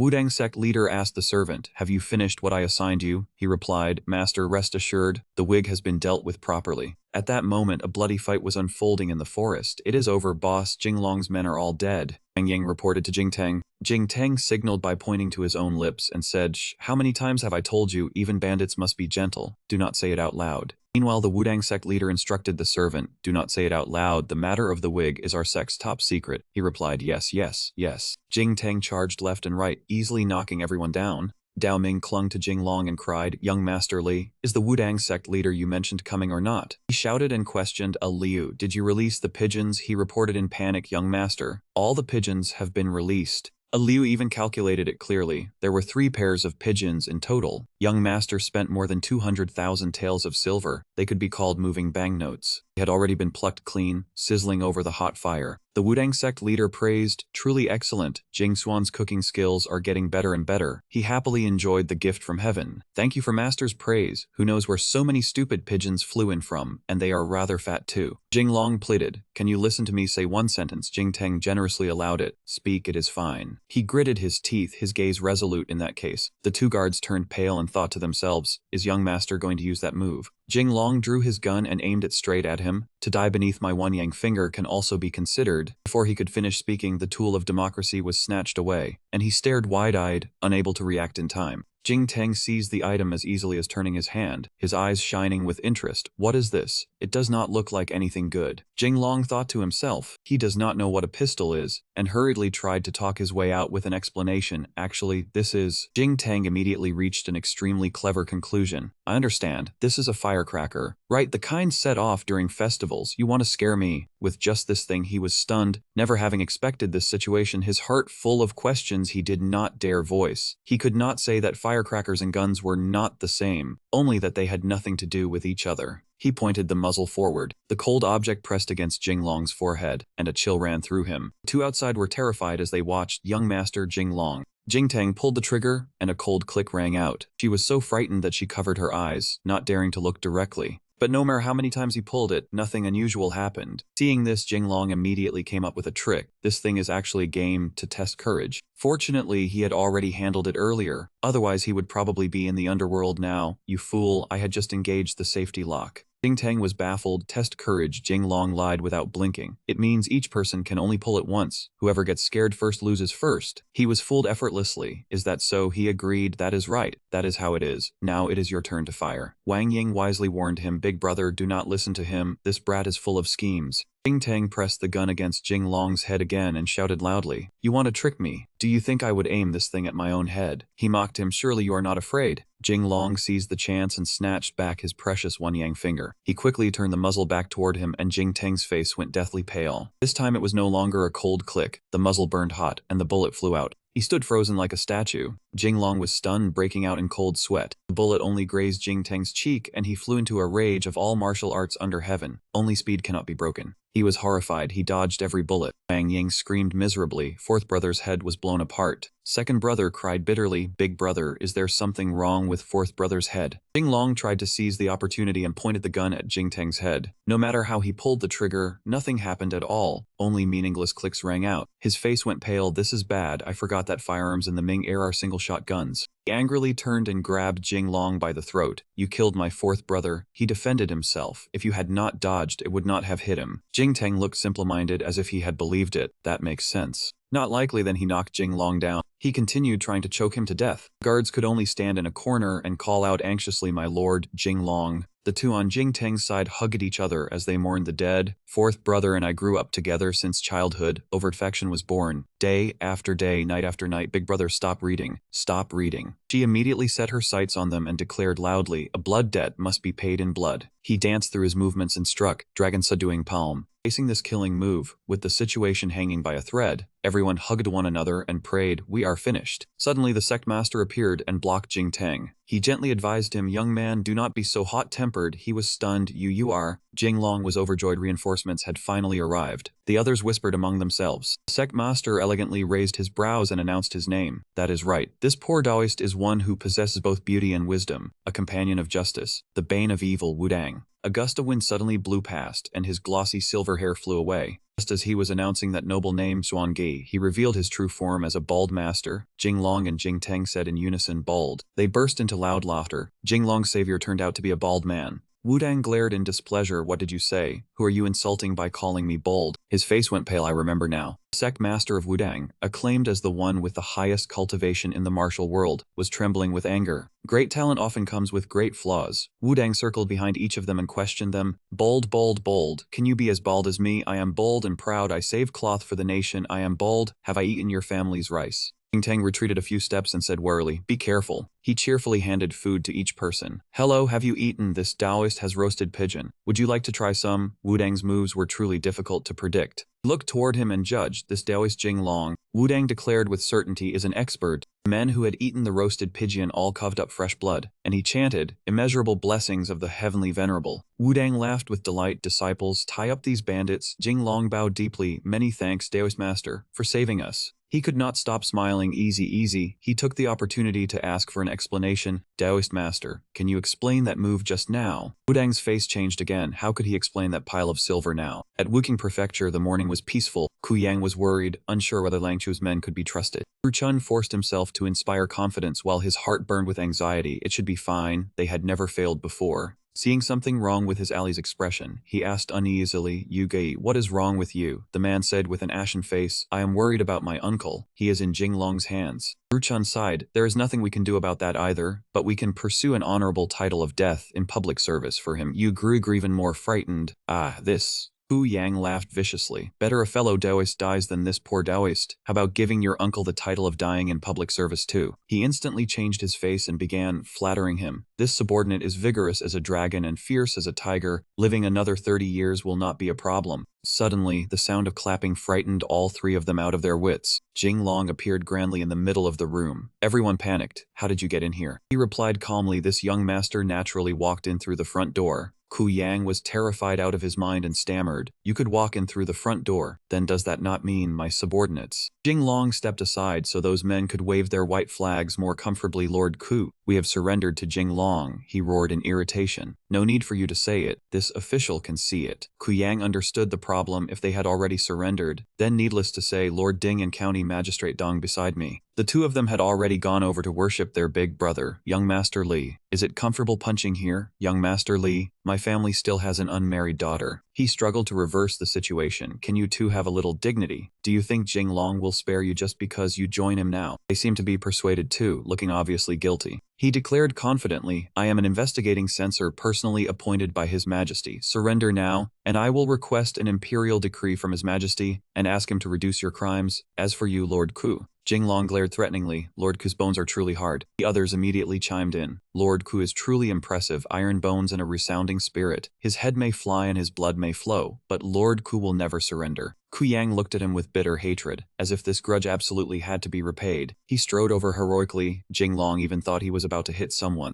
Unexpectedly, Ku Yang knelt down and begged, I wonder if Lord Lei can spare this lowly one a path to live. He was speechless. Everyone widened their eyes in shock, and the room fell silent. Jinglong struggled to regain his composure and cleared his throat. He sat down and said calmly, Lord Ku, you truly know how to read the situation? I have always been a reasonable man. His eyes filled with tears as if he thought he had been saved. Jinglong then pointed at someone. Look at this old man. Dao Ming immediately appeared. Ku Yang forced a pitiful look and begged for help. Chuan, it is you. He drove him away contemptuously. Get lost. Do not come near this old man. He began his speech. Blocking the people's mouths is more dangerous than blocking Chuan. An old master named Chuan was gagged and driven to death by being put in a difficult position. Right. Jinglong slammed the table in indignation. Of course that is not right. He trembled as he knelt on the floor. He sneered, what now you know fear? Ku Yang suddenly let out a strange laugh. He shot to his feet, his expression like that of a madman. Ku Yang muttered, I understand now, you were prepared in advance, you have no martial virtue. Once you get rid of me, the two of you will cover the sky with one hand in Huguang. Ku Yang went mad and wanted to drag others down with him. If you will not give me a path to live, then everyone can die together. Yuge and Ruchun turned pale with fear. What are you trying to do? Stop struggling. He shouted, are you all fools? No matter how formidable Jinglong is, how many soldiers do his subordinates have? Everyone up and down Wuching Prefecture is ours. They wanted to switch sides again as expected. Jinglong must have sneaked in. He grimaced, already certain of what was about to happen. As expected, the two of them crowded around Jinglong again and said, young Master Li, it is not right for you to play tricks like this. Once Lord Ku's men rush in, even if young Master Li's whole body is made of iron, how many nails can you fight off? Dao Ming loudly cursed them, do not befriend a tiger. Jinglong sneered, do you really think I have no troops? On the sea, dozens of ships were gathering. All of them were ready to dock. Ku Yang turned pale. You summoned Duantong's navy here and even transferred Yang Hong's garrison troops from Dashing Pass. Impossible, he declared proudly. Under me, Jinglong, nothing is impossible.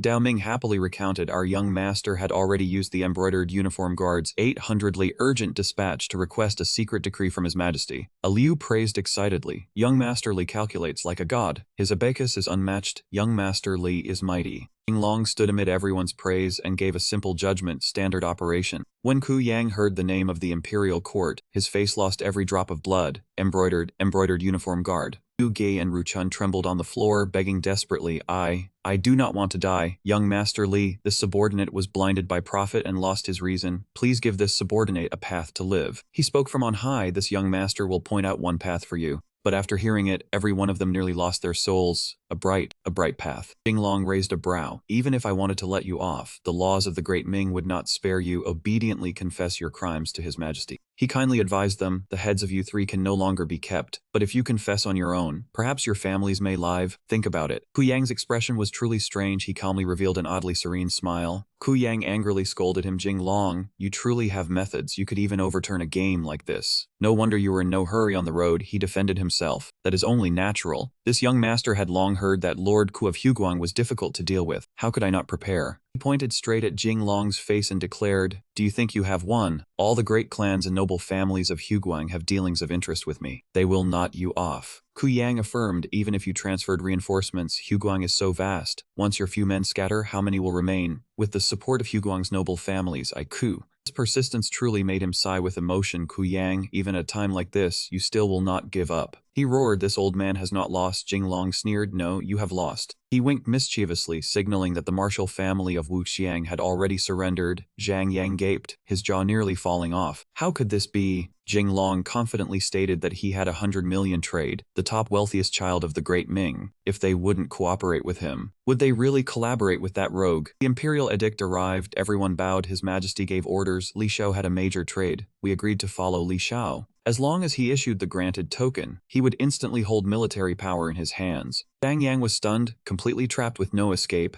Jinglong mocked, nerves always cut at weak points, evil always clings to the unlucky. Zhang Yang, what move do you have left? He had completely overwhelmed the opponent. He had His Majesty's edict, the intelligence of the Yan Guards, the troops of Yang Hong, the troops of Wuxiang, and the surrender of the Huguang family. Killing one Zhang Yang would be easy, yet he remained resolute. No, he still had one card. Jinglong shouted loudly, overpowering Zhang Yang's presence. Here's the monkey card. See, one chance won by luck, lost by strength. You cannot defeat me. He glared with hatred. Look outside. Signal fire shot into the sky. Seconds later it exploded. Fire engulfed the entrance of the manor. Soldiers carrying banners marched in, shouting fiercely, kill, kill. Outside the city was besieged. They roared with full spirit, restore the kingdom, restore the kingdom. They dared to lead troops in rebellion, wanting to kill. Zhang Yang laughed like a madman, willing to die together. Clutched his stomach, laughing hysterically. Jinglong watched, annoyed to the core. He had to praise that little cunning Zhang Yang. Even facing death, still managed a biting remark. He was utterly smug, daring to grab Jinglong's hair and smash him against the wall, laughing loudly. Bite? How exactly did he bite? Jinglong was annoyed. He had thought he only embezzled royal law, never expecting him to conspire with rebels. He pointed at the culprit. Do you intend to rebel? An urgent alarm rang out.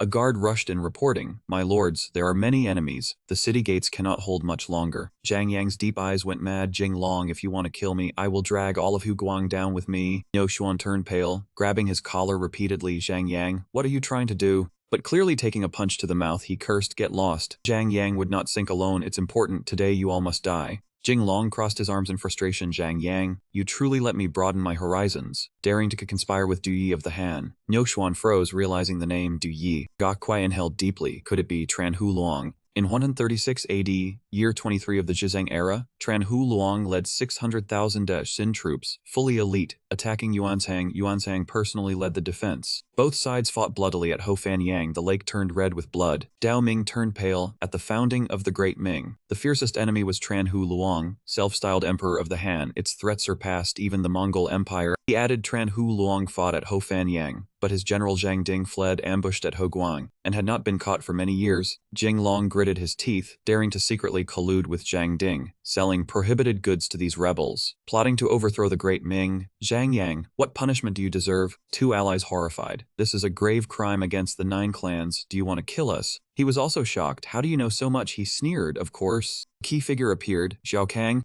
Zhang Yang was stabbed in the back, stunned. Are you familiar with Jinglong? He explained, here's what happened. When Swan approached me, Xiao Kang had already voluntarily surrendered. Jinglong teased, the beauty of Manvian Swan is insufficient. A branch of red blossoms fell from the wall. She blushed. Li Xiao, you are laughing at her. Xiao Kang said, blame me for being born beautiful. Li Xiao charming, youthful, wealthy. Xiao Kang liked the young master Li Xiao the most. Dao Ming blinked, confused. So he laughed. Previously you were just playing with him, thinking you could escape his grasp. He buried his face, tears falling, aggrieved. Who? Jinglong accused of rebellion. Zhang Yang. Do not think His Majesty is unaware of your deeds. In recent years, officials going to Hoguang were either dragged underwater by you or died mysteriously. You were entrusted, Jinglong, this time to Hoguang, to handle a matter on behalf of the emperor. he shouted in frustration. His Majesty, someone you've never met? Do you think you can hide it from him? At that moment, a massive crash echoed where they stood. Guards reported, enemies have broken into the city. Jing Long turned pale and tense. The situation was critical, hanging by a thread.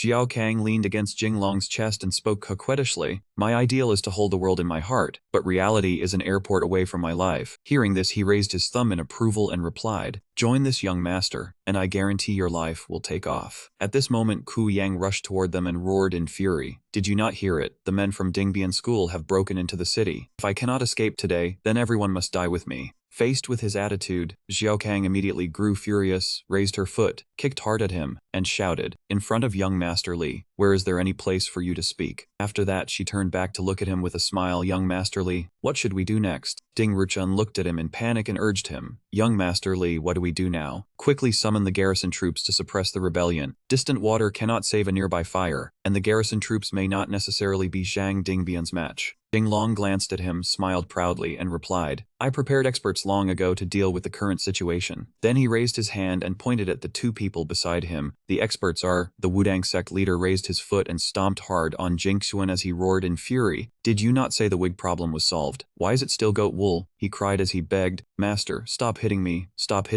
I have a backup plan. At his words, the sect leader instantly froze, his eyes utterly dazed. After coming back to his senses, he continued beating him, striking him while roaring in fury, do not run, I will chop you to death, while Jingxuan kept begging, spare me. Faced with this scene, he immediately turned around, forced a smile at Ding Ruchun, and said, Daoisuke is a little busy, I still have a backup plan. Then Jing Long pointed upward and ordered, come out, Night Eagle. As soon as he heard that name, Ding Ruchun could not help but look forward to it, his eyes shocked as he thought, Night Eagle. Under their admiring gazes, Jing Long smiled with pride and explained, I long ago took the men from the blood and sweat workshop and trained them through a method so cruel it was almost perverse, known as the Special Forces of the Ming Dynasty. Night Eagle can fight 1 against 100. They are the elite among elites, with them here a mere Zhang bandit. Night Eagle Squad Captain Hansan suddenly entered, knelt before Jing Long, and said, Night Eagle Squad Captain Hansan pays respects to my lord. The moment he saw him appear, his expression immediately tightened, his eyes filled with suspicion as he asked, your zodiac sign is? He raised his head to look at him, then pointed at himself with a dazed expression, I am Shen Monkey. Hearing this, Jing Long looked at him and roared furiously. What Shen Monkey? Faced with his anger, Night Eagle Squad Captain Hansan did not care much. He lightly covered his mouth and smiled, the one after Shen Monkey. His face turned ashen as he looked at him helplessly and asked, you mean to say after Shen Monkey comes Rooster, right? He answered cheerfully, yes,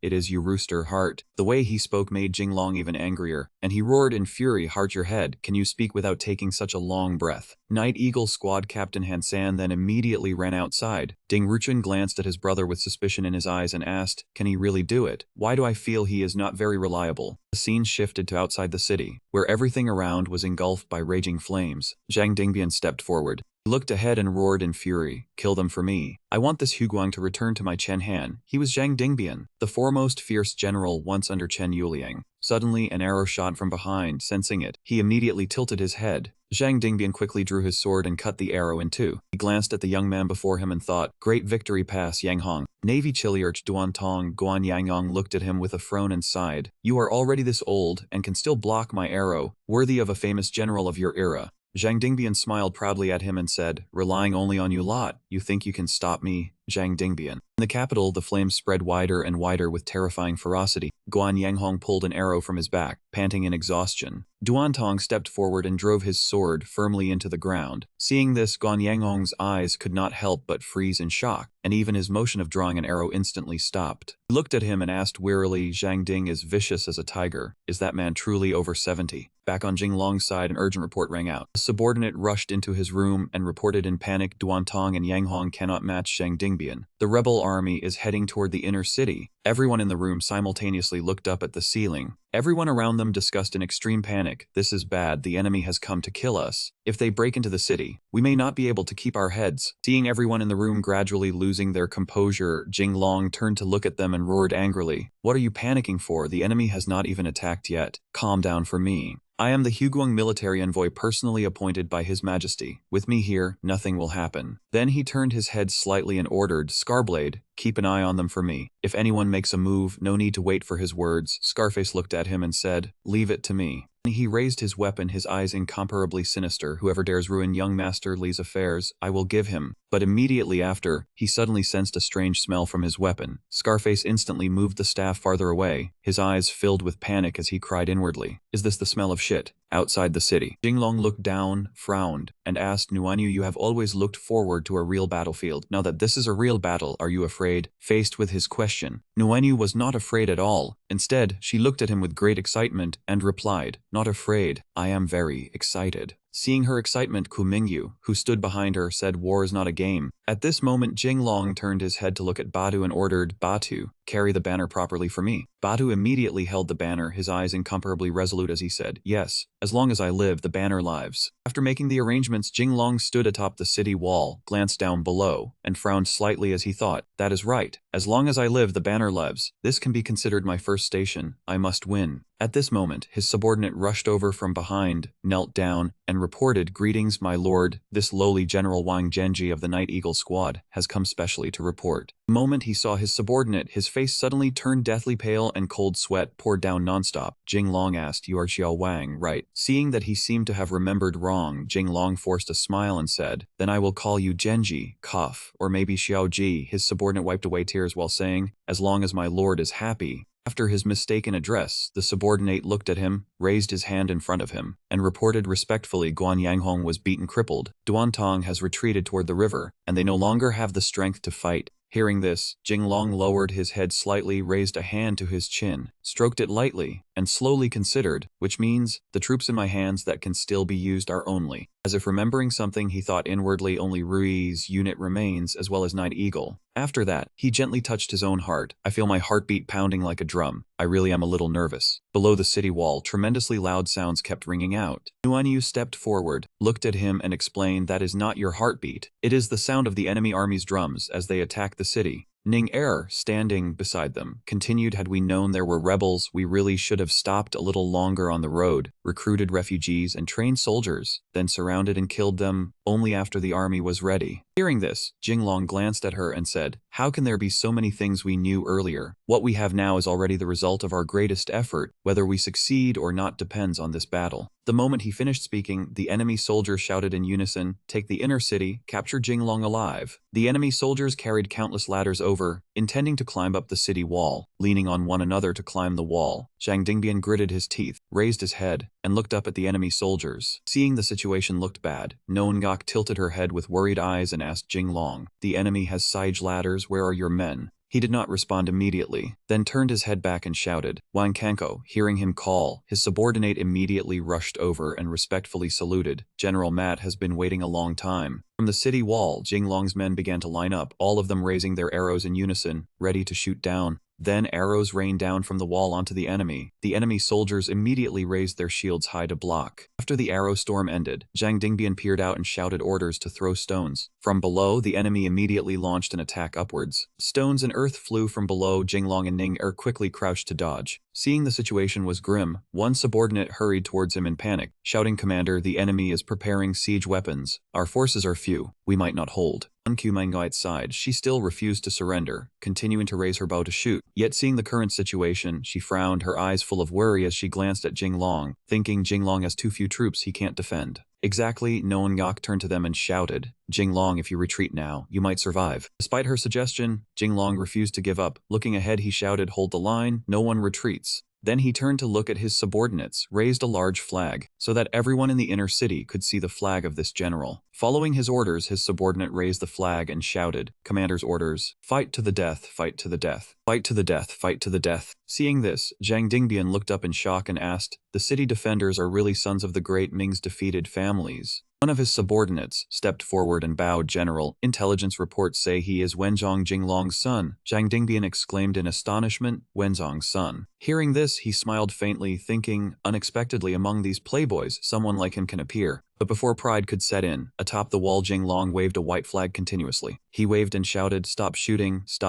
we request negotiations." Seeing this, Zhang Dingbian felt utterly helpless, thinking in despair, still just frivolous play. Zhang Dingbian helplessly raised his hand to his head, then spoke, want to surrender, then opened the inner city gates. Seeing this from above, Jinglong raised his hand to his mouth and shouted down, greetings General Zhang. I, Jinglong, am willing to engage in deep exchange with you. Zhang Dingbian looked up at him and asked, how do we engage deeply? Jinglong immediately made a heart shape with his hands above his head and smiled. Fighting and killing is boring. Why not both our armies stand down and cheer for love? His words, the enemy soldiers behind could not help but feel disgusted and immediately gagged. Zhang Dingbian glared at him, furious beyond measure. If Wenzong were here, he could speak with me. What are you daring to deceive this old man? Sensing the opportunity, Jinglong frowned, thinking, now is the time. Black Nyat Kumangayat stepped forward, hiding behind him and raising her bow. She quickly released, and an arrow shot down along its trajectory. It struck directly into Zhang Dingbian's body. Zhang Dingbian collapsed, gripping the spear, frowning as he glanced at Jinglong. The subordinate behind shouted in worry, General. Zhang Dingbian's eyes darkened.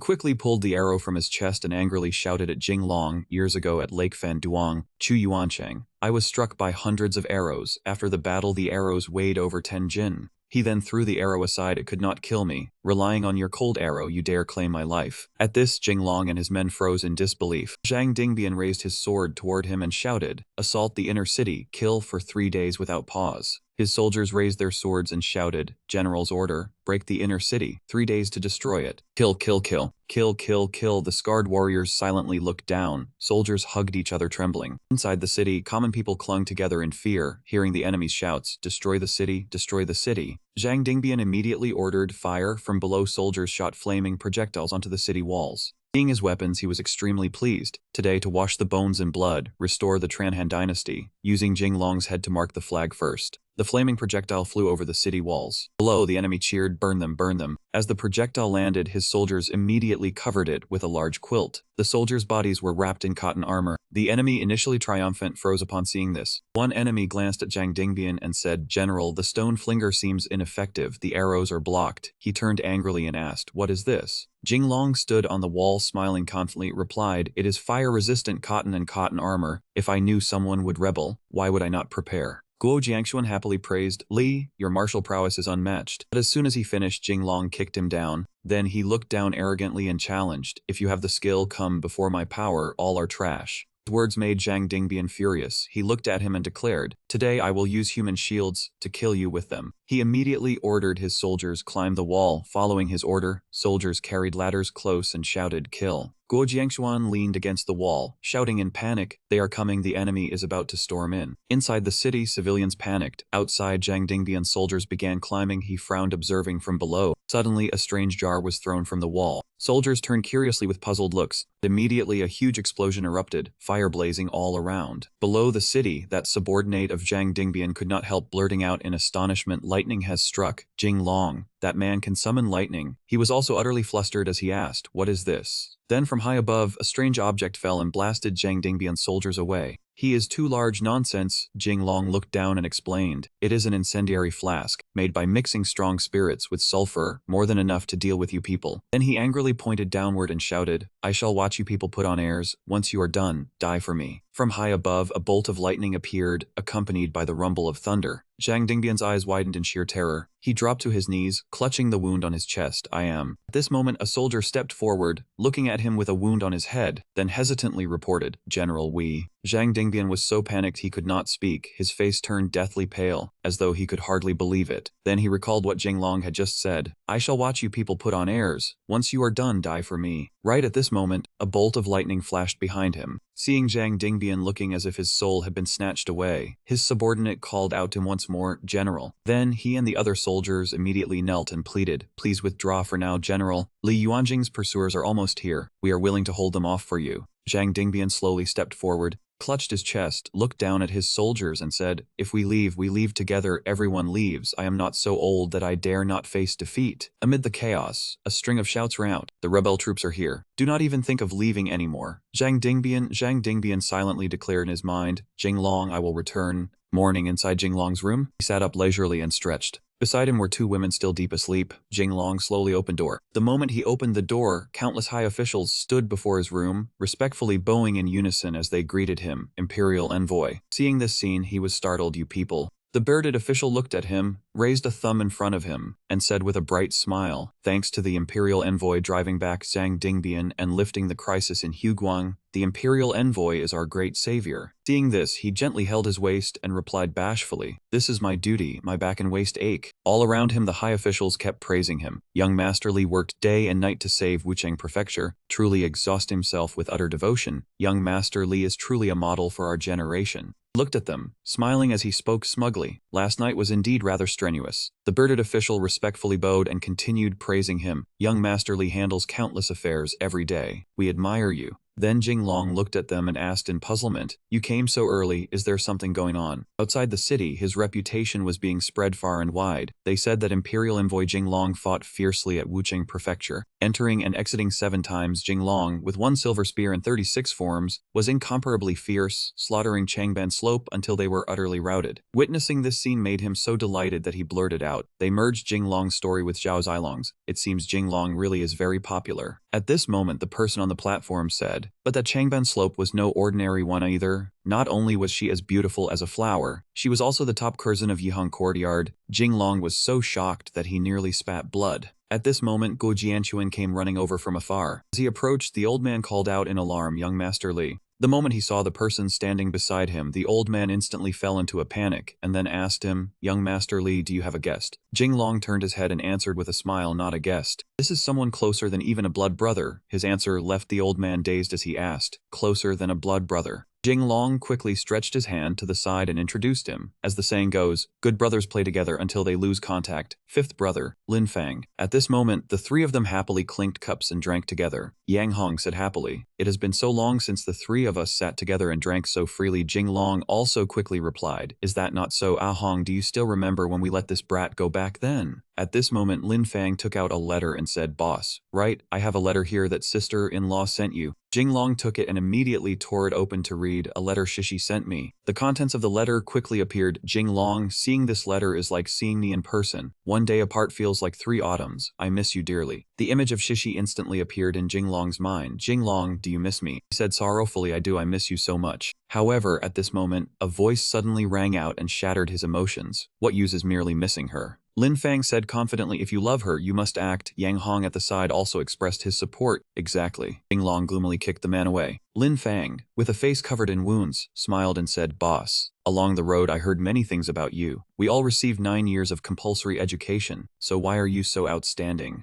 Hearing this, Yang Hong was also a little surprised. Even the common people are now singing praises of Jinglong's good name. A scene of people shouting about Jinglong instantly appeared in Lin Fang's mind. Jinglong entered and exited Changban Slope 7 times. Jinglong battled 10 women through the night. Squandering flowers is the #1 prodigal son of the great Ming. Then Lin Fang smiled awkwardly and replied to Yang Hong, of course. Suddenly at this moment, Lin Fang blushed a little and spoke up. "Speaking of it, this time when I came to Wuchang, I met a young lady on the road, and for the first time I felt my heart stir." The moment Jinglong heard that, he was extremely shocked. "Your heart stirred?" Lin Fang seemed immersed in it as he recalled, "Yes, my heart was beating so fast then." Yang Hong and Jinglong immediately asked with great interest, "Which family's young lady is she? Tell us, with your personality, you must have already won her over." Hearing this, Lin Fang immediately retorted, "No, what kind of person do you take me for?" Yang Hong sighed in slight disappointment. "Ah, so you did not even confess. Disperse, disperse, there is no melon to eat anymore." While Jinglong spoke up to lecture Lin Fang, "When you meet someone who moves your heart, you must confess." Lin Fang cried out in overwhelming joy, "Boss, are you encouraging me?" Jinglong patted Lin Fang on the shoulder. Then he continued speaking, leaving Lin Fang stunned on the spot. "By confessing, at least you can become a backup."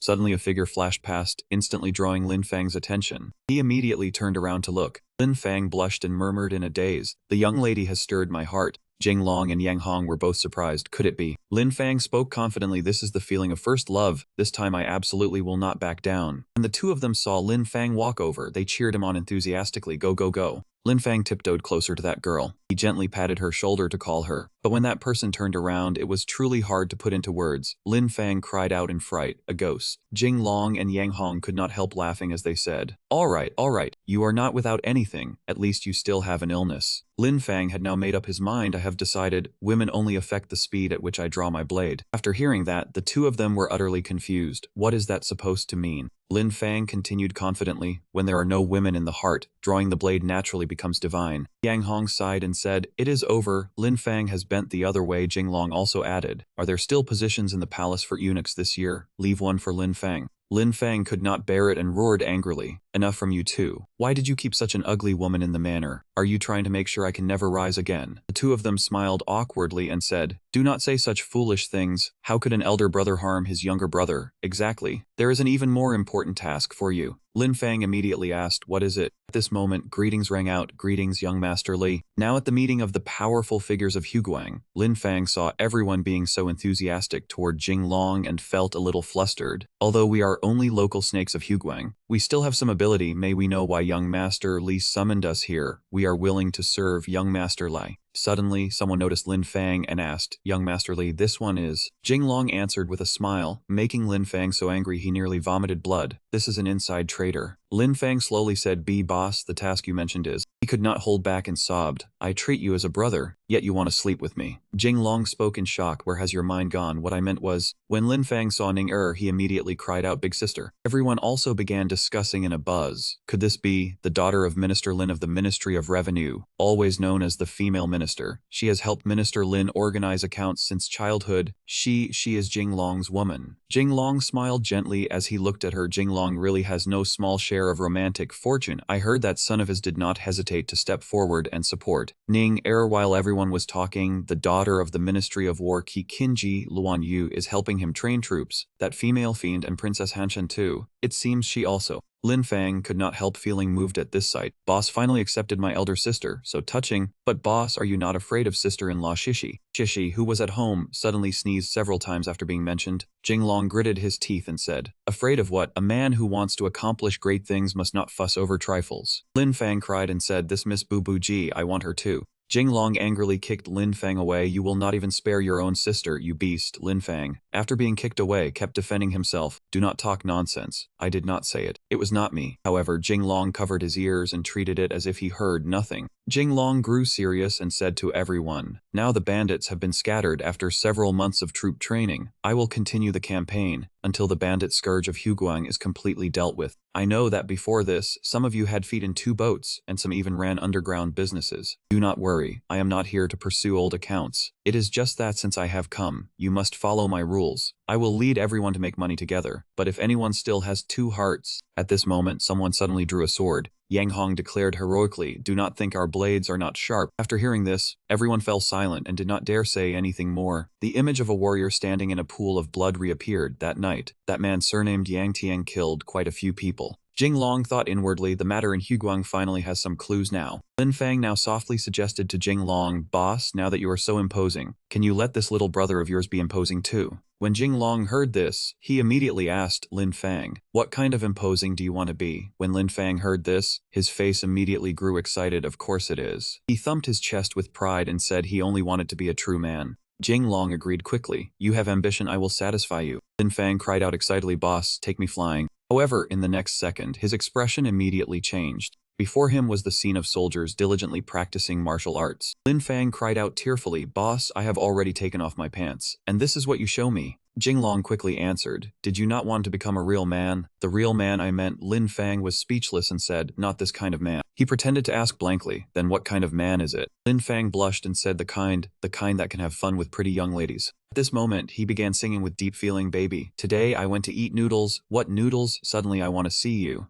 Jinglong did not know what to say when he saw this baby. Today I got an infusion. What infusion? Missing you at night. Afterward, he decided to pick up a loudspeaker and shout loudly to wake the other party up. Bootlickers die without peace. Lin Fang was still confused and immediately defended himself. I was not bootlicking. At this moment, Yang Hong walked over and said, that does not matter. Afterward, a suit of armor was thrown in front of Lin Fang. Next came a spear. Jinglong said with great confidence, train well in the army, and you will be a true man. Lin Fang cried and begged, boss, wait, I do not want to be a soldier. I do not want to be a soldier. At this moment, Jinglong suddenly asked, Lin Fang, are we brothers or not? Lin Fang said without the slightest hesitation, of course we are. He continued seriously, then I have something I need your help with. Lin Fang answered at once, help, of course I have to help. Jinglong nodded and said, then that is settled. Now the only person I can rely on is you. He quickly Lin Fang away, go. Yang Hong was already waiting and said, "Follow me." Lin Fang thought with some fear, "Oh, Ah Hong is training us personally." At this moment, Ninger came over and said, "I have troubled you with Lin Fang's matter."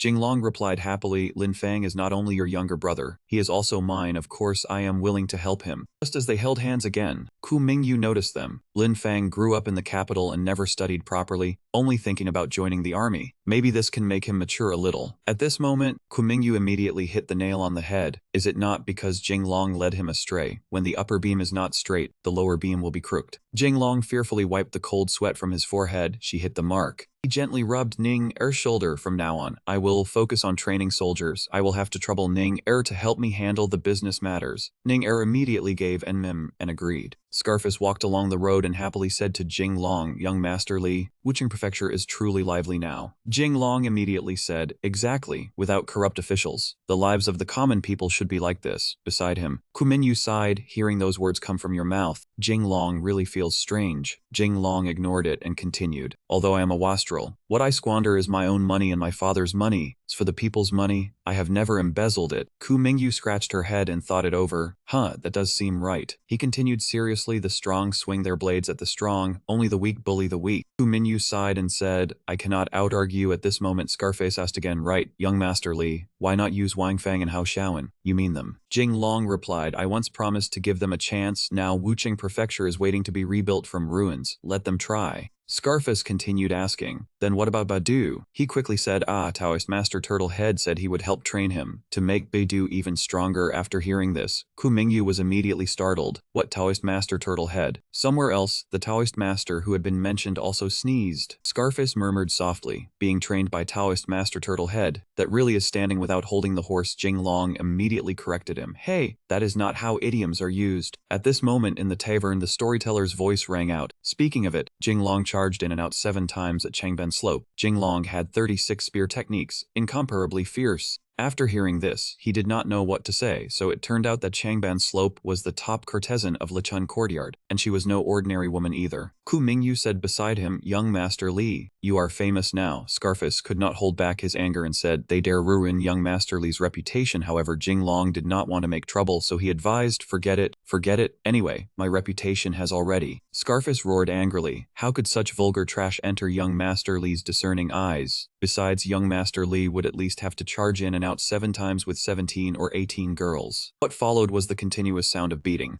Seeing his miserable state, Ku Mingyu said speechlessly, "Are you stupid?" Jing Long immediately replied, "Confidently remove the word 'are you.'" At this moment, Ku Mingyu noticed a few familiar faces. "You people." She immediately grabbed Wu Jin by the collar. "After Dong Yugi was arrested and Dong Manor was confiscated, we searched for you everywhere. I did not expect you to be hiding here." She said angrily, "If you had run away, that would be one thing. But not only did you run away, you even came to Li's storyteller to fabricate stories about young Master Li." Wu Jin immediately retorted, "I want to slander Jing Long. So what? He destroyed my home, destroyed my entire life. I hate him so much I want to kill him with my own hands." At this moment, Jing Long spoke, "Let me say a few heartfelt words to Wu Jin." However, Wu Jin refused. "I do not want to hear you deceive me again." Jing Long ignored him and continued speaking, "Wu Jin, when I first approached you, I did indeed have other thoughts." Seeing their strange gazes, Jing Long immediately corrected himself, "Not what you are thinking. This young master is straight." Jing Long continued, "In short, Dong Yugui violated the law of the state. I used the law of the state to punish him and have a clear conscience." But Wu Jin still refused to listen. "Liar, all lies, go die." He paid no attention and turned to leave. "If you truly want revenge, I will be waiting for you. Right? The thing I promised you, I brought it." At this moment, Wu Jin noticed the bottle on the table, 6 flavor Rehmannia pills. On the street, Ku Mingyu sighed, "A fine sword." Jing Long rubbed his chin and said, "You also think it is a fine sword, right?" Ku Mingyu immediately replied, "I mean, you are truly despicable. You are clearly enemies, so what are you pretending for?" Jing Long said, "No, Dong Wujin is indeed Dong Yugui's son, but I investigated him. He did not break the law. At most he was just a little arrogant and overbearing." Ku Mingyu said in confusion, "I understand you less and less. Should you not wipe him out completely?" But Jing Long said, "If he did not break the law, I cannot arrest him." While playing with the sword, he said, "It is not that serious, not that serious." However, Ku Mingyu secretly thought, "Hemp, you even confiscated his family's home. What good person are you pretending to be?" The scene shifted to somewhere else. A subordinate quickly reported, "Lord Wang, the accounts have been checked clearly." Wang Fang smiled happily and said, "This time, we truly have to thank young Master Jing Long for giving us a chance." Hao Xiaowen beside him also smiled. "Confiscating property is a good job." Now Wang Fang kept asking questions. "I wonder just how much wealth was confiscated from Dong Menor." Hao Xiaowen reported, in total, the Dong family yielded 38,000 taels of silver. After hearing this, Wang Fang was greatly shocked. What? Wang Fang roared angrily. The court salary for 1 month is only a few taels of silver. Yet this Dong Yugi had 38,000 taels of silver. The more the two of them thought about it, the angrier they became. That dog official must have devoured who knows how much from the people. At this moment, Jing Long's image appeared in their minds, along with the words corrupt official. Wang Fang gritted his teeth and said, I must report this to young Master Jing Long. Kill the entire Dong family. Hao Xiaowen also agreed. Well said. At this moment, the two of them were of one mind. As for the rest of the family wealth, we two brothers. Suddenly, a voice rang out, do you know what His Majesty hates most? Corrupt officials. Do you know how His Majesty deals with corrupt officials? Lin Fang said furiously. His Majesty once issued an edict. If a corrupt official embezzles more than 60 taels, he will be flayed and stuffed with straw. That miserable torture scene took place at a deserted execution ground. When the two of them thought of that scene, their faces immediately changed color. Wang Fang immediately said, check the accounts carefully, do not miss anything. Hao Xiaowen immediately followed along. Let me see, let me see. They gave strange smiles and said, so it was a mistake. After searching the Dong family, a total of 380,000 taels of silver was seized. They gritted their teeth in fury. That dog official embezzled so much. Yang Hong appeared at this moment and asked, do you know what flaying and stuffing with straw means? First, make an opening on the top of the head, then pour mercury inside. Then the corrupt official will feel pain all over his body, and with a pop, the person inside the skin crawls out, and the skin is peeled off. Yang Hong smiled wickedly and asked, after the skin is peeled off, can the person still live? Of course he dies completely. Then the corrupt official's skin is used, stuffed with straw, and hung on the city wall for public display. They listened fearfully and checked again, the two of them looking to see if any number was missed. At this they scratched their heads awkwardly and said, indeed it was found, the total assets of the Dong family amounted to 3.8 million taels. They continued cursing, the greedy officials deserve death without pity. Yang Hong said excitedly, I will immediately report to Jing Long. Tell him to obey the emperor and wipe out the entire Dong family. That moment someone came to report, sirs, all the women of the Dong family are here. Should they be sent to the education hall? In front of them stood countless women waiting. Yang Hong asked aloud, all these women are? The man immediately reported, they are all the wives and concubines of Dong Juegi. Yang Hong immediately said, take them to my mansion first. The Dong family case is serious. I must investigate carefully, yes. The Lin Fang people outside all stepped forward. We, General Yang. You have worked hard. We are willing to offer condolences. Yang Hong said to them, I will go investigate how many are over there. They turned to look following his gesture. It turned out there were also some elderly women. Sirs have sharp eyes. Ning Er studied the account books seriously. Suddenly she slammed the book down on the table. She frowned and said, this account seems wrong. The group immediately replied, Miss Lin must be joking. We recorded every single sum. She rubbed her forehead and said, is that so? You are powerful families in Huguang with 1,000 tracts of fertile land, yet each year you only hand over this little. That seems improper. He said Miss Lin may not know this, but Huguang suffered floods a few years ago, and His Majesty issued an edict exempting taxes for 3 years. She said sternly, then what about 3 years ago? 1,000 tracts of farmland, and you paid only 20 taels of silver in 1 year. She scolded without restraint, are you trying to fool ghosts? Ning Er was furious, not to mention the commercial tax. Your trade profits each year are far more than 1 million, yet you pay only 10 taels in commercial tax a year. This is bullying too far. Another person looked worried. Miss Lin, these are the regulations set by the court. How can the court fight the people for profit? Even landlord families have no spare grain.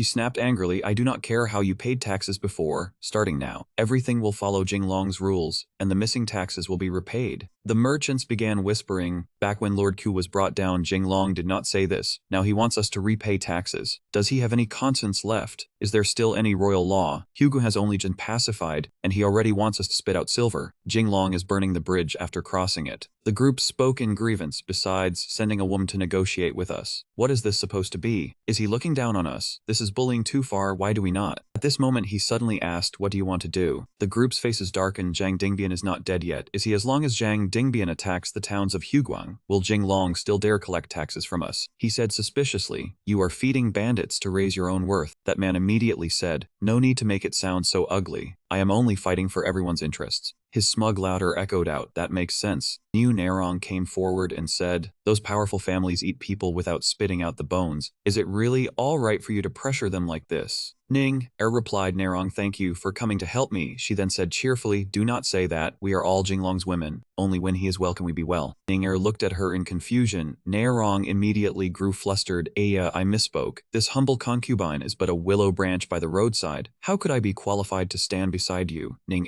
She avoided her gaze. Forget it. Every step must be cautious now. This is not the time to argue over such things. Ning continued, you just asked why I am forcing these powerful families to make up their taxes. It is because Jinglong has no spare grain either. She looked worried, training soldiers, catching bandits, pacifying the region. Every place needs silver if we do not demand it from these powerful families. Where can Jinglong suddenly produce so much money? The more she spoke, the more anxious she became. Since we are Jinglong's capable inner helpers, of course we must share his worries. Nerong smiled and said, I understand, I will help you. On this side, Jinglong angrily kicked the table. He roared, how outrageous. Within 1 month, the official army's grain routes were robbed by Zhang Dingbian 3 times in a row. Where are the military revenue and grain offices? Are they all made of mud? The blame somehow fell straight on the unlucky old man. He turned his anger elsewhere. Lord Guo, what do you think? Seeing that he said nothing, his face turned ashen. He turned again and asked, Ahong, what about you? Yet he seemed not to hear the question, and suddenly sprang to his feet, saying urgently, there is one red date that cannot be eaten. This scene left both Jinglong and the other man speechless. Ang Hong slowly said in embarrassment, in my view, there must be an inside trader leaking information about the grain routes. The scene shifted to night in a deserted forest. In the darkness of night, urgent voices rang out, hurry, hurry faster. Zhang Dingbian's appetite is far too large. Someone behind them wept bitterly. He even used our letters to threaten us. In the end, this wholehearted passion was still a mistake. He immediately complained, once the bow is drawn, the arrow cannot turn back. Although Zhang Dingbian is greedy, compared to Jinglong he is still less so. Exactly, once he defeats Jinglong, this Huguang will still be ours to rule. He said with resolve, when that time comes, I will definitely dig 3 feet into the ground, otherwise I will have wronged all the silver I spent. Elsewhere, a group of soldiers were standing guard with strict vigilance. Even the general waited with a solemn expression. His subordinates chatted happily, wonderful. In a few more months, once these soldiers are fully trained, we will have a way to take revenge on Jinglong. Thankfully, with the powerful families of Huguang, compared to the tyrannical and overbearing subordinates under Yuanzhang, our Eastern Han is still gentler toward the people. When the general heard this, he shouted, if you have that much energy, you might as well train the soldiers more. The group stood at attention and obeyed, understood. He held his forehead and said, fine, in Huguang, we naturally must yield some profit to the local powerful families. But if we win the world in the future, the taxes that must be collected still have to be collected, and we cannot collect too little either. That person immediately stammered,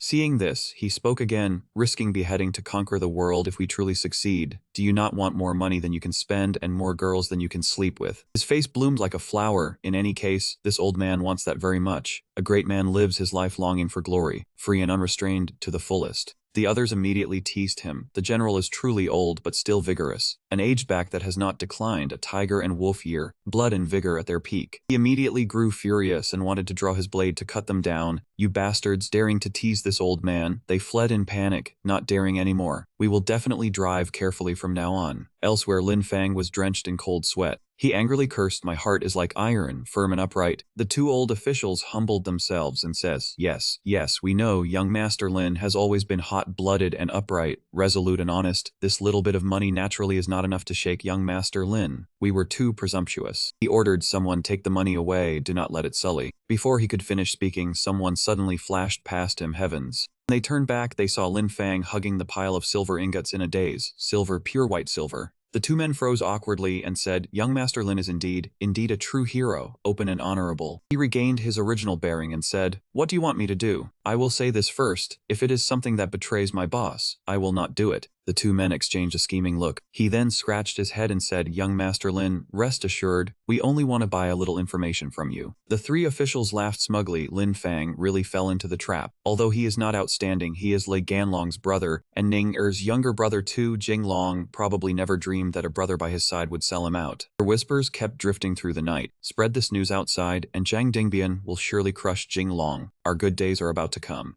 Outside the military camp, a voice called for the general. The soldier asked solemnly, General, what does the letter say? He was silent for a moment, then burst into laughter. Truly heaven favors me. The information in Wusuang City. Next month, Jinglong himself will lead the troops to kill the bandits. The guards were also delighted, really, so by then we can Scene shifted to the next morning at Wuxuang City. Jinglong led the troops to search. A local peered and asked, because it was the Imperial Inspector. Another said, Inspector what? I heard he is the infamous degenerate of the Imperial capital. He paid attention to their words, still relying on Cha Yu Mang to get this position. The manner of such a person, pity the guards. Yet they must protect someone like that. Lin Fang angrily scolded, those bastards. How dare they speak ill of our leader? I will tear their mouths apart. Jinglong could only frown and say, let it go, let it go. Said fiercely, if our leader hadn't stopped me, I would have taught them a lesson. Jinglong wanted to confirm, really, he did not hesitate, more real than pearls. Suddenly his expression darkened as he questioned, so I and the chief's men were publicly shamed, who leaked it in the mansion. Lin Fang avoided and replied, leader, you already know. He seemed to understand the boy's thoughts. Don't think I don't know a bit of that. Lin Fang appeared aggrieved. It's not that I don't have it. Jinglong frowned and said, I have long seen through your guts, lungs, and kidneys. He flattered, leader, you are even more divine than a godly physician. Jinglong decisively said, get lost. Saying that he left, I will go buy oranges. You stay here, do not move, let Lin Fang cling behind, leader. Jinglong left without caring.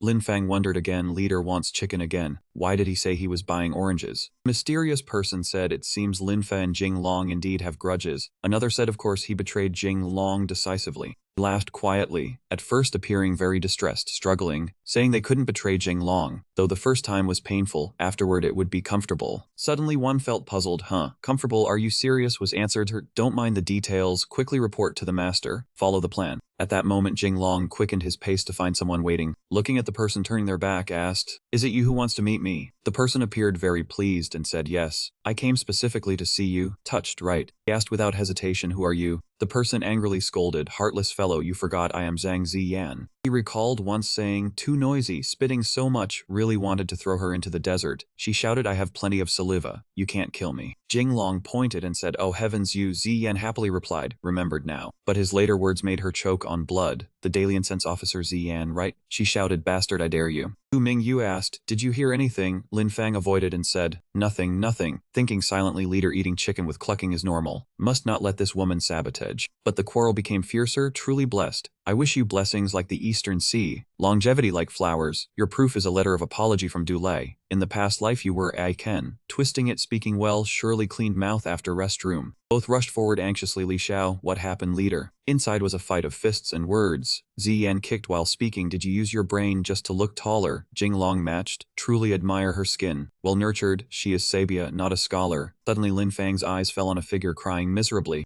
Seeing him in disheveled clothes, he was startled. Oh heavens, Aliu, what happened? He covered his face in horror. Leader, you three, all three of you. The next moment, nose bleeding, excitedly said, too thrilling, add me, can I? Jinglong slapped him without mercy. What do you know? Your father's joy is not yours. Lin Fang cried. This familiar feeling, leader of the imperial capital has returned. Jinglong turned away and ordered, catch her for me. Tonight have beef you interrogate thoroughly. Ziyan shyly said, Jinglong, interrogation, what kind that I understand? Inside still quarrel. She is a noble woman of the Jiang rescue. Why run to Hu Kuang? Not for anything. To do something with brother Jinglong. Oh heavens, I see her as a man. She wants to sleep with me. Guards blushed and said, these words, Tiger knows what the imperial inspector and masculine woman are doing. Truly an inspector, special rank. Behind a curtain could hear Jinglong, not aloud, generally I absolutely forbid her from messing in my place. Ziyan lightly lifted chest and said, look closely, bigger than you, how like a man. He immediately had a nosebleed. Bigger than me, not proper. She said boldly, I do not care, this time I came to help you with your career. Either you promote me, or kneel and serve me, be my male pet.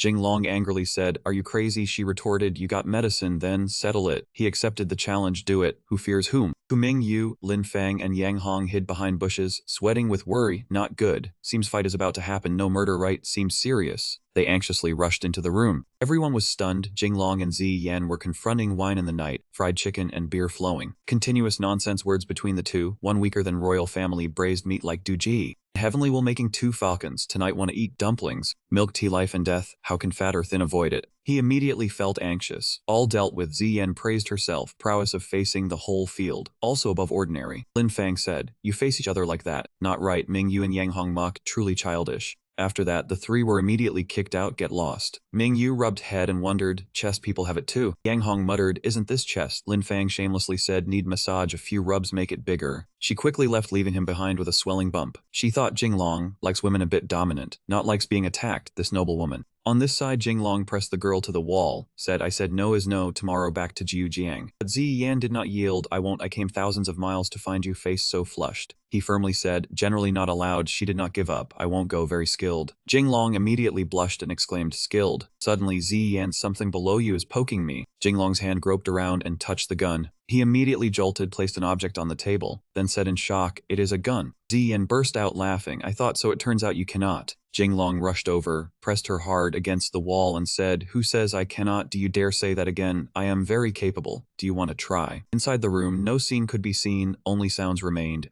Am I, Jinglong, someone so casual? Let me tell you, when I get casual, I am not even human, and you are still kissing me. The eavesdroppers outside giggled. Jinglong has been blinded by victory. He is finished. Hurry back and report to the family head. Unknowingly, Badu had already been hiding there, secretly watching everything. Outside there were whispers and murmurs. The soldiers discussed among themselves, have you heard that prodigal imperial envoy wants to go kill bandits? I heard he is personally leading the troops this time. Are there really officials who are not afraid of death? Is he not afraid he will go out and never return? Lin Fang said angrily, boss, these people are too noisy. Do you need me to clean them up? Scarblade also showed off his might. Whoever dares speak ill of young Master Li, I Blade 3, will be the first not to spare him. Jinglong could not bear it and shouted, can you shut your mouth? The story about me fighting Battlefield Edition 3 was spread by you, was it not? Suddenly a loud call came from the city gate. Jinglong. Ziyan rode over on horseback, making him furious. Why did you follow me here? Did I not tell you and Nuan you to stay in the city? She immediately retorted, I do not want to. I want to follow you to kill bandits. He immediately scolded her, with that rash temper of yours. Without me helping you, you would be tricked by others. She retorted, nonsense.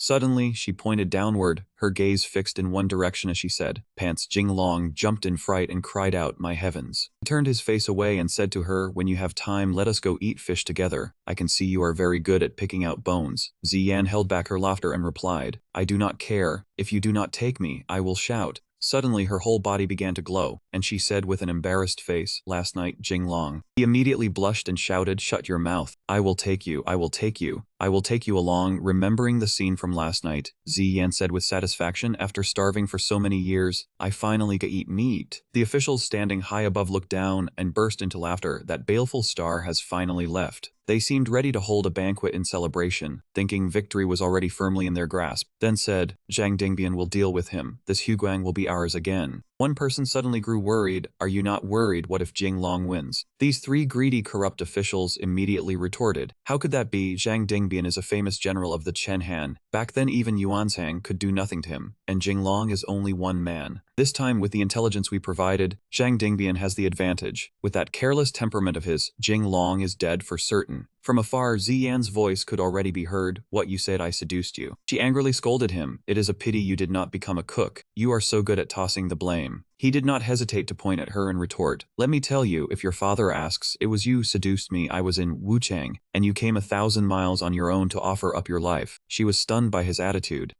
You must be very good at cooking. Look at how you add oil and vinegar to everything. Scarblade watched from behind and sighed. Looking at it this way, the two of them are actually quite well matched, a pair made by heaven. Lin Fang agreed, that is right. Dian suddenly grabbed his sleeve and asked, Jinglong, what is wrong? Looking up at the sky, Jinglong's face suddenly darkened. Why do I have an ominous premonition? Suddenly loud laughter rang out from afar. It turned out that the old General Zhang Dingbian had arrived. Someone shouted loudly, you still dare to come? Badu fearfully pulled his horse back. Famous General Zhang Dingbian. Jinglong said irritably, there is a road to heaven, yet you refuse to take it. There is no gate to hell, yet you force your way in. I was just looking for you, and you came crawling out on your own. Dingbian led the soldiers with him and said, during the last battle at Wuchang City, young Master Li left an unforgettable impression on me. This time, I came to seek revenge on you. Jinglong frowned. The sky has cleared and the clouds have parted. So you think you are capable again? Beneath Wuchang City, your elites were slaughtered clean by me. Are all these things now just scraps cobbled together? A loud shout rang out, you came to offer up your head, form ranks. After the command was given, the soldiers charged forward under Lin Fang's command. Zhang Dingbian sneered, useless. This battlefield outside was deliberately chosen by this old man. That man said sinisterly, conserve strength against exhaustion. Use the strong to strike the weak. Jinglong. This old man will behead you to consecrate the banner. As if it were an ominous premonition, the string of beads snapped, startling Hanshan. When the maid saw the worry on her face, she asked, Princess, what is wrong? On Ning'er's side, she was working the abacus when the beads slipped out of place and scattered outward. At Li Luanyu's place, the bowstring also snapped at that very moment, leaving her both puzzled and somehow worried. Xian ran over worriedly and asked Li Luanyu what is wrong. Li Luanyu merely sank into her own thoughts and did not answer her.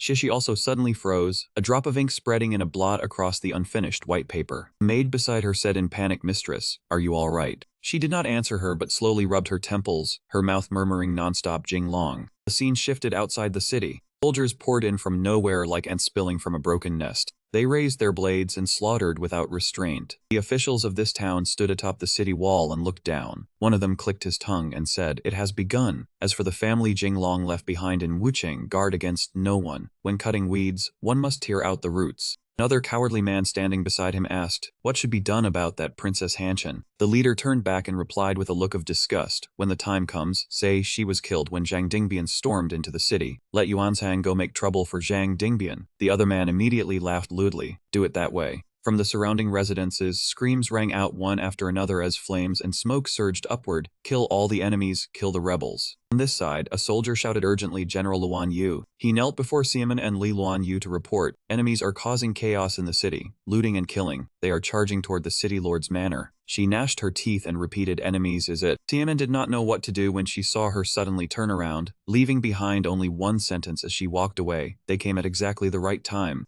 Li Luanyu curled her lips into a sneer. "Before Jinglong left, he entrusted Wucheng to me, so I will protect it." She raised her sword, pointed ahead, and shouted the order, "Beat the drums, gather the generals." The soldier answered solemnly. Outside the city, waves of fire kept rising. The servants in the residence hurriedly packed up and fled. "Disaster, disaster, the enemy has broken in." And Shan shouted angrily, "What are you panicking for? No one is allowed to run." Seeing them stop, she said sternly, "I am the princess of Great Ming. I am the daughter of His Majesty. I am not panicking, so what are you panicking for?" The two servants whispered loudly, "That is right, the princess is still here." The other echoed along, "The princess is not afraid, what are we afraid of?" Suddenly a woman's voice rang out behind Han Shan. "Well said." It was Alman and Niu Nairong. The two had just rushed over, and she called out in delight, "Han Shan." Before Han Shan could answer, Alman continued, "Jinglong is not here. Let us join hands and resist the enemy together." Han Shan said nothing more, and under their mutually trusting gazes, she smiled faintly and gave a light nod. Then Han Shan turned around and calmly gave orders below, "Summon the household servants, gather every able-bodied man who can hold a weapon, and guard the main gate." Outside the mountain forest, red and yellow banners kept clashing against one another, while dust and smoke rose thickly. Jinglong shouted angrily, "Zhang Dingbian, last time you still had not had enough of heavenly thunder. This time I will leave your bones shattered and your body crushed." Hearing this, Zhang Dingbian only laughed in contempt. "This place is all mountains and forests. If you use heavenly thunder, you will burn yourself to death too, not to mention." He put on a confident expression, "Our two armies are so close. Likely before you even throw out heavenly thunder, this old man will have already slain your general, seized your banner, and displayed your head to the masses." Hearing that, he curled his lips in disgust and asked mockingly, "So you are certain you can defeat me?" Zhang Dingbian carried his saber on his shoulder, putting on an arrogant air, "Fighting this old man, brat, you are still far too green." Lin Fang and Yang Hong beside him also leaned in for the show, listening to him brag. "This old man has roamed the world for over 10 years, those famous generals of the late Yuan, of the great Yuan, of your old Zhu family. What fierce hero under heaven has this old man not played with?" Yang Hong pressed his lips together and asked Lin Fang with a smile, "When he says played with, could it be the kind of play I understand?" Lin Fang also blushed awkwardly as he replied, "That kind of play of his, is it proper?" The two suddenly remembered the words of the young ladies upstairs calling out to customers, "My lord, come play with us." Zhang Dingbian trembled with rage and cursed, "Death is at hand, yet you still slander this old man's innocence. Is this old man that kind of desperate person?" Yang Hong pretended to speak softly, but his voice carried enough for everyone to hear the mockery. "Who knows?" While Lin Fang stroked his chin and jeered, "An old spear watch for decades, perhaps." He did not bother to say more and directly lowered his sword, shouting, "Charge the formation, kill Jinglong, a reward of 1,000 gold." Birds in the forest scattered in panic. Jinglong smiled smugly. Now is the moment. Soldiers dressed in black flew out from nowhere, rushing swiftly toward Zhang Dingbian. His gaze turned stern as he charged forward. With one sweep of his saber, he brought down one man, then warned, "If you dare use heavenly thunder, everyone dies together." After bringing down another man, Zhang Dingbian asserted, "Without heavenly thunder, you are no match for this old man." Jinglong shouted disdainfully to draw his attention. "Who said that?" Sweat broke out all over Zhang Dingbian's solemn face. The black-clad soldiers, some holding axes, others holding bows and sabers, each hid behind a man carrying a shield. The bandits were shocked as they looked on. What kind of formation is this? Never seen it before. Has the Ming army changed to a new tactic? Another man cursed with a stern face. Whatever formation it is, break it for me. As soon as he finished speaking, an arrow tore through the air and pierced through his head, right in front of Zhang Dingbian. Jinglong smiled calmly and said, Zhang Dingbian, you have lost. Looking at Zhang Dingbian, who had few soldiers left, he kindly explained further, this formation of mine is called the Mandarin Duck Bandit Breaking Formation, specially prepared for you, and suited to complex terrain. He spoke with pride until his face flushed red. Even without using Heavenly Thunder, even in field battle, my great Ming still crushes you bandits. Zhang Dingbian gritted his teeth and asked in disbelief, you were prepared from the start. Jinglong folded his arms. He curled his lips in a smirk. You were merely relying on the information those local tyrants gave you. To tell you the truth, I did not believe a single comma or period of what those powerful clans said. Suddenly, he pointed toward Lin Fang, and Lin Fang also cooperated by cursing along, shameful. Lin Fang smiled awkwardly, holding a tiny model in his hand. This time I pretended to be an informant, and accidentally took home the Best Actor award. Just acting as myself. Zhang Dingbian was so angry he seemed to smoke, and he stamped his foot where he stood. Is this the time to receive an award? Jinglong's expression gradually filled with killing intent. Well said. He raised his sword and pointed it at the enemy, ordering coldly, kill the bandits for me.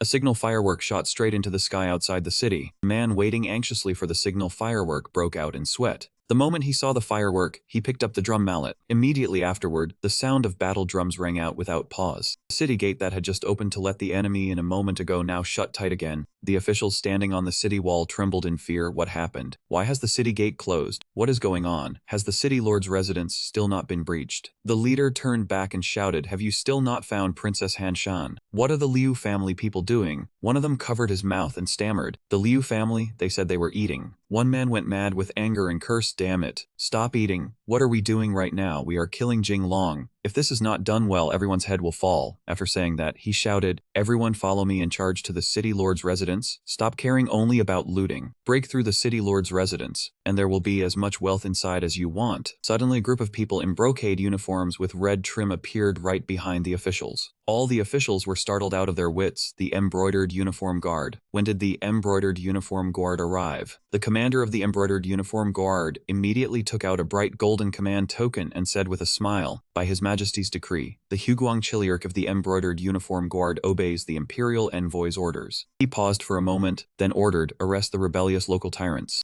The officials fled in panic and scattered in every direction, each looking after himself. The embroidered uniform guard. Jinglong has bribed the embroidered uniform guard. The embroidered uniform guard are the Son of Heaven's personal troops. Run, hurry, and run. The commander shouted in a stern voice. None of them are getting away. Seize them for this Chiliarch. Immediately afterward, the members of the embroidered uniform guard answered and rushed forward. A while later, inside the hall, Henshan sat with a stern face, silently watching them. The bound officials were kneeling on the ground in shackles, weeping bitterly. Princess, princess, this is a misunderstanding. Princess, please hear our explanation. Henshan folded her arms and turned away in anger. Explain what? Explain how you colluded with the rebel Zhang Dingbian, or explain why you allowed your servants to assault people. Li Luan Yu stood beside her with a sword in hand and pouted. If we had not prepared in advance this time, and if the embroidered uniform guard had not aided us, you would probably have already stormed into the city lord's manor, would you not? Ning Er also denounced them in displeasure. You even used money without permission to buy off my younger brother Lin Fang. Such intent deserves death. The men below kept accusing one another. This idea was his. It has nothing to do with my family. Another man refused to back down and pointed as he cursed. It was you. This is all your fault. The oldest official cried and begged, Princess, I am willing to offer all my family property. I only beg you to spare my life. Li Luan Yu immediately drew her sword.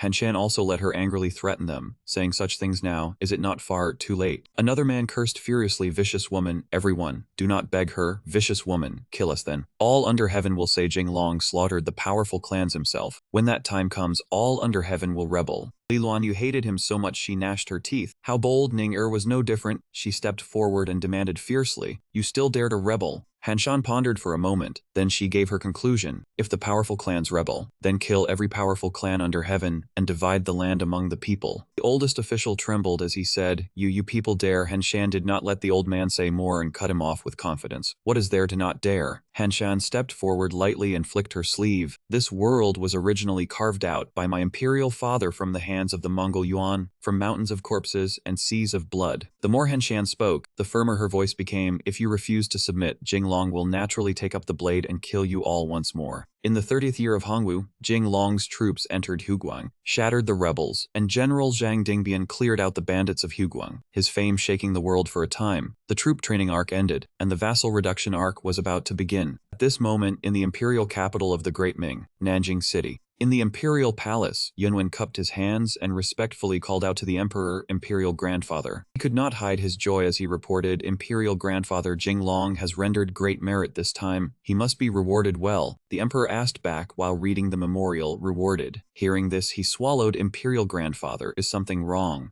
The emperor glanced at Yunwen, then narrowed his eyes and said, This time Jinglong dealt with Zhang Dingbian. I heard he used a powerful weapon called the Thunderclap Cannon, yet he did not present this thing to me. Yunwen smiled awkwardly and found an excuse. Jinglong said this thing explodes easily, so it was inconvenient to transport back. Once he returns to the capital, he will present it. The emperor gave a soft oh, then half closed his eyes and sighed, Even I did not know, yet you know it so clearly. He jolted, alarms blaring in his mind, exposed. He immediately raised both hands and explained in panic, I have not, Imperial Grandfather, please hear my explanation. The emperor laughed merrily, I have reserved this position for you, so why would I care about such things? But he rubbed his forehead and continued, I heard that man tricked Hanshan into going with him. Hanshan is the one I cherish most. Yunwen turned pale with fright. He hurriedly knelt and bowed his head deeply. Imperial Grandfather, Jinglong, please do not execute Jinglong. His words left the emperor unable to react for a moment. He asked in confusion, Why would I execute Jinglong? Yunwen sweated and stammered, he lured Princess Hanshan away. The emperor angrily flicked his sleeve and rose, turning as he walked and asked, How do you think Prince Consort Duan King died? He hurriedly called out, Imperial Grandfather. He took out a handkerchief and coughed into it repeatedly. The once white handkerchief was now stained dark crimson. He discussed softly, Whether in investing or commanding troops, Jinglong is a true expert. I want to keep him to assist you in governing, so naturally I must draw him closer, even if he shares my bloodline. Yunwen was startled for a moment before suddenly remembering, bloodline, right, Wenzhong is Imperial Grandfather's nephew through his sister. We are all one family. The emperor turned back and looked at him. Yunwen smiled so happily his eyes narrowed and he sprang to his feet. I will write to Jinglong and tell him to rest easy. Just as he was about to leave, the emperor called out sternly, No. He thought the emperor had changed his mind and asked with a deathly pale face, Imperial Grandfather, why? The emperor then answered slowly, Hanshan's role is to draw him in, but you absolutely must not let Jinglong know. Instead you must discipline and reprimand him more. Yunwen scratched his cheek and asked in complete confusion, Why? The emperor turned his head slightly away. In the end, she is still my daughter. If she is handed to him so cheaply, do you think he will be grateful? He turned around and left only one indifferent sentence. Only what is not easily obtained will be treasured by him. Only then will he thank you, promising my descendants to you. Remember this. This is the way of subduing a man. Yunwen still wanted to say something. Imperial Grandfather, I. Then suddenly a coughing fit surged over him like a wave.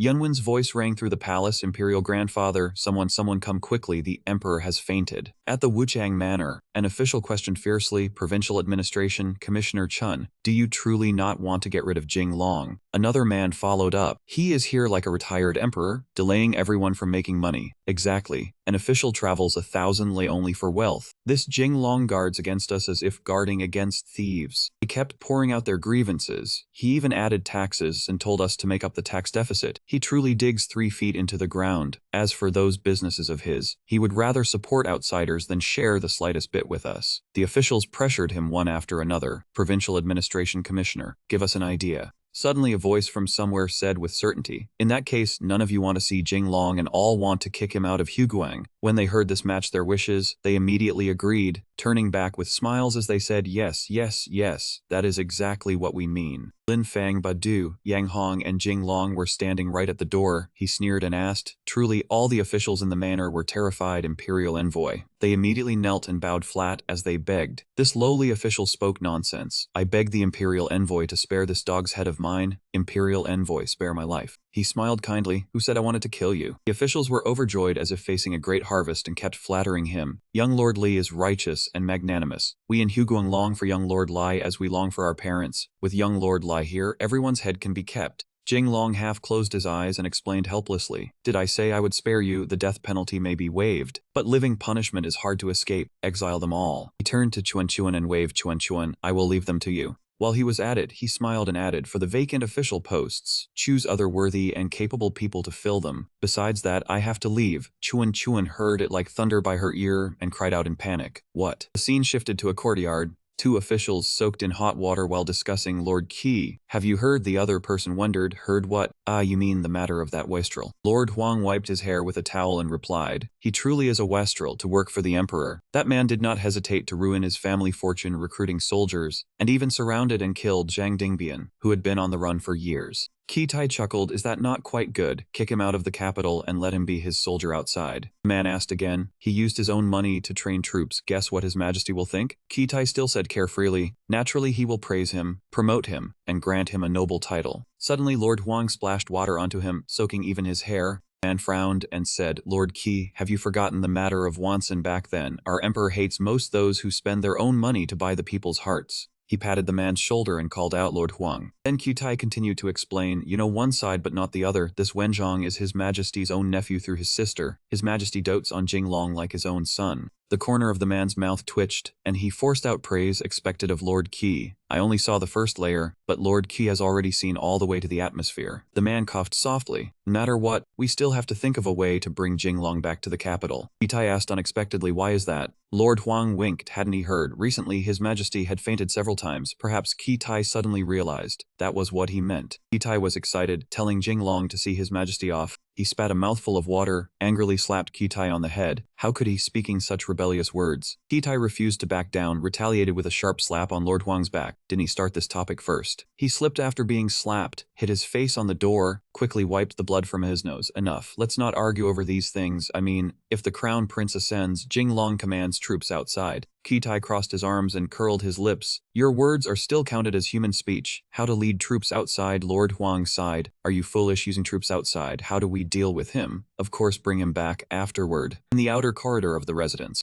the maid gestured to invite Nuha. The two lords were bathing ahead. He opened the door and saw Lord Huang draping an arm over Qitai, a suggestive posture. Both Nuha and the maid were shocked. Qitai jumped up in panic at the sound. Not as you thought. Nuha was startled and exclaimed, oh heavens, so tearful. He continued speaking in broad daylight. The two lords acted inappropriately. Qitai helplessly shouted repeatedly at noon. That's not right. At Beiping later Beijing, as the palanquin returned, greetings rang out. Yan Wang. A soldier ran into the hall where Zhu Di stood reporting Jinglong had eliminated Zhang Dingbian and pacified the Huguang rebellion. Zhu Di glanced back. How much time had he spent? Leaving the capital for less than half a year, yet causing so much trouble. The soldier disagreed. Yan Wang and old Zhang Dingbian, weak with age, Jinglong killing him is nothing. Zhu Di turned to sit slowly saying, you know only one, not two. He lightly massaged his forehead. Huguang was the former territory of the Chen clan. Strong local bandits often troubled the court, sending troops multiple times to kill them. None were completely eliminated. Then he suddenly jumped up, startling the soldier, promoted you, sent you to Huguang. Within half a year resolved the bandit problem, clans, strawmen, local landlords, and even the famous General Zhang Dingbian before. The soldier clasped his hands nervously. This, I subordinate cannot. Zhu Di laughed heartily. Jinglong indeed did not disappoint me. He sat resting his chin on his hand, eyes bright, for some reason always felt later might meet Jinglong in battle. On the other side Jinglong sneezed loudly. He rubbed his nose thinking silently, who is thinking of me? Beneath the blazing summer sun, their voices rang out in unison, respectfully seeing off the imperial envoy. A group of people cupped their hands and lowered their heads slightly, looking exceedingly respectful. We ministers wish the imperial envoy a swift rise through the ranks.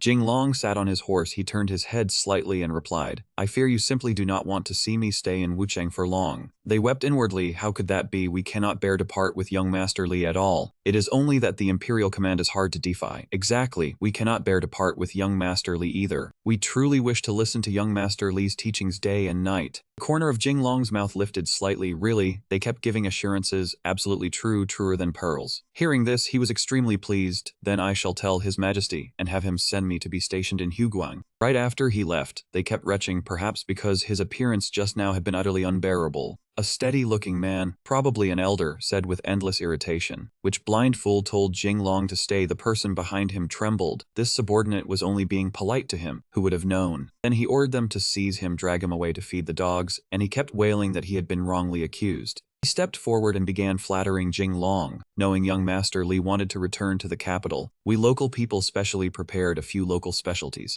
Looking at the gold, silver, and jewels inside the chest, he narrowed his eyes slightly. Local specialties indeed. That man kept pouring out lofty words. Yes, yes. Young Master Li eliminated the bandit scourge for our Huguang, exhausting your mind and strength. We have nothing else, only these modest specialties to offer in respect. Jing Long glanced over, thoughtful of you. I will remember this kindness, and I will certainly repay it in the future. Young Master Li, do not forget your promise if there is a chance to make money in the future. Jing Long let out a soft breath. Rest assured, I keep my word. But the moment the other party heard this, he was immediately stunned. But what? But this young master's repayment is rather large. You must be able to take it. Suddenly a subordinate walked over. Jing Long said what? He whispered. He said, I am very big, endure it a little. Then Jing Long boarded the boat and left. They rejoiced inwardly. He is finally gone. Huguang is our domain again. He immediately signaled to the subordinate. Shh. The man seemed puzzled. Lord Provincial Administration Commissioner. What is wrong? He sighed with deep frustration. Look over there. Jing Long has planted nails in Huguang. As soon as the words fell, Jing Long swept past them.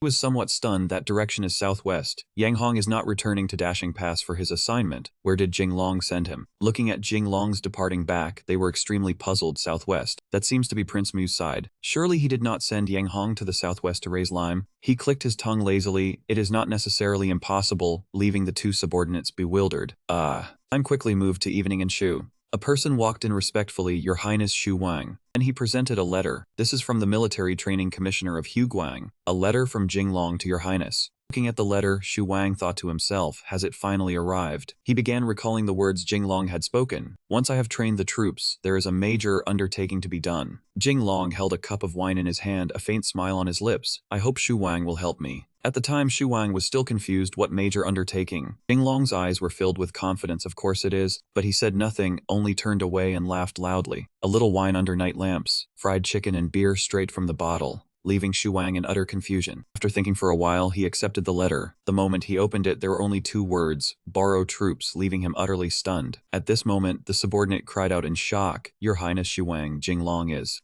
Shu Wang turned his face away. He wants to interfere in southwestern affairs. The man was stunned. The southwest. His gaze could no longer remain calm. His brows furrowed. It is, Anan Long promised the king of Anan that he would send troops to help him suppress the rebellion. The man was bewildered. This should be something only His Majesty can decide. He added, if father had agreed, why would Jing Long need to borrow troops? Then does that not mean? Shu Wang sighed and turned away. Do not ask too much. In short, this matter brings great profit. Then he began revealing his true nature. Anan has fine timber, beautiful women, and laborers who can endure hardship. If Jing Long can settle that place, then our business. That man's eyes shone brightly. How much can we make? Which irritated him. Is your family by the sea? Why are you meddling so widely? Your Highness, our prince's residence does not have spare troops. The residence does not, but those native chieftains do. As he walked, he looked back and said, the hereditary Ma family of the Shizu Pacification Office. I hear they are descendants of the Han General, Ma Yuan, who subdued the waves. Their family is loyal to the court, right? And there is also the Qin family. Speaking of which, the daughter of the Qin family is quite beautiful. At this point, the subordinate coughed a few times. Your Highness, you have gone off track. On this side, Lanshan was holding a birdcage, skipping along cheerfully. The two subordinates also looked delighted. Young Master is very happy today. A man in joyous circumstances feels refreshed. Lately, young Master Niu has been comfortable every day. Suddenly he whipped around, face full of delight. You two know how to talk. I will treat you both to wine later. He added, with that detestable ghost gone from the capital, even the air feels much fresher, which made one man wonder, the detestable ghost young Master Niu mentioned, could it be? Lanshan raised a finger in approval. Of course it is that detestable ghost Jing Long. After that Jinx left, this young master's days became much more comfortable. Then he turned and left while laughing endlessly. Poke I poke. Suddenly Jing Long stepped over, startling them. What are you doing? The detestable ghost young Master Niu mentioned, could it be? Lanshan was stunned and screamed, only to see Jing Long riding back with a smile. His face turned panicked as he cried out, Jing Long is back.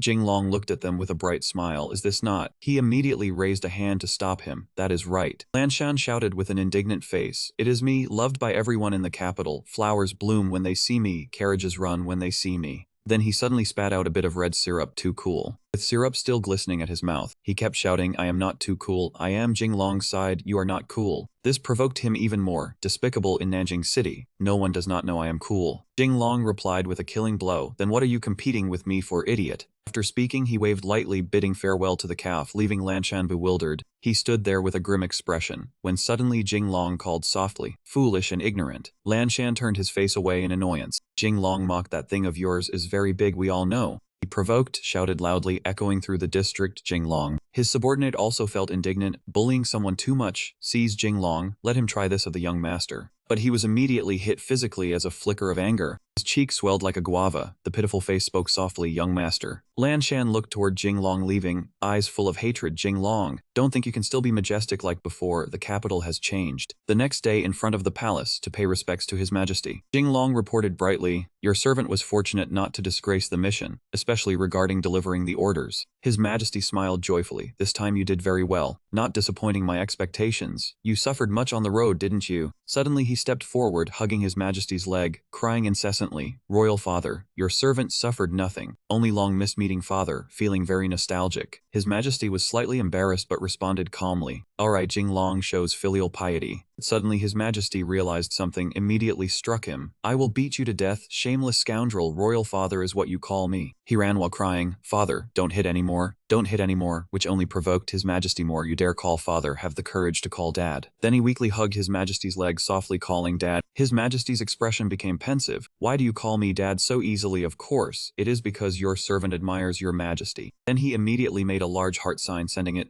This made His Majesty grit his teeth in anger. Karmic obstacle. Jinglong works well, but this face is far too thick. He kept begging, Master, Master, making His Majesty utterly helpless. I have never seen someone so shameless as you. He put on a cute pout, Master. His Majesty shouted angrily, Karmic obstacle, fear of you. I know you haven't returned home for a long time. Take a month off. Now go. He continued making a heart sign, sending it to Royal Father. After speaking, he quickly ran away. A subordinate stepped forward. Your Majesty. Jinglong was disrespectful before the hall. Before he could finish, His Majesty rebutted, are you instructing me on my duties? Just as Jinglong ran a short distance, a loud voice behind made him stop. Pull out the sword and strike. His Majesty spares your life. He turned back, slightly thoughtful. Being beside a king is like being beside a tiger. This time at the Lee residence. A foot kicked open the iron door, causing it to burst open. Few guards with sticks spoke harshly. Who dares to storm into the Lee residence? At that moment, a thick black smoke surged in. Within the smoke appeared two wild white eyes, extremely terrifying. A mysterious aura advanced, frightening the guards backward. In the smoke, a Liu appeared, softly saying, young master is coming. What are you all doing?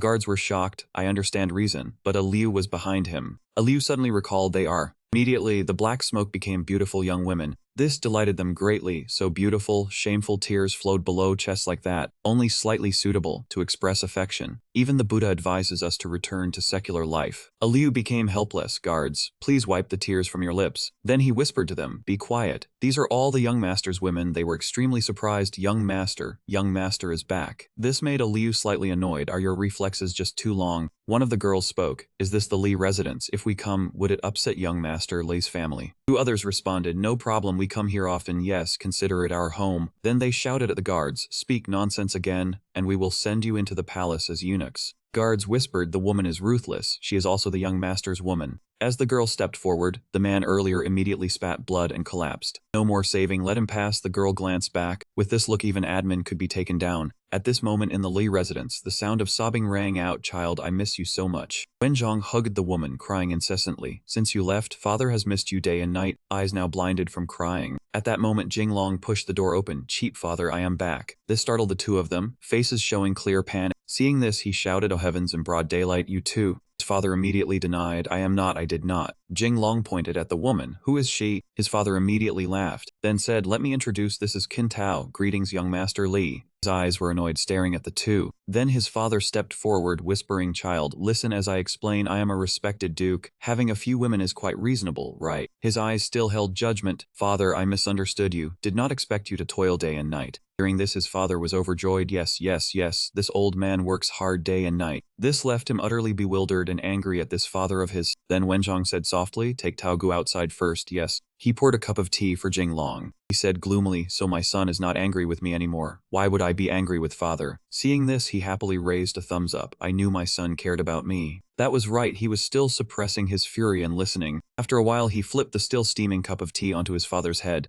Scream rang out so hot. His father cried out in pain. My eyes are about to be cooked. Even so, he showed no pity at all. Serves you right. You have little mother, and still went after other women. Wenzhong lifted the cup of tea to his lips. Son, your romantic debts are not few either. Over here, he was being distracted by the girls outside the door. Young master. The young master is back. Young master. Do you need Tao Hong to warm your bed tonight? This made his father extremely angry. So what right do you have to lecture your father? He shouted just as loudly. Is this how father speaks to me now? Then his father hugged him and cried, son, I was wrong, it is all father's fault. He interrogated him in annoyance. Does father still want to spread the branches and leaves, and have a few more children? Seeing his father remain silent, his head spun a little. Heavens, did I really hit the mark, father? You truly are still vigorous in old age. Thank goodness, thank goodness. I recently ate some Rengshen Hui treasure that Xiaoru gave me. He could not help shouting, heavens, that old Fang actually gave father this tiger tonic. His father, however, was extremely cheerful. Son, do not say that. The medicine old Fang gave me works wonderfully. At this moment, he was also a little curious how wonderful. Suddenly he remembered, wait, why have I not seen Shishi since coming back? At this moment outside, Jinglong sensed something was wrong. Why do I have a bad feeling? Suddenly the beautiful Shishi walked over. Jinglong's group of beauties stared at her without looking away. Shishi, they whispered, she is Jinglong's wife. Nairong stepped forward. Greetings, madam, she said in a sweet voice. This concubine is Yu Clan Nairong. Shishi thought to herself, there is such a huge thing again. Then she asked coldly, may I ask what business you have? She slowly replied, this concubine was saved by young Master Li, and was originally a maid by young Master Li's side. Hearing this, Shishi frowned. A maid. Inside, Jinglong and his father were still chatting. Father, why do I not see Daoist Jizi? His father's face darkened. Speaking of this son, he took a sip of tea and asked, what is wrong? But his father only turned away and said nothing. Father. Tears streamed down his father's face. Ever since you left, our family business has not been working. It is almost impossible to keep it going. He was utterly bewildered. How could that be? His father wept as he explained, people outside are all saying that my son is a young spendthrift, that he took our family's money to recruit troops. All the funds were withdrawn. This business. He was not very worried. I thought it was something serious. Is it not just withdrawing money to train soldiers, father? Trust me, this is a business with 10,000-fold profit. His father held his hand. No, I do not want that. I do not want to go bankrupt in old age. He wept as he pleaded, son, you must spend rationally. He slapped the table lightly. Jinglong shot to his feet and said excitedly, I do not want to spend rationally. I want to spend wildly. Wenzhong held Jinglong's hand and cried, son, your father still wants to marry a few more concubines. Leave me a little retirement money. He said in deep shock, heavens, father, you have changed. You were not this lecherous before. He wiped his tears with a handkerchief and said, I stayed single for decades because of your mother, but after seeing Li Fangru, I realized how narrow my horizons were. Jinglong asked, is it the small kind that I understand? He immediately answered in anger, no, mine is very big. He said, then father should endure it a little, leaving Wenzhong plunged into confusion. Jinglong shouted in his face, old lecker, old turtle. Outside the door was the figure of a woman carrying a saber, her fury blazing. Wenzhong saw her and was thrown into utter panic.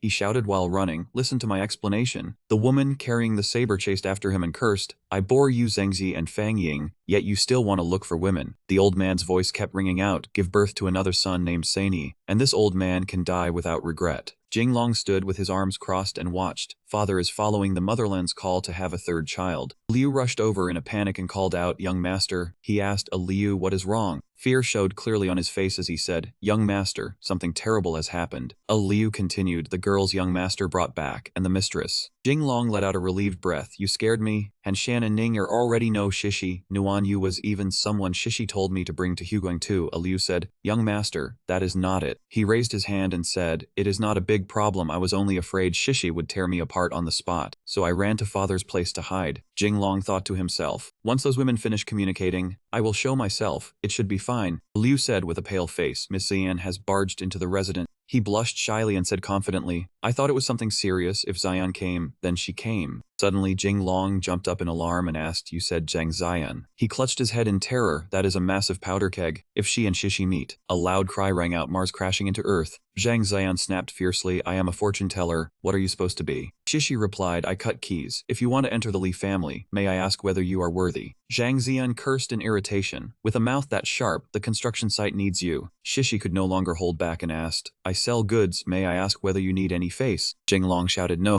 Liu asked anxiously, young master, will there be a murder? He forced a smile, sweating all over as he replied, no, probably not. Jinglong's voice rang out in a shout, Ziyan Shishi, do not act rashly. Jinglong kicked the door open in anger and rushed in. Shishi, spare the one beneath your blade. Inside, Shishi and Zhang Ziyan were sitting together drinking tea, staring at him in surprise. He was so panicked he could not believe his eyes, too stunned to speak. Zhang Ziyan smiled and said, Jinglong, you are back, while Shishi also happily called out, husband. Jinglong asked the two of them in a daze, the two of you are not fighting. After that, he kept rubbing his eyes. This had to be an illusion. Shishi shyly came over and hugged Jinglong's arm, saying, husband, actually Ziyan and I have known each other for a long time. He asked her again, really? Zhang Ziyan came closer and laughed, saying, that is right, we are even good sisters. Jinglong, his face drenched in sweat, said, then from now on, we are one family, treat each other well. Shishi and Zhang Ziyan looked at each other, smiled, and said in unison, all right. She looked at Zhang Ziyan and thought to herself, you want to fight me for Jinglong? Even if you were my blood sister, I would not show mercy. She also stared at Shishi. Jinglong already had an engagement with me, if not for your Fang family stealing him halfway. Seeing the two of them like this, Jinglong felt they seemed rather alike, yet also seemed not quite right. Someone hurried over. It turned out to be Jizi. He said, my lord, I missed you so much.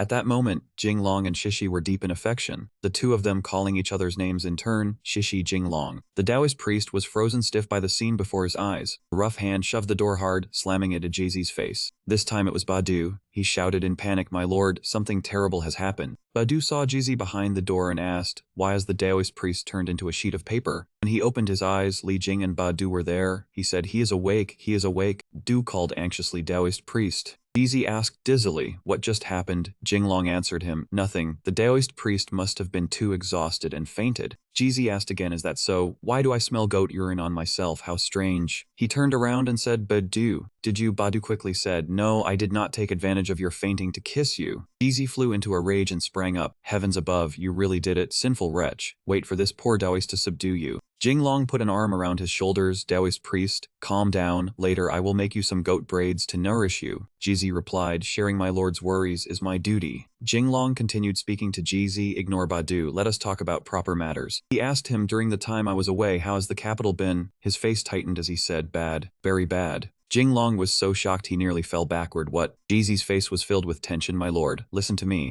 Jinglong and Jizi had their arms around each other's shoulders. He said tensely, my lord, listen to me. He shouted in horror, damn it. Jizi gave an awkward smile and explained shyly, I could not control myself for a moment. I forgot my lord does not like this original flavor of mine. Jinglong kicked him and cursed, are you a bear in the 12 zodiac animals? Your 5 elements lack a beating. Jizi said solemnly, my lord, ever since you left, the capital has been led by Yu Xia's faction, making things difficult for our family's business. Now many deals are about to collapse. Jinglong said, Yu Xia, a mere Eagle Heaven Bureau official. What impressive official authority. He said, according to my investigation, it is not only Yu Xia, there is a web of it behind him. Jinglong asked him, a web of interests, who is involved? He said confidently, they have allies. Do they think I, Jinglong, have none? Laughable, I will tell them. In truth, that man is the reigning holy emperor. Jinglong hugged his majesty's leg and called grandpa. Jizi continued, although my lord's backing is great, those people still cannot be underestimated. Badu shouted in alarm, not good, I almost forgot the important matter, that Yu Lanshan of the Yu family. A signboard hung above the door, a large residence looking extremely wealthy. Outside stood a crowd of people. The leader was Lanshan. He yelled arrogantly, take it down for this official. I want to see what you Jinglong will use to fight me. The two men with him echoed, young Master Yu is so imposing you even dare tear down Jinglong's business. But young Master Yu, I heard Jinglong has returned to the capital. Are you not afraid?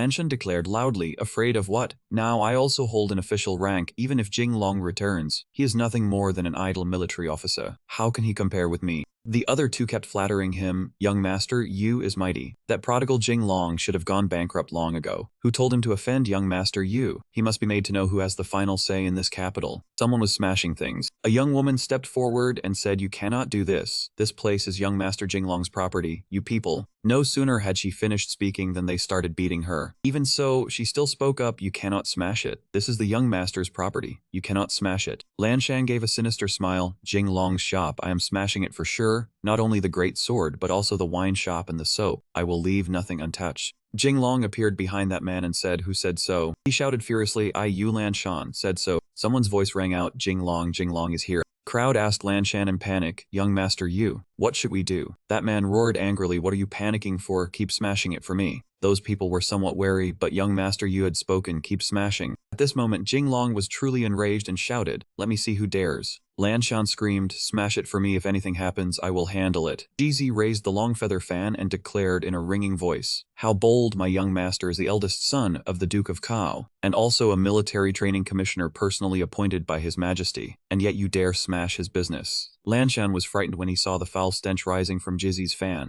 That man covered his nose and said, this is a smelly fan. Jizi stuffed it into his robe and explained awkwardly, do not mind these details. In short, think it over. Can you afford to offend our young master Li? Lanshan shouted irritably, stop trying to scare me. The military training commissioner was dismissed once he returned to the capital. Right now Jinglong is nothing but a commoner. Then he pointed straight at Jinglong's face and declared confidently, now I am an investigating censor. The censor is investigating a case. Who dares obstruct me? Jinglong and the other two were both shocked and taken aback. Heavens. An official of the censorate. In the Ming dynasty, the censorate corrected all offices, redressed grievances, supervised every circuit, and served as the emperor's ears, eyes, and watchdogs. Jizi tiptoed and slowly turned around, his face somewhat tense. Lanshan has entered the censorate. That man revealed his cunning and wicked expression. Understand now, the censorate patrols the realm. Your great sword corrupts public morals. This censor handles the case according to the law. Reasonable, justified, and lawful. Smash it for this official. Yellow scroll was brought in by a soldier, who then called out, Jinglong, receive the imperial decree. That person opened the scroll. Jinglong turned around and said, this subject receives the decree. The soldier began reading the words on the scroll clearly and loudly. By the mandate of heaven, the emperor proclaims, Jinglong has served with diligence and achieved success in training troops. We are pleased and specially confer upon Jinglong the title of Martial Strategy General, by imperial command. As soon as the words ended, Jinglong cupped his hands, thanking His Majesty for his boundless grace. The crowd behind him gaped after hearing the soldier read, a 5th-rank Martial Strategy General. From now on he need not bow when meeting officials. All field taxes are exempted. One more step and he will be a full 5th-rank Great General. Heavens, this wastrel is about to soar into the sky. Jinglong happily turned around and called out cheerfully, many thanks for your hard work, eunuchs, Aliu. He quickly ran over and handed the 2 men invitation cards along with friendly words. Eunuchs, you have worked hard. My young master invites you all to tea. We have long heard that young master Jinglong is the god of wealth of the capital. His reputation is truly deserved. Young master Jinglong is thoughtful. Do come by when you have time. Jinglong walked up to the arrogant Lanshan from earlier. He mocked him and said, little fool you. Now I am a 5th-rank Martial Strategy General, and you are only a minor 7th-rank censor. Do you still dare smash it? His rage had reached its peak, and he shouted angrily, a 5th-rank title is only a scattered military rank, not an actual office. I am a censor. The emperor's eyes and ears. Why would I fear you? Smash it for me. Hanshan walked in from outside the door with 2 maids, and she spoke in a ringing voice. Wait. Hanshan was very surprised to see Hanshan appear, while Jinglong was somewhat stunned. Why has the princess come? Both of them bowed their heads and greeted her politely. Greetings, princess. May we ask why the princess has come? Hanshan answered frankly. This princess was passing by, saw a dispute, and came over to uphold justice for you. Lanshan trembled all over and he said timidly, no need to troll the princess, while inwardly cursing, damn it, who does not know that you and Jinglong have something going on? Hanshan frowned at Lanshan and said, no trouble, no trouble. This palace wants to say something.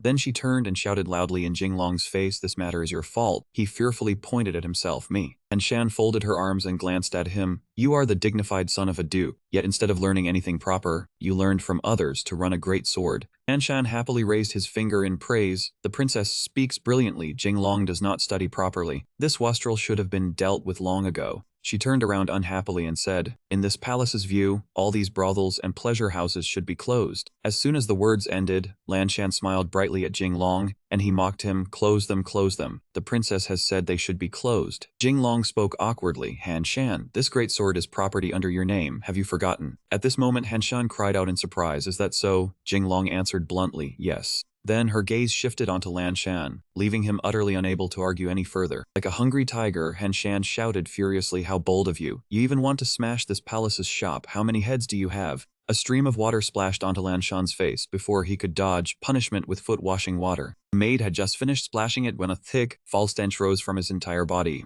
Lanshan lowered his head and cried out joyfully, this lowly official is fortunate to be drenched by the princess's foot-washing water. Hanshan reached out and pointed at the plump woman with a face covered in pimples and freckles, and the woman said angrily, with someone like you, How could you be qualified to be drenched with the princess's foot washing water? That was mine. Lanshan vomited out a long stream of water. He wiped his mouth with his sleeve and spoke in panic. This official is a 7th rank investigating censor. How can the princess humiliate me like this? Hanshan pretended to fall so Jinglong could support her, and she whined coquettishly, Jinglong, Lanshan is being fierce to me. He answered gently, I will handle it. Lanshan's eyes nearly popped out when he saw the two being affectionate. Heavens. He shouted loudly in that man's face, frightening him badly. So what if you are an investigating censor? Does being an investigating censor mean you can smash the prince's shop? Jinglong grew more and more aggressive, frightening Lanshan badly. If this matter is brought before the emperor and your Yu family is sentenced to extermination, that would not be excessive, would it? That man's face turned dejected. Heavens, you are too vicious. While he was still scolding him, not convinced. If you are not convinced, come bite this young master. Jinglong began shouting at the top of his lungs. Who told you to have no eyes? Daring to smash the prince's shop is the same as smashing the emperor's shop. Clearly you do not regard his majesty at all. Lanshan played a trick and hugged Jinglong while crying and begging, Young Master Li, I was wrong, you are magnanimous. Spare this lowly one this time.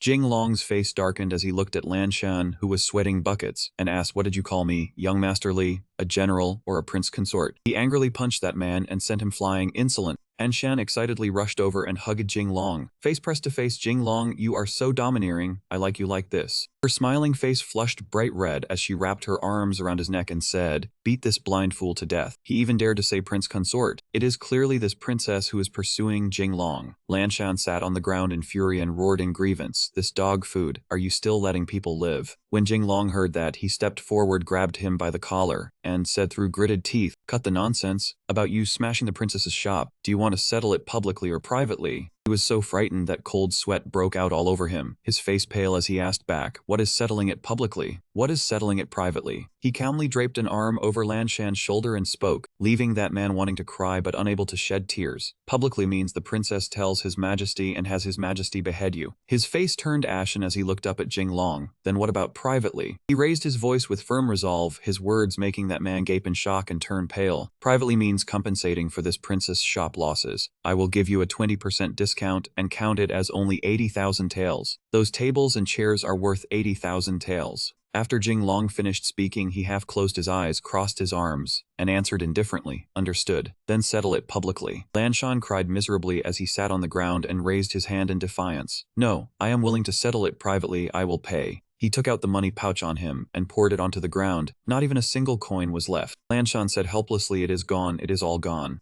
A man rode over to Lanshan and tried to soothe his pain. Young Master Niu, my condolences. The wind blows the eggshell away, wealth departs, and the person is at peace. His fury reached its limit as he sprang to his feet and shouted, No, you can humiliate me, but stealing my money. This hatred cannot coexist under the same sky. In the end, he sat on the ground again and burst into tears, wailing, Shameless. It does not matter how you humiliate me, but how many coins have I even earned in this lifetime? At the market outside the city, Lanshan's voice rang out full of resentment. Jinglong, if I do not make you lose your entire fortune, then I am not surnamed Niu. Jinglong and Hanshan passed through the market in the city, and she called softly, Jinglong. She smiled until her eyes curved and asked him, How was my performance just now? He immediately raised his thumb in praise, perfect coordination. Hanshan hugged Jinglong's arm and murmured with a blush, Of course, just look who taught me. He chimed in and replied, The husband sings and the wife follows. Her face turned bright red as she asked happily in return, Have you finally admitted that I am your woman? He reached out to lift her chin and spoke gently, From the moment at Wuchang when you risked yourself to save me, from the moment my blood entered your body, you have been my woman. Yunwen appeared from nowhere and coughed, interrupting the dog food the two of them were spreading. Broad daylight. Why are you kissing again? In a room within the imperial grandson's residence, a voice rang out, cutting through the quiet atmosphere. About that new Lanshan matter, do I need to handle it? Jinglong lifted his teacup and took a sip before replying, No need, just one new Lanshan. No need to use a butcher's knife to kill a chicken. Yunwen glanced at him hesitantly. Speaking of which, he shouted in fury, You were hugging the princess out on the street again. What kind of propriety is that? He lowered his head with a pale face and admitted his mistake. Right,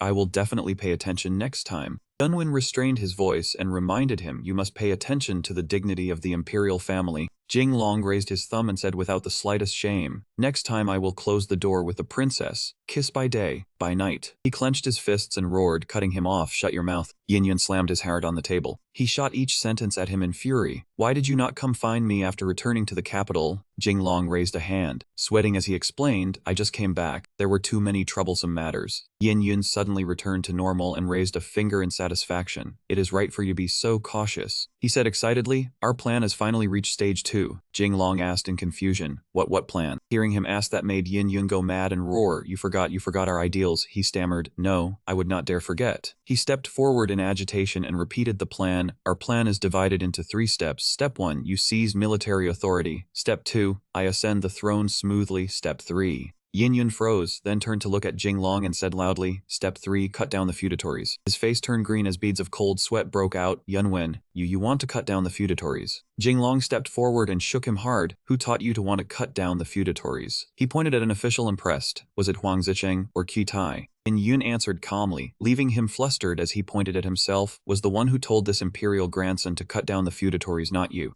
The memory slowly returned to the past when Jing Long and Yin Yun were talking, and he spoke with firm resolve. "In the future I will become a great general, command all the troops under heaven, and clear away the disobedient feudatory kings for the imperial grandson." The 2 officials cheered excitedly. "Childhood sweethearts, you 2 are of one heart and one mind. Love truly makes people envious." Jing Long and Yin Yun said nothing in fury and immediately sent the 2 men flying. He stepped forward, turned his back to him, and said, "Let us talk business." Yin Yun glanced toward Jing Long with determination. In short, the matter of cutting down the feudatories must be done. His face turned green as he thought in distress. Did the history books not say that only after Yunwen ascended the throne was he stirred up by Huang Zicheng and the others in cutting down the feudatories? Why is it already so early? Seeing his thoughtful face, he asked, "Jing Long, what are you thinking?" Jing Long broke out in a cold sweat and asked, "I am thinking, if we cut down the feudatories, what if the feudatory kings resist?" Another voice rose from behind the 2 of them. "That is why the key lies in you obtaining military authority, Jing Long." Those 2 officials appeared, both reaching out to form a large heart. "You are the eldest son of Wenjiang. Your prestige in the army is unmatched." Suddenly Yin Yun looked at him and called Jing Long. His eyes narrowed as he spoke with determination. "Now that you already have military experience, once I ascend the throne, I will appoint you Grand Marshal of all troops under heaven to pacify and suppress the feudatory kings." Jing Long asked back in confusion, "Do we really have to cut down the feudatories?" Yin Yun gritted out each word. "Although the Great Ming is nominally unified, those feudatory kings occupy their territories and wield great power. How are they any different from the military governors of the Tang?" He lowered his voice and continued, "Only by reclaiming power can the court issue commands from a single source. Only can a great prosperous age be created in my hands." He agreed with Yin Yun's idea. The reasoning is correct. Yin Yun grasped Jing Long's hand. "Brothers, join hands with one heart. Jing Long, you must help me." His face darkened as he wanted to retreat from that attitude. "Imperial grandson, is this chicken of yours proper?" Qi Tai and Zicheng stood behind them, watching the 2 faces draw close together as they whispered among themselves. The 2 officials exchanged glances. Done. The moon slowly rose high, and a voice sounded in the quiet night. "Jing Long has fallen for it. Cutting down the feudatories is indeed cutting down the feudatories. But since ancient times, no ruler bears this cursed name." Zicheng looked at Niu Xia smugly. "The feudatory kings are the imperial grandson's elders and uncles. The imperial grandson cannot bear the name of killing his uncles." Qi Tai stroked his beard at the side and continued, "This blame must be nailed firmly onto Jing Long." Niu Xia said with hatred, "Jing Long bullied my son again. As soon as he returned, I can no longer wait to settle this debt with him." Zicheng's expression was full of self-satisfaction. "Rest assured, we have already thought of a way. Start with the people beside him first and strike down his spirit." Qi Tai echoed, "And also let him work obediently for the imperial grandson." The 3 people in that secret room whispered their plan. "This world, in the end, is the world of us civil officials. Those martial brutes are all merely tools." Jing Long walked through the city market, raising a hand to his chin as he pondered deeply. Cutting down the feudatories. Yunwen really wants to cut down the feudatories. One person after another appeared in his mind like a long serial drama. Yan Wangzhu Di, Gu Wangzhu Hui, Ming Wangzhu Bian, Ning Wangzhu Quan, Liao Wangzhu Ji. Jing Long froze in thought. The Yanwang faction has guarded the northern frontier all year round, defending against northern Yuan's counterattack. Those people are all battle-hardened elites of the Great Ming, the backbone of the Great Ming. He raised both hands to his head in confusion. Surely Yunwen does not truly think that by training a few soldiers, he can wipe out the feudatory kings who hold military power. Suddenly, Jing Long's face grew excited as he stuck out his tongue and thought, "But Yunwen said he wants to appoint me Grand Marshal of all troops under heaven." He frowned and raised his hand with determination as he thought, if possible, I truly want to go to the battlefield and test Yan Wang and the others, to see who is the greatest famed general of the Great Ming. An old carriage passed by Jing Long, and a voice called from inside the carriage, "Worthy son-in-law." Jaru poked his head out from the carriage and said, "Worthy son-in-law, get in." He looked at him in confusion. "Honored father-in-law." As soon as Jing Long stepped into the carriage, he heard the man's praise after going out once. "You have learned manners. You know how to call me father-in-law now." He frowned, looked at Shuaru, and said through gritted teeth, "That is enough. Do not push your luck. Speak. What is it?" He crossed his arms angrily, looked away, and said, "This matter concerns the fate of the Li family." Jing Long thought inwardly, could it be? Shuaru took his hand and placed something in his palm. "This is an incense talisman this old man requested from Guanyin Temple last month. It is for you. You understand, yes?" He raised his hand to look and asked with a darkened face, "The fate you mentioned is about this." The man half closed his eyes and said loudly, "Of the 3 forms of unfilial conduct, having no descendants is the greatest." Jing Long toyed with the incense talisman in his hand and agreed, "That is true." Shuaru excitedly raised his hand and showed off the object in his palm. "Of course, besides the Guanyin talisman I gave you, this old man also has Hushin kidney treasure. Do you need it?" He blushed and sweated as he looked away and asked, "Father-in-law, look how good my body is. Do I still need nourishment?" He helplessly placed it onto Jing Long's outstretched palm. "Worthy son-in-law, your hand is more honest than your mouth." Shuaru spoke toward him, "Worthy son-in-law, the 2 of us can be considered to cherish each other, a friendship across generations. There is something I do not know whether I should say." Jing Long shuddered and asked, "What if I say you should not?" He looked at his finger with a darkened face and said, "Worthy son-in-law, your hand is far too honest. It is saying I should say it." Shuaru reminded him, just now at the imperial grandson's residence. It was not convenient to say too much. In short, if the imperial grandson orders you to become a general in the future, you must refuse. Absolutely do not agree. Jing Long looked at him in confusion and asked, "Father-in-law, what are you saying?" He leaned close to his face and instructed him, "Do not ask so much. In short, remember what this old man said." He was confused. Why? Jaru half closed his eyes, stroked his beard and said, "You are my son-in-law. Would I harm you?" Jing Long stepped down from the old carriage, and from inside, he poked his head out and said happily, "Worthy son-in-law, bring Shishi back to her maternal home soon. This old man also has a secret prescription for having sons." Only after the old carriage had gone far away did his face turn deeply thoughtful. Jing Long carried his thoughts as he walked past the people in the market. "What is wrong with this era? Yemen wants me to cut down the feudatories for him, but in history, Xiaoru was exterminated by Yan Wang to the 10th degree precisely because he accepted Yunwen's military appointment. Can Xiaoru's words be trusted?" He pondered silently and lowered his face toward the ground. Jing Long thought inwardly and did not notice a mysterious person behind him. "No matter how I look at it, we cannot beat Yan Wang and the others. Following Yunwen is probably a road to death." A mysterious person silently followed behind him. A razor-sharp sword stretched out and pressed against Jing Long's neck. He glanced at the sword and said darkly, "Embroidered spring saber." The mysterious person holding the sword spoke smugly, "Careless. If I wanted to kill you, you would already be dead." Jing Long asked back without the slightest fear, "Is that so?" At some unknown moment, he had already aimed a gun at that man from behind, and he blurted in shock, "Oh heavens." The mysterious person forced a smile and took off the hat on his head. "Jing Long, I was only greeting you. Just playing. Do you need to be so serious?" He raised the gun, looked at him and said, "Exactly, I was only playing with you too. Senior brother is not angry, right?" He laughed loudly and answered happily, "How could I be?" Jing Long stood opposite him and said, "Then I am relieved." He crossed his arms seriously and looked at the person before him as he asked, "Did we not say not to contact each other, unless there was something urgent, if others learn of our relationship?" That person then replied, "Exactly." He spoke gravely, "There is a piece of news I must tell you at once. I do not trust anyone else." Seeing that person's serious expression left Jing Long full of doubt. In the city, sunlight shone down and illuminated every place. He walked while muttering, "If it is true, then things really are a little troublesome this time." From afar, Lin Fang's voice rang loudly, "Boss." Lin Fang hooked an arm around Jing Long's neck with great excitement. "Boss, there is good news.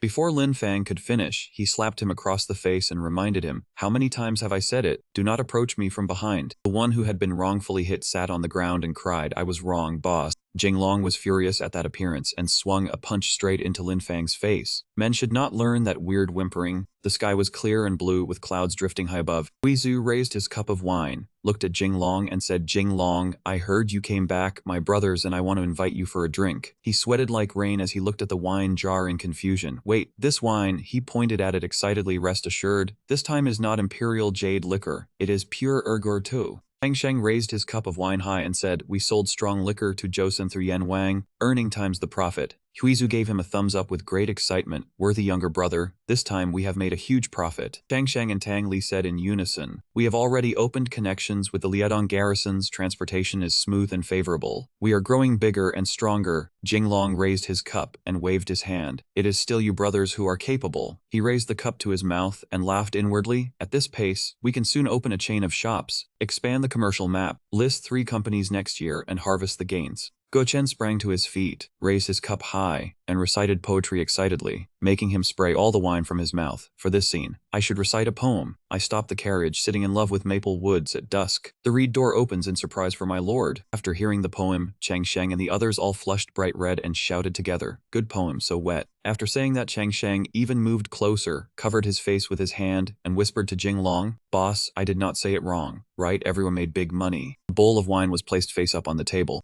Then Jinglong planted both hands on his hips and said, since business is doing so well now, it is time to stand up. Chang Sheng said with a flushed face, Jinglong, what are you saying? Tang Li clenched his fist with a lewd expression and said, this standing up you mean, is it the same as my standing up this morning? Huizu blushed at that and clasped both hands together. Can you be decent? Those words made Jinglong somewhat angry, and he shouted, the standing up, I mean, is standing upright. Then he clenched both hands and shouted even louder, chant with me, if you are a man, you will not admit defeat. Lin Feng and the others also echoed him, raising their fists as they shouted in unison, refuse to admit defeat and stand up, stand up, stand up. Seeing this, Huizu whispered to Jinglong, Jinglong, what are you trying to do? Jinglong folded his arms, looked at Huizu and said with a smile, of course. Jinglong did not finish his sentence, instead sitting down in a chair before continuing. Of course we are going to make the business bigger and stronger. Hearing this, Huizu coughed lightly before saying, how do we make it bigger and stronger? Jinglong narrowed his eyes slightly and said, now that the northern trade route has been opened, this time I went to Huguang and opened another southern trade route through Shuwang. Hearing this, Chang Sheng said in shock, Jinglong, you mean Shu Brocade? Tang Li also said in shock, and the salt wells. Ignoring how shocked the two of them were, Jinglong still smiled and said, that is right, we can sell southern Shu Brocade to the north, then sell northern leather goods and ginseng to the south. Hearing what Jinglong said, Huizu and the others could already imagine gold and silver falling from the sky, and they all thought together, we are going to be rich. Not only that, Jinglong folded his arms and said with a smile, that is not all. Huguang specializes in grain production, while the north lacks grain, so we can buy low where grain is produced, and sell where grain is scarce. Hearing this, Huizu broke out in sweat all over, raised a finger, and said the idea is very good, but this grain business is a little sensitive, is it not? As soon as he finished speaking, Jinglong clenched his hand and said, rest assured, we are not selling at a high price, but at a normal price. This way we will stabilize grain prices in places short of grain, and His Majesty will reward us. Opposite him, Tang Li was already crying like he was mourning silver, wiping his tears with a handkerchief as he said, this we cannot work hard for nothing either. Lin Fang behind Huizu also covered his mouth with his hand, grieving over the wasted silver. Hearing this, Jinglong raised 2 fingers, shook them, and said, no, no, no, how could it be working hard for nothing? We have money in hand and buy in huge quantities. Naturally, we can buy below market price. Even if we sell below market price, even if we sell at a common price, there will still be great profit. As soon as he finished speaking, the Huizers had gathered in front of Jinglong, looking at him with admiring eyes. Not only that, they all began speaking at once. Jinglong, you are our god of wealth. From now on, if you say go east, we definitely will not go east. If you say be chickens, we definitely will not be ducks. Hearing this, Lin Feng broke out in sweat and said, there is no need to be that polite. Opposite him, Huizu clasped both hands and said with a smile, there is. The god of wealth is the parent who feeds and clothes us, father. Hearing this, Jinglong threw Huizu to the ground, then kicked him in the head, kicking as he shouted, get lost, are you not disgusting? Lin Feng had somehow come behind Jinglong, and he raised a hand to scratch his chin as he asked doubtfully, boss, do you usually kneel and flatter His Majesty like this too? Hearing these words, an image appeared in Jinglong's mind of himself tightly hugging the emperor's leg. While Jinglong was thinking, Huizu had already turned to look at Lin Fang and shouted, shut up, is that how you speak to father? Is that how you speak to the god of wealth? Be more polite. Hearing this, Lin Fang's head buzzed as he thought to himself, money really does make someone your father. Ignoring what Lin Fang was thinking, Huizu turned back to look at Jinglong and said with a smile, Jinglong, for such a huge business, are you really willing to share the profits with us? Chang Sheng also said with a squinting smile, what can we do? Tang Li also smiled and said, exactly, if we do not contribute, we would feel ashamed to take this money. Hearing this, Jinglong smiled and said, now that you mention it, there really is something I need your help with. Opposite him, Huizu happily clenched both hands and shouted, brother, as long as you say the word, even if it means climbing a mountain of blades or crossing a sea of flames, I absolutely will not frown. As soon as he finished speaking, Jinglong laughed and said, it is not that serious. I only need you all to open Shunfeng transport across the entire Great Ming. Tang Li beside him broke out in sweat and asked doubtfully, what? Jinglong began explaining, we can directly establish a Great Ming company. Of course I will invest and hold 51% of the shares. After hearing this, Huizu raised a hand to rub his chin and fell silent, while Chang Sheng also turned his head aside and said nothing. Ignoring what they did or did not say, Jinglong continued, are you all unhappy with my share ratio? With his back to him, Huizu rubbed his chin and said, brother, you came up with the idea you brought in the business, and you are taking the lead. Who would dare refuse to accept it? It is just that. Before Huizu could finish, Jinglong turned to look at him and asked, just that what? Huizu turned his head to look at Jinglong and said, it is just that our connections are all in the north. If we want to open up north and south, do you know how many guards and stations lie between them? How many military connections need to be opened? Jinglong asked doubtfully, is it difficult? Huizu answered in a deep voice, it is extremely difficult. After saying this, Huizu thought to himself, what does Jinglong want to do? Once the military connections of north and south are opened, His Majesty's side will probably, at that moment, Jinglong only gave a soft hum. Afterward, as if Jinglong understood Huizu's thoughts, he turned to look at Huizu and said, if we cannot spread transport across the whole country, then this business can only be dropped. Hearing that this business might be abandoned, Huizu and the others all broke out in sweat, all thinking inwardly, what? Ignoring what they were thinking, Jinglong walked toward the door, waving his arm as he said, I am leaving. Seeing this, Huizu stretched out his hand and said, brother, wait. Jinglong stopped in his tracks and thought inwardly, as long as Shunfeng transport spreads across the entire Great Ming, I can establish an intelligence network outside the Great Ming system that belongs to me. At this point, Jinglong raised a hand to rub his chin. Ignoring what Huizu was thinking, Jinglong continued thinking, from south to north, even if there really is a great war in the future, with this goods route, military supplies can be provided without end. While Jinglong was lost in thought, Huizu opened his mouth wide and said, what is Jinglong talking about? Guo Zhen narrowed his eyes slightly, raised a finger to point at the sky, and said, though I do not understand, it must be a huge business. Hearing this, Lin Fang asked doubtfully, the kind worth hundreds of millions. While everyone was chatting, a Liu suddenly ran in from who knew where and shouted, young master, this is bad. The Lin Manor. Something happened at the Lin Manor. Hearing this, Jinglong turned back with a doubtful expression, and Lin Fang also looked at a Liu in panic. At this moment, at the Lin Manor, the embroidered uniform guards were surrounding the estate. Lan Shan was also standing outside the Lin Manor. That man smiled and said, the Lin family. So it has this day too. I want to see who dares help you, Jinglong. Suddenly a voice came from behind that man. Lan Shan, what are you doing here? As if by reflex, Lan Shan answered, nonsense, of course I am watching the show. Before that man finished speaking, Lan Shan seemed to realize who the voice belonged to. That is right, the owner of the voice was Jinglong. Lan Shan broke out in sweat all over. That man turned around, pointed at Jinglong and said, when did you appear? Jinglong planted both hands on his hips and said, a while ago. As he spoke, Jinglong patted Lan Shan on the shoulder and said, I heard you were watching the Lin family's excitement. Are you very happy? Lan Shan broke out in sweat all over and said, how could that be? People call me the timely reign of the imperial capital, the righteous protector of Shandong Lake. Hearing this, Jinglong said in shock, hey, wrong stage. Do you think you are Song Jiang? Lan Shan somehow produced a slice of melon, held it in both hands before him, and said with a squinting smile, actually, I am a good man. I only came here today to eat melon. As soon as Lan Shan finished speaking, that man was sent flying by one punch from Jinglong, while Jinglong said, get lost for this old man. A moment later, Lan Shan crashed heavily to the ground. Then that man painfully sat up and shouted, Jinglong, let us see how long you can stay arrogant. Today it is the Lin family, tomorrow it will be you. At this moment, behind him, all the members of the Lin family had been bound and were being led away. Seeing Jinglong, Lin Fang shouted, boss,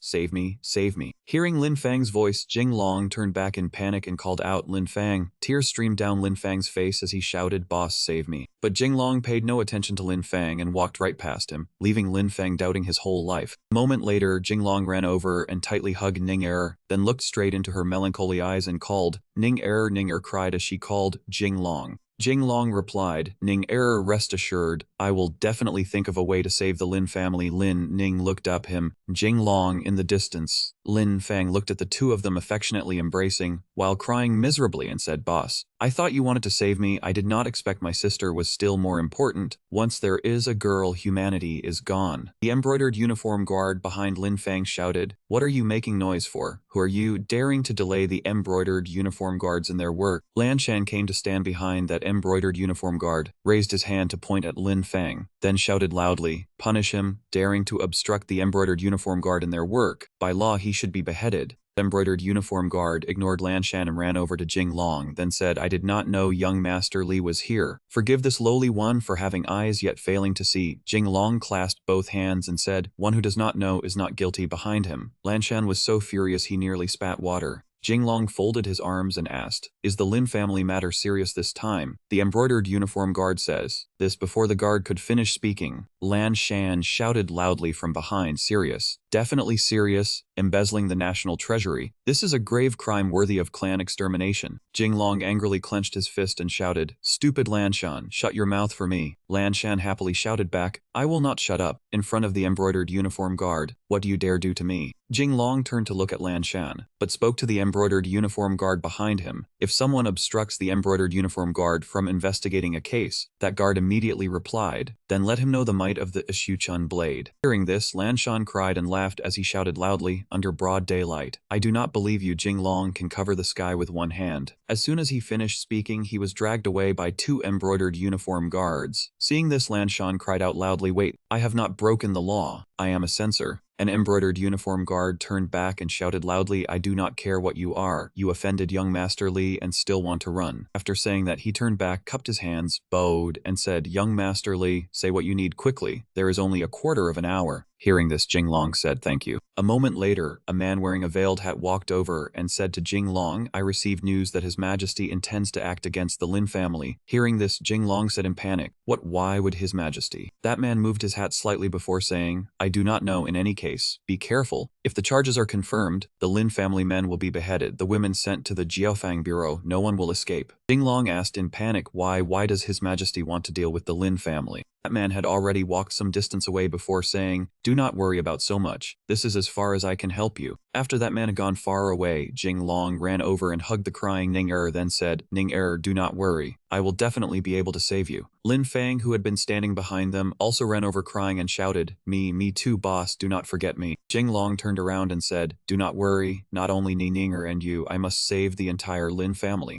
Hearing this, Lin Wenhai walked up behind him and said, Thank you, young Master Li, for still caring about us just now, but this time, I advise you to stay away. Hearing that voice, Jinglong turned around and called out, Minister Lin Ning Er, who was in Jinglong's arms, also called father. Lin Wenhai continued, I know you are favored by the Emperor, but what His Majesty hates most is corruption. This time even the embroidered uniform guard has been used. Our Lin family is finished. Do not let us implicate you. After listening, Jinglong shouted loudly, Minister Lin, tell me the truth, exactly how much did you embezzle? Lin Wenhai leaned back slightly and stammered, This. Lin Wenhai could not form a complete sentence for a long time. In the end, he could only say one word, The sky was clear and the sun had risen high. A cup of tea was slammed heavily onto the table, making the water inside splash everywhere, and a voice rang out, Impossible. At this moment, Jinglong was shouting at his father, Father, if I do not save the Lin family, then the Lin family is finished. Wenzong's eyes narrowed slightly, and he said firmly, Even so, they cannot be saved. After saying that, Wenzhong looked toward Jinglong and said, Do you know that what His Majesty hates most is corruption, in the 3rd year of the Zhizeng reign of the Great Yuan? At this point, Wenzhong began recounting the past Haozhao Han people across the land, whales filling the sky. At that time the ground was dry and barren, and it was difficult even to see a single blade of grass. A child in ragged clothes walked along the road. The boy walked for a long time before reaching a young man. Hearing footsteps, that young man said with difficulty, Bachong, father, mother, and eldest brother have starved to death. Let us find a place and bury them. The boy named Bachong said with tears in his eyes, We have no money to buy a coffin for mother. That young man, whose tears could no longer fall, said they are already dead. What coffin do they need? Being able to bury them is already good enough. Bachong said sorrowfully, After burying father and mother, what are we supposed to do? Bachong's elder brother hunched his back a little and said, Each of us should flee on our own. life and death are up to heaven. Returning to the present, Wenzhong said sorrowfully, though I am His Majesty's nephew through his sister, when it comes to corrupt officials, I do not dare behind him. Jinglong's face crumpled as if he was about to cry. However, Wenzhong still turned his head and continued, You are my eldest son. I do not want you to touch His Majesty's bottom line. A dragon has reversed scales. In the past, a young man with a shaved head, ragged clothes, and bare feet walked across ground without a single blade of grass. That young man walked while saying, In chaotic times, people are worth less than dogs. Damn heaven, damn officials. That young man stopped and said, Natural disaster has become human calamity. If not for dog officials embezzling disaster relief grain, how could father, mother, and eldest brother have died? How could our whole family have been shattered? Then that young man looked up at the lightning flashing across the sky. Heaven is unfair. If one day I have a blade in my hand, I will slaughter all the dog officials under heaven. Returning to the present, Wenzhong said sorrowfully, though I am His Majesty's nephew through his sister, when it comes to corrupt officials, I do not dare behind him. Jinglong's face crumpled as if he was about to cry. However, Wenzhong still turned his head and continued, You are my eldest son. I do not want you to touch His Majesty's bottom line. A dragon has reversed scales. Hearing this, Jinglong raised his head and said, But if I do not save them, the Lin family will certainly die. Wenzhong raised a finger and shouted loudly, Lin Rumei dared to touch the national treasury. Dying would be no pity. Jinglong sat sorrowfully on the chair and said, But Lin Fang will be killed. Ninger will be sent to the Jiaofang Bureau. Wenzhong angrily shouted at Jinglong, Mercy does not command soldiers. I thought that after going out to train troops once, you had improved. I did not expect you would still have the soft heart of a woman. As soon as his voice fell, Jinglong angrily picked up a cup of tea and poured over Wenzhong's head while Wenzhong was drinking water. As he poured, he said, Is this how you speak to your son? Are you rebelling? Wenzhong's head swelled up and gave off steam, with a duck quacking on top of his head. As he wiped his tears with a towel, he said, Son, I do not want you to be beheaded by His Majesty. I do not want to have no one to wear mourning for me 100 years from now. No matter what Wenzhong said, one sentence from Jinglong made Wenzhong panic. To tell you the truth, father, Ning Er is already carrying my flesh and blood. Hearing these words, Wenzhong shouted loudly, Who dares harm my own grandchild? I, Wenzhong, will risk this life. That shout made all the servants outside stop what they were doing and look into the room. Inside the room at this moment, Wenzhong was joyfully clapping his hands, crying and laughing as he said, Our old Li family has had a single heir for 3 generations. Finally, we have a grandchild behind him. Jinglong was drenched in sweat as he said, Father,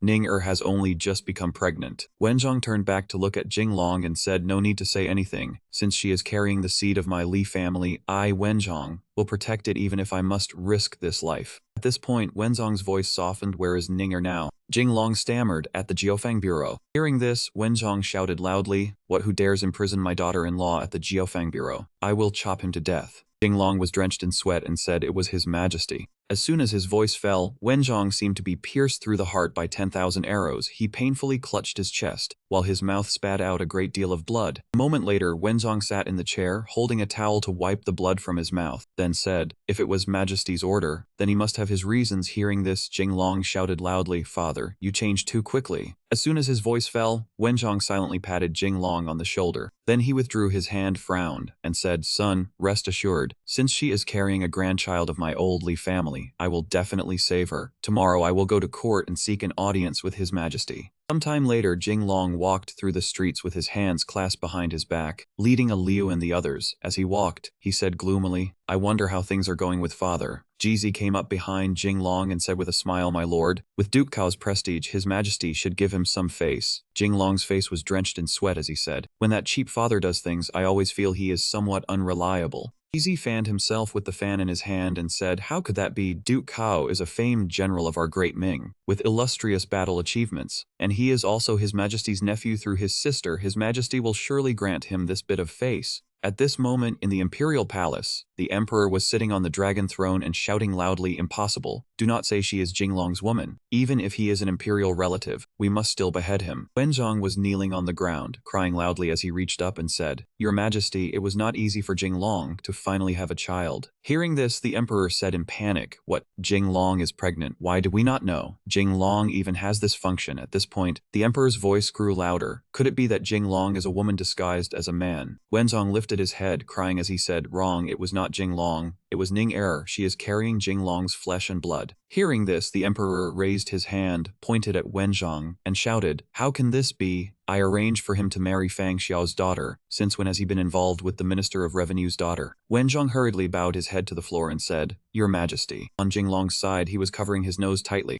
Opposite him, Jizi laughed loudly as he tucked the fan into his pants and said with a big laugh, I understand, I understand." Suddenly, a voice rang out, "The Lord has arrived." Hearing this, Jinglong looked around in a daze. The bald man led 2 household servants out. Some time later, Jinglong walked into the ancestral hall. Scarfa said, "Young master, this is," Badu said, "a memorial offering." At this point, Badu began to explain, "In Guanghu, the wanderer died protecting the mistress. The Lord buried him, and now enshrines him in the hall, entrusting his remembrance to it." Scarfa's face was drenched in sweat. He pointed at his own face and asked doubtfully, "A memorial offering, are they not all just tools? Why take it so seriously?" Before that man could finish speaking, Liu cut him off. "Do not talk nonsense. Young master values loyalty and affection. Anyone who once followed him, he never forgets." Inside the room, Jinglong was still worshipping solemnly. Outside the room, Liu continued, "Not only the wanderer, but also the soldiers who died in Guanghu, every one of them, the Lord enshrines, and he is also supporting their families." The moon had risen high and a loud voice rang out, "Brave souls, let your spirits return." Wenzhong walked on while showing a weary, nauseous look. Xiaoru called from behind, "In-law, wait a moment, I have something to say to you." Wenzhong was tired, but forced a smile as he answered, "I still have not finished the great husband rejuvenation pill you gave me last time, in-law." Xiaoru hurriedly stopped him. "Who is talking to you about that?" Wenzhong was startled. "Is that not it?" Xiaoru ignored that and went straight to the point, "In-law, why must you and Jinglong oppose each other? Aside from displeasing his majesty, there is not the slightest benefit," he said with fear and anxiety, "but that Ning Er is carrying the flesh and blood of our family." Xiaoru stopped him and kept trying to persuade him, while Wenzhong wore a blank look. "In-law, then you are in the wrong." Xiaoru said firmly, "My Shishi is Jinglong's wife. As long as Jinglong works a little harder, why worry that she cannot bear a son?" He still tried to use words to persuade him. "To be honest with you, our Shishi once had her fortune rid. The physiognomist said her hips were broad, easy for childbirth and raising children." Wenzhong grew excited. "Is that true?" Wenzhong coughed a few times to steady his emotions. "I also want Shishi to soon spread branches and leaves for my Li family." Xiaoru smiled. "What is so difficult about that? Leave it to this old man." Wenzhong asked in confusion, "Leave it to you? What do you want to do to Shishi?" Xiaoru could not hide his excitement as he took out a bottle of some medicine. "This is the Dragon Essence, Fierce Tiger Enhanced version 2.0. Have Jinglong take it. I guarantee that he will be at it every night, and before long, you will be holding a grandchild." Wenzhong looked confused and somewhat disapproving. A great man living in this world, how can he rely on such lewd tricks? Our Jinglong is a famous great man in the imperial capital. Does he need medicine? Xiaoru calmed down. This old man was rash, then this medicine. Just as he was about to put it into his robe, Wenzhong snatched it back. Perhaps he had already been persuaded by those words. "It is fine if Jinglong does not use it. This old man can use it." Xiaoru raised his thumb in praise. "In-law, you truly are a man of the same path." Wenzhong asked again to be sure, "What was this medicine called?" Xiaoru smiled slyly, "Fetal leopard sinew pill." An uneasy feeling surged up inside Wenzhong. He always felt something was not right.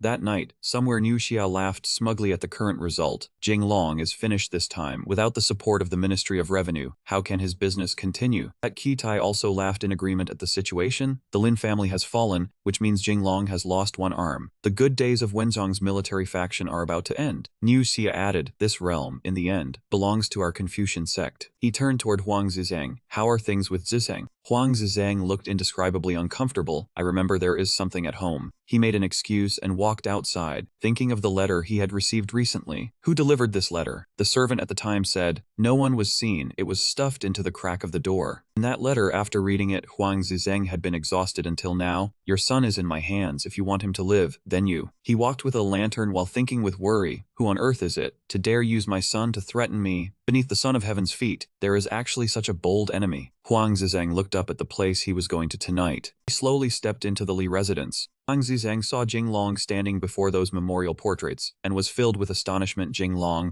He was somewhat guarded before him. "You tricked this old man here. What scheme do you have?" Jinglong only smiled faintly and answered with hidden meaning, "No scheme. I only want to discuss a man's deal with Lord Huang. He asked in a daze, what deal? Jinglong held a sheet of paper before him. This is a confession letter admitting that you and your son Huang Jia plotted to harm this imperial envoy on the road. Take a look. Huang Zizeng immediately snatched the paper. He tore it to pieces to deny the matter. This is slander. Jinglong was not to be outdone and pulled out stacks of confession papers. I still have many copies here, Lord Huang. He flew into a rage but could do nothing. Jinglong, you are truly despicable. Jinglong immediately retorted, speaking of despicable, how could I compare to you, Lord Huang? He was also very firm and did not back down. Even if you use Jia error to threaten me, it is useless. I have many sons. Before he could finish speaking, he cut in and interrupted. Then if I report to His Majesty and accuse you of the crime of plotting to harm this imperial envoy, what ending do you think you will have? Huang Zizeng thought fearfully to himself, it is over. Jizi watched Huang Zizeng leave with slow, unsteady steps. Congratulations, my lord. Huang Zicheng probably will not dare oppose my lord anymore. Jinglong glared and smiled with triumph. Capturing the Huang family that day was precisely for today. Jizi spoke of Qi Tai, now only Vice Minister of War. Qi Tai remained. Sure enough, he was now rather wary of these people. Before the imperial grandson stood 3 carriages, belonging respectively to Huang Zicheng, Qi Tai, and Fang Xiaoru. Among them, Fang Xiaoru is my father-in-law, so he is temporarily uncertain, but both Huang Zizeng and Qi Tai want to send me to my death. Jinglong pondered and rearranged the thoughts in his mind. This is an attempt to settle accounts with the Confucian sect and the military nobles. Right now the imperial grandson has not yet ascended the throne, and they already cannot tolerate me, let alone later. Therefore, he thought of the 2 most troublesome men at present. Only by controlling Qi Tai and Huang Zizeng can the Confucian sect's reckoning with the military nobles be delayed. Jinglong said, it is precisely because the Confucian sect overestimates itself and wants to use Yunwen King to settle accounts with the military noble princes that Yan Wang, representing the military nobles, will raise troops in rebellion. GZ was dazed and had not understood in time. My lord, what did you say just now?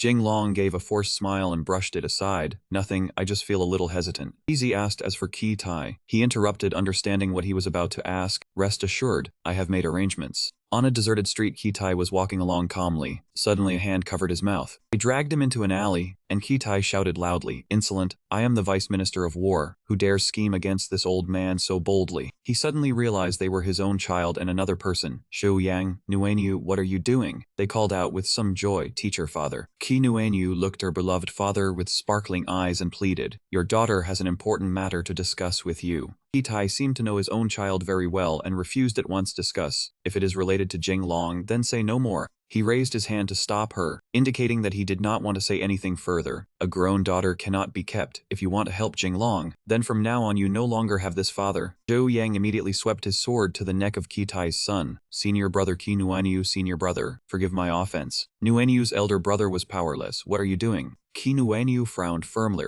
You may not care about this daughter, but do you now not even want your only son? Qi Tai flew into a rage and cursed this gentle daughter. You have gone mad. You actually dare seize your own elder brother to threaten me? Do you want to oppose me? Nuanyu said pitifully, Father, it is precisely because I am your daughter that I want to advise you. You cannot defeat Jinglong. Qi Tai was so furious that smoke seemed to rise from him as the daughter he had raised with his own hands now stood on someone else's side. You monkey. Zhou Yang calmly took out a sheet of paper and said, Teacher, this joint statement writes how you colluded with Huang Zizeng, as well as those people in the capital, to frame Jinglong. He was startled and stammered this. Nuanyu clasped her hands and begged, hoping her father would turn back before it was too late. Father, if this denunciation reaches His Majesty's desk, then our family will be finished. Qi clenched his fists, unable to believe this. You want to drive me into unrighteousness. That night in the room where Jinglong and Shishi were, the 2 of them were so intimate. Jinglong lifted her chin and said, Shishi, you've worked hard these days. She modestly replied, I don't feel tired, it is you who has been exhausted. Jinglong pursed his lips intending to kiss her. No, no, no. Shishi, worried about household matters, truly tired. She seemed a bit upset, still not as much as him working outside day and night. Jinglong felt guilty and stammered this. Shishi sobbed as she recounted, husband went out once, brought back so many women. Our Li family temple is even bigger, yet cannot hold so many bodhisattvas. He felt pity for his wife and raised his hand to swear painfully, Shishi, I swear. Suddenly lightning flashed. Heaven was truly teasing. Shishi instantly lost faith. He swore Jinglong sensed trouble and quickly explained heaven cannot inspect everything. Another day, another day. Suddenly the door was flung open, 3 gossiping young ladies peeking in. Shishi was surprised you all. Nuan Yu immediately explained, Shishi, don't be angry. Actually, I want to see Jinglong. Shishi asked to be sure, right? She immediately kicked her husband outside to let the young ladies talk. She said loudly to warn young ladies are talking. Men go out. Jinglong didn't understand why he was suddenly kicked out. Jizi ran over with a fan mat. His fan exuded a legendary fragrance so strong no one could breathe. Jinglong reminded, can this fan of yours be a little farther? Jizi laughed shyly and hid it in the place everyone knew. Alright. He returned with a serious face. Master, the palace unit sent news. Matters regarding the Lin family are more complicated than expected. That night became lively afterward. Master, wait for us. Jinglong rode off on horseback. He thought to himself, must quickly go plead with the emperor. The moon shone brightly in the middle of the court. The emperor had to read. Jinglong arrived. He had to receive him. Jinglong came late to the palace. For what matter? Jinglong beat around the bush without getting straight to the point. Every time he thought of the emperor's face, he felt his whole body full of strength, like 3 autumns if a day is missed. The emperor squinted suspiciously at life. Speak clearly to me. What is done? What day? Jinglong coyly said. Your Majesty is truly amusing. Your Majesty esteems himself naturally. I am old but healthy. Is there anything in this world I do not know? Jinglong suddenly thought, could it be Yuansang reminding him? He respectfully said, Your Majesty, I come at night to seek guidance on a case concerning Minister Lin. The emperor still showed no interest and tried to refuse. The trial has nothing to do with you. Why worry? He bowed his head and said, Your Majesty, though the case is not mine to handle, the person. Jinglong clenched his teeth to explain, Lin Fang is my brother, Ning Er is your cherished companion, therefore. The old emperor yelled at him, I have long seen you desire the body of another. Jinglong clasped his hands, sobbing and begged, blame me for being flighty. The emperor cut him off, I betrothed you to the Fang family, yet you have Hamshan still not satisfied. He shouted to awaken him, you even cannot resist a man like Lin Fang. Jinglong immediately denied, Your Majesty, I did not. He raised his hands to plead, I desired Ninger's beauty. Lin Fang is only a close friend. The emperor glanced at the person beside him. Have you recorded everything? That person nodded, yes. He pointed straight at him. You desired Minister Lin's daughter, still friends with Lin's son, plotting together against the law. I decree. Jinglong broke into a sweat, thinking trapped. Jinglong bowed, trembling. All my mistakes are mine. Please, Your Majesty, pity Jinglong's loyalty to the crown prince. Show a way forward. The emperor became angry. The path, I see your actions, truly dancing on graves. The old emperor roared mercilessly. On the roadside, clearing checkpoints, buying hearts, collecting brave men at the military office, even sending Danzang Guanyang to Annam. Your actions, truly I could not know. Jinglong never expected that, thinking anxiously, already knows, no wonder Yuanzhang by my side has the emperor's eyes. Who is he? The emperor descended from the throne. For my crimes, beheading you is enough, yet I remember Wenchong's loyalty to me. The emperor passed Jinglong and continued. Moreover, he is my maternal grandson. Most of my relatives are already dead. The emperor glanced at him. Rise, I can spare you from death. Just leave the Lin family alone. That was impossible for him. Leave the Lin family, then Ning Er and Lin Fang. He interrupted. Corruption. Men skinned. Women forced into cults as servants. Jinglong pretended to sob. Royal family. Even so, it did not move him. Shut up. If you speak for the Lin family, I will execute you immediately. Jinglong feared and reconsidered his words. Giving up Ning Er might save him, but Ning Er and Lin Fang would be lost. The old emperor told him to withdraw. If nothing else, withdraw. I still have many memorials to review. Jinglong clasped his hands, praising him. Your Majesty is the first example of our great Ming. The emperor smiled lightly and said, I dare not speak of other things. Diligence can still be handled. He suddenly clung to the emperor's legs. Your Majesty, he suddenly asked, Jinglong, what are you doing? He clung to his thighs, crying and pleading, Your Majesty is the supreme emperor. For your good name, let me bear the blame. His sparkling eyes looked up at the emperor. Minister Lin is loyal, cannot be corrupt, even if mistakes happen, not worthy of death, let alone the whole family. For your reputation, I am willing to take responsibility. The emperor asked, Do you want? He rubbed his head on his feet, crying, If you want to behead me, do so, but spare the Lin family, then you can vent anger and reputation is preserved. Both satisfied, he interrupted, You. Jinglong tried his best. He thought, yes, I am betting Yuansang will not bear to kill me. The emperor, as if reading his yearning, shouted, Jinglong, do you think I don't know your thoughts? Truly think I dare not kill you? Jinglong, looking adorable, raised 3 fingers to swear, I am very loyal to your Majesty, sun and moon witness. If you want me dead, I... Outside lightning flashed again. Is heaven conspiring against Jinglong? The emperor angrily lifted his sword. Still dare claim loyalty. See, heaven disagrees too. Jinglong fled. Your Majesty spared. The emperor lifted the teacup, questioning, You truly want to die willingly to protect the... Jinglong looked pleading, begging His Majesty to grant his wish. His Majesty sighed, forget it. If I kill you, what does it matter if I win the world? Jinglong looked terrified as he clutched himself in panic. His Majesty coughed dryly. Not what you are thinking. The eunuch panicked. Your Majesty, please take care of your imperial health. He said, I once said at my age I value family more and more, and there are not many loved ones left by my side. His Majesty looked troubled. If I kill you, Wenjiang will blame me. Jinglong looked up curiously. Your Majesty. He stepped closer. You want to protect the Lin family. It is not impossible to discuss. But he wondered, His Majesty spoke more closely. What will you give me in exchange? Begging for mercy from me is very expensive. Jinglong was flustered and had not prepared anything. This. His Majesty sighed. If you have nothing that can move me, then go back for now. Keep that life of yours. A piercing cry echoed, no. Announcement rang out. By heaven's mandate, His Majesty has decreed. The young and old of the Lin family are pardoned from death and exiled to Annam. His Majesty has decreed Jinglong is promoted to Maritime Trade Commissioner of Guangzhou by imperial command. Jinglong was utterly stunned when he heard this. He ran out of the palace with a worried expression. Jinglong was now in the residence with Jizzy. The old man stood with his hands behind his back. You have only been back a few days this time, and now you are going out again. Jinglong was deeply puzzled. I remember His Majesty abolished the Maritime Trade Office before, so why is he sending me there this time? Jizzy explained further, the Guangzhou Maritime Trade Office oversees tribute from Champa, Siam, Malaysia, Chenla, and the various states. That place all belongs to our great Ming. Jinglong was preoccupied with guessing, what exactly does His Majesty mean, sending me to be in charge of tribute? Jizzy stroked his beard and said, the will of heaven is hard to fathom. Jinglong rejoiced inwardly. No matter what His Majesty is thinking, at least I saved Ninger's entire family, young and old, so I can give her an explanation. Jizzy thought, this time, misfortune may well turn into blessing. Both of them wondered how so. Jizzy shared more information. The Guangzhou Maritime Trade Office connects with the colonial states. General Yang Hong was previously sent by the Lord to Champa to quell the rebellion, and there is also the young Duke Mu of Yunnan. When the time comes, perhaps you can contact them. Jinglong looked delighted. Well said. Jizzy pointed behind him. Say no more. Look behind. It turned out Shishi had appeared behind Jinglong at some point. Jinglong immediately blurted out, wife, listen to my explanation. Shishi advanced toward him with flames rising from her feet. His instinctive fear of his wife flared up, and Jinglong trembled all over as he wailed. She said coldly, I know my husband is doing great things. Shishi was understanding and would not hold her husband back. Jinglong stammered, but. Shishi took his hand. The sacred decree is hard to defy. Husband, rest assured, I will take care of the old and young at home. Jinglong was deeply moved. Shishi. She suddenly held her belly and said shyly, and our child, I will take care of that too. Jinglong was so overjoyed that he shouted to the heavens and earth, what, I am going to be a father, I am going to be a father. Everyone immediately said in unison, congratulations, my lord, congratulations, my lord. Just then Princess Han Shan appeared and entered the room while calling out, Jinglong. He said, Princess, why have you come? Han Shan looked angry as she reproached him. You are going to Guangzhou for such a major matter. How did I not know?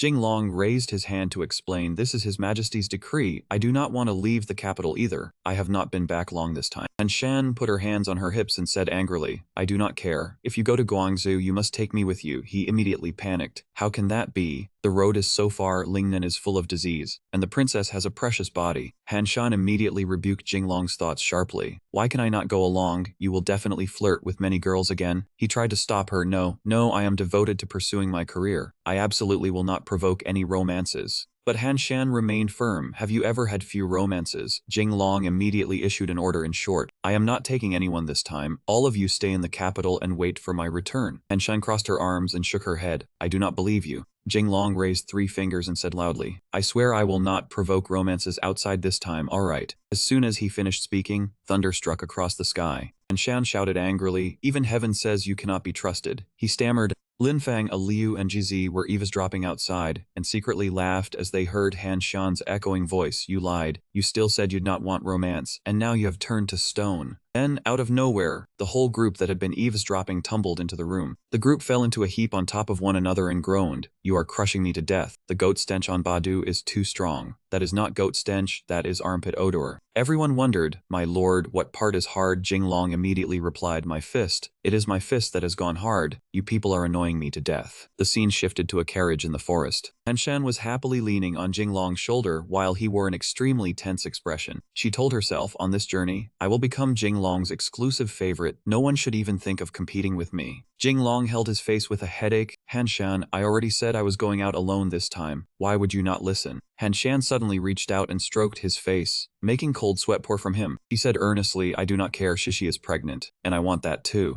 When Jinglong heard this, he quickly covered Han Shan's mouth with his hand. Keep your voice down. Keep your voice down. You are a princess. Do you want me dead? Jinglong poked his head out of the carriage and heard someone calling, Jinglong. It was Li Luan Yu, riding a horse toward the carriage. He shouted, Jinglong. Jinglong cried out in fear. You, how did you chase me all the way here? There were now 2 carriages on the road. Jinglong thought it over. He had meant to lie low for a while, but now they could practically make a full mahjong table. Ku Mingyu shouted at him, you promised to save my master and still have not done it. Luan Yu agreed. Exactly, leaving the capital will surely require troops, and if you need troops, how can you do without me? Ki Nuan Yu. Yu Nerong also chimed in lazily, I do not understand anything else, but only Jinglong understands my bust. Han Shan ordered, do not leave me behind while you go flirting around. Being chased by too many people really is terrifying. Jinglong thought to himself, did I owe all of you in my past life? And you asked curiously, right, where is that Miss Xian? Yu Nerong smiled and replied to her, she said she had to care for the mistress. After all, the mistress is pregnant now. Han Shan said, at least she knows her place. If she dares flirt and follow Jinglong again, I will tear her mouth apart. Jinglong exploded and shouted, enough from all of you. Do none of you have proper business to do? He said to Han Shan, do yourself well. Winning is better than currying favor with others. Han Shan immediately rushed into Jinglong's arm. She said, is my proper business not staying by your side? Jinglong had already gone soft. He replied, that does make sense. At night, from inside a tent set up in the forest came Jinglong's voice. This matter with the Maritime Trade Office is somewhat difficult. I must trouble you, Daoist. And Jizi's answer, these are all things I ought to do, my lord. Why speak so formally? He stroked his beard and guessed, His Majesty sending you to manage the Maritime Trade Office this time, I fear. Jinglong wondered, what do you mean? Jizi believed in Lingnan the sky is high and the emperor is far away. Since the founding of Great Ming, that place has always been managed by local noble clans, so imperial authority has never truly reached the countryside, and the Maritime Trade Office controls Great Ming's commerce. The profits are enormous. Jinglong wore a thoughtful expression. Exactly, with import and export trade alone, the wealth earned can rival the national treasury. Those capitalists managing the trade are all extremely rich. Jizi did not understand. What is a capitalist? Jinglong said, street lamps. The old man's expression looked as if he had seen a ghost. I am confused, Jinglong thought. Do not worry about those details. Tell me what we need to pay attention to this time.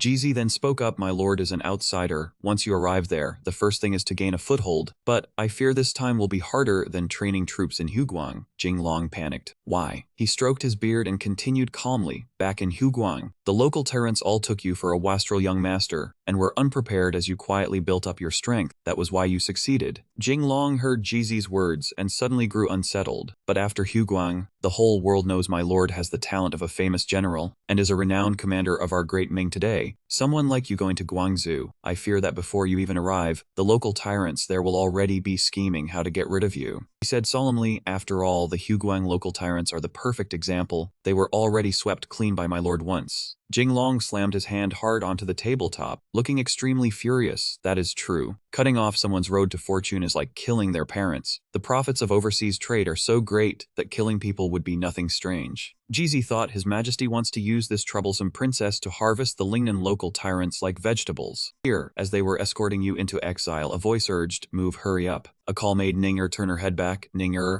Someone shouted loudly at her, what are you looking at? Walk properly. Seeing her standing there in a daze, that man immediately raised the rope to strike. He rushed over nimbly and blocked the painful blow. Lin Fang held down his own wound with his hand. Sister, I am fine. Boss will definitely come save us. Ninger hurriedly replied, this is His Majesty's decree. What can he do? Xiaoru cried and wailed up ahead. It is all my fault for dragging the two of you down. The escort holding the rope shouted, so noisy. He was about to swing the rope down when someone's hand caught it. He panicked, his face turning pale. Who is there? Jinglong and Scar appeared, and the escort stammered, you are... Scar shouted in the escort's face, are your dog eyes blind? The young Duke of the Duke of Kao's estate is here. The escort immediately stopped. Greetings, young master. Jinglong's expression was burning with anger now. Lin Fang looked at Jinglong with tears welling in his eyes, deeply moved. Boss. He and Ninger burst into delighted laughter. I knew it. I knew Boss would come save us. Jinglong put his hands on his hips and immediately reminded them, His Majesty ordered me to Lingnan. I will escort these people. Soldiers looked worried, every face crumpled with unease. Young Duke, I fear this does not follow the rules. Scar angrily raised his fist in warning. Our young duke is the rule. The soldiers beside them also grimaced and shouted noisily, how bold, a servant of the Li estate dares strike a general. Very soon a golden token was presented, with the large words Imperial Gift engraved upon it. Jinglong raised his voice to draw their attention. His Majesty bestowed this golden token upon me. Seeing the token is like seeing His Majesty. The soldiers received the command and immediately knelt. Long live His Majesty, long live, long live. Jinglong turned his head back and could not help trembling, because the back of the token had to be held together with tape. He sighed inwardly. It fooled them. The scene shifted. Outside, Jizia, Liu, and Scar were flushed with excitement as they eavesdropped. Inside, Jinglong anxiously embraced the shy Ning error, you have suffered. She hurriedly pleaded in embarrassment, Jinglong, you rescued me. But His Majesty sighed. Jinglong smiled and hurriedly comforted her. Do not be afraid. I have the golden token bestowed by His Majesty. Ning was still worried, but was that not used when going to Huguang? He quickly motioned for silence. Jinglong hurriedly explained awkwardly, anyway, His Majesty forgot to take it back, so I used it. Do not say it out loud. She rubbed her chin and looked up. There will not be a problem, will there? He smiled and hurriedly reassured her. Probably not. His Majesty needs to use me, and besides, I must go to Lingnan too. Escorting you along the way, His Majesty will not fuss over it. Ning frowned, her face unhappy. Only escorting us? Then our Lin family still has to remain in exile. Jinglong stepped forward and pulled her into his arms. Rest assured, I will manage the maritime trade office in Guangzhou. When the time comes, I will render merit and then ask His Majesty to pardon the Lin family. He will give me face.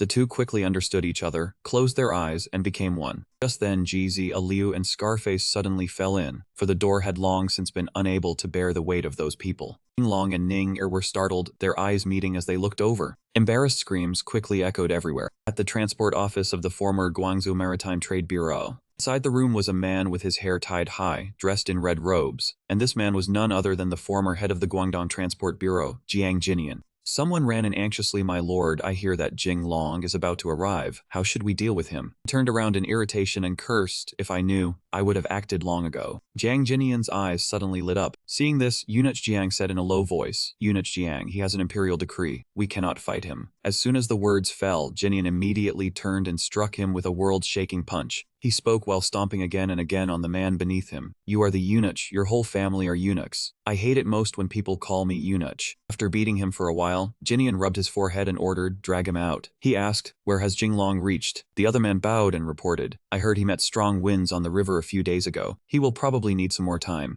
Jinian gnashed his teeth, his brows drawing tight. That brat wants to seize my position the moment he arrives. I have worked so hard to build my influence here for years. There is no way I will yield it to him so easily. At this moment in Guangzhou, Wu Luo wearily called out, believe in God, the Lord will protect you. Then a sudden curse rang out, idiot. Under the blazing sun, his whole body drenched in sweat, he sighed wearily. Very soon, a thief darted past and slammed hard into Wu Luo. The red book in his hand quickly fell to the ground. A familiar hand swiftly picked it up. Jinglong smiled and returned the book. Are you all right? Are you Portuguese? He blushed with excitement. You know my country. Wu Luo rushed over joyfully and gripped his hand tightly. Are you free? I will tell you about our God. Very soon, a towering figure appeared behind him, blocking out all the sunlight. Minyu, Scarblade, and Badu nervously warned him. This is the young Duke of the Duke of Cao Estate, the imperial envoy personally appointed by His Majesty. Take your dirty hand away. How dare you disrespect our lord? Wu Luo shrank back in fear, and he hurriedly lifted his legs and fled. May the Lord bless you all. How could Jinglong let Wu Luo leave so easily? He immediately grabbed his collar and dragged him back. Come back here. Wu Luo knelt in fear and pleaded, sorry. I did not know you were a high official, sorry.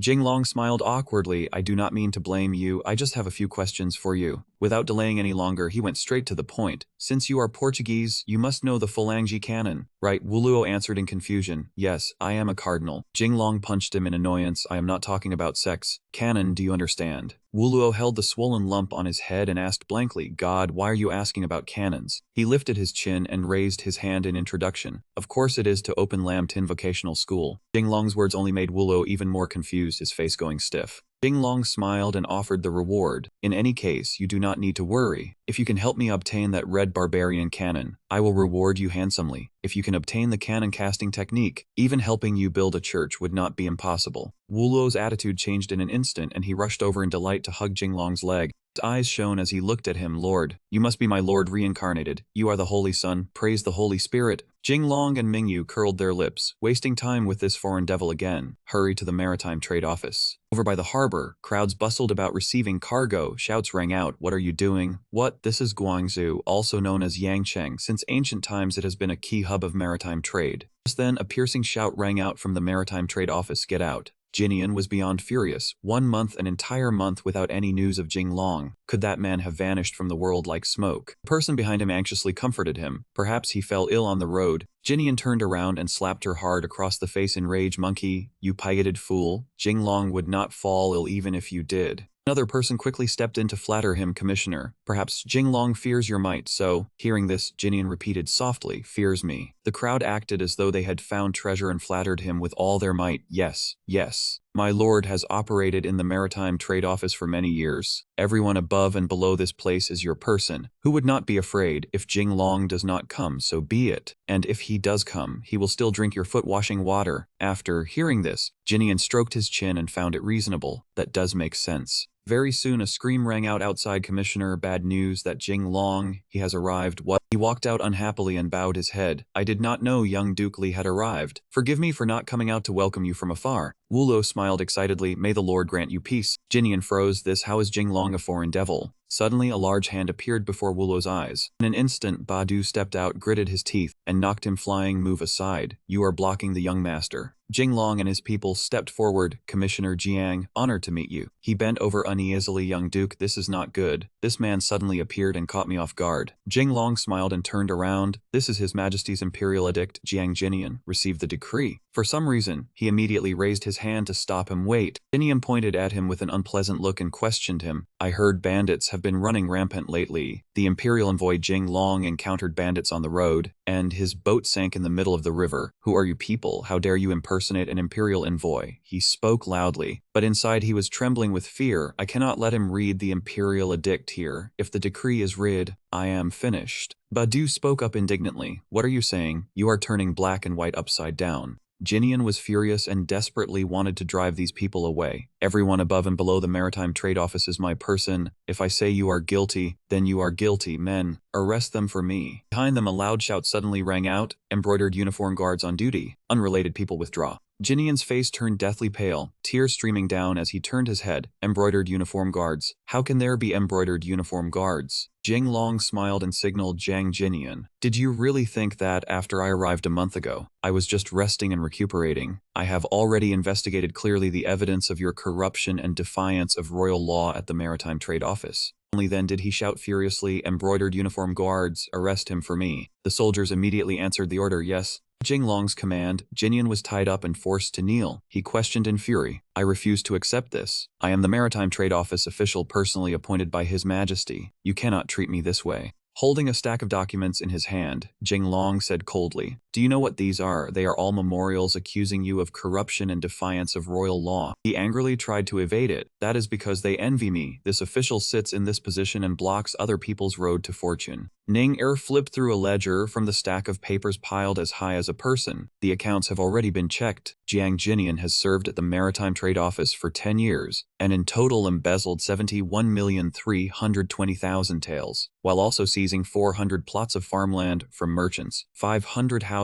and women. Jinian flared up and argued stubbornly, are you a devil? I changed all the numbers in the accounts, I changed them all. Seeing him stubbornly refuse to admit his guilt, Jinglong snapped in irritation, go explain it to His Majesty. Hearing this, the crowd below began whispering, what do you all say? The local powers of Guangzhou, we are willing to hand over our family assets and obey the orders of the new commissioner. Jinglong warned them sternly, good, this official will observe your words and actions to see your sincerity. At this moment, people gathered on roads everywhere to discuss it. Have you heard that newly arrived commissioner, Li has recovered all the taxes the powerful clans have owed over the past few years? Impressive. The crowd discussed anxiously and guessed among themselves. Is he not afraid of offending those powerful clans? You people do not know. This new commissioner is named Jinglong. He is a killing star. Back in Huguang, he killed many people. He heard all these words hesitating at the door. As he stepped in, he cautiously introduced, so Wolek met Grandmaster Lei. Jinglong did not turn his head, saying, "So priest, do you bring good news today?" He timidly replied, "Yes, under the witness of God. I have improved the existing firearms of the Great Ming." He appeared surprised. Firearms? Woloch tried to explain. "Yes, under your guidance I successfully researched and developed paper-cased bullets, improving reload speed compared to before, but the barrel strength."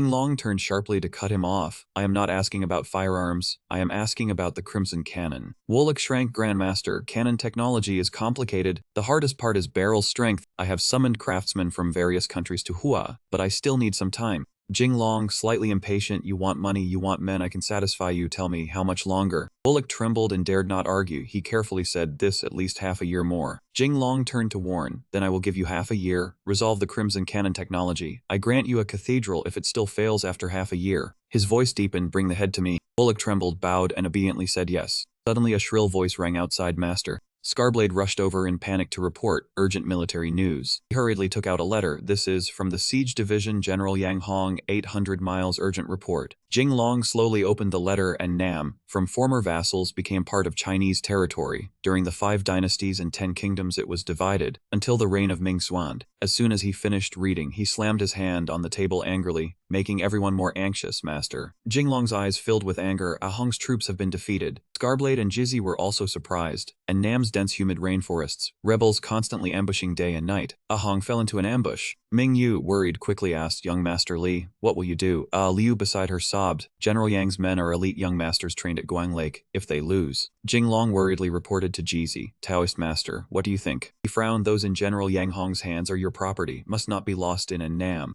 Ming Yu was astonished. "Do you mean retreat?" Scarblade impatiently questioned. "Retreating is admitting defeat, losing to small and Nam rebels. Years of victories would be lost." Liu cried out in distress, "General Yang Hong, nothing must happen. What should the young master do?" Jinglong frowned, reminding, "Ah Hong is my brother, I will not let anything happen to him." Then he quickly reread the letter. Luckily, Ah Hong wrote that although there were losses, the battle lines held for now, temporarily able to resist, uncertain over time. Jizzy inquired, "Sir, does master mean reinforcements?" Jinglong pondered briefly, then decisively made a decision. "If we retreat this time, and Nam will be removed from the Great Ming map, I will never allow it." Ming Yu pouted. "Is it really as serious as you say?" Seeing her indifferent, he warned anxiously, "There are matters you do not understand, others cannot see as far as I do," she thought, fiending. Jizzy glanced apologetically. "If reinforcements, where will we get troops? Unless," he solemnly reminded, "I now control the silver market, so there are large resources available when needed." Woloch blinked and pointed at himself. "Can still hire mercenary troops." He smiled, coaxing, "So priest, do you want to spread your god across?" And Nam. He immediately nodded excitedly. Jinglong suddenly shouted, making Woloch pale, thought, "Fine, I will manage the money. You find men, find guns for me." His face full of confidence, fists clenched, as if leading a grand army, using their cannons, to teach and Nam rebels the truth. Fueled with energy, Woloch bristled with determination. "I represent God, to punish them." Ming Yu worriedly stepped forward to warn, "Even if you can raise troops and hire soldiers, even if funds are sufficient, then the generals, who can serve as generals?"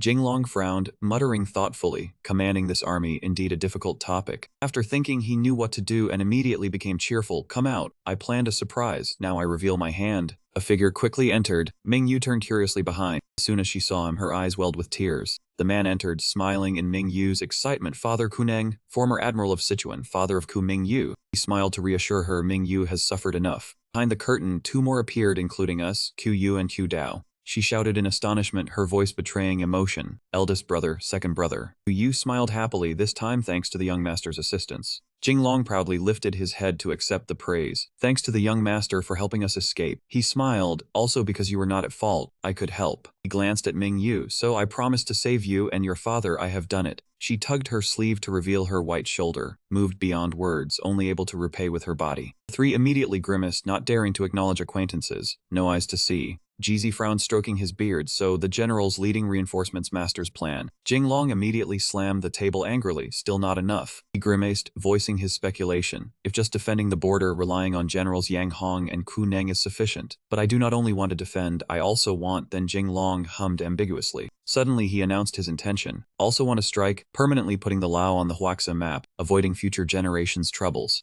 Jizzy fanned himself, smiling. "Master is wholeheartedly for the people and truly a model for us." He was startled and reminded, "Keep some distance." He immediately stepped back awkwardly, putting the fan away. Ku Neng looked up. Master is the life-saving benefactor of our Ku family. We will obey the young master's orders. In history, Ku Neng was a fierce general, once striking the northern territories of Yanwang. Jinglong tilted his head. My idea is not only to eliminate Annam rebels, but also to establish a palace to govern Annam under the Tang house. Ku Neng looked on in surprise, establishing a protectorate system after the model of the Tang dynasty. Noticing his worry, Jinglong immediately reassured him. I have already asked His Majesty about this. That day he promised me the right to act first and report afterward, taking the Maritime Trade Silver Market Office as an example. Without costing the court a single soldier, Annam will forever become a dependent prefecture of the Great Ming. 3 of them heard this and immediately confirmed it, accepting the order. At the Great Harbor, the ships had long since been prepared. Wu Luo smiled happily. Children of God, we have received permission from the Ming Emperor to conquer the barbarians in the south and make them revere God. Unexpectedly, a hand quickly appeared again. Scarface gritted his teeth and knocked him away. What kind of God is this in the whole world? Wherever you go is royal land, all nonsense. He did not care much and still joyfully clasped his hands in prayer. Yes, yes, the entire earth belongs to the Ming Emperor, and my lord is the angel Galeba. Seeing Wu Luo keep mumbling, Scarface could only feel helpless. What are you saying? I do not understand. Tianfen brightened as if she had met the man of her dreams. She hurried over.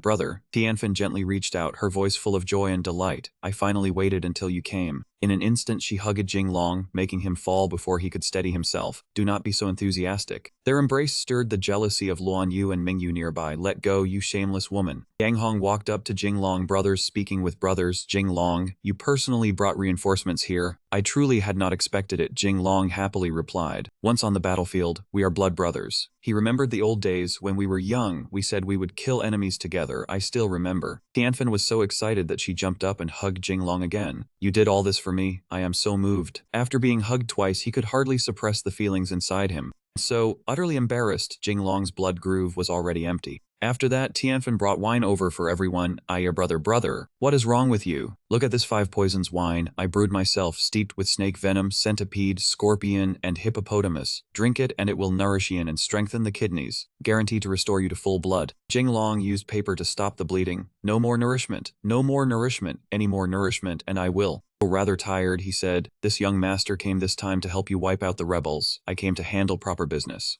Tianfen did not quite understand. Not drinking 5 poisons wine, nourishing your kidneys is proper business too. 2 women behind stared at her with sharp eyes, their killing intent as if they wanted to swallow Tianfen whole. Jinglong calmed down. Cough, cough, I am a proper man. He turned to ask Yang Hong. Hong, tell me about the current battle situation. Yang Hong reported seriously. Right now, our army relies on the waterways to set camp. Once we advance too deeply, those rebels will keep launching sneak attacks and assassinations from the rainforest and the mountains. And there are also poisonous insects and fierce beasts, so we must guard against accidents. He himself had not expected this. Is there no way to defeat their main force? Yang Hong considered it. Once they are defeated, they scatter into the forest, using blow needles and hidden arrows to ambush us, making it very difficult to destroy their main force. Jinglong agreed. As expected, this group of rebels is not easy to deal with. Jizi then spoke up. My lord, from the Guangzhou Maritime Trade Office to here, a round trip takes 8 to 9 months. The war cannot drag on for more than a year. His Majesty will not allow it. Jinglong answered a little awkwardly. Well said. Suddenly, someone entered their camp to report. Young Duke, the rebels have launched a surprise attack on our army. Instead of being flustered or afraid, Jinglong lightly placed his hand on the tabletop. He smiled with confidence. It seems the Annam rebels know I have arrived and want to give me a grand gift. That morning, they moved toward the land where the elephants were trumpeting. They said to Yang Hong, this is bad, General Yang. Young Duke, the Annam rebels know demonic arts. They have driven giant beasts here. Only Jinglong remained calm and composed. What is there to panic about? They are merely a few elephants. Back then, Lord Mu and the others had already seen them. There is nothing to fear. Suddenly, an elephant stomped right beside where he stood, startling Jinglong so badly that he immediately choked hard. Shouts rang out, my lord, be careful. He fainted on the spot, making Badu panic and rush over to support him. My lord, my lord. Ku Mingyu behind him was a little alarmed. She spoke while covering her nose. Badu, your smell is too strong. It made my lord faint. He raised his hand to check his body, but could not smell anything unusual. Badu asked blankly, what smell? There is no smell. It is all the fragrance of meat. The answer made her shudder. Suddenly nearby, some commoners were controlling elephants while holding crude weapons. Hateful Ming people, all of you go die. Arrows shot swiftly toward the elephant's legs. This quickly made Jinglong panic. A loud cry rang out. Young Duke, run quickly. Ku Neng raised his bow and aimed at the elephant. He shouted with determination, hit. Fortunately, it was not a battle but merely a drill. and that ordinary arrow struck the forehead of the fellow on the elephant's back. Jinglong witnessed everything and admiringly raised his thumb. Fine archery, General Ku. Age has not weakened your strength. Receiving his praise, Kuneng was delighted yet embarrassed. Such humble archery is unworthy of the young duke's praise. Before he could be happy for long, the elephant's trunk accidentally struck him in the stomach. Kuminyu cried out in alarm. Father. She began angrily grumbling at Jinglong. Was your mouth once blessed by a consecration ritual? But Jinglong tremblingly denied it. I am strong, strong. Neither of them would yield, trading words back and forth, while Kuneng helplessly roared, do not act as if I do not exist. Jinglong grew annoyed. If I do not show you people a little power, you will open a dye house. Do you think this young master is easy to bully? He immediately gave the order, men, gun squad ready. After Jinglong's command, the entire blonde-haired troop appeared, all of them already in position and ready to aim. Immediately the sound of gunfire rang out. They all focused their aim on the fleeing commoners. The crowd sensed the danger and quickly took to their heels, fleeing for their lives. Kuneng suddenly praised him. The young duke is wise. With this rifle army, it will not matter how many rebels there are. Then, as though Jinglong sensed the weather changing, he sighed softly. No, Annam is damp and rainy. If it rains, these guns will be useless. Besides, the rebels are gathered in the mountains and forests. Once they flee, they will vanish. It will be very hard to catch their main force. Just as Jinglong said, that very night, a heavy rain really fell, greatly hindering their strategy. This made Kumingyu wary. Jinglong, it is raining. They continued staying in the hut to take shelter from the rain, because the weather was not favorable for them to move. Yang Hong looked at the rain that showed no sign of stopping soon and spoke thoughtfully. The rainy season here is endless. Even if this rain lasts a month, it would not be strange. Then he turned around and said, in that case, our time has become even tighter. Jinglong immediately stood up, but his state of mind was rather unstable. Even if it does not rain, those people run all over the place. We still cannot catch them. Though the rain outside was pouring down in sheets, the rebels remained silent, watching the hut in the camp intently. The guards discussed it and divided the shifts. You keep watch for a while. I am going to relieve myself. You go that often. Do you have kidney failure? Suddenly, a stream of yellow water flowed down into the bushes. By a strange coincidence, it hit someone hiding there. That man could not hold back and sprang to his feet. This man struck once, sending the guards straight to heaven on the spot. He changed into the guard's clothes and returned to the camp. Why were you gone so long? The other man saw the soldier return and teased him a little. I said you had kidney failure, yet you still would not admit it. Suddenly, he sensed something was wrong. Wait, who are you? To avoid being discovered, that man killed the person in front of him on the spot. Immediately, a warning voice rang out from behind. Do not move. Shaul narrowed his eyes in suspicion. I have been waiting for you. I will send you all to meet God. The rain still showed no sign of stopping. He quickly reported what had just happened to Jinglong. My lord, the rebels who sneaked in have been dealt with. Firelight flickered inside the tent, and they began discussing with one another. Special operations have begun. Yang Hong said, our side has to guard against Annam rebel assassins, while also sending special forces members into the forest to carry out actual decapitation operations. But, although the cavalry under the young duke is elite, they are not locals after all. Fighting in a foreign land is full of difficulties. They may achieve some results, but I cannot be certain they can behead the rebel leader. Jinglong nodded. Oh, I have already told Chen Tianfang and Chen Tianqi to send people to guide them. I hope can be good news. Kuyu immediately brought it up. In all warfare, use the orthodox to engage and the unorthodox to win. Since we already have a special method, how should the main army fight? After that, Jinglong's thoughts suddenly clicked. I have a bold idea. He pointed at the map and explained clearly, look at this Annam River. Now that it is the rainy season, the river water has risen. Perhaps we can build a dam upstream to gather water, and then... Suddenly Jinglong stopped, making Yang Hong and Kuyu seem to start calculating. What is it? Will this plan not work? Yang Hong spoke. If this were the Central Plains, it would work, because the terrain is flat. A flooding plan could succeed. But Annam has many mountains, rivers, and valleys. This plan of damming water and releasing a flood may not be able to achieve a decisive effect. Jinglong thought it over. I know that too, but time waits for no one. Seeing that he was anxious, Kuyu advised him, young duke, forgive me for speaking frankly. Destroying another country has never been something that can be achieved quickly. It must be done slowly. He brought up an old matter. Back then, when the Qin dynasty fought to destroy Chu, they mobilized the entire nation's troops, 600,000 men in total, to attack Chu. Yet they still used strong walls to defend themselves, avoided a decisive battle, conserved their strength, waited for the chance to strike, and only after 1 year did they break through the Chu capital Shuchun. Hearing too much information, Jinglong had to sort it out again.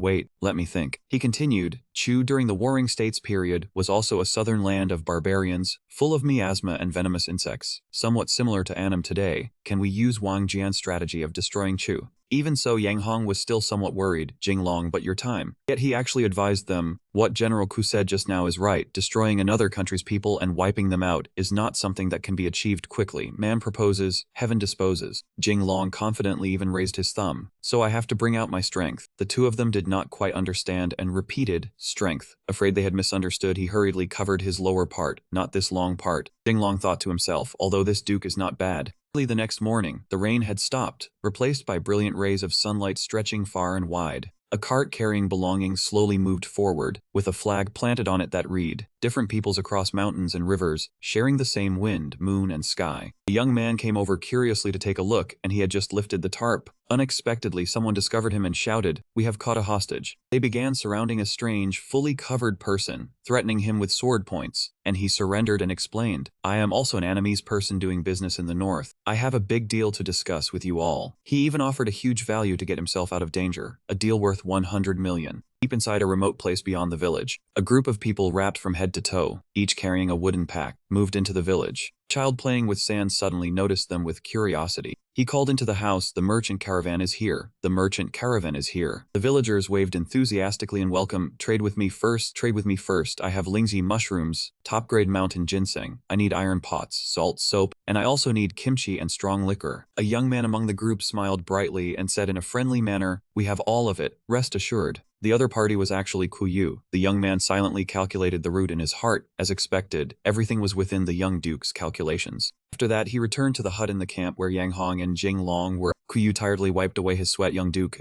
Unexpectedly, he saw Kuneng looking extremely angry, startling Kuyu, "Father." The man scolded him, "How many times have I told you in the army military etiquette must be observed?" Yes. Kuyu knew he had lost his composure and immediately cupped his hands respectfully. "Greetings, Grand Marshal General." Jinglong said cheerfully, "No need to stand on ceremony. Tell us the situation." Kuyu reported forcefully, "Over the past half year, the attitude of the Annamese people toward us has changed greatly. Recently, some villages have taken the initiative to do business with us, and some people have even hired us to work for them." Even Kuneng could not help blurting out, "The young duke's scheme is truly ruthless." He also forced himself to praise Jinglong. "This strategy must be Guanzhong's spring and autumn method, using economic warfare to bring down the enemy. Truly admirable." The praise seemed to encourage him. "Praise me a little more. I can take it." Ku Mingyu nearby understood nothing. Was this a group chat for compliments? Ku Neng rubbed the tip of his nose and commented, "But to be honest, half a year ago I truly never expected the young duke's use of merchant caravans to have such an effect. Yet now more and more people are protecting us, and fewer are willing to follow the rebels against us." Yang Hong chimed in, "Even I am still in a daze now. If things keep going this way, there is no need to fight the battle at all." But Jinglong remained very calm about everything. "War is the continuation of politics. As long as we can win, what is spending a little money?" He laughed. "Annam was originally just a heap of allied tribes. The more urgently we attacked, the more tightly they united to resist and treated us as the enemy. But now we are not simply fighting them, we are liberating them." Kuyu repeated in confusion, "Liberating?"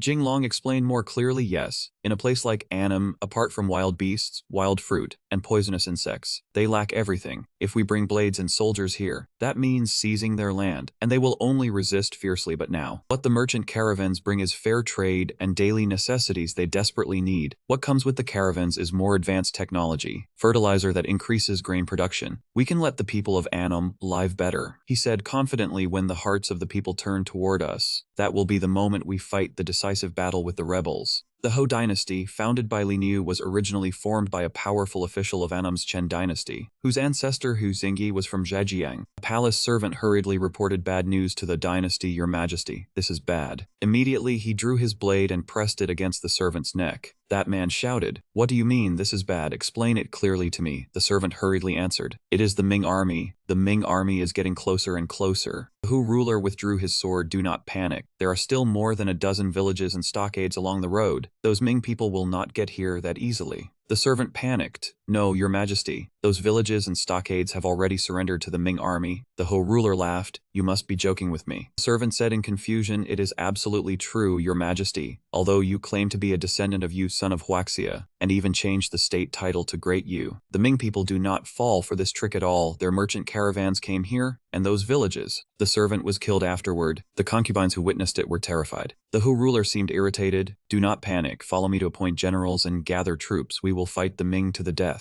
The old man said through gritted teeth, no day is better than today. Life or death, victory or defeat, it all lies in today. Rage surged like fire. Kill the Ming people. Win this battle, and everyone's rank will be raised 3 levels, rewarded with 10 gold ingots. Kill. Those cries of kill kept echoing to Jinglong's ears. Shouts rang beside his ears. He sat smugly on the carriage while an official beside him fawned. The young duke's calculations are truly precise. In this battle, we will surely recover all of Annam. He quickly said to General Ku behind him, General Ku, look at them. The other man clasped his hands and bowed. Young Duke, rest assured. This lowly general guarantees the mission will be completed. He cried out in panic. When did this fan get into my hand? The official beside him answered, I thought my lord looked like Zhuge Kongming, so I borrowed a fan to make my lord appear a little more imposing. Jinglong threw the fan into that official's face and shouted, damn it, you will get people killed. Take it away. Take it away. General Ku was stunned. Are these Annam people stupid? They still want to use the same move in front of this general. A subordinate reported to the general. This is bad. The Annam people have split their forces and charged into the young duke's central army. The Hu ruler said smugly, you did not expect this, did you? I have memorized the 36 stratagems and Sun Tzu's art of war. That official grabbed his shoulder. The rebel army has come to kill us, my lord. Please follow me and withdraw to safety. Jinglong shook off his hand and declared, as long as my banner remains, the army's morale remains. I am not going anywhere. We will defeat the enemy here. The Hu ruler shouted, charge, crush the Ming Central Army. Whoever can cut down the commander's banner and kill Jinglong, this king will reward him with 10,000 taels of gold. The Western musketeers on that side opened fire. They directly caused the Southerners to die on the spot. That official said smugly, fortunately, the young duke hired Western musketeers. That man ordered the banner guard, Badu, watch the commander's banner carefully. The other man answered, yes. A shot flew over from the other side and struck the commander's banner pole. The Hu ruler held a musket. Hey, after fighting for so long, do not think only you people have firearms. I made arrangements too. Female attendant beside him urged him to leave. Jinglong, those Westerners cannot hold much longer. I will lead the personal guards to cover the rear. Go quickly. Jinglong shouted, I said I am not leaving. Beat the drums, follow this commander to meet the enemy. He mounted his horse and galloped to the other side. The Hu ruler shouted, kill them all, spare none. As soon as the words left his mouth, he took an arrow straight in the groin. Ah Hong entered the battle, holding a bow while seated on horseback. An excellent shot. In the camp, Jinglong was flattered again. Fortunately, the young duke calculated brilliantly and set an ambush in advance, killing the rebel bandit Hu Jinyu in a single battle. He sat smugly on the high chair. It was all thanks to the generals and soldiers risking their lives. But Hu Jinyu was only so much after all. I had originally arranged another backup plan, yet it was not even needed. Jinglong was delighted. Praise me, all of you praise me more. That official reported, the rebel leader has been put to death. The rest have all been scattered. The overall situation is settled. Only I do not know how my lord plans to arrange what comes after. Longjing asked, I heard that the old lord of the Chen clan was killed by Hu Jinyu. Now the ones in Annam who can speak are the brothers Tianfen and Chen Tianqi. The old official immediately answered, that is correct. Jinglong said eagerly, then call the two of them up. Those two clung to Jinglong. Thank you for avenging our royal father. From now on, this humble king will obey the great Ming. Jinglong put on an act, yet cursed inwardly. It is good that you understand, but we are all one family, what king or not. From now on you only need to declare yourself a vassal. The young official was startled when he heard this. Jinglong continued, starting today Annam is an inner vassal of my great Ming. My generals will establish a protectorate here to govern it. Everyone in Annam, from top to bottom, is a subject of the great Ming. The old practice of native chieftains shall be replaced with Gaidu Gilyu. This sentence once again shocked the officials. In the palace of the king of Annam, the rooster on the roof crowed loudly and clearly. He whistled from within the bed as he adjusted his clothes. Jinglong was fully dressed and about to rise when she hugged Jinglong sweetly from behind and said, brother, why not rest a little longer? Jinglong paid no attention and pushed Tianfen down onto the bed, then continued walking. He picked up his sword, turned back to look at her and said, matters in Annam are finished. I must set out at once and return to Great Ming. Tianfen panicked. He stood up and hurriedly asked, brother is leaving right away. Once you leave, what am I supposed to do? Jinglong said sternly as he touched Tianfen's chin with his finger, you can stay here and continue being your princess. or become mine and follow me. He turned sharply and left behind one sentence. Think it through and decide. I must deal with official business first. She blushed and asked Jinglong, brother, for the sake of how I served you last night, can you preserve the throne for my elder brother? Without turning back, he answered casually, I never said Tianxi was not the king of Annam, only that from now on that throne will be conferred by the Great Ming court, similar to the dukes and marquises of Great Ming. Tianfen happily linked arms with Jinglong and said, brother, could you not establish a protectorate office, and not annex Annam into the territory of Great Ming? He curled his lips and asked, on what grounds? On the grounds that you served me for one night. Is your face really that great? Jinglong walked toward the door without looking back, and she fell sitting onto the floor, watching his back. On the ship, he cupped his hands respectfully and said, my lord, rest assured, I will certainly govern Annam well, and turn this place into fertile land for Great Ming. Jinglong stood on the ship, gazing into the distance as he thought, no matter how good Annam is, I only want to return to Great Ming. Free comics. Luan Yu stepped forward, hugged him, and asked, why are you in such a hurry to return this time? Jinglong was standing there when he was caught off guard. He sighed and said, I have no choice but to hurry. His Majesty has issued several imperial edicts ordering me back to the capital. I have already delayed for more than a month. She asked worriedly, an urgent edict from the emperor. What has happened? Jinglong shook his head. His Majesty did not say. He looked into the distance and thought, judging by the time, history records that Yuansang was already very close to his death. What I fear most is that Yuansang cannot hold on until I return to the capital. Jinglong thought solemnly, since ancient times, when court power changes hands, if a general commanding troops is not present in the capital, he is easily pushed out of the center of the new dynasty, loses military authority, and may even be purged. I hope Yuansang can hold on a little longer. He must wait until I reach the capital. The two people behind him looked at him. Suddenly, a ship appeared ahead. Jinglong thought, there is an imperial envoy. The envoy came bearing an imperial decree and reported, young duke, there is an imperial decree from the court. He read the decree, by the mandate of heaven. The emperor decrees that recently, Wokou pirates have harassed the Jiangxi region. Jinglong is hereby specially ordered to lead the navy to suppress the Wokou, retake the Penghu Islands, and re-establish the Penghu Patrol Inspection Office. After reading it, he said, Jinglong, why have you not accepted the decree and given thanks? Jinglong looked at the imperial decree and thought, sending me to fight Wokou at a time like this. Is this truly Yuansang's will, or has someone forged the decree?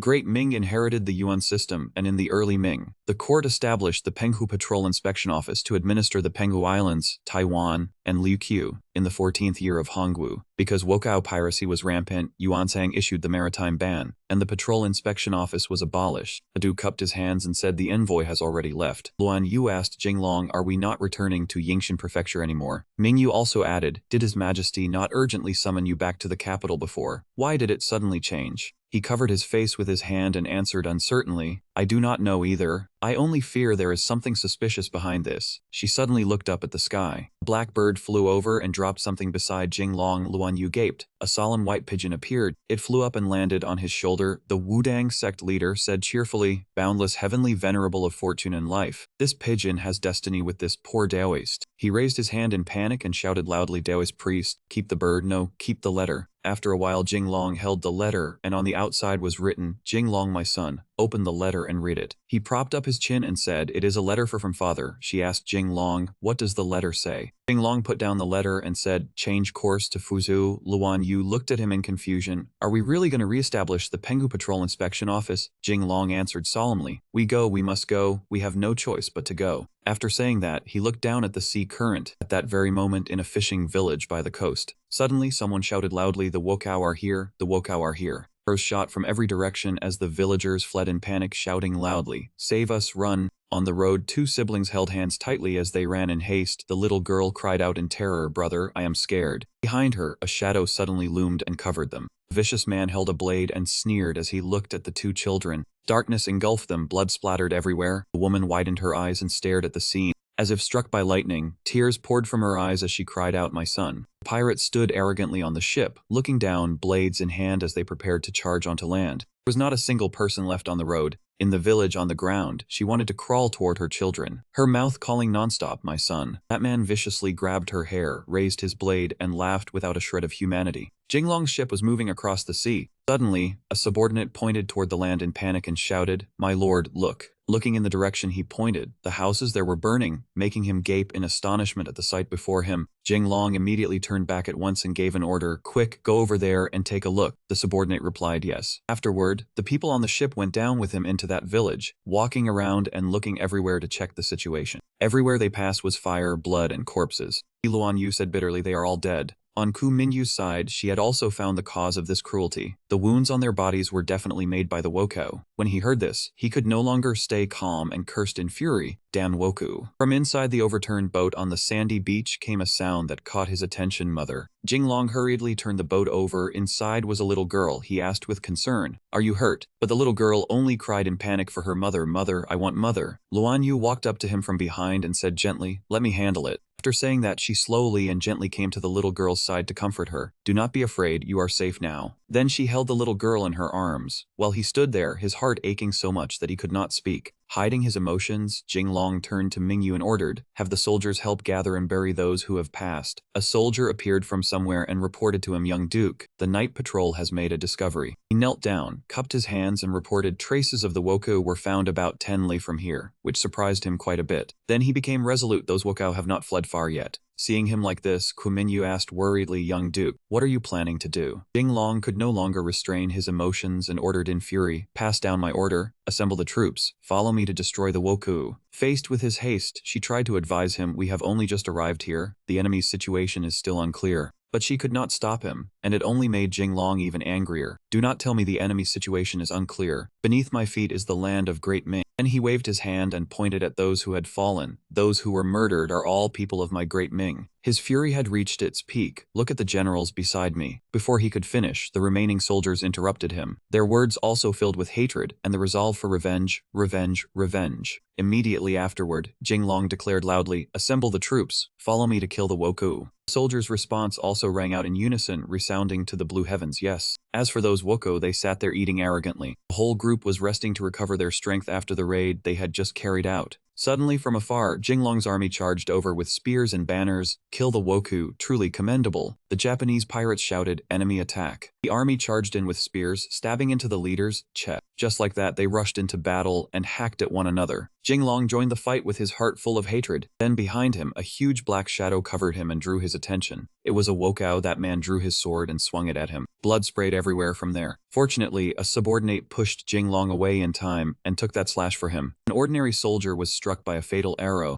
It turned out Kumingyu had shot him with her bow. Right then, from afar, a squad of soldiers carrying guns rushed over and shouted loudly, "Young Duke, get out of the way." They entered formation, raised their guns, and began attacking. Seeing that the current situation was urgent, the pirate withdrew to preserve his life. The Japanese pirate shouted loudly, "Retreat." Seeing this, Mingyu drew an arrow to shoot at him. Just as he turned his head and fled, he was hit by her arrow and collapsed. Jinglong was unwilling to watch them flee like this, and he shouted with determination, "Charge, kill the Wokou, do not leave a single one alive." Something flew toward him from somewhere, but Jinglong reacted quickly and dodged in time. Mingyu also quickly warned him, "Be careful, those pirates have matchlocks." But they took the chance to jump onto their boat and flee. Jinglong clenched his fists and flew into a rage. "This is intolerable. Order the sails lowered, pursue them." Standing beside him, she advised him, "It is too late, young Duke. Do not be impulsive. Their small boats are fast, and the sails of our large ships have not even been raised in time." At this moment, at the Great Ming Coastal Guard post, Jinglong's hand slammed hard on the table. He gritted his teeth in anger. "I ask you, why did the guard post not dispatch troops? Why did you let the Wokou slaughter the villagers?" The bureaucrat before him was so frightened that cold sweat poured down. He took out a handkerchief to wipe his sweat and tried to put on a flattering smile. "Young Duke, although you are the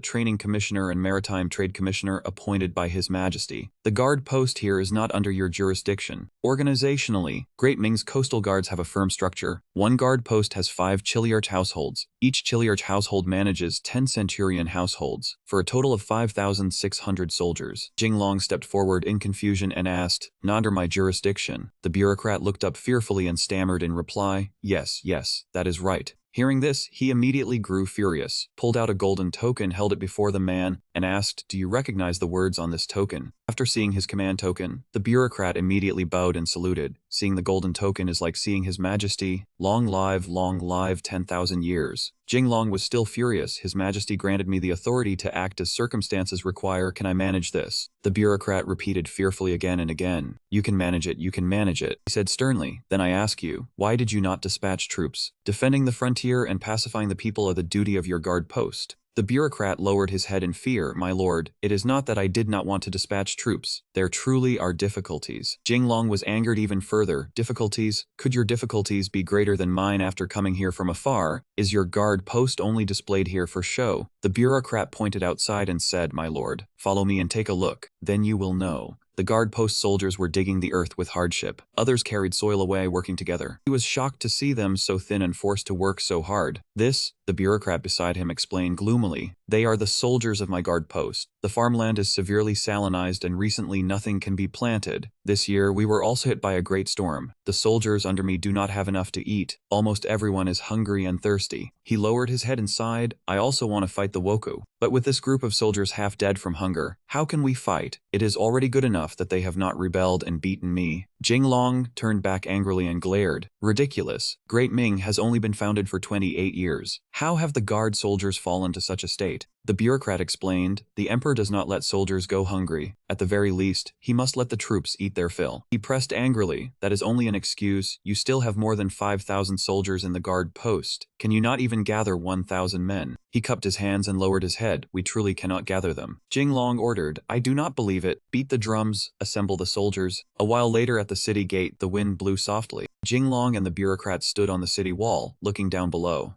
There were only a few ragged soldiers, not a single intact strip of cloth to cover their bodies, each one thin, gaunt, and sickly. Jinglong glared at the person behind him in confusion. How had the soldiers of my great Ming guard post become like this? How had they become a band of beggars? The bureaucrat answered honestly, young duke, you have been removed from reality for too long. I fear you do not know what hunger truly feels like. After returning to the arranged building, Jinglong's furious voice rang out, this is utterly unacceptable. He slammed his fist onto the table, unable to restrain his rage. This local guard post is colluding with powerful clans. His Majesty issued the sea ban, yet they dare smuggle with the Japanese pirates. Do they truly think I do not know? Ku Mingyu advised him, young duke, please calm your anger. Kuneng spoke up, I have heard rumors of this too. I simply did not expect it to be this outrageous. Luan Yu clenched her fists and added, after the sea ban, the local powerful clans grew filthy rich through smuggling, then used the money to send their clan descendants to study, pass the examinations, and become officials. Jinglong gritted his teeth. After becoming officials, they guarantee their smuggling business. Then after retiring, they use money to open academies, expand their influence and connections, and then return to office again. Kuneng sighed, truly astonishing.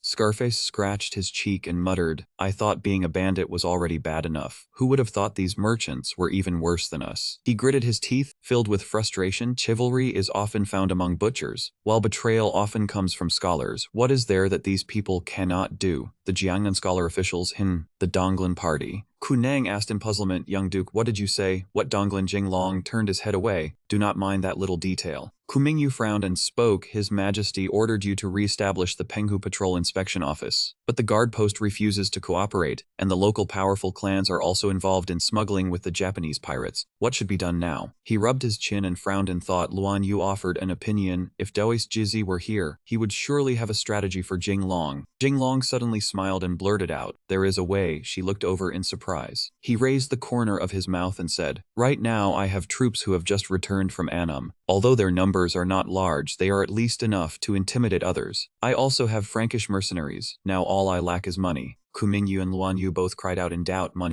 Jinglong folded his arms before his chest calmly. Over the years, although I earned quite a bit through the sword, fighting wars costs even more. Right now. This young master does not have much surplus either, but it does not matter as long as I find a way to raise some money. I can reopen the Penghu Patrol Inspection Office. Kuneng grew anxious. How does the young duke intend to do this? With so few troops, dealing with the Japanese pirates is already difficult, and you still want to open the Patrol Inspection Office. He thought to himself, reopening the Penghu Patrol Inspection Office is cutting off the lifeline of those smuggling powerful clans in Quansu Prefecture. How could they possibly let it happen? He planted his hands on his hips and nodded confidently. Exactly. So I must expand the troop numbers. Hu Neng was shocked upon hearing this. Expand the troop numbers. Jinglong smiled. Precisely, His Majesty ordered me to re-establish the Penghu Patrol Inspection Office, but gave no money and no soldiers. What he gave me was policy. Luan Yu looked at him in doubt. What policy? Jinglong answered. The policy of acting according to circumstances. Hu Neng was fearful, but if His Majesty assigns blame, he had already thought it through in his heart. To re-establish the Penghu Patrol Inspection Office, they had to eliminate the Japanese pirates and deal with the smuggling merchants colluding with them at the same time. Without expanding the troops, where would the strength to do these things come from? Jinglong, having made his decision, was confident. If His Majesty does not agree, I will say that I cannot do it, and let His Majesty decide for himself. Hu Neng broke out in cold sweat from fear and thought to himself, is the young duke forcing His Majesty? He is truly too bold and reckless. At the administrative hall of the Great Ming Coastal Defense Guard, a voice from inside cried out in astonishment. What you say? Jinglong wants to hold a birthday banquet. One asking was a red-bearded man. The bureaucrat nodded, then added, however,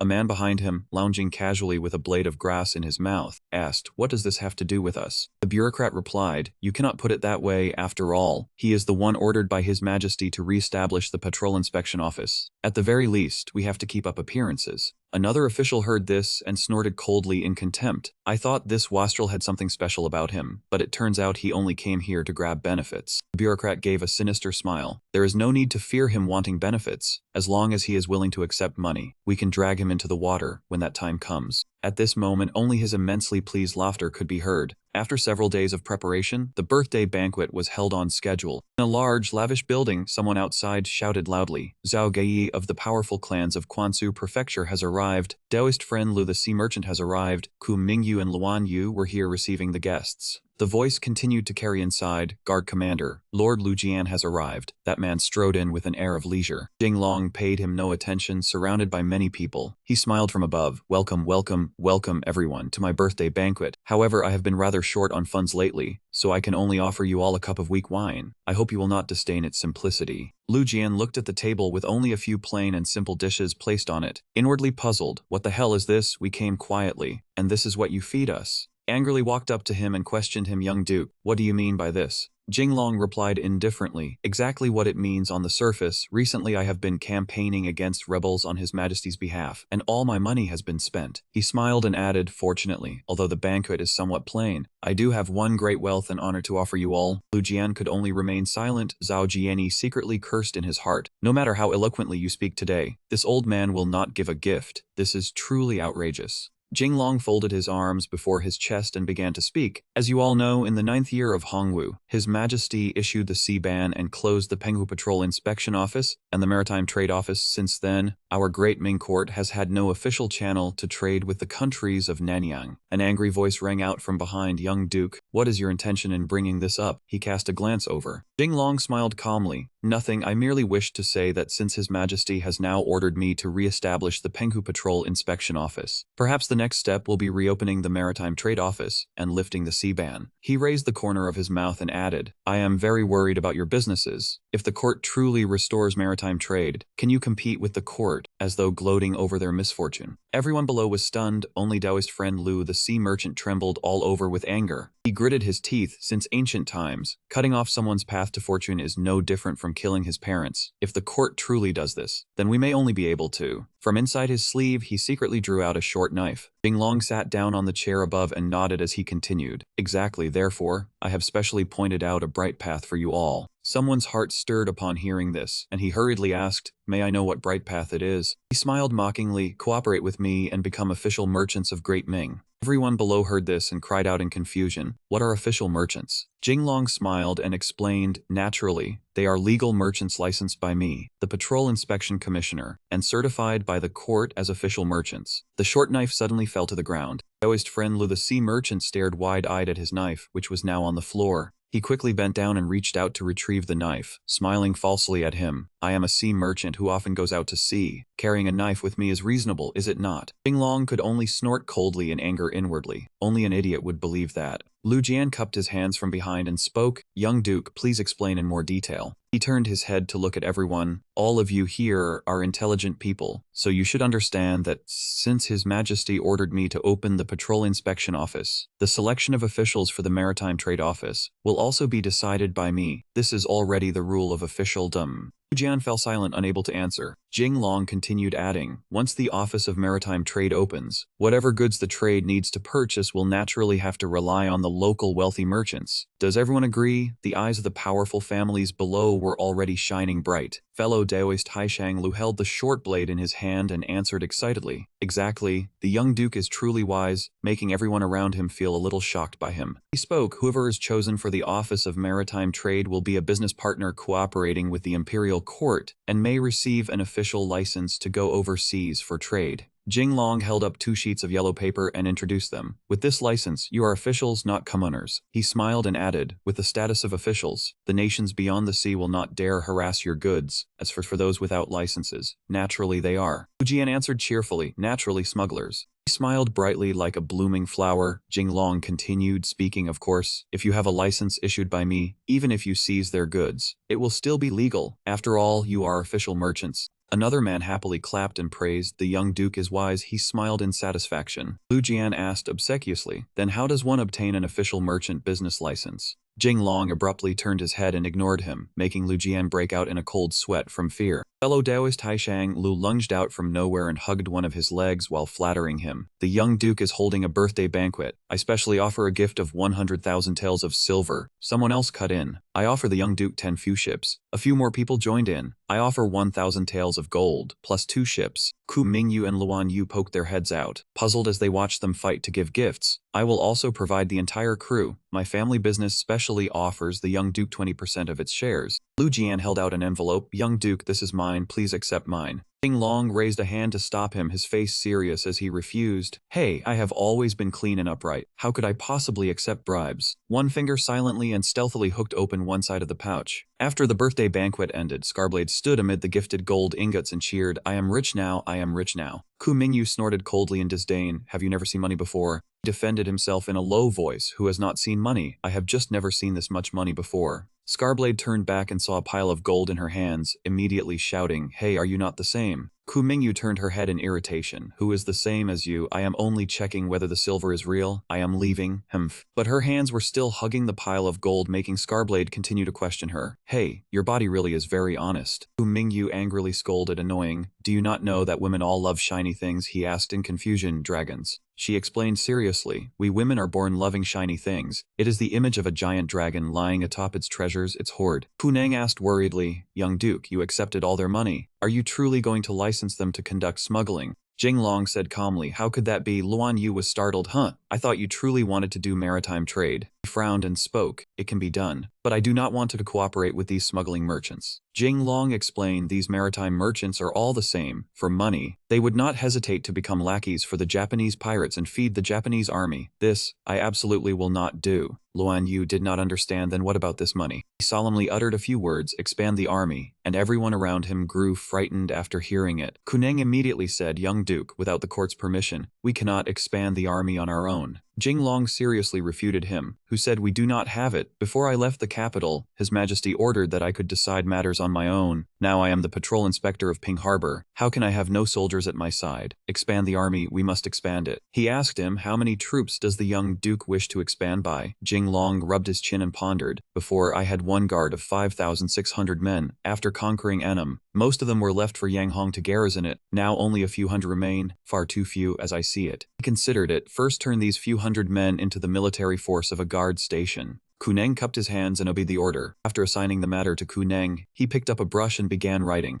Luan Yu led Hanshan inside and called his name Jing Long. Jing Long raised his head and asked in surprise, why have you come here? Luan Yu spoke, about the matter of expanding the army, I have some doubts. Hanshan was worried. Luan Yu said, it seems you are hiding something from us. He smiled stiffly and denied it. How could that be? It is just an ordinary expansion of the army. Behind him, his hand had crumpled a written piece of paper into a tight ball, clearly not wanting the 2 people before him to see it. The next morning at the Imperial Palace, His Majesty was frowning and coughing without cease at this moment. Seeing this, the eunuch cried out in panic, Your Majesty. Yunwen ran over and called worriedly, Imperial Grandfather. he hurriedly ordered. Quickly summon the imperial physician. Seeing this, His Majesty said decisively, "We are not ill." As soon as the words fell, he began coughing up even more blood again, and everyone was terrified at the sight, crying out loudly, "Your Majesty." That night, the full moon rose high, illuminating the entire sky. He sat by the seaside relaxing, enjoying the scenery. In his hand was a letter, which read, "Jinglong, my son. Recently, the emperor has been seriously ill, fainting multiple times. The capital is in turmoil. Other kingdoms are taking action. You must focus on training troops and protect yourself. Li Wenjiang." He looked at the letter and silently wondered, could Chu Yuanzhang really be dying? The emperor's actions are urgent. I must grasp military power. In chaos, only an army can protect itself. Suddenly Li Luanyu appeared unexpectedly, calling out, "Jinglong." He turned sharply and said irritably, "Damn it, why do you appear so suddenly?" He asked seriously, "Were you eavesdropping just now?" Luan Yu asked back, "So what if I did? You just said the emperor has health issues. Is it true?" He hurriedly covered her mouth and shouted, "Of course not, you misheard."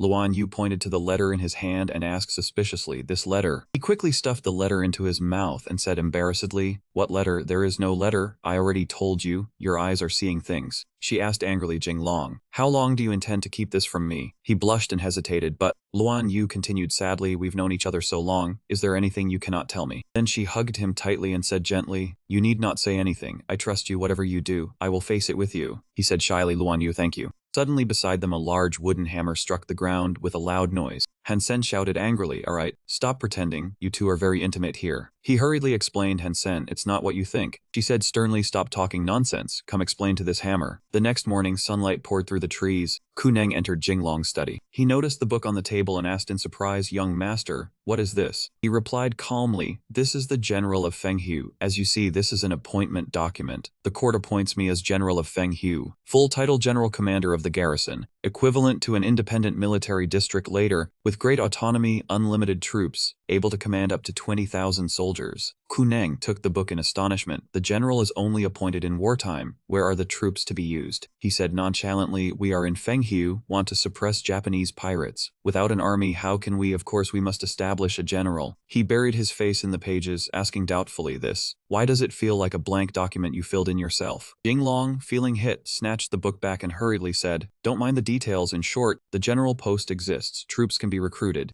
Kuneng hesitated and asked, "Young master, how many troops do you intend to recruit? Last time you said 5,600 guards. Isn't that enough?" He said gravely, "Of course not enough. Request the court to allocate 20,000 soldiers." He asked confusedly, "Recruit fully from each garrison." Kuneng said with some disbelief, "Do we need that many troops?" Jinglong turned his face away and instructed softly, "Commander Q does not need to think too much. Just do as I say." He immediately cupped his hands and answered respectfully, "As you command." He turned back and asked him, "Are there any other difficulties?" Kuneng gritted his teeth and said in a low voice, He hesitated before continuing, "About the money for recruiting soldiers." Jinglong answered bluntly, "I will find a way regarding the money. You do not need to worry." Kuneng considered it and said, "Besides wages, we also need armor, weapons, and most importantly, lower-ranking commanders. If we recruit only new soldiers, I fear it will be impossible to build an army within a year and a half." Jinglong spoke calmly, "I have already sent a letter to the Guangdong Maritime Trade Office. There are still some old troops there, and I have also transferred more men from Annam. They will supplement the commanders. As for weapons, I can also find a way through Guangzhou." Kuneng said nothing more and turned to leave the study. He glanced at him suspiciously and wondered to himself, why is the young duke in such a hurry to recruit soldiers? Jinglong stared intently at the book in his hand and murmured to himself, "Father, you have truly spent no little effort to help me." He imagined his father's pained expression when he had this book delivered here. Wenjiang cried as he instructed, "Son, father has sold his face to obtain this blank document. Fill in the position yourself, recruit more troops. In chaotic times, only an army can protect your safety." Jinglong pressed his lips together and thought, how much longer can Zhu Yuanzhang endure? I remember that in history, after his death, Emperor Jianwen immediately began stripping the princes of power, and before long, he forced the Prince of Yun into rebellion. He secretly made up his mind, I hope that by then I can hold a powerful army in my hands, one that can protect our Li family. If chaotic times begin, there will no longer be any safe place in this world. Suddenly, a sweet voice sounded from behind young Duke. Jinglong was startled and immediately turned around. Niu Nerong had appeared outside the door. Seeing her arrive, he was extremely surprised and said, "What are you doing here?" Nerong smiled brightly and asked with curiosity, "What were you saying just now? What is Jingnan?" He hurriedly covered her mouth and denied it in panic. I did not say that. Do not talk nonsense." Narong took his hand and said in a gentle voice, "The deserted path has never been swept for guests. The cottage door opens today for you alone." Jinglong shouted angrily, "Damn it, that is not what I meant." New Narong tilted her head and squeezed out a tear of grievance. "So that was not what you meant. Then I looked forward to it for nothing." Jinglong's expression changed as he shouted, "Do not look forward to random things." Fu Mingyu walked over just as New Narong stepped outside.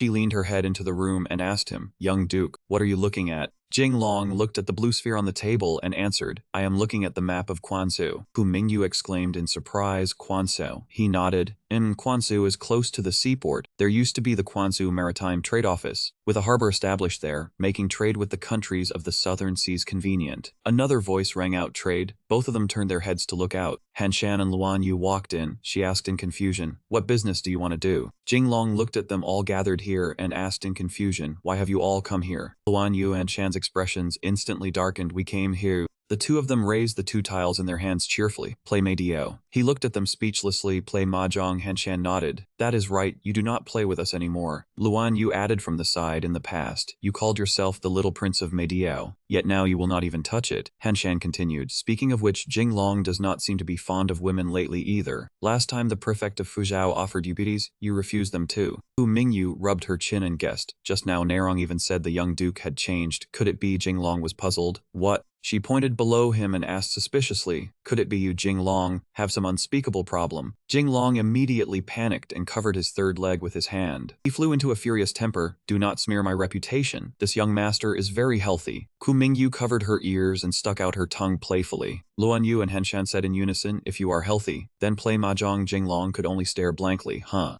Luan Yu pulled Ku Mingyu's hand and called out, "You join in too," leaving her head full of question marks. A trembling hand placed a mahjong tile on the table. Ku Mingyu sat stiffly before a row of mahjong tiles and forced a smile. I am not very good at playing." Luan Yu encouraged her. "It is fine, you will get used to it after playing more." Henshan also added, "Before, with Ninger around, you would not have had the chance to join even if you wanted to," and he could no longer refute from the side. Ku Mingyu asked distrustfully, "Are you serious about this word join?" Jinglong drew a mahjong tile and said, "I plan to set the headquarters of the Penghu Patrol Inspectorate in Quanzhou Prefecture." He continued, "That way, we can command the Penghu Archipelago from afar, and once our military strength is strong enough, we can also march on Yishu." Ku Mingyu was doubtful. "Yishu?" Jinglong smiled meaningfully. "That is right. Yishu is the treasure island of Taiwan." Night gradually fell, the sea breeze blew gently, and Jinglong gazed far out over the sea. Luan Yu walked over from behind and called his name, "Jinglong." He turned his head to look. She asked in puzzlement, "Why are you standing here alone?" Jinglong said gloomily, "I miss home a little. I miss my child Shishi, and also my father." Luan Yu frowned when she heard this. "Can you not ask His Majesty for permission to return to the capital?" He thought silently. The news has already arrived. Yuanshang is indeed gravely ill. Now it is the imperial grandson Wenwen who holds power. Undercurrents are surging in the capital, and it is said that the imperial grandson intends to strip the feudal kings of authority. Hanshan suddenly pounced over from somewhere and hugged his neck. Jinglong. Jinglong called in confusion. "Hanshan." She held his face and said, "I heard Shishi gave birth to a plump baby boy. I want one too." Luan Yu also rushed over with a smile. "Then what about me? If Hanshan has a child, I want one too," startling him badly. Heavens. The next day after the sun had risen, Jinglong sat shriveled in the chair, looking worn out after a whole night of repeated torment, while he also heard the servants whispering, "I heard the young duke had it very hard, staying up all night." Two servants blushed and leaned together to whisper, "Look at him, he seems to have aged 10 years, exhausting himself for the nation and managing countless affairs." He shouted angrily, "You are so noisy I could die." A while later, Ku Neng cupped his hands before him and listened as Jinglong said, "We have been in Quanzhou for more than 4 months, and the newly recruited soldiers already number over 10,000. It is about time to send them into real combat, and let them taste blood." He was doubtful. "The young duke means," he said seriously, "in the Penghu Archipelago there is a group of Wokao, Japanese pirates, hiding there. If we want to open the maritime trade routes of the Penghu Patrol Inspectorate, these coastal Wokao must be swept clean." Ku Neng said worriedly, counting training time, "The new recruits have only had 3 months. Is it not too early to send them into real combat now?" Jinglong asked calmly, "Have you forgotten? I have equipped them with firearms, and they also have the Mandarin duck formation." He hesitated and thought, 3 months is enough to deal with these Wokao. Dealing with small groups will work, but if the enemy is numerous then. He calmly waved his hand and called, "Come in." A somewhat handsome man pushed the door open and walked in. This was Tai Xuan, a Hui descendant from the Yuan dynasty, a famed general of the Southern Army during the Jingnan campaign. Jinglong silently curled the corner of his mouth. All the Southern Army generals who could fight well in the Jingnan campaign. I have pulled them all here. With Kuneng and Tai Swan working together, everything will be fine. Kuneng looked at the newcomer in surprise and asked, Tai Swan, were you not serving as Provincial Administration Commissioner in Shandong? Why are you? Tai Swan cupped his hands and smiled. The young duke summoned me with a gold token. I did not dare refuse. He stared blankly in confusion. But you are a civil official. Tai Swan scratched his head awkwardly. I also know a little about military affairs. The sea was blue, sunlight shining bright. 3 large ships gradually approached. A doubtful voice sounded. The Wokou troops on the Penghu Islands are said to number only a little over 1,000, yet I mobilized 5,000 soldiers. Is that not too many? Jinglong stood on the ship, looking at the approaching vessels and calmly replied, when a lion hunts a rabbit, it still uses all its strength. This is the first battle after expanding the army. We must win beautifully. Kuneng frowned behind him and spoke, I am still worried. My soldiers have not trained enough. His gaze was serious as he refuted. Have you forgotten? The lower-ranking officers are veterans who once campaigned against Annam, and there are also some transferred back from Guangzhou and Annam, with them as the backbone. I believe there will be no problem. A sword-wielding man set foot on land and headed toward the small houses ahead.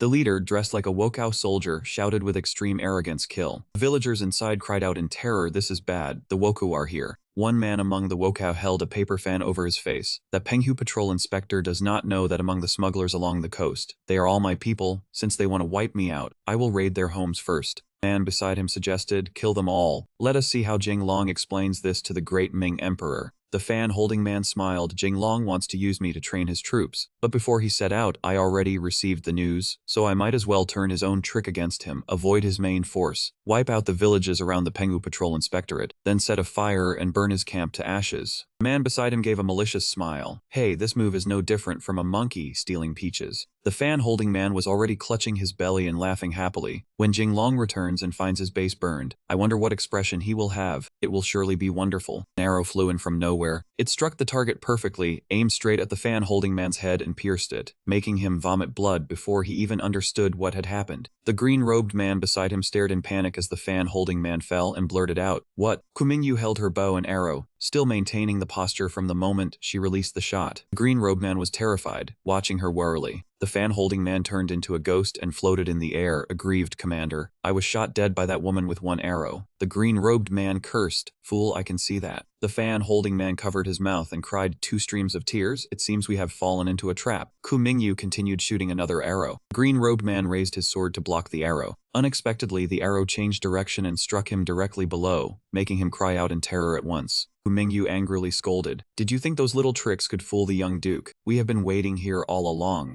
From behind her, a troop advanced, shouting loudly to kill the Wokou. Troops immediately surrounded the Wokou. Kill the Wokou. The green-robed man looked at the troops before him, and his face instantly turned deathly pale. A hand reached out and shot in the last figure. In the room, Kuneng was shocked. The Wokou on Penghu Island have been completely dealt with. Tai Swan asked curiously, I wonder what should be done next. Jinglong replied calmly, of course we continue wiping out the Wokou. Eliminate all the Wokou hiding on the coastal islands. The other two immediately cupped their hands, understood. Ku Mingyu and Luan Yu stood to the side and asked in confusion, what about us? He immediately gave the order, they will go exterminate the Wokou, so the matter of recruiting soldiers will have to be left to you. Luan Yu did not understand this decision. We still need to recruit more. Do we not already have over 10,000 men? Should that not be enough? Jinglong answered frankly, not enough. Even if it were a full general command of 20,000 men, I would still feel it was not enough. He remembered the letter his father had written. His Majesty is gravely ill. I keep feeling that the world will fall into chaos. Once you are outside, you must be careful. Yunwen also sent a letter with extremely serious wording. Jinglong, I have approved your post as General Commander. You may boldly train soldiers. If the reduction of the vassals requires military action, you must help me pacify the princes. Jinglong pondered seriously. Avoidance is only a small matter. Where the fate of the world will ultimately go, who exactly should I help?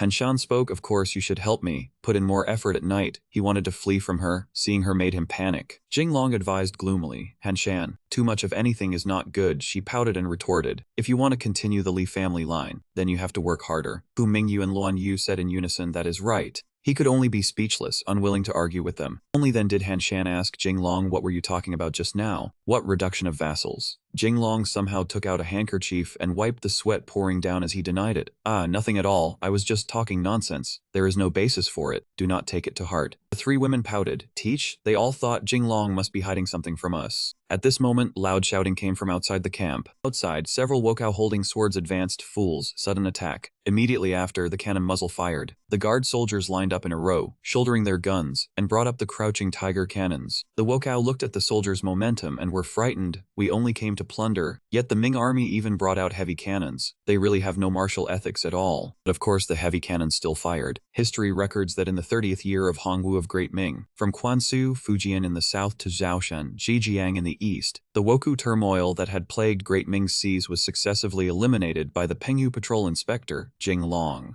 At the same time at the Penghu Patrol Inspectorate, Lin Fang walked in from outside the door, spreading his arms and shouting excitedly, "Boss, I missed you to death." Jinglong saw him and asked with concern, "Lin Fang, are you used to things here after coming from Lingnan?" Lin Fang ran over and hugged him tightly, crying as he spoke, "Everything is fine, I just missed you, boss." Jinglong shouted in irritation, "It is not that serious. Coming here by ship from Guangzhou and Lingnan is very close. It only takes 1 month." Lin Fang was flustered when he heard this and replied, "Many thanks to boss for clearing the Lin family's name, so we do not have to die in a foreign land. It is only a pity that elder sister still cannot come here yet." Jinglong sat leisurely on the chair with one leg crossed and said, "The business at the Guangzhou Maritime Trade Office still needs her help managing it for me. Once everything is settled, I will personally bring her back." He suddenly thought to himself, luckily Yun Min was willing to show some respect and help clear the Lin family's name. Jeezy suddenly spoke, "My lord, I remember that whenever power changes hands at court, there is an unwritten rule. The ministers left for the new ruler are often suppressed a little, then pardoned once the new ruler ascends the throne, making them easier to control."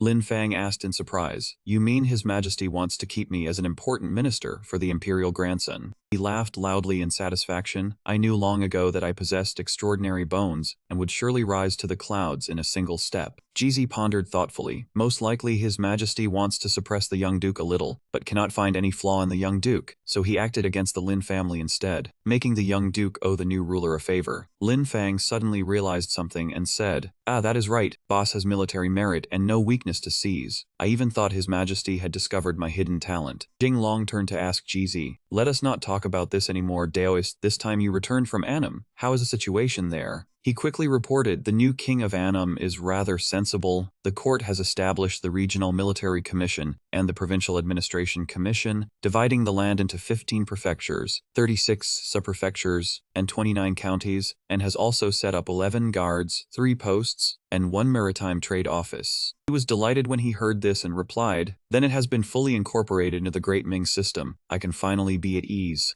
Jinglong asked curiously, "Is Ah Hong still well?" Ji smiled and answered, "General Yang Hong said that he will continue guarding Annam for another year, and once the court troops have grown used to the climate, he will certainly return." Lin Fang stuck out his tongue when he heard this and muttered softly, "Annam is hot and humid, full of poisonous insects and fierce beasts. Anyone who stays there too long will grow mold." Jinglong was the opposite. He smiled with interest and said, "Then let him guard it at ease for another year. Next year I will transfer him back." Lin Fang grumbled angrily, "The court is truly too much. Boss has made great contributions by opening new territory, replacing native rule with regular administration in Annam, and establishing commanderies in counties. Yet there is no generous reward." Jeezy said gently, "Actually, there was a reward." He was a little puzzled when he heard this, He slowly continued, "My lord now concurrently serves as training commissioner, oversees the Guangzhou Maritime Trade Office, serves as patrol inspector of Penghu, and also holds the post of garrison commander. If not for my lord's merit in pacifying Annam, the court would have taken back the posts of training commissioner and maritime trade office long ago." Lin Fang rubbed his chin and pondered after hearing this. "That is true."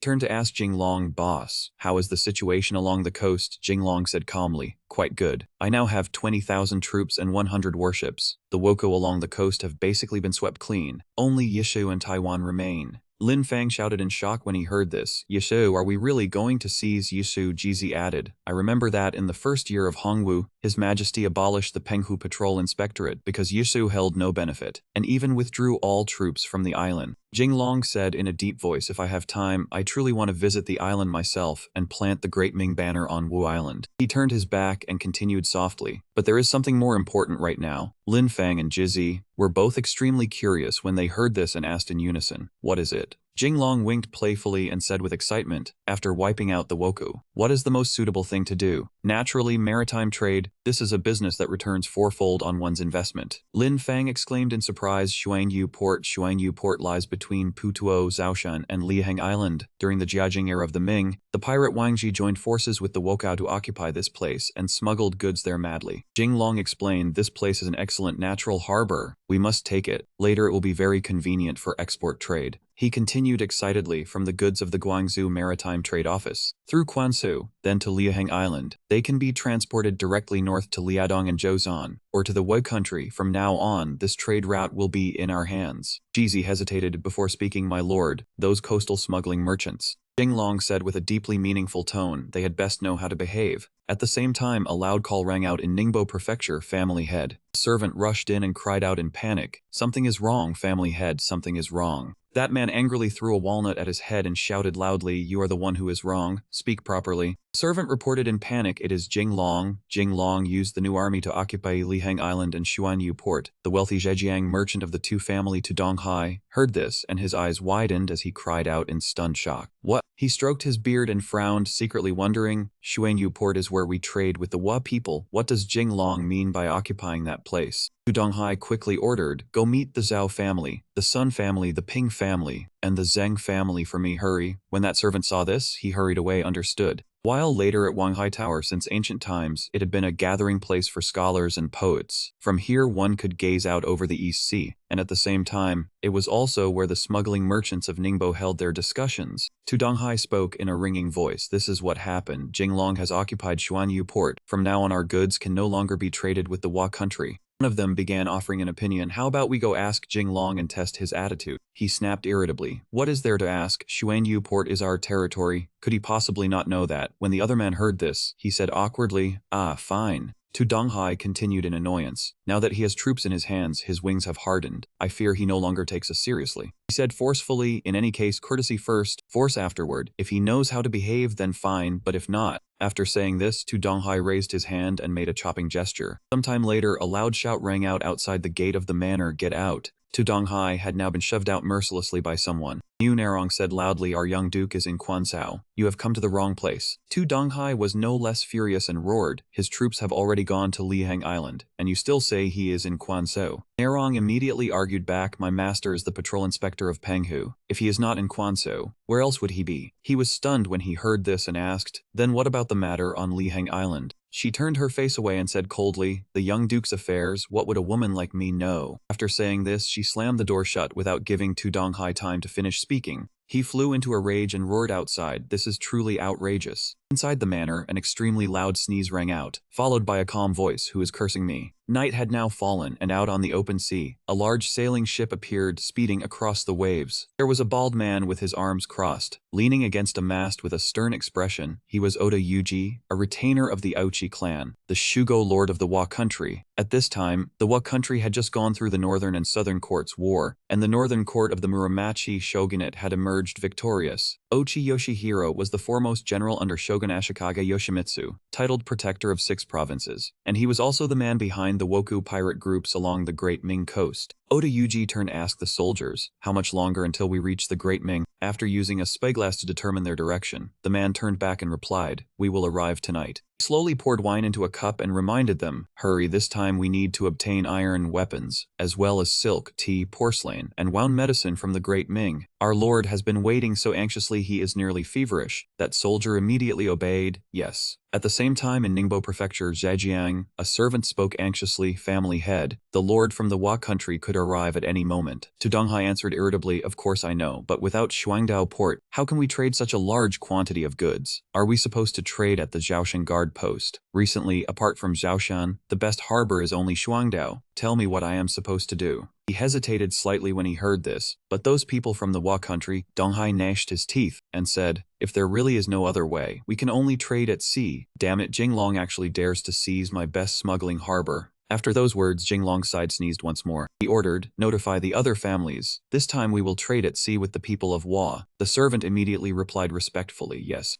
Some time later, the great sailing ships of Hua had stopped on the sea within the territory of the Great Ming. A man holding an oil lamp raised it high and called out loudly, warrior lord, this way. Oda Yuji asked irritably. What are you people doing? Why are we trading here? The other man quickly explained apologetically. Terribly sorry, a small problem came up. Our harbor is under repair. Oda Yuji asked bluntly. Then what about my goods? The young man smiled and replied calmly. We will transfer them from the large ship little by little for you. Oda Yuji shouted in shock. Transfer goods at sea? How long will that take? As soon as he finished speaking, a hook line quickly latched onto his ship. Yu Donghai's men began transporting the goods down along the hook line. The crate slid quickly along the prepared line. In just a moment, the crate landed safely on Oda Yuji's ship. Seeing this, he wiped the sweat from his forehead and muttered under his breath, "Damn it, why are these great Ming people so strange this time?" Suddenly, an extremely dazzling beam of light appeared from behind them. Oda Yuji instinctively hurriedly raised his hand to cover his eyes, but he seemed to have sensed that something was wrong. Another large sailing ship quickly approached, and a banner of the Pengu Patrol Bureau was hanging on the ship. Seeing this, Oda Yuji cried out in panic, "What is this?" Du Donghai angrily slammed his hand hard on the table. His eyes rolled wide as he shouted, "What did you say? The ship was confiscated by the Pengu Patrol Bureau." The servant reported in a panic, "Family head, not only the ships of the Wu Nation people, even our ships have been detained." Du Donghai gritted his teeth and roared, "That Jinglong is truly bold. Would the Wu Nation people really behave so obediently?" The servant tremblingly reported the situation. Those warriors also resisted, but the Patrol Bureau ships were equipped with matchlocks and cannons. One cannon shot blasted a huge hole in the ship. During this, he anxiously wiped the sweat from his forehead and said softly, "What should we do now? If Jinglong gets evidence that I colluded with the Wu Nation people, my Su family will be finished." Du Donghai immediately ordered, "Hurry and notify the other merchants. Something terrible has happened. Tell them to come here quickly to discuss it." That servant respectfully replied at once, "Yes." At the same time, in a vast encampment, Lin Fang and Ku Mingyu had bound Oda Yuji and escorted him here. He loudly said to Jinglong, "Baka, you dare insult a warrior like me. Hurry and untee me." He did not back down at all and immediately retorted, "So what if I insult you?" Oda Yuji roared fiercely, "You tied my hands, but you did not tie my feet. I will kick you to death right now." After saying that, he immediately used all his strength to raise his leg straight out. His foot could only reach near Jinglong's leg. Oda Yuji thought to himself, "Watch out, I will jump up and kick your knee." Seeing that scene, Lin Fang and Ku Mingyu both wore utterly speechless expressions. As for Jinglong, he stared wide-eyed in astonishment at Oda Yuji's legs wriggling in midair. He spoke in mockery, "How pitiful, the average height in the Wu Nation is not even 1 meter 40 now. No wonder people call it the Wu Nation." Mingyu softly explained, "Wu means melon, implying they are as short as winter melons." Lin Fang nodded. "So that is how it is. I have learned something new again."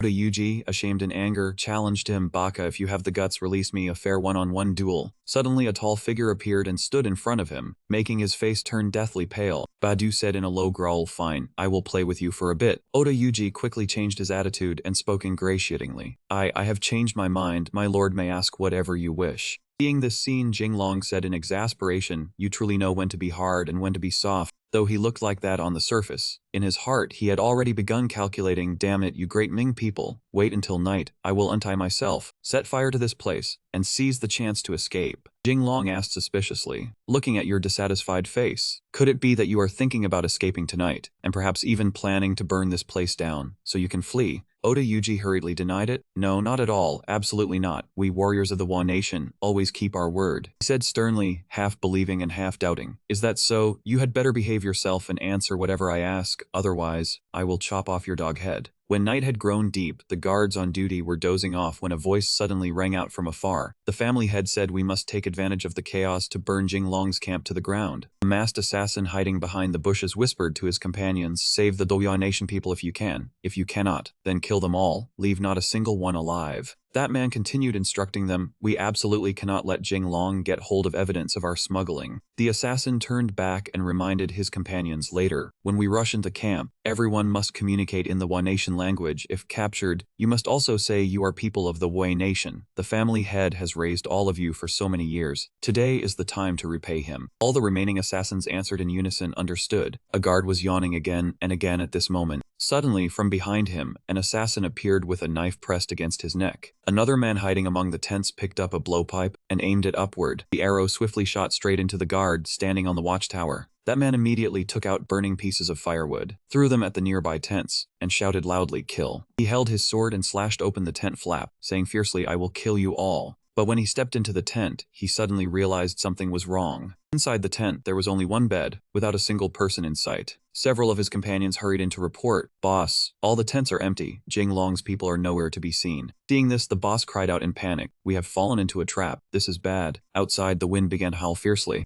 Jinglong's army had now surrounded the tent where the assassins were standing, and they shouted loudly and clearly, "Kill." The soldiers drew closer and closer to them. The boss raised his sword high, determined to fight to the end. The soldier also quickly picked up his gun and aimed. In an instant, an assassin collapsed to the ground and died on the spot before them. The others were now extremely anxious and asked in low voices, "Boss, what do we do?" The boss spoke resolutely, "I owe the family head a great debt of gratitude. I will go one step ahead." As soon as he finished speaking, his sword-holding hand was immediately wounded by a shot, forcing him to release the sword. From far away, Jinglong was holding a gun with smoke still rising from its muzzle. He loudly ordered, "Seize them." Jinglong sat on a chair with a contemplative expression. Behind him stood Jizi and Chang Sheng. The soldiers shouted at the bound man in black, "Kneel." The man in black turned pale and begged tremblingly, "Please spare my life, young duke." Scarface Dao frowned, carrying a mace on his shoulder as he said, "You dared attack the young duke's camp. Drag him out and behead him." The man cried and begged, "Do not kill me." Suddenly, a sword tied with a red cord slashed over from nowhere. Qi Luan placed the sword against that man's neck and sternly shouted, "Speak, who ordered you?" The man in black, his face darkened, stammered, "Ah, it was me. I am a household servant of the Su family." Jinglong asked suspiciously, "The Su family?" Jizi stood beside him and explained, "Young duke, the Su family is a major maritime merchant." Chang Sheng angrily mocked, "What maritime merchant? It is clearly smuggling." Jizi analyzed worriedly, "In my view, the young duke has touched their interests this time. That is why those wealthy smuggling merchants along the coast dared to act so recklessly." Kuneng condemned them in fury. "What boldness! They truly are a swarm of vermin." Chang Sheng asked Jinglong for his opinion. "What does the young duke intend to do?" Jinglong replied in annoyance, "They have already come killing right to my doorstep. Why are you still asking me?" He angrily ordered, "Pass down my command. Tonight, exterminate the entire clans of every wealthy merchant involved." Jizi tried to stop him. "Young duke, you cannot." Jinglong, still furious, asked in return, "Cannot what?" Kuneng analyzed. Many descendants of these Jiangnan wealthy merchants passed the imperial examinations, entered the court as officials. If you move against them, you will be tearing off all pretense with them. Jizi agreed, "That is indeed true. Jiangnan wealthy merchants have plenty of money. With money comes good study. Then they pass the imperial examinations and become officials. After that, they turn back to protect the family business." Chang Sheng said with dissatisfaction, "Not only that, after these officials retire, they also establish academies in their hometowns, form wide networks, and spread their ideas." Jinglong said mockingly, "What a fine academy, what fine networking." The Donglin party came from exactly this. Kuneng cupped his hands and offered a suggestion, "Young duke, their forces are deeply rooted and not easy to touch. In my view, submit a memorial to the court and let the court decide." Jinglong refused decisively. "There is no need if we follow the impeachment process. Their descendants serving as officials in court will push it around and drag it out, very likely turning a major matter into a minor one, and a minor one into nothing." Said decisively, "Why is it that they want to kill me? Yet I cannot touch them." Chang Sheng anxiously tried to stop him, but he frowned and said, "A gentleman can be exploited because of his uprightness, right? Unfortunately, I am no gentleman. I am a petty man." Kuneng fell silent, "My lord." Jinglong, his rage blazing, continued ordering, "A petty man does not let revenge wait overnight. Pass down the order. Whichever clan took part in tonight's attack, send troops and wipe them out." The soldiers outside immediately answered in unison, "Understood." Behind him, Kuneng wiped his sweat. "Perhaps I truly am old." Jizi thought with satisfaction, "This is my lord, decisive and ruthless." In the stillness of the deep night, a man's voice loudly asked, "Why have the people we sent still not returned?" Su Donghai asked anxiously, "In the end, have they killed Jinglong or not?" Ku Mingyu's elder brother behind him said in dissatisfaction, "Father, you should have told me earlier. If I had known sooner, I would not have let you do this." He angrily scolded him, "I think reading has made you muddle-headed with Jinglong there. How can our family still do business? Which of the things you wear, eat, and use did not come from doing business with the Wu Nation people?" He still stammered in protest. But Jinglong is the young duke, and also a commander-in-chief. Father, doing this will bring a great disaster." Su Donghai flew into a rage and shouted at his son, "You brat, all you know is reading every day until your mind has gone dull. Our Su family has hundreds of mouths to feed. Do you know how much grain and silver are needed every day? In this world, having no money is the greatest disaster." Ku Mingyu's elder brother turned pale and tried to persuade him, but Jinglong has soldiers at his side, relying only on our household servants. There is no other way. That Wu Nation man has already been captured by him. If he exposes our family, then submits a secret memorial to Yuanzhang, can our family still survive? Su Donghai frowned, veins bulging on his forehead. "Only by striking first can we seize the advantage. Besides, this time it is not only my Su family. There are also the Xu family, Zhang family, Zhu family, Li family." 12 wealthy merchants along the Ningbo coast in total. Working together, we will definitely be able to get rid of him. He turned away, clasping his hands behind his back and not looking at his son. As long as Jing Long is eliminated, we can use our connections in court to smooth this matter over. That way, our family can once again enjoy the profits from smuggling in peace. He stammered in fear. This matter is too big. Far too big. I fear our connections in court will not be enough to withstand it. Su Donghai sneered, youthful and ignorant. He raised his chin and said, let me tell you, never mind one insignificant Jing Long, even the previous dynasty's crown prince also. Ku Mingyu's elder brother looked toward the door and interrupted him, the crown prince. Su Donghai corrected him, not the imperial grandson but Crown Prince Zhu Biao, the father of the imperial grandson. Ku Mingyu's elder brother asked blankly, did Crown Prince Zhu Biao not die of a sudden illness? Su Donghai cursed, nonsense, do you know that a few years ago Yuansang intended to move the capital? He obediently replied, I have heard of it. The emperor stood inside the hall, with a row of officials behind him. Yuansang truly wanted to move the capital, and even sent Zhu Biao to Chang'an to inspect it. This frightened the civil officials in court. They all came from Jiangnan. If the capital moved north, their foundation would be cut off. He asked softly as if he had just heard a heaven-shaking secret. Then Zhu Biao's death. He continued after Zhu Biao inspected Chang'an. He returned to Nanjing and was preparing to begin the capital relocation plan when he suddenly died of a sudden illness. Think carefully about it. He turned pale in shock. No, impossible. Su Donghai said to his son in a deep voice, Father is telling you in this world the strongest thing is not the emperor, but interests. When someone blocks the path of too many people, that person must die. Someone kicked open the estate gate and charged in.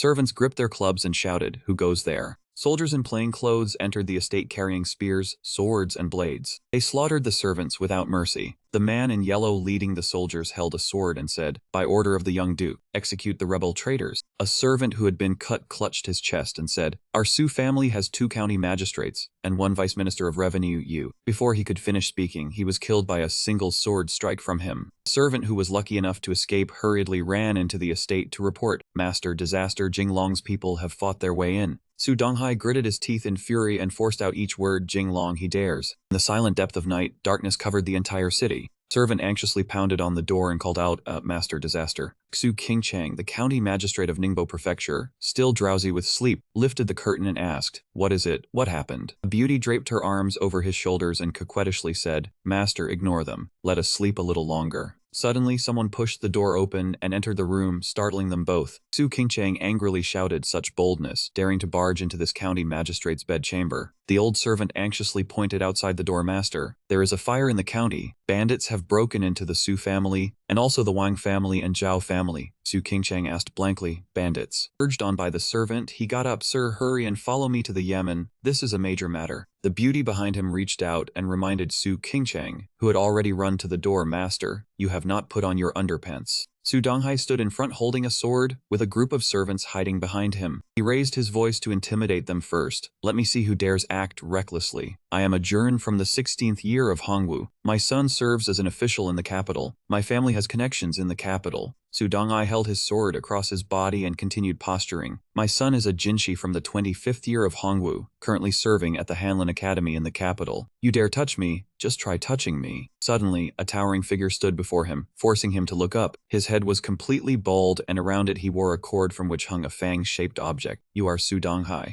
His whole body was drenched in sweat as he stammered, who are you? A murderous glint flashed in his eyes as he said in a low voice, the young duke has ordered that the Su family leave no one alive. Su Haidong angrily raised his sword high, too much. I will fight you to the death. The sword struck his arm and snapped clean in two. He stared in shock at the broken sword in his hand, the 13 Taibao, tempered steel. He seized the moment while the man was frozen and grabbed his entire head with one huge hand. Su Haidong's eyes brimmed with tears as he pleaded weakly, wait, I have money, I am willing to hand over all my wealth, as long as the young duke spares me, please. On this side, someone was slowly walking over. Xu Qingchang stared in astonishment at the devastated scene before him. He stammered, it was Jing Long's men, right? The servant replied, yes. The old servant anxiously asked Xu Qingchang for his opinion. County magistrate, what should we do? He ordered, go find Jing Long. A mighty dragon cannot crush a local snake. In this matter, he must give me an explanation. Beneath the bright moonlight, it was a quiet night in the small town. Jinglong sat in the chair with his hands clasped and asked Magistrate Su, "Why are you so eager to see me? I wonder what has happened." Su Qingchang stood below with a composed expression and asked, "Several major cases have occurred among the households of this county. I wonder if the young duke knows about them."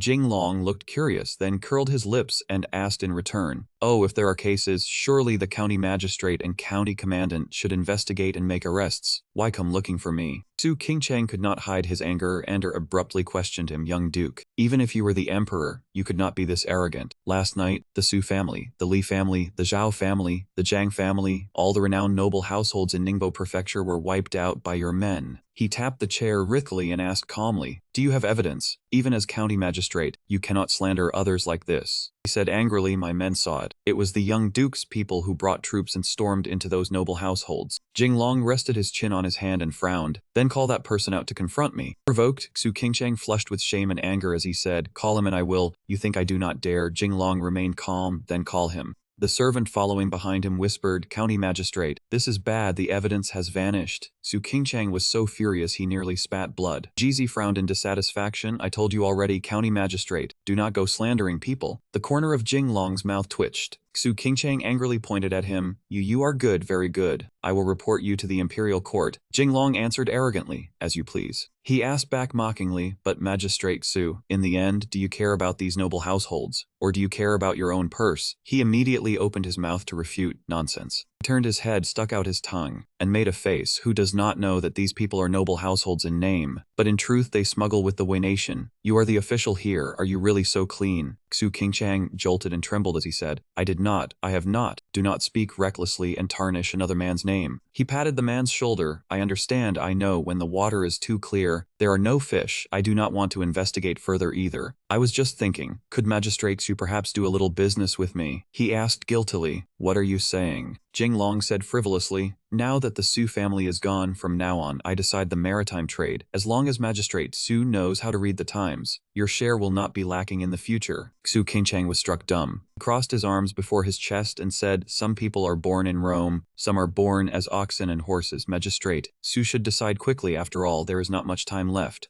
He stammered in reply, "I will think about it." Su Qingchang left the manor with his servant. Chang Sheng asked worriedly, "Will this county magistrate obey? He is an official of the imperial court. If he truly files a case against the young duke." Jizi stroked his beard. "Those who can pass the examinations are all clever people. There are not many among such people who are truly resolute. Rest assured." Old servant asked cautiously, "County magistrate, are we going to file a case against Jinglong?" Su Qingchang waved it off. "No hurry, no hurry. He is imperial kin. Even if I file a case, I may not be able to do anything to him, and instead I would offend him." The old servant asked expectantly, "Just now he seemed to intend to make you join him." Su Qingchang sweated as he guessed. "It is not that simple. I think Jinglong wants to grasp all the coastal trade in his hands.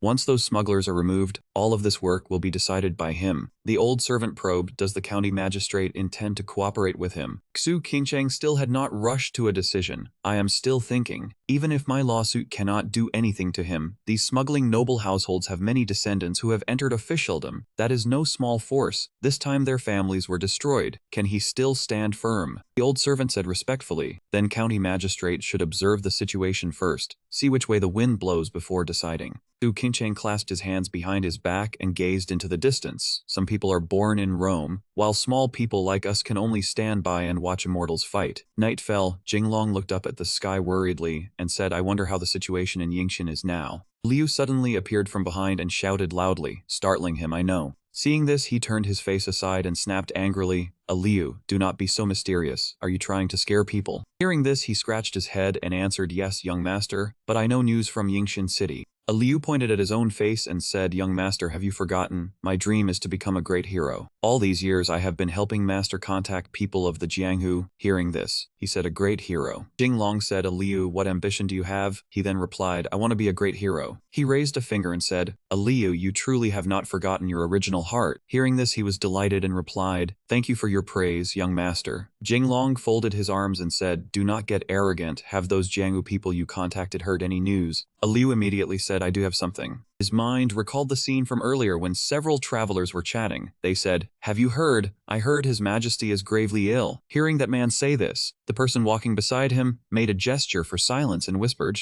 "Do not let it get out. Right now the Crown Prince is supervising the state." Liu said, in short, "Right now in Great Ming, whatever the Crown Prince says goes, young master. If you killed a few smugglers, the Crown Prince will not pursue it." Jizi suddenly appeared from behind, not necessarily. With an extremely solemn expression, he said, "Liu, you only know one part and not the other. Although the Crown Prince has always supported the Lord, take a guess. Do these smugglers have anyone backing them?" Hearing this, Liu said in alarm, "No, impossible. Could it be?" With his rich imagination, he blurted out, "Could it be that His Majesty supports smuggling?" He came up from behind and punched Liu hard on the head, making a large bump swell up. Reckless nonsense. It was precisely to fight smuggling that His Majesty declared the sea ban. Jizi then said, "These smugglers have money for education, and their descendants serve as officials in the court. They are called the scholar gentry of Jiangnan." Jinglong inwardly mocked. From the Song dynasty, when scholar officials governed the state, to Donglin Academy, and then to the Donglin Party in Great Ming, the strength of the Jiangnan scholantry. Jinglong's face was full of anger as he said through gritted teeth, "Donglin Party."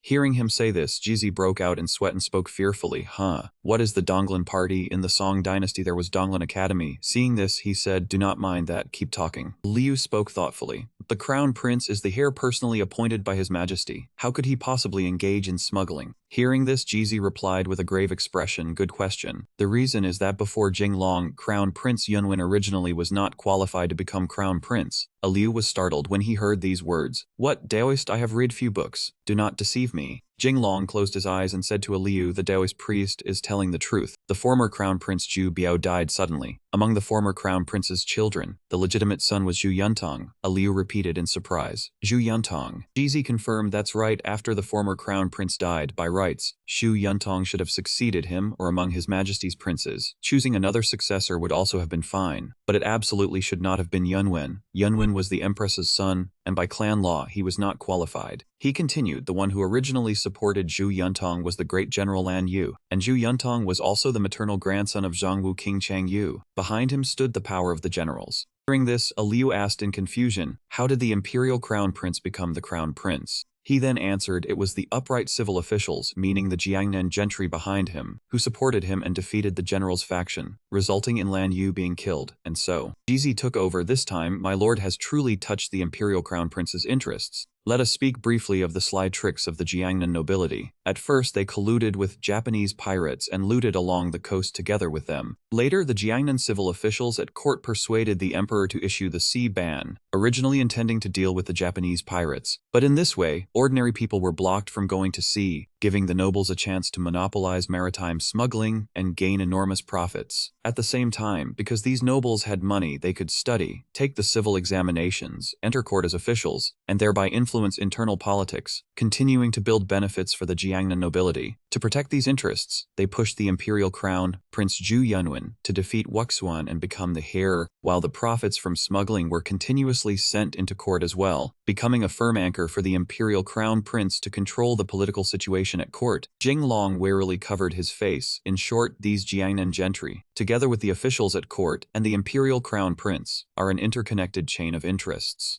Liu hurriedly spoke up, "If that is so, young master, why did you strike those smuggling merchants so hard?" Jinglong replied, "Because I am Han." He continued, "I personally witnessed those Japanese bandits massacring the people along the coast. I cannot swallow this anger." Liu asked worriedly, "Young master, are you not afraid of the imperial crown prince?" Jinglong did not care much. "If he wants to blame me, then let him." He turned his head and finished, "There are things that can be done, but there are some things that must never be done no matter what, because that is the boundary of being human." Jizi reminded him, "That may be so, but my lord must still be on guard." Jinglong replied, "It is fine. The son of heaven is the one with powerful troops. Though the imperial crown prince is crown prince regent, I still have authority." Immediately 2 hands quickly appeared to cover his mouth. "Stop talking, stop talking." Both Jizi and Liu panicked and stopped Jinglong from continuing. "My lord, this is touching a taboo." The imperial palace, an announcement rang out, court is dismissed. Several ministers followed His Majesty out. Another person appeared with news, Your Majesty. There is an urgent report from the southeast. The two ministers walking with the emperor quickly changed expressions. His Majesty read the scroll and remarked, Jinglong truly acted too rashly. A minister spoke up, Your Majesty, relying on the arrogance of his soldiers, he slaughtered the Jiangnan gentry. This matter has provoked public anger. It cannot be left alone. The emperor asked him in return, what do you think should be done?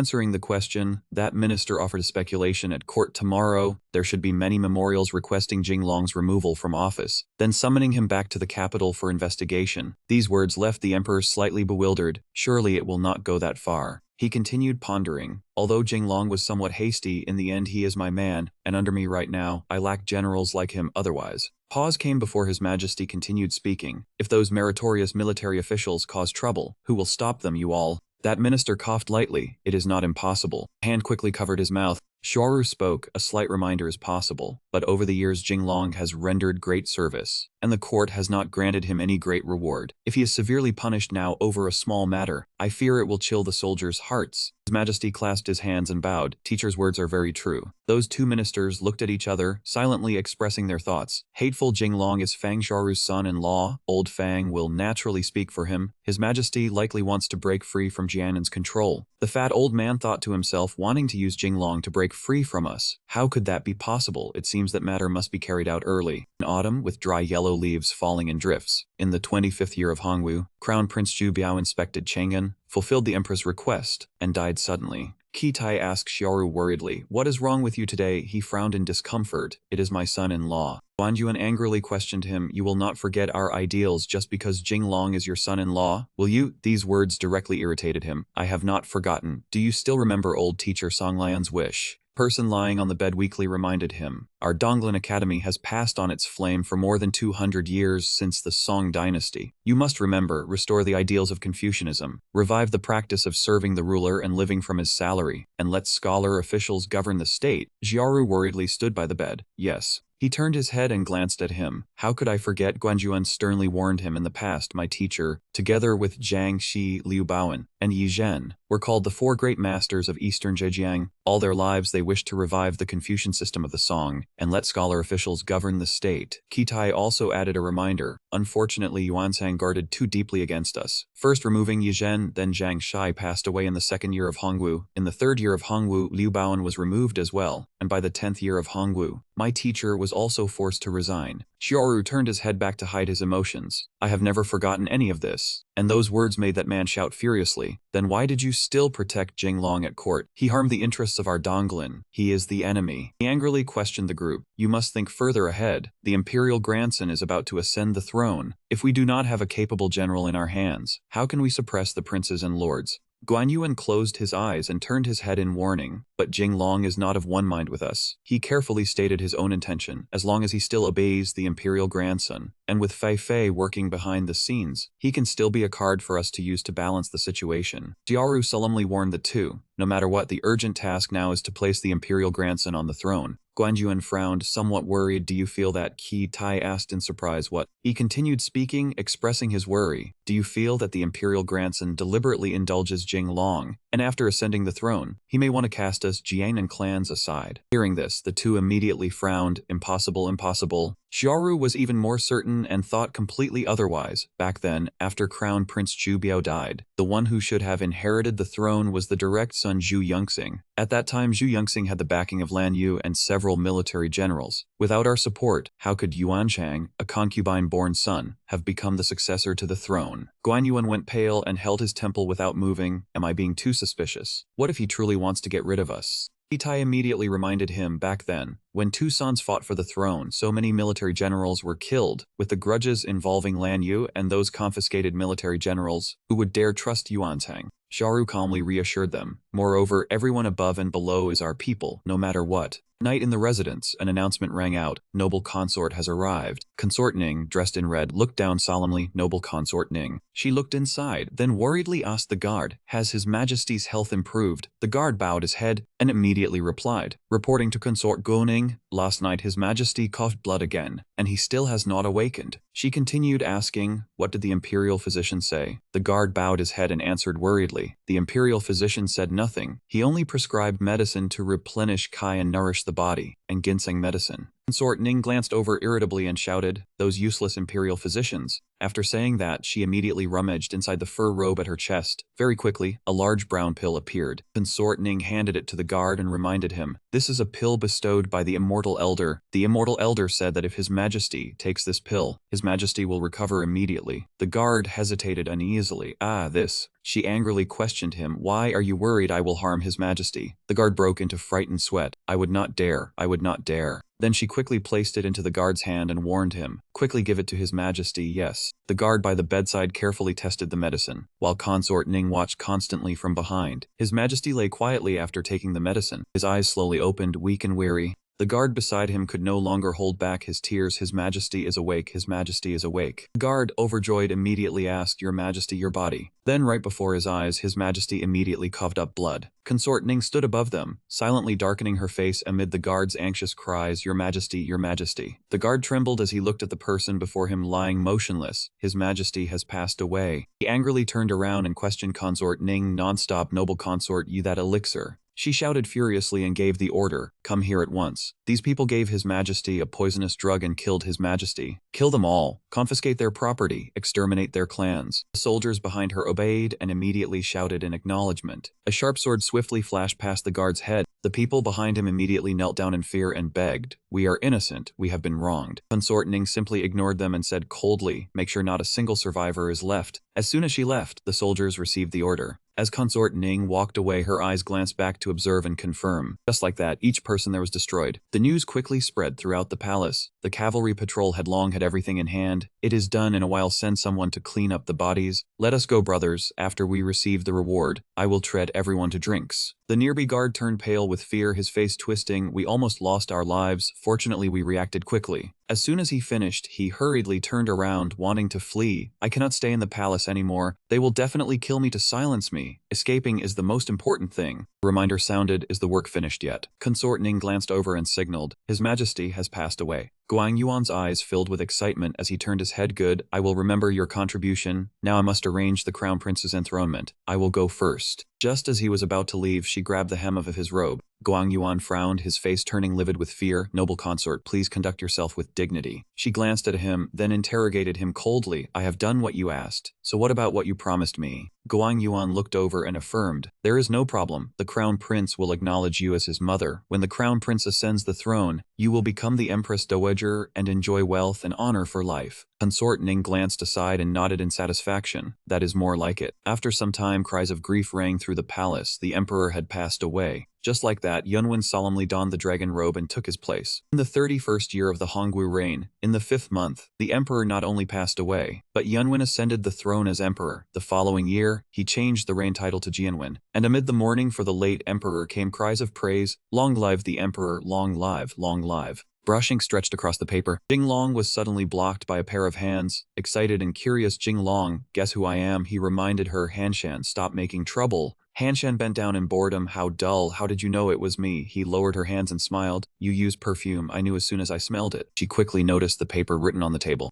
Jinglong then smiled and quickly snatched it away to hide it. Hanshan shouted in irritation and demanded, what are you hiding there? Let me see it. Hurry. He frowned and reminded her, you are pregnant now. Do not cause trouble. She froze for a moment. Then she happily hugged her belly and gently stroked it as she reminded him, right, I am about to become a mother too. Jinglong smiled and sighed, utterly speechless. The paper in his hand was snatched away the moment he was not paying attention. Haha, you fell for it. Just as he was still trying to stop her, she had already begun reading eagerly. Hanshan, do not. When she finished reading, he asked cautiously, Hanshan, are you all right? Hanshan, I was afraid you would be too heartbroken. So the words on the paper were displayed very clearly. The emperor has passed away. He hurriedly comforted her with embarrassment. The emperor was already 71 years old after all. That can be considered a long life, so. Hanshan closed her eyes and fainted completely from grief. Hanshan. He shouted anxiously to the people outside, Hanshan, come here quickly. He quietly fell silent and went to the main point. The emperor has passed away, Kuneng said with a cold face, my lord. Minyu came forward from the side to console him. Father, do not grieve too deeply. He covered his face and felt aggrieved. You do not understand. We followed the emperor into battle for more than 20 years before winning the lands of Great Ming. Now it truly hurts so much my insides feel torn apart. Just as he was helpless and wanted to ask, should the young master return to the capital to mourn? Jinglong turned his head and reminded him, I have not yet received an imperial edict from the court. I am the general resisting the Japanese pirates. I cannot leave my post. He frowned anxiously and spoke in reproach, young master. Then can we set up a shrine for the emperor here and make distant offerings to honor his memory? He placed his hands behind his back and affirmed, it should be done. Just as he said this, he could not stop worrying. Yunwen has ascended the throne. The reduction of the prince's power is about to begin as well. The large camp and small tents were carefully set up. Rong entered and reported to Jinglong. The physician has examined her. Princess Hanshan only suffered from excessive grief. There is nothing seriously wrong with her body. He turned his head and confirmed, that is good. Minyu asked with curiosity and worry, young master, are you really not returning to the capital to mourn this time? I truly want to return, but without an imperial edict from the court. Leaving my post at a time like this is too sensitive. Hearing this, he grew even more worried. I also do not know how Father Shishi and the child are doing. At this moment in the Chancellor's residence, the Wudang sect master leaned his hand on the chair in unease and questioned, outside are all soldiers. One of them gave an uneasy reminder, Master is truly divinely resourceful, the encirclement is sealed without a single gap. Not even a fly can get in. Mao Du added, somewhat tense, unfortunately, even sending a letter to Jinglong is impossible. Shishi came out with the child, worried and uneasy, I do not know why, but my heart feels a little afraid. He lowered his head and tried to console her, who would not feel the same. At a time like this, everyone is truly afraid something will go wrong. The Wudang sect master hurried into the place where Jinglong was seated, my lord. He anxiously hurried to inquire about the news. Is there any news? He reported breathlessly, none. Not the slightest bit of news from the capital. The Wudang sect master spoke as if he could not understand. Logically, the emperor has been dead for several months. The princes should have entered the capital to pay respects and conduct the emperor's funeral rites. The new emperor should also have ascended the throne and changed the old reign title. How can there be no news at all? He said with some hesitation and embarrassment, the reign title will not be changed this year. It will be next year that Yunwen changes the reign title to Jianwen. The Wudang sect master stared blankly, my lord, how do you know that? Even with the principles of divination, I cannot calculate it so clearly. Jinglong coughed lightly and reminded him with a pale face, you do not need to know this. Right now I am worried about another matter. He asked uneasily, what matter? He immediately affirmed, reducing the power of the princes. The Wudang sect master seemed to understand and hurriedly explained, after all, Great Ming has many princes. Each household has its own military power and financial authority. With the new emperor ascending the throne, reclaiming the prince's power is only normal. Jinglong lifted his face and grimaced. I am worried that Yunwen is too hasty. He hurriedly comforted him. My lord, you worry too much. And he continued giving proper reasons. When the new emperor ascends the throne, he grants a general amnesty to the realm. Reducing the power of the princes cannot be rushed and cannot be done quickly. That will not happen. He murmured a few words in thought.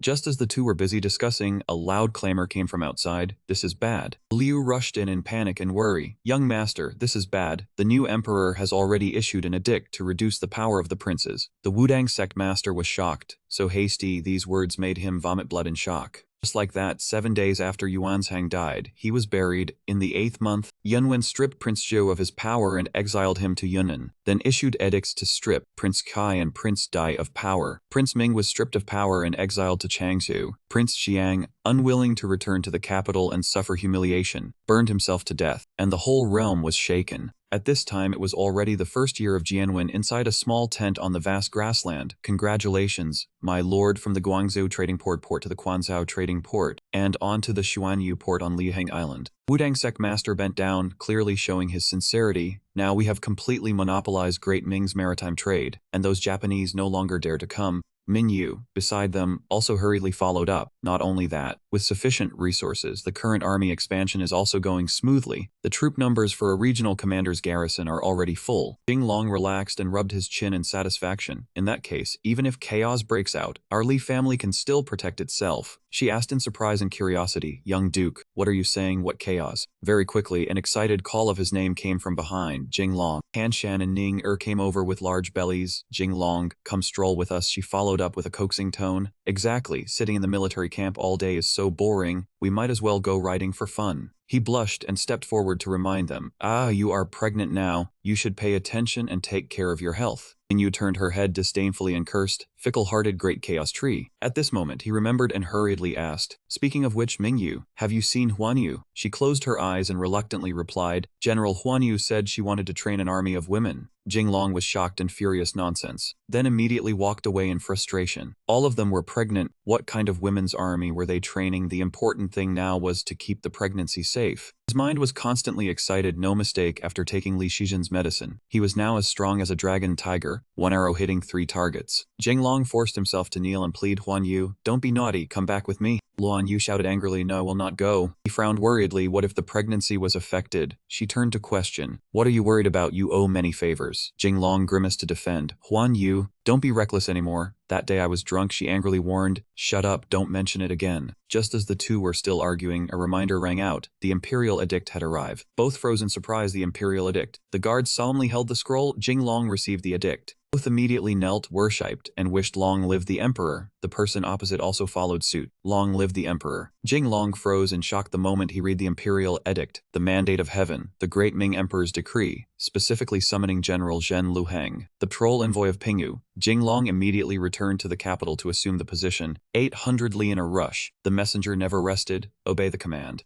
Comfortably handed back the edict with both hands to congratulate young master. "The Emperor always thinks of you. Quickly pack your things and return to the capital with me." Seeing Luan Yu bring some money, he pretended to refuse. "Oh, how can this be? They always say the young master is merciful, a precious asset of great Ming." He stuck out his tongue and smiled, putting the money into his robe. "Then this servant must thank you. Thank you, young master." Jinglong turned and instructed, "Eunuch, wait a moment, I will pack a little and come immediately." Ku Neng frowned worriedly. Why not summon earlier or later? Why precisely now? Cheng Sheng frowned. Could something have happened in the capital? Wudang sect master stroked his beard and warned, "Not necessarily." When the emperor appointed the prime minister, he was very close to the lord, now firmly seated on the throne. Summoning the young master back to the capital to assume the position is normal. Ku Neng worried endlessly. "It's not that simple. I heard recently the court was reducing the powers of the princes, and the princes in the provinces were all unhappy." Cheng Sheng worriedly understood. This is also true. Summoning the young master back to the capital. Could it be preparing for military action? The words just spoken directly startled the two into realization. Familiar footsteps sounded with a reminder. What Mr. Shi said was not entirely wrong, but also not far from the truth. Jinglong stepped past the curtain solemnly. "My lord." Ku Neng bowed worriedly and said, "My lord, please speak clearly." He carefully sat down, frowning in discomfort. "If I am not mistaken, the court and the princes have already taken action." Cheng Sheng hurried over. "Why haven't we heard any news?" He looked up and explained in detail. "Last year, the emperor issued a decree to reduce the powers of Prince Zhou, exiled him to Yun, and you all knew this."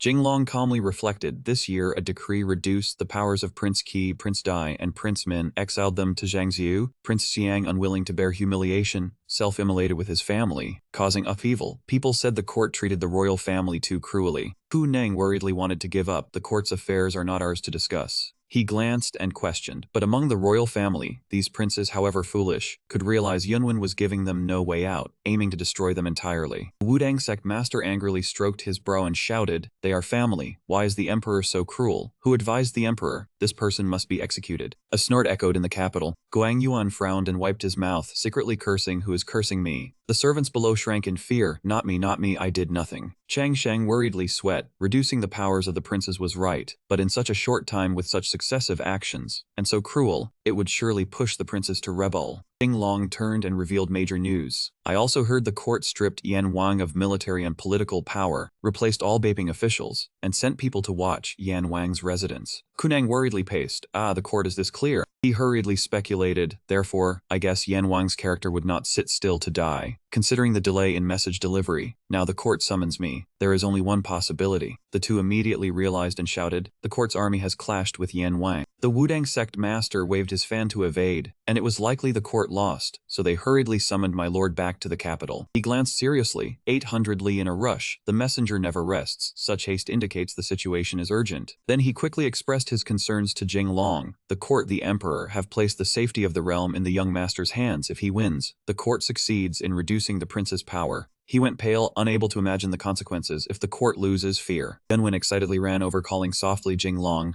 Jinglong pursed his lips and opened his arms to embrace Yun Ying. The two clung to each other as if they hadn't met in a millennium. "I dreamed of running under the sunset. That was my past youth." Their hands immediately locked tightly together. The eunuch nearby blushed in surprise. Could this be the feeling of first love? He then turned serious. Finally you return. He immediately knelt to perform the ritual. I welcome your majesty, long live, 10,000 years long. The eunuch stared in shock. Damn it, am I seeing stars? Moments later, unable to wait, the two twisted and called each other's names Yun Ying, Jing Long. The eunuch collapsed, spitting blood. I'm finished, completely no longer pure. Yun Wen angrily shielded Jing Long, criticizing him being disrespectful in front of Jing Long, truly intolerable, drag him outside and beat him to death. The eunuch shook his head in horror. Your majesty, this old servant is wronged. Young master, speak a few words for me. He cried in injustice. I have an 80-year-old mother, and an 8-year-old child at home still needing to be nursed. Jing Long turned pale in confusion. Which eunuch has a son? Yunwen stepped back. Don't pretend to be a eunuch. The two simultaneously shouted like an operating system. Is there incest in the palace? Damn it. Ben could not resist showing his thoughts. Beat him to death. Yunwen led Jing Long deeper into the vast palace. Jing Long, follow me. Opposite the throne, intricately carved, had long been vacant. Concerned eunuch stepped forward to remind, Your Majesty, that is the Emperor's throne.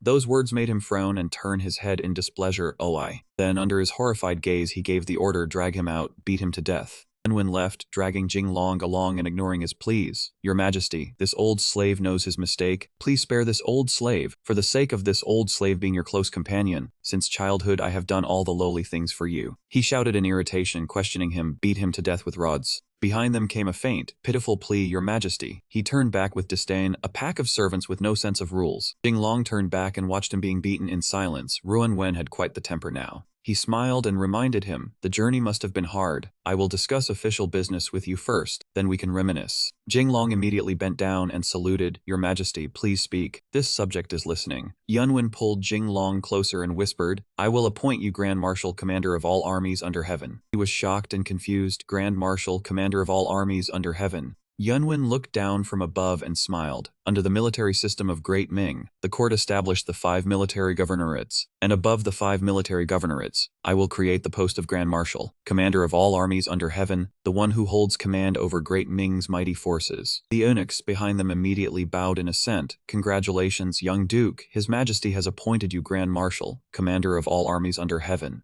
Jing Long looked up anxiously and asked, Your Majesty, where must we fight? He smiled frankly, nothing can be hidden from you, Jing Long. Yunwen turned around, put his hands behind his back, and reminded him, that is right, I want to seize a vast territory, far surpassing Han and Tang. His patient gaze lifted upward, wherever the sun and moon shine, wherever rivers flow, all shall be the land of my Han people. Jing Long silently looked at him, not knowing what to say for a moment. He asked boldly yet warily, Your Majesty, are you planning to use force to weaken the power of the princes? Yunwen smiled faintly. Though Jing Long was not in the capital, his information is still very well informed. He immediately probed with caution, Is Your Majesty planning to go to war with Yan Wang? He laughed loudly. Jing Long has loved joking since childhood. Jing Long frowned anxiously. Did you lose a battle? Yunwen fell silent and quietly turned his face away. He stepped forward anxiously. Your Majesty, I want to hear the truth. He turned around looking utterly exhausted. I will not hide it from you. A few months ago, I heard Yan Wang had thoughts of rebellion, so I sent people to watch him, but in the end, he killed all the people I sent. He listened to the news with worry in his eyes afterward. I sent people again to bring Yang back to the capital, but in the end, he killed the people I sent again. Jing Long hesitated, wanting to press deeper. How many were lost? But that question made him fall silent. He slowly said, about 100,000. Jing Long froze where he stood silent. Blood seemed to flow in streams beneath his feet. Yan Wang began raising troops in the 7th month of the 1st year of Jianwen, proclaiming a purge of the court. On the 6th day of the 7th month, Tongzhou voluntarily surrendered to Yan Wang. On the 8th day of the 7th month, Jizu Zunhua and Miyun were taken. On the 11th day of the 7th month, Juyong Pass was taken. On the 16th day of the 7th month, Huailai was taken. Song Zhang and the others were captured and killed. On the 18th day of the 7th month, Yongping Prefecture, now Lulong County under Qinhuangdao City, surrendered to Yan Wang. Jing Long grimaced and rubbed his chin, looking troubled. Beiping has been completely swept clean. Yan Wang is advancing like a storm. He stepped forward anxiously and kindly reminded him, I truly do not understand. Your Majesty wants to weaken the princes. So why act in such haste? Everyone under heaven can see that you want to eliminate those princes.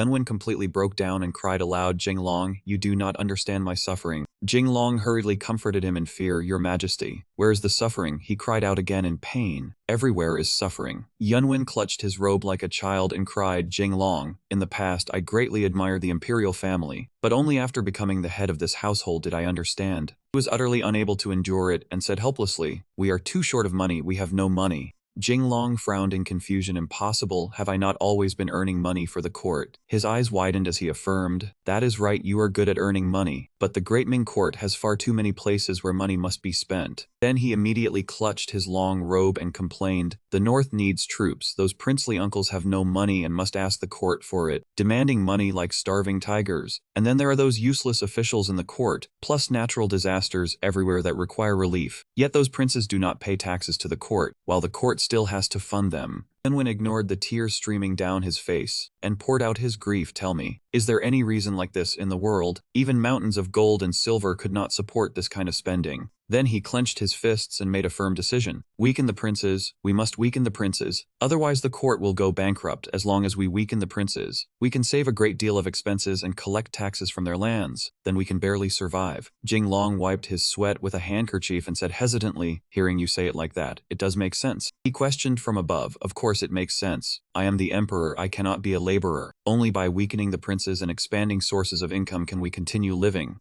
Jinglong looked up, endlessly worried, but your method seems too rushed and extreme. Yunwen shouted angrily, serious illness requires strong medicine. Jinglong, you do not know. All the princes live off the nation and suck its blood. If we do not change it, the court truly will have no money left to keep going. He went pale, thoughtful and at the end of the Ming dynasty. It was indeed because the central finances went bankrupt that it collapsed. Yunwen turned around and affirmed, now you understand why I must weaken the princes. He looked up anxiously, wanting to dissuade him, but he was now holding the ace of diamonds and singing a mournful song, only you, only you. This action made Canlong fall over backward as well. Scene change at the Duke Gao residence. Jinglong quickly strode in and shouted shushu. Shishi was shocked and delighted. Jinglong. He noticed the child below and looked surprised. She smiled gently and reminded him, Ren quickly call him father, that is your father. The child looked up excitedly and called out father. He joyfully lifted the child high and laughed, I finally get to hold my treasure. The entire room was soon filled with laughter. Jinglong carefully thanked her, thank you shushu. Those words made Shishi so moved that tears almost spilled out. Zhongwen slowly walked in, smiling as he looked at Jinglong. He stood up at ease, father. Then his gaze filled with sympathy as he tilted his head. Father, you have lost weight. He shouted angrily in reminder, stop saying useless things if you come back this time, and do not give me a few more grandchildren. Then you are unfilial. He hurriedly took Shishi and slipped away. Ah, the weather is so nice today. Why do we not go for a stroll? He angrily questioned him, your father is talking to you, hurry up and have children. He bared his teeth and claws in frustration. This son only has one son. Why are you being so fierce? Zhang Wen frowned and hurriedly explained, father at least still has Zhengzi and Fang Ying. But what about this son? This son only has one son. How could that not damage the honor of the Lei family ancestors? Jinglong answered in frustration, father speaks very reasonably, but he immediately brought up the three who were still pregnant as a reminder. This son has always kept filial duty in mind, even while far away. He gladly approved, son, you have brought glory to the Li family. He had completely blended in. What more needed to be said? Shishi roared angrily, I said the two of you have had enough. A tiger roars across the Yellow River.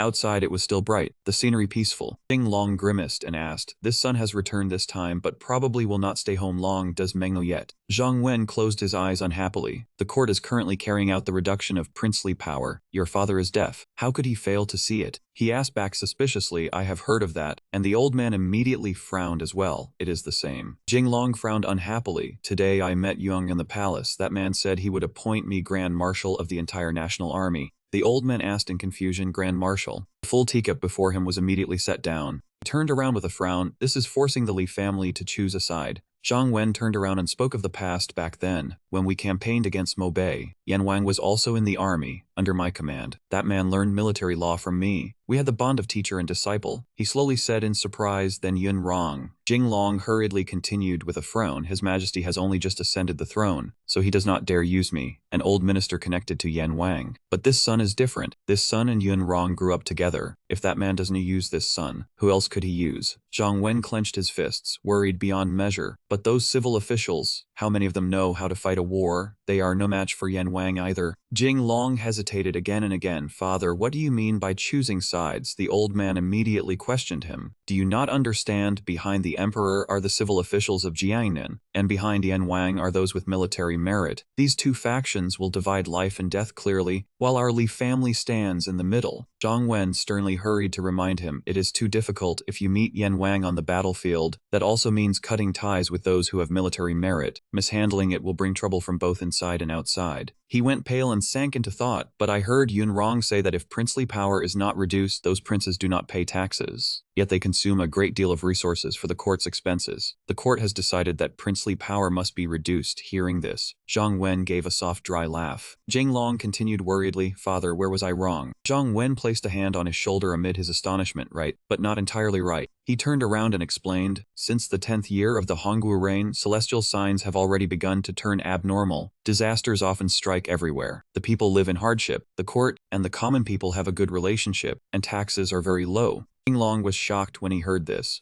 Taxes are low. Zhang Wen solemnly confirmed. Emperor Hongwu came from among the common people, so he naturally understood their suffering, but there are many places across the country that need disaster relief, while the court's taxes are low and not enough for expenses. He was full of doubts and confusion. But what does this have to do with reducing princely power? The old man turned around and hurriedly explained, "In the past, our ancestor enfeoffed his children with distant lands, called them princes, but in truth it was to make them barriers for the Great Ming, to guard the borders for the Great Ming." Then he closed his eyes and stroked his chin in recollection. To defend the national borders, the court allowed them to collect taxes and raise funds on their own. On the surface, the Great Ming lowered taxes, but after calculating it, the court actually still saved money. Otherwise, the military expenses would be many times greater than this. Jinglong questioned in confusion and rejected it, but that was in the early years of the founding of the state. Now the borders are peaceful. The princes are allowed to collect taxes for their own fiefs, yet the court still has to provide money to support the princes and their relatives financially.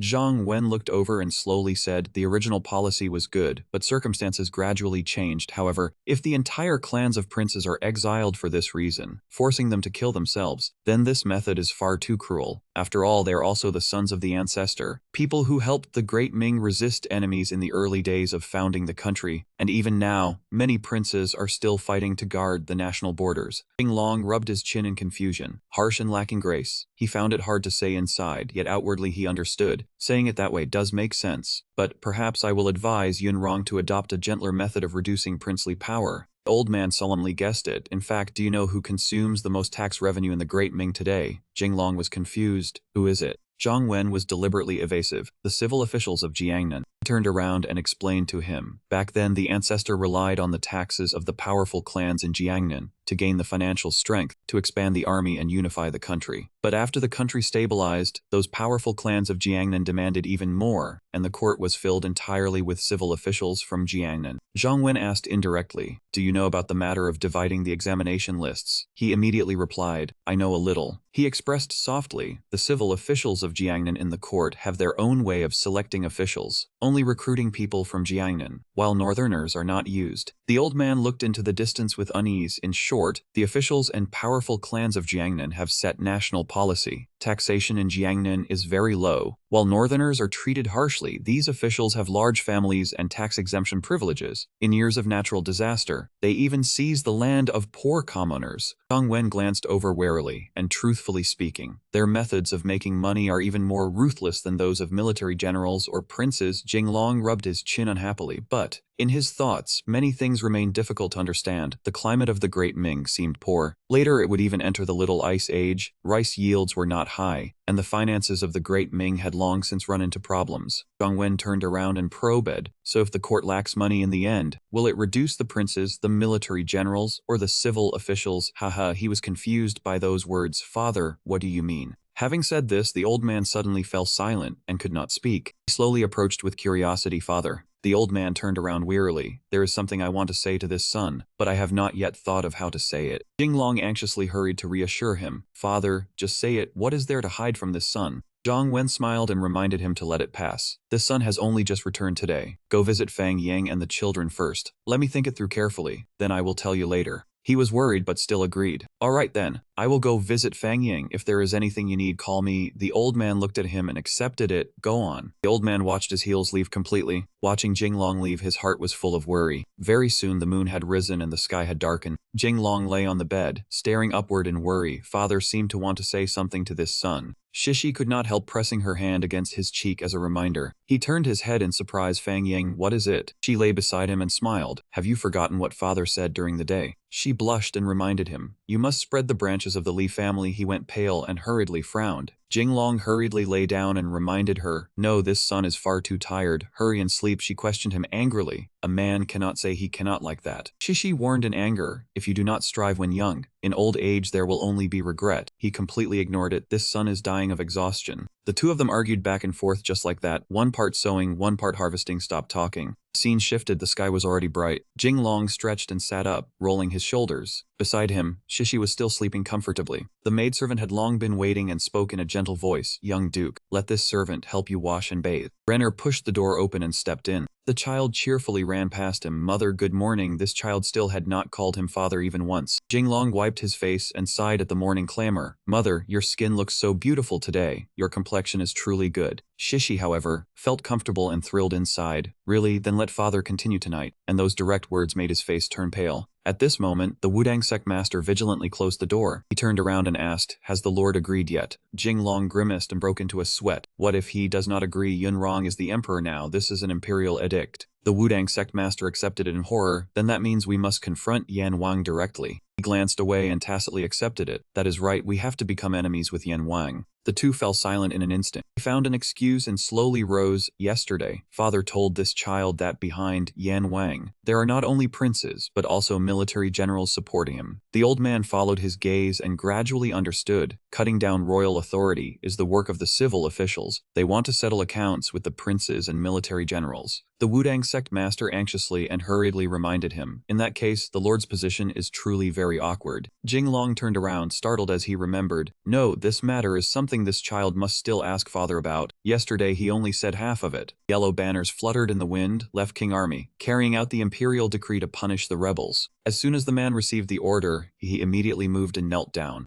Shu Di sat sternly on high and looked down. Zhang Bao hurriedly explained in panic, Yan Wang, spare my life, it was not that I wanted to oppose you. It was His Majesty's order. Zhang Bao, Pacification General of the Southern Army, commander of the army suppressing the rebel Geng Bingwen. He struggled to bow and shouted loudly, in the battle at Zending, Yan Wang crushed Geng Bingwen. Now Geng Bingwen is terrified and only dares defend the city, not come out. The familiar figure stepped forward under his astonished gaze. Shu Di gripped his sword and swung it fiercely ahead. Wang Bao trembled in panic. Yan Wang, spare my life, I have confessed everything I know. Please do not kill me. Long ranks of soldiers could not help finding the scene before them laughable. The Southern Army is nothing but useless trash. How can it compare to our army? Zhang Yu, Zhu Neng, Zhang Fu, son of Zhang Yu. The two opposite him immediately grew annoyed as well. Geng Bingwen is also a seasoned old general. This time greed made him lose his reason. Daring to oppose Yan Wang, Xu Zengshu Mengshan. Zhu Di glanced over and reminded him, I will not kill you, He raised his head high. I will not kill you, and I will even let you go back. Wang Bao was astonished. Then what must I do? He immediately warned him in anger, you are a clever man. Once you return this time you only need to spread word of the Southern Army's crushing defeats at Shiong County and Mozu, and tell them I will soon launch a full assault. Yu glanced aside with some weariness. Geng Bingwen is no match for me in all of Great Ming. There is only one person I fear, unfortunately. He looked at the dazed man before him and immediately fell silent. He turned away in displeasure. In any case, just do as I said, otherwise you will not be so lucky next time. Understood? Wang Bao shuddered and accepted it. Understood. This lowly one understands. Once that man was released, he immediately fled at top speed. Zhang Yu asked worriedly, Yan Wang, will Geng Bingwen be fooled? Shu Di frowned as he sat on the high chair and speculated. Geng Bingwen is now like a bird startled by the twang of a bow. His troops are numerous. The city cannot hold them all. Once he hears I will seek a decisive battle, he will certainly hurry to prepare his formation and meet us. When they cross the river, that will be our chance to fight. The group before him immediately lowered their heads. Yan Wang is wise. He stroked his chin and slowly looked elsewhere. I have no other way either. Geng Bingwen is an old general. If he huddles inside the city and refuses to come out, our northern army excels at cavalry. It will be difficult to break through his city. Zhang Yu sighed in quiet understanding. Indeed, this war cannot drag on. Geng Bingwen must be dealt with soon. Zhang Fu stepped forward in confusion. Now the stars of great generals have faded. If Geng Bingwen dies, I think His Majesty will also find it hard to find a better general. He quietly denied it. Not necessarily. He was surprised. Father, what are you saying? Judy sat in the chair with a dark expression. In the capital, there is still one person. Back then, Yan Wang also studied military strategy under him. He rested his chin and reasoned, Wenzhong, he is the last general of Great Ming from the founding era, and also the only one I cannot be certain of defeating. Hopefully, Min Yunwen will not dare use him. Wenzhong immediately sneezed when his name was mentioned. He hurriedly wiped his nose in vigilance. Who is thinking of me now? Jinglong immediately appeared with a heart in his hand. Father, of course your son is thinking of you. He shouted loudly in irritation. Do not appear so mysteriously. Are you trying to scare me to death? He came forward, threw an arm around his shoulder and affirmed, how could that be? Father, I feel you did not finish speaking last time. Why not continue telling me? Wenzhong asked back in confusion, what words? I already said everything. Why do I not remember having anything else to say? Jinglong immediately covered his mouth with a grimace. The fat man's cheeks went still. Pain. The two of them kept beating each other like this. Will you talk or not? Let go, I will talk. Wenzhong smiled as he looked at him, as expected of my son, still the same as before, filial. Jinglong broke into a dazed sweat. Father, do you have some misunderstanding about the word filial? He raised a finger with sharp reasoning. You were born by me and taught by me. Whether you are filial or not, how could I not know? He was utterly speechless. Father is right. Jinglong clenched his fists, his tone restrained. Then father, hurry up and speak. Otherwise someone is going to become even more filial. Wenzhong relaxed and smiled faintly as he sipped his tea. Cup was quickly slammed down. He hurriedly put the cup down and explained, before you returned, I met an old eunuch who had escaped from the palace. This immediately surprised Jinglong. A eunuch. He frowned as he recalled the past. This man once served Emperor Taizu. When Jinglong heard that, he could not help thinking differently. A eunuch from Yuansang's side. Wenzhong spoke while turning his head to look at him. That man said, when Taizu was gravely ill, someone gave him a bowl of medicine, and then he suddenly died. Before the words were finished, he directly inferred, regicide. Wenzhong grimaced in irritation. Shut your mouth, do not talk nonsense. Are you trying to get my whole family killed? Jinglong bent over, pale, and passed over at father. Could it be that eunuch was talking nonsense? Wenzhong stroked his beard with a grim expression. I once suspected that too, but later discovered that all the eunuchs by Taizu's side vanished for no clear reason. He cried out in shock. Vanished? What does vanished mean? He closed his eyes with some hesitation. It means disappeared without a trace. No person seen alive, no corpse found dead. He said angrily, there must be something wrong with this matter. He lightly closed his eyes and broke into a sweat. I think so too. Jinglong's face twisted in disbelief. Impossible. Yunwen would not do that. After all, that was his grandfather. He wanted to confirm it with anxious reluctance. Who knows, there is no family affection in the palace. At first I did not believe it either, but seeing how Yunwen treats the princes, I have begun to believe it. Jinglong looked up in deep thought. If Yunwen truly murdered the previous emperor, then if I help him, I would be aiding evil and abetting harm. Yu Di looked into the distance and observed. Zhang Yu hurried over to remind him, Your Majesty, Zhang Bingwen's main army has moved. He turned around and affirmed, I have seen it. Once they cross the river, we will send the cavalry to charge. He looked at the object before him with some surprise. He immediately probed. Prince Jing is holding the thousand-leg glass. It seems Jinglong gave it to you. Zhu Di smiled in passing. That is right. I learned my military strategy from Wenzhong, the business affairs in Beiping, and these military supplies were all aided by Jinglong. Then he pondered with some unease. I hope I will not have to face the Li family. Zhang Yu hurriedly probed in concern, if such a day truly comes. Zhu Di looked upward. Half a month ago, a eunuch came from the capital, said to have been an attendant of Imperial Father while he was alive. He told me a secret. Zhang Yu asked with impatient curiosity, what secret is it? The sky was now stormy, lightning cutting across the clouds. He stood on high and shouted, the moment has come, advance. Zhang Yuan immediately took the order, yes. In the Yam capital, today, King Jing rebelled, killing senior officials on his own. His Majesty was furious, deciding to send troops to punish the Son of Heaven, following the clouds and dragons, punishing the traitor. Yunwen sat in place looking down, personally giving the order, appointing Jinglong as Grand Marshal, commanding the 5 armies, leading troops across the land, punishing the traitor, comforting the ancestors. Jinglong looked up anxiously. Yuan Ying, do you really want me to lead the army to punish King Jing? He stepped down questioning, can't you pretend we grew up together before I ascended? I said, one takes care of the nation. One handles the army, ensuring the world is undefeated. His gaze had long been resolute. In this world besides Jinglong, who else could he trust? Jinglong worriedly suggested, Tuda's son Huizu has always known military matters, why not let him lead the troops? Yunwen lowered his head frustrated. Do you know, in King Jing's army there is a general named Tu Zhengshu. He immediately replied, he is Huizu's younger brother. He scowled grimly. How could I dare to entrust the army to the Tu family? Then he stepped forward patiently reminding, in this world I can only rely on you, good brother. In the blink of an eye, Jinglong successfully assumed office. The ceremony complete, Jinglong received the order to become Grand Marshal, immediately mobilizing the troops. The brown horse's hooves stepped on the yellow banner before him.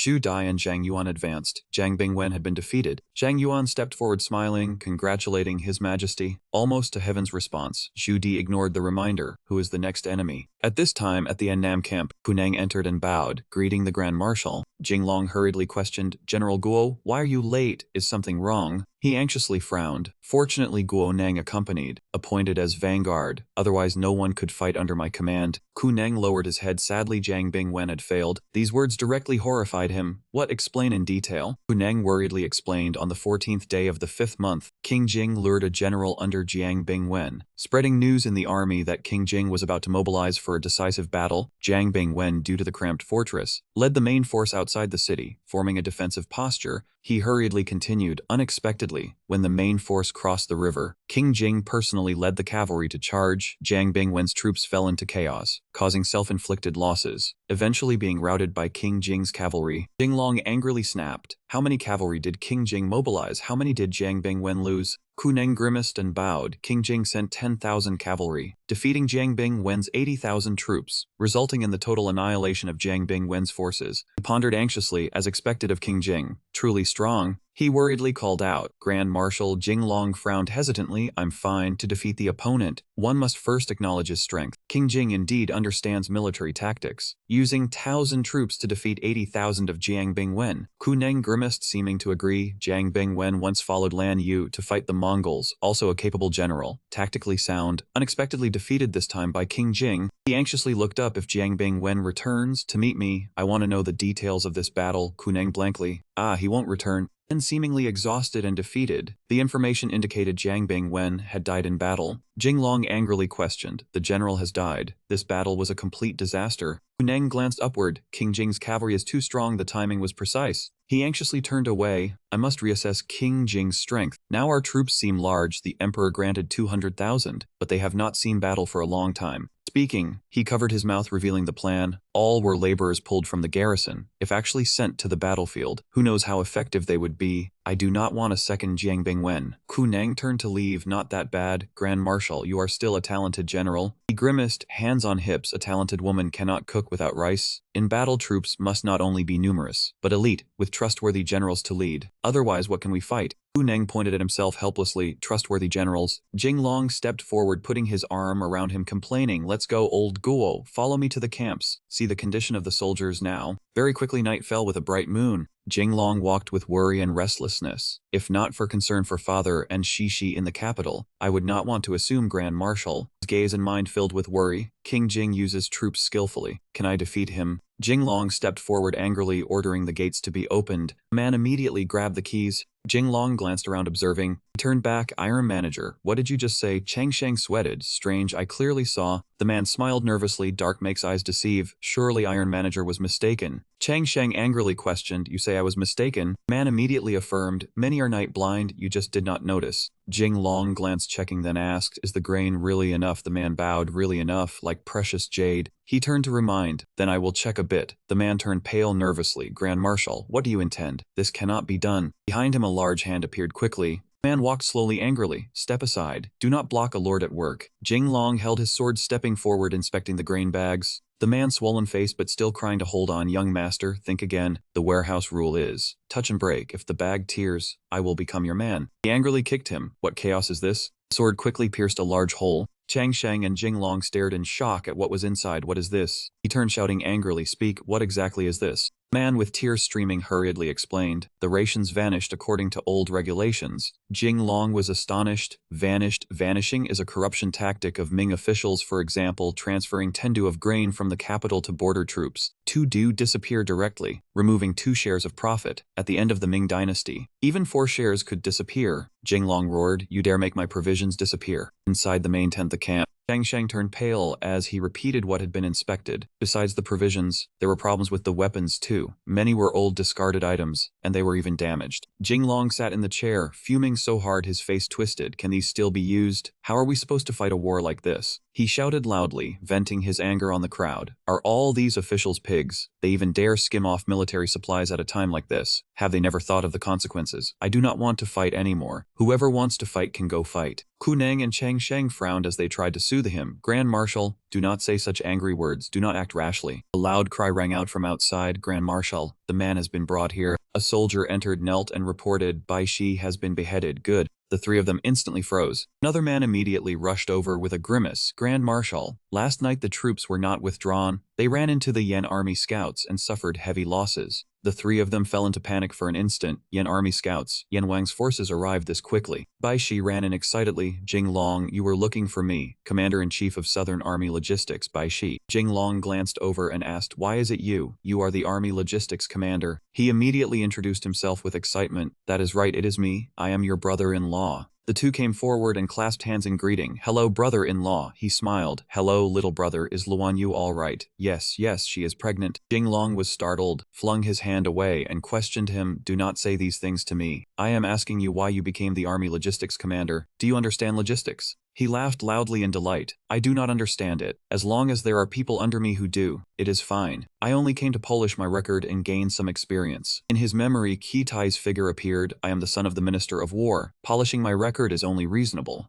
Jing Long looked helplessly at the blood flowing from the corner of his mouth. I do not care about any of that. I am asking you, what happened with the logistics, cutting territory and resisting? Yan Wang is so important, yet you still had to take bribes. Aishi stood there in a daze. Jing Long rushed over, grabbed his collar, and questioned him. Stop pretending. The soldiers have no food, no weapons. How are they supposed to fight? Do you want to die? He drooped along with his sagging robe, feeling wronged. I will tell Luan Yu. I will say you bullied me. Jing Long widened his eyes in surprise. Wait, Chang Sheng immediately soothed him. Grand Marshal, the matter of military supplies is actually very small. His eyes brightened as he pointed. That really is a beautiful back. It would be such a pity not to take this vase. Ming Yu came forward to remind him. Young master, please be a little serious. Jing Long turned back and immediately ordered, drag him out and behead him. Bai Shai immediately turned back and questioned him. You intend to kill me. How do you plan to explain it to my father? How will you explain it to Luan Yu? He clenched his fist and roared. You should think about how to explain yourself to the 100,000 soldiers setting out on campaign, with rations cut and soldiers mutinying. Will they eat you or eat me? Jing Long glanced at him in irritation. This is your father's fault. He dared send you into my hands to embezzle funds. Bai Shi was dragged away, kicking and struggling as he cried for help. You cannot kill me, Luan Yu, for Luan Yu's sake. Jing Long slammed the table and reminded them, I will explain to Luan Yu myself. Drag him down, behead him. His helpless screams echoed in. I was wrong, I regret it, brother-in-law, forgive me. He angrily gnashed his teeth and warned, what use is apology? A nation must have its laws. Zhu Di soldiers swept through like a storm, kill them, captured Jing Long alive. Dense herds of horses surged forward, arrows and spears rained down. The Southern Army had not withdrawn last night. The Southern Army urged their horses on in fear. The Yen Army vanguard is fierce. Report the enemy situation to the Grand Marshal at once. Call for reinforcements quickly. One of them was soon struck by an arrow. Outside, a soldier ran in, panting, urgent report. Kuneng seemed to understand. Our troops were not withdrawn and were defeated by the Yen army. The Yen army vanguard is closing in on this place. Chang Sheng glanced over so fast he turned anxiously. How many men are in the Yen army vanguard? The soldier thought for a moment, then immediately reported, the Yen army vanguard has about 500 cavalrymen. Jing Long angrily slapped his hand on the table. 500 men dare charge into my camp. What do they take me for? Ming Yu said resentfully, too arrogant. Kuneng looked up with concern. Grand Marshal, allow me to deploy the men under my command to stop the Yen army vanguard. He agreed immediately. Thank you, General, for your help. Ming Yu stared after him in shock. Father? Jing Long urgently turned his head. Bring the map here. A large map was quickly brought up. He frowned in angry frustration. The Southern Army lacks everything. It does not even have a battlefield map. This command system is far inferior to my army. How can it stand against Yan Wang? Chang Sheng anxiously added more information. Our army is now 80 li from Jinan. If we cannot hold this place, the Yan army will occupy Jinan, seize supplies, then quickly march south. Their next target will be Suzhou, then Fengyang. He glanced over anxiously. Fengyang? If Yan Wang attacks Fengyang, he spoke up to explain. Never mind Yan Wang attacking Fengyang. Even if Yan Wang takes Jinan, the Yan army will grow powerful. Chang Sheng was extremely worried. If they reach Suzhou, the situation will be completely lost. Suzhou is a vital transport hub. The Yan army cavalry can move freely there, advancing to attack and retreating to defend. Jing Long frowned and affirmed, so we cannot lose this battle. We absolutely cannot allow the Yan army to occupy Jinan. Exactly. He quickly took down a command token. Then he shouted angrily in warning, "Pass down my order, beat the drums and assemble the soldiers. Prepare to meet Yan Wang in battle." The soldiers fell into chaos and panic. Jing Long looked outside and observed, "The soldiers do not know their generals, the generals do not know their soldiers. Even the command is chaotic. Where exactly were these troops found? Could they really have never undergone basic training?" He glanced over and ordered, "Take Bai Shi's head and hang it on the banner. Make an example for the troops." The man behind him immediately accepted the order. "Yes." Badu stepped in with a graceful, carefree smile. "What about me, big brother? What should I do?" Jinglong grimaced, ignoring his attitude. "Badu, hold the military order for me. You will lead my personal guards, and without my order, you must not act recklessly."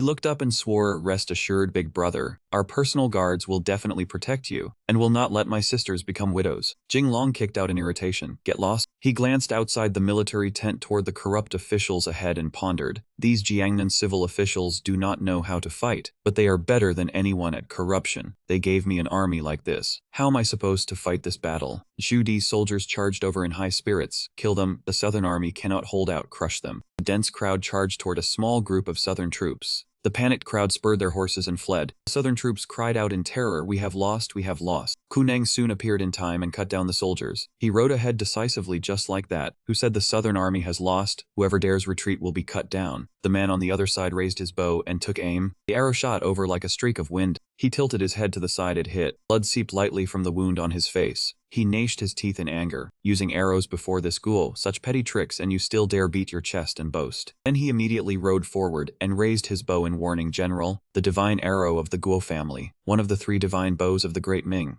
The sharp projectile flew over like a dart. Black armored cavalryman instantly fell from his horse. Another arrow immediately pierced straight into a forehead. Amid the astonishment of the panicked crowd it hit, Kuneng continued to raise his bow and aim with precision. Only then did he suddenly realize. Black armored cavalry soldiers were in chaos because the banner had snapped. Red armored rider came forward and shouted loudly, "General Guo's divine arrow, our army will surely win." Kuneng turned his horse and led the soldiers in a loud cry, "Follow me and kill the enemy." A great host of mounted soldiers rode across the vast grassland. The leader and 2 others had long been standing still in wait. He held a great staff in his hand and led the troops at the front. Kuneng looked over in shock. Yan Wang. From the tip of the staff, light suddenly flared. The soldiers were now gathered at one point. The man seated on the main platform was the Grand General of all troops under heaven, Li of the Great Ming. Another man rushed in a panic. "Urgent report, General Guo has shot dead the Grand General of the Yan army." Shang Shang and Mingyu were utterly excited. "General Guo is indeed valiant. Yan Wang's cavalry is nothing more than this." She turned her head and immediately stated what she thought should be done. "General, I think there is no need to deploy the main force. My father alone can defeat the Yan army." He was also delighted. "General Guo, this battle is certain to be won." Jinglong glanced at her as if he did not believe it. "Mingyu, you underestimate Yan Wang too much." She pouted in indignant displeasure. Has my father not already defeated their cavalry?" Outside, a terrified shout soon rang out. "General!"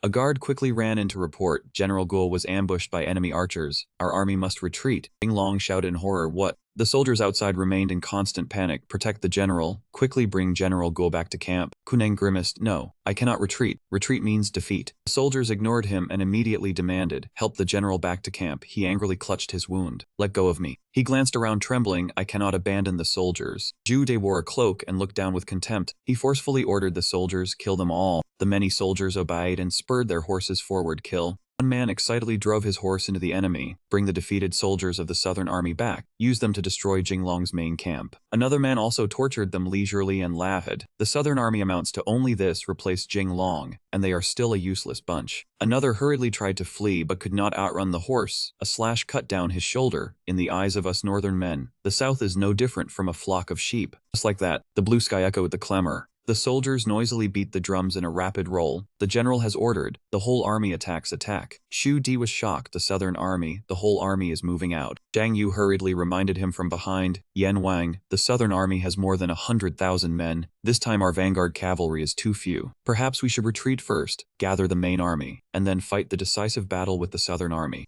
Jinglong now sat before the table with a darkened expression. "Yan Wang, I am staking everything on this one move. Do you dare fight a decisive battle?" He stared in silence at the scene before him. Then he immediately shouted loudly to the soldiers, "Swallowing more than 100,000 southern troops is indeed too much, my lord. Our army is already exhausted. Perhaps we should withdraw and rest a little before fighting the decisive battle." The soldiers were worried and uneasy. Yan Wang, he smiled as he guessed it. This Jing Long is gambling with my army. He is using more than 100,000 troops as his stake, betting that I do not dare fight a decisive battle with him. Zhang Yu stepped forward and questioned him. Yan Wang, this is not the time to act on impulse. Only with certainty should we fight a decisive battle. He turned and gave the order, pass down the command. The vanguard cavalry will fight a decisive battle with the southern army. Now before them was the Li state banner. Jing Long walked ahead with a grave expression, followed by several others. Ahead, one man led the way on horseback toward Jing Long's group. The moment they met, he knelt and cupped his hands to Jing Long. He said, "General, this subordinate failed to break the vanguard. Please punish me." Jing Long reached out to support him. He only said softly, "General Guo fought very well. Who would have thought the Yan army would use a cold shot? This is not a fault of battle." At this moment, General Guo's eyes brimmed with tears again, and he said to Jing Long in anguish, "So many officers and soldiers died. I am guilty." Hearing this, Jing Long did not blame General Guo in the slightest, but instead comforted him on the battlefield. Who can win forever and never lose, if one defeat means bearing guilt, even to the point of killing my great general? Then from top to bottom, including me, we should all cut our own throats. Moved by his words, General Guo and the soldiers knelt down and shouted as one, "General, I and everyone here swear to follow you unto death." To rally the troops, Jing Long answered. He shouted loudly, "Today we may very well have to fight a decisive battle against the Yan army. All of you, do your best together." Tai Xuan looked deeply worried and spoke up, "General, the Yan army, does that man truly dare fight a decisive battle with us? The Yan vanguard cavalry only numbers a few thousand, and they have just fought a battle with General Guo. How could he dare?" Jing Long turned back and said in a firm tone, "Others would not dare, but Yan Wang would." That was Yan Wang. From afar he rode his horse over at full speed. Jing Long stood watching from afar, his expression tense as he said, "Yan Wang once studied military strategy under my father. You could say he had the same teacher as I did. I can guess what that man is thinking." Returning to the matter, Jing Long began analyzing the situation at once. "If we do not deploy our main force today, and only stand by while my vanguard is shattered, letting the Yan army bite off a chunk of flesh, then the Yan army will withdraw the moment they see their chance." Having said that, Jing Long continued gloomily, "But if I deploy the entire army, Yan Wang definitely will not retreat. That man excels with cavalry, and will use their mobility to seek an opportunity to fight." General Guo beside him was also worried about the military situation and interjected, "Our vanguard has already been defeated, General. How can you force Yan Wang into a decisive battle at this moment?" At this moment, Jing Long asked again, "Everyone knows how bad our army's supply situation is right now, do they not?" Suddenly filled with resolve, he could only make one decision now. He raised his voice and said, "Over 100,000 people, men eating and horses feeding. I am not an immortal. I cannot conjure grain out of thin air. Taking this chance before our supplies run short to force the Yan army into a decisive battle is the greatest effort I can make." Looking toward the soldiers under his command, "If we wait until supplies run short, everything will already be too late." The horses' hooves were still moving. A stream of people was still marching forward. One among them shouted loudly to raise everyone's morale, "Do not fall into disorder. Keep your steps from falling into disorder. No one is allowed to run, otherwise, military law will punish you." Jing Long's eyes were focused as he thought about the coming battle. Take advantage of the fact that Yan Wang still does not know our army's true strength. Take advantage of man's excessive confidence in his cavalry, and decide victory or defeat in one battle. The soldiers now all raised their spears together and charged forward, shouting, "Charge!" Soldiers on foot and on horseback surged into battle, charging forward. Ming Yu stood behind him, looking toward Jing Long, wondering what Jing Long was thinking. Jing Long looked through the spyglass, still observing from afar, then said sternly, "Yan Wang's mobile cavalry are still probing, searching for weaknesses in our formation. Pass down my order, the flank of Tai Xuan's unit." Ming Yu was still dazed, recalling Jing Long's flirtatious moments. Jing Long in this state was truly rare compared with usual. Jing Long saw that she was a little distracted and turned to ask, "What is it? Is something wrong?" Ming Yu was startled and quickly replied, "No, nothing." Only then did he turn to Ming Yu and say, "Go see how your father's wound is. This place does not need you for now." She said nothing more and only replied, "Yes." Before leaving, she even turned back and praised him with sparkling eyes. "Marshal is very serious now, isn't he?" Hearing Ming Yu's praise, Jing Long immediately became smug. "If you want to praise me for being handsome, just say it outright." Ming Yu immediately protested, I did not mean that." In response, Jing Long was visibly displeased. "Humph, you really are not a cute girl at all. With you like this, be careful, no one will want to marry you." A second later, he was sent tumbling off his horse by Ming Yu's slap. The soldiers on this side immediately panicked. "Damn it, Marshal!" Marshal was knocked off his horse by this girl. Could she be a spy sent by Yan Wang? Jinglong sighed, his handsome face now sealed by a bandage over the wound. Jinglong raised a hand and gently rubbed his aching head, saying with a gloomy face, I have been rescued now. One of his subordinates cried out in alarm and worry. That Go Mingyu actually dared injure the marshal. Do we need to? Jinglong quickly regained his radiant bearing, striding forward proudly as he said, no need to argue with her. She has trained martial arts so much her muscles have overrun her brain. Hearing this, his subordinate could only answer, as ordered, while Mingyu helplessly called after him, you are badmouthing me again. Jinglong leapt back onto his horse, raised his sword forward with imposing force, and declared, pass down the order. The right wing advances 50 paces. Crossbow infantry follow behind to provide cover. Once the order was given, the drums below began to thunder, strengthening the morale of the whole army. The cavalry had also been mobilized onto the battlefield by now. Suddenly, a soldier looked into the distance, seeming to discover something as panic appeared on his face. A second later, the soldier turned back and said to the archers behind him, the young duke has ordered the right wing to advance. Crossbows provide cover. Yanwang's army had now appeared.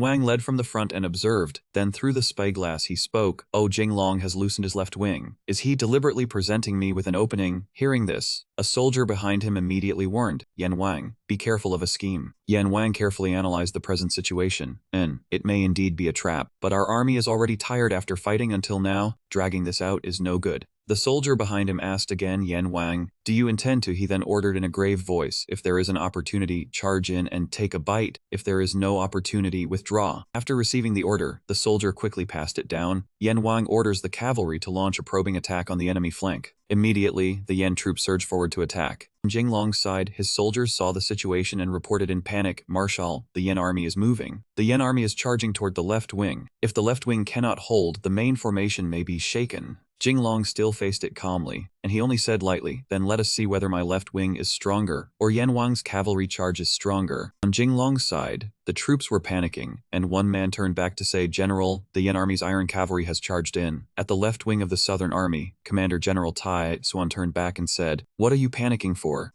General Tai Xuan's gaze was distant. This general can see clearly. The soldier behind him was visibly afraid and stammered, but even General Guo could not withstand the Yan army's charge. I fear we. Tai Xuan said in an utterly firm voice, I am not like General Guo. I have a secret weapon. After hearing this, the soldier could only gape out one word, huh? Before them lay hilly terrain and boundless grasslands. A soldier behind him called after him, General Zhang, the southern army's left wing is holding formation very strictly. We have too few men and cannot risk charging in recklessly. General Zhang spoke coldly, do I need you to tell me that? Then he waved his hand straight ahead and ordered 50 paces, lower swords, attack like a razor blade. Immediately, all the troops on General Zhang's side surged forward. On Jinglong's side, the soldiers gathered tightly, and someone kept warning them, do not retreat, anyone who retreats will be executed. The command to fire arrows rang out. On Jinglong's side, the troops urged one another on, raising their shields to withstand the tens of thousands of arrows flying in from the enemy. Sharp arrows continued to fly in, while Jinglong's army still held its ground. Suddenly a shield was shattered by arrows which pierced straight into groups of soldiers. One man was hit by an arrow and fell, and his comrades immediately asked in panic, brother, wake up, how am I supposed to explain this to mother when I return home? Another man turned back and shouted a warning, fool, hurry and raise your shield. In that moment of distraction, this man also lost his guard. Amid the utter chaos, someone suddenly shouted, commanding officer, commanding officer. On the Yan army's side, General Zhang had already judged the present situation. There is an opening. He immediately turned his horse and ordered those below, change direction, follow me and break the formation. The Yan army quickly received the order and shouted to one another, change direction, change direction. The sound of movement thundered along with it. Back on Jinglong's side, the whole army once again panicked. The Yan army is coming again, what do we do? Everyone's morale dropped somewhat, and they feared the enemy army. I do not want to die, I want to go home. One of them immediately shouted loudly to calm and warn the rest. No one is allowed to run, no one is allowed to run. Desertion is a capital crime. An arrow flew straight over and lodged right in the chest of the soldier who had just spoken. General Zhang seized the moment and ordered with the advantage. The southern army cannot hold any longer, break through them. The Yan army pressed forward with the momentum. The soldier ran over in panic and called to Jinglong, Marshal. The soldier began to explain the current situation to Jinglong. The left wing has already begun to collapse. I fear it will soon throw the central army into disorder. We might as well withdraw first, he replied decisively. We cannot withdraw. The soldier looked worried and continued, if we withdraw now, we can still protect the central army. But if we are any slower, I fear the whole army will be in danger of collapsing. Jinglong also began to look pensive, pondering for a moment. On the battlefield, military organization is extremely important. If the infantry formation falls into chaos and collapses, it will be crushed one-sidedly by the cavalry. After saying that, he spoke down in the commanding tone of a marshal. No matter what happens, do not panic, you must have strategic resolve. Everyone else was afraid. One man mentioning the matter, Marshal Jing Bingwen was defeated because of this before, while another assessed the current situation and reported, the left-wing infantry formation has been broken through by the cavalry charge. It cannot be saved anymore. In the face of the soldiers murmuring, Jinglong remained calm and full of confidence as he declared, "What are you panicking for? You must trust Tai Xuan. Besides, I still have a secret weapon." Hearing this, the two soldiers were stunned. A secret weapon. General Zhang from the enemy army was still relentlessly cutting down Jinglong's soldiers. Suddenly he stopped, his gaze fixed on one spot. It was Tai Xuan riding over on horseback, and as soon as he arrived, he called out his name directly, "Zhang Yu. This general has been waiting for you for a long time." Jinglong's soldiers had taken position with their guns aimed straight at the target. "Let them know what firearms are." The moment Zhang Yu saw the guns, he blurted out in shock, "What?" Before he could react, this side had already opened fire in rapid succession. Zhang Yu still sat proudly on horseback, but he could not possibly dodge the bullets. Gunshots echoed across the entire area. On this side, a soldier observing through a spyglass immediately reported to Jinglong, "Young Duke, it seems there is the sound of gunfire." Hearing this, the corner of his lips curved slightly into a smile. "Have the fire lances begun?"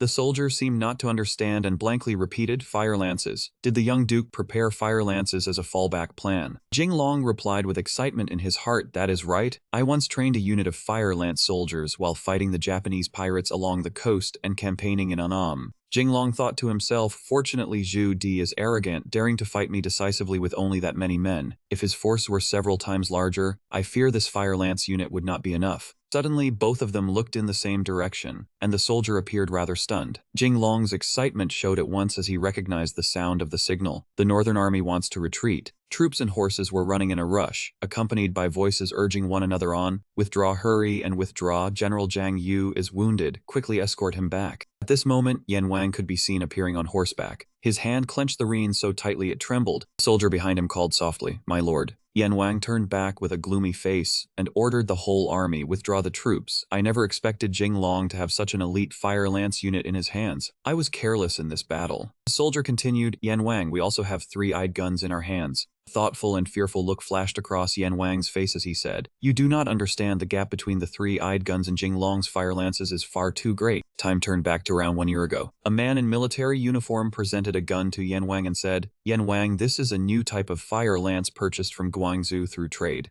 Yan Wang took the gun, examined it carefully, and asked, "Compared with the previous fire lances, what is different about it?" The man in military uniform immediately reported, "Yes, this type of gun has a longer range, its barrel is also engraved with rifling, and its accuracy is much higher." Yan Wang held the gun and aimed it as he asked further, "How does this type of gun compare with the three-eyed gun?" The official immediately replied, "If it is 10 guns against 10 guns, the three-eyed guns win. But if it is 100 against 100, then thanks to range and accuracy, the three-eyed guns will certainly lose." Hearing this, Yan Wang's satisfaction was clear on his face, and in the end Yan Wang decided, "In that case I need 3,000 of this type of gun." But as soon as he heard this, that official said, "I fear that is impossible." Yan Wang was immediately taken aback and asked why. The official's expression darkened as he told Yan Wang the truth. "It is said that Jinglong bought this type of gun from the Franks, and they rarely sell them to outsiders. The gun I am holding is also something they discarded." Turning to reality, Yan Wang spoke with a pensive and sorrowful expression. "All this year I have been searching for this new type of fire lance. I thought Jinglong's fire lance soldiers were all defending Annam. I never expected." A second later, Yan Wang turned his horse and ordered his entire army withdraw. Seemingly unwilling to accept it, he still clung firmly to his own thought. "Cavalry will never lose, because we will always be one step faster than the enemy." Jinglong sat majestically in the marshal's chair, while the soldiers below kept congratulating him. "Congratulations, Marshal, the Northern Army has withdrawn. We have won this battle." Jinglong asked, "How many enemies did we eliminate?" His soldier replied eagerly, "At least 600. Jinglong asked again, "And our losses?" The soldiers immediately faltered at this question.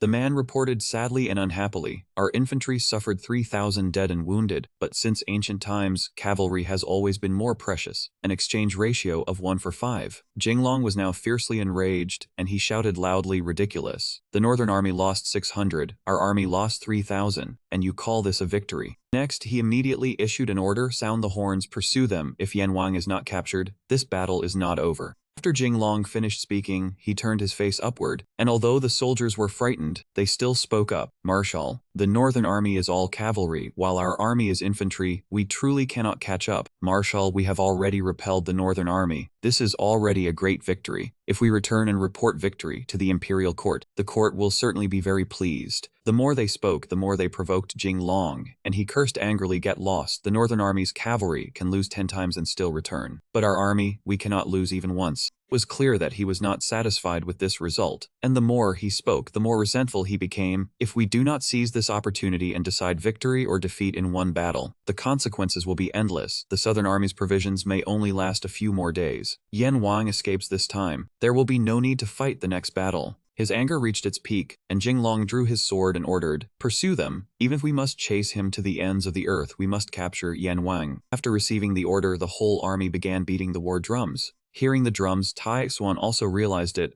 This is the signal to pursue the enemy. How can our two legs catch up with their cavalry? The soldiers ran over and called to Tai Xuan, "General Tai." Tai Xuan suddenly became spirited and said to his soldiers, "Military orders are as heavy as mountains. And who said we do not have cavalry?" Hearing this, a soldier let out a "huh." Lin Fang appeared with a loud laugh, and he said excitedly, "Finally, it is my turn to enter the battlefield." Lin Fang rode at the front, leading a cavalry troop behind him, Jinglong's personal cavalry, 800 men in total. His fighting spirit surged, excitement clear in his smile as he said to the cavalry behind him, "Boss has ordered us to capture Yansan alive." The sound of horse hooves thundered along the road to the battlefield, the powerful army surging onward, faster, faster still. The leading commander observed the situation and quickly reached a conclusion. The Southern Army has also sent cavalry into battle. Haha, they want to compare riding skills with us Northerners. Yet before that man could laugh proudly any longer, bright red streaks of blood had already spilled out. Along with it came the piercing screams of soldiers, and the commander turned back in panic, looking behind him and exclaiming in surprise, "They arrived this quickly." Lin Fang urged his horse over from the other side, looking at the defeated men with the expression of a victor, his voice arrogant to the extreme. "You did not expect it, did you? Our Southern Army's cavalry is not inferior to the Northern Army either." Lin Fang recalled in his memory that Jinglong had improved the saddles for the entire army, and when it was first completed, he introduced it with a smile. "Lin Fang, take a look. This is the saddle I improved. Both ends are raised higher and more stable." Young Master Lin did not disappoint either, observing the finished product with an eager expression before giving his comment on its shape. "It looks like a gold ingot." Jinglong saw that he had not considered the effect of the saddle and had only focused on its appearance, so he quickly explained every detail. "Do not underestimate this small improvement. Combined with the new stirrups, it will make our cavalry steadier on horseback and allow them to accelerate faster." After hearing this, Lin Fang immediately understood, and he was extremely delighted. "Boss is right. With this sharp tool, the gap between the Southern and Northern cavalry has narrowed. If we can equip it on a large scale, we will not be inferior to the Northern cavalry." Returning to the Northern Army, when they saw the powerful cavalry on this side and realized they could not stop them, they decided to bring out the weapon they were extremely proud of, and the commander shouted, "Damn it, Southern Army, do not think only you have fire lances, we also have three-eyed guns." The gun, about 2 spans long, was cocked amid their ringing laughter, but reloading on horseback is not easy. The three-eyed gun can fire in succession. We are certain to win. But things did not go as smoothly as they imagined. That man's face quickly turned deathly pale, his expression filled with disbelief.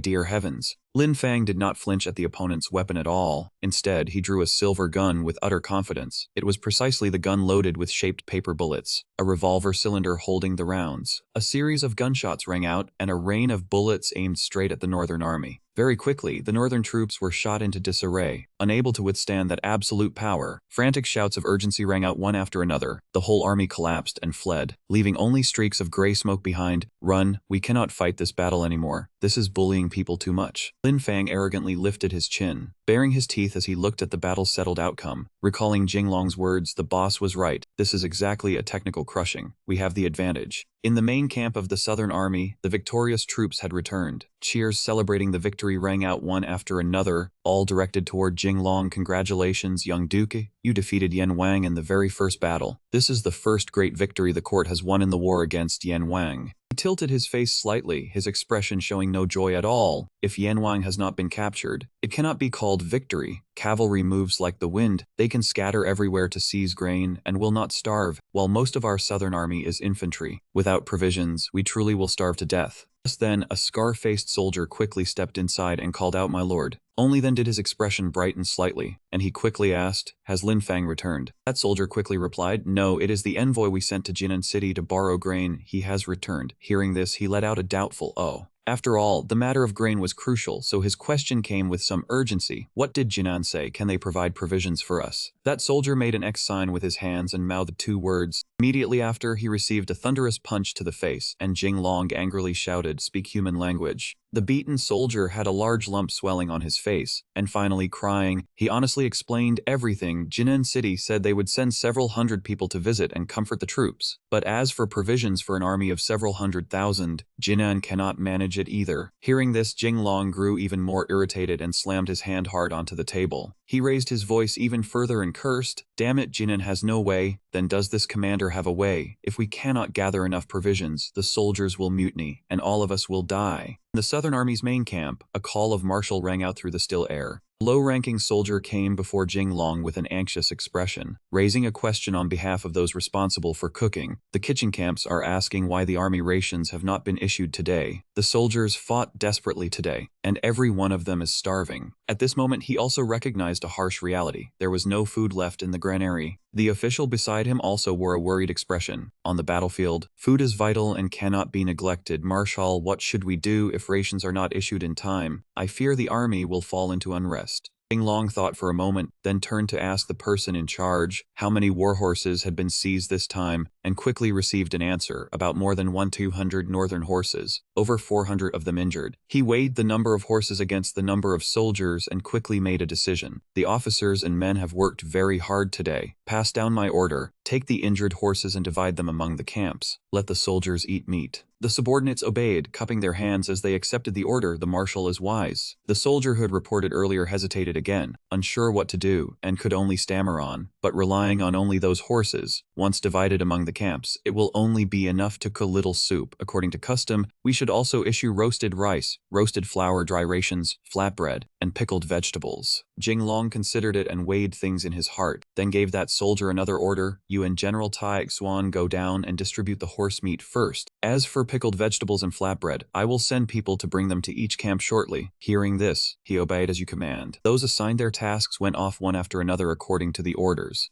The official from earlier still stood rooted in place and asked with difficulty, "Marshal, with so little dry ration left, how can it possibly be enough to divide?" Jing Long smiled and replied, "I will think of a way." The official grew curious and quickly asked further, "May I know what plan the marshal has?" He only softly spoke 3 startling words: "Jinan City." The 2 words "borrow grain" were also spoken lightly. After careful consideration, Jing Long gave a firm judgment. "The only path to survival now is to borrow grain from Jinan City. Jinan is a major stronghold in the north. It must have food." Yet life did not go as smoothly as a dream, and cruel reality slapped him in the face with 3 words: "No lending." Jing Long looked astonished. "What?" The officials of Jinan City, full of bookish words, presented their reasoning like drifting clouds and flowing water. "Marshal, army provisions are a matter governed by the court's laws. How can the people be forced to supply them? When His Majesty first ascended the throne, he already said the court must not compete with the people for profit." Another man quickly chimed in, "Exactly. With several 100,000 mouths to feed, how could our Jinan possibly manage it?" A string of reasons was given one after another, all because they did not want to lend grain. "We gentry clans of Jinan are also very poor. How could we compare with the wealthy southerners?" Jing Long shouted angrily. Since gentleness would not work, he switched to threats. "Are you not afraid Yan Wang will come, break through Jinan City, and plunder all your property?" Yet as soon as these words came out, they were immediately refuted. "Jinan City's walls are high and thick. The northern army has no wings. Could they fly in somehow?" He failed to get what he wanted, and in a truly foul mood, he let out a threat: "You people truly will not shed tears until you see the coffin."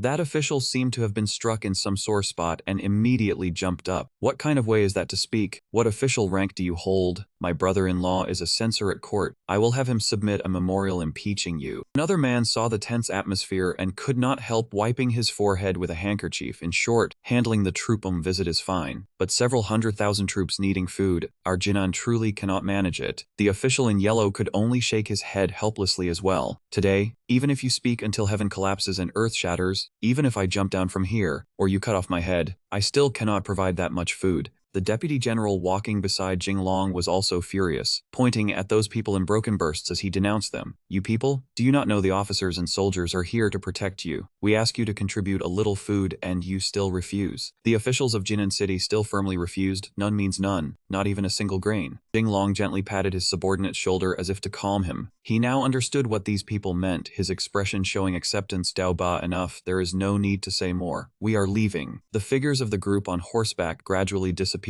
beyond the city gate. The middle-aged man standing on the city wall spoke. Is this really all right? After all, Jinglong is the Grand Marshal. He borrowed grain, yet we refused him. Another man cast a disdainful glance. What is not all right about it? He is an official of the court, not our official. Furthermore, Jinglong once struck hard at smuggling along the coast, cutting off our clan's source of wealth. The others also grew agitated, discussing all at once. Exactly, back then, doing businesses with those people with Japan. Smuggling went very smoothly. Making money was as easy as flipping one's hand. Jinglong cut off our path to survival. It is already fortunate we did not kill him, and he still wants us to lend grain. What a joke. The middle-aged man still had some reservations, but if Yanwang attacks Jinan, will we not still have to rely on Jinglong? The others answered with smug confidence. Lord Zhu must be joking. Yanwang's forces are all cavalry. Since when has anyone heard of cavalry attacking a city? Another person also cut in. If Yanwang really is stupid enough to fight Jinan City to the death, then let him. But in the end, even if he captures the city, if he wants to govern a large city like this, he will still have to rely on people like us. The self-important crowd nodded in agreement. That makes sense. Their uncle and nephew are fighting over the realm. Whoever wins, the realm will still bear the surname Zhu. We only need to follow the wind. Whoever wins, we follow that person. After discussing for a while, they happily reached a conclusion. Doing this means we can never lose. The sky is clear today. This air truly feels wonderful. An official entered to report. Marshal, we could not borrow any grain. What do we do now? Chang Sheng also spoke with an apprehensive expression. The army has completely run out of food. I fear there will be a mutiny tomorrow. Jinglong turned around and instructed, wait a little longer. Both of them froze. Wait, that is? Suddenly, a loud call came from outside the camp gate. Jinglong, I have returned to report. Jinglong hurriedly asked, have you captured Yanwang?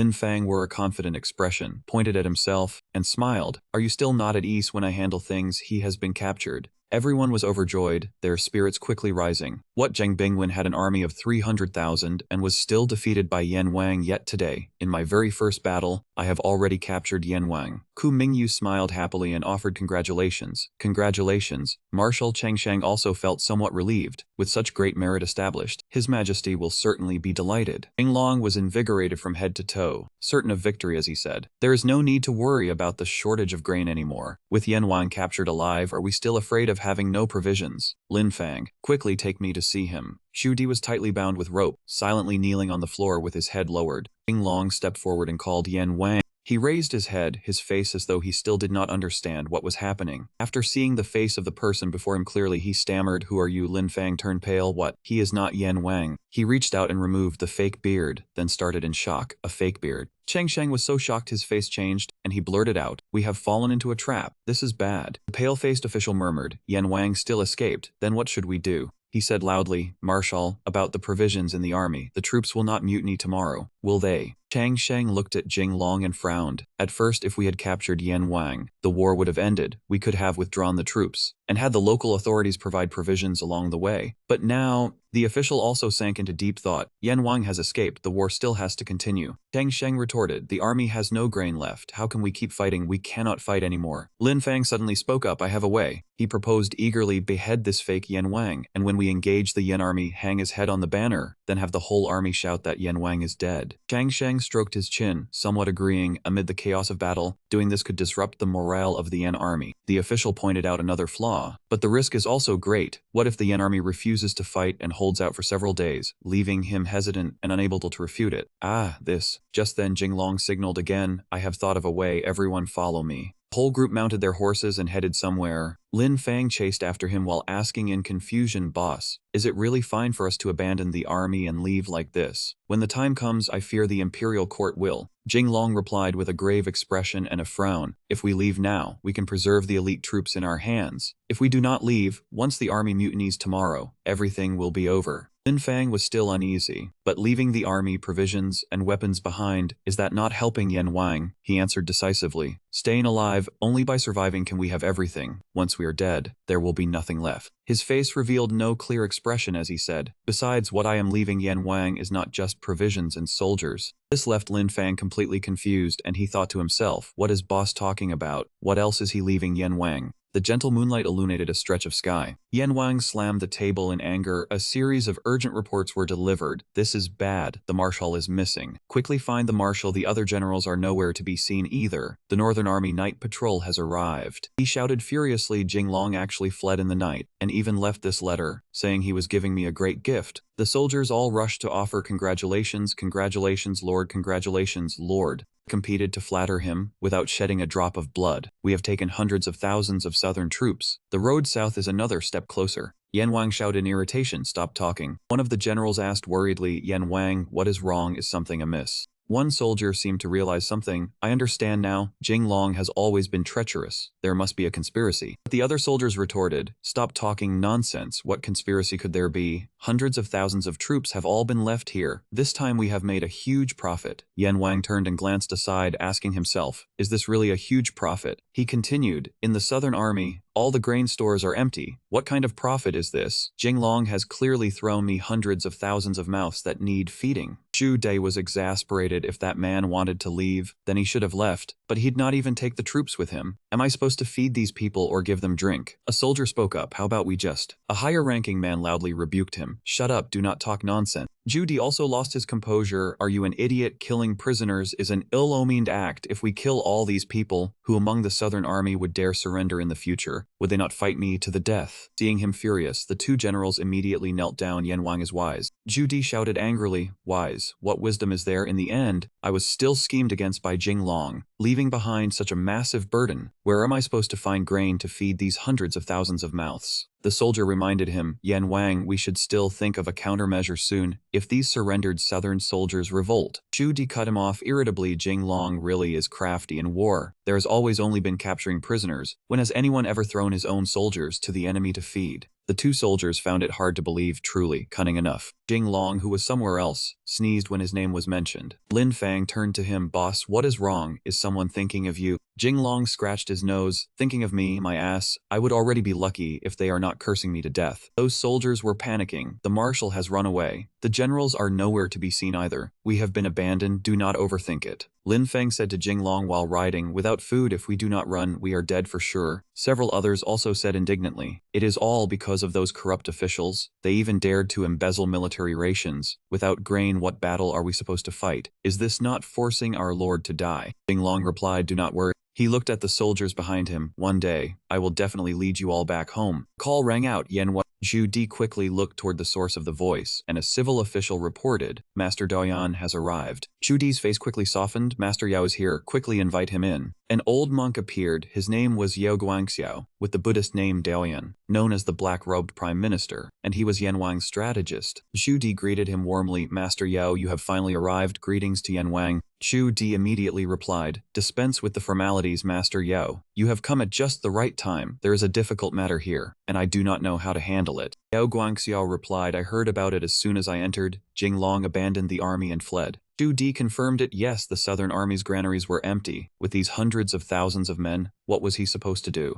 Jinglong laughed while thinking to himself, hundreds of thousands of mouths if you do not take care of them. These people are ticking time bombs. When men are hungry, they dare to do anything. If you take care of them, these hundreds of thousands of mouths are enough to drag down your supply line, and the Northern Army will not be able to march south again in the short term. Yao Guangxiao spoke. Has Prince Yan ever thought about why Jinglong abandoned the army? Zhu Dai sat in his chair and agreed, that is right. They had only fought one battle, and the Southern Army still held the advantage. He should not have fled, unless. He continued his deduction. I understand now. Something happened to the Southern Army. Jinglong was forced to run. Yao Guangxiao replied, exactly, if my guess is correct. It was not the Southern Army that had a problem, but the court itself. Prince Yan immediately asked, Master Yao, why do you say that? Yao Guangxiao explained, war is the continuation of politics. All problems that arise on the battlefield are manifestations of conflicts within the court, and every problem within the court in the end is an economic problem, a breakdown in the distribution of interests. Zhu Dai listened to him, feeling as if he had understood something. Master Yao, what you mean is, Yao Guangxiao continued, the Southern Army launched such a massive campaign, yet its granaries were empty. Where did the grain go? Could little Emperor really not know this would doom Jinglong? I predict that something major must have happened in the little Emperor's court, and Jinglong was merely set up. Prince Yanjudi's expression changed. Then what should we do? These hundreds of thousands of surrendered soldiers now have no food. His words made Yao Guangxiao laugh, who said there is no grain. Where there are men, there is grain. Faced with Yao Guangxiao's smile, Zhu Di grew even more curious. Please enlighten me, Master Yao. He replied, I have 3 strategies, the best plan, the middle plan, and the worst plan. I wonder which one Prince Yan wishes to hear first. Zhu Di said without hesitation, I want to hear all 3. Yao Guangxiao replied, the worst plan is that we ignore these southern troops, confiscate all weapons and elite soldiers, then disband the rest and let them return home on their own. This way, we will not have them become a burden. He explained, but this method has a flaw. These defeated remnants may plunder the local areas just to fill their bellies and become bandits, and if the realm can be conquered, it will ultimately belong to you, Prince Yan. If it is damaged too severely, that will not benefit our army either. Zhu Di's face darkened as he listened to Yao Guangxiao's words. Furthermore, if these remnants gather into bandits and plunder everywhere, they may threaten our rear supply lines. So the worst plan is no different from drinking poison to quench thirst. Prince Zhu Di was curious. Then what about the middle plan? Master replied. The middle plan is to take in the elite soldiers of the Southern Army, then divide and reorganize the rest. We select generals from our own army to command these reorganized Southern troops, and let them serve as the vanguard to break through the passes along the route. Zhu Di was intrigued. This method is not bad. We can use the Southern Army to clear the obstacles on the road. In addition, we can use the mouths of these Southern soldiers to spread everywhere that Jinglong abandoned the army and fled, that the court and the little emperor lack virtue, shaking the Southern Army's will to resist. He grew excited. Then let us use the middle plan. I think it is very sound. Yao Guangxiao hurriedly stopped him. No, the middle plan has one unsolvable problem. What is it? Yao Guangxiao looked upward. Cost. If we want to reorganize these southern troops, we first need enough grain and time, but we lack both. Prince Yan relented. Then let us hear Master Yao's best plan. My best plan is to use these surrendered southern soldiers to take Jiangnan for Prince Yan. Jiangnan is a key stronghold of Shandong, with high walls and deep moats. The Yan army will find it hard to capture. If Jiangnan is taken, there will be enough grain and supplies, and from there we can march south and strike straight at the capital. Zhu Di asked in disbelief, take Jiangnan relying on these southern troops, can that really work? He continued, his expression somewhat displeased. Master Yao, you are not deceiving me, are you? Jiangnan is one of the mightiest cities under heaven. Even my northern army cannot easily take it in a short time, relying on these surrendered southern soldiers. How could it be possible? Yao Guangxiao remained as calm as ever. One thing counters another. What the northern army cannot do, these surrendered southern soldiers may not necessarily be unable to do. At this moment at the banquet, a little maid was handing out papers and calling out shocking news. Urgent news. Grand Marshal Jinglong had defeated the Yan army in Shandong. Hearing such fresh news, the man who was midway through his tea also turned and asked at once, is this true? Did Jinglong really defeat the Yan army? Everyone was gradually drawn in by the news and called her back. Do not go, newspaper girl, give me a paper. And so everyone rushed in at the same time and a scuffle broke out. They fought over it. I want one too, I want one too. It all happened so suddenly that the newspaper girl had to abandon the goods and run for her life. All gone, the papers are completely sold out today. One lucky Yan managed to snatch a copy. Jinglong has defeated the Yan army. The others saw it and could not help coming over to peek. Brother, let me see too, I want to read it as well. The news in the paper was truly shocking. All had become prisoners of the Yan army, hundreds of thousands of southern troops. Then they suffered a crushing defeat. The Grand Marshal went to battle and won. After reading the paper, those people were stunned. So they had been fooled. In the end, it was only a trick. They were furious. Damn it, that really was a sensational headline. At this moment, night had fallen and the moon had risen high. In the imperial palace, a shout rang out, return my money. Damn Jinglong. The voices of several ministers sounded inside the palace. Your Majesty, please calm yourself. The emperor was sitting above in a rather unpleasant mood. Hundreds of thousands of troops, all sent away at once. All of that is my money. Zicheng hurriedly advised the emperor to cool his anger. Your Majesty, this is no longer a matter of money. Qitai added, exactly, Jinglong has been defeated. Shandong is open ground. If the Yan cavalry advances, I fear they will threaten Jingzhou. The emperor was still angry as he asked back, you mean the Yan army can attack the capital? Zhou remained utterly certain as he reassured the emperor, impossible. Absolutely impossible. The Yan army is cavalry. How could they breach a city? If they dare march south, I will send loyalist troops to cut off their supply route. Hearing this, the emperor seemed to calm down. letting out a breath of relief. As long as they do not attack the capital, it is fine. But Zicheng wore a grave expression and took the chance to warn the emperor, Jinglong has been defeated, and the troops in Jingzhou are empty. This is truly dangerous. The emperor returned to his furious look again, even planning to carry a blade and go chop someone down. Jinglong has disappointed me. Wait until I behead him. Kitai saw that this emperor had far too fiery a temper, so he had to grab him and stop him. Your Majesty, calm down. Please calm down. Just then a guard also returned to report urgent news, urgent report, urgent news. Jinglong has returned to the capital and will soon meet your Majesty. In addition, the son of Lord Qi, Baishi, has been beheaded by Jinglong before the public. The two people who had been holding each other froze blankly when they heard the news. Now Kitai was the one truly furious. He drew his blade. I only had one son, Jinglong. I must kill you. This time the emperor was startled and he immediately covered his mouth with his hand, unable to keep from freezing in shock. Now he had to stop Kitai instead. Lord Qi, please calm down. Calm down. There must be something hidden behind this.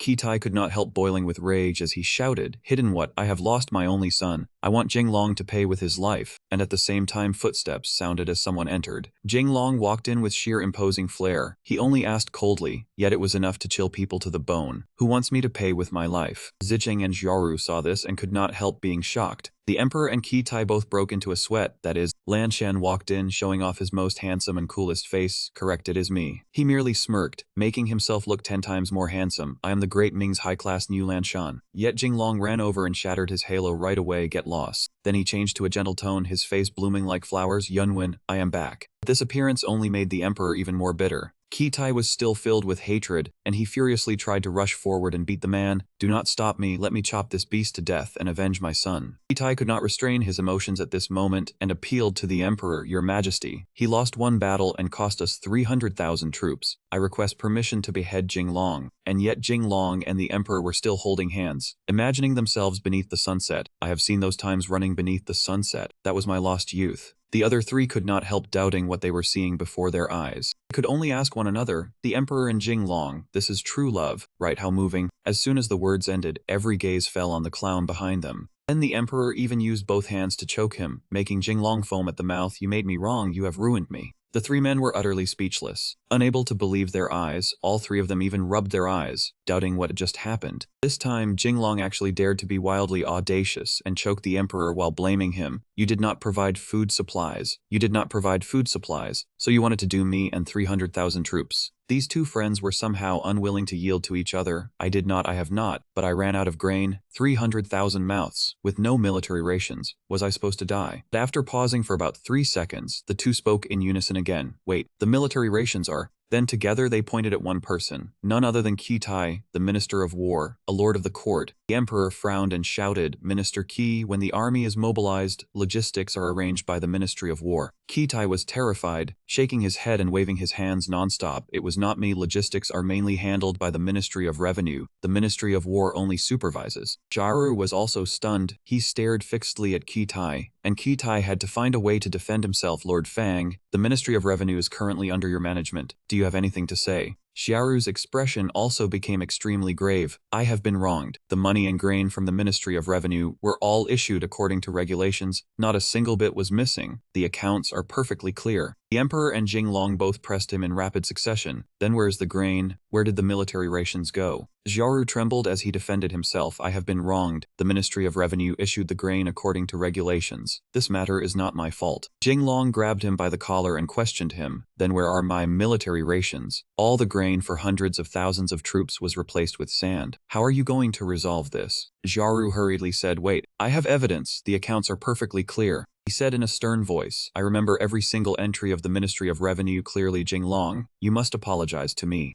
Yunwen added from the middle to mediate, exactly, after all, he is also your father-in-law. Look at how clear these accounts are. Yunwen handed a ledger on the table to Jinglong to look over. He carefully examined the ledger, 500,000 dan of military rations. Less than 1/10, 450,000 dan of military rations have already left the warehouse. He glanced at Xiaoru, frightening him so much that he clutched his chest, his heart pounding wildly. The official with the round, plump figure stroked his beard and tried to avoid Jinglong's gaze. Ah, why do we not hear Lord Fang's explanation first? Xiaoru acted cute. Listen to me, plead. Jinglong was so disgusted he nearly spat out his saliva. He angrily shouted, I still have to strike you. He used a mocking, affected tone to form a hand gesture. Save my life, I'm being assassinated here. His scream echoed everywhere. Oh heavens, where did you stab me? The old man has hemorrhoids again, Jinglong barked. Shut up. Jaru pretended to be pitiful, kneeling and wiping tears. Not even 1/10. This is the warehouse release rule. This money never reached me. Jinglong angrily prepared to launch a tirade. Bad habit. Kitai and the other official laughed in unison, cutting him off. It's tradition, just tradition. He had already lowered his sword, but his anger remained. Tradition, my foot. If it's a bad habit, it should be abandoned, not even 1/10. And how many generals and soldiers on the front line are starving? People will die. Yunwen held his sword hilt to advise. That's true, but there are still 450,000 stones of provisions. And it's not Minister Fuang's fault. Jinglong, you should.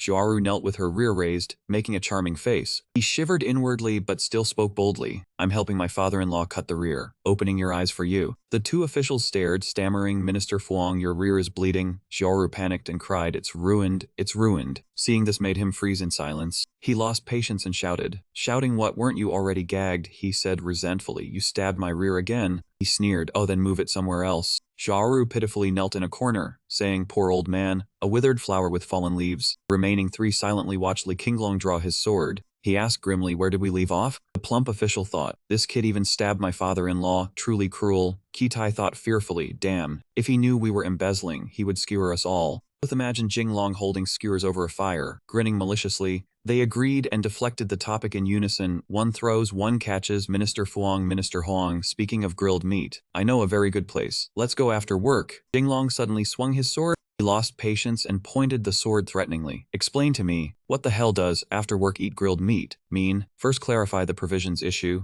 Kitai and the other official stammered obediently. Yes, yes, young master, ask whatever you want. He interrogated. Provisions released from the Ministry of Revenue. Less than 1/10 remained. Where is the rest? The plump official stroked his beard. Provisions released from the Ministry of Revenue. The rest will be transported by the Ministry of War. Kitai cursed in agitation. Damn, you sold me out. The plump official reluctantly muttered, I could not say, I have hemorrhoids too, I'm scared. Kitai angrily swore, damn it. Jinglong's sword immediately pointed at him. Kitai trembled. He interrogated in a deep voice, Minister Fuang, explain where did the remaining 450,000 stones of provisions go? The bystanders watching the commotion added fuel to the fire. Speak, Minister Fuang, quickly. He turned pale and shouted, you. The sword gradually neared his neck. Kitai helplessly said, fine, if there's nothing more to say. I'll tell everything, all must die. He grabbed his chest and shouted. Speak, Kitai yelled. Kitai trembled and confessed. According to regulations, less than 1/10 was released. The Ministry of War took 2 parts. The Ministry of Personnel took 1. The Imperial Palace took 2. The remaining 3 grew increasingly confused with Kitai's account. Each deployment was a profit-sharing feast among officials from top to bottom. Jinglong angrily shouted, you've lost your mind, 500,000 stones of provisions. You took 5 shares from top to bottom, half gone. How can we fight a war like this? Kitai awkwardly shouted, everyone does it, it's tradition. He angrily turned to Yunwen, corruption like this, logistics like this, the court like this, Wanvin. Is this what you wanted? The young emperor sadly covered his face, lamenting, I have no face to face anyone. Jinglong grew even more furious, rushing forward to interrogate, you embezzled all the military provisions. How can we win this battle? Officials and subordinates immediately stepped forward to block him. Bastard, how can you speak to His Majesty like that? Release the emperor. Jinglong showed no fear, still intending to settle scores. I'm looking for you, aren't you arrogant? Then he charged with his sword, terrifying the official. Kill all corrupt officials. Kill them. Kitai didn't dare stop him, quietly supporting the young emperor. The corrupt official was chased by Jinglong to stand before them, screaming, Your Majesty, save me. Your Majesty, Jinglong is mad, yes, he killed my son, wants to kill me too. He and Kitai gave the young emperor a dozen accusations. Lai King moved forward step by step. Jinglong feared no one. He swung his sword to chase, eyes dark with fury. No military provisions, right? Kitai and the other official cowered behind the young emperor, begging, Your Majesty, save me. I too am a victim of Your Majesty's greed. Unexpectedly, the young emperor was no longer polite. A fist fell straight onto both Kitai's faces. The young emperor scolded them. Nonsense, all under heaven belongs to me. How could I be greedy for my own money? Jinglong took the chance to interrogate, not speaking, right? Then hang your pupils on the flagpole. The threat made Kitai cry, I'll talk, I'll talk. Your Majesty wants to build 3 grand halls. We must figure it out. It's the only way.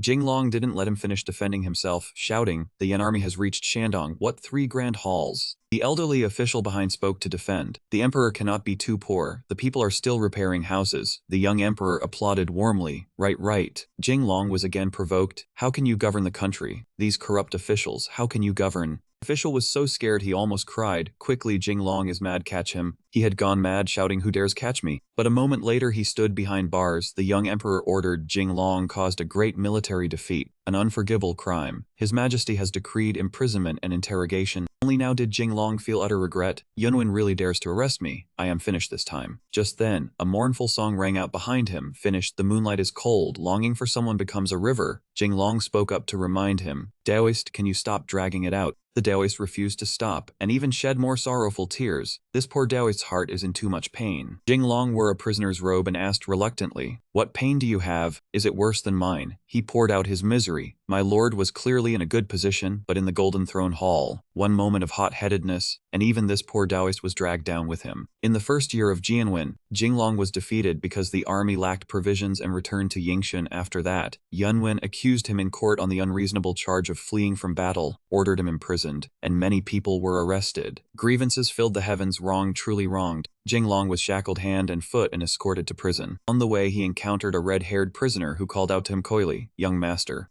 That man's tone startled Jinglong. He fearfully pointed at that man and asked the jailer, "Is this man sick or is he homosexual?" The jailer was not surprised at all and answered calmly, "He thinks he is a woman." Then he further explained he is physiologically male, but has a feminine psychology, and he likes cross-dressing, so he wears men's clothes. Jinglong asked in disgust, "Can you people in prison arrest anyone normal? You cannot even worry about yourself, yet you are still prying into things like this." The jailer shoved him hard, "Hurry up and move." In the prison, the other prisoners kept pleading with Jinglong, "Save me, I have been wronged, young master, save me. Help me send one message to my family." Jinglong anxiously pressed his lips together. Two jailers escorted him to a brighter place. Here, a row of prisoners was already lined up before Jinglong. The rough jailer shoved his shoulder, "Move quickly." Jinglong asked in panic, "What is going on? Was I not ordered to be imprisoned?" The jailer winked meaningfully. "It is time," but he completely failed to understand. What does that mean? The jailer announced loudly, "His Majesty has decreed. Your crimes are unforgivable. You must be beheaded at once." Jinglong's panic showed plainly. "I do not believe it. This imperial edict is fake. The emperor would never treat me like this. I have been wronged. I want to see the emperor," he shouted at the jailer. Just as Jinglong finished speaking, another prisoner pushed his way out. "Listen to me. I have been wronged. I cannot even read. Yet you say I secretly looked at court secrets." But before that man could finish, the jailer ended his life with one stroke of the blade. He looked up at that man blankly and fearfully. Seeing the blood-stained blade coming toward him, Jinglong said in terror, "Wait, I am the young duke of the Duke of Kao Estate. My father is Wenzhong. I am his eldest son." Before he could finish, someone behind him shouted, "I am the emperor's illegitimate son. You cannot kill me. I have to see my father." Hearing this, Jinglong's eyes widened. "Damn." The jailer stabbed his sword straight into that man's chest. That man immediately fell, his soul leaving his body. "Oh, I am dead." Jinglong clenched his fist in resentment. "You forced me. I have trained bitterly for 20 years. Behind him, another strange person appeared. That man laughed wildly. "I have trained for 30 years in iron palm water skimming, and finally waited for the moment to use it." Then that man shouted, 13 Taibao, iron body cultivation, and the clothes and iron chains on his body were all torn apart. Jinglong, the jailers, gaped. That expert crouched under everyone's astonished gazes. Then, with one spring, he rose higher than the prison wall. "I am off." Wudang cloud ladder leap. Jinglong watched and sighed in admiration. Such excellent lightness skill. But in the next second, an arrow flew over and stabbed straight into that man's back. Only then did a team of archers as dense as ants appear on the wall. Jinglong cried out inwardly in shock, "Archers." Immediately after, a volley of arrows shot forward. That man's body was filled with arrows like a hedgehog, and he fell heavily. Blood splashed all the way to Jinglong's feet. After taking down that man, the archers raised their bows toward Jinglong as if about to strike as well. He looked up fearfully. "Wait a moment, listen to my defense." The hooded man revealed a mysterious smile. "The imperial order is hard to disobey, so die." As soon as that man finished speaking, a rain of arrows flew toward him all at once. At this moment in the great Ming Palace, the official in red spoke respectfully through the curtain, Your Majesty, something serious has happened." The young emperor irritably lifted the curtain and came out. "What?" The young emperor clasped his hands behind his back and said in a deep voice, "Something serious has happened. Sheng Rong and Shi Fu were defeated. King Yin began plundering, made a show beneath Jinan City, and then withdrew." Hearing this bad news, Minister of Revenue Zicheng, Minister of Rights Xiaoru, and Minister of War Qi Tai all looked afraid. The young emperor was still speaking. Cao Ming, who defended Jinan City, could not restrain himself, and pursued with cavalry. Unexpectedly, the Yen army had sent spies to blend to the defeated troops and commoners, using the chance to set fires, while Minister of Personnel Xiao Ji and Minister of Justice, Zhang Yangui, listened with furrowed brows. Qi Tai trembled so badly he could barely speak. Jinan City. The young emperor answered worriedly, "Jinan City was fortunately held, but Tao Ming's cavalry was completely wiped out by the Yen army, and Cao Ming died in battle." An official anxiously asked Qi Tai, "We do not understand military affairs, so what is the current situation of the war?" Qi Tai replied in worry, "The Yan army has successively defeated Zheng Bingwen and Jing Long, and its forces are growing stronger." Qi Tai further explained after Jing Long returned, the court used Yang Wen's Liadong cavalry to hold them in check. They had Datong General Fang Zhao lead the Shaanxi Corps to attack the left wing of the Yan army, had the elite Jiangxi troops guard Zending, and had Su Kai Songpan cavalry protect Dezhou. The more Qi Tai spoke, the uglier everyone's faces became. Now his were clenched into fists, with Shengrong's Ningxia cavalry guarding Jinan. These three formed a new defensive line. Originally Dezhou, Zhending and Jinan formed a triangular defensive line to stop King Yan from continuing south. But now, the force of Shengrong and Shifu have been defeated, and the Jinan defensive point has been destroyed by the Yan army, leaving only Zhending with an isolated army. I fear it will be difficult to stop King Yan from continuing south. The situation is not good, the young emperor asked back with a dark expression. Then what will happen? Qi Tai glanced over, then slowly answered him. Prince Yan would be free to charge straight toward Jingfeng, threatening the supply line of the northern armies along the Xu-Jing northern front. All logistics for the northern army depended on this route. Once Yan troops destroyed the supplies, the entire northern border would become pasture land for the Yan army. The Yan troops could come and go as they pleased, and could continue threatening Suzhou and Yangzhou. Hearing this, the little emperor felt as though thunder had struck beside his ear. The official behind Qi Tai turned pale to Xu Yang. Was that not very close to Yantian? Not that close either. Qi Tai turned back and answered him. Hearing this, the little emperor showed surprise on his face. Who would have thought Qi Tai would add another sentence that made everyone collapse? But at the speed of cavalry, they might charge all the way to the gates of Nanjing. The little emperor panicked, no longer caring about etiquette as he rushed forward, grabbed him by the collar, and asked, "What should we do now? Hurry and send troops to stop Prince Yan." Qi Tai was also helpless before this situation. Soldiers could still be recruited, but there was no great general. Hearing these words made the emperor fall silent. The little emperor stood stunned, then quietly turned away. Driven into a corner, the little emperor gritted his teeth and asked Qi Tai and the others, "Or should I personally lead the army?" Only to be fiercely stopped by them. "Your Majesty, absolutely not." One man cleared his throat and asked hesitantly, "Then let Jinglong try once more." Little emperor turned back in panic. Did Minister Ji not want revenge for his son? Now Jinglong is afraid. Minister Ji immediately explained himself, shocking Qi Tai, "Old thief, Your Majesty. I was only saying it. Did you actually do it?" Little emperor pointed at Qi Tai and shouted, "If Jinglong cannot save us, then please Minister Ji, lead the army to stop Prince Yan." Then the whole group aggressively ordered Qi Tai, "Spare his life, hurry, hurry and save Jinglong. Let me go stop Prince Yan." Qi Tai grew dizzy from those words. What a joke. Prince Yan fights so fiercely, better to kill me instead. If I stay alive, I can still father a few more people to replace the Ji clan. And so the whole palace rang with the commands of ruler and officials, "Spare his life." Qi Tai rode a white horse and galloped back in haste, reaching the city gate and raising his hand as he shouted, "Spare his life." But the moment he dismounted, he saw corpses all around beneath his feet, which frightened Qi Tai even more. It was over. Qi Tai's eyes widened in terror. "Did I arrive too late, telling me to command troops and fight Prince Yan? Are you joking?" While Qi Tai was still dazed, a voice suddenly asked, "Does Minister Ji wish to lead troops and fight Prince Yan?"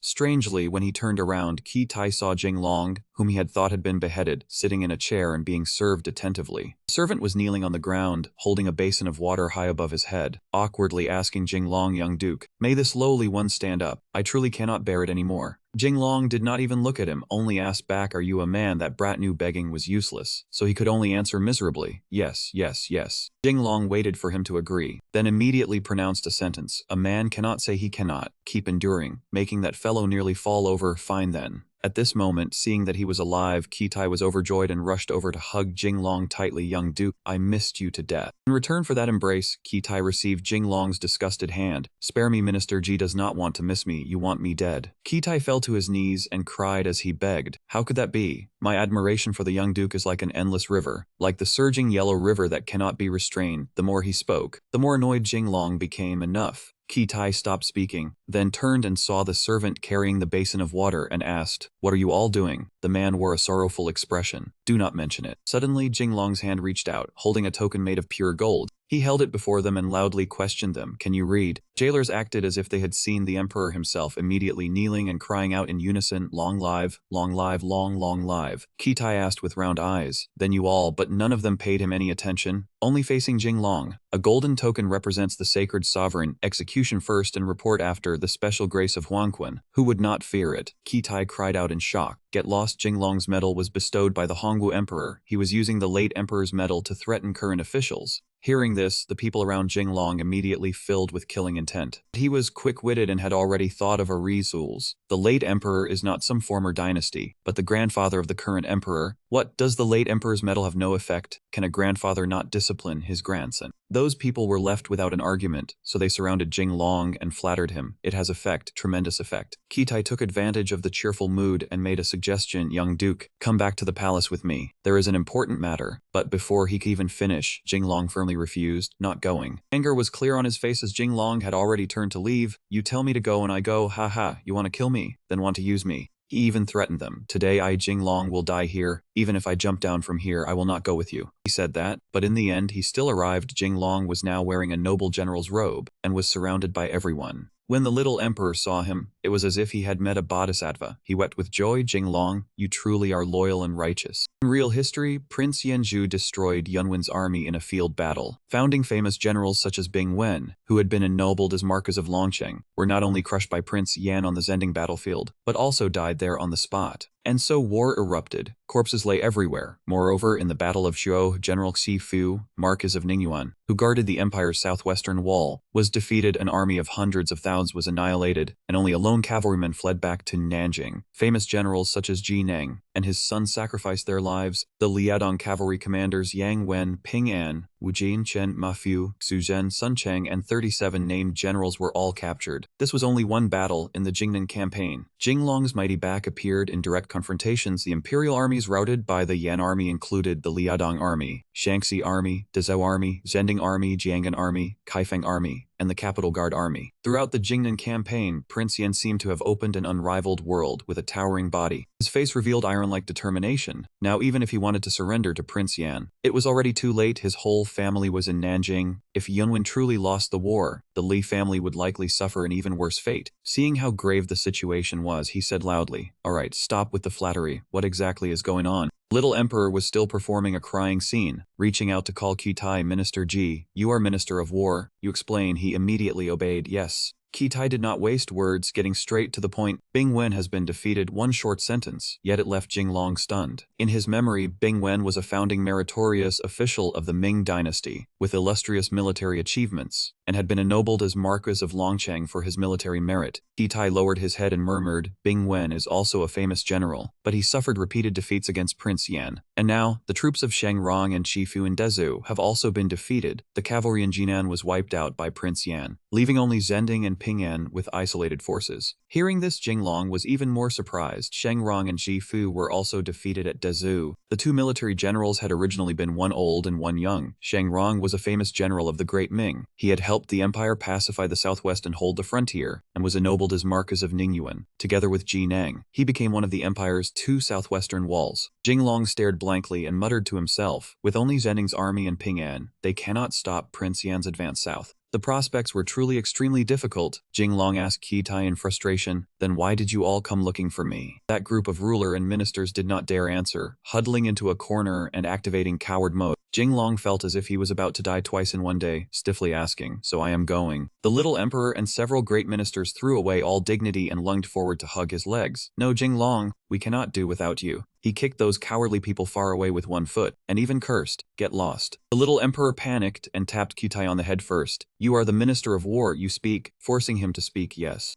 Kitai once again put on a solemn act and said to Jinglong, from the general's battle achievements, we can see that Jinglong is the one with the finest record, leaving him stunned. Ah, Kitai continued, even though the army was defeated that time. He recalled the scene of everyone fleeing together on horseback. Someone asked Jinglong, young duke, can we really just leave like this? He immediately turned back and replied with hidden meaning, leave, who said I had to leave? I want to give Wang Yan a surprise. His words fell into the ears of the soldiers hiding in the forest. If Wang Yan leads his troops in pursuit, I will turn back with a single spear thrust and take his head. Jinglong's voice rang out, the one leading the troops is Zhang Yu. And someone sighed regretfully, it is not Wang Yan, what a pity. Only then did Xiaoru step out from behind Kitai and continue his words. You left behind hundreds of thousands of troops to block the Yan army's advance, and also set ambushes along the road, defeating Zhang Yu's army. Another minister added, you left a small cavalry unit within the Yan army constantly harassing the Yan army's supply lines and delaying the Yan army. Otherwise, the Yan army would already have marched south. Therefore, in conclusion, the little emperor walked up to Jinglong and reached his conclusion. Compared with the famous generals who died at Zending, such as Bing Wen Jifu and Sheng Rong, Jinglong, you, Jinglong, truly are a genius. Just then, the little emperor suddenly dropped to his knees and pleaded with him, Jinglong, just take it as helping us, leaving him utterly startled. So he hurriedly, that man, get up for me. The ministers surrounded the little emperor and begged him, Your Majesty, you must not. How can the Son of Heaven kneel before a subject? Jinglong will lose years from his life. But the little emperor stubbornly kept kneeling and said petulantly, I do not care. If you do not agree to us, we will not get up. Jinglong felt forced into a corner and snapped back in irritation, Stand or not, suit yourself. If you do not stand, then keep kneeling forever. Hearing this, the little emperor's face turned pitch black. He immediately stood up, regained the majesty of the Son of Heaven, kicked Jinglong, and shouted, Are you refusing to give me face? You even let us keep kneeling like that? Everyone cried out at once to stop him. Your Majesty, please stop. Little emperor was furious. No, I am not some useless wretch. Stop looking for another way. Suddenly, the little emperor's ankle made a cracking sound, and so Jinglong could only helplessly watch Son of Heaven clutch his leg and scream, My leg, our crippled leg is broken. Jinglong felt this chaos had gone far enough, so he crossed his arms and declared, If you want me to go, fine, but I have conditions. The little emperor asked him seriously, What conditions do you want? We will agree to them all. Jinglong raised his hand, 3 conditions. He raised his index finger first. First, there must be troops. I need enough troops, not too many, 50,000 will do. But among these 50,000 soldiers, there must be cavalry, at least 6,000 elite cavalrymen. It was indeed a large number, and the little emperor was unsurprisingly hesitant, stammering, but Kitai and the old minister behind him also added, Your Majesty, we no longer have war horses. They have all been wiped out, and our troops are short as well. That is right. We were defeated by the Yan army on the Zending battlefield. Jinglong acted as if he had heard nothing. If you cannot do it, then forget it. Find someone else. Afraid he would change his mind, the little emperor quickly agreed, It can be done, it can be done. We will definitely make it happen. Jinglong found it absurd and asked in slight panic, Really, if another problem comes up, the Yan army may well reach the capital. Are you certain? The little emperor was seen swallowing his tears as he agreed to Jinglong, Fine, I will definitely make it happen. How can a man ever say he cannot? That part sounded very familiar. Jinglong quietly wiped away his sweat. That line sounds strange. With the first condition settled, he raised 2 fingers again. Second, military provisions must be sufficient. If the food is not enough and you harm me, then you are harming yourself too. These words were practically an accusation against Kitai, and the little emperor shot him a deep glare. Kitai felt guilty and hurriedly explained, Rest assured, the provisions will definitely be enough this time. We have already stored them up. He had only exposed himself further, and the little emperor and Jinglong looked at him as if they wanted to kill him.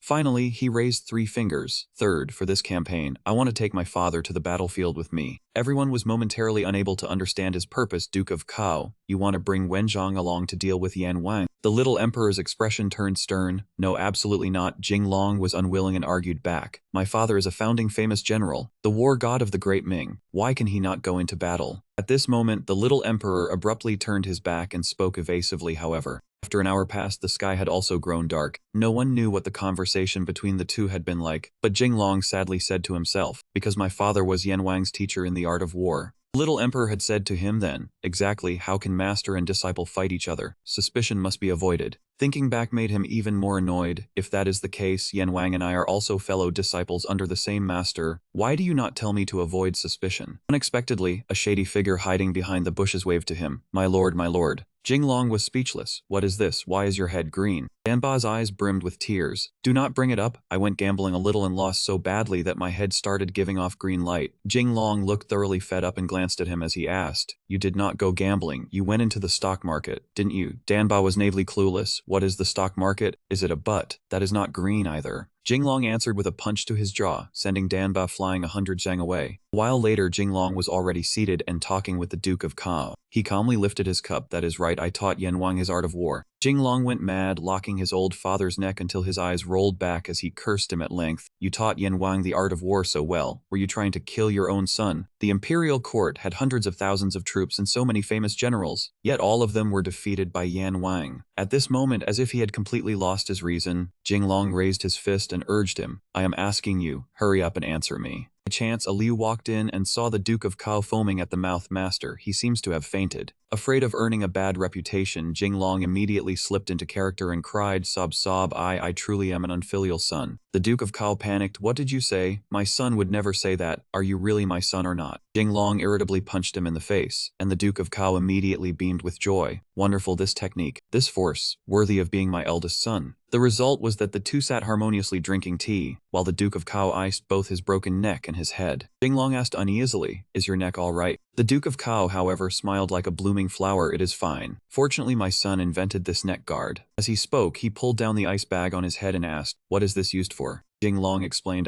"If there is an external injury, applying ice can reduce pain and swelling." The Duke of Cao exclaimed in delight like a child. He held his cheek in enjoyment. Hot water, plus an ice bag, both cold and hot. Jinglong held his head in confusion. My father is only a retired old man now. Why would he need bearing or dignity? Comfort is enough. The Duke of Cao calmly believed, I am only a retired old man now. Why would I need to show authority or keep up appearances? Comfort is all that matters. Hearing this, Jinglong grew anxious and asked him, "Father, stop talking nonsense. Is there any ultimate move in the art of war? Can you teach me, is there?" Hearing his question, the Duke of Cao suddenly regained his heroic aura. "You have asked the right person." He knew he had found the right person. "Father, you really do have an ultimate move." Jinglong asked excitedly, "My father, what ultimate move have you been hiding? Hurry and tell me. Help me defeat Yan Wang." The Duke of Cao carried himself very much like a teacher and praised him. "Not bad, this child can be taught." Jinglong waited with all his heart. "Then what about the art of war?" Unexpectedly, the Duke of Cao raised his thumb and said to him, "Son, I have already passed the true ultimate move on to you." Jinglong's face went blank. "You passed it on to me already. When was that? Why do I not know?" Hearing this, the Duke of Cao was also surprised. "Have you forgotten, before you went out to train the troops, your father passed on to you all the art of war I had learned in my life?" Jinglong recalled the time when the Duke of Cao had taken something out from his sleeve, and it turned out to be a military manual written by Laozi. Jinglong still remembered that the book in his hand had even been marked as the original edition. Jinglong asked in confusion, "Father means Laozi's Art of War?" He answered fearfully, "That is right." Sure enough, the moment he finished speaking, Jinglong kicked him out of the room while he was still asking, "What?" The Duke of Cao sat on the ground crying and explained resentfully, "Son, if you are asking about ultimate moves in the art of war, then the ultimate moves I can tell you are all in that book." Jinglong rushed up before him. "Nonsense, I have flipped through that book again and again. It is nothing but empty clichés." Seeing that his foolish son still refused to understand, the Duke of Cao shouted in irritation, "Exactly, the true ultimate moves are precisely the things you are already familiar with. These things, have you truly understood them all?" Only then did Jinglong begin to vaguely understand father means. The Duke of Cao immediately continued guiding him. "First, make yourself impossible to defeat. Then wait for the opponent to expose a flaw. First conceal all your own weaknesses. Then wait for the enemy to reveal an opening." A rare look of firmness suddenly appeared on his face. "Therefore, many plans bring victory. If you think more than your opponent, scheme more than your opponent, and have more backup plans than your opponent, will you win?" The more Jinglong listened, the more enlightened he became. Therefore, an army has no fixed posture, and water has no fixed shape. Only one who can change strategy according to the opponent's transformations may be called divine. The Duke of Cao's words still echoed by his ears. "First make yourself without flaws, then seek out the opponent's flaws. Always think more than your opponent, and change strategy according to the opponent's changes." After finishing his explanation, the Duke of Cao calmly stroked his beard. "I have heard the details of your defeat last time. If you had inspected the entire military process, before sending out the army and eliminated the hidden dangers, logistics would not have dragged you down." Finally, he reached his conclusion. "When fighting Yan Wang, if I were commanding troops, I would use the shortage of provisions to set a trap for the Yan army, deceive them, feign weakness while being strong, feign strength while being weak, and if the Yan army advanced, they would no longer be able to withdraw." Jinglong still had doubts and asked in a fluster, "What if they do not fall into the trap?" The Duke of Cao smiled while stroking his beard. "If they do not fall into the trap, I will create a feint and slowly withdraw the troops. If Yan Wang gives chase, I will still have a counterattack plan, while also having an emergency way to gather provisions." Jinglong admired him completely and bowed down. "Father, I am convinced you truly are a famous general of the great Ming, a war god of your era." But the Duke of Cao could only stay serious for 1 second. Once praised, he laughed loudly with a childish air. Praise me more, your father is still steady." After saying that, he immediately left, leaving Jinglong standing there helplessly watching. "I am going with my good grandchild. Think it over carefully yourself." Watching him leave, Jinglong felt utterly hopeless. Only then did Jinglong take the book out from inside his robe. Only now did he seriously think it over. There was no ultimate move that could be learned overnight. True ultimate moves were all the result of accumulation and daily tempering, until complete enlightenment was reached. That night, in the Emperor's imperial palace. This time, the little emperor was also busy. "Jinglong needs troops. Are they ready?" Kitai respectfully cupped his hands, reporting to Your Majesty they are almost ready. Hearing this, the little emperor was displeased and questioned him. Ready is ready, not ready is not ready. What does almost ready mean? Kitai reported awkwardly Jinglong does not want many soldiers, but he needs elite troops, especially elite cavalry, and at present it is difficult to gather enough. The little emperor asked softly, then it cannot be done. Kitai then explained in detail. I have drawn some men from the Dragon Guard army of the capital, then supplemented them with newly trained recruits. The recruits are a little weak, but only this way can we make up the numbers and the elite cavalry. The answer was unconvincing, and the little emperor asked suspiciously, how is it? Is there a problem? Kitai answered in bewildered confusion, the elite cavalry has already been given to him. What other problem could there be? He added, Your Majesty, we cannot take away all the Dragon Guard troops of Nanjing City. The capital also needs protection. The little emperor also agreed. The capital is a vital place. Naturally, it cannot lack defenses. After saying this, the little emperor suddenly grew fearful. But if Jinglong's soldiers are too weak and he loses again, then what? Kitai answered decisively. If he loses, then behead Jinglong, while secretly calculating in his heart, Jinglong killed my son, and I still have not taken revenge. Seeing him speak such nonsense, the little emperor struck his chin and said, Nonsense. Is this a matter of beheading Jinglong? Losing to Yan Wang will only make the Yan army press toward the capital. Your head. Kitai gloomily held his face. Yes, I was wrong. I will certainly choose the soldiers carefully and select elite troops. Afraid the warning was not enough, the little emperor gnashed his teeth and warned him. The court cannot withstand another defeat. If we lose again, this imperial throne will be hard to keep, and none of you should expect good days either. Kitai smiled nervously. Your Majesty is right. After saying this, the little emperor kicked him again. What nonsense are you saying? If you people had not embezzled last time and caused the provisions to be lost, Jinglong would not have failed, making Kitai cry and beg, Your Majesty, do not hit me anymore. Do not hit me anymore. Unable to endure it, he blurted out, Your Majesty, last time's embezzled money, you had a share too. The little emperor gnashed his teeth and questioned him, Nonsense, that was all our money. How could we embezzle our own money? Kitai then reminded the little emperor, Did Your Majesty not say you wanted to build 3 grand halls? The Ministry of Finance said there was no money, and Your Majesty asked me whether money could be taken from the military provisions. The little emperor immediately felt guilty. It seems there was such a thing. Kitai cried again in grievance. This old minister was also working for Your Majesty. This old minister did not make much either. These words angered the little emperor again. Did not make much, that was our money. The two of them argued again, to the point that even the eunuchs outside the hall could hear it. Your Majesty, you took it too. Nonsense, that was our money. How can that be called taking it? It was only borrowing a little.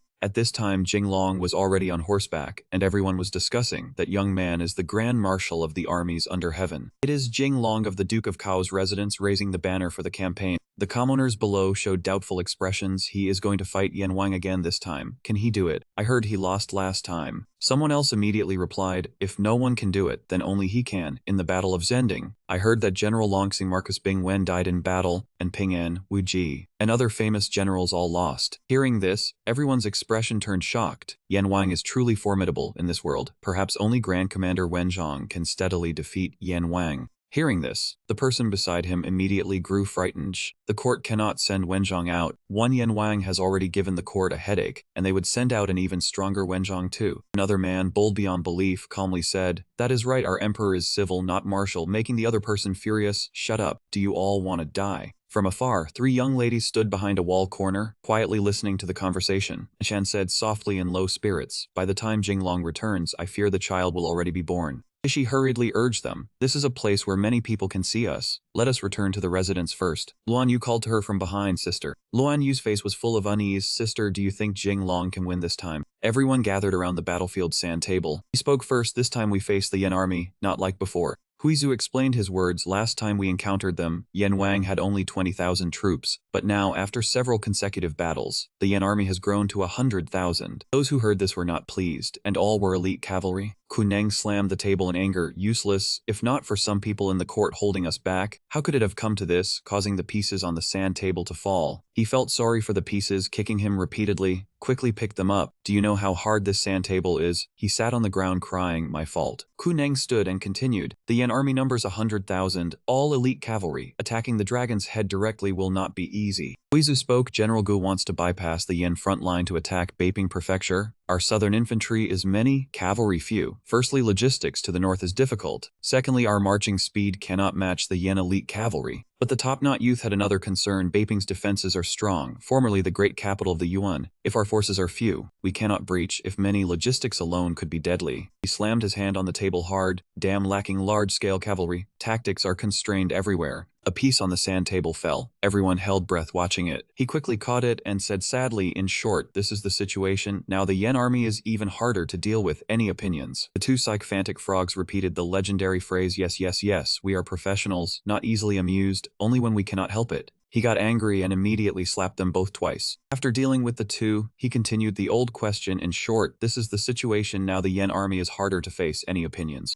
Badu immediately spoke, I have an opinion. He asked what opinion, only to receive from Badu, give me a cigarette. He accepted the request, carefully warning, save a bit, this is the new type for export to Japan. Taking a deep drag, soaking in the intoxicating smoke, he pressed Badu, finally speak, what is your opinion? Only saw Badu slowly turn into a boy. My opinion is to give me a cigarette. He cursed furiously, almost wanting to crush this fool. As expected, one kick sent the boy flying. Do you think you are someone special? Get lost. Landing safely, Badu thought gloomily, Lord, it's not that I don't want to speak, but I served Yan Wang before, hard to act. Meanwhile at the Yan Wang camp, mentioning the name made him grimace repeatedly. Yan Wang was puzzled, who is mentioning me? Yan Wang glanced around at the sound. He walked out of the tent looking imposing. In front of him was Zhang Fu, son of Zhang Yu, newly made Marquis of the city, national duke, kneeling in salute. Yan Wang valued him greatly, immediately helping him up. No need for ceremony. Zhang Fu stood and reported intelligence obtained. Yunwen sent Jing Long to lead the army. Yan Wang showed no change in expression. Oh, it's Jing Long again. How many men this time? Zhang Fu reported. 200,000, pretending to be 500,000. And Wang could not help laughing. Previously I had only tens of thousands. He brought 300,000 and was defeated. Now he has 20,000, but I have 100,000 yen elite cavalry. Then he seriously shouted, this battle must be won. The camp echoed in unison, our army will win, our army will win, will win. Over here, he was still using the sand table to plan strategy. In terms of cavalry mobility, we cannot compare with the Yan army. Southern infantry with 2 legs cannot chase cavalry. He explained carefully, cavalry moves like the wind, attack as they please, retreat as they wish, from Beiping to Huguang. Only open areas like Shao Mountain are suitable for cavalry mobility. Kunang was doubtful, lacking cavalry and no terrain advantage, this battle is hard to win. The youth in red agreed, even if winning a battle, if Yan Wang's cavalry flees, we cannot catch them. Huizu concluded, therefore the Yan army can endure countless losses, their main forces will not lose much, but our southern infantry, one defeat means total annihilation. The situation was truly grim, everyone inwardly cried, too difficult. Meanwhile at Jing Long's house, the national duke gazed at the moon and pondered. He wondered, how is the situation with Jing Long now? Suddenly, a celestial phenomenon appeared. The moon was eclipsed. Sweat dotted the national duke's face, worry in his heart. Celestial eclipse, will a disaster occur? As expected, a dark guard in black appeared behind him, standing atop a tall building. Accurate. He held up a token, loudly announcing the emperor's order, bring the duke into the palace. The national duke's face darkened, not knowing the emperor's intent. The man showed a ferocious face. Duke, we know your power is incredible, but you would not want to trouble the young masters of the mansion, nor let your grandson face disaster. National Duke followed the guard to the emperor. I pay respects. The figure on the throne spoke in a low voice. No need for ceremony. Leaning on his chin, the emperor spoke first. Duke, do you know why I summoned you at this hour? Sweat streamed down the duke's forehead, muttering, I do not know. The emperor repeated like a machine, do not know, truly do not know. The national duke asked strangely, Your Majesty, is there a misunderstanding? The emperor stood, retorting, a misunderstanding. The emperor approached close, making him lower his gaze. Last year a eunuch was lost. Recently someone reported it was the duke hiding him. Then the emperor asked again, is this a misunderstanding? The national duke panicked internally, not good, exposed. The emperor saw his silence, added, Duke, you have not answered. Where is that eunuch? Duke's son intended to conceal it and flatly denied everything, saying that he had never met any eunuch from the palace. Hearing this, the little emperor said nothing, but his brows had already drawn tightly together. The little emperor turned away. It seemed the duke had no intention of telling the truth. Duke's son prostrated himself and cried out that he was wronged. Your Majesty, this official is telling the truth. At this moment, the little emperor pressed him no further, then turned and asked Duke's son, you also do not want your 2 sons, Zhengzi and Fang Yuan, to be thrown into prison? Duke's son's face turned deathly pale, and he did not know what to say. Your Majesty. The little emperor continued to threaten him. You also do not want Jing Long's son to meet with disaster. Outside the hall, the clouds had already turned pitch black. Great bolts of lightning struck down, as though crashing straight into Duke's son's heart. The little emperor showed no mercy. I will give the duke the time it takes for 1 stick of incense to burn. If the duke does not hand over that eunuch, then the Li family will be exterminated to the 9th degree. After saying this, he turned on his heel and left, leaving Duke's son sitting there in collapse. The The little emperor did not seem to know where he was going, wandering along the palace corridor. At this moment, an official in red appeared and, without any sense of propriety, touched the little emperor's sleeve. Master. That man's action filled the little emperor with disgust, and he flung him away hard. Get lost. Little emperor loudly scolded him. You tactless fool. Kitai arrived just in time and asked in a deep voice, Your Majesty, did he confess? The little emperor recounted what had happened. That old man said nothing. I gave him the time it takes for one stick of incense to think it over. Hateful. If not for the embroidered uniform guard bringing word, I truly would not have known that old man harbored such a vicious heart. Kitai followed closely behind him. Indeed, who would have thought that Wenjong had hidden it so well, daring to conceal a eunuch who had fled the palace? He suddenly remembered something and asked in surprise, Your Majesty, regarding the matter of Emperor Hongwu, does Wenjong know? Little emperor was provoked, and he turned back in anger to shout, How would I know? If that old man dares to reveal this secret, I will surely exterminate his clan to the 9th degree. Hearing these words, Kitai softly reminded him, but Jinglong is still commanding the army against Yan Wang. He turned around, and although he was still angry, his voice had softened slightly. If I were not concerned about this, I would have killed his entire household already. The eunuch appeared again, interrupting their conversation. Your Majesty. The young eunuch knelt in panic, pointing in one direction. Duke's son, he. The words that followed made both the little emperor and Kitai freeze. Duke's son has taken his own life. At that moment, thunder and lightning also erupted across the sky. Raindrops gradually began to pour down. The entire imperial palace began to receive a torrential downpour. At this moment, the emperor quickly came to the hall, gently pulled back the white cloth, and clearly saw Duke's son's face. The little emperor stepped back and stammered, He really is dead. Why? Kitai stood beside him and spoke words of comfort. Perhaps he did not want to hand over that eunuch, yet feared implicating his family. Seeing his plan fall apart, the little emperor clenched his teeth. Even his hand tightened into a fist. The little emperor kicked Duke's son's corpse hard. I did not order you to die. How dare you die? You have not handed the man over to me. You still have not handed him over to me. Seeing that this was still not enough to vent his anger, he even seized a sword and decisively drew it from its sheath. Kitai sensed that something was wrong and immediately grabbed the little emperor's hand to stop him. Your Majesty, please take care of your imperial body.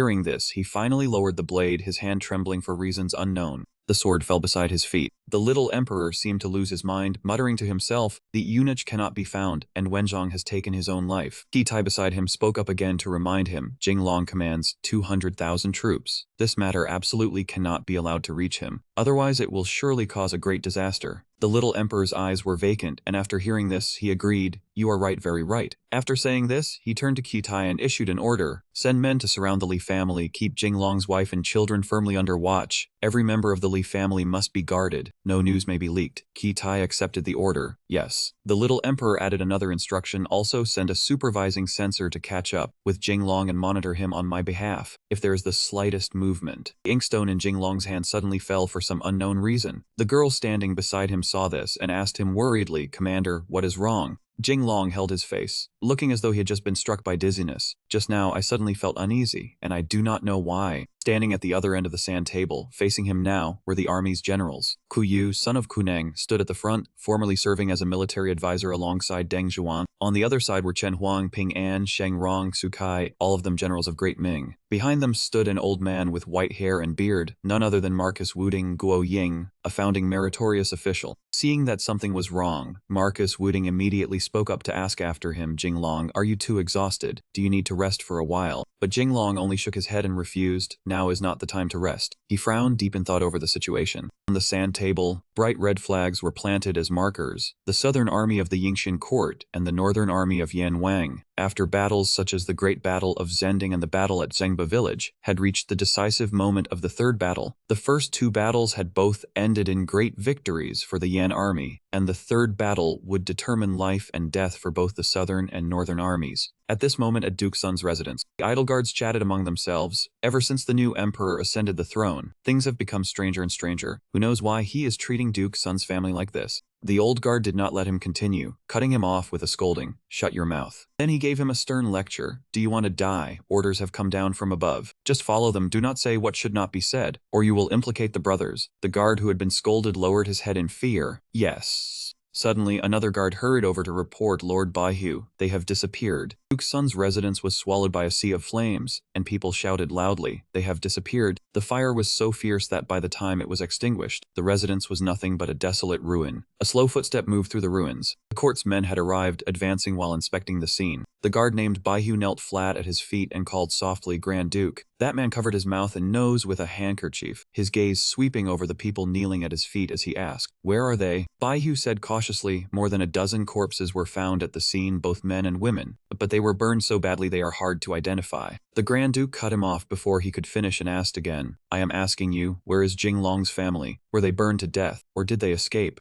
Baihu knew he would hardly escape punishment and knelt flat again. "This subordinate does not know," the Grand Duke said coldly. "What use are you?" At once, a red-robed guard holding a length of fishing line stepped up behind Baihu. He had no time to react, his entire body's right there. After dealing with Baihu, the Eastern Depot's Grand Duke Huashan remained cold and unmoved. The red-robed official behind him reported respectfully, "Grand Duke, we have compared them. Among the corpses, Jinglong's wife and children are not present." Huashan's face darkened terrifyingly. "Not there." The subordinate official turned deathly pale, his shoulders trembling as he did not dare say a word. Huashan threw a piece of brown cloth into his face. He fearfully raised the cloth and looked at it carefully. In an instant, a large hand lunged toward him. That hand clamped tightly around the subordinate official's face, and his eyes could be seen bulging wide with terror. By then, the subordinate official's entire body had been lifted up, and he begged in panic, Grand Duke, spare my life." Huashan reminded him in a cold voice, "If they are alive, I want to see them. If they are dead, I want to see their bodies. If they cannot be found, I cannot answer to His Majesty, and none of you will live either." The subordinate official answered repeatedly, "Yes, yes, this subordinate will definitely find Jinglong's wife and children." Meanwhile, over here, the Southern Army camp was quiet. Jinglong was still discussing military affairs. "The generals are all famous commanders of the Great Ming, and Marcus Wuding is also an elder of mine. Please allow me to speak frankly." Marcus Wuding was the eldest, and he spoke on everyone's behalf. "In the army, age does not matter, only merit does. Right now you are the marshal, and I and the generals all obey your deployment." After he finished speaking, everyone shouted in unison, "We are willing to obey Marshal Li's deployment," he said to them with emotion. "Many thanks." After speaking, he went straight to the main matter, pointing two fingers at a spot on the sand table. "After the last two battles in the Shandong region, it has become very difficult for us to withstand the Yan army." Shang Rong cupped his hands and advised, "Marshal Li, the court's intention is that we absolutely cannot allow the Yan army to continue advancing south." Marcus Anlu Wu Jie also agreed, stroking his beard as he pondered, "If the Yan army continues south and enters Jianghuayang, it will directly threaten the capital region. By then I fear." Liaodong Iron Cavalry, Ping An added an explanation. "This time the court's resolve is very great, mobilizing the northwestern armies, Liaodong, Western Sichuan, the southwestern border troops, and the elite troops on the right side of Huai, determined to win military merit in this one battle." Jinglong listened for a while, then finally folded his arms and concluded, "Shandong has open terrain to begin with, favorable for the Yan cavalry to bring out their strength. If we stubbornly defend and refuse to withdraw, defend the land and lose the men. But if we preserve the men, we may lose the land, yet if both men and land are lost, then nothing remains." Wang Yuan, commander of the Palace Elite Cavalry Baodao Guard, standing behind Jinglong, also spoke, "How this battle is fought is for Marshal Li to decide, but we also cannot ignore the influence in court and public opinion under heaven. If we keep retreating, I fear we cannot explain it to the court." The people behind him were startled by his words and drew back, all sharing the same premonition. "No, this is not good." Jinglong turned back and smiled at him. "General Du is right. For a great battle involving hundreds of thousands of people, this matter must be considered carefully." The sinister silhouettes of the two men also gradually came into view. General Du bowed politely, yet unease stirred in his heart. Tong Yuan angrily swept the teacup to the floor. That man clenched his fist and said in defiance, "Why would His Majesty let Jinglong serve as commander-in-chief? He'd not take the court's orders seriously at all." The subordinate could only comfort him. "General, please calm your anger." Tong Yuan's subordinate advised him, "After all, Jinglong is the Grand Marshal of all troops under heaven. General should not confront him directly." Tong Yuan grew even more furious and questioned loudly, "Do I want to confront him? Did none of you hear what he said during the day? He said Shandong was unsuitable for a decisive battle with the Yan army and wanted to retreat 30 li. He wants to withdraw the army." After saying that, he slammed his fist hard onto the table. Tong Yuan shot to his feet. "The court sent us out with the army to stop the Yan army from continuing south. Yet he has it good. He actually wants to fall back. How can someone like that be worthy of being Grand Commander? People beside him also showed agreement. Exactly. If we retreat again this time, we really will have to withdraw all the way to Jianghuai, yielding all of Shandong and Henan. Then what is the point of fighting? If the Yan army takes Shandong, their momentum will only grow stronger. Will the court not worry then? Another man stepped forward and added, Jinglong only knows how to think about the battlefield, yet he does not understand that politically, our southern army cannot retreat even a single step. If we retreat, the hearts of the people under heaven will be lost. What dignity will the court have left? Tang Yuan praised him precisely. So this time it is not that I want to confront Jinglong, but as the commander of the Leopard Blade Guard before His Majesty, I must oversee the army and absolutely cannot allow retreat. When those men heard this, they encouraged him at once. General is absolutely right. At the same time, Jinglong said in irritation, Tang Yuan truly does not know his place. He drew his sword and wanted to cut someone down. In the current situation, if we fight the Yan Iron Cavalry head-on across the open plains, does that man think our southern army can stand against the Yan Iron Cavalry? Jinglong slashed at the chair to vent his anger. GZ reasoned, perhaps before the army marched out, His Majesty issued a secret decree forbidding the main army from retreating. Hearing this, Jinglong became even more annoyed. Why did he not say so earlier? Only now he says we cannot retreat, and he even wants us to fight a decisive battle with the Yan army on a battlefield that favors them. Is that not seeking death? GZ immediately covered his mouth. My lord, those words should not be spoken. Jinglong angrily pushed his hand away. If I do not say it, does that mean it will not happen? Can we not respect objective reality and recognize the gap between us and the Yan Iron Cavalry in field combat? GZ could only change the subject. Right now, I fear the issue is no longer just victory or defeat on the battlefield. The court has already lost 2 major battles in succession. If we retreat again, the hearts of the people may be completely lost. Jinglong disagreed with this. If we do not want to lose the hearts of the people, we must win. And if we want to win, we must choose a battlefield favorable to our army, not the vast northern plains where the Yan cavalry can freely sweep across the field. GZ avoided his gaze. I understand all the reasoning, but the court does not think that way, my lord. What use is it for you alone to oppose it? Jinglong angrily stroked his sword. How can we win like this? If we lose another battle, the Yan army's advantage will grow even greater, and our southern army will no longer have any chance to turn the situation around. Suddenly, the sound of drums interrupted the conversation, and the two of them froze. The messenger ran desperately to the tent, then presented a letter. The scouts have brought urgent news. The Central Army's senior generals gathered around the sand table again with Jinglong. Marcus Wuding summarized the situation for everyone. Urgent military report. 5 days ago, the Yan army launched a surprise attack on the supply line in Shandong. The Beatty Weron corps is wavering. They have sent a letter requesting aid from the court, and also reported that the Yan army is about to advance south. Drumbeats rang out one after another.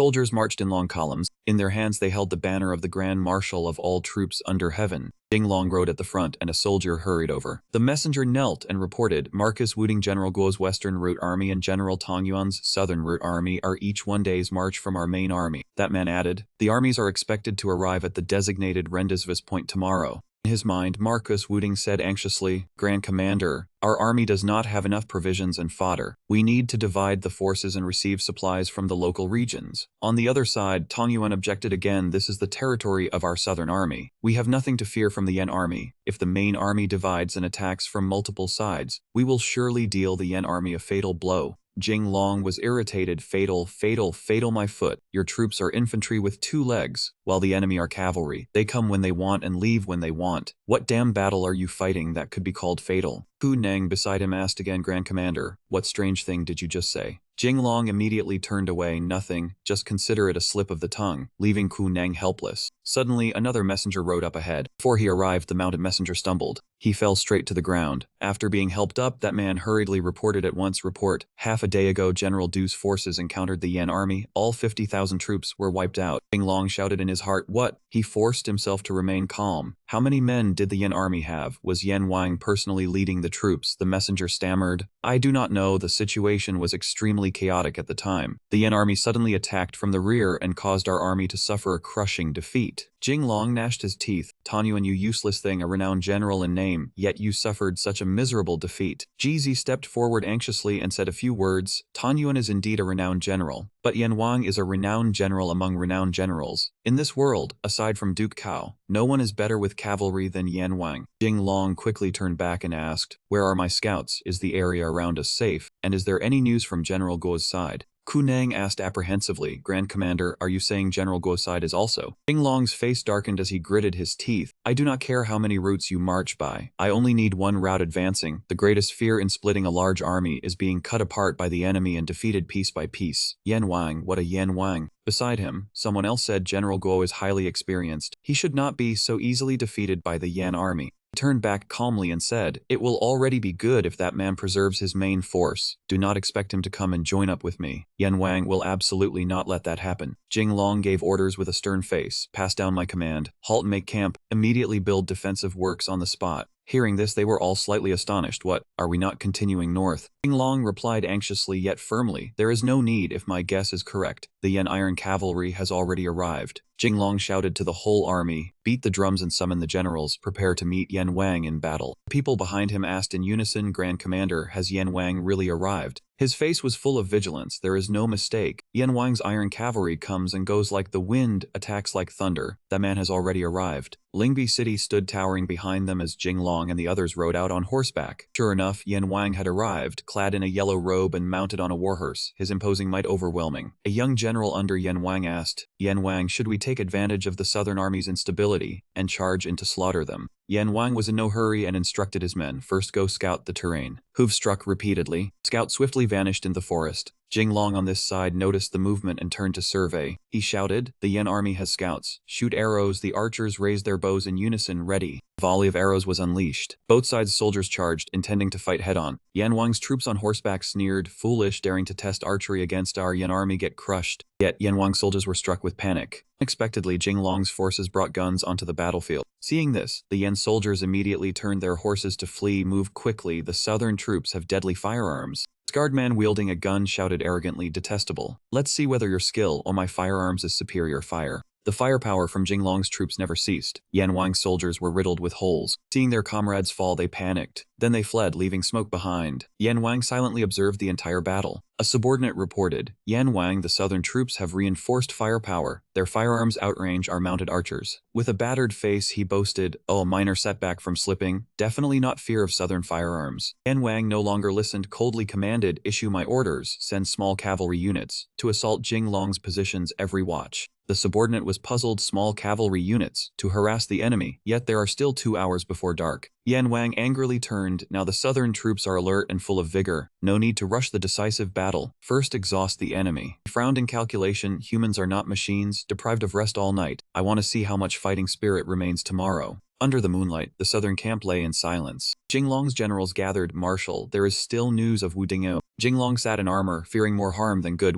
Suddenly a report startled him. The scout knelt before the tent. Marshal, bad news, the Yan troops are coming. He immediately, what? Kuneng questioned. Could the Yan army plan a night raid? Impossible. Jinglong regained composure, the tactic to exhaust the enemy. It seems tonight Yan Wang will not let us rest. Another spoke up, we cannot let our guard down. If Yan Wang feigns and then attacks unexpectedly, then we would. Everyone looked to him, Marshal Li. Jinglong rested his chin, the truth is only one. Suddenly Q Mingyu shouted, oh my, the famous detective Conan here. He crossed his arms. Yan Wang acts first to see if he can fight. Rotate troops in the camp for rest. Arrange watch carefully. No need to fear him. Yet some were still worried, but Yan Wang is cunning if he spots gaps in our ranks. Jinglong demanded loudly, you are all seasoned generals. How to arrange guards to avoid enemy detection do I need to teach? The generals shouted in unison, obey. Guards were densely stationed throughout the camp. Yan Wang's scout hid in the bushes, hearing them shout, the Yan army is coming. Everyone, prepare to intercept. Shoot them dead. The junior officer at the front nodded to his comrades behind. He instructed those behind, follow me, sneak in, destroy the southern gates and obstacles. They echoed clearly, obey. On another side, the moonless sky remained dark.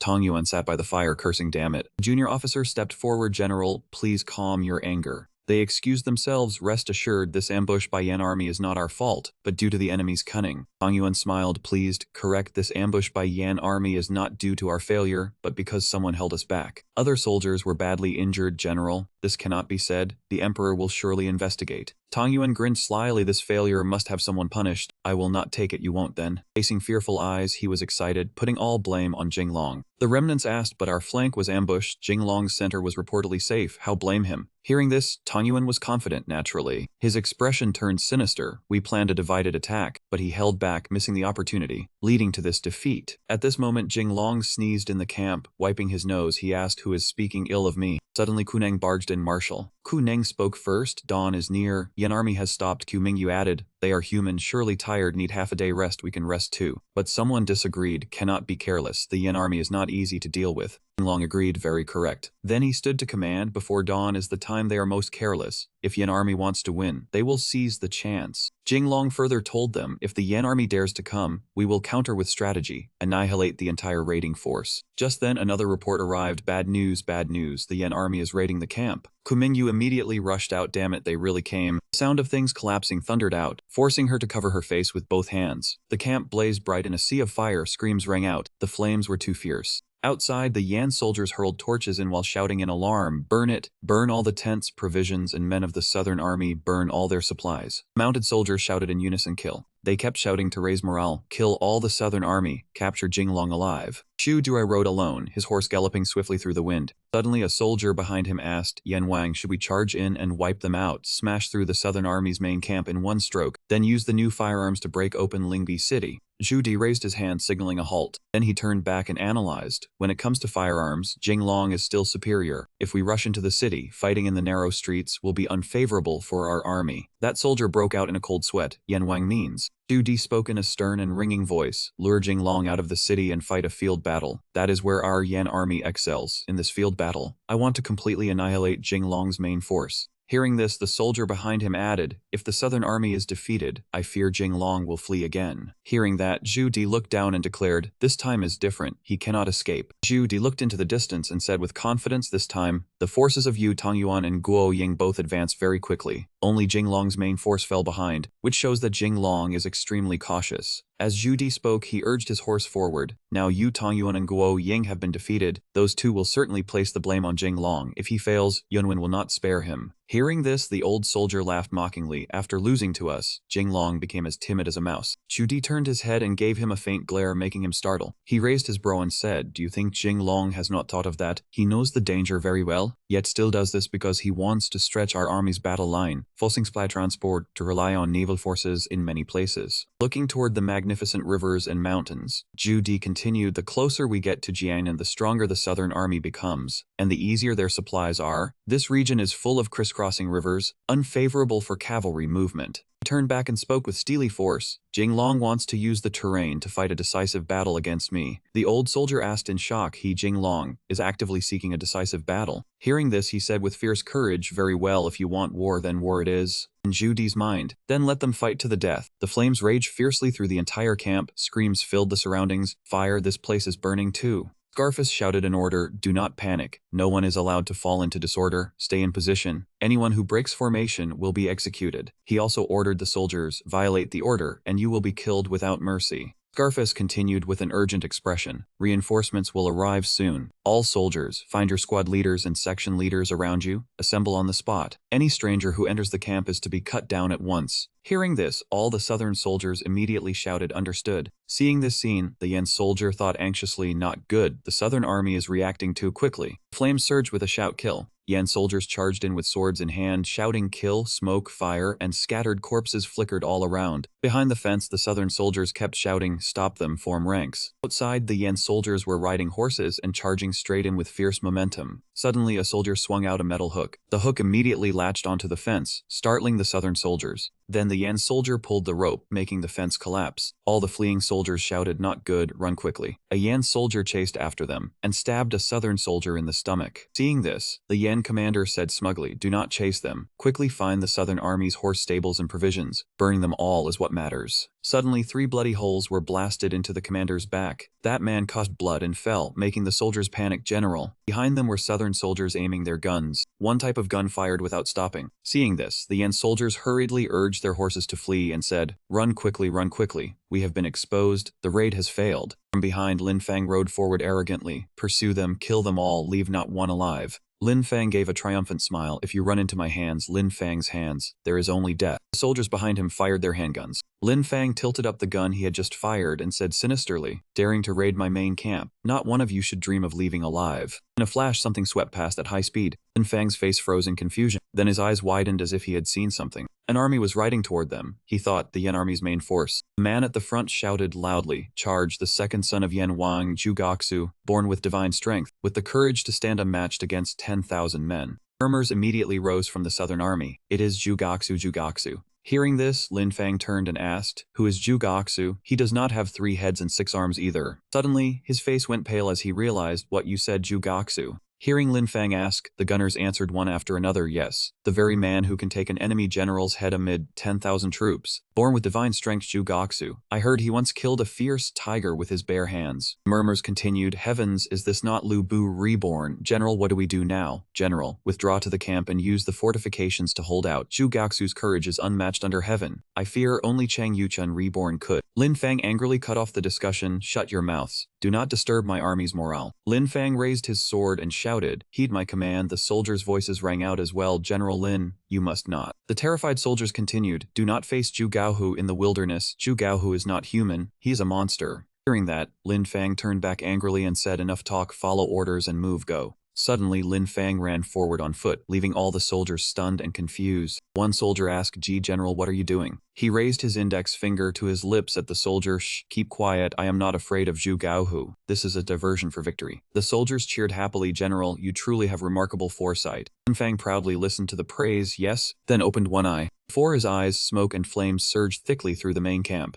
On the high tower, a soldier holding a yellow flag waved it and called down, "The marshal has ordered General Lin to stop the enemy and buy time to reorganize the main camp." Lin Fang darkened with anger and cursed inwardly, "Damn it." He shouted furiously, "Am I supposed to block him with my head? That is the killing god Zhu Gaohu." One soldier asked anxiously, "General, should we obey the order?" Lin Fang turned and scolded angrily, "Obey your head. With the fire this huge, I cannot see a thing, can you?" That soldier broke into a sweat, "General," but Lin Fang immediately cut him off. "No buts." He looked toward the soldier waving the flag. That man shouted, "General Lin, stop the enemy, stop them." Lin Fang frowned and shouted, "Are you joking?" Then an arrow shot upward from below and struck the flag-bearing soldier. Lin Fang saw that scene, leaving him frozen in shock. The flag-bearing soldier had fallen from the highest level after being struck by the arrow. The soldier behind him urged Lin Fang, "General Zhu Gaohu is about to slaughter his way here. Hurry and run quickly." He punched the soldier, knocking out one of his teeth. "Good heavens." Lin Fang said irritably to the soldier, "Run from what? Boss told me to stop Zhu Gaohu. I must obey boss's words." Then he shouted, "Anyone who dares speak of retreat, kill." Everyone answered in unison.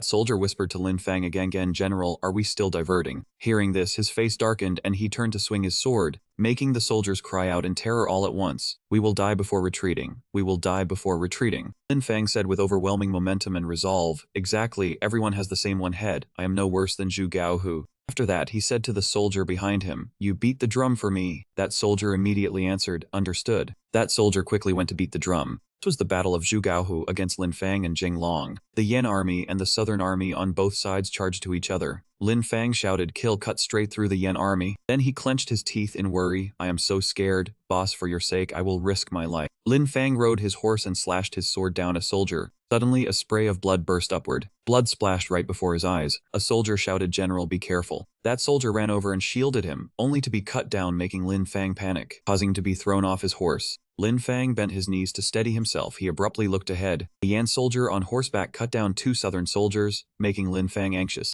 He glanced at the smoke rising from the main camp behind him. Suddenly, 2 soldiers stood close beside Lin Fang and said, "General, be careful." The other one continued, "General, hurry and run." When the Yan cavalry charged over, the 2 soldiers stood in the way and shouted together, "Hurry and run." A voice rang out, startling Lin Fang, "Do not even think of escaping." Zhu Gaohu looked down at Lin Fang in triumph. Lin Fang was anxious, his trembling hand gripping the sword tightly. There was no way to escape. The terrified soldier urged him, "General, hurry and run, hurry and run." Lin Fang still held the sword and looked ahead. It is too late. A general never abandons his soldiers. That soldier said fearfully, "General, please do not." He had already turned back and angrily replied, "Silence, kill the enemy with me." In the flashback, Lin Fang held his head and cried out in pain from the lump on it. Jing Long behind him angrily raised his fist. "You dozed off again." Lin Fang complained aggrievedly, leaving him dispirited. "Boss, I am too exhausted. The new recruit training has worn me out." Jing Long pointed to a spot. "There is a beautiful girl with big pomelos over there." Lin Fang brightened. Where? Seeing this, Jing Long punched Lin Fang in the cheek again. "You seem to still have strength." Then he folded his arms and lectured, "Lin Fang, I promised your senior sister that I would train you into an outstanding general. You cannot back down." Lin Fang turned back and looked at him with determined eyes, giving a soft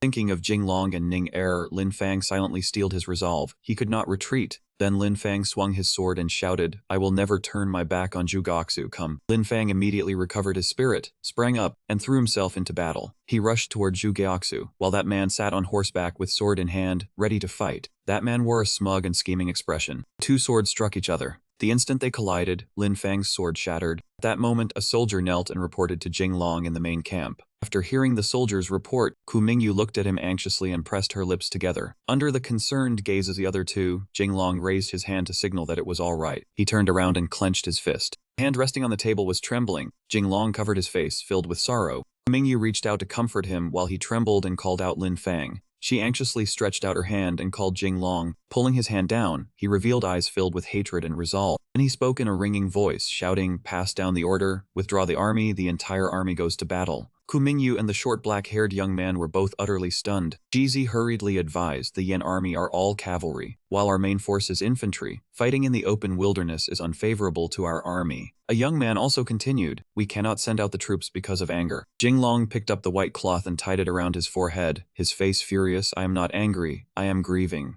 The old man with brown hair standing beside Ku Mingyu wondered, "Is that not the same?" Jinglong said in a ringing voice, "The chance to fight has arrived. Pass down the order, attack." The soldier beat the drum as a signal. The old man with brown hair and the short black-haired young man spoke one after another. "The chance to fight. Where is the chance to fight? 3 army routes were routed by Yan Wang, and 2 have been destroyed. Now only we remain, yet the Yan army has made a thousandly surprise attack and crossed Lingbai." Ku Mingyu also added, "We are all infantry. How can infantry fighting cavalry in the open wilderness contend with the Yan army?" Wooden carriage wheels had also stopped. The horses pulling the carriage stopped inside the main camp, while Jinglong stood on the highest tower. Jinglong had seen everything from afar through the telescope. Next, Jinglong shouted the order, "Pass down the order, frontline infantry advance." Hearing this, all the soldiers assumed their ready stance. They advanced in unison. Zhugoxu said with a smug expression, "Jinglong finally cannot endure it anymore. Report to Royal Father that the Southern Army has left the main camp." That man smiled with confidence. Fighting in the open wilderness, the Yan cavalry will certainly wipe out the entire Southern Army and take Jinglong's head. Zhu Di was observing through the telescope when a soldier came to report, "Great King Jinglong could not hold himself back. His entire army has moved out." Hearing this, Zhu Di lowered the telescope, smiled, and said to the soldier, "I originally thought he would hide inside the camp and contend with us there. Who knew he would actually come out?" That soldier continued to him, "General Lin Fang under Jinglong was cut down on the battlefield by your highness." Zhu Di smiled with a pleased expression. "Lin Fang, that is Jinglong's brother. No wonder he flew into a rage." He continued, "Heaven has decreed it so, then here, let this king and Jinglong bring this karmic debt to an end." Then Zhu Di ordered, "Pass down the order, have Gyaxu block the southern army. The remaining cavalry will follow this king to defeat the enemy." And they quickly answered in unison, "Understood." On the high tower, Jinglong held the yellow flag and shouted the order, "Pass down the order, the 3 generals Ku Neng, Ku Yi, and Ku Tao will block Zhugoxu." He continued giving orders, Tai Swan guard the left wing, Scarblade go reinforce the right wing, Ba Shu continue holding the central army, defend the Great Banner, and those below also answered in unison, "Understood." Zhu Di frowned, turned back, and gave the order, "Cavalry, follow me," to break the formation, pierce through their ranks. All the warhorses ridden by the Yan army were in a state of readiness. Zhu Di and his soldiers charged through together, shouting in unison, "Pierce through, pierce through." In the main camp, a soldier was beating the war drum. Standing on the highest tower was Jinglong, while below were the soldiers of the Southern Army. The Southern soldiers holding metal shields shouted in unison, "Prepare to meet the enemy." The Southern soldiers holding guns also shouted together, "Prepare to meet the enemy." The soldiers holding wooden shields and spears also shouted together, "Prepare to meet the enemy." Ku Mingyu sat on horseback and ordered, "The young duke has given his command. Spare no cost, stop the Yan cavalry." The Southern soldiers holding iron shields saw what lay ahead and immediately shouted, "The Yan cavalry is here, meet the enemy." On the tower, a Southern soldier raised a yellow flag high and said, "Firelock soldiers, shoot." The Southern soldiers holding guns fired one after another. Those bullets shot straight into the bodies of the Yan soldiers. Seeing this, Zhu Di immediately ordered, "Change formation, follow me." The Southern soldiers holding iron shields turned back in panic and said, "This is bad. The cavalry has attacked the left flank. There are fewer men over there." Another soldier also turned back and said urgently, "They are too fast. Hurry and support them." Hearing this, Ku Mingyu immediately directed them, "Do not act rashly. Yan Wang is cunning. Be careful. They may be feinting, attacking from the left flank. There are war carts there. It will not be easy to break through." Suddenly, 2 large wooden wheels rolled across the ground. The wall carts were brought in as reinforcements. Scarface held a gun, knelt near a wall cart, and said, urgently, do not panic, we have wall carts, wait until the Yen army comes, then fire the firelocks. All the southern soldiers shouted in unison, understood. The Yen army rode their horses while holding guns, firing and shouting, shoot. The Yen army's guns fired at the southern army all at once. Seeing this, the southern soldiers hid beneath their iron shields. Some southern soldiers were struck by bullets. Seeing this, Scarface dodged the bullets by hiding behind the body of a wall cart and said anxiously, damn it, the Yen army has firelocks too. Chu Di held his gun and said slyly, you did not expect this, did you? This is called using their own technique against them. Hearing this, Scarface stood up, raised his middle finger at Chu Di, and said angrily, if you have the guts, come die. After that, flaming projectiles were fired toward the southern army. Seeing that scene, Scarface froze and said, great sky thunder. A tremendous explosion rang out, and everything around the place is struck by the flaming projectiles burst apart in fire. The Yan soldiers raised their bows and took aim. Arrows were fired one after another in different directions. Those arrows struck the fence of the main camp, making the southern soldiers inside somewhat panicked. After the arrows struck the fence, the Yen soldiers yanked the ropes back, causing the fence to collapse. Seeing that sight, Scarface thought in terror, the war carts, they are breaking through them right now. The Yen soldiers sat on horseback with blades ready in hand and shouted in unison, flying blades. The southern army looked up and saw countless blades flying toward them, then shouted to one another, dodge quickly. After that, the Yen army's blades flew down, and among the southern soldiers, some managed to dodge while others did not. Witnessing that scene, Scarface immediately said in panic, General, the Yen army is here. Judy fiercely rode his horse to the place where the wall carts had been destroyed, and the southern soldiers lay dead. Seeing his horse charge over, the southern soldiers immediately became fearful and panicked. Judy swung his sword down at two southern soldiers, making blood spray from their bodies. Judy led the Yen army charging through the formation in an arc, and the Yen army shouted in unison, pierce through, pierce through. Judy rode his horse while giving orders. Ahead is the Central Army's great banner. Follow me to break the formation and cut down the dragon banner. Yunrong's father rode his horse with imposing might, leading the army into battle. Yunrong asked from behind, and he answered at once, making him obey. Father, do you think the young duke can stop Yen Wang? Do not think too much. Our mission is to stop Jugaxu. Understood. The southern army saw what was ahead and immediately said in panic, run quickly. The Yen army is here. Seeing this, Yunrong's father immediately ordered from behind, get out of the way, move aside at once. Anyone who dares touch the cavalry formation will be killed without mercy. Seeing this, Yunrong swung his sword and cut down a southern soldier. Smoke gradually dispersed, revealing the dark silhouettes in the distance more clearly, making Yunrong afraid. Those dark silhouettes emerged, causing Yunrong to be instantly shocked in his thoughts. Jugaxu. Jugaxu rode his horse with sword already in hand and declared war in a ringing voice, come here, let this prince finish you off. Seeing this, Yunrong immediately called out in panic, Father. Kumingyu felt a sudden stab in her chest, startling her. One of her hands rested on the left side of her chest as she turned back to look. A soldier knelt down to report to Jinglong, Grand Marshal. Yan Wang has broken through the rear formation and is attacking the Central Army. Hearing this from beside him, Jizi said in panic at once, my lord, please give me the military tali. Let me go and stop that man for a while. After that, he quickly ran outside and Jinglong urged him, hurry. The southern army outside urged one another, act quickly, stop Yan Wang. Next, the southern soldiers with spears and the Yan cavalry with swords charged into each other. Seeing this, Jizi thought anxiously, where are Scarface and the others? There is nowhere left to defend now. The frontal infantry cannot stop a cavalry charge. Two swords flashed and clashed together. Then one sword gradually shattered. Yunrong was terrified and panicked when her sword broke. Seeing this, Zhugao howled in triumph and swung his sword down. Seeing this, Yunrong's father shouted, cower. The southern soldiers in red shoes ran forward in a surging rush. The southern soldiers surrounded Scarface while Scarface hurriedly gave commands. Then Scarface said to Jizi, Taoist priest, I took a shortcut to get here. Jizi then quickly ordered, time is short, quickly prepare the firelocks.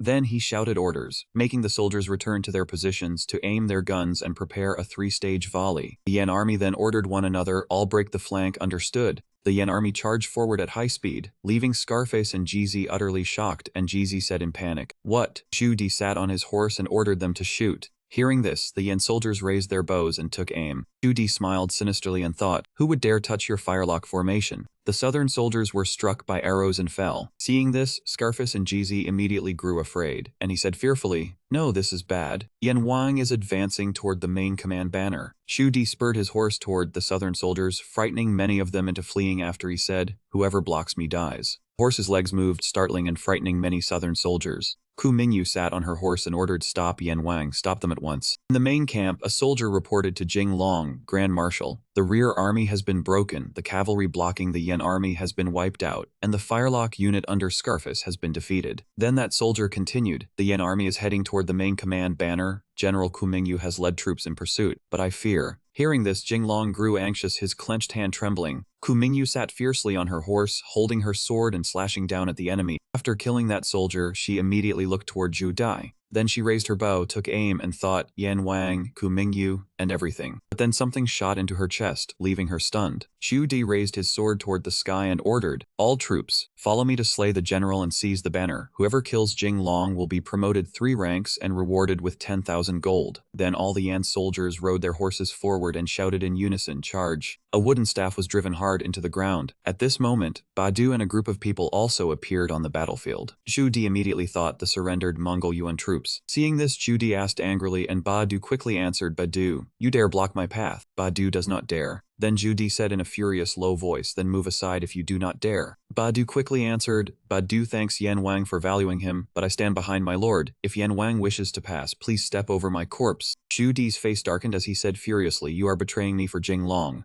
Then Zhu Di smiled cunningly and said, in that case collapse together with Jinglong. Badu shouted one word in a ringing voice, shields. Immediately afterward, red shields were brought out one after another. Seeing this, Zhu Di said to Badu behind the shields, you want to stop my Yan armored cavalry with just this many men. Then Zhu Di laughed and continued, Badu, you have been too comfortable these past few years, you have degenerated. Yan soldiers ran toward the shields. Then the Yan soldiers fired their guns forward. Those bullets struck Badu in the abdomen and chest, leaving Badu stunned. Badu thought in terror, my cultivation has been broken. Martial arts cannot stop firelocks either. A Yan soldier swung his sword down at Badu and cried, die. Seeing this, Badu became extremely anxious and terrified. Suddenly something shot into that Yan soldier's hand. After seeing his soldier's hand spurt blood, Shu Yan snapped in a harsh voice, who is it? After asking, he froze at the sight before him. Yang Hong was holding a bow and staring at Zhu Di with killing intent, and he also thought in astonishment, the Li family's elite cavalry, the elite soldiers Jinglong trained to conquer the south, subjugate Weizhou, and resist the Japanese bandits. Seeing this, Zhu Di asked in shock, Jinglong's ambush force, he still has another army. Hearing this, Yang Hong said angrily, you did not expect this, Zhu Di. I have long been waiting to decide life and death with you. Hearing this, Zhu Di swung his sword up and said, comparing cavalry with you, relying on you alone. Then Zhu Di raised his sword and shouted, change formation. Hearing the command, the Yan army immediately scattered swiftly to both sides.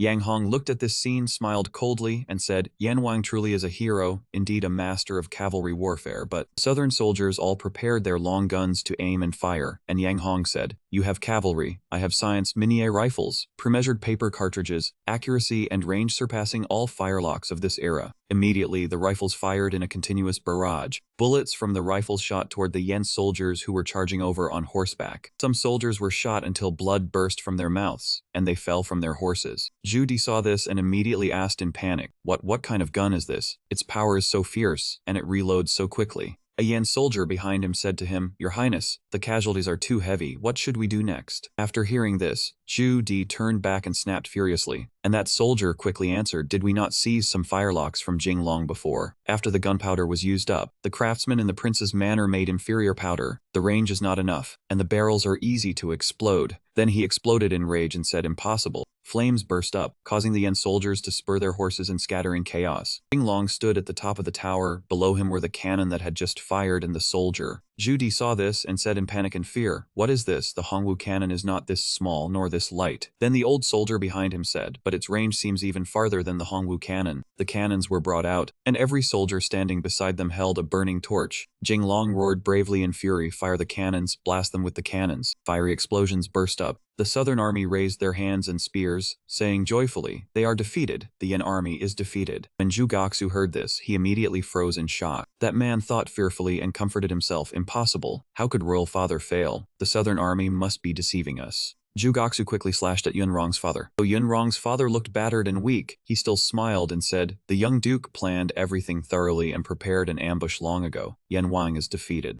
Hearing this, Zhu Goksu shouted furiously, you are talking nonsense. After that man swung his sword and broke the sword of Yunrong's father with one slash, thinking die. Yunrong ran over with a spear and called out, father. The shaft of the spear was struck down heavily by Zhu Goksu. With a ferocious face, that man said furiously, you are all lying to me, go die. Yunrong's spear struck down, but Zhu Goksu grabbed it, making Yunrong panic. Then Rong's father shouted in fear, Yunrong, The sound of horses' hooves came rushing over. In the distance, the Yen army was moving backward. Seeing this scene, Zhu called out loudly in fear and panic, "Royal father!" Zhu Dai, his face battered, urged his horse forward in haste and said, "Zhu, retreat quickly." Hearing Zhu Dai's order, Zhu froze for a moment. "I will go first, you stay behind to protect the rear. Royal father has been defeated." Yunrong's father rode after them, raising his sword as he said, "Yan Wang has been defeated, all troops counterattack." All the southern army soldiers ran after them with spears and shouted, "Counterattack." Behind the cannons, Jizi was watching the aftermath, wiped the sweat from his face with a handkerchief and said wearily to Jing Long, "I nearly had my head chopped off by Yan Wang. Why did my lord not bring out the cannons earlier?" Hearing this, Jing Long folded his arms and said smugly, "In this battle, if we did not fight a decisive battle, bringing them out too early might not have held Yan Wang here." After that, Jing Long continued in a ringing voice, "Pass down my order, annihilate the Yan army, keep Yan Wang here, dead or alive does not matter." Afterward, the southern army blew horns and beat drums to signal the order. Hearing this, all the southern army soldiers took up their spears and chased after the Yan army. Zhu was choking Yunrong when his face darkened.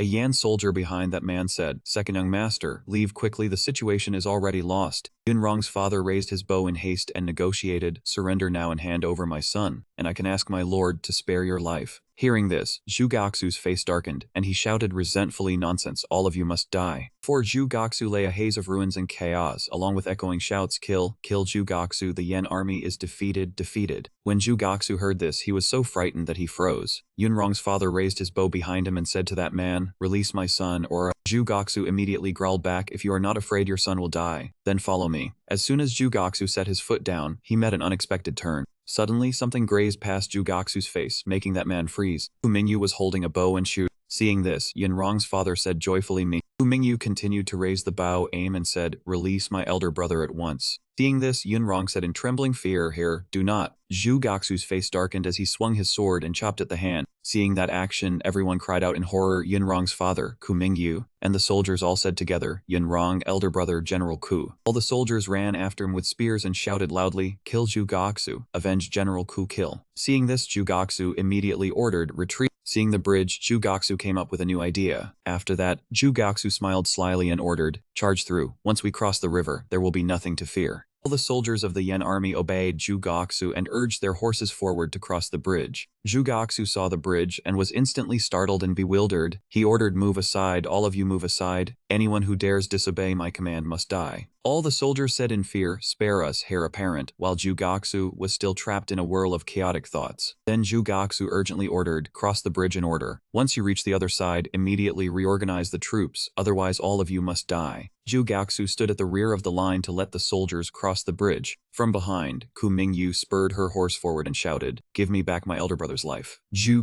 saw this and said angrily, "Just a woman throwing her life away." Behind her, Yunrong's father and the soldiers were also chasing after them. Yunrong's father shouted, "Mingyu, get out of the way." Ku Mingyu rode in with a spear and charged into the formation, while Zhu rode in with a sword and charged forward. The sword and spear clashed against each other. Then her spear was knocked out of her hand by Zhu, leaving her stunned and afraid. Zhu saw this and gave a cunning smile. Suddenly, something came rushing toward his face. Ku Mingyu rode her horse and made its two front hooves stomp down on Zhu, saying angrily, "Give me back my elder brother's life." Yet in the very next moment, that man caught the horse's legs with his bare hands. Sinister look crossed his face as he revealed a wicked smile. Ku Mingyu was sitting on the horse's back at this moment. Her face went deathly pale as she stammered, "What? How can this be?" He gritted his teeth and spat out with hatred, "Do you not know I was born with heavenly strength?" Mingyu, still on horseback, anxiously controlled the horse as well, not letting that man act recklessly. "Black-purple horse, use all your strength and trample him to death for me." Suddenly, he charged upward, malice clear on his face, "Open the way for me." All of a sudden, a man seated on horseback came galloping over. On this side, that man Gao Xing successfully made the horse lose its balance and fall. Mingyu was utterly alarmed, and at this moment she also gradually lost momentum and fell. In the end, she landed hard and painfully. Then Mingyu looked up, and before her stood the massive figure of a man and a horse.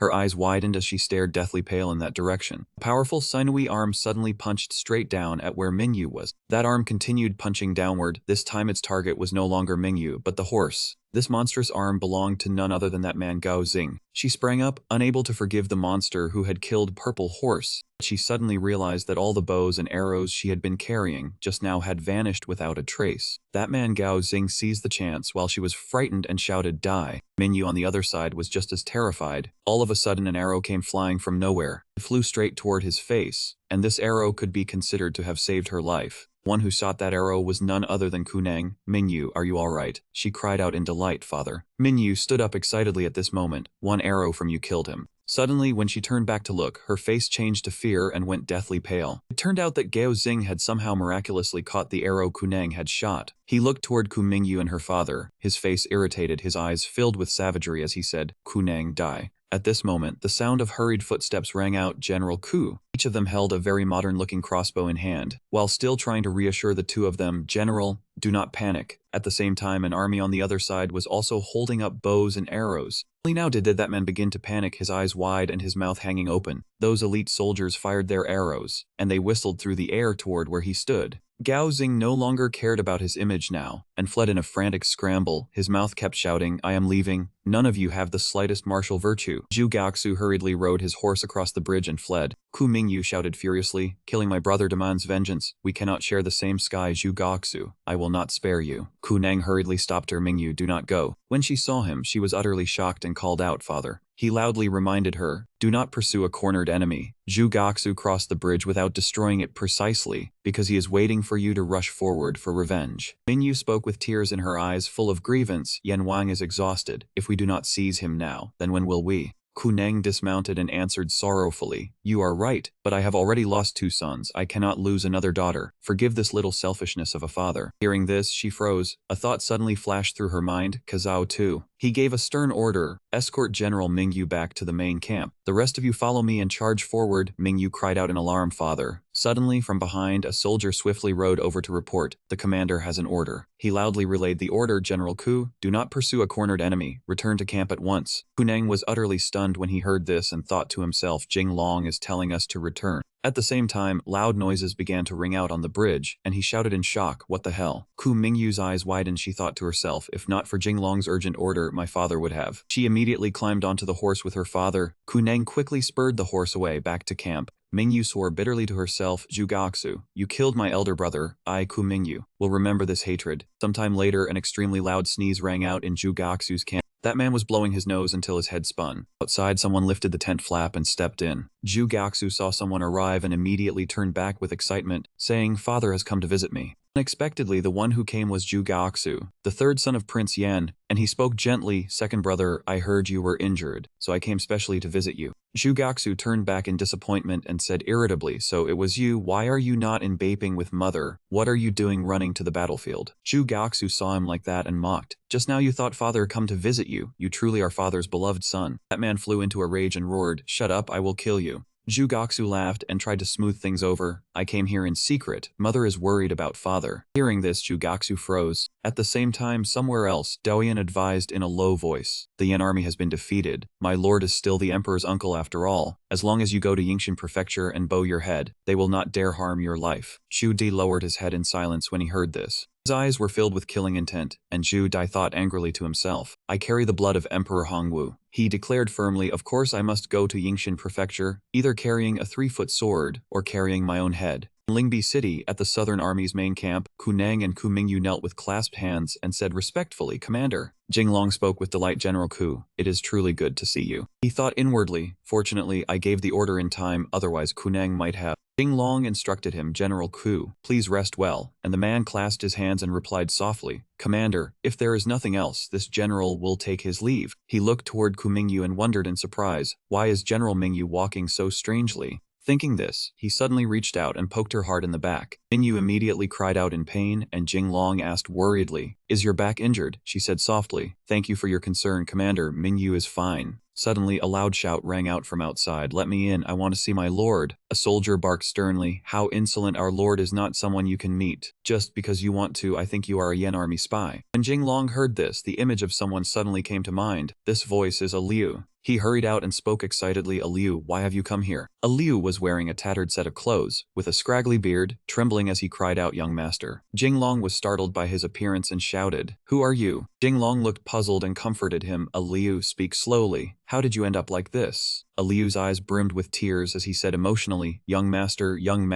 Liu endured countless hardships and finally got to see you. He recounted the hardships he had just suffered. To escape pursuit, I disguised myself as a woman and was almost sold into a brothel. In his mind appeared the image of the vicious madam pinching his face and threatening him. From now on, you are little pink butterfly. Liu continued, after great difficulty I escaped. I had to beg all the way, with nowhere to stay, and could only sleep in ruined temples. Jinglong supported him with pity. Liu, I understand your suffering. Liu was moved and clutched his hand. Young master understands best. He stuck out his rear and complained pitifully. All along the way, Liu's backside hurt until it swelled up. Ku Mingyu was disgusted when she saw it, and angrily kicked him hard in the face, scolding, you even bare your back in front of women, truly shameless. Jinglong was startled and blurted out a curse, damn it, and he hurried over and shook him, calling, Liu. He shouted, call the army physician for me, use the best medicine to keep Liu alive. After making arrangements he glanced over in confusion and asked, Ku Mingyu, with one punch from you, even a bear would cough blood, why did you do this? Ku Mingyu was still angry as she replied, the punch that makes a bear cough blood is. But she seemed to feel somewhat guilty, so she added, Liu's medical expenses will be deducted from my account, consider it my apology. Hearing this, Jinglong could not help but mock her. How much money do you even have? Ku Mingyu turned and left, softly answering, yes. But as soon as she turned around, a sharp pain came from her waist, making her cry out, it hurts so much. Seeing this he ordered, call Shadow here for me. Night fell and gentle light spread across the sky.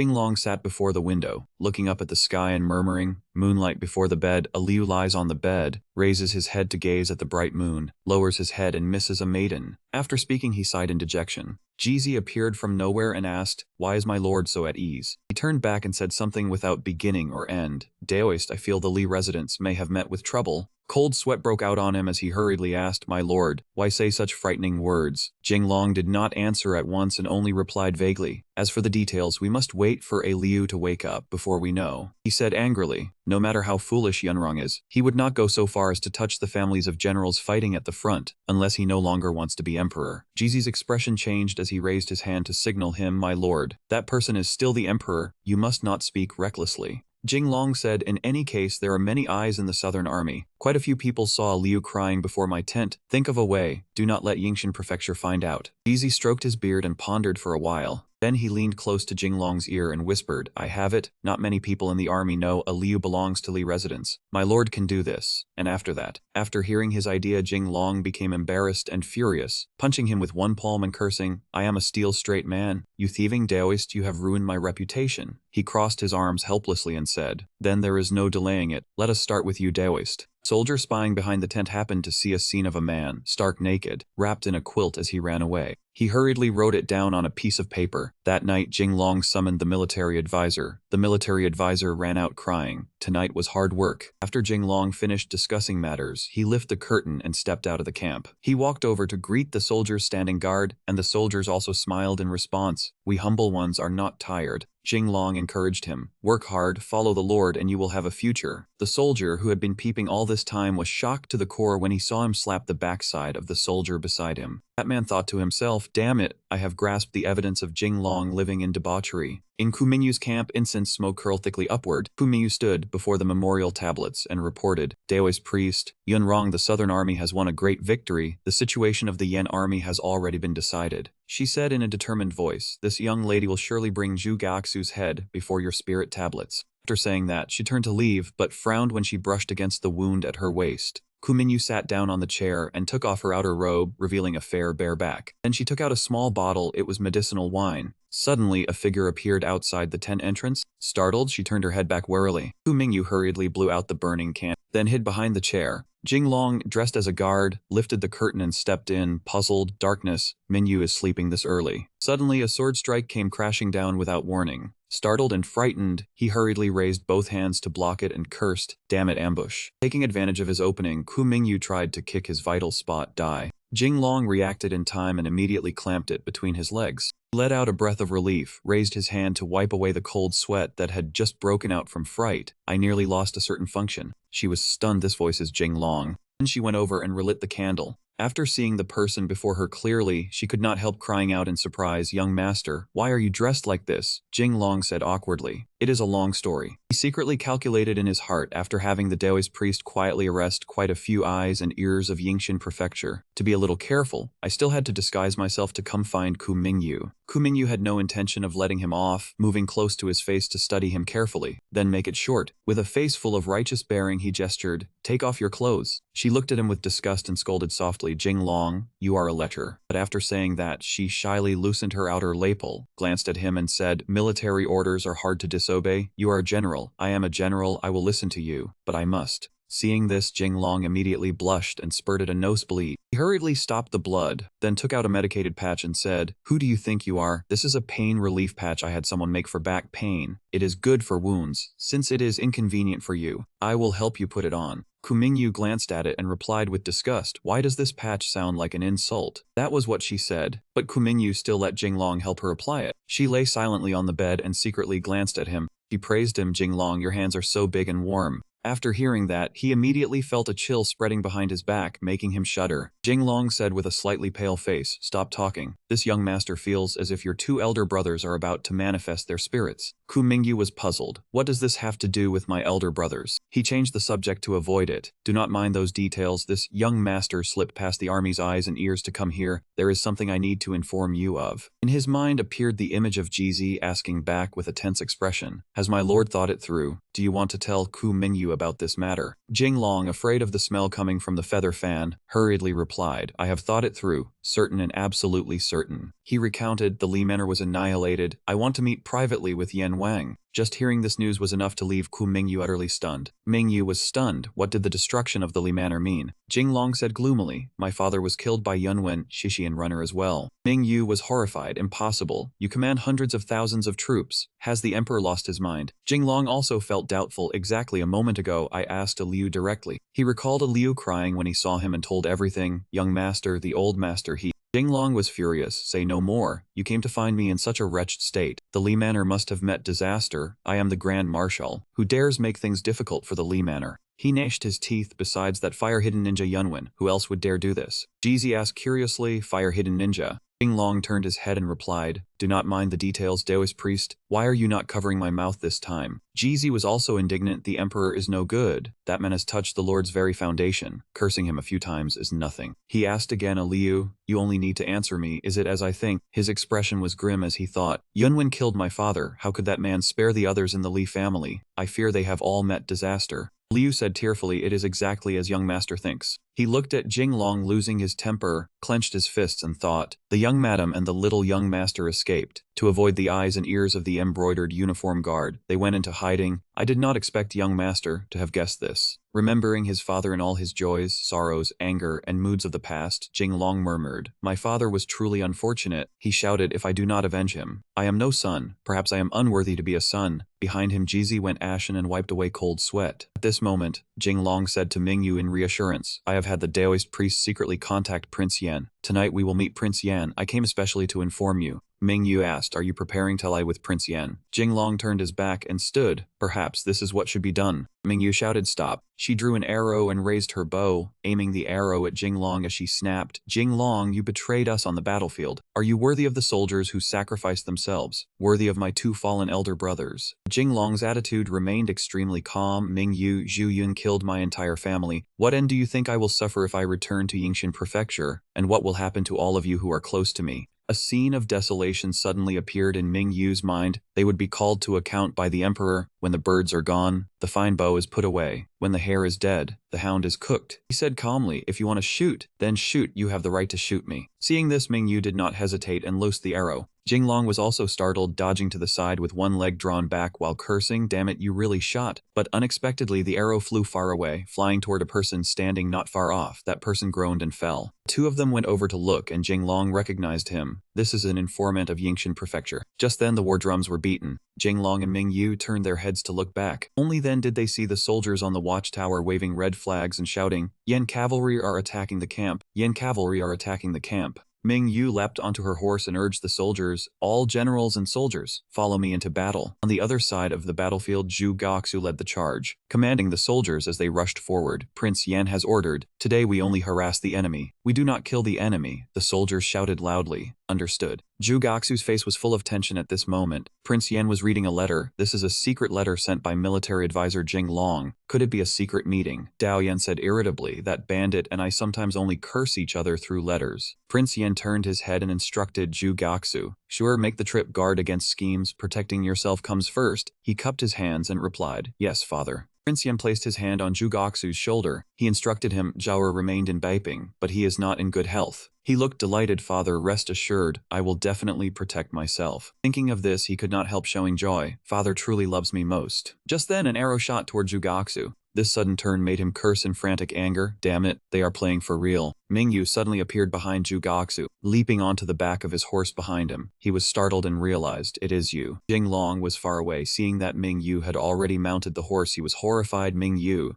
Because the distance was too close, Mingyu held the arrow and stabbed straight forward. Zhu Gaxu, I want your head. Jing Long panicked. If Zhu Gaxu is killed, the secret meeting will be as good as ruined. Unfortunately, Mingyu's thrust missed and struck Zhu Gaxu's cloak. In the end, it stabbed into the horse's rump, and the two people and one horse all stared wide-eyed and broke into cold sweat. Enduring the pain, the horse neighed, tears falling, wildly carried both of them far away. Only then did the others jolt in panic and shout, Second young master, hurry and save second young master, General Mingyu. Jing Long leapt onto his horse and gave chase. I will go save General Mingyu. The horse's hooves soon carried him into the forest. Only then did Zhu Gaxu appear from behind a tree, revealing himself. He spoke, Jing Long, it really is you. Jing Long asked, where is Mingyu? Zhu Gaxu answered casually, I threw that bitch off the horse, she is surely dead. Hearing this, Jing Long urged his horse, turned his back and was about to leave. Then there is no need for a secret meeting anymore. Only then did Zhu Gaxu panic and stop him. Wait, I was only joking. He explained that woman switched sides halfway, she did not die, and no one was found either. Just then Mingyu walked out of the forest, young Master Li.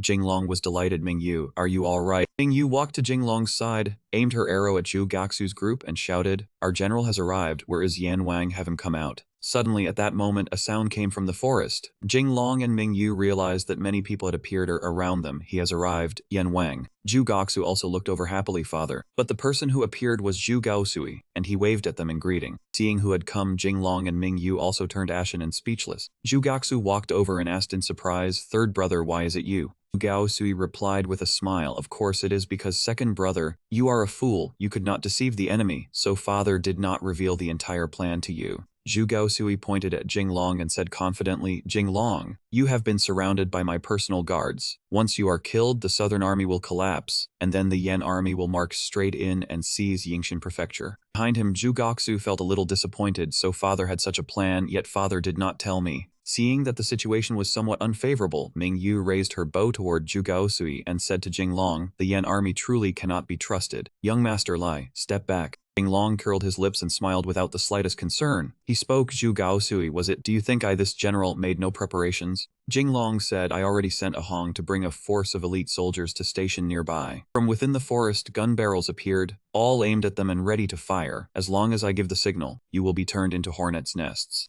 Zhu Gaosui panicked as well. Do not, young Master Li, I was only joking. Zhu Gaosui forced a flattering smile at Jing Long and said, ever since Beiping, I have heard of second young master's great name. Meeting you today, I only wanted to joke a little to close the distance between us. Suddenly, Zhu Gaosui sensed that something ominous was coming. Jing Long angrily punched Zhu Gaosui on the head. Zhu Gaosui held one side of his bruised face. Young Duke, firearms are formidable, and father also fears there may be trickery, so he had no choice but to guard against it. Please move 10 lei away for a discussion. Father is waiting for you there. Hearing this, Jing Long fell completely silent. Just then their two gazes met. Zhu Gaosui cupped his hands in salute, yet Jing Long turned and left decisively. This directly left the two Zhu brothers dumbfounded, and Zhu Gaosui received only a contemptuous turn of the head from Zhu Gaxu. Zhu Gaosui turned to look at Zhu Gaxu and thought to himself, no, you really are too stupid. Then the sky had returned to nighttime. A long while later, Yan Wang and Jing Long met, and as soon as the old man saw him, he called out, Jing Long. The old man said in confusion, while the two armies are facing each other, you still want a secret talk with this king? It truly astonishes this king. Yan Wang guessed, but has Yunwen made a move against the Li family?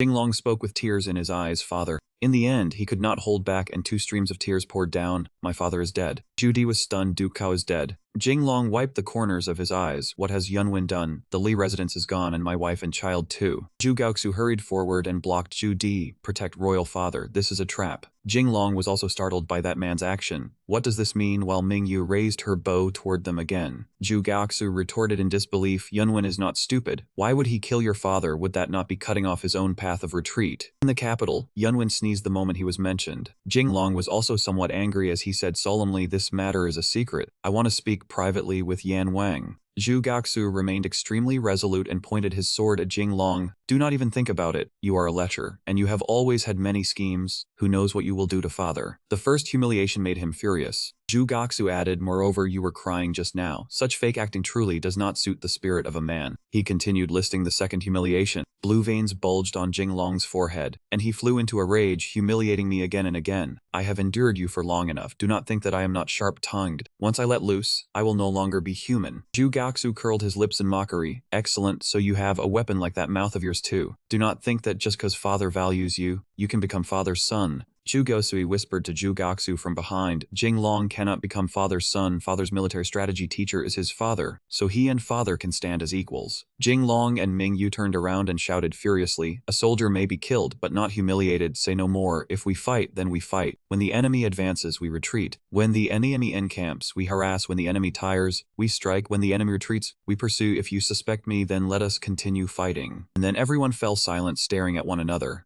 Yan Wang muttered in deep thought, when the enemy advances, we retreat. Zhu Gaoxu suddenly knelt down in admiration, while Yan Wang hurriedly stepped aside. Which military book are these words from? So exquisite. The first time I heard them, my legs nearly went weak. He hurriedly grabbed Jinglong's hand and shouted in panic, Brother Jinglong, Uncle Jinglong, please stop. Mingyu shouted, do not block the young duke's way. At this moment, Yan Wang suddenly burst into laughter. Heaven is helping the Yan army. The old man praised him. Jinglong, you are not only an extraordinary commercial talent, your military talent is even greater. The old man continued, with you helping me, we will surely bring peace to the world. That night at the Southern Army camp, a soldier suddenly slipped into Jinglong's tent. He found someone lying motionless on the bed. Then he discovered that the person lying there was a puppet. That man murmured in doubt, Commander Li is not in the tent. Jinglong appeared behind him at that moment. Does that mean I cannot be outside the tent? Jinglong lifted the curtain and stepped in, catching the soldier who had broken into his hut red-handed. Can I not be outside the tent? That man turned back in panic. Commander Li. But he gave him no chance to explain and shouted, this man is suspicious. He must be a spy of the Yan army. Seize him. That man explained, Commander Li, spare my life. This lowly one is not a spy of the Yan army. Jinglong questioned him, if you are not a spy, then what are you doing here? Seize him on the spot. By now that man was flustered too and cried out loudly, you cannot kill me. I am the Emperor's man. The Emperor sent me to monitor you. Jinglong used the scheme against him and retorted, nonsense, the Emperor is my close friend. Why would he monitor me? For insulting the Emperor, I will behead you.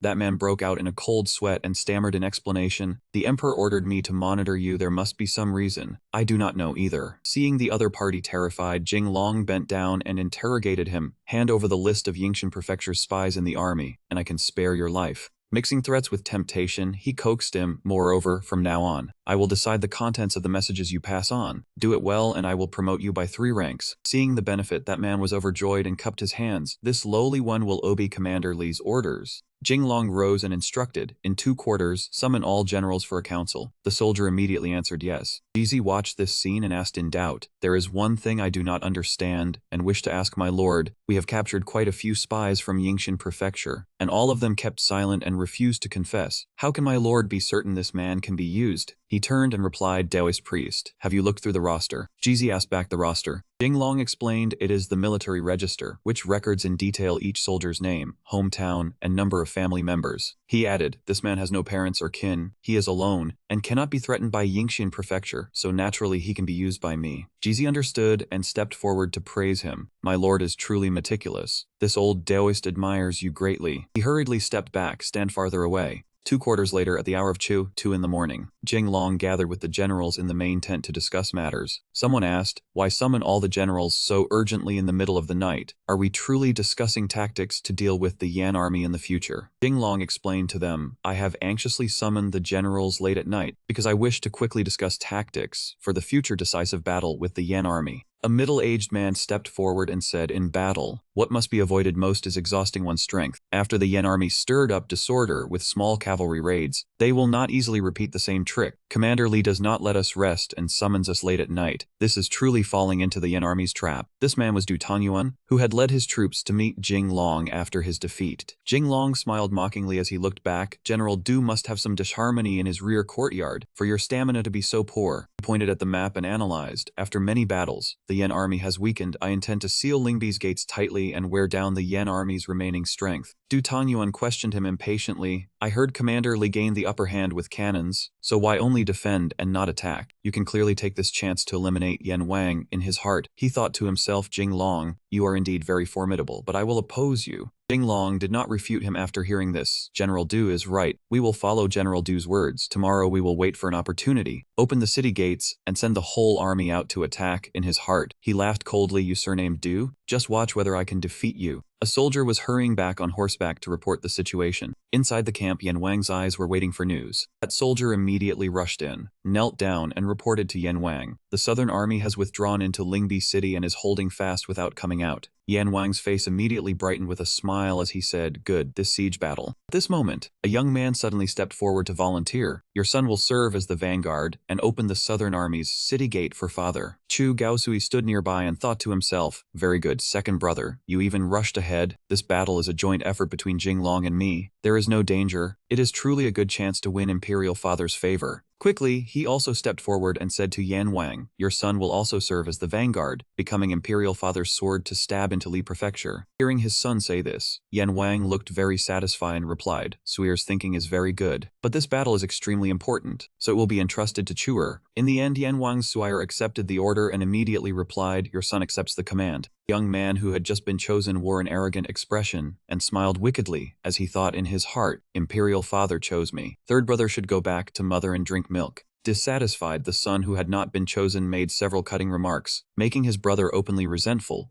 So what if you do well? The position of heir is not yours either, elder brother. After being mocked with those words, the young man could no longer restrain his emotions. Leading troops into battle, he even made up his mind, third brother truly infuriates me. I must fight a splendid battle for him to see. At this moment, the decisive battle was underway, and the order was given, fire the cannons, intensify the siege. From inside the city, waves of fierce attacks from outside could be seen. Jing Long stood on the city wall, coughing violently from the smoke and dust. At this moment, a soldier ran over to report the situation to him. Report, Grand Marshal, it is our army's attack signal. General Su has already led troops out of the city to kill the enemy. Jing Long turned back and asked with a sharp gaze, trying to seize merit, let him go, I must first deal with Li Prefecture. From inside the city, General Su led the soldiers behind him out on horseback, laughing loudly as he raised his voice and roared, Yen Bandit, I will fight you to the death. General Xu declared sonorously, with the protection of Jinglong's private army, I will obtain victory. Before any fighting could even begin, a soldier ran over in panic.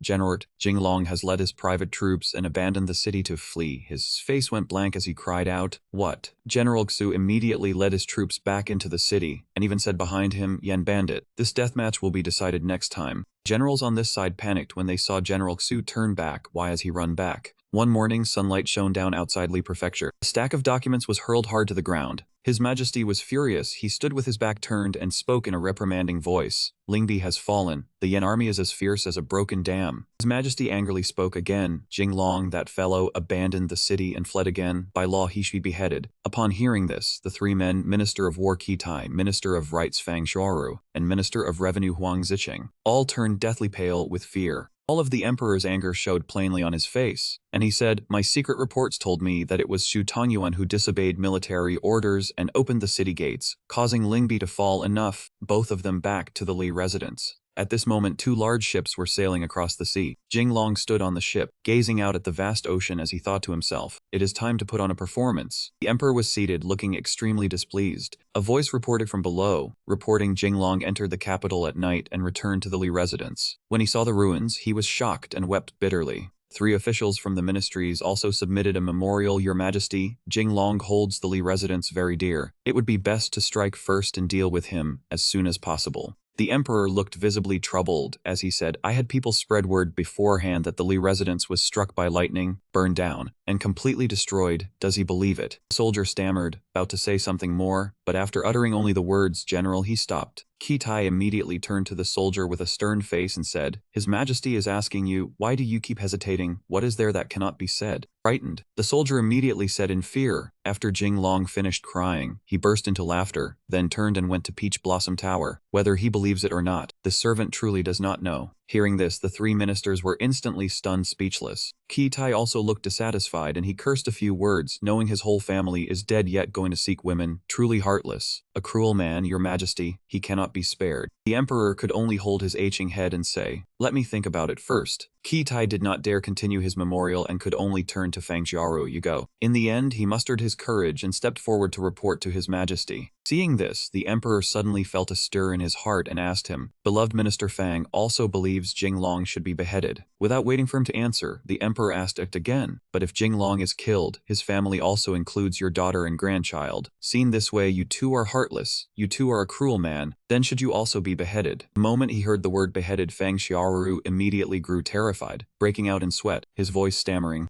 After regaining his composure, he answered the emperor in a ringing voice, "This subject is loyal and devoted. What meaning does a daughter have, let alone risking my life twice for Your Majesty? Even if I had to risk my life for Your Majesty by stabbing my daughter, I would not mind." The emperor had heard enough to feel disgusted. He turned his face away, and said only briefly, "Enough, have Jing Long and Shu Tongyuan come see me tomorrow at the Mao hour." Huang Zicheng immediately spoke up quickly, "His Majesty is too benevolent, Jing Long is a man." At this point, the emperor could no longer restrain his emotions. He roared angrily, "Then what do you want me to do? Behead Jing Long, who will replace fourth uncle's position. Whoever tries to advise me again can go fight fourth uncle himself." Hearing this, the three old men each put on their own act. "Oh heavens, this old subject has injured kidneys and cannot go to the battlefield. This old subject has leg kai, this old subject's concubine is pregnant." On a night when the moon shone brilliantly across the sky, before his eyes was Peach Blossom Tower, and someone said, "Hurry up, my lord." Inside was the scene of Jing Long indulging in wine and women, looking utterly improper as he said, "To the common people, as long as they can live well, it does not matter who becomes emperor." Mingyu, standing nearby, heard this and could not help feeling alarmed, reminding him, "Young Master Li, there are many people here, say fewer disrespectful things, be careful or His Majesty will deal with you." Jing Long did not care at all and cast all her words aside. "It is fine, this place is." Suddenly he paused for about 2 seconds, as a pair of elegant long legs appeared and left him dazed. Yanner appeared from somewhere, emotion shimmering in her eyes, as she called his name intimately, Jing Long. Jing Long was the same as her, his eyes brimming with affection as he called her name just as intimately, Yanner. The two ran over and embraced each other, gazing at one another with affection. He called her name again, Yanner, while she looked at him and said, "Jing Long, I missed you so much, you are finally back." Jing Long held Yanner and said tenderly, "This Peach Blossom Tower was opened secretly by Yanner under an assumed name. It is absolutely safe." Mingyu stood to the side watching, sadness plain on her face. Jing Long turned to Yanner with a smile and said, "When we parted, your belly was still big, now it has gone down." She shyly raised the fan in her hand to cover her face. "You were gone for so long, I gave birth to a daughter for you." At this moment, a wet nurse carried the child in. Looking at the pretty and adorable child, Mingyu happily continued, "Your daughter is waiting for her father to give her a name." Jing Long also moved closer to his little daughter, looking at the child tenderly as he said in happiness, "This daughter is truly adorable." Father's little padded jacket. No sooner had he praised the little girl than the child grabbed his hair, making him grimace and cry out, "This padded jacket lets in a little wind." Suddenly another girl came running over happily, carrying a child in her arms, and called his name Jing Long. Jing Long turned back to look and answered with a smile, "Liu Yu." Liu Yu smiled brightly, held the child before him, and said, "Jing Long, hurry and look, I gave birth to a son for you. In the future I will teach him how to march and fight, and make him his father's deputy general." When Yanner saw this, she angrily turned her face away, secretly cursing in her heart, how hateful, competing again to let Jing Long see her child first. Jing Long happily turned and picked up the child, playing with him as he praised the baby. "A son of our Li family, he really looks exactly like me." Liu Yu stood beside them watching and smiled brightly in agreement, as if cast from the same mold. Just as he was enjoying himself, a stream of yellow liquid shot straight into his face. Yanner hurried over and used a handkerchief to wipe his face, while asking anxiously, "Jing Long, did it get in your mouth?" He only answered casually, "It is fine, a child's urine, very nourishing." After going back and forth, Jing Long wiped his face with the handkerchief and said, "This boy still should not resemble me. He only knows how to make trouble for his father." Liu Yu carried the child and also fell silent, no longer laughing or saying anything. Another person ran over, and as soon as Princess Hanshin rushed in, she called his name, Jing Long. Princess suddenly ran over and threw herself into Jing Long's arms, hugging him while scolding him, "You heartless man, you returned from the battlefield but did not come to see me at the princess residence." He froze in confusion and asked Hanshan, "Why would I go to the princess residence? I am not the prince consort." The princess's eyes glistened as her tone filled with reproach. "Of course, to the princess residence to see your children." This time things were truly serious. Jinglong recalled it and said hesitantly, "Your princess residence is full of eyes and ears." He was still dazed, half believing and half doubting as he asked again, "What did you say, my children?" Hanshan happily hugged his arm and said something shocking, "I brought them here. They are twins." The next second, the princess ordered, "Bring them in," and a nanny immediately carried in 2 children in her arms. Hanshan laughed smugly and mockingly. "I won," while Yanner and Liu Yu behind her were blazing with fury. Jinglong held the twin children, looking at them warmly as he said, "The emperor destroyed my family, yet I have 4 children. No matter what wildfire cannot burn it all away, and the spring wind blows again." He recalled the figures of the 2 others and said in a wistful voice, "If Shushu and Ruiner were still here, the whole family would be reunited." Jinglong's eyes filled with determination. "Father will protect you all." One morning inside the Forbidden City, the emperor was seated above. Jinglong strode in and stood proudly before the sovereign. "Your subject Jinglong pays respects to your majesty. Your majesty summoned me." The emperor's expression was ugly as he rebuked him. "Jinglong, the moment you returned, you went to Peach Blossom Tower, and then came to court like this. I have a stack of memorials criticizing you." Looking again, his face was indeed covered in traces of debauchery. He hurriedly took out a handkerchief and wiped away the lipstick marks left on his face, then answered with a smile, "Well, my wives were far too passionate. There was no way to avoid it." Just then another person walked in. Speaking the moment he entered, "General Li truly has not a care in the world." Jinglong glanced briefly at the person behind him. As soon as Tan Yuan appeared, he began accusing Jinglong, defeated troops fleeing, abandoning tens of thousands of soldiers, yet still having the heart to seek flowers and willows. Tan Yuan was not very forceful. That man seemed to recall something. Then he remembered what the 3 ministers had told him. "We will back you up, just charge forward without worry." Taking their advice, Tan Yuan's face filled with confidence as he prepared to continue impeaching him. That man began to regain his confident bearing and reported to the emperor, "Your Majesty, Jinglong was the chief commander. His reckless actions led to the defeat." Jinglong was so furious he could hardly bear it. He pointed at Tan Yuan and defended himself. "Do not believe him, this wicked old man. I was about to win before. It was all his fault." The emperor did not seem to side with him either, instead saying, "General Jinglong, this defeat was indeed caused by your strategic error." Tan Yuan seized the chance and quickly echoed the emperor, Exactly. After speaking, the emperor turned and exposed Tan Yuan, leaving him frozen. "But why did I hear that if you had not disobeyed orders, my imperial uncle would have been defeated long ago?" Being directly accused, that man began pointing at Jinglong and biting back. "Your Majesty, do not believe Jinglong. His mouth only knows how to speak prettily. He is not only good at forcing marriages, but also good at slander. Truly terrifying." A group of civil officials behind him also joined in at once. "Jinglong is truly terrifying. Beat him." Unable to hold back, Jinglong vented his anger and drew his sword. "Come on then, who is afraid of whom?" He pointed the tip of his sword at the civil officials, frightening them into scattering in panic. "Let me disperse your foul aura for you." With the chaos causing such a commotion, the emperor angrily shouted, "Stop making noise." The emperor became stern, his sharp gaze making things clear. "Secret reports reached me long ago. As for right and wrong, I will decide for myself." Tan Yuan thought Jinglong was about to be brought down, his smug expression showing his inner thought,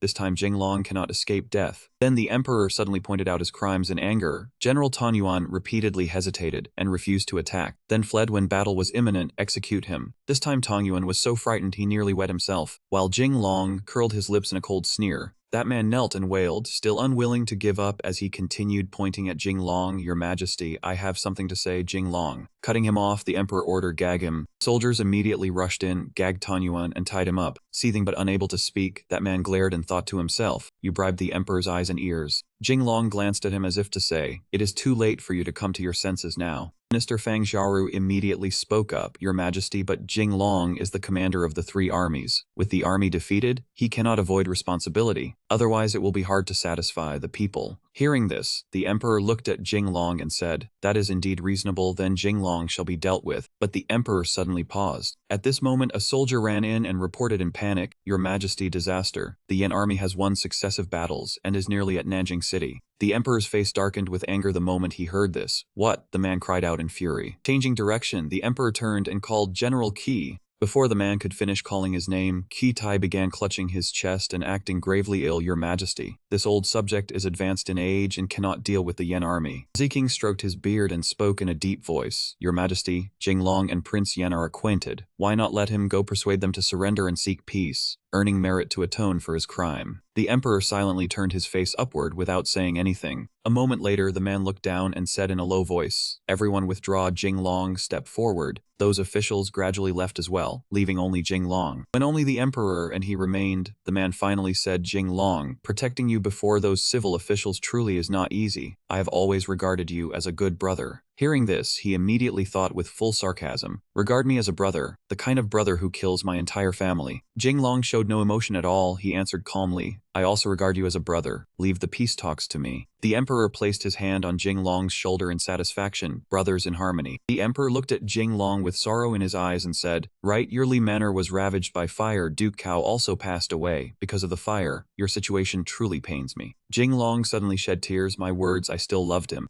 Emperor moved his face closer and asked with concern. He covered his embarrassment and said nothing. Jinglong cupped his hands and said solemnly to the emperor, "What your subject means is, Li manor is old and needs to be rebuilt, and as for my father's title," he faltered, intending to ask something more. Understanding what he meant to say, the emperor immediately made a decision. "Duke Cao unfortunately passed away, so the title of Duke Cao naturally belongs to you, Jinglong." He immediately knelt. "Thank you, your majesty." Where the emperor could not see, he smiled sinisterly. Then the man turned to Jinglong and spoke as if they were close. "The relationship between you and me does not require words of thanks. If you have any request, I will grant it all." Seizing this excellent opportunity, Jinglong cheerfully stated his request at once. "Tomorrow, your subject would like to ask for leave." His request was quickly rejected by the emperor. "No, it has already been made clear that you work for me on a 996 schedule. Asking for leave is impossible," he pleaded, raising 2 fingers to bargain. 2 hours is enough." "One wrong, the Li family has new children. I need to choose wet nurses for the children."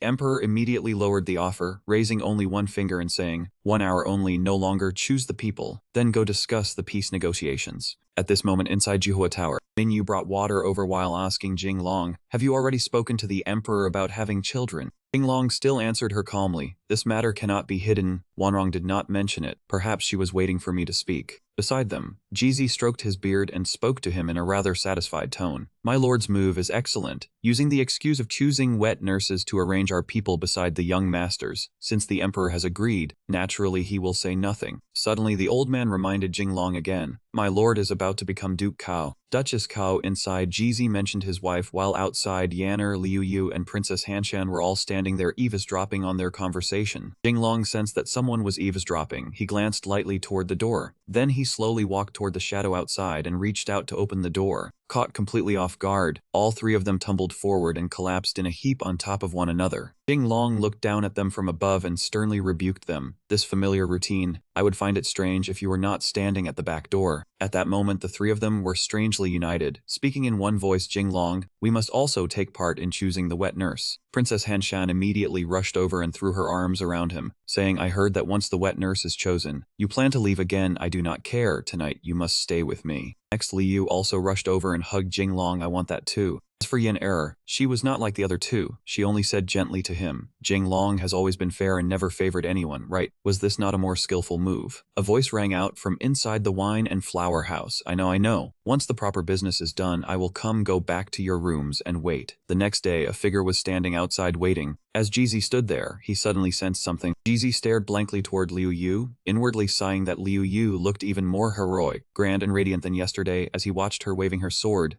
Looking toward Yan'er as she read, he also sighed with admiration. Yan'er was gentle, graceful, and elegant, even more beautiful than yesterday. Then looking toward the princess as she dressed herself up, he thought Princess Hanshan was noble as gold and silver, her bearing shining even brighter than yesterday. Suddenly, the princess turned around with a delicate and refined expression and asked, "You are looking for Jinglong. He is inside. Go in and find him. I will leave first." Jizi went inside and met Jinglong, then spoke to remind him, "My lord, the time to choose the wet nurse is almost here." He called out again, "My lord," and when he looked toward Jinglong, he was already utterly ruined, lying on the bed after spending the entire night in endless entanglement with his 4 wives. Lying on the bed, he burst into tears and kept saying, "No, I still have to save my strength to rescue Shishi. Wait for me." Outside Duke Gao's estate, the sky was blue, the clouds were white, and the golden sunlight made everything look remarkably poetic. Yet in stark contrast to the peace outside, Jinglong's face was dark, his heart weighed down with heavy troubles. Suddenly, a gentle call drifted in from outside, cutting through his gloomy state. "Jinglong."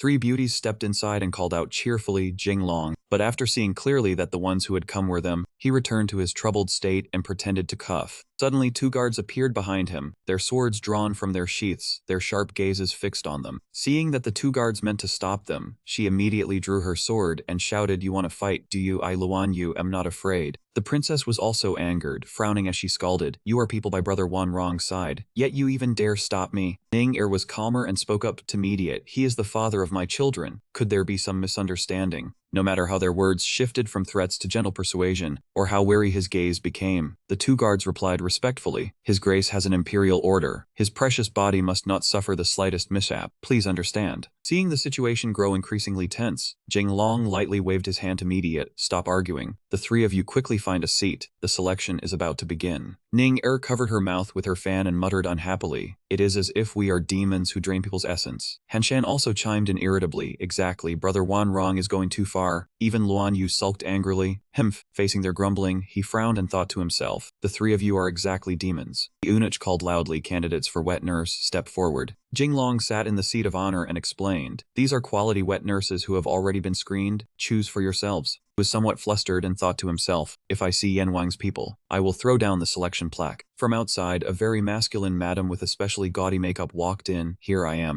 Seeing the person before him, Jinglong was so shocked that he spat out the tea he had just drunk. He flew into a rage and rushed before you, hitting and scolding, "You, do you have milk? Those blows made you yelp loudly, ouch." Jinglong took advantage of the chaos and whispered to Liu, "Did I not tell you to follow a Hong? Do you know how dangerous coming to Jingshan Prefecture is?" You covered your face and replied softly, "Young master, do not worry, my makeup is very thick. The young masters and young misses have all been entrusted to others. How could I feel at ease?" Hearing this, he could not hold back his tears and raised a thumb in praise. Impressive equipment indeed. Liu pulled a sack out from his chest and reported with great pride, "Your Grace, rest assured, everything is fully prepared." He held the heavy cloth sack and brought it before Jinglong's eyes. Jinglong leaned closer and sniffed it. The smell of mare's milk. Liu really did prepare thoroughly. He straightened up and said decisively, "I choose." Seeing his smug look, she moved closer and asked softly, "Young Master Li, how can you tell who belongs to Yan Wang?" Jinglong turned back and made a hand gesture as he replied, "Before leaving, I had already set a secret signal with Yan Wang, only I can understand it." Just as he finished speaking, another woman walked in. She bowed respectfully, "I am Judy's man." Seeing the face of the person who had arrived clearly, Mingyu muttered irritably, "Rotten stinking Judy." Jinglong, however, was utterly delighted and said with great excitement, "I choose." Of the 4 children, some were already sound asleep, while others were still crying and fussing. Jinglong looked at his adorable children and said, "Children, father is leaving." Qin Luan Yu asked timidly, "Jinglong, how about I disguise myself as a man and go with you?" Turned back and said, "I am going to mediate. Do you think I am training troops?" Luan Yu stopped joking.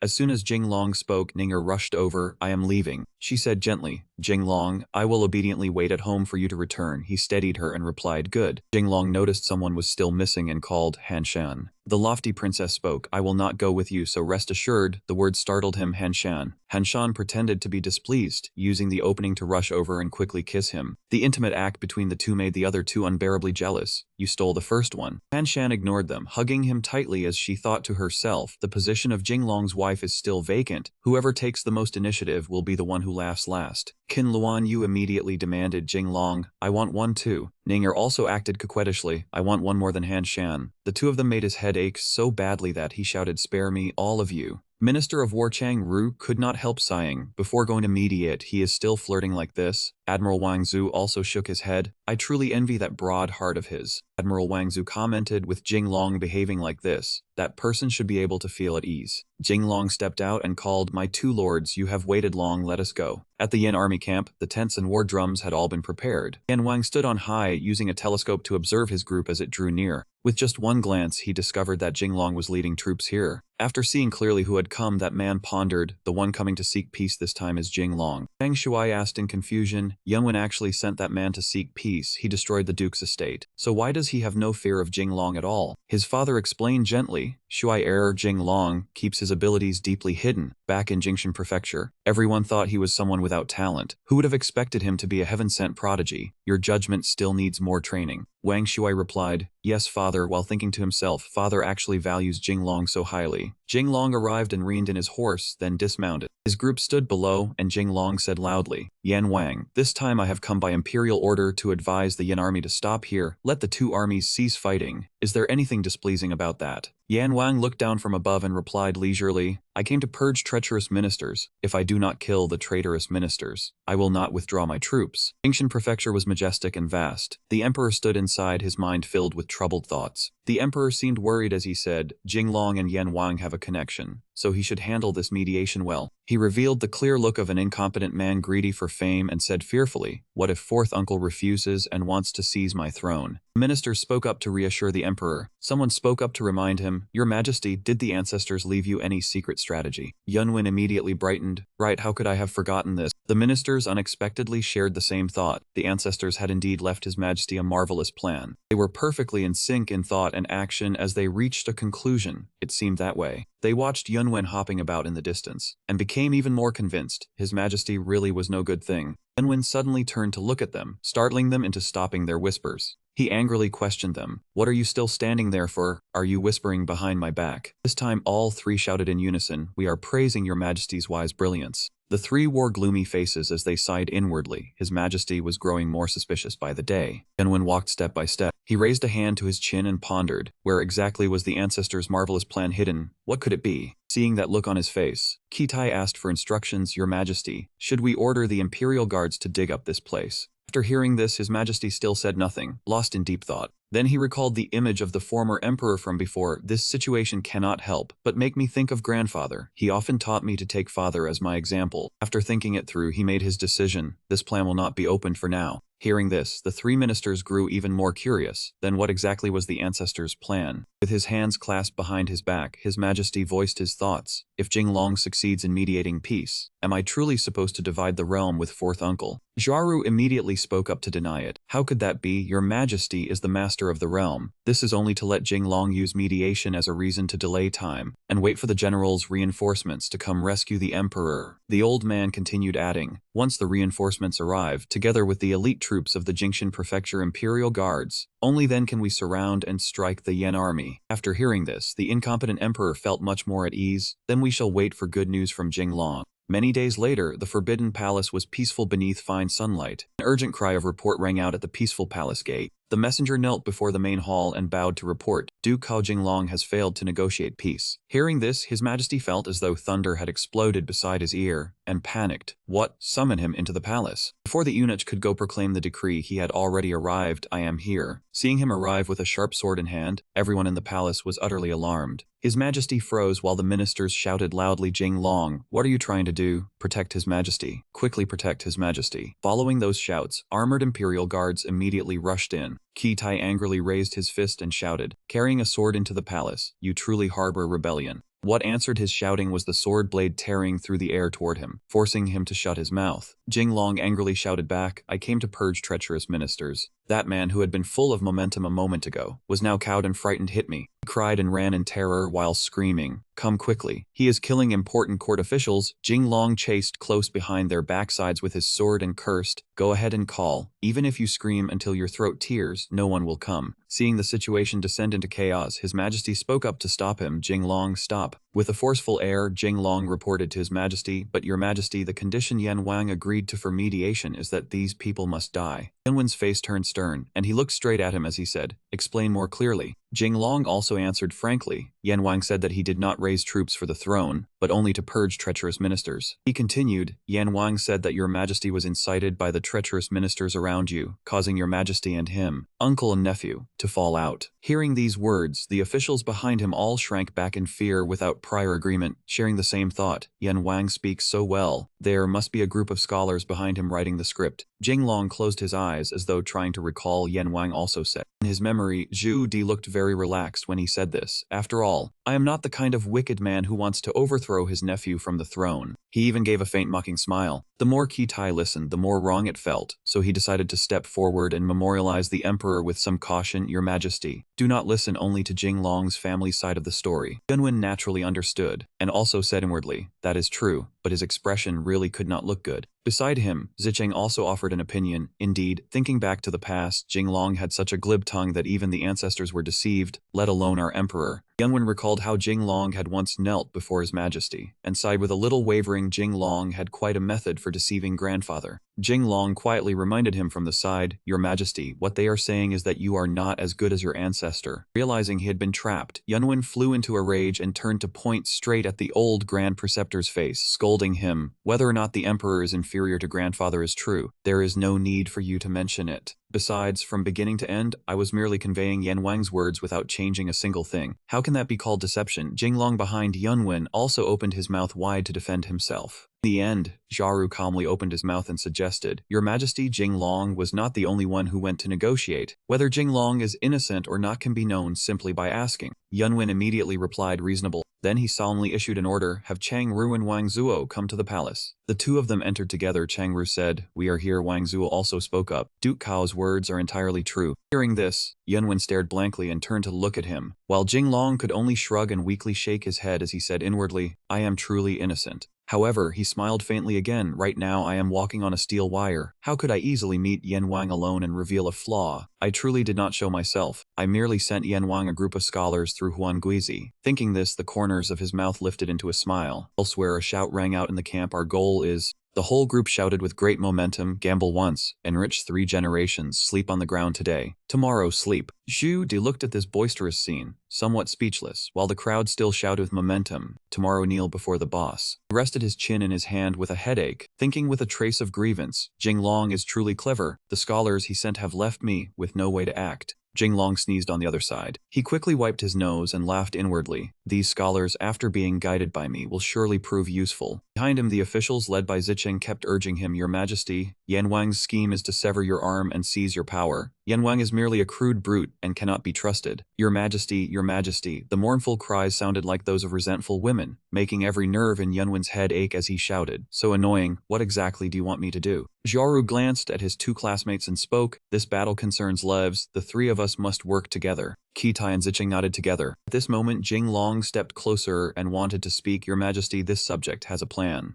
Yunwen replied, "Jinglong, speak quickly." He respectfully clasped his hands and humbly began to speak. "This subject believes Yan Wang made this condition for revenge, and since it is hatred, let it fade away. As long as one of the 3 lords is killed, that will be enough." The 3 old ministers behind him each showed a different expression after hearing this, but overall, all of them found it hard to believe. Jinglong laughed inwardly, "Watch me use 2 peaches to kill 3 warriors." The scene shifts to the new Duke Gao Manor. A book titled Father and Son Strategy lay open in her hands. Today was the early morning military lesson. There were 4 children lying in cradles, each with a different expression. Ninger gently read each word. 2 peaches kill 3 warriors. She slowly narrated. During the spring and autumn period, there were 3 brave and arrogant officials, and the state preceptor wanted to get rid of them. The 3 men looked at the 2 peaches with scrutinizing eyes. He divided 2 peaches among the 3 of them and ordered them to claim the peaches according to merit. All 3 indignantly pointed at one another, and in the end, they began exposing one another, finally taking their own lives. Suddenly, another voice rang out and interrupted her. "Yanner, do you think they can understand you reading these things to them?" The woman turned her head. It was Princess Hanshen. "You might as well teach them to appreciate beauty." But she did not think so. Ning frowned and argued. "How vulgar! Jinglong's children must surely be trained in the art of war from childhood." Then she turned and asked the person practicing swordplay in the courtyard, "Luan Yu, do you think I am right?" Luan Yu replied, "I do not understand the art of war, but I only know that whoever dares touch my child, I will cut him down at once." And as soon as she finished speaking, she swung her sword. Luan Yu said, stroking the blade in her hand as she spoke, "But if the matter is exposed, then we will have no future left." Seeing that Luan Yu seemed a little worried, Ning spoke to comfort her. "No, with Jinglong here, danger will surely turn into safety." Seeing them like this, Hanshan stayed silent. She thought to herself, "I wonder how things went after Jinglong entered the palace to see the emperor." The scene shifts to the imperial palace. Yunwen paced back and forth anxiously. He said angrily, "Right now the reinforcements have not arrived, and Yan Wang is forcing me to hand someone over. What should I do?" Then he suddenly turned his head and spoke to his officials. "The 3 great ministers are all pillars of the nation. How can I let them choose one person among themselves to kill?" But he happened to meet 3 pairs of tear-filled eyes, and the 3 great ministers all weakly groaned in unison, "Your Majesty, Yunwen broke out in sweat across his forehead. At this moment, Jinglong leaned in again and quietly suggested, "Your Majesty is benevolent. Since this matter is so difficult, why not let them decide for themselves?" Yunwen frowned, putting on the bearing of a sovereign as he said, "Three great ministers. Why not discuss your merits and make a choice right here in court?" Kitai and the other two were instantly caught by the beauty trap and stood there dumbfounded. Kitai and Xiaoru shared the same thought. This is definitely Jinglong's scheme. He wants to divide us. We must stay united. No one is allowed to answer. Zicheng nodded to show his agreement. Receiving only silence in return, Yunwen's face twisted, and he shouted furiously, "Do my words carry no authority?" Old Kitai stepped forward and answered respectfully, "Your Majesty, this subject is a high minister entrusted to your Majesty by the ancestors, always devoted and never neglectful." Jaru and Zicheng were so furious they nearly spat blood. What happened to staying united? Scholar Xiaoru said in alarm, "This subject dares not accept such praise. It is only that I was summoned twice by the ancestors, who said they wished to leave me for your Majesty's use." Zicheng's soul was almost leaving his body heavens. But that was not the end. Scholar Fang forcefully pointed at him and said, "You were the first to propose reducing the power of the weaker kingdoms." Zicheng helplessly suffered the loss, being stabbed in the back several times until he nearly cuffed himself down to a bag of old bones. Then Xiaoru pointed toward Kitai and continued, "If we had listened to Kitai and reduced Yanwang's power first, we would not be in this situation now."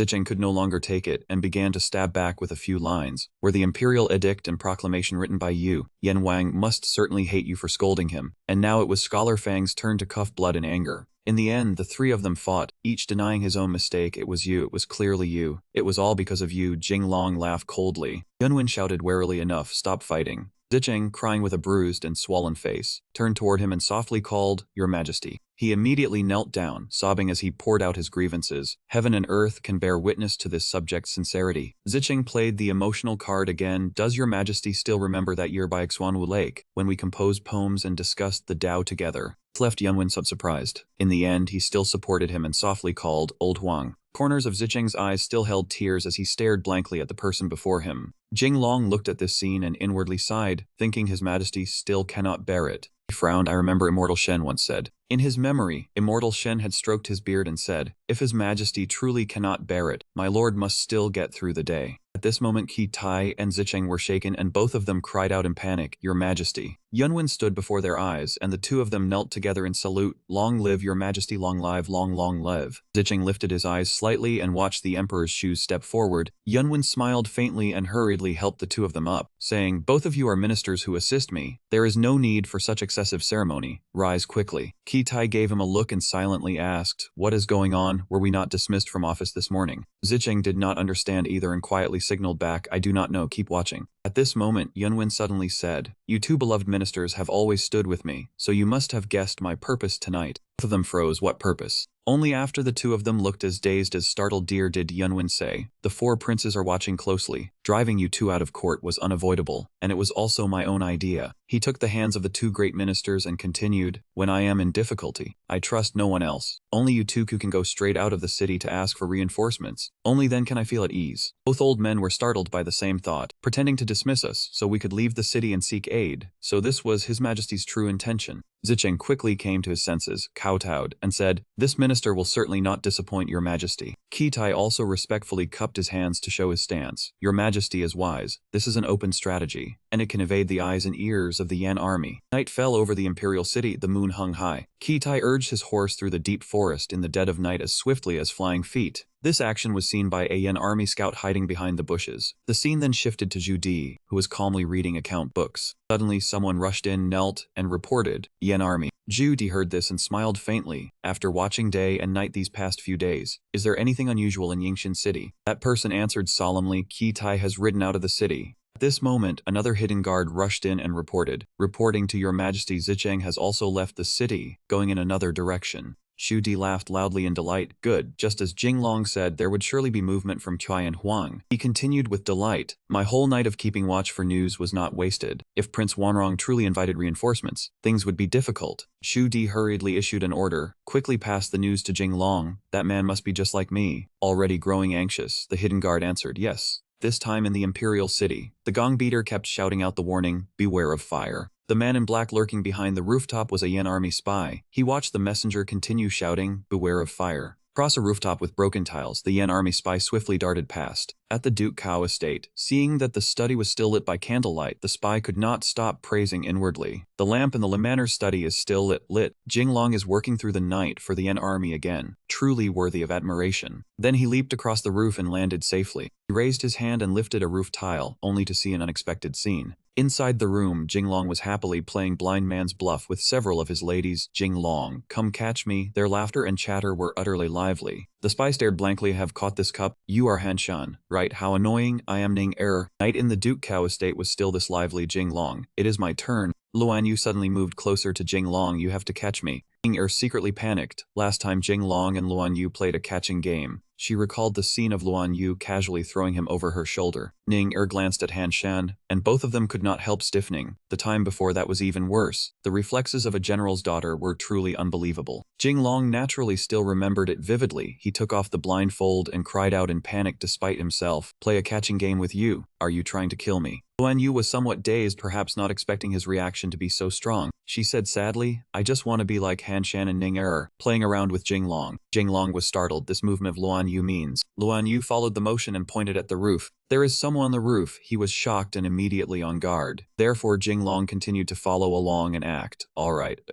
I am coming. You must be a little gentler this time. Luan Yu replied cheerfully. Alright. The spy stared blankly at this scene. They laughed and played merrily. I am coming. Jinglong, how annoying. I will not let you catch me. The two laughed and Luan Yu suddenly grabbed his hand. Her face suddenly turned serious. She immediately hurled Jinglong away with force and shouted angrily, Get lost. He shot upward like a rocket and smashed through the roof tiles, also making another man in black's head feel as if it was about to split. The Yen army spy was so startled he broke into a cold sweat. One of them cried out in horror, There is someone else on the roof. Below, Ning Er and Han Shan looked at the hole in the roof, their faces twisting with fear. Jinglong, he was thrown away. Luan Yu knocked herself on the head, stuck out her tongue, and said, My hand slipped, and the old habit of a general's daughter acted up again. The other two stared at her in utter disbelief. The Yen army spy quickly jumped down. A man called out in a low voice, Young Master Li. From the bushes, Jinglong raised his hand and answered, Here. He poked out from the bushes and smiled foolishly. The secret spies sent by His Majesty to monitor us have been knocked unconscious by me. Now we can speak freely. The spy hurriedly delivered the urgent report. There is a letter from Yan Wang. After Qian Huang left the city, the army split into two routes. Jinglong calmly smiled and answered, Tell Yan Wang if Qian Huang cannot be stopped, he must quickly. His head spun and he fainted. Attack the city. In the end, he could not hold on and collapsed flat onto the ground. The scene shifted to June 13 with the Yen army arriving before the city. At this time, inside the Imperial Palace's Grand Hall, Yunwen paced back and forth in hurried steps. Yunwen roared in anger, The four kings are before the city. I sent the ministers to seek reinforcements, yet not one has returned. He turned his head. I heard there is a saying in the art of war, the golden cicada sheds its shell. Perhaps I should as well. Zharu quickly rejected the thought. No, if His Majesty flees, the hearts of the people will surely be unsettled. Yunwen turned back toward him and asked, Jinglong, can I trust you? Are you willing to defend the city for me? Jinglong answered solemnly and respectfully. Jinglong is willing to devote himself to Great Ming and spill his blood. He lowered his head and gave a faint smile. At last, this moment has come. That day, Jinglong opened the city gates. The Yen army charged straight through the city gate. Brave and battle-hardened generals led the troops at the front. The leading general narrowed his eyes, his battle-hungry expression thinking, This is just the right time to seize merit. But suddenly a voice called out to him, Second uncle. That man was shocked, glancing back slightly as he thought, Who called me? Someone called me, did they not? Yet what he received was a kick from someone straight to the face, and even the horse beneath him widened its eyes. Jinglong drew back his leg, smiled faintly, then tilted his head and looked at the man who had fallen from the horse. The man turned back with a furious, grim face and cursed, Damn it, Jinglong, what do you mean by this? Ignoring the other man's rage, he said leisurely, Your horse is fast, let me borrow it for a bit. Once mounted, Jinglong immediately urged the horse into a gallop, the smile on his face gone, replaced by unease and fear. Though I have arranged people in place, Ning Er and the children still worry me. Over on second uncle's side, while he was still so furious his facial muscles twisted, another young general who did not mind stirring trouble laughed in his face. Second brother, I will go ahead. Before he could rejoice for long, the moment he spurred his horse forward, that man jabbed his spear out and tripped the horse's leg. The other party was immediately thrown off by his own horse. Returning to the male lead side, a familiar figure in red was riding toward him on horseback. Gusts of wind swept through his hair. Jinglong frowned at the person before him. It was Luan Yu. She called his name in panic, Jinglong.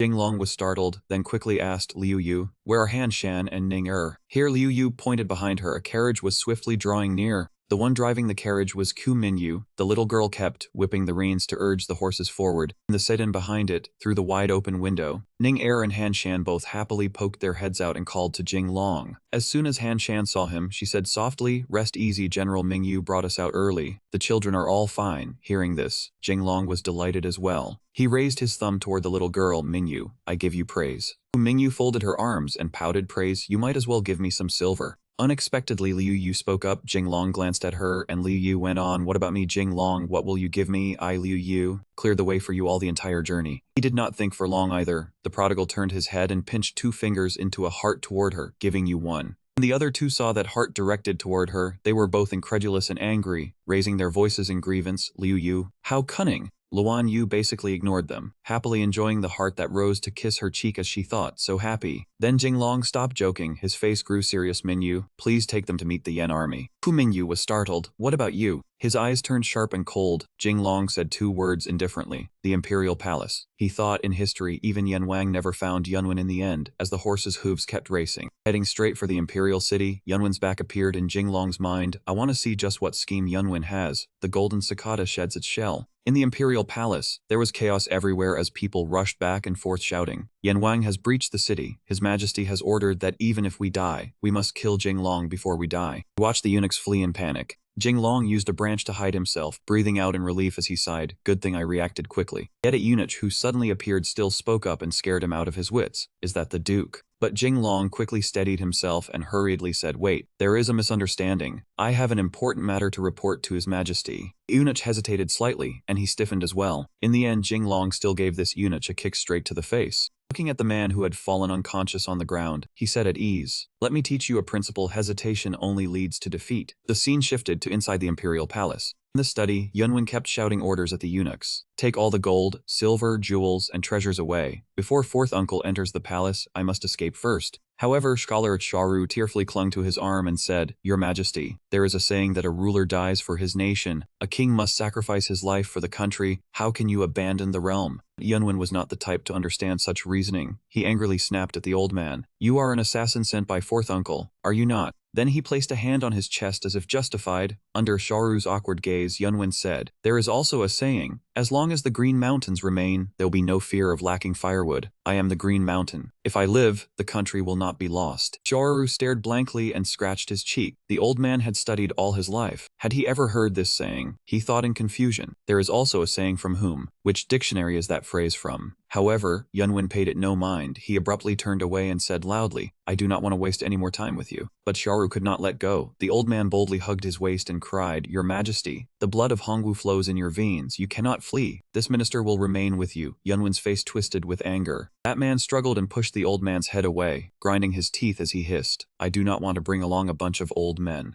Sharu clung to him and said, "This minister can also find my 18 concubines." After Yunwen let out a shriek, he finally managed to pry off this old man who clung like dogskin plaster. "My heavens!" He shouted in anger, "That is disgusting, you old man." Yet Sharu had even pulled Yunwen's pants down, exposing his pair of thin, trembling legs. Then he stepped forward and pointed right at the old man's face, his blood pressure soaring as he cursed, "Old man, you even pulled off my pants." At that moment, a young eunuch suddenly hurried in to report to Sharu, "Lord Fang, your concubines have packed up and run away." After hearing it, that old face of his crumpled up like a monkey's backside, and he cursed, "Abandoning a husband in a time of peril, this kind of woman is better off unwanted." But the young eunuch continued, "They took all the accumulated wealth of the Fang family with them." And those words were no different from an arrow piercing straight into his head, leaving Sharu stunned. He collapsed onto the floor of the room as if his soul had left his body. Yunwen was pulling on his trousers at the side, his mind almost twisting itself into knots, and he muttered, "Hongwu bloodline. Hemp. If grandfather had not killed off all the military generals and left me with no one to use, how could my 4th uncle have been allowed to rebel like this?" Yunwen suddenly thought of something. "Ah, right, grandfather's marvelous secret plan." He turned around and hurriedly called out in a loud voice, "Quickly dig out the late emperor's marvelous secret plan." Yet Yunwen hurriedly changed his mind again, rolling up his sleeves as he decided, "Forget it, I will dig it out myself." Then Yunwen moved to an open patch of ground near the sleeping palace, with 2 eunuchs standing nearby, the shovel stabbing into the earth again and again. Jing Long, disguised in eunuch clothing, watched with both suspicion and close attention. After some time, when Yunwen finally paused to rest, a small red wooden chest was revealed inside the pit. Yunwen knelt down and lifted the box out of the pit with both hands. He frowned with a grave expression, secretly swallowing. Jinglong watched and could not help thinking to himself, history records that Prince Yan searched all across the Great Ming, but still failed to find Yunwen. Just what marvelous plan was it that could make a person vanish from this world? Scene before made Jinglong tense. When the box was opened, a beam of white shone all around. Jinglong's eyes widened as panic surged in his heart. How can this be? Yunwen took out a small gold cuboid. The box in his hand was none other than the dark box. He could not hold back and shouted, "So it is a time travel device." And because of that, the other two people there also jolted and turned to look at him. Yunwen was shocked. Jinglong. But it did not stop there. One image after another of Jinglong happily moving about in the modern world appeared before him, leaving Yunwen dazed. He reached out in panic. "Give it to me." However, Yunwen gripped that box even tighter, and he angrily gnashed his teeth as he said, "So you are someone from the future? No wonder you were like a divine aid. You knew the future, yet you helped fourth uncle, and not me. We were clearly good brothers." Jinglong also tore away all pretense and questioned him in return. "You call yourself a good brother after killing my father?" Because neither side yielded in this struggle. The dark box somehow accidentally slipped and fell.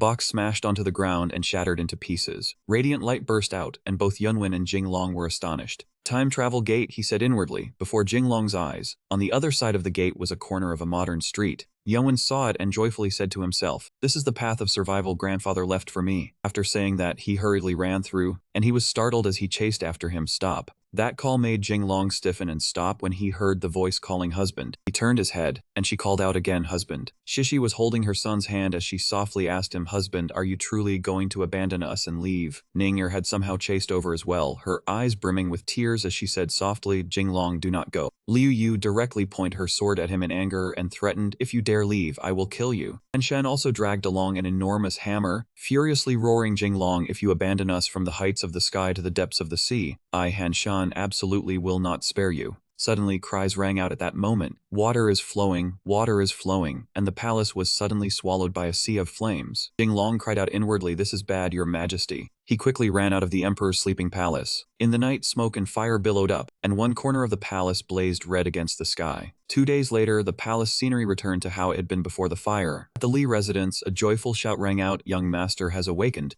Liu was crying until his face was soaked while Jinglong in bed with his leg in a cast. "Young master, you have finally awakened." Jinglong was dazed for a moment, then shot upright in panic and grabbed Liu's arm as he said urgently, "Liu, quickly, in the great hall is the dark box Yunwen left behind. We must retrieve it at once." Liu's eyes widened, and the boy replied in shock, "Young master, quickly lie down. The imperial physician said you injured your head, and your mind is full of chaotic thoughts. That day when I arrived at the palace, water had already flooded in, and you had been struck on the head by Emperor Jianwen." Hearing Liu's account, he was so shocked that he was nearly dumbfounded. "Emperor Jianwen escaped. You fell unconscious and did not wake. There was no such thing as a dark box at all." Jinglong could not believe it, and he dazedly doubted himself. What, could all those time travel devices have been something I imagined myself? Outside the door, the girls Liu Yu, Han Shan, and Ning crowded together and pushed at the door. "Jinglong is awake, hurry," and Luan Yu hurriedly called to Jinglong. But Han Shan grabbed her back and fought to enter first. "This palace is a princess, I go in first."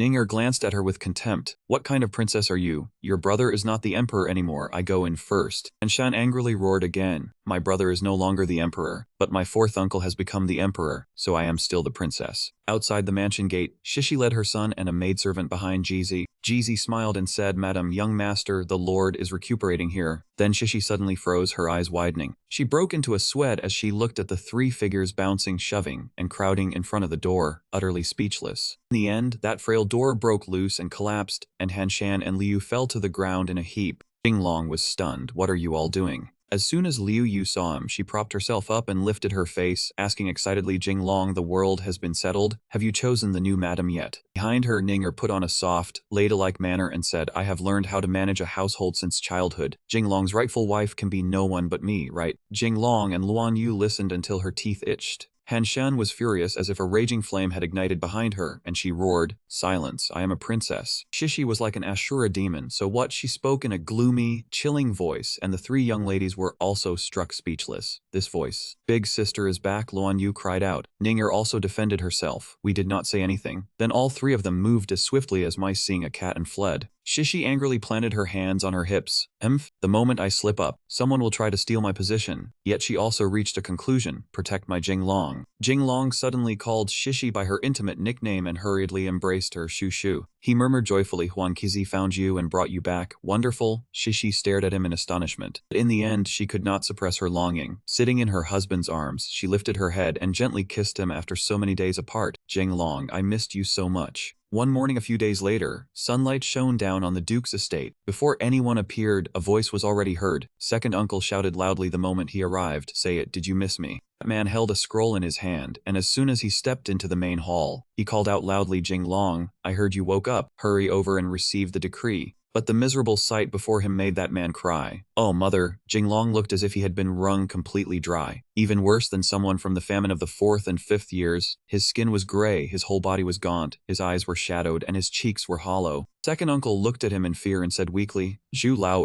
Jinglong avoided that earnest gaze that seemed unwilling to go on living, making that man even more panicked. Oh mother, what happened to you? After some time at the flower pavilion of the Lai estate, Jinglong received the decree. That man began to read, Jinglong is clever and quick-witted, has aided us many times, and through silence responds swiftly to changing situations. He listened in a daze. Second uncle raised his voice and continued reading. He is conferred the title Fengshin Huyin Shuqing Xuanli Martial Minister, specially promoted to Grand Master of Splendid Happiness, Left Pillar of State, further ennobled as Grand Tutor to the Crown Prince, with an additional stipend of 1,000 shi, received the decree. The reward was enormous, but right now, Yunwen's scornfully smiling face appeared in his mind. Jinglong, just stay in this stretch of history. You can never escape this cycle of history. Because he thought of those contemptuous words, Jinglong made a decision. He said solemnly and respectfully, this subject Jinglong does not accept the decree, and he silently resolved, I will definitely break free from this cycle of history. Jinglong said, poking his own cheek as he smiled playfully, if His Majesty truly wishes to reward me, then give me a great deal of silver, so I can live as an idle rich man with my wives.